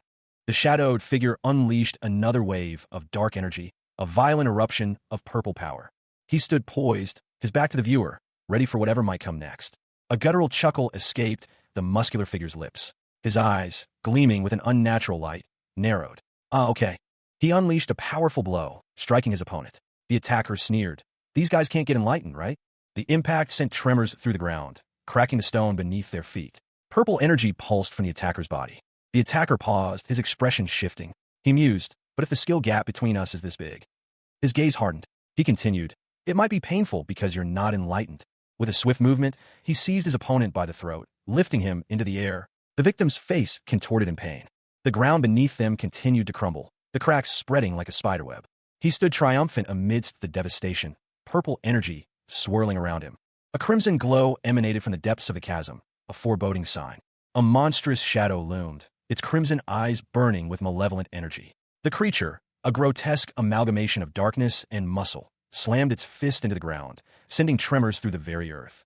The monstrous eye, filled with a terrifying intensity, focused on its unseen opponent.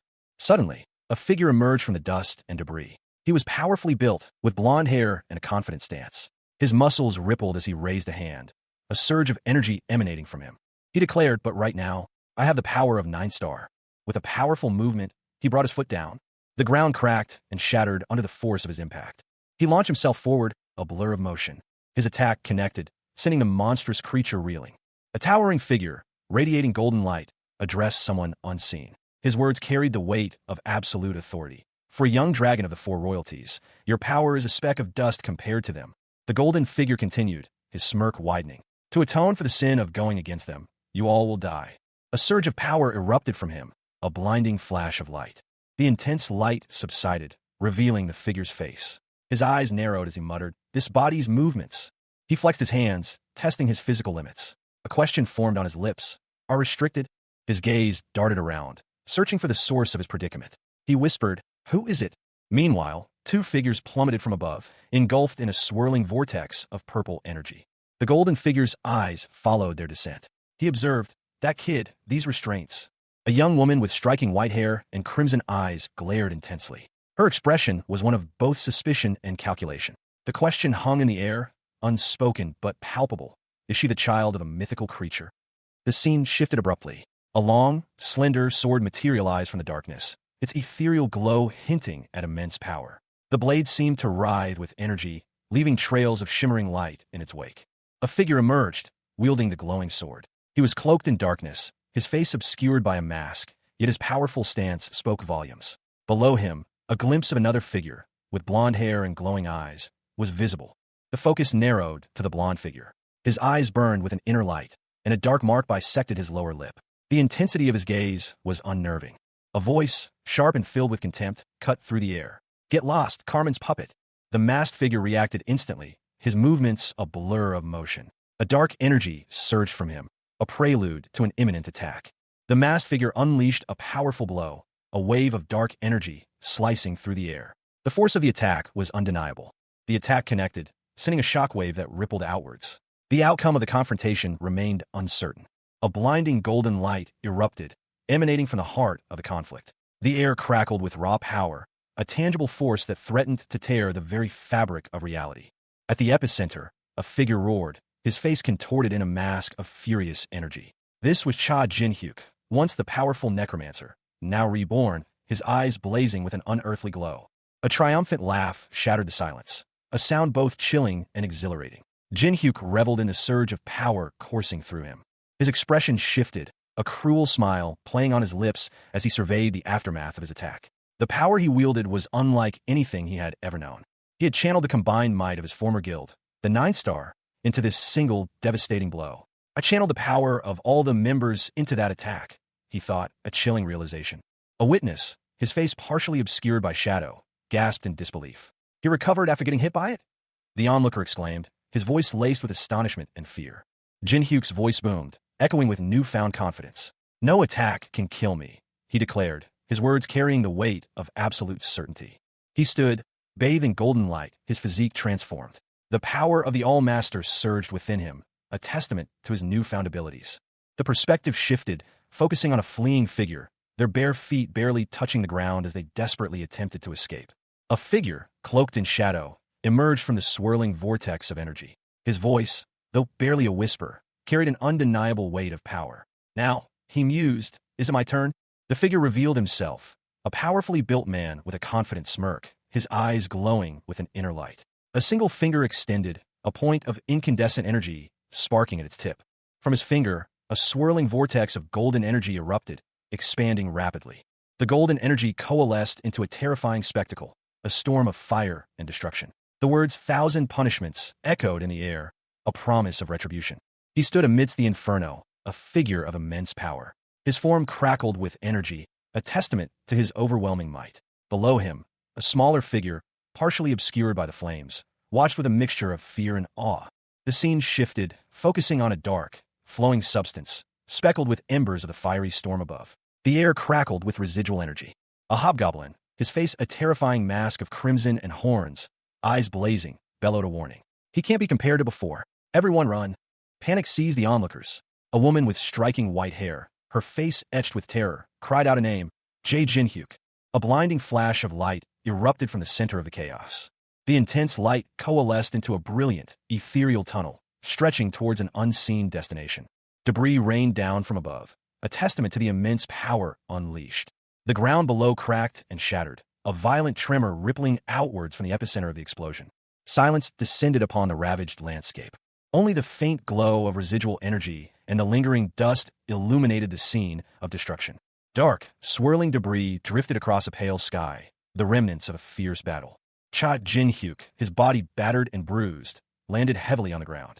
He cursed, his body refusing to obey his commands. My body isn't listening. His eyes, a striking purple, snapped open. He was alive but barely. A voice, calm and collected, broke through his pain. Ah, you're awake. You woke up at just the right time.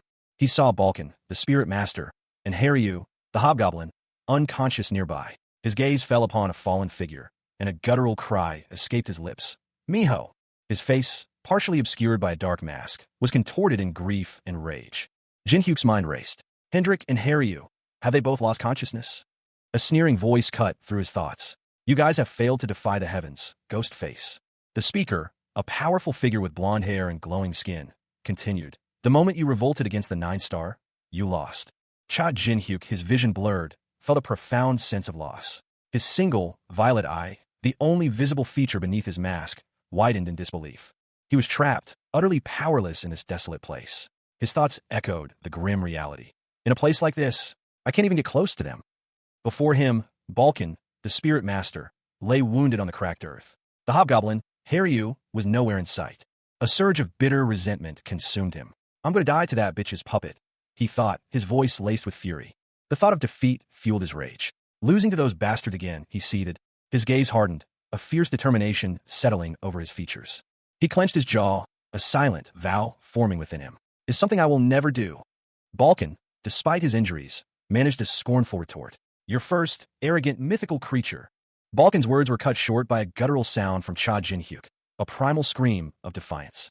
A woman's anguished whisper cut through the silence. Jin-hyuk, she choked out, tears streaming down her face. Her despair was palpable. She was powerless to stop whatever was happening. Suddenly, a figure emerged, his face partially obscured by a crimson mask, one violet eye blazing with fury. He was clearly enraged. With a guttural roar, he commanded, "Stop!" A powerful aura emanated from the newcomer, his eyes glowing with an otherworldly light. A question mark floated above his head, hinting at his mysterious identity. A digital message appeared. The nine-tailed fox would like to talk. A voice, laced with fury, boomed from the digital display. How dare you? A figure cloaked in shadow, their face obscured, unleashes a furious outburst. How dare you? The source of their rage is revealed. A powerful surge of dark energy emanates from their body. Their voice, laced with venom, continues, touch someone else's child. The figure's face is now partially visible, revealing intense, burning red eyes. Their expression is one of pure fury. A violent eruption of dark energy explodes outwards. The energy slams into a muscular, blonde-haired man who is clearly caught off guard. A guttural whisper echoes through the air, laced with barely suppressed fury. How dare you? The speaker's hand, glowing with an unnatural golden light, tightens around the throat of a young woman with striking purple hair and pointed ears. Her face contorts in silent agony. The woman's eyes, wide with terror, dart upwards. The words, using someone else's child, hang heavy in the air, a chilling explanation of the scene unfolding. The golden grip intensifies, the woman's struggle weakening. Her face is now a mask of pure terror. Suddenly, a surge of violent purple energy erupts from the woman, throwing back the golden hand. Her eyes blaze with an unearthly light.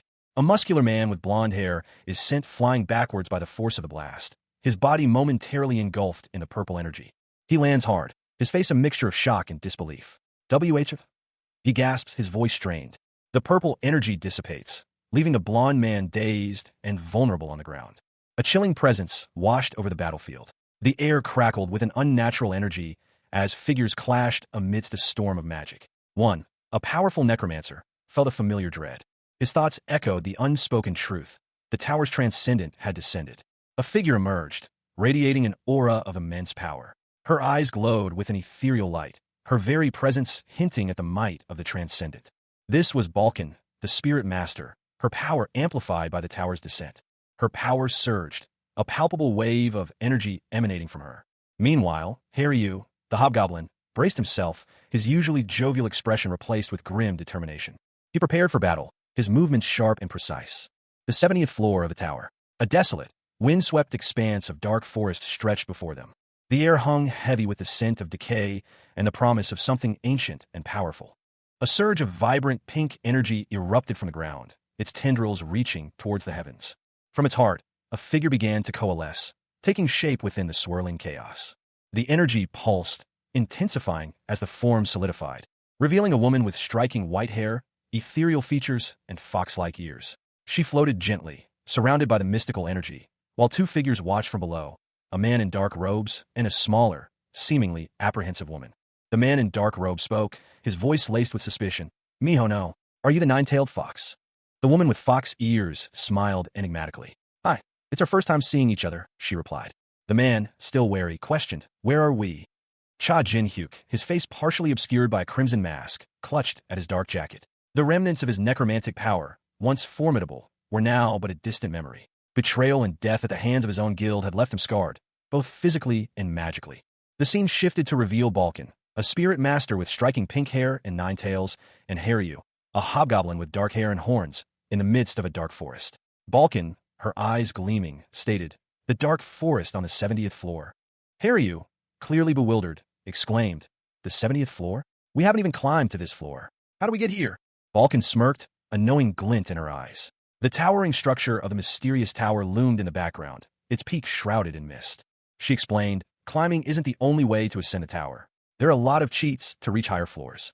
Balkan continued, "But you can't gain the same experience as you would from conventional climbing like that, so people always go back down to the floor that suits their abilities."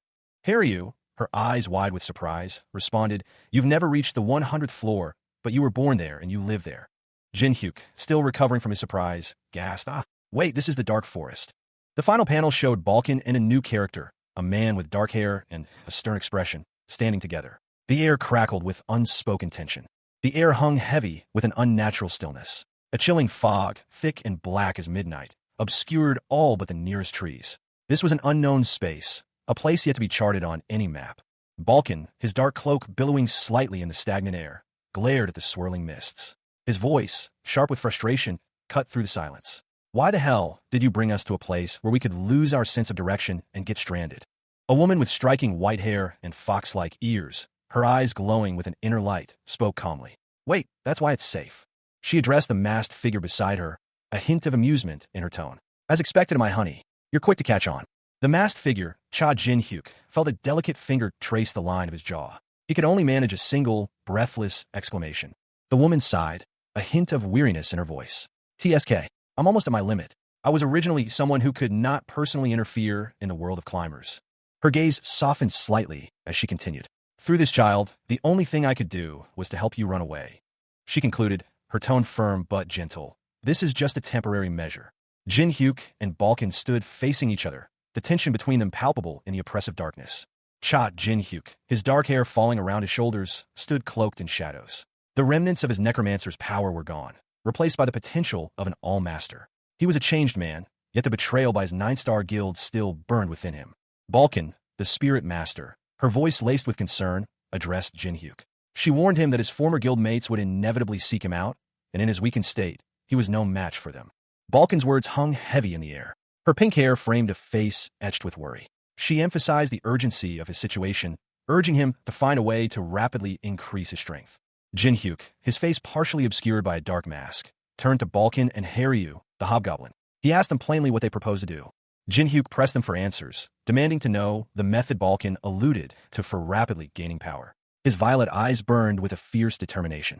Balkan, her expression shifting to one of cold finality, declared that time was up.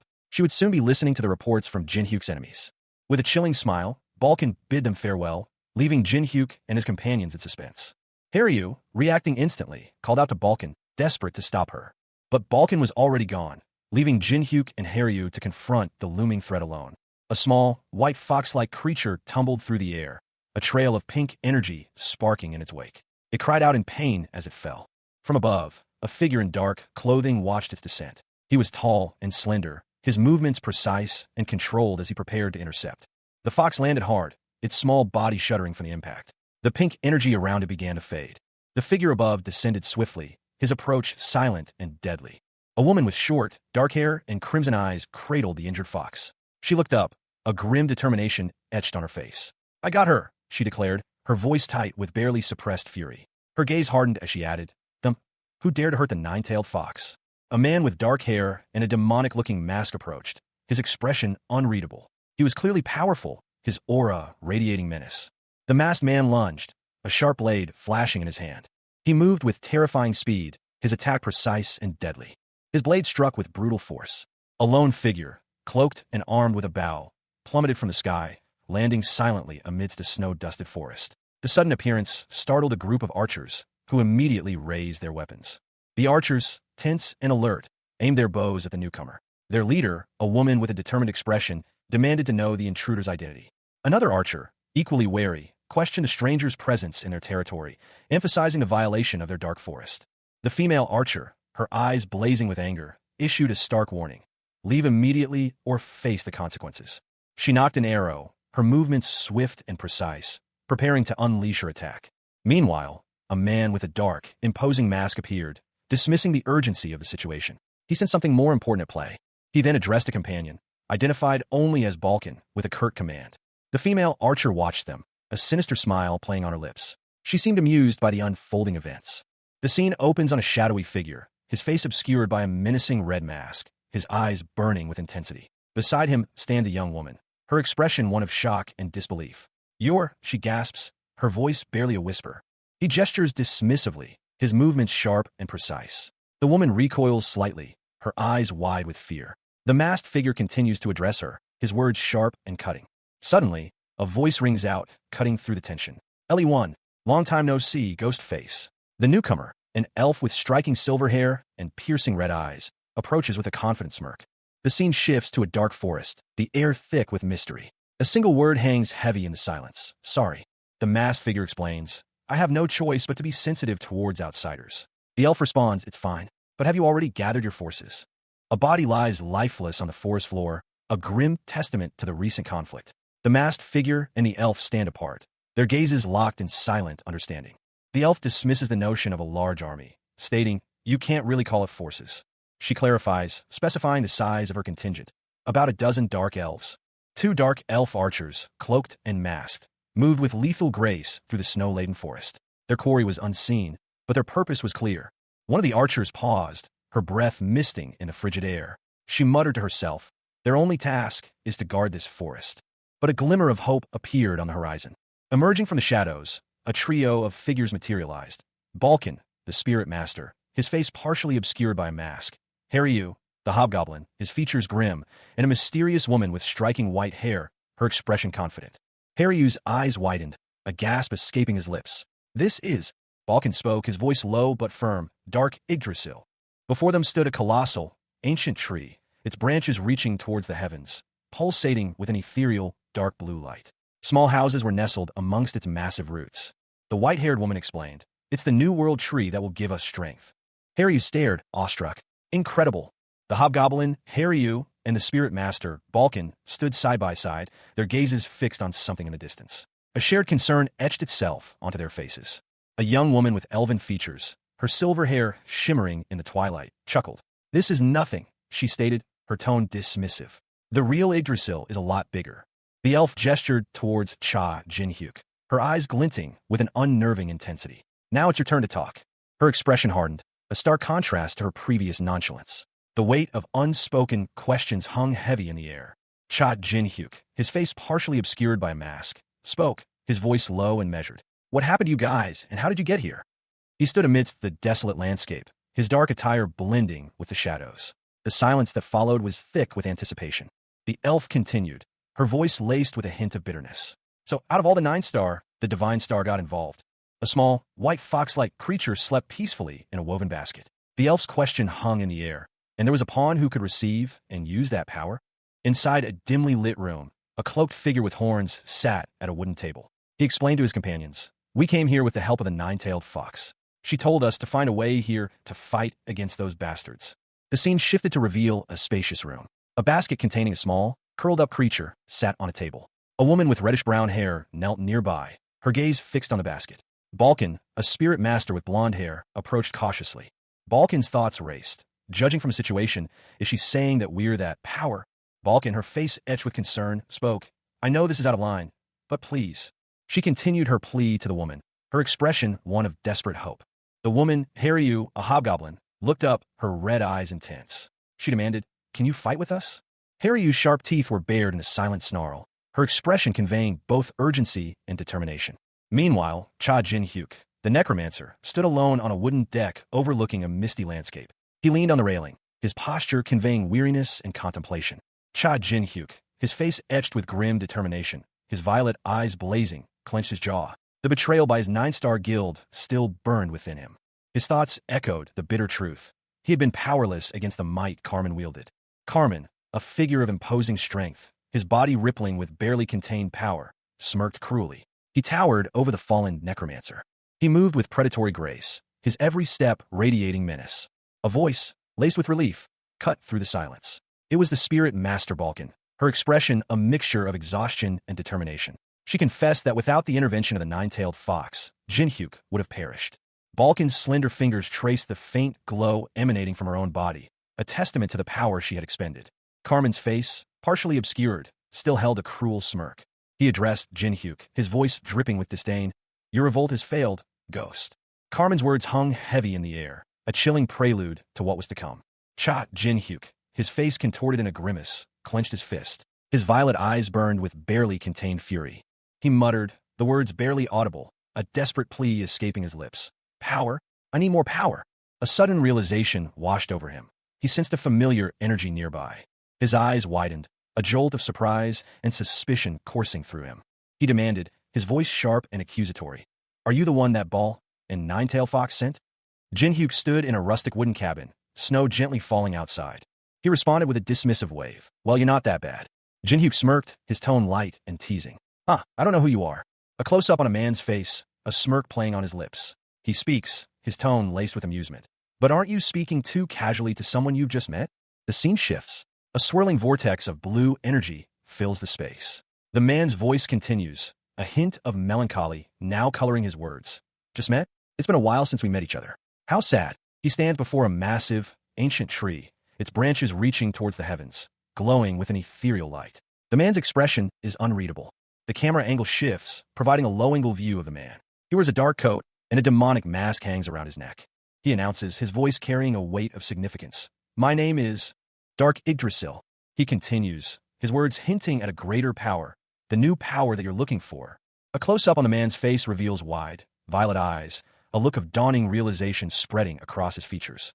He utters a single, stark statement, "Is me." The scene opens in a dimly lit room, where 3 figures sit around a wooden table.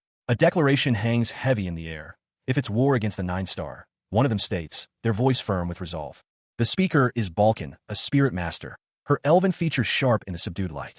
Across from her sits a hobgoblin, Haryu, his expression unreadable. A third, less prominent figure, remains silent. Balkan's response is immediate and unwavering. "Of course I'll join you guys." She continues, her tone laced with grim determination. "The dark elves will side with heaven's defiance." Haryu, the hobgoblin, lets out a sharp, almost predatory grin. Her words clearly resonate with her. Concern flickers across the face of the silent figure. He voices his apprehension. "Will you be okay? We shouldn't question you, but isn't it dangerous?" Balkan hesitates, a shadow crossing her features. She begins to explain, "Yeah, but the reason why I can stand and fight is because of Ghostface." She corrects herself, a subtle shift in her expression. "No, the man named Cha Jinhyuk. Balkan, the spirit master, addressed Haryu, the hobgoblin, with a knowing smile.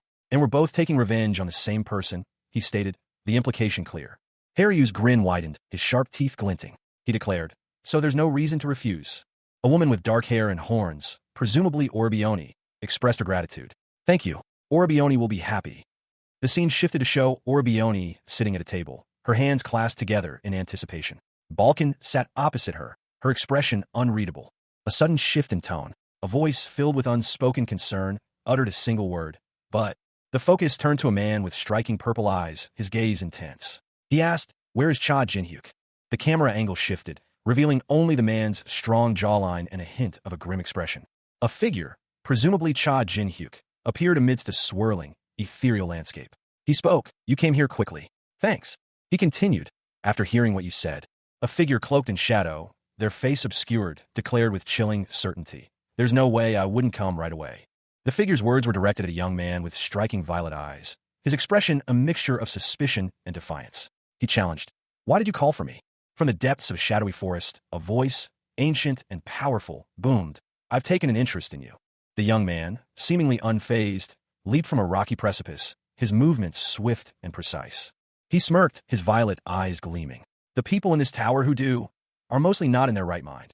Beside him, a monstrous figure, its face partially obscured by a demonic mask, listened intently. The young man's words seemed to unsettle even this creature. A cryptic message appeared. Peak of all evil is telling you not to be wary of them, and that they are on your side. The young man's eyes widened in disbelief. On my side, a sudden, powerful energy surge erupted, shaking the very ground beneath him. A swirling vortex of dark energy crackled, its ominous purple hues illuminating the scene. The air itself thrummed with raw power. The vortex intensified, its form shifting and coalescing into something more defined. From the heart of the chaotic energy, a large, gnarled hand emerged, its fingers tipped with vibrant, dark leaves. A young man with dark hair watched, his eyes wide with a mixture of fear and fascination.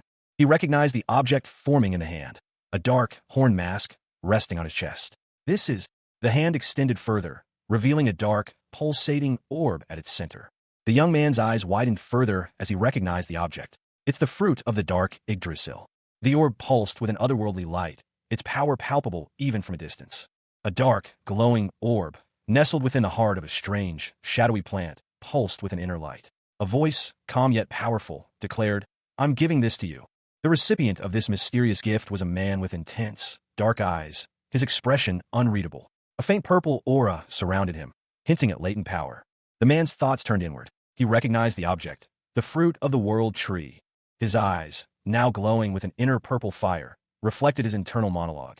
Usually, it's an item that is given to the royals of the High Elves. But this was different. He knew, with chilling certainty. But this is the dark Yggdrasil. He continued his internal analysis, his gaze distant and thoughtful. And if I consider the Dark Elves being a variant species due to the demonic energy, a sudden realization struck him, a truth that sent a shiver down his spine. This fruit is the essence of demonic energy. A swirling vortex of dark purple and electric blue energy pulsed before him, radiating an almost palpable power. He observed it intently, a grim determination etched on his face. His thoughts turned inward, focused on the implications of what he beheld. He knew what this meant. The man's face, partially obscured, was a mask of intense focus. A surge of energy, bright and almost blinding, emanated from the orb he held, reflecting in his eyes. A fierce grin spread across his lips as he made a silent vow. He would surpass Asher. A moment of hesitation. A question formed in his mind. He looked up, his expression shifting to one of cautious inquiry. He voiced his doubt. He floated, a dark silhouette against the twilight sky, the purple energy swirling around him like a shroud. The speaker continued, his voice laced with concern. He questioned the wisdom of his actions. Cha Jinhyuk, his violet eyes blazing with barely contained power, leaned in. He addressed his companions with a pointed question. Do you know about the time before the tower?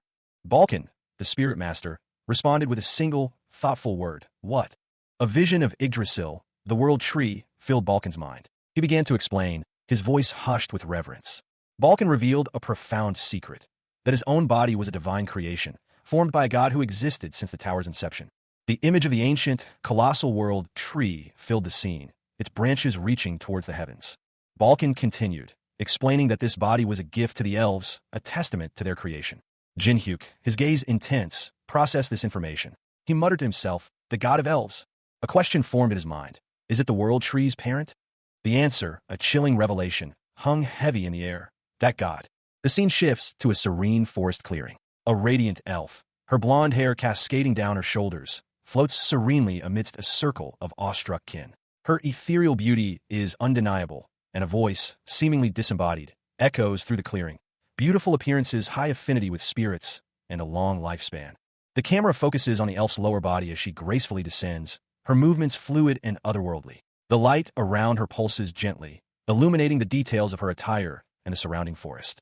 The perspective shifts, revealing a darker, more mysterious tone. A voice, this time deeper and more ominous, narrates. They were a species that was comparable to the four royalties. The ominous voice continues, posing a question that hints at a hidden vulnerability. Do you know what's the biggest weakness of a perfect being? The camera focuses on Cha Jin-hyuk, his violet eyes intense and unwavering. He answers with a curt, almost dismissive tone. Arrogance. Jin-hyuk's assessment is confirmed by a following statement. Yes, they were drunk on their own beauty. The elf from earlier is shown again, this time leaning over a tranquil stream, a knowing smirk playing on her lips. Her expression suggests a hidden agenda, a subtle hint of malice beneath her captivating beauty. The narration begins underwater, focusing on a fair-skinned elf with blonde hair styled in braids. Their expression is serene, almost detached. The text above them explains their reclusive nature. They showed little interest in other species and lived in isolation. The scene transitions to a dark, almost void-like space.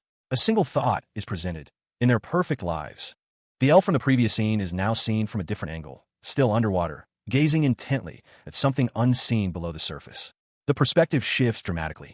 We now see a towering structure, a mysterious tower, from a low angle. A figure in shining armor is partially visible, their gaze fixed on the tower.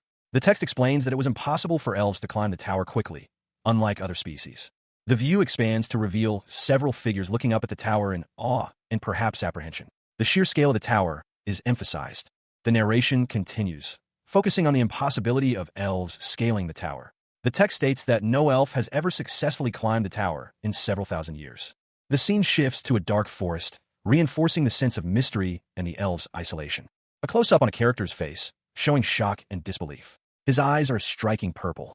The narration shifts to a question posed by an unseen speaker. Why do you think God created them?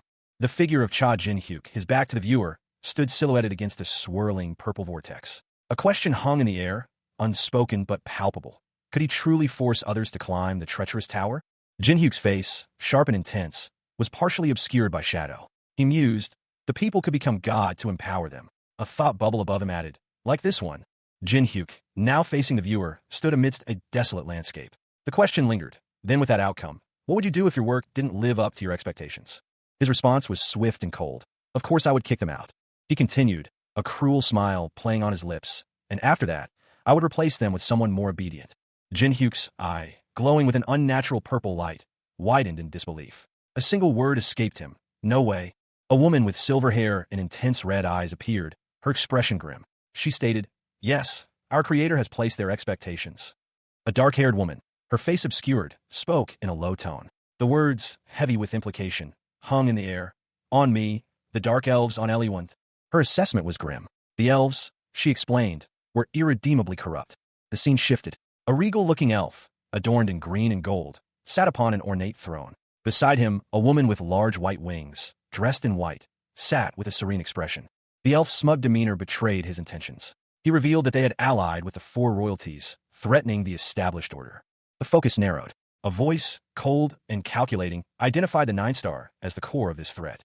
A young man with intense, violet eyes glared, his expression one of simmering rage. He was reminded that these were the strongest individuals against whom he sought vengeance.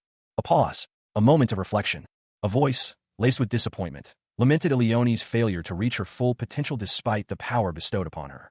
The young man, now seen more clearly, stood beneath a swirling purple aura, a dark, almost ethereal energy emanating from him. He seemed to contemplate his next move. A disembodied voice echoed, its tone both ancient and powerful. I want to give this power to you, who dreams of defying heaven. The offer materialized as a digital contract, its terms stark and clear. The parent of the world tree was offering a pact. The conditions? Gather the dark elves. The payment?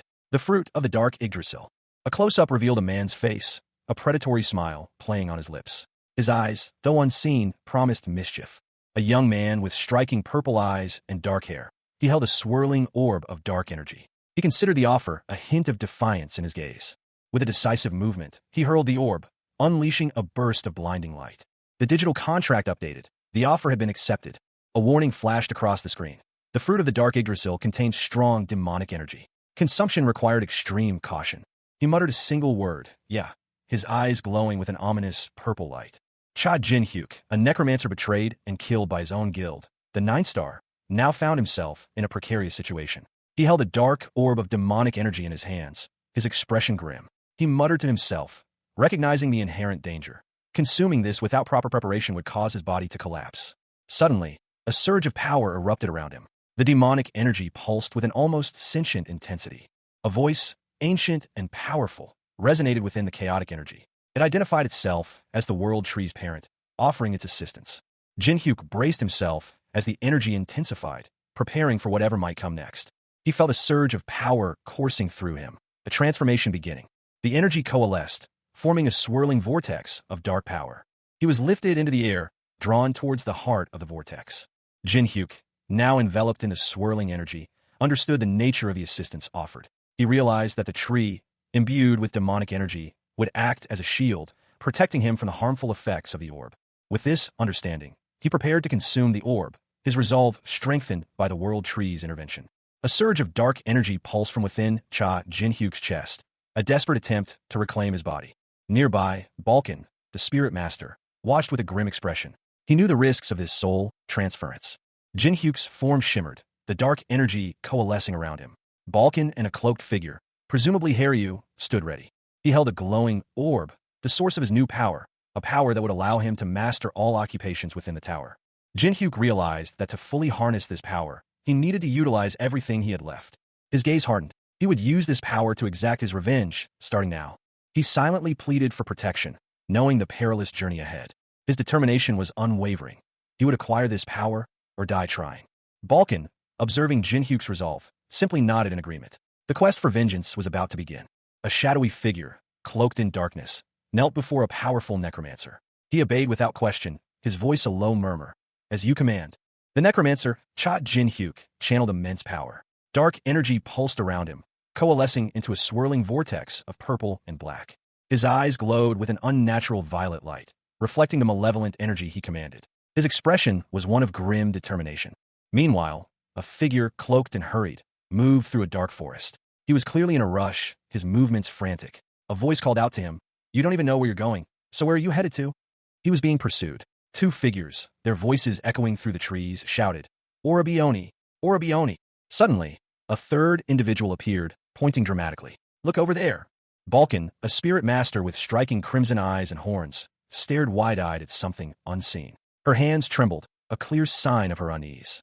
A surge of demonic energy erupted from the ground, forming a swirling vortex of purple and blue. Balkan and her companion, Haryu, were shocked by the sudden appearance of the demonic energy. "It wasn't there when we came here," she exclaimed. Balkan's concern deepened as she processed the implications of the demonic energy. That demonic energy, her eyes widened further, a name escaping her lips in a hushed whisper. Orabioni. A powerful blast of energy erupted, engulfing Balkan in a wave of light and heat. The force of the blast sent shockwaves through the surrounding forest, leaving behind a trail of destruction. The aftermath revealed a crater in the snow-covered ground, the source of the demonic energy now gone. Silence descended upon the desolate winter landscape. A blinding golden light erupted from above, striking down upon a fallen figure. The voice, echoing with righteous fury, boomed, "How dare you avoid holy punishment?" The being struck lay prostrate, a hobgoblin, Haryu, his form contorted in pain. He clutched at his side, his breathing ragged. The golden light coalesced into a figure, its features sharp and intense. A voice filled with barely contained rage, cut through the air. "Hide in a place like this?" A desolate landscape unfolded under a bruised twilight sky. Skeletal trees clawed at the bruised horizon, their branches gnarled and bare against the gathering gloom. In this desolate expanse, a figure lay prostrate.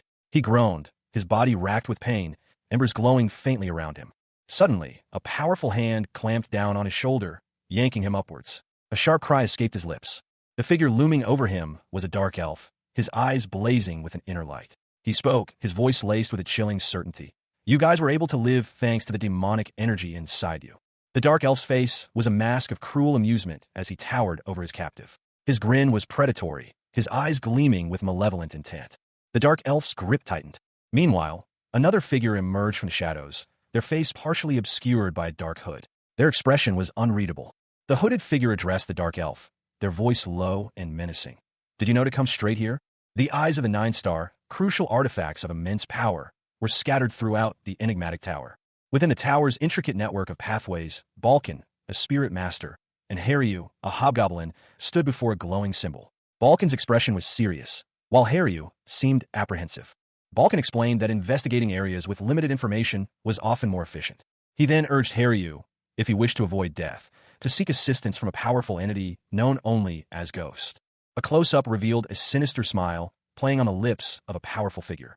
Suddenly, a guttural scream echoed through the tower. A monstrous, shadowy entity emerged, its malevolent presence filling the air. Balkan braced himself, ready for battle. The scene opens with a powerful, muscular figure, his skin glowing with an unnatural light, holding another individual aloft. The second person, seemingly female, has dark clothing and pointed ears, suggesting an elven or similar race. She struggles against his grip, but he holds her firmly. A surge of crimson energy erupts from the muscular figure, engulfing the scene in a chaotic display of power. The forest around them seems to writhe under the force of the energy. The crimson energy intensifies, culminating in a blinding flash. When the light subsides, the muscular figure is gone, leaving only the lingering energy in the air. The aftermath of the energy blast is shown, a chaotic swirl of red and black streaking across the forest floor. The scene is one of destruction and raw power. The camera pulls back, revealing the extent of the devastation. The forest is scarred, trees broken and scorched by the energy blast. A sense of unease hangs in the air. Suddenly, a figure emerges from the smoke and debris. He is muscular, with blonde hair and glowing skin, his back to the viewer. He appears to be recovering from a powerful exertion. He turns, a look of surprise and confusion on his face. The word "what?" escapes his lips. His expression shifts to one of dawning realization, a slow, predatory smile spreading across his face. A flicker of something powerful seems to ignite within his eyes. The scene shifts. A woman with dark hair and a stern expression stands over a figure shrouded in dark clothing. Another individual, seemingly male, with dark hair and horns, cradles the shrouded figure protectively. A crimson glow emanated from the tip of a wickedly sharp sword, held aloft by a figure shrouded in darkness. Only the lower half of the wielder was visible, clad in dark, flowing robes. Suddenly, a figure emerged bathed in golden light. He stood with arms outstretched, a look of disdain on his face. "How absurd," he declared, his voice echoing with contempt. Another voice, sharp and critical, cut through the air. "You should have at least brought Ghostface or that mythical creature," the unseen speaker complained. Two figures stood silhouetted against the darkening sky. One, a woman with dark hair, stood beside a taller figure with distinctive horns, their backs to the viewer. The woman spoke, her voice laced with concern. "Miho hasn't woken up ever since that incident." The other figure, a woman with striking white hair and piercing purple eyes, offered an explanation. "It's probably due to the aftereffects of receiving the Nine-Tails power." The horned woman's crimson eyes narrowed, a look of grim determination settling on her face. She spoke, her voice low and grave. "It'll be difficult for her to help us in that form again." A swirling vortex of dark energy opened before them, a malevolent energy emanating from above the world tree. "I'm not sure, but the demonic energy above the world tree." The image shows Cha Jin-hyuk, his gaze intense, his dark hair framing a face etched with determination. He is the Necromancer, betrayed and reborn. An unseen observer comments on the incredible power emanating from Cha Jin-hyuk, a swirling vortex of purple and pink energy. The energy intensifies, a chaotic display of power. Elsewhere, a figure, their hand gripping a katana, declares that only one course of action remains. They resolve to hold out until Cha Jin-hyuk regains his full power. Cha Jin-hyuk's face is shown, his expression grim, the katana's reflection gleaming in his eyes. A command is given, to retrieve someone and return. The spirit master, Balkan, found herself in a precarious situation. A hobgoblin, Haryu, her dark eyes wide with alarm, clutched her, a look of sheer terror etched on her face. A large, shadowy hand reached towards them from the darkness. Haryu's cry of alarm echoed through the night, a desperate plea against the encroaching darkness. Her fear was palpable. Despite her fear, Haryu's resolve hardened. She knew what they had to do. "We need to stand our ground until Orabioni comes back." A deep voice cut through the tension. It was Cha Jin-hyuk, his tone laced with impatience and barely suppressed anger. "You know help to the strategy right now." He pressed his point, his words sharp and demanding. "Do you understand?" Haryu's expression remained grim, her determination unwavering despite the necromancer's harsh words. Meanwhile, a new player entered the scene. Haryu's gaze sharpened, a flicker of suspicion crossing her features. Balkan, observing from a distance, voiced her assessment. It seems like Ghostface is scheming something. A figure emerged from the shadows, his presence radiating power. He approached the others, his intentions unclear.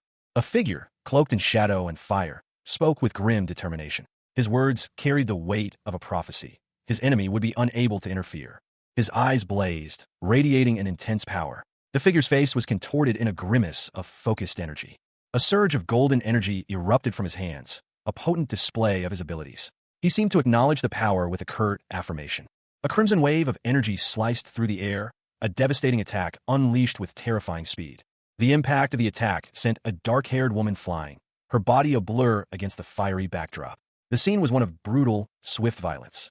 Another figure, eyes blazing with crimson fire, issued a sharp command. His voice was a low growl, full of urgency. A desperate plea followed, a desperate cry for immediate action. A swift, powerful blow connected, sending a shockwave through the air. The attacker moved with lethal precision. Haryu, the hobgoblin, launched herself into the fray, her expression fierce and determined. A figure, radiating golden energy, snarled, "No, you don't." He unleashed a blinding golden blast of energy from his palm. The golden energy was met by a volley of dark, shadowy arrows striking his arm. The impact sent shockwaves through the air.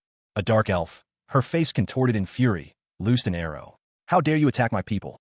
Her arrow connected, exploding in a brilliant flash of blue energy. The force of the impact sent him reeling. The dark elf declared, "You've declared war against the dark elves." Cha Jin-hyuk, his face contorted in a snarl, eyes blazing with crimson fury, let out a guttural roar. The raw power emanating from him was palpable. His opponent, a figure wreathed in demonic energy, observed the attack. He noted that the energy was unlike anything he'd encountered before, different from the ghost faces. The demonic energy was interfering with his regeneration. He was a powerful being, but this unexpected interference was a significant setback. He recognized the fundamental opposition between demonic and divine power. This clash was proving increasingly disruptive. He knew that continued exposure would only worsen the situation. A decision formed in his mind. With a fierce declaration, he vowed to eliminate the source of the interference first. He launched a blindingly fast attack, a blur of motion. From the perspective of an observer, his speed was astonishing. The attack was swift and precise. A crimson blade, honed to a razor's edge, sliced through the air. The wielder remained obscured, their identity hidden in shadow. The force of the blow sent their opponent sprawling, a figure cloaked in darkness, crashing to the ground. Cha Jin-hyuk, his eyes blazing with barely contained fury, unleashed a devastating blow. His target, a powerfully built man, barely registered the impact before being sent flying. He landed hard, the air knocked from his lungs. Pain shot through his body. Gasping for breath, the man could only manage a single, strained word. "I'm..." Jin-hyuk, his face contorted in a mask of rage, pressed his advantage. The power surging within him was palpable. His opponent, defiant to the end, snarled, "Going to stop you."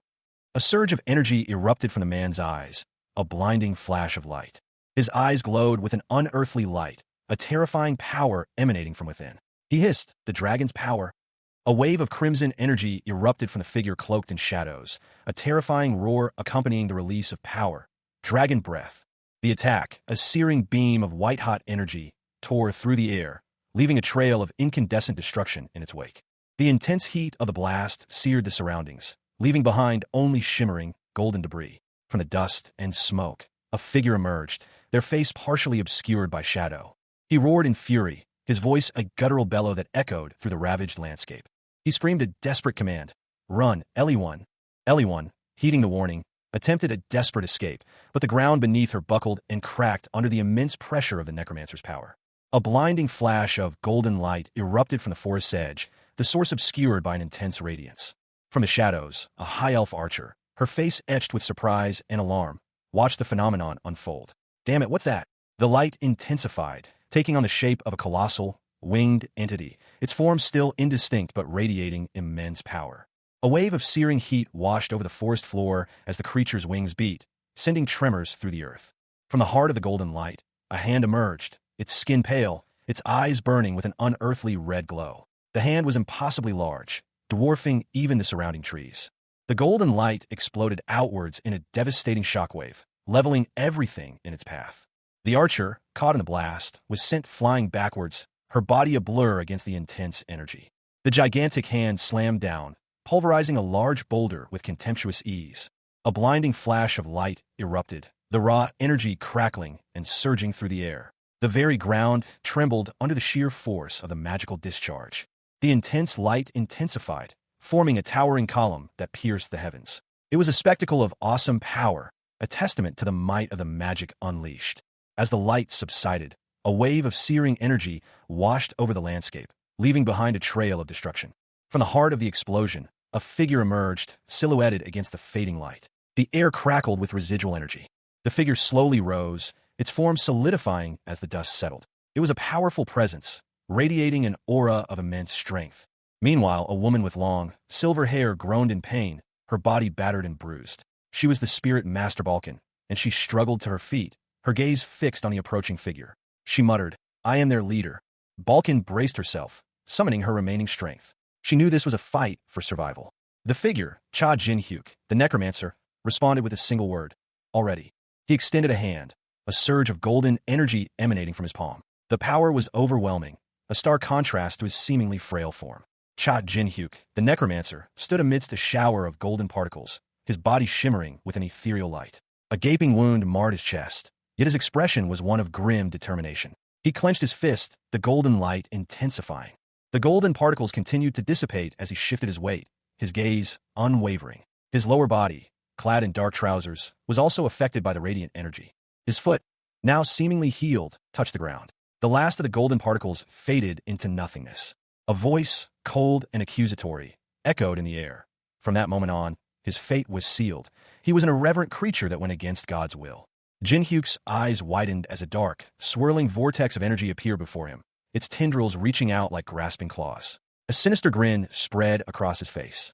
He examined the energy with curiosity, a question forming on his lips. "Oh, this energy is..." A voice boomed, filled with recognition and a hint of anger. "So that's where you were? Ghost face."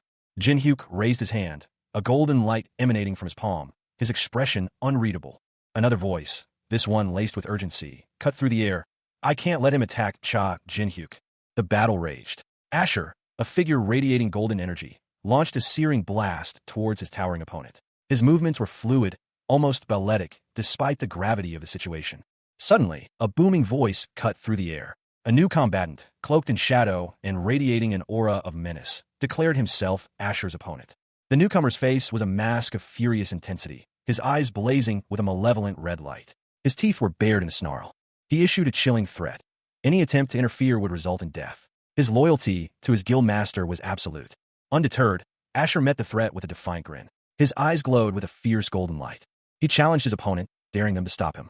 The clash was inevitable. With a burst of speed, the shadowy figure launched a swift attack, his blade a blur of motion. A monstrous, shadowy face, wreathed in crimson flames, filled the void. Its eyes burned with malevolent intensity, promising destruction. Against this terrifying visage, a lone figure raised a hand, a golden vortex of energy swirling around it. This was the counterpoint to the encroaching darkness. The figure, powerfully built with blonde hair, channeled immense energy. Muscles strained as he focused his will, the light intensifying. His hands, glowing with the same golden light, extended further, reaching towards the heart of the swirling vortex. He was clearly in control, despite the immense power. A sudden, violent surge of energy erupted. Crimson lines of power shot across the sky, a stark contrast to the golden light. The clash of energies was deafening, a silent roar depicted in the chaotic lines of force. The very air crackled with power. The aftermath revealed a landscape scarred by the conflict. Deep fissures spiderwebbed across the earth, a testament to the raw power unleashed. Two figures stood amidst the devastation. One, small and golden, seemed unharmed. The other, cloaked in darkness, was clearly wounded, a dark aura emanating from them. The air crackled with residual energy. A figure, cloaked in shadow, watched the aftermath of a fierce battle. He was a powerful being, his golden aura still shimmering faintly, though his breathing was ragged. He crouched low, muscles tense, a fierce determination etched on his masked face. "You're quite strong, dragon," a voice echoed, seemingly from nowhere. The unseen speaker continued, their words laced with a hint of grudging respect. "If you were a little more developed, that might have been lethal." The golden figure, the dragon, remained vigilant, his eyes narrowed. He sensed the presence of his opponent, but couldn't quite pinpoint their location. Suddenly, a figure emerged from the shadows. He was imposing, with dark, demonic horns and piercing red eyes. "Are you done?" he sneered, a malevolent aura radiating from him. The dark figure held a glowing orb, pulsating with dark energy. He seemed confident, almost bored. The dragon's opponent spoke again, his voice a low growl. "Then come." Despite his exhaustion, a flicker of defiance ignited in the dragon's eyes. He muttered, "I can still fight." A smirk played on the dragon's lips. He pointed a finger towards his opponent, his golden aura flaring once more. "You sure are proud creatures." The immense power emanating from the dragon's body was undeniable. He was told, "No, since you're a dragon, you're able to endure that much." A sneering voice cut through the air. "Wasting such a blessed body on pieces of trash like Ghostface." The speaker continued, their hand glowing with dark energy. "That's the cause of your defeat." A chilling smile stretched across the speaker's face. The words were sharp and dismissive. "Worry about yourself." A soft, yet ominous voice echoed, because that's unheard a lot. Suddenly, a figure with crimson hair and demonic features appeared, radiating a malevolent aura. Beside her, a man with blonde hair and glowing eyes watched, his mouth open in a silent scream. A booming laugh filled the air. "Ka-ha!" The crimson-haired figure launched a devastating attack, pink energy slicing through the air. A blinding flash of crimson energy erupted, obliterating everything in its path. The air crackled with residual power, the very ground trembling from the force of the explosion. A wave of crimson energy erupted from the figure, a maniacal laugh echoing through the air. The sheer power of the attack was breathtaking. A pink-haired figure, caught in the heart of the blast, was sent flying backward, their body a blur against the intense energy. The force of the attack slammed into the ground, creating a massive crater. Dust and debris filled the air. A blonde-haired man, his face contorted in disbelief, watched the scene unfold. "Impossible," he muttered, his voice barely audible above the chaos. He braced himself, his body already beginning to regenerate from the wounds inflicted by the attack. But the regeneration couldn't keep up. He realized the truth with a grimace. "She's attacking so fast that my regeneration can't keep up? This is the legacy that the Oni left behind." The pink-haired attacker, a woman with crimson eyes and a single, glowing eye patch, grinned menacingly. Her expression was one of pure, unadulterated malice. Under a crimson moon, she spoke, her voice cold and devoid of emotion. "It's pointless. You're merely buying time." A crimson glow illuminated the scene as Balkan, a spirit master with crimson eyes and horns, stood defiantly before a cloaked figure. Balkan's posture was tense, her hands clenched at her sides. She stood poised, ready for action, amidst a shower of glowing pink petals that swirled around her feet. Haryu, the hobgoblin, observed the scene from a distance, his voice laced with grim assessment. "You can overpower him for a moment when you're berserk," he stated, "but it won't last long." He continued, his words painting a bleak picture of their chances. "You can't defeat his regeneration." Haryu explained the nature of their opponent's power, a divine energy sustained from a source beyond their immediate reach. "The divine power is being sustained from up there," he said, "so if the one who's supplying it doesn't appear..." He gestured upwards, his expression grim. The implication hung heavy in the air. The cloaked figure spoke, his voice carrying an air of absolute certainty. "You guys can't win. It's the same outcome even if the guy who has my mask returns." Balkan's eyes flickered, a glimmer of doubt crossing her face. A single word escaped her lips. "Maybe." Haryu's voice was sharp, urgent. "Then run away right now." A voice, sharp and accusatory, pierced the air. "You're the last one. Will you die in vain with them, without even avenging your species?" The scene shifted. A woman, her face obscured, recounted her past. "After I was rescued by Orbioni in the Kobold Lord's castle." She continued her story, the image revealing a man and a hobgoblin-like figure behind her, observing a menacing Kobold Lord. The woman's narrative continued, focusing on her gratitude. "I was always protected by him and the rest." Her voice, though soft, carried a weight of obligation. "I've received so much help." A sense of urgency filled her words. "And I've yet to repay them. Orbioni will not give up and find a way." The woman, Orbioni, her face now fully visible, showed fierce determination. Orbioni's resolve hardened. "I trust that and will buy some time." Pink petals scattered, a visual metaphor for the passing of time. The scene opens with a flurry of motion, a chaotic ballet of crimson energy and flashing blades. Cha Jin-hyuk, the betrayed necromancer, is at the center of it all, his body already dissolving into motes of golden light under the relentless assault of his former guildmates. He is overwhelmed, his powerful necromantic abilities seemingly useless against the coordinated attack. The attackers, members of the 9-Star Guild, strike with precision and deadly efficiency. Among the attackers, a figure stands out. Haryu, the hobgoblin, her crimson hair a stark contrast to the swirling pink energy. Her expression is one of grim determination as she delivers a blow that seems to shatter Jin-hyuk's defenses. The attack continues, a blinding flash of light momentarily obscuring the scene. A guttural cry echoes as Cha Jin-hyuk, his body reduced to near nothingness, initiates his desperate soul transference. The pink energy intensifies, forming a swirling vortex. A decade later, Cha Jin-hyuk awakens in a new body, his eyes glowing with an unnatural red light. He observes his surroundings with a mixture of awe and confusion, muttering to himself about the incredible power he now possesses, but also noticing something troubling. He notices Haryu's eyes are bleeding, a sign of the immense strain she endured during the battle. Haryu, her face contorted in a grimace of pain and fury, clenches her fist, her resolve unwavering despite her injuries. The quest for vengeance begins. A powerful sorceress, her crimson hair a stark contrast to her strained features, pushed her magic to its absolute limit. She muttered to herself, she's already reached her limit in maintaining that power. Despite the immense strain, she pressed on, her resolve unwavering. With each desperate surge of energy, she repeated, just a little more. Her movements blurred as she unleashed another wave of magical energy, a crimson whip cracking through the air. Her breath hitched, but she found the strength to continue, her thoughts focused on a singular goal. She desperately needed more time, she thought. I need to buy a little more time. More than just time for herself. She had a duty to fulfill. A fierce determination hardened her gaze as she silently vowed. I need to protect this place until he returns. Suddenly, a powerful blow landed, the force of it sending shockwaves through her body. A golden-skinned warrior, his eyes burning with an intense light, had appeared. He smirked, his voice a low growl. You're slower now. The warrior's golden blade flashed, a deadly arc aimed at the sorceress's heart. She barely managed to deflect the blow, the impact sending her reeling. The sorceress stumbled back, her body trembling from the exertion and the near-fatal attack. Her strength was waning, and the golden warrior's relentless assault continued. A blinding flash of light erupted as Cha Jin-hyuk, the necromancer, unleashed a devastating attack. His power, even in its raw, untamed state, was clearly formidable. The force of the blow sent his opponent, a figure in crimson, sprawling across the ground, the earth cracking beneath the impact. A pained groan escaped the fallen warrior's lips as they struggled to rise.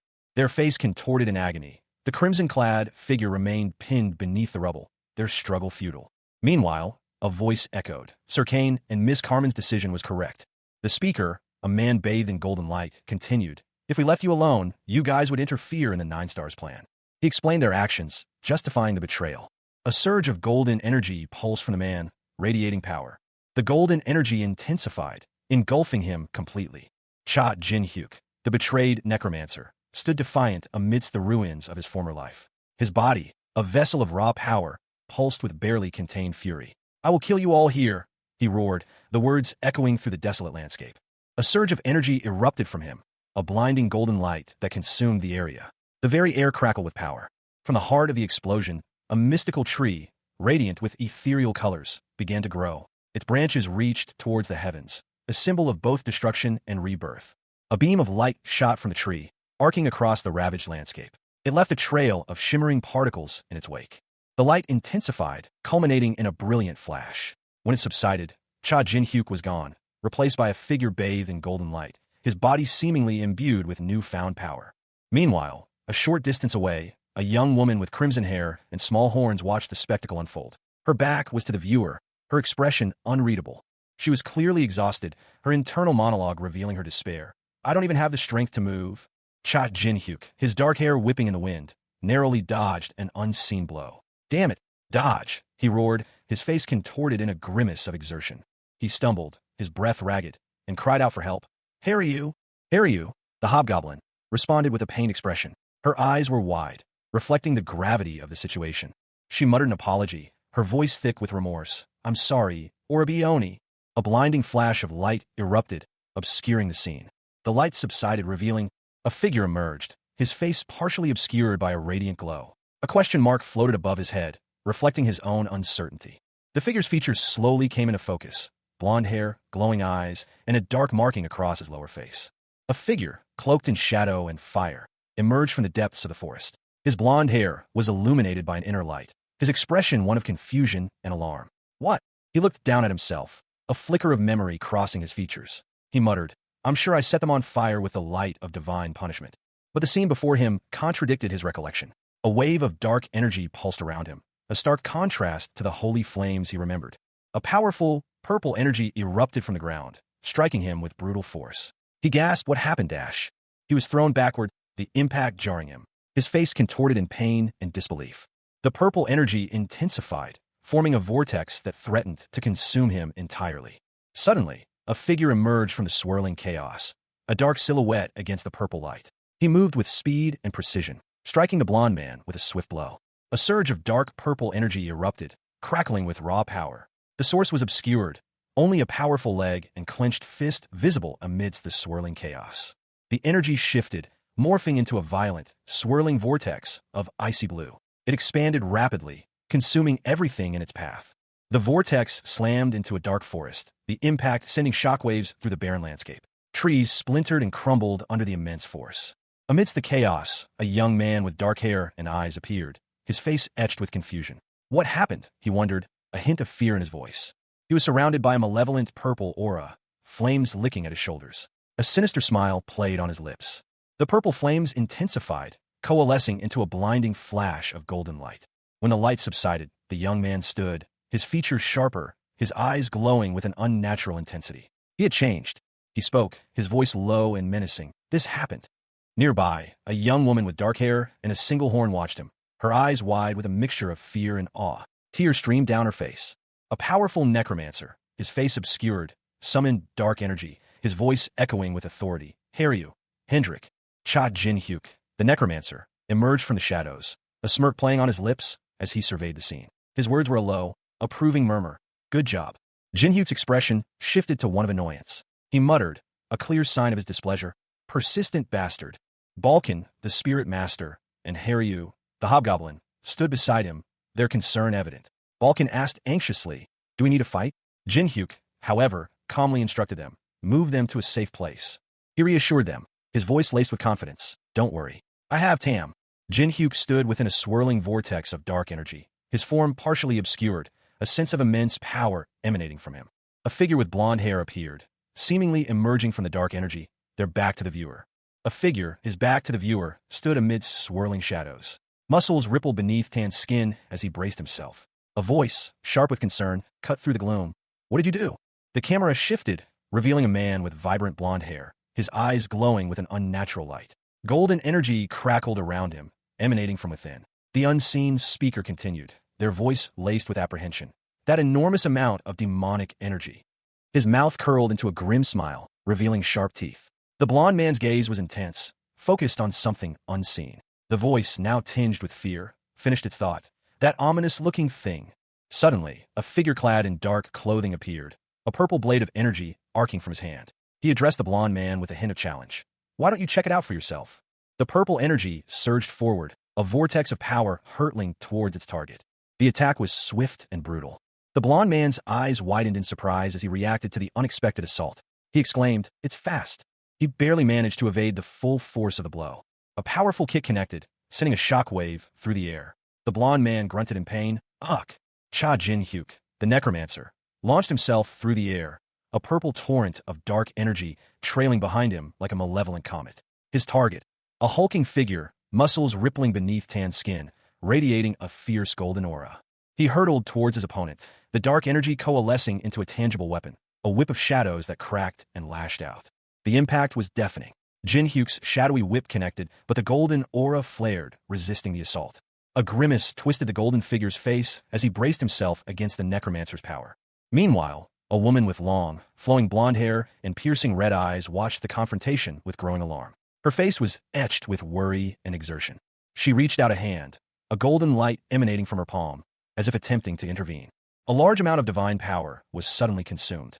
The blonde woman's eyes widened in shock and fear. She sensed a catastrophic drain of energy.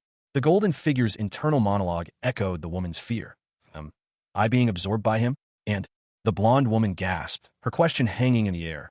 Where did he acquire such strong demonic energy? The battle raged. Cha Jin-hyuk, even in his weakened state, unleashed a torrent of dark energy, the purple tendrils lashing out with terrifying speed and force against his opponent. His attack connected, but the results were far from decisive. The sheer power of the blow sent shockwaves through the air, leaving a trail of shimmering purple energy in its wake. His adversary, a towering figure radiating golden light, scoffed. It's pointless, he roared, his voice echoing with disdain. Undeterred, the golden figure continued. No matter how many pieces you turn me into, I will. Before he could finish his sentence, Jin-hyuk's attack intensified. The golden figure began to crumble, disintegrating into golden dust. The golden dust scattered, leaving only a faint shimmer in the air. Jin-hyuk stood poised, ready for another attack. But then a new presence emerged. A figure cloaked in shadows, Balkan, the spirit master, appeared, his eyes burning with a cold intensity. Balkan addressed Jin-hyuk, his voice calm yet firm. I know. You'll keep resurrecting. He continued, explaining the consequences. Every time you do, Carmen will use a large amount of divine power. Jin-hyuk, the necromancer, explained, Tam is something created from a piece of my soul and demonic energy. He gestured towards a figure engulfed in a swirling vortex of purple energy. The figure, seemingly consumed by the power, thrashed violently. Jin-hyuk continued, and like me, its gluttony is enormous. The image shifted to a close-up of the figure's face, a grotesque grin spreading across its features as it absorbed more energy. Jin-hyuk added, in other words, he stated grimly, it can continuously rip you apart and eat you. The focus shifted to Jin-hyuk, his face partially obscured by a dark mask, his purple eyes burning with intensity. He continued, until it can bring Carmen. Jin-hyuk finished his explanation. Who's connected to you down here? The consumed figure, now clearly in distress, gasped, no. A desperate plea escaped the figure's lips. No, Miss Carmen, stop. A guttural voice, laced with barely contained fury, echoed through the chamber. You must stop sending me power. The speaker's eye, a vibrant purple flecked with crimson, burned with an intensity that belied the strain in his voice. His gaze was fixed on something unseen, a silent battle raging within. Another voice, this one sharp and commanding, cut through the air. Devour him, Tam. A swirling vortex of purple and gold energy erupted, consuming the figure at its center. The air crackled with raw power. From the heart of the maelstrom, a figure clad in dark clothing emerged, seemingly unscathed. A low groan escaped his lips as he staggered back, his face a mask of grim determination. Elsewhere, a woman with long silver hair and piercing red eyes watched in horror. Shit, what the hell is happening? She shrieked, her voice filled with disbelief and terror. A wave of icy energy washed over her, causing her body to crack and shatter like fragile glass. Pain contorted her features. Another figure, his face obscured by the blinding light, cried out a single name, Asher. A large crack spread across the sky, mirroring the devastation below. The very fabric of reality seemed to tear. A blinding golden light erupted from the center of the chamber, its intense energy causing the very air to crackle and distort. The source was clearly magical, a raw power that threatened to overwhelm the senses. The beam intensified, its golden core pulsating with an almost unbearable brilliance. It was a spectacle of immense power, yet strangely contained, focused on a single point.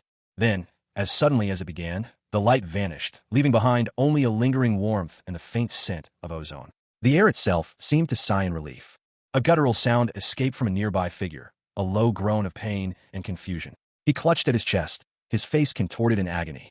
A young woman, her blonde hair disheveled, lay on the ground, her eyes wide with shock and disbelief. She gasped, She struggled to her knees, her hands trembling as she tried to comprehend what had just transpired. The golden energy had left its mark, a faint glow still emanating from the ground where she had fallen. Meanwhile, a figure emerged from the shadows, his face a mask of furious rage. His eyes burned with an intense hatred, his mouth open in a silent scream of fury. He approached the woman slowly, a cruel smile spreading across his face. Finally, he hissed, we meet again. The woman, still recovering from the shock, could only manage a weak retort. It seems like your face has become uglier after 10 years. A figure cloaked in shadows, his face obscured by a dark mask, loomed over a fallen woman. His imposing stature and the faint purple aura surrounding him hinted at immense power. The camera focuses on the woman's leg, her expensive-looking high heels now resting on the cold, dusty ground. The perspective shifts, revealing more of the woman's attire and the subtle smoke rising from the ground around her. A woman with striking white hair and piercing red eyes, her face partially obscured by shadow, gasped. Ghost face, she whispered, a mixture of fear and recognition in her voice.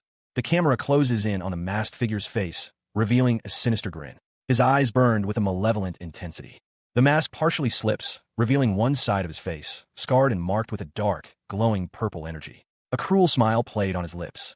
Carmen, he purred, his voice a low, dangerous rumble. The scene opens a decade into the past. A guttural roar echoes, a terrifying sound born of immense power. Four spectral figures, faces contorted in malevolent grins, coalesce into a swirling vortex of dark energy. They are the manifestation of Jin-hyuk's necromantic power.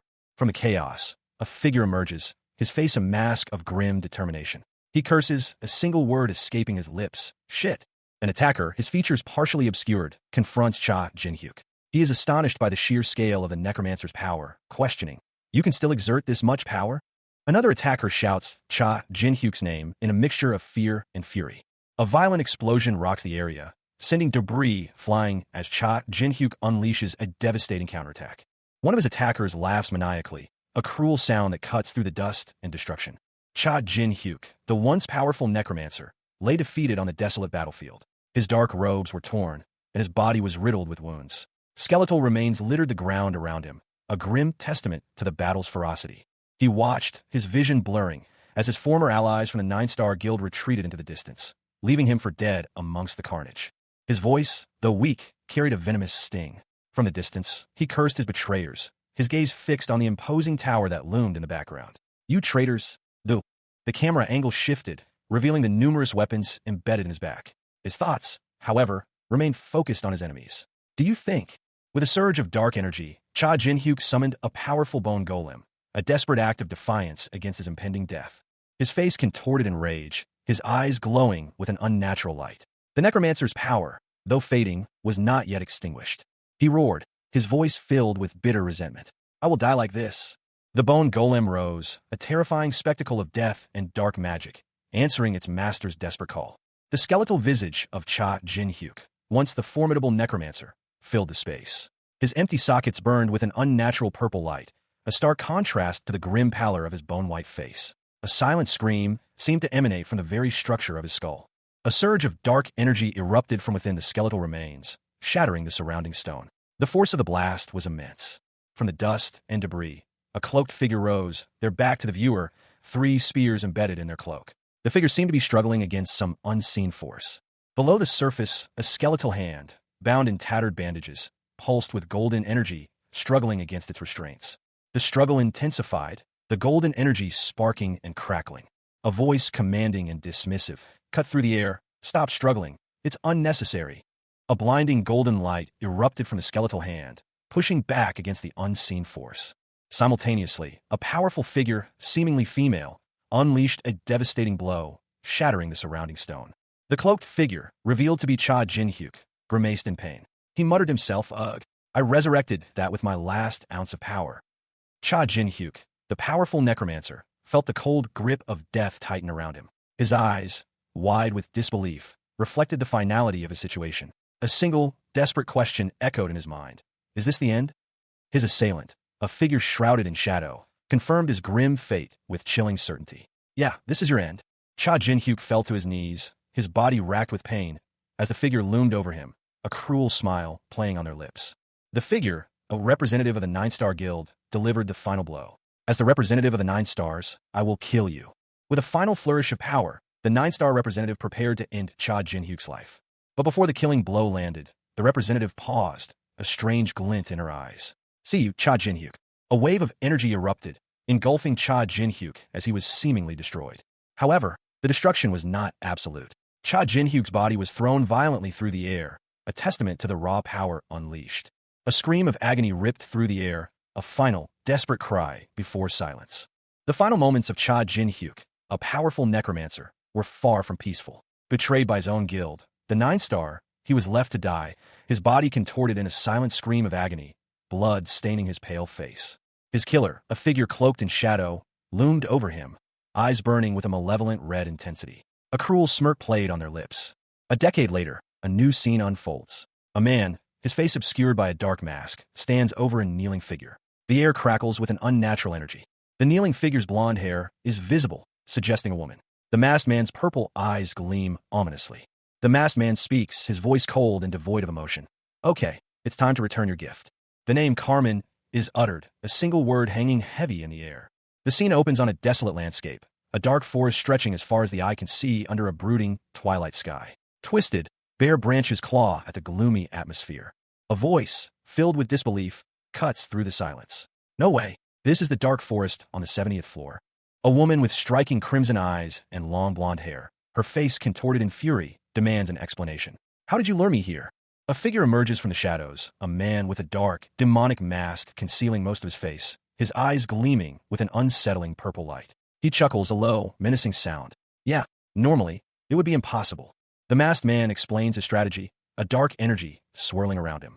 I thought about this while absorbing the seed of the dark Yggdrasil. He continues, his confidence unwavering, about how I can defeat you. The masked man reflects on the challenges ahead. Even with immense power, victory isn't guaranteed. Even if I obtain demonic energy that surpasses Asher, it's not guaranteed that I'll win. He reveals the true scope of his plan. Because if I don't stop Carmen, who's supplying the power to Asher, he'll keep resurrecting.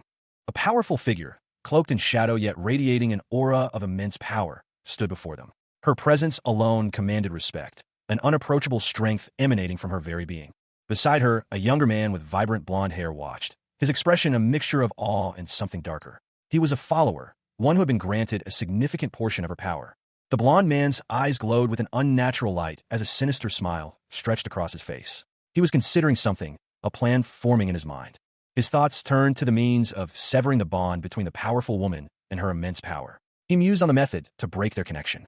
Then, a solution presented itself to him. He realized that to counter the powerful woman, they needed someone equally strong. An image of another powerful woman, this one with dark hair and a mysterious aura, flashed in his mind. A new character appeared, a woman with striking white hair and fox-like ears. She spoke of the limited ways to grant someone the power to navigate the tower. She explained that the strongest example of such power transfer was the bond between gods and demons and their followers. A sudden realization struck the blonde man. He could exploit this very principle. A swirling vortex of dark purple energy consumed the lower half of the frame, obscuring the figure at its center.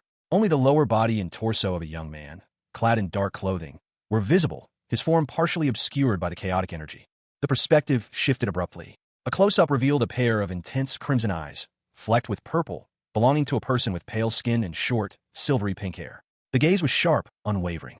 A thought crossed their mind. Wouldn't I be permitted to use the trump card that's given to the followers? A single word echoed in the void. Descend. The scene changed. A figure with pale skin and striking red eyes, adorned with a golden headband, confronted another. You made me descend? You used Asher to do that. The second figure, partially obscured by shadow, explained, because you're an entity of the tower, unlike the real transcendence. A tall figure, wearing a dark coat and a menacing mask, loomed over a smaller, cloaked individual. The masked figure's presence exuded an aura of power and menace. The cloaked individual's back was to the viewer, a voice stated, your physical body was forced to descend. The masked figure, a cruel smile playing on their lips, continued, the scheme that was created from your selfishness is the reason for your death. A guttural laugh ripped through the air, a sound both chilling and triumphant. The source, a figure cloaked in shadow, their face partially obscured, but a cruel smile stretched across their lips, revealing a chilling intensity. The laughter continued, echoing in the cavernous space. The figure shifted, revealing more of their features, a face marred by dirt and grime, yet the eyes gleamed with malicious glee. Then, a full view of the figure emerged. Long, dirty blonde hair framed a face contorted in a manic grin, revealing teeth stained dark with something unidentifiable. This was no ordinary foe. Suddenly, a powerful energy erupted from below, shattering the earth. A figure, shrouded in a blue light, rose from the depths. The light intensified, revealing a powerful leg, clad in dark clothing, kicking upwards with immense force. A woman with blonde hair, dressed in dark clothing, confronted the figure from the previous panel. So that means you can win against me? She sneered, her voice laced with disbelief. The newcomer scoffed. You're very much mistaken. A newbie who hasn't even climbed a quarter of the tower. The blonde woman's expression hardened. I'll show you. Her eyes blazed with a fierce determination, her gaze unwavering as she pointed a finger directly at her opponent, a silent promise of imminent conflict. A wave of intense heat emanated from the tower, the air shimmering with an almost unbearable energy. The very essence of the place seemed to pulse with power. The heat intensified, coalescing into a blinding flash of light. A voice, powerful and resonant, boomed across the landscape. From the heart of the explosion, a figure emerged. Balkan, the spirit master, stood revealed, her eyes gleaming with an almost unholy light. She raised a hand, a triumphant smile playing on her lips. Her power surged, a visible wave of energy emanating from her. The ground trembled beneath the force of it. She continued to channel her energy, the golden light growing brighter, more intense. Balkan's face contorted in effort, sweat beading on her brow. The strain was immense, but she persevered. Suddenly, a sharp crack echoed through the air. Balkan's eyes widened in shock and pain. Blood streamed down her face, obscuring her vision. She staggered back, her body racked with pain. A guttural cry escaped her lips as she collapsed to her knees, the golden light fading. A woman in a pristine white and black dress clutches her throat, blood staining her fingers. Her eyes widen in disbelief as she gasps, "How? I can't hold myself." The image cuts to a close-up of a man's face, contorted in a grimace of exertion. His features are strained as he struggles against some unseen force. A dark figure, cloaked and wielding a sword, unleashes a powerful attack. A burst of energy erupts from the tip of his blade. The woman from the previous panels is sent flying backward, her body twisting unnaturally in the air. Her expression is one of shock and pain. She crashes into a rocky outcrop, the impact sending a cloud of dust and debris into the air. The dark figure lands gracefully nearby. The dark figure speaks, his voice calm and mocking. "It seems like you hit your head while you were falling. Did you forget?"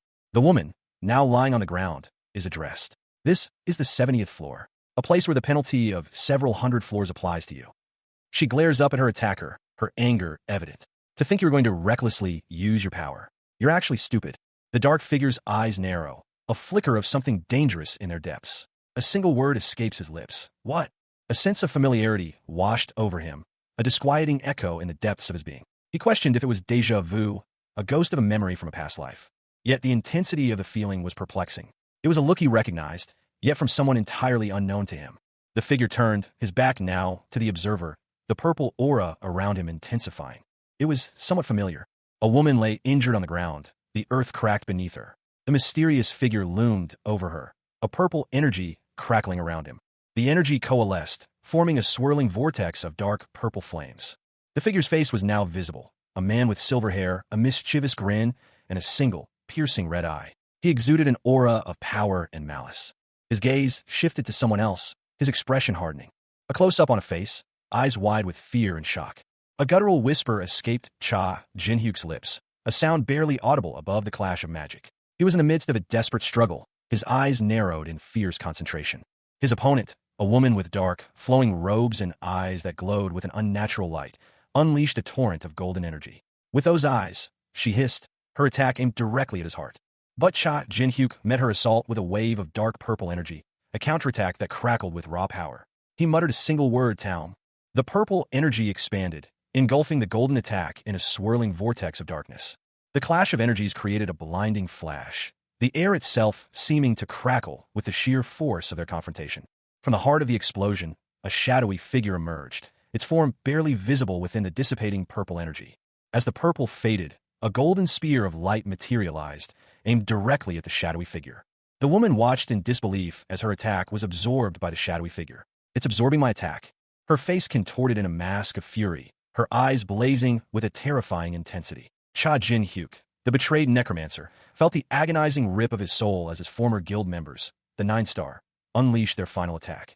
His body crumpled, the life draining from his eyes. Above him, a figure cackled, their eyes burning with malevolent glee. The betrayal was complete. But even in death, Cha Jin-hyuk fought back. His necromantic power, honed over years of practice, flared one last time. A surge of dark energy erupted from his corpse, a desperate act of soul transference. 10 years later, he awoke in a new body, weaker but alive. The power of the All-Master stirred within him, a latent potential. He unleashed a devastating blow, the Fallen God Punch, a testament to his newfound abilities. The impact sent shockwaves through the air, a display of raw power. His quest for vengeance had begun. He launched himself towards the tower, ready to confront his past. Cha Jin-hyuk, the necromancer, unleashed a torrent of dark energy, his movements a blur of motion. The power surged around him, a tempest of purple and black, leaving a trail of destruction in its wake. The force of the attack was immense, shattering the earth and sending debris flying. This was the culmination of his desperate attempt to reclaim his stolen power. Above, a figure, clad in gleaming armor, watched in alarm. Balkan, the spirit master, felt a tremor run through him. Balkan's internal monologue echoed his growing fear. His body was being overwhelmed by a demonic energy, a power far beyond anything he had encountered before. His eyes widened in disbelief as he struggled to comprehend the source of this overwhelming power. It was unlike anything he knew, except a chilling realization dawned on him. The power was similar to that of the four royalties, beings of immense power and legendary status. Below, Cha Jin-hyuk continued his assault, his dark magic swirling around him. The contrast between his dark power and Balkan's fear was stark. Balkan's eyes widened, reflecting the horror of his realization. He whispered a single word, filled with dread. "Oh no." The dark energy intensified, forming a vortex of immense power, threatening to consume everything in its path. A swirling vortex of dark purple energy crackled, the air thick with arcane power. From its depths, a woman with long blonde hair tumbled, her body racked with the force of the expulsion. She screamed as she fell. Simultaneously, a dark figure, his back to the viewer, launched himself from the vortex, a hand outstretched, crackling with the same purple energy. He unleashed a blinding golden energy blast, striking the ground where the woman was falling. The impact created a massive crater, the earth trembling from the force. The blonde woman impacted the crater's floor, her body shuddering from the impact. A guttural scream tore through the air, filled with rage and pain. Her face contorted in fury, eyes wide with shock and anger. She roared, "How dare you lay a hand on my body?" A figure with fiery red eyes and long, blonde hair snarled, his voice dripping with malice. "I'm going to rip you to shreds." His expression twisted further into a grotesque sneer as he prepared to unleash his attack. But before the blow could land, a blinding golden light erupted from below. From the depths of the golden light, a figure emerged, raising a hand towards the attacker. This was Cha Jin-hyuk, his eyes glowing with an unnatural power. The golden light intensified, and Cha Jin-hyuk spoke, his voice calm, yet powerful. "It's the power I consumed from you." He continued, "I'll get it back." A sinister smile spread across Cha Jin-hyuk's face, his purple eye gleaming with a cold determination. He was ready. With a roar, he unleashed a devastating wave of golden energy, shouting, "1,000 punishments." A blinding golden light erupted, its intense energy cleaving the very air. The source remained obscured, a mystery within the radiant heart of the explosion. From within the light, a figure descended, hair like spun gold, falling through the radiant column. The descent continued, the figure seemingly weightless, a silhouette against the intense glow. The light coalesced, forming a brilliant, swirling vortex of energy before dissipating into motes of golden dust. The golden beam intensified, its power palpable, before impacting the ground with earth-shattering force. A shockwave rippled outwards, pulverizing the earth and sending debris flying. The impact created a wide crater. Dust settled, revealing a desolate landscape, scarred by the immense power unleashed moments before.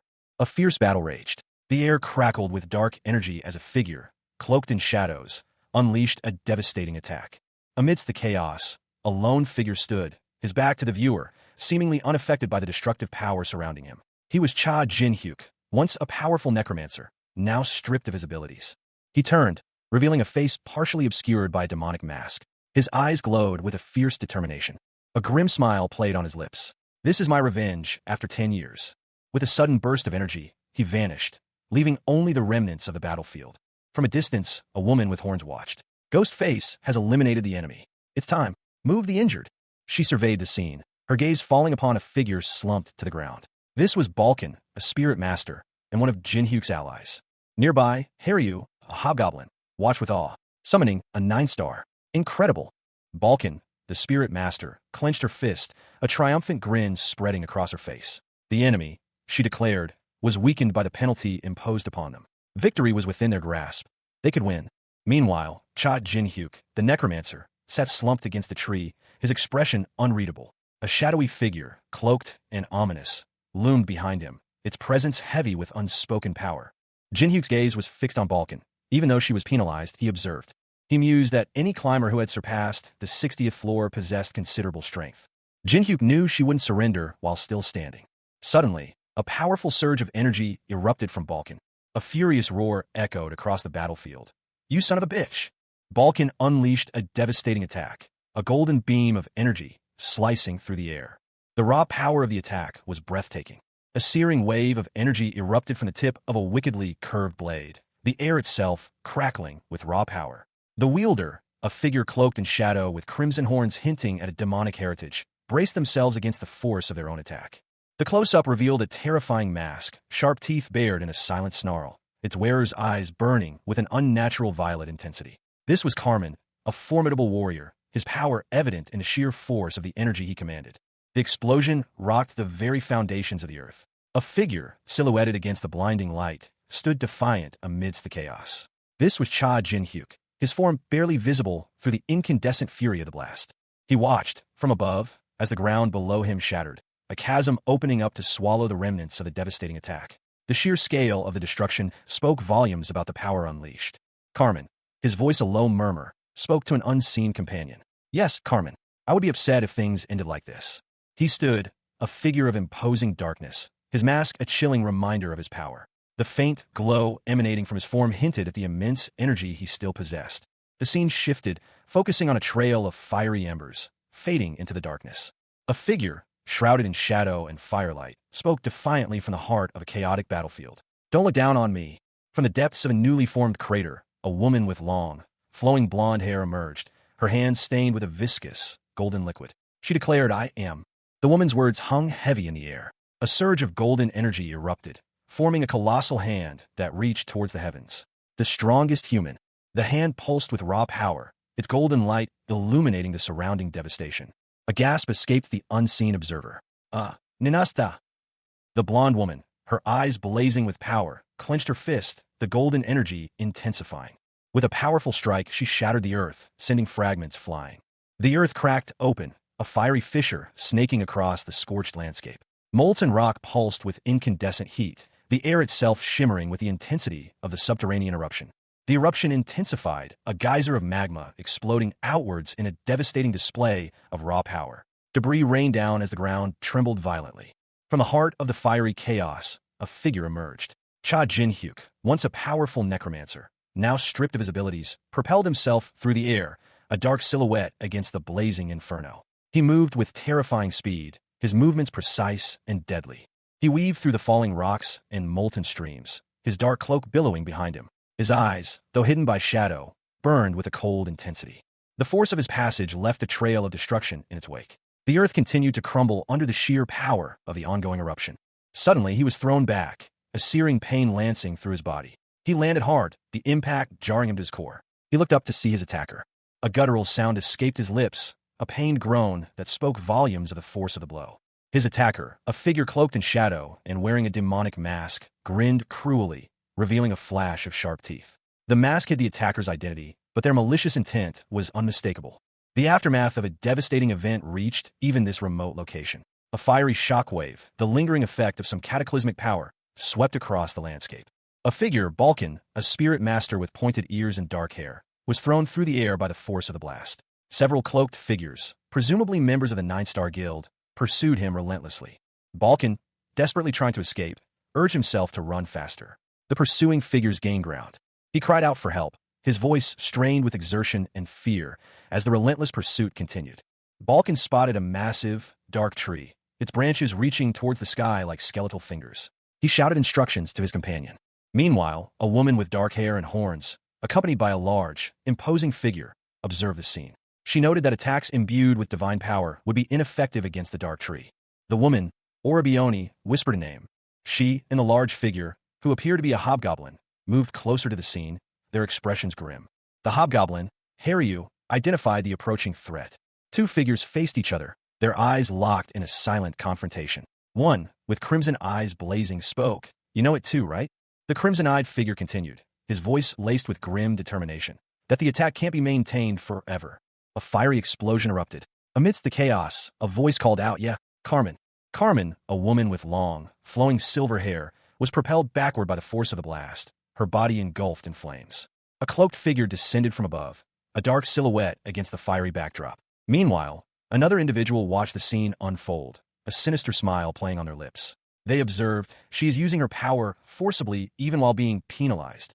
Carmen, her face contorted in a fierce grimace, unleashed a devastating blow. The crimson-eyed figure countered with a surge of dark energy. A purple aura crackled around Cha Jin-hyuk's fist as he unleashed a devastating blow. The sheer force of the strike was palpable, a testament to his raw power. His opponent, a blonde woman in flowing robes, met his attack with a golden energy blast of her own. The clash of energies sent shockwaves through the air. The force of the collision sent the woman flying backward, a trail of fiery energy marking her trajectory. Meanwhile, a swirling vortex of dark energy opened up behind Jin-hyuk, pulsating with ominous power. The vortex expanded, consuming the surrounding landscape in shadows. A dark, malevolent energy emanated from its depths. The blonde woman, regaining her composure, sneered. "Huh, you're just an insect under my foot. If I fight with a little more sincerity." Her eyes glowed with a dangerous intensity, her confidence unwavering despite her earlier setback. Suddenly, a desperate cry pierced the air. "Camille!" A wave of dark energy erupted from Cha Jin-hyuk, the necromancer, as he launched himself into the air. His dark purple magic crackled around him, a stark contrast to the pale flesh of the monstrous creature he was facing. He aimed a devastating blow at the colossal beast, the force of his attack sending tremors through the very ground. Balkan, the spirit master, watched from below, her eyes wide with concern as she braced for the impact. The impact was earth-shattering. The ground buckled and cracked under the sheer force of the collision, sending debris flying in every direction. A violent purple energy tore through the air, leaving a trail of destruction in its wake. The monstrous creature roared in pain, its massive form beginning to crumble. The creature's body convulsed, its scales shattering like glass as the necromancer's attack continued its relentless assault. Jinhyuk landed gracefully, his dark cloak billowing behind him. He smirked, stating, "That's my line." A shadowy figure emerged from the dissipating smoke, revealing a sinister face. He sneered, "You're more of a degenerate compared to 10 years ago." The figure continued, his voice dripping with contempt. "Is it because you gave up on climbing and decided to feed off the 4 royalties?" A searing inferno erupted, its incandescent heart pulsing with an almost unbearable light. The heat radiated outwards, scorching the very air. From within the fiery maelstrom, a single, violet eye snapped open, its gaze sharp and filled with barely contained fury. This was Cha Jin-hyuk, the necromancer, reborn. The flames writhed and twisted, forming a vortex of pure energy. A voice, sharp and commanding, cut through the roar of the inferno. "Shut up." A woman with striking silver hair emerged from the heart of the flames, her face contorted in a furious grimace. She was clearly powerful, radiating an intense heat. She spat out her words, laced with venom. "What do you notice about such shit?"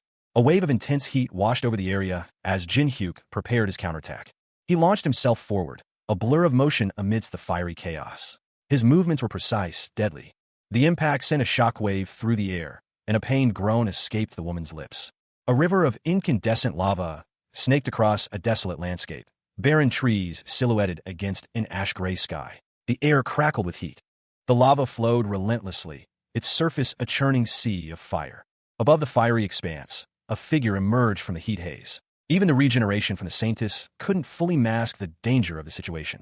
He landed gracefully, his dark coat billowing slightly in the heat. It was impossible for her to ignore the penalty given by the tower, a punishment that would last forever. The more power she used, the stronger the penalty would be. This was a desperate gamble. A clash of power erupted. The necromancer, Cha Jin-hyuk, and his opponent faced off amidst the fiery chaos. A warning flashed before the Saintess's eyes. She had been penalized. She knew this was coming. She needed only to kill him. Her body would regenerate. A grim determination hardened her features. A sinister smile stretched across the face of a cloaked figure, their eyes gleaming with malevolent intent. Blood dripped from their lips. Their voice, laced with chilling justification, cut through the air. "We were just being sensible." The figure's laughter echoed, a horrifying sound that spoke of unspeakable acts. Their eyes burned with an unnatural light. Continuing their explanation, they declared, "We just chose the faster path to become stronger and more comfortable." Their words were a condemnation of Cha Jin-hyuk, whom they scornfully referred to as that idiotic man. A fiery explosion erupted, engulfing Cha Jin-hyuk in a maelstrom of heat and destruction. The intensity of the attack was overwhelming, a testament to the power of their combined assault. Amidst the chaos, a single word escaped Cha Jin-hyuk's lips. "Ha." A close-up revealed a masked face, one eye glowing with an unnatural purple light, hinting at a hidden power. Cha Jin-hyuk, his face partially obscured by a crimson mask, gripped his violet-tinged sword. A surge of power emanated from the blade, swirling like a nebula. He questioned, "Really?" With a sudden, violent motion, he unleashed a blast of energy, a searing pink wave that tore through the air. The attack continued its relentless trajectory, a fiery maelstrom of destruction. Jin-hyuk, amidst the fiery chaos, moved with unnatural speed and precision, his dark cloak billowing behind him. The intense heat intensified as a powerful figure emerged from the flames. He faced a formidable opponent, a figure cloaked in shadow, their face obscured, but radiating immense power. Jin-hyuk, however, met their gaze with unwavering determination. The clash of their powers sent shockwaves through the air as the shadowy figure was sent hurtling backwards. A fiery vortex consumed the battlefield, the air crackling with raw magical energy. Within its heart, a figure plummeted, engulfed in swirling flames. The descent continued, the intensity of the inferno growing with each passing moment. He fell, a dark silhouette against the incandescent backdrop, his form barely visible amidst the raging flames. Suddenly, he landed, the impact jarring but not fatal. He stood, a figure cloaked in darkness, his sword held ready. His feet touched the molten ground, the heat intense but seemingly unfelt. He moved with unnatural grace. A voice, sharp and mocking, cut through the air. "How insignificant these skills are, unlike you," it sneered. "It seems you're in a hurry." He turned, his eyes narrowing as he surveyed his surroundings. The ground beneath him continued to burn. A wave of confusion washed over him. What? She's not attacking me. A figure, cloaked in shadow, watched from the periphery. Their thoughts, a silent question hanging in the air. What is she scheming? The observer stepped forward, their foot descending onto a surface of churning, incandescent lava. Despite the intense heat, they seemed unfazed. A sudden eruption of flame engulfed the area, obscuring the figure in a fiery maelstrom. From the heart of the inferno, a woman emerged, her eyes blazing with malevolent intensity. A cruel smile stretched across her face as she reached out a hand, crackling with dark energy. She grasped something unseen, pulling it violently towards her. Her voice, a venomous hiss, cut through the air. You. Then, she spat out a name, laced with contempt. Ghostface.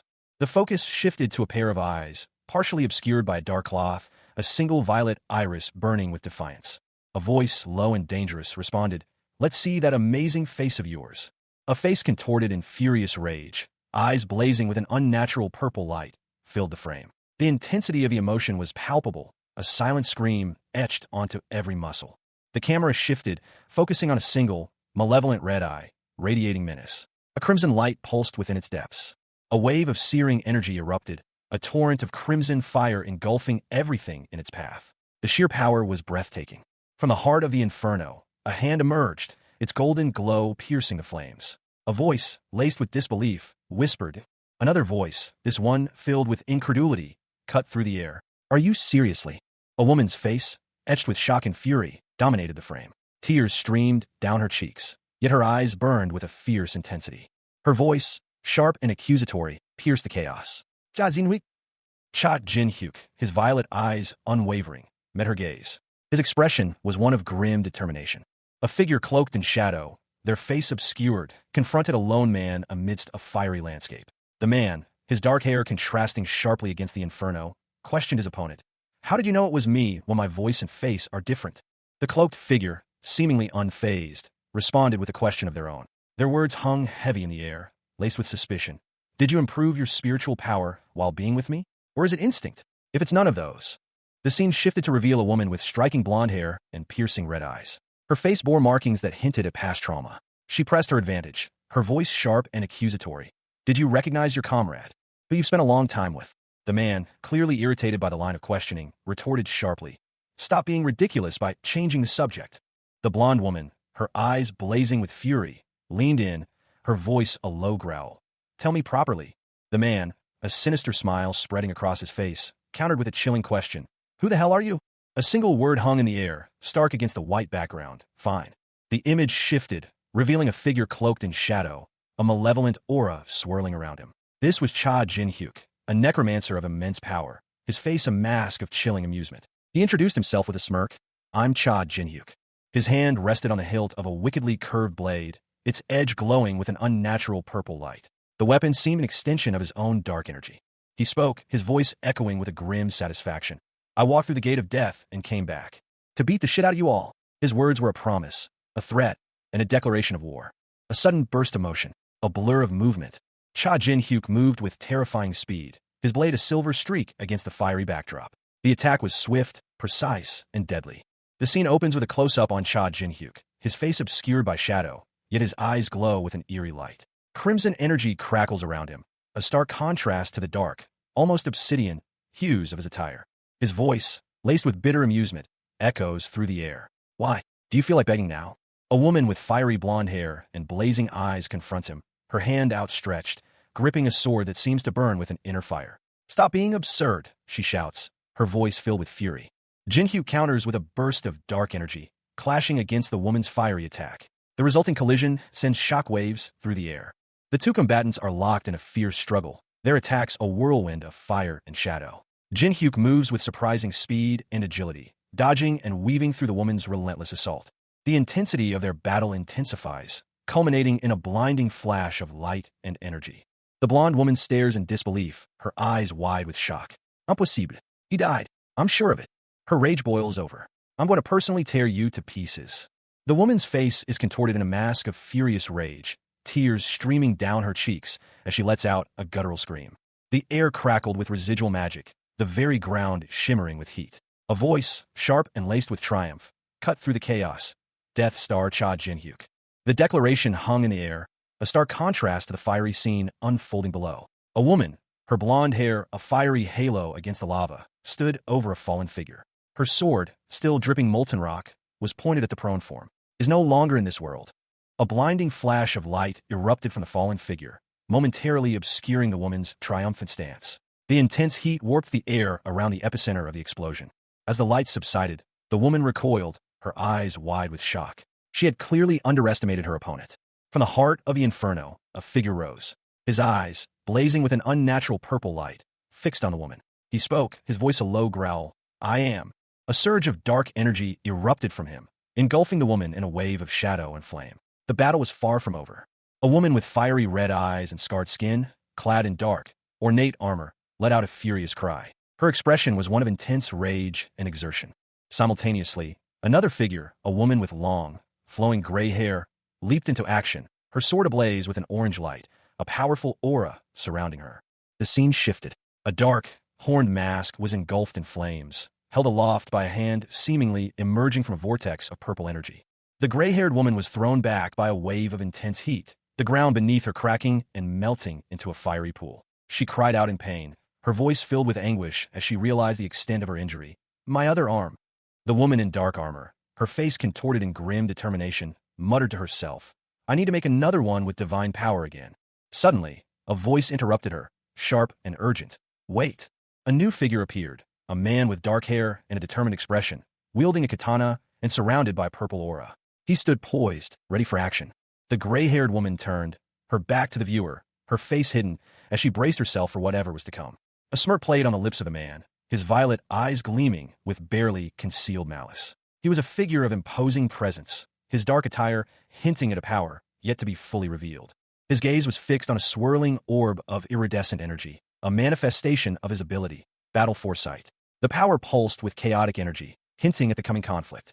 With a flick of his wrist, he manipulated the ethereal sphere, its colors shifting and intensifying as he peered into the future. A violent flash of light erupted from the orb, a chaotic display of power that hinted at the brutal events to come. The vision was intense, filled with fiery destruction and a sense of impending doom. The fiery energy coalesced into a destructive wave, engulfing a figure in its path.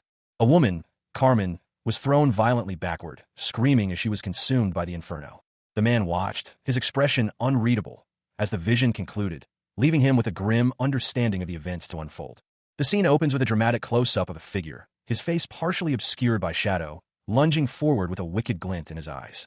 He brandishes a weapon, his voice a low growl. I'm going to behead you. His attack connects, a blinding flash of light and energy erupting as the blow lands. The victim, a man with long, flowing white hair, is thrown back, his body contorted in a silent scream. The attacker pauses, his gaze narrowing as he stares down at his victim. A single word escapes his lips, laced with chilling recognition. You. The perspective shifts to the attacker's face, his expression one of furious disbelief. He mutters to himself, She bit my sword. A closer view reveals the detail of the attack. The victim's mouth clamped tightly around the blade, blood welling up around the wound. A name is gasped, barely audible. Jean. Hyuk. A swirling vortex of energy begins to form around Cha Jin-hyuk's body, a chaotic maelstrom of crimson and gold. The energy intensifies, radiating outward in a powerful burst. The energy continues to surge, a wave of incandescent power engulfing everything in its path. The intense energy finally subsides, leaving behind only the aftermath of its destructive force. A pillar of incandescent energy erupted from the earth, its searing light illuminating the desolate landscape. The intense heat warped the air, the very ground trembling under the sheer power unleashed. The eruption intensified, a maelstrom of fire and energy consuming everything in its path. From the heart of the inferno, a figure emerged, their movements swift and precise as they deflected a powerful blow. The figure, a woman with long silver hair, countered with a devastating strike of her own, her blade a blur of motion. Her opponent, a cloaked figure, grunted in pain as their blades clashed, sparks flying in the fiery air. The woman pressed her advantage, her movements relentless as she drove her opponent back. Her eyes blazing with fury, she demanded, Why the hell did you come here? Cha Jin-hyuk, his face contorted in a grim smile, brandished his sword. A surge of dark energy crackled around the blade as he declared, I told you already. For revenge. His voice resonated with chilling determination. He continued, And I'm going to destroy the 4 royalties who support you. With a violent swing, He unleashed a devastating blow, the force of which shattered the earth around his opponent. A fiery hand erupted from the ground, reaching for him. He was thrown back, the impact sending tremors through his body. Meanwhile, a figure emerged from the depths, their hands reaching out to manipulate the very earth itself. His opponent, witnessing the raw power, could only gasp, "You're insane." Jin-hyuk, unfazed, let out a maniacal laugh, his eyes burning with a fierce determination. A malevolent smirk stretched across the face of the dark-skinned man, his eyes glowing with an unnatural purple light. He observed his opponent with cold disdain, his words dripping with contempt. "She's weak." He continued his assessment, his voice a low growl. "She's finally reached the point where she can't overcome the penalty."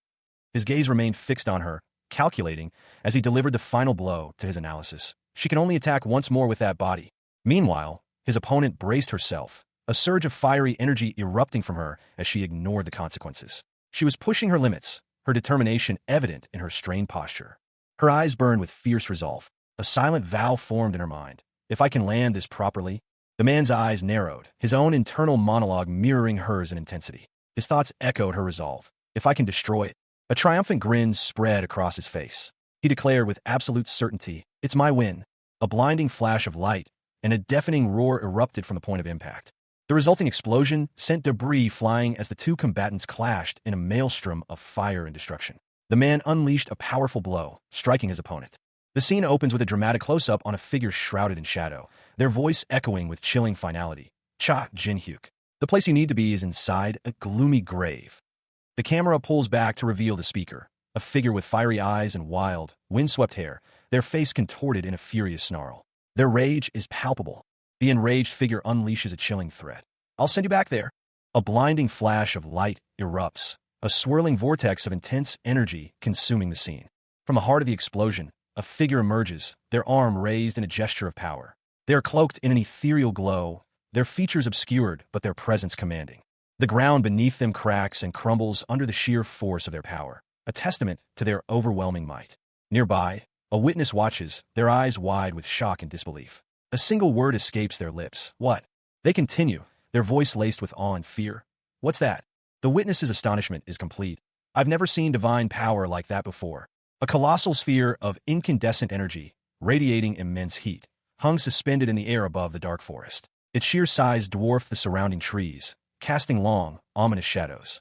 Fear gripped the group. "We need to run away." One of them urged, their voice laced with panic. But another, a woman with striking silver hair, countered, "Even if we do, it's so big. If something as big as that falls, the whole dark forest will be destroyed." A figure with dark, pointed ears and long black hair observed the scene. He mused, "So we escape it?" His companion, the silver-haired woman, firmly stated, "No." The woman, her gaze fixed on the immense energy, explained, "Orabioni is still fighting." The horned figure watched her from a distance, his expression unreadable. The woman's face was a mask of determination. She whispered him. Her conviction was unshakable, that he'll win. A colossal wave of incandescent energy erupted, engulfing the figure of a woman who plummeted towards its fiery heart. Below, Cha Jin-hyuk watched, his expression grim. He knew he couldn't evade it. The sheer power of the attack was overwhelming.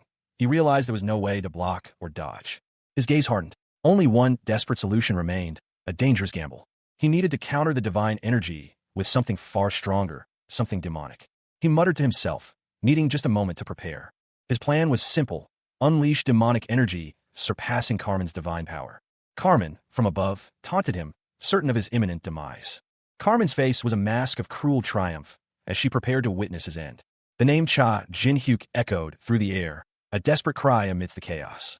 A dark, shadowy figure plunged a weapon into the ground, unleashing a wave of energy. From a resulting explosion, Cha Jin-hyuk was flung into the air, a fiery vortex engulfing him. He fell, a tiny speck against the immense, burning expanse. A witness watched in disbelief, his eyes wide with shock. "What? He's charging at it." The word unification hung in the air, a prelude to something immense. A figure emerged, his face partially obscured by a demonic mask, eyes glowing with an unnatural light. A digital display flashed. Both divine power and demonic energy are fusing into a unified power. The next message appeared. The unified power is transforming into demonic energy. Warning: maintaining this state may cause significant damage. A surge of demonic energy, raw and untamed, erupted from the depths of the tower. It manifested as a chaotic maelstrom of shadows, twisting and churning with malevolent intent. The darkness pulsed, its tendrils reaching out like grasping claws, threatening to consume everything in its path. From the heart of the swirling vortex, a blinding light began to coalesce, a stark contrast to the surrounding gloom. The light intensified, taking on a vibrant purple hue, laced with streaks of white energy that crackled with immense power. The beam of energy solidified, forming a colossal pillar of light that pierced the darkness. It pulsed with an otherworldly energy, its violet glow illuminating the surrounding void. The beam of energy shot upwards, towards the heavens, leaving a trail of purple energy in its wake. A wave of raw power erupted from the earth, shattering the ground in a fiery explosion. The force of the blast sent tremors through the very air. The epicenter of the devastation glowed with an intense, blinding light, the source of the cataclysmic energy still unknown. From the dissipating smoke and dust, a figure emerged, cloaked in shadows and wreathed in purple flames. The silhouette was imposing, powerful, and undeniably menacing. Below, a woman with long, silver hair watched, her face obscured, but her posture radiating apprehension. The shadowy figure descended, its movements fluid and deliberate. The woman, her eyes wide with a mixture of fear and resignation, braced herself for the inevitable. She spoke, her voice laced with despair. "There's nothing more you can do now." A figure cloaked in shadows, horns of dark energy sprouting from their head, declared, "It's over, Carmen." The shadowy figure's face, contorted in a cruel smirk, was partially obscured by darkness, yet their eyes burned with malevolent triumph.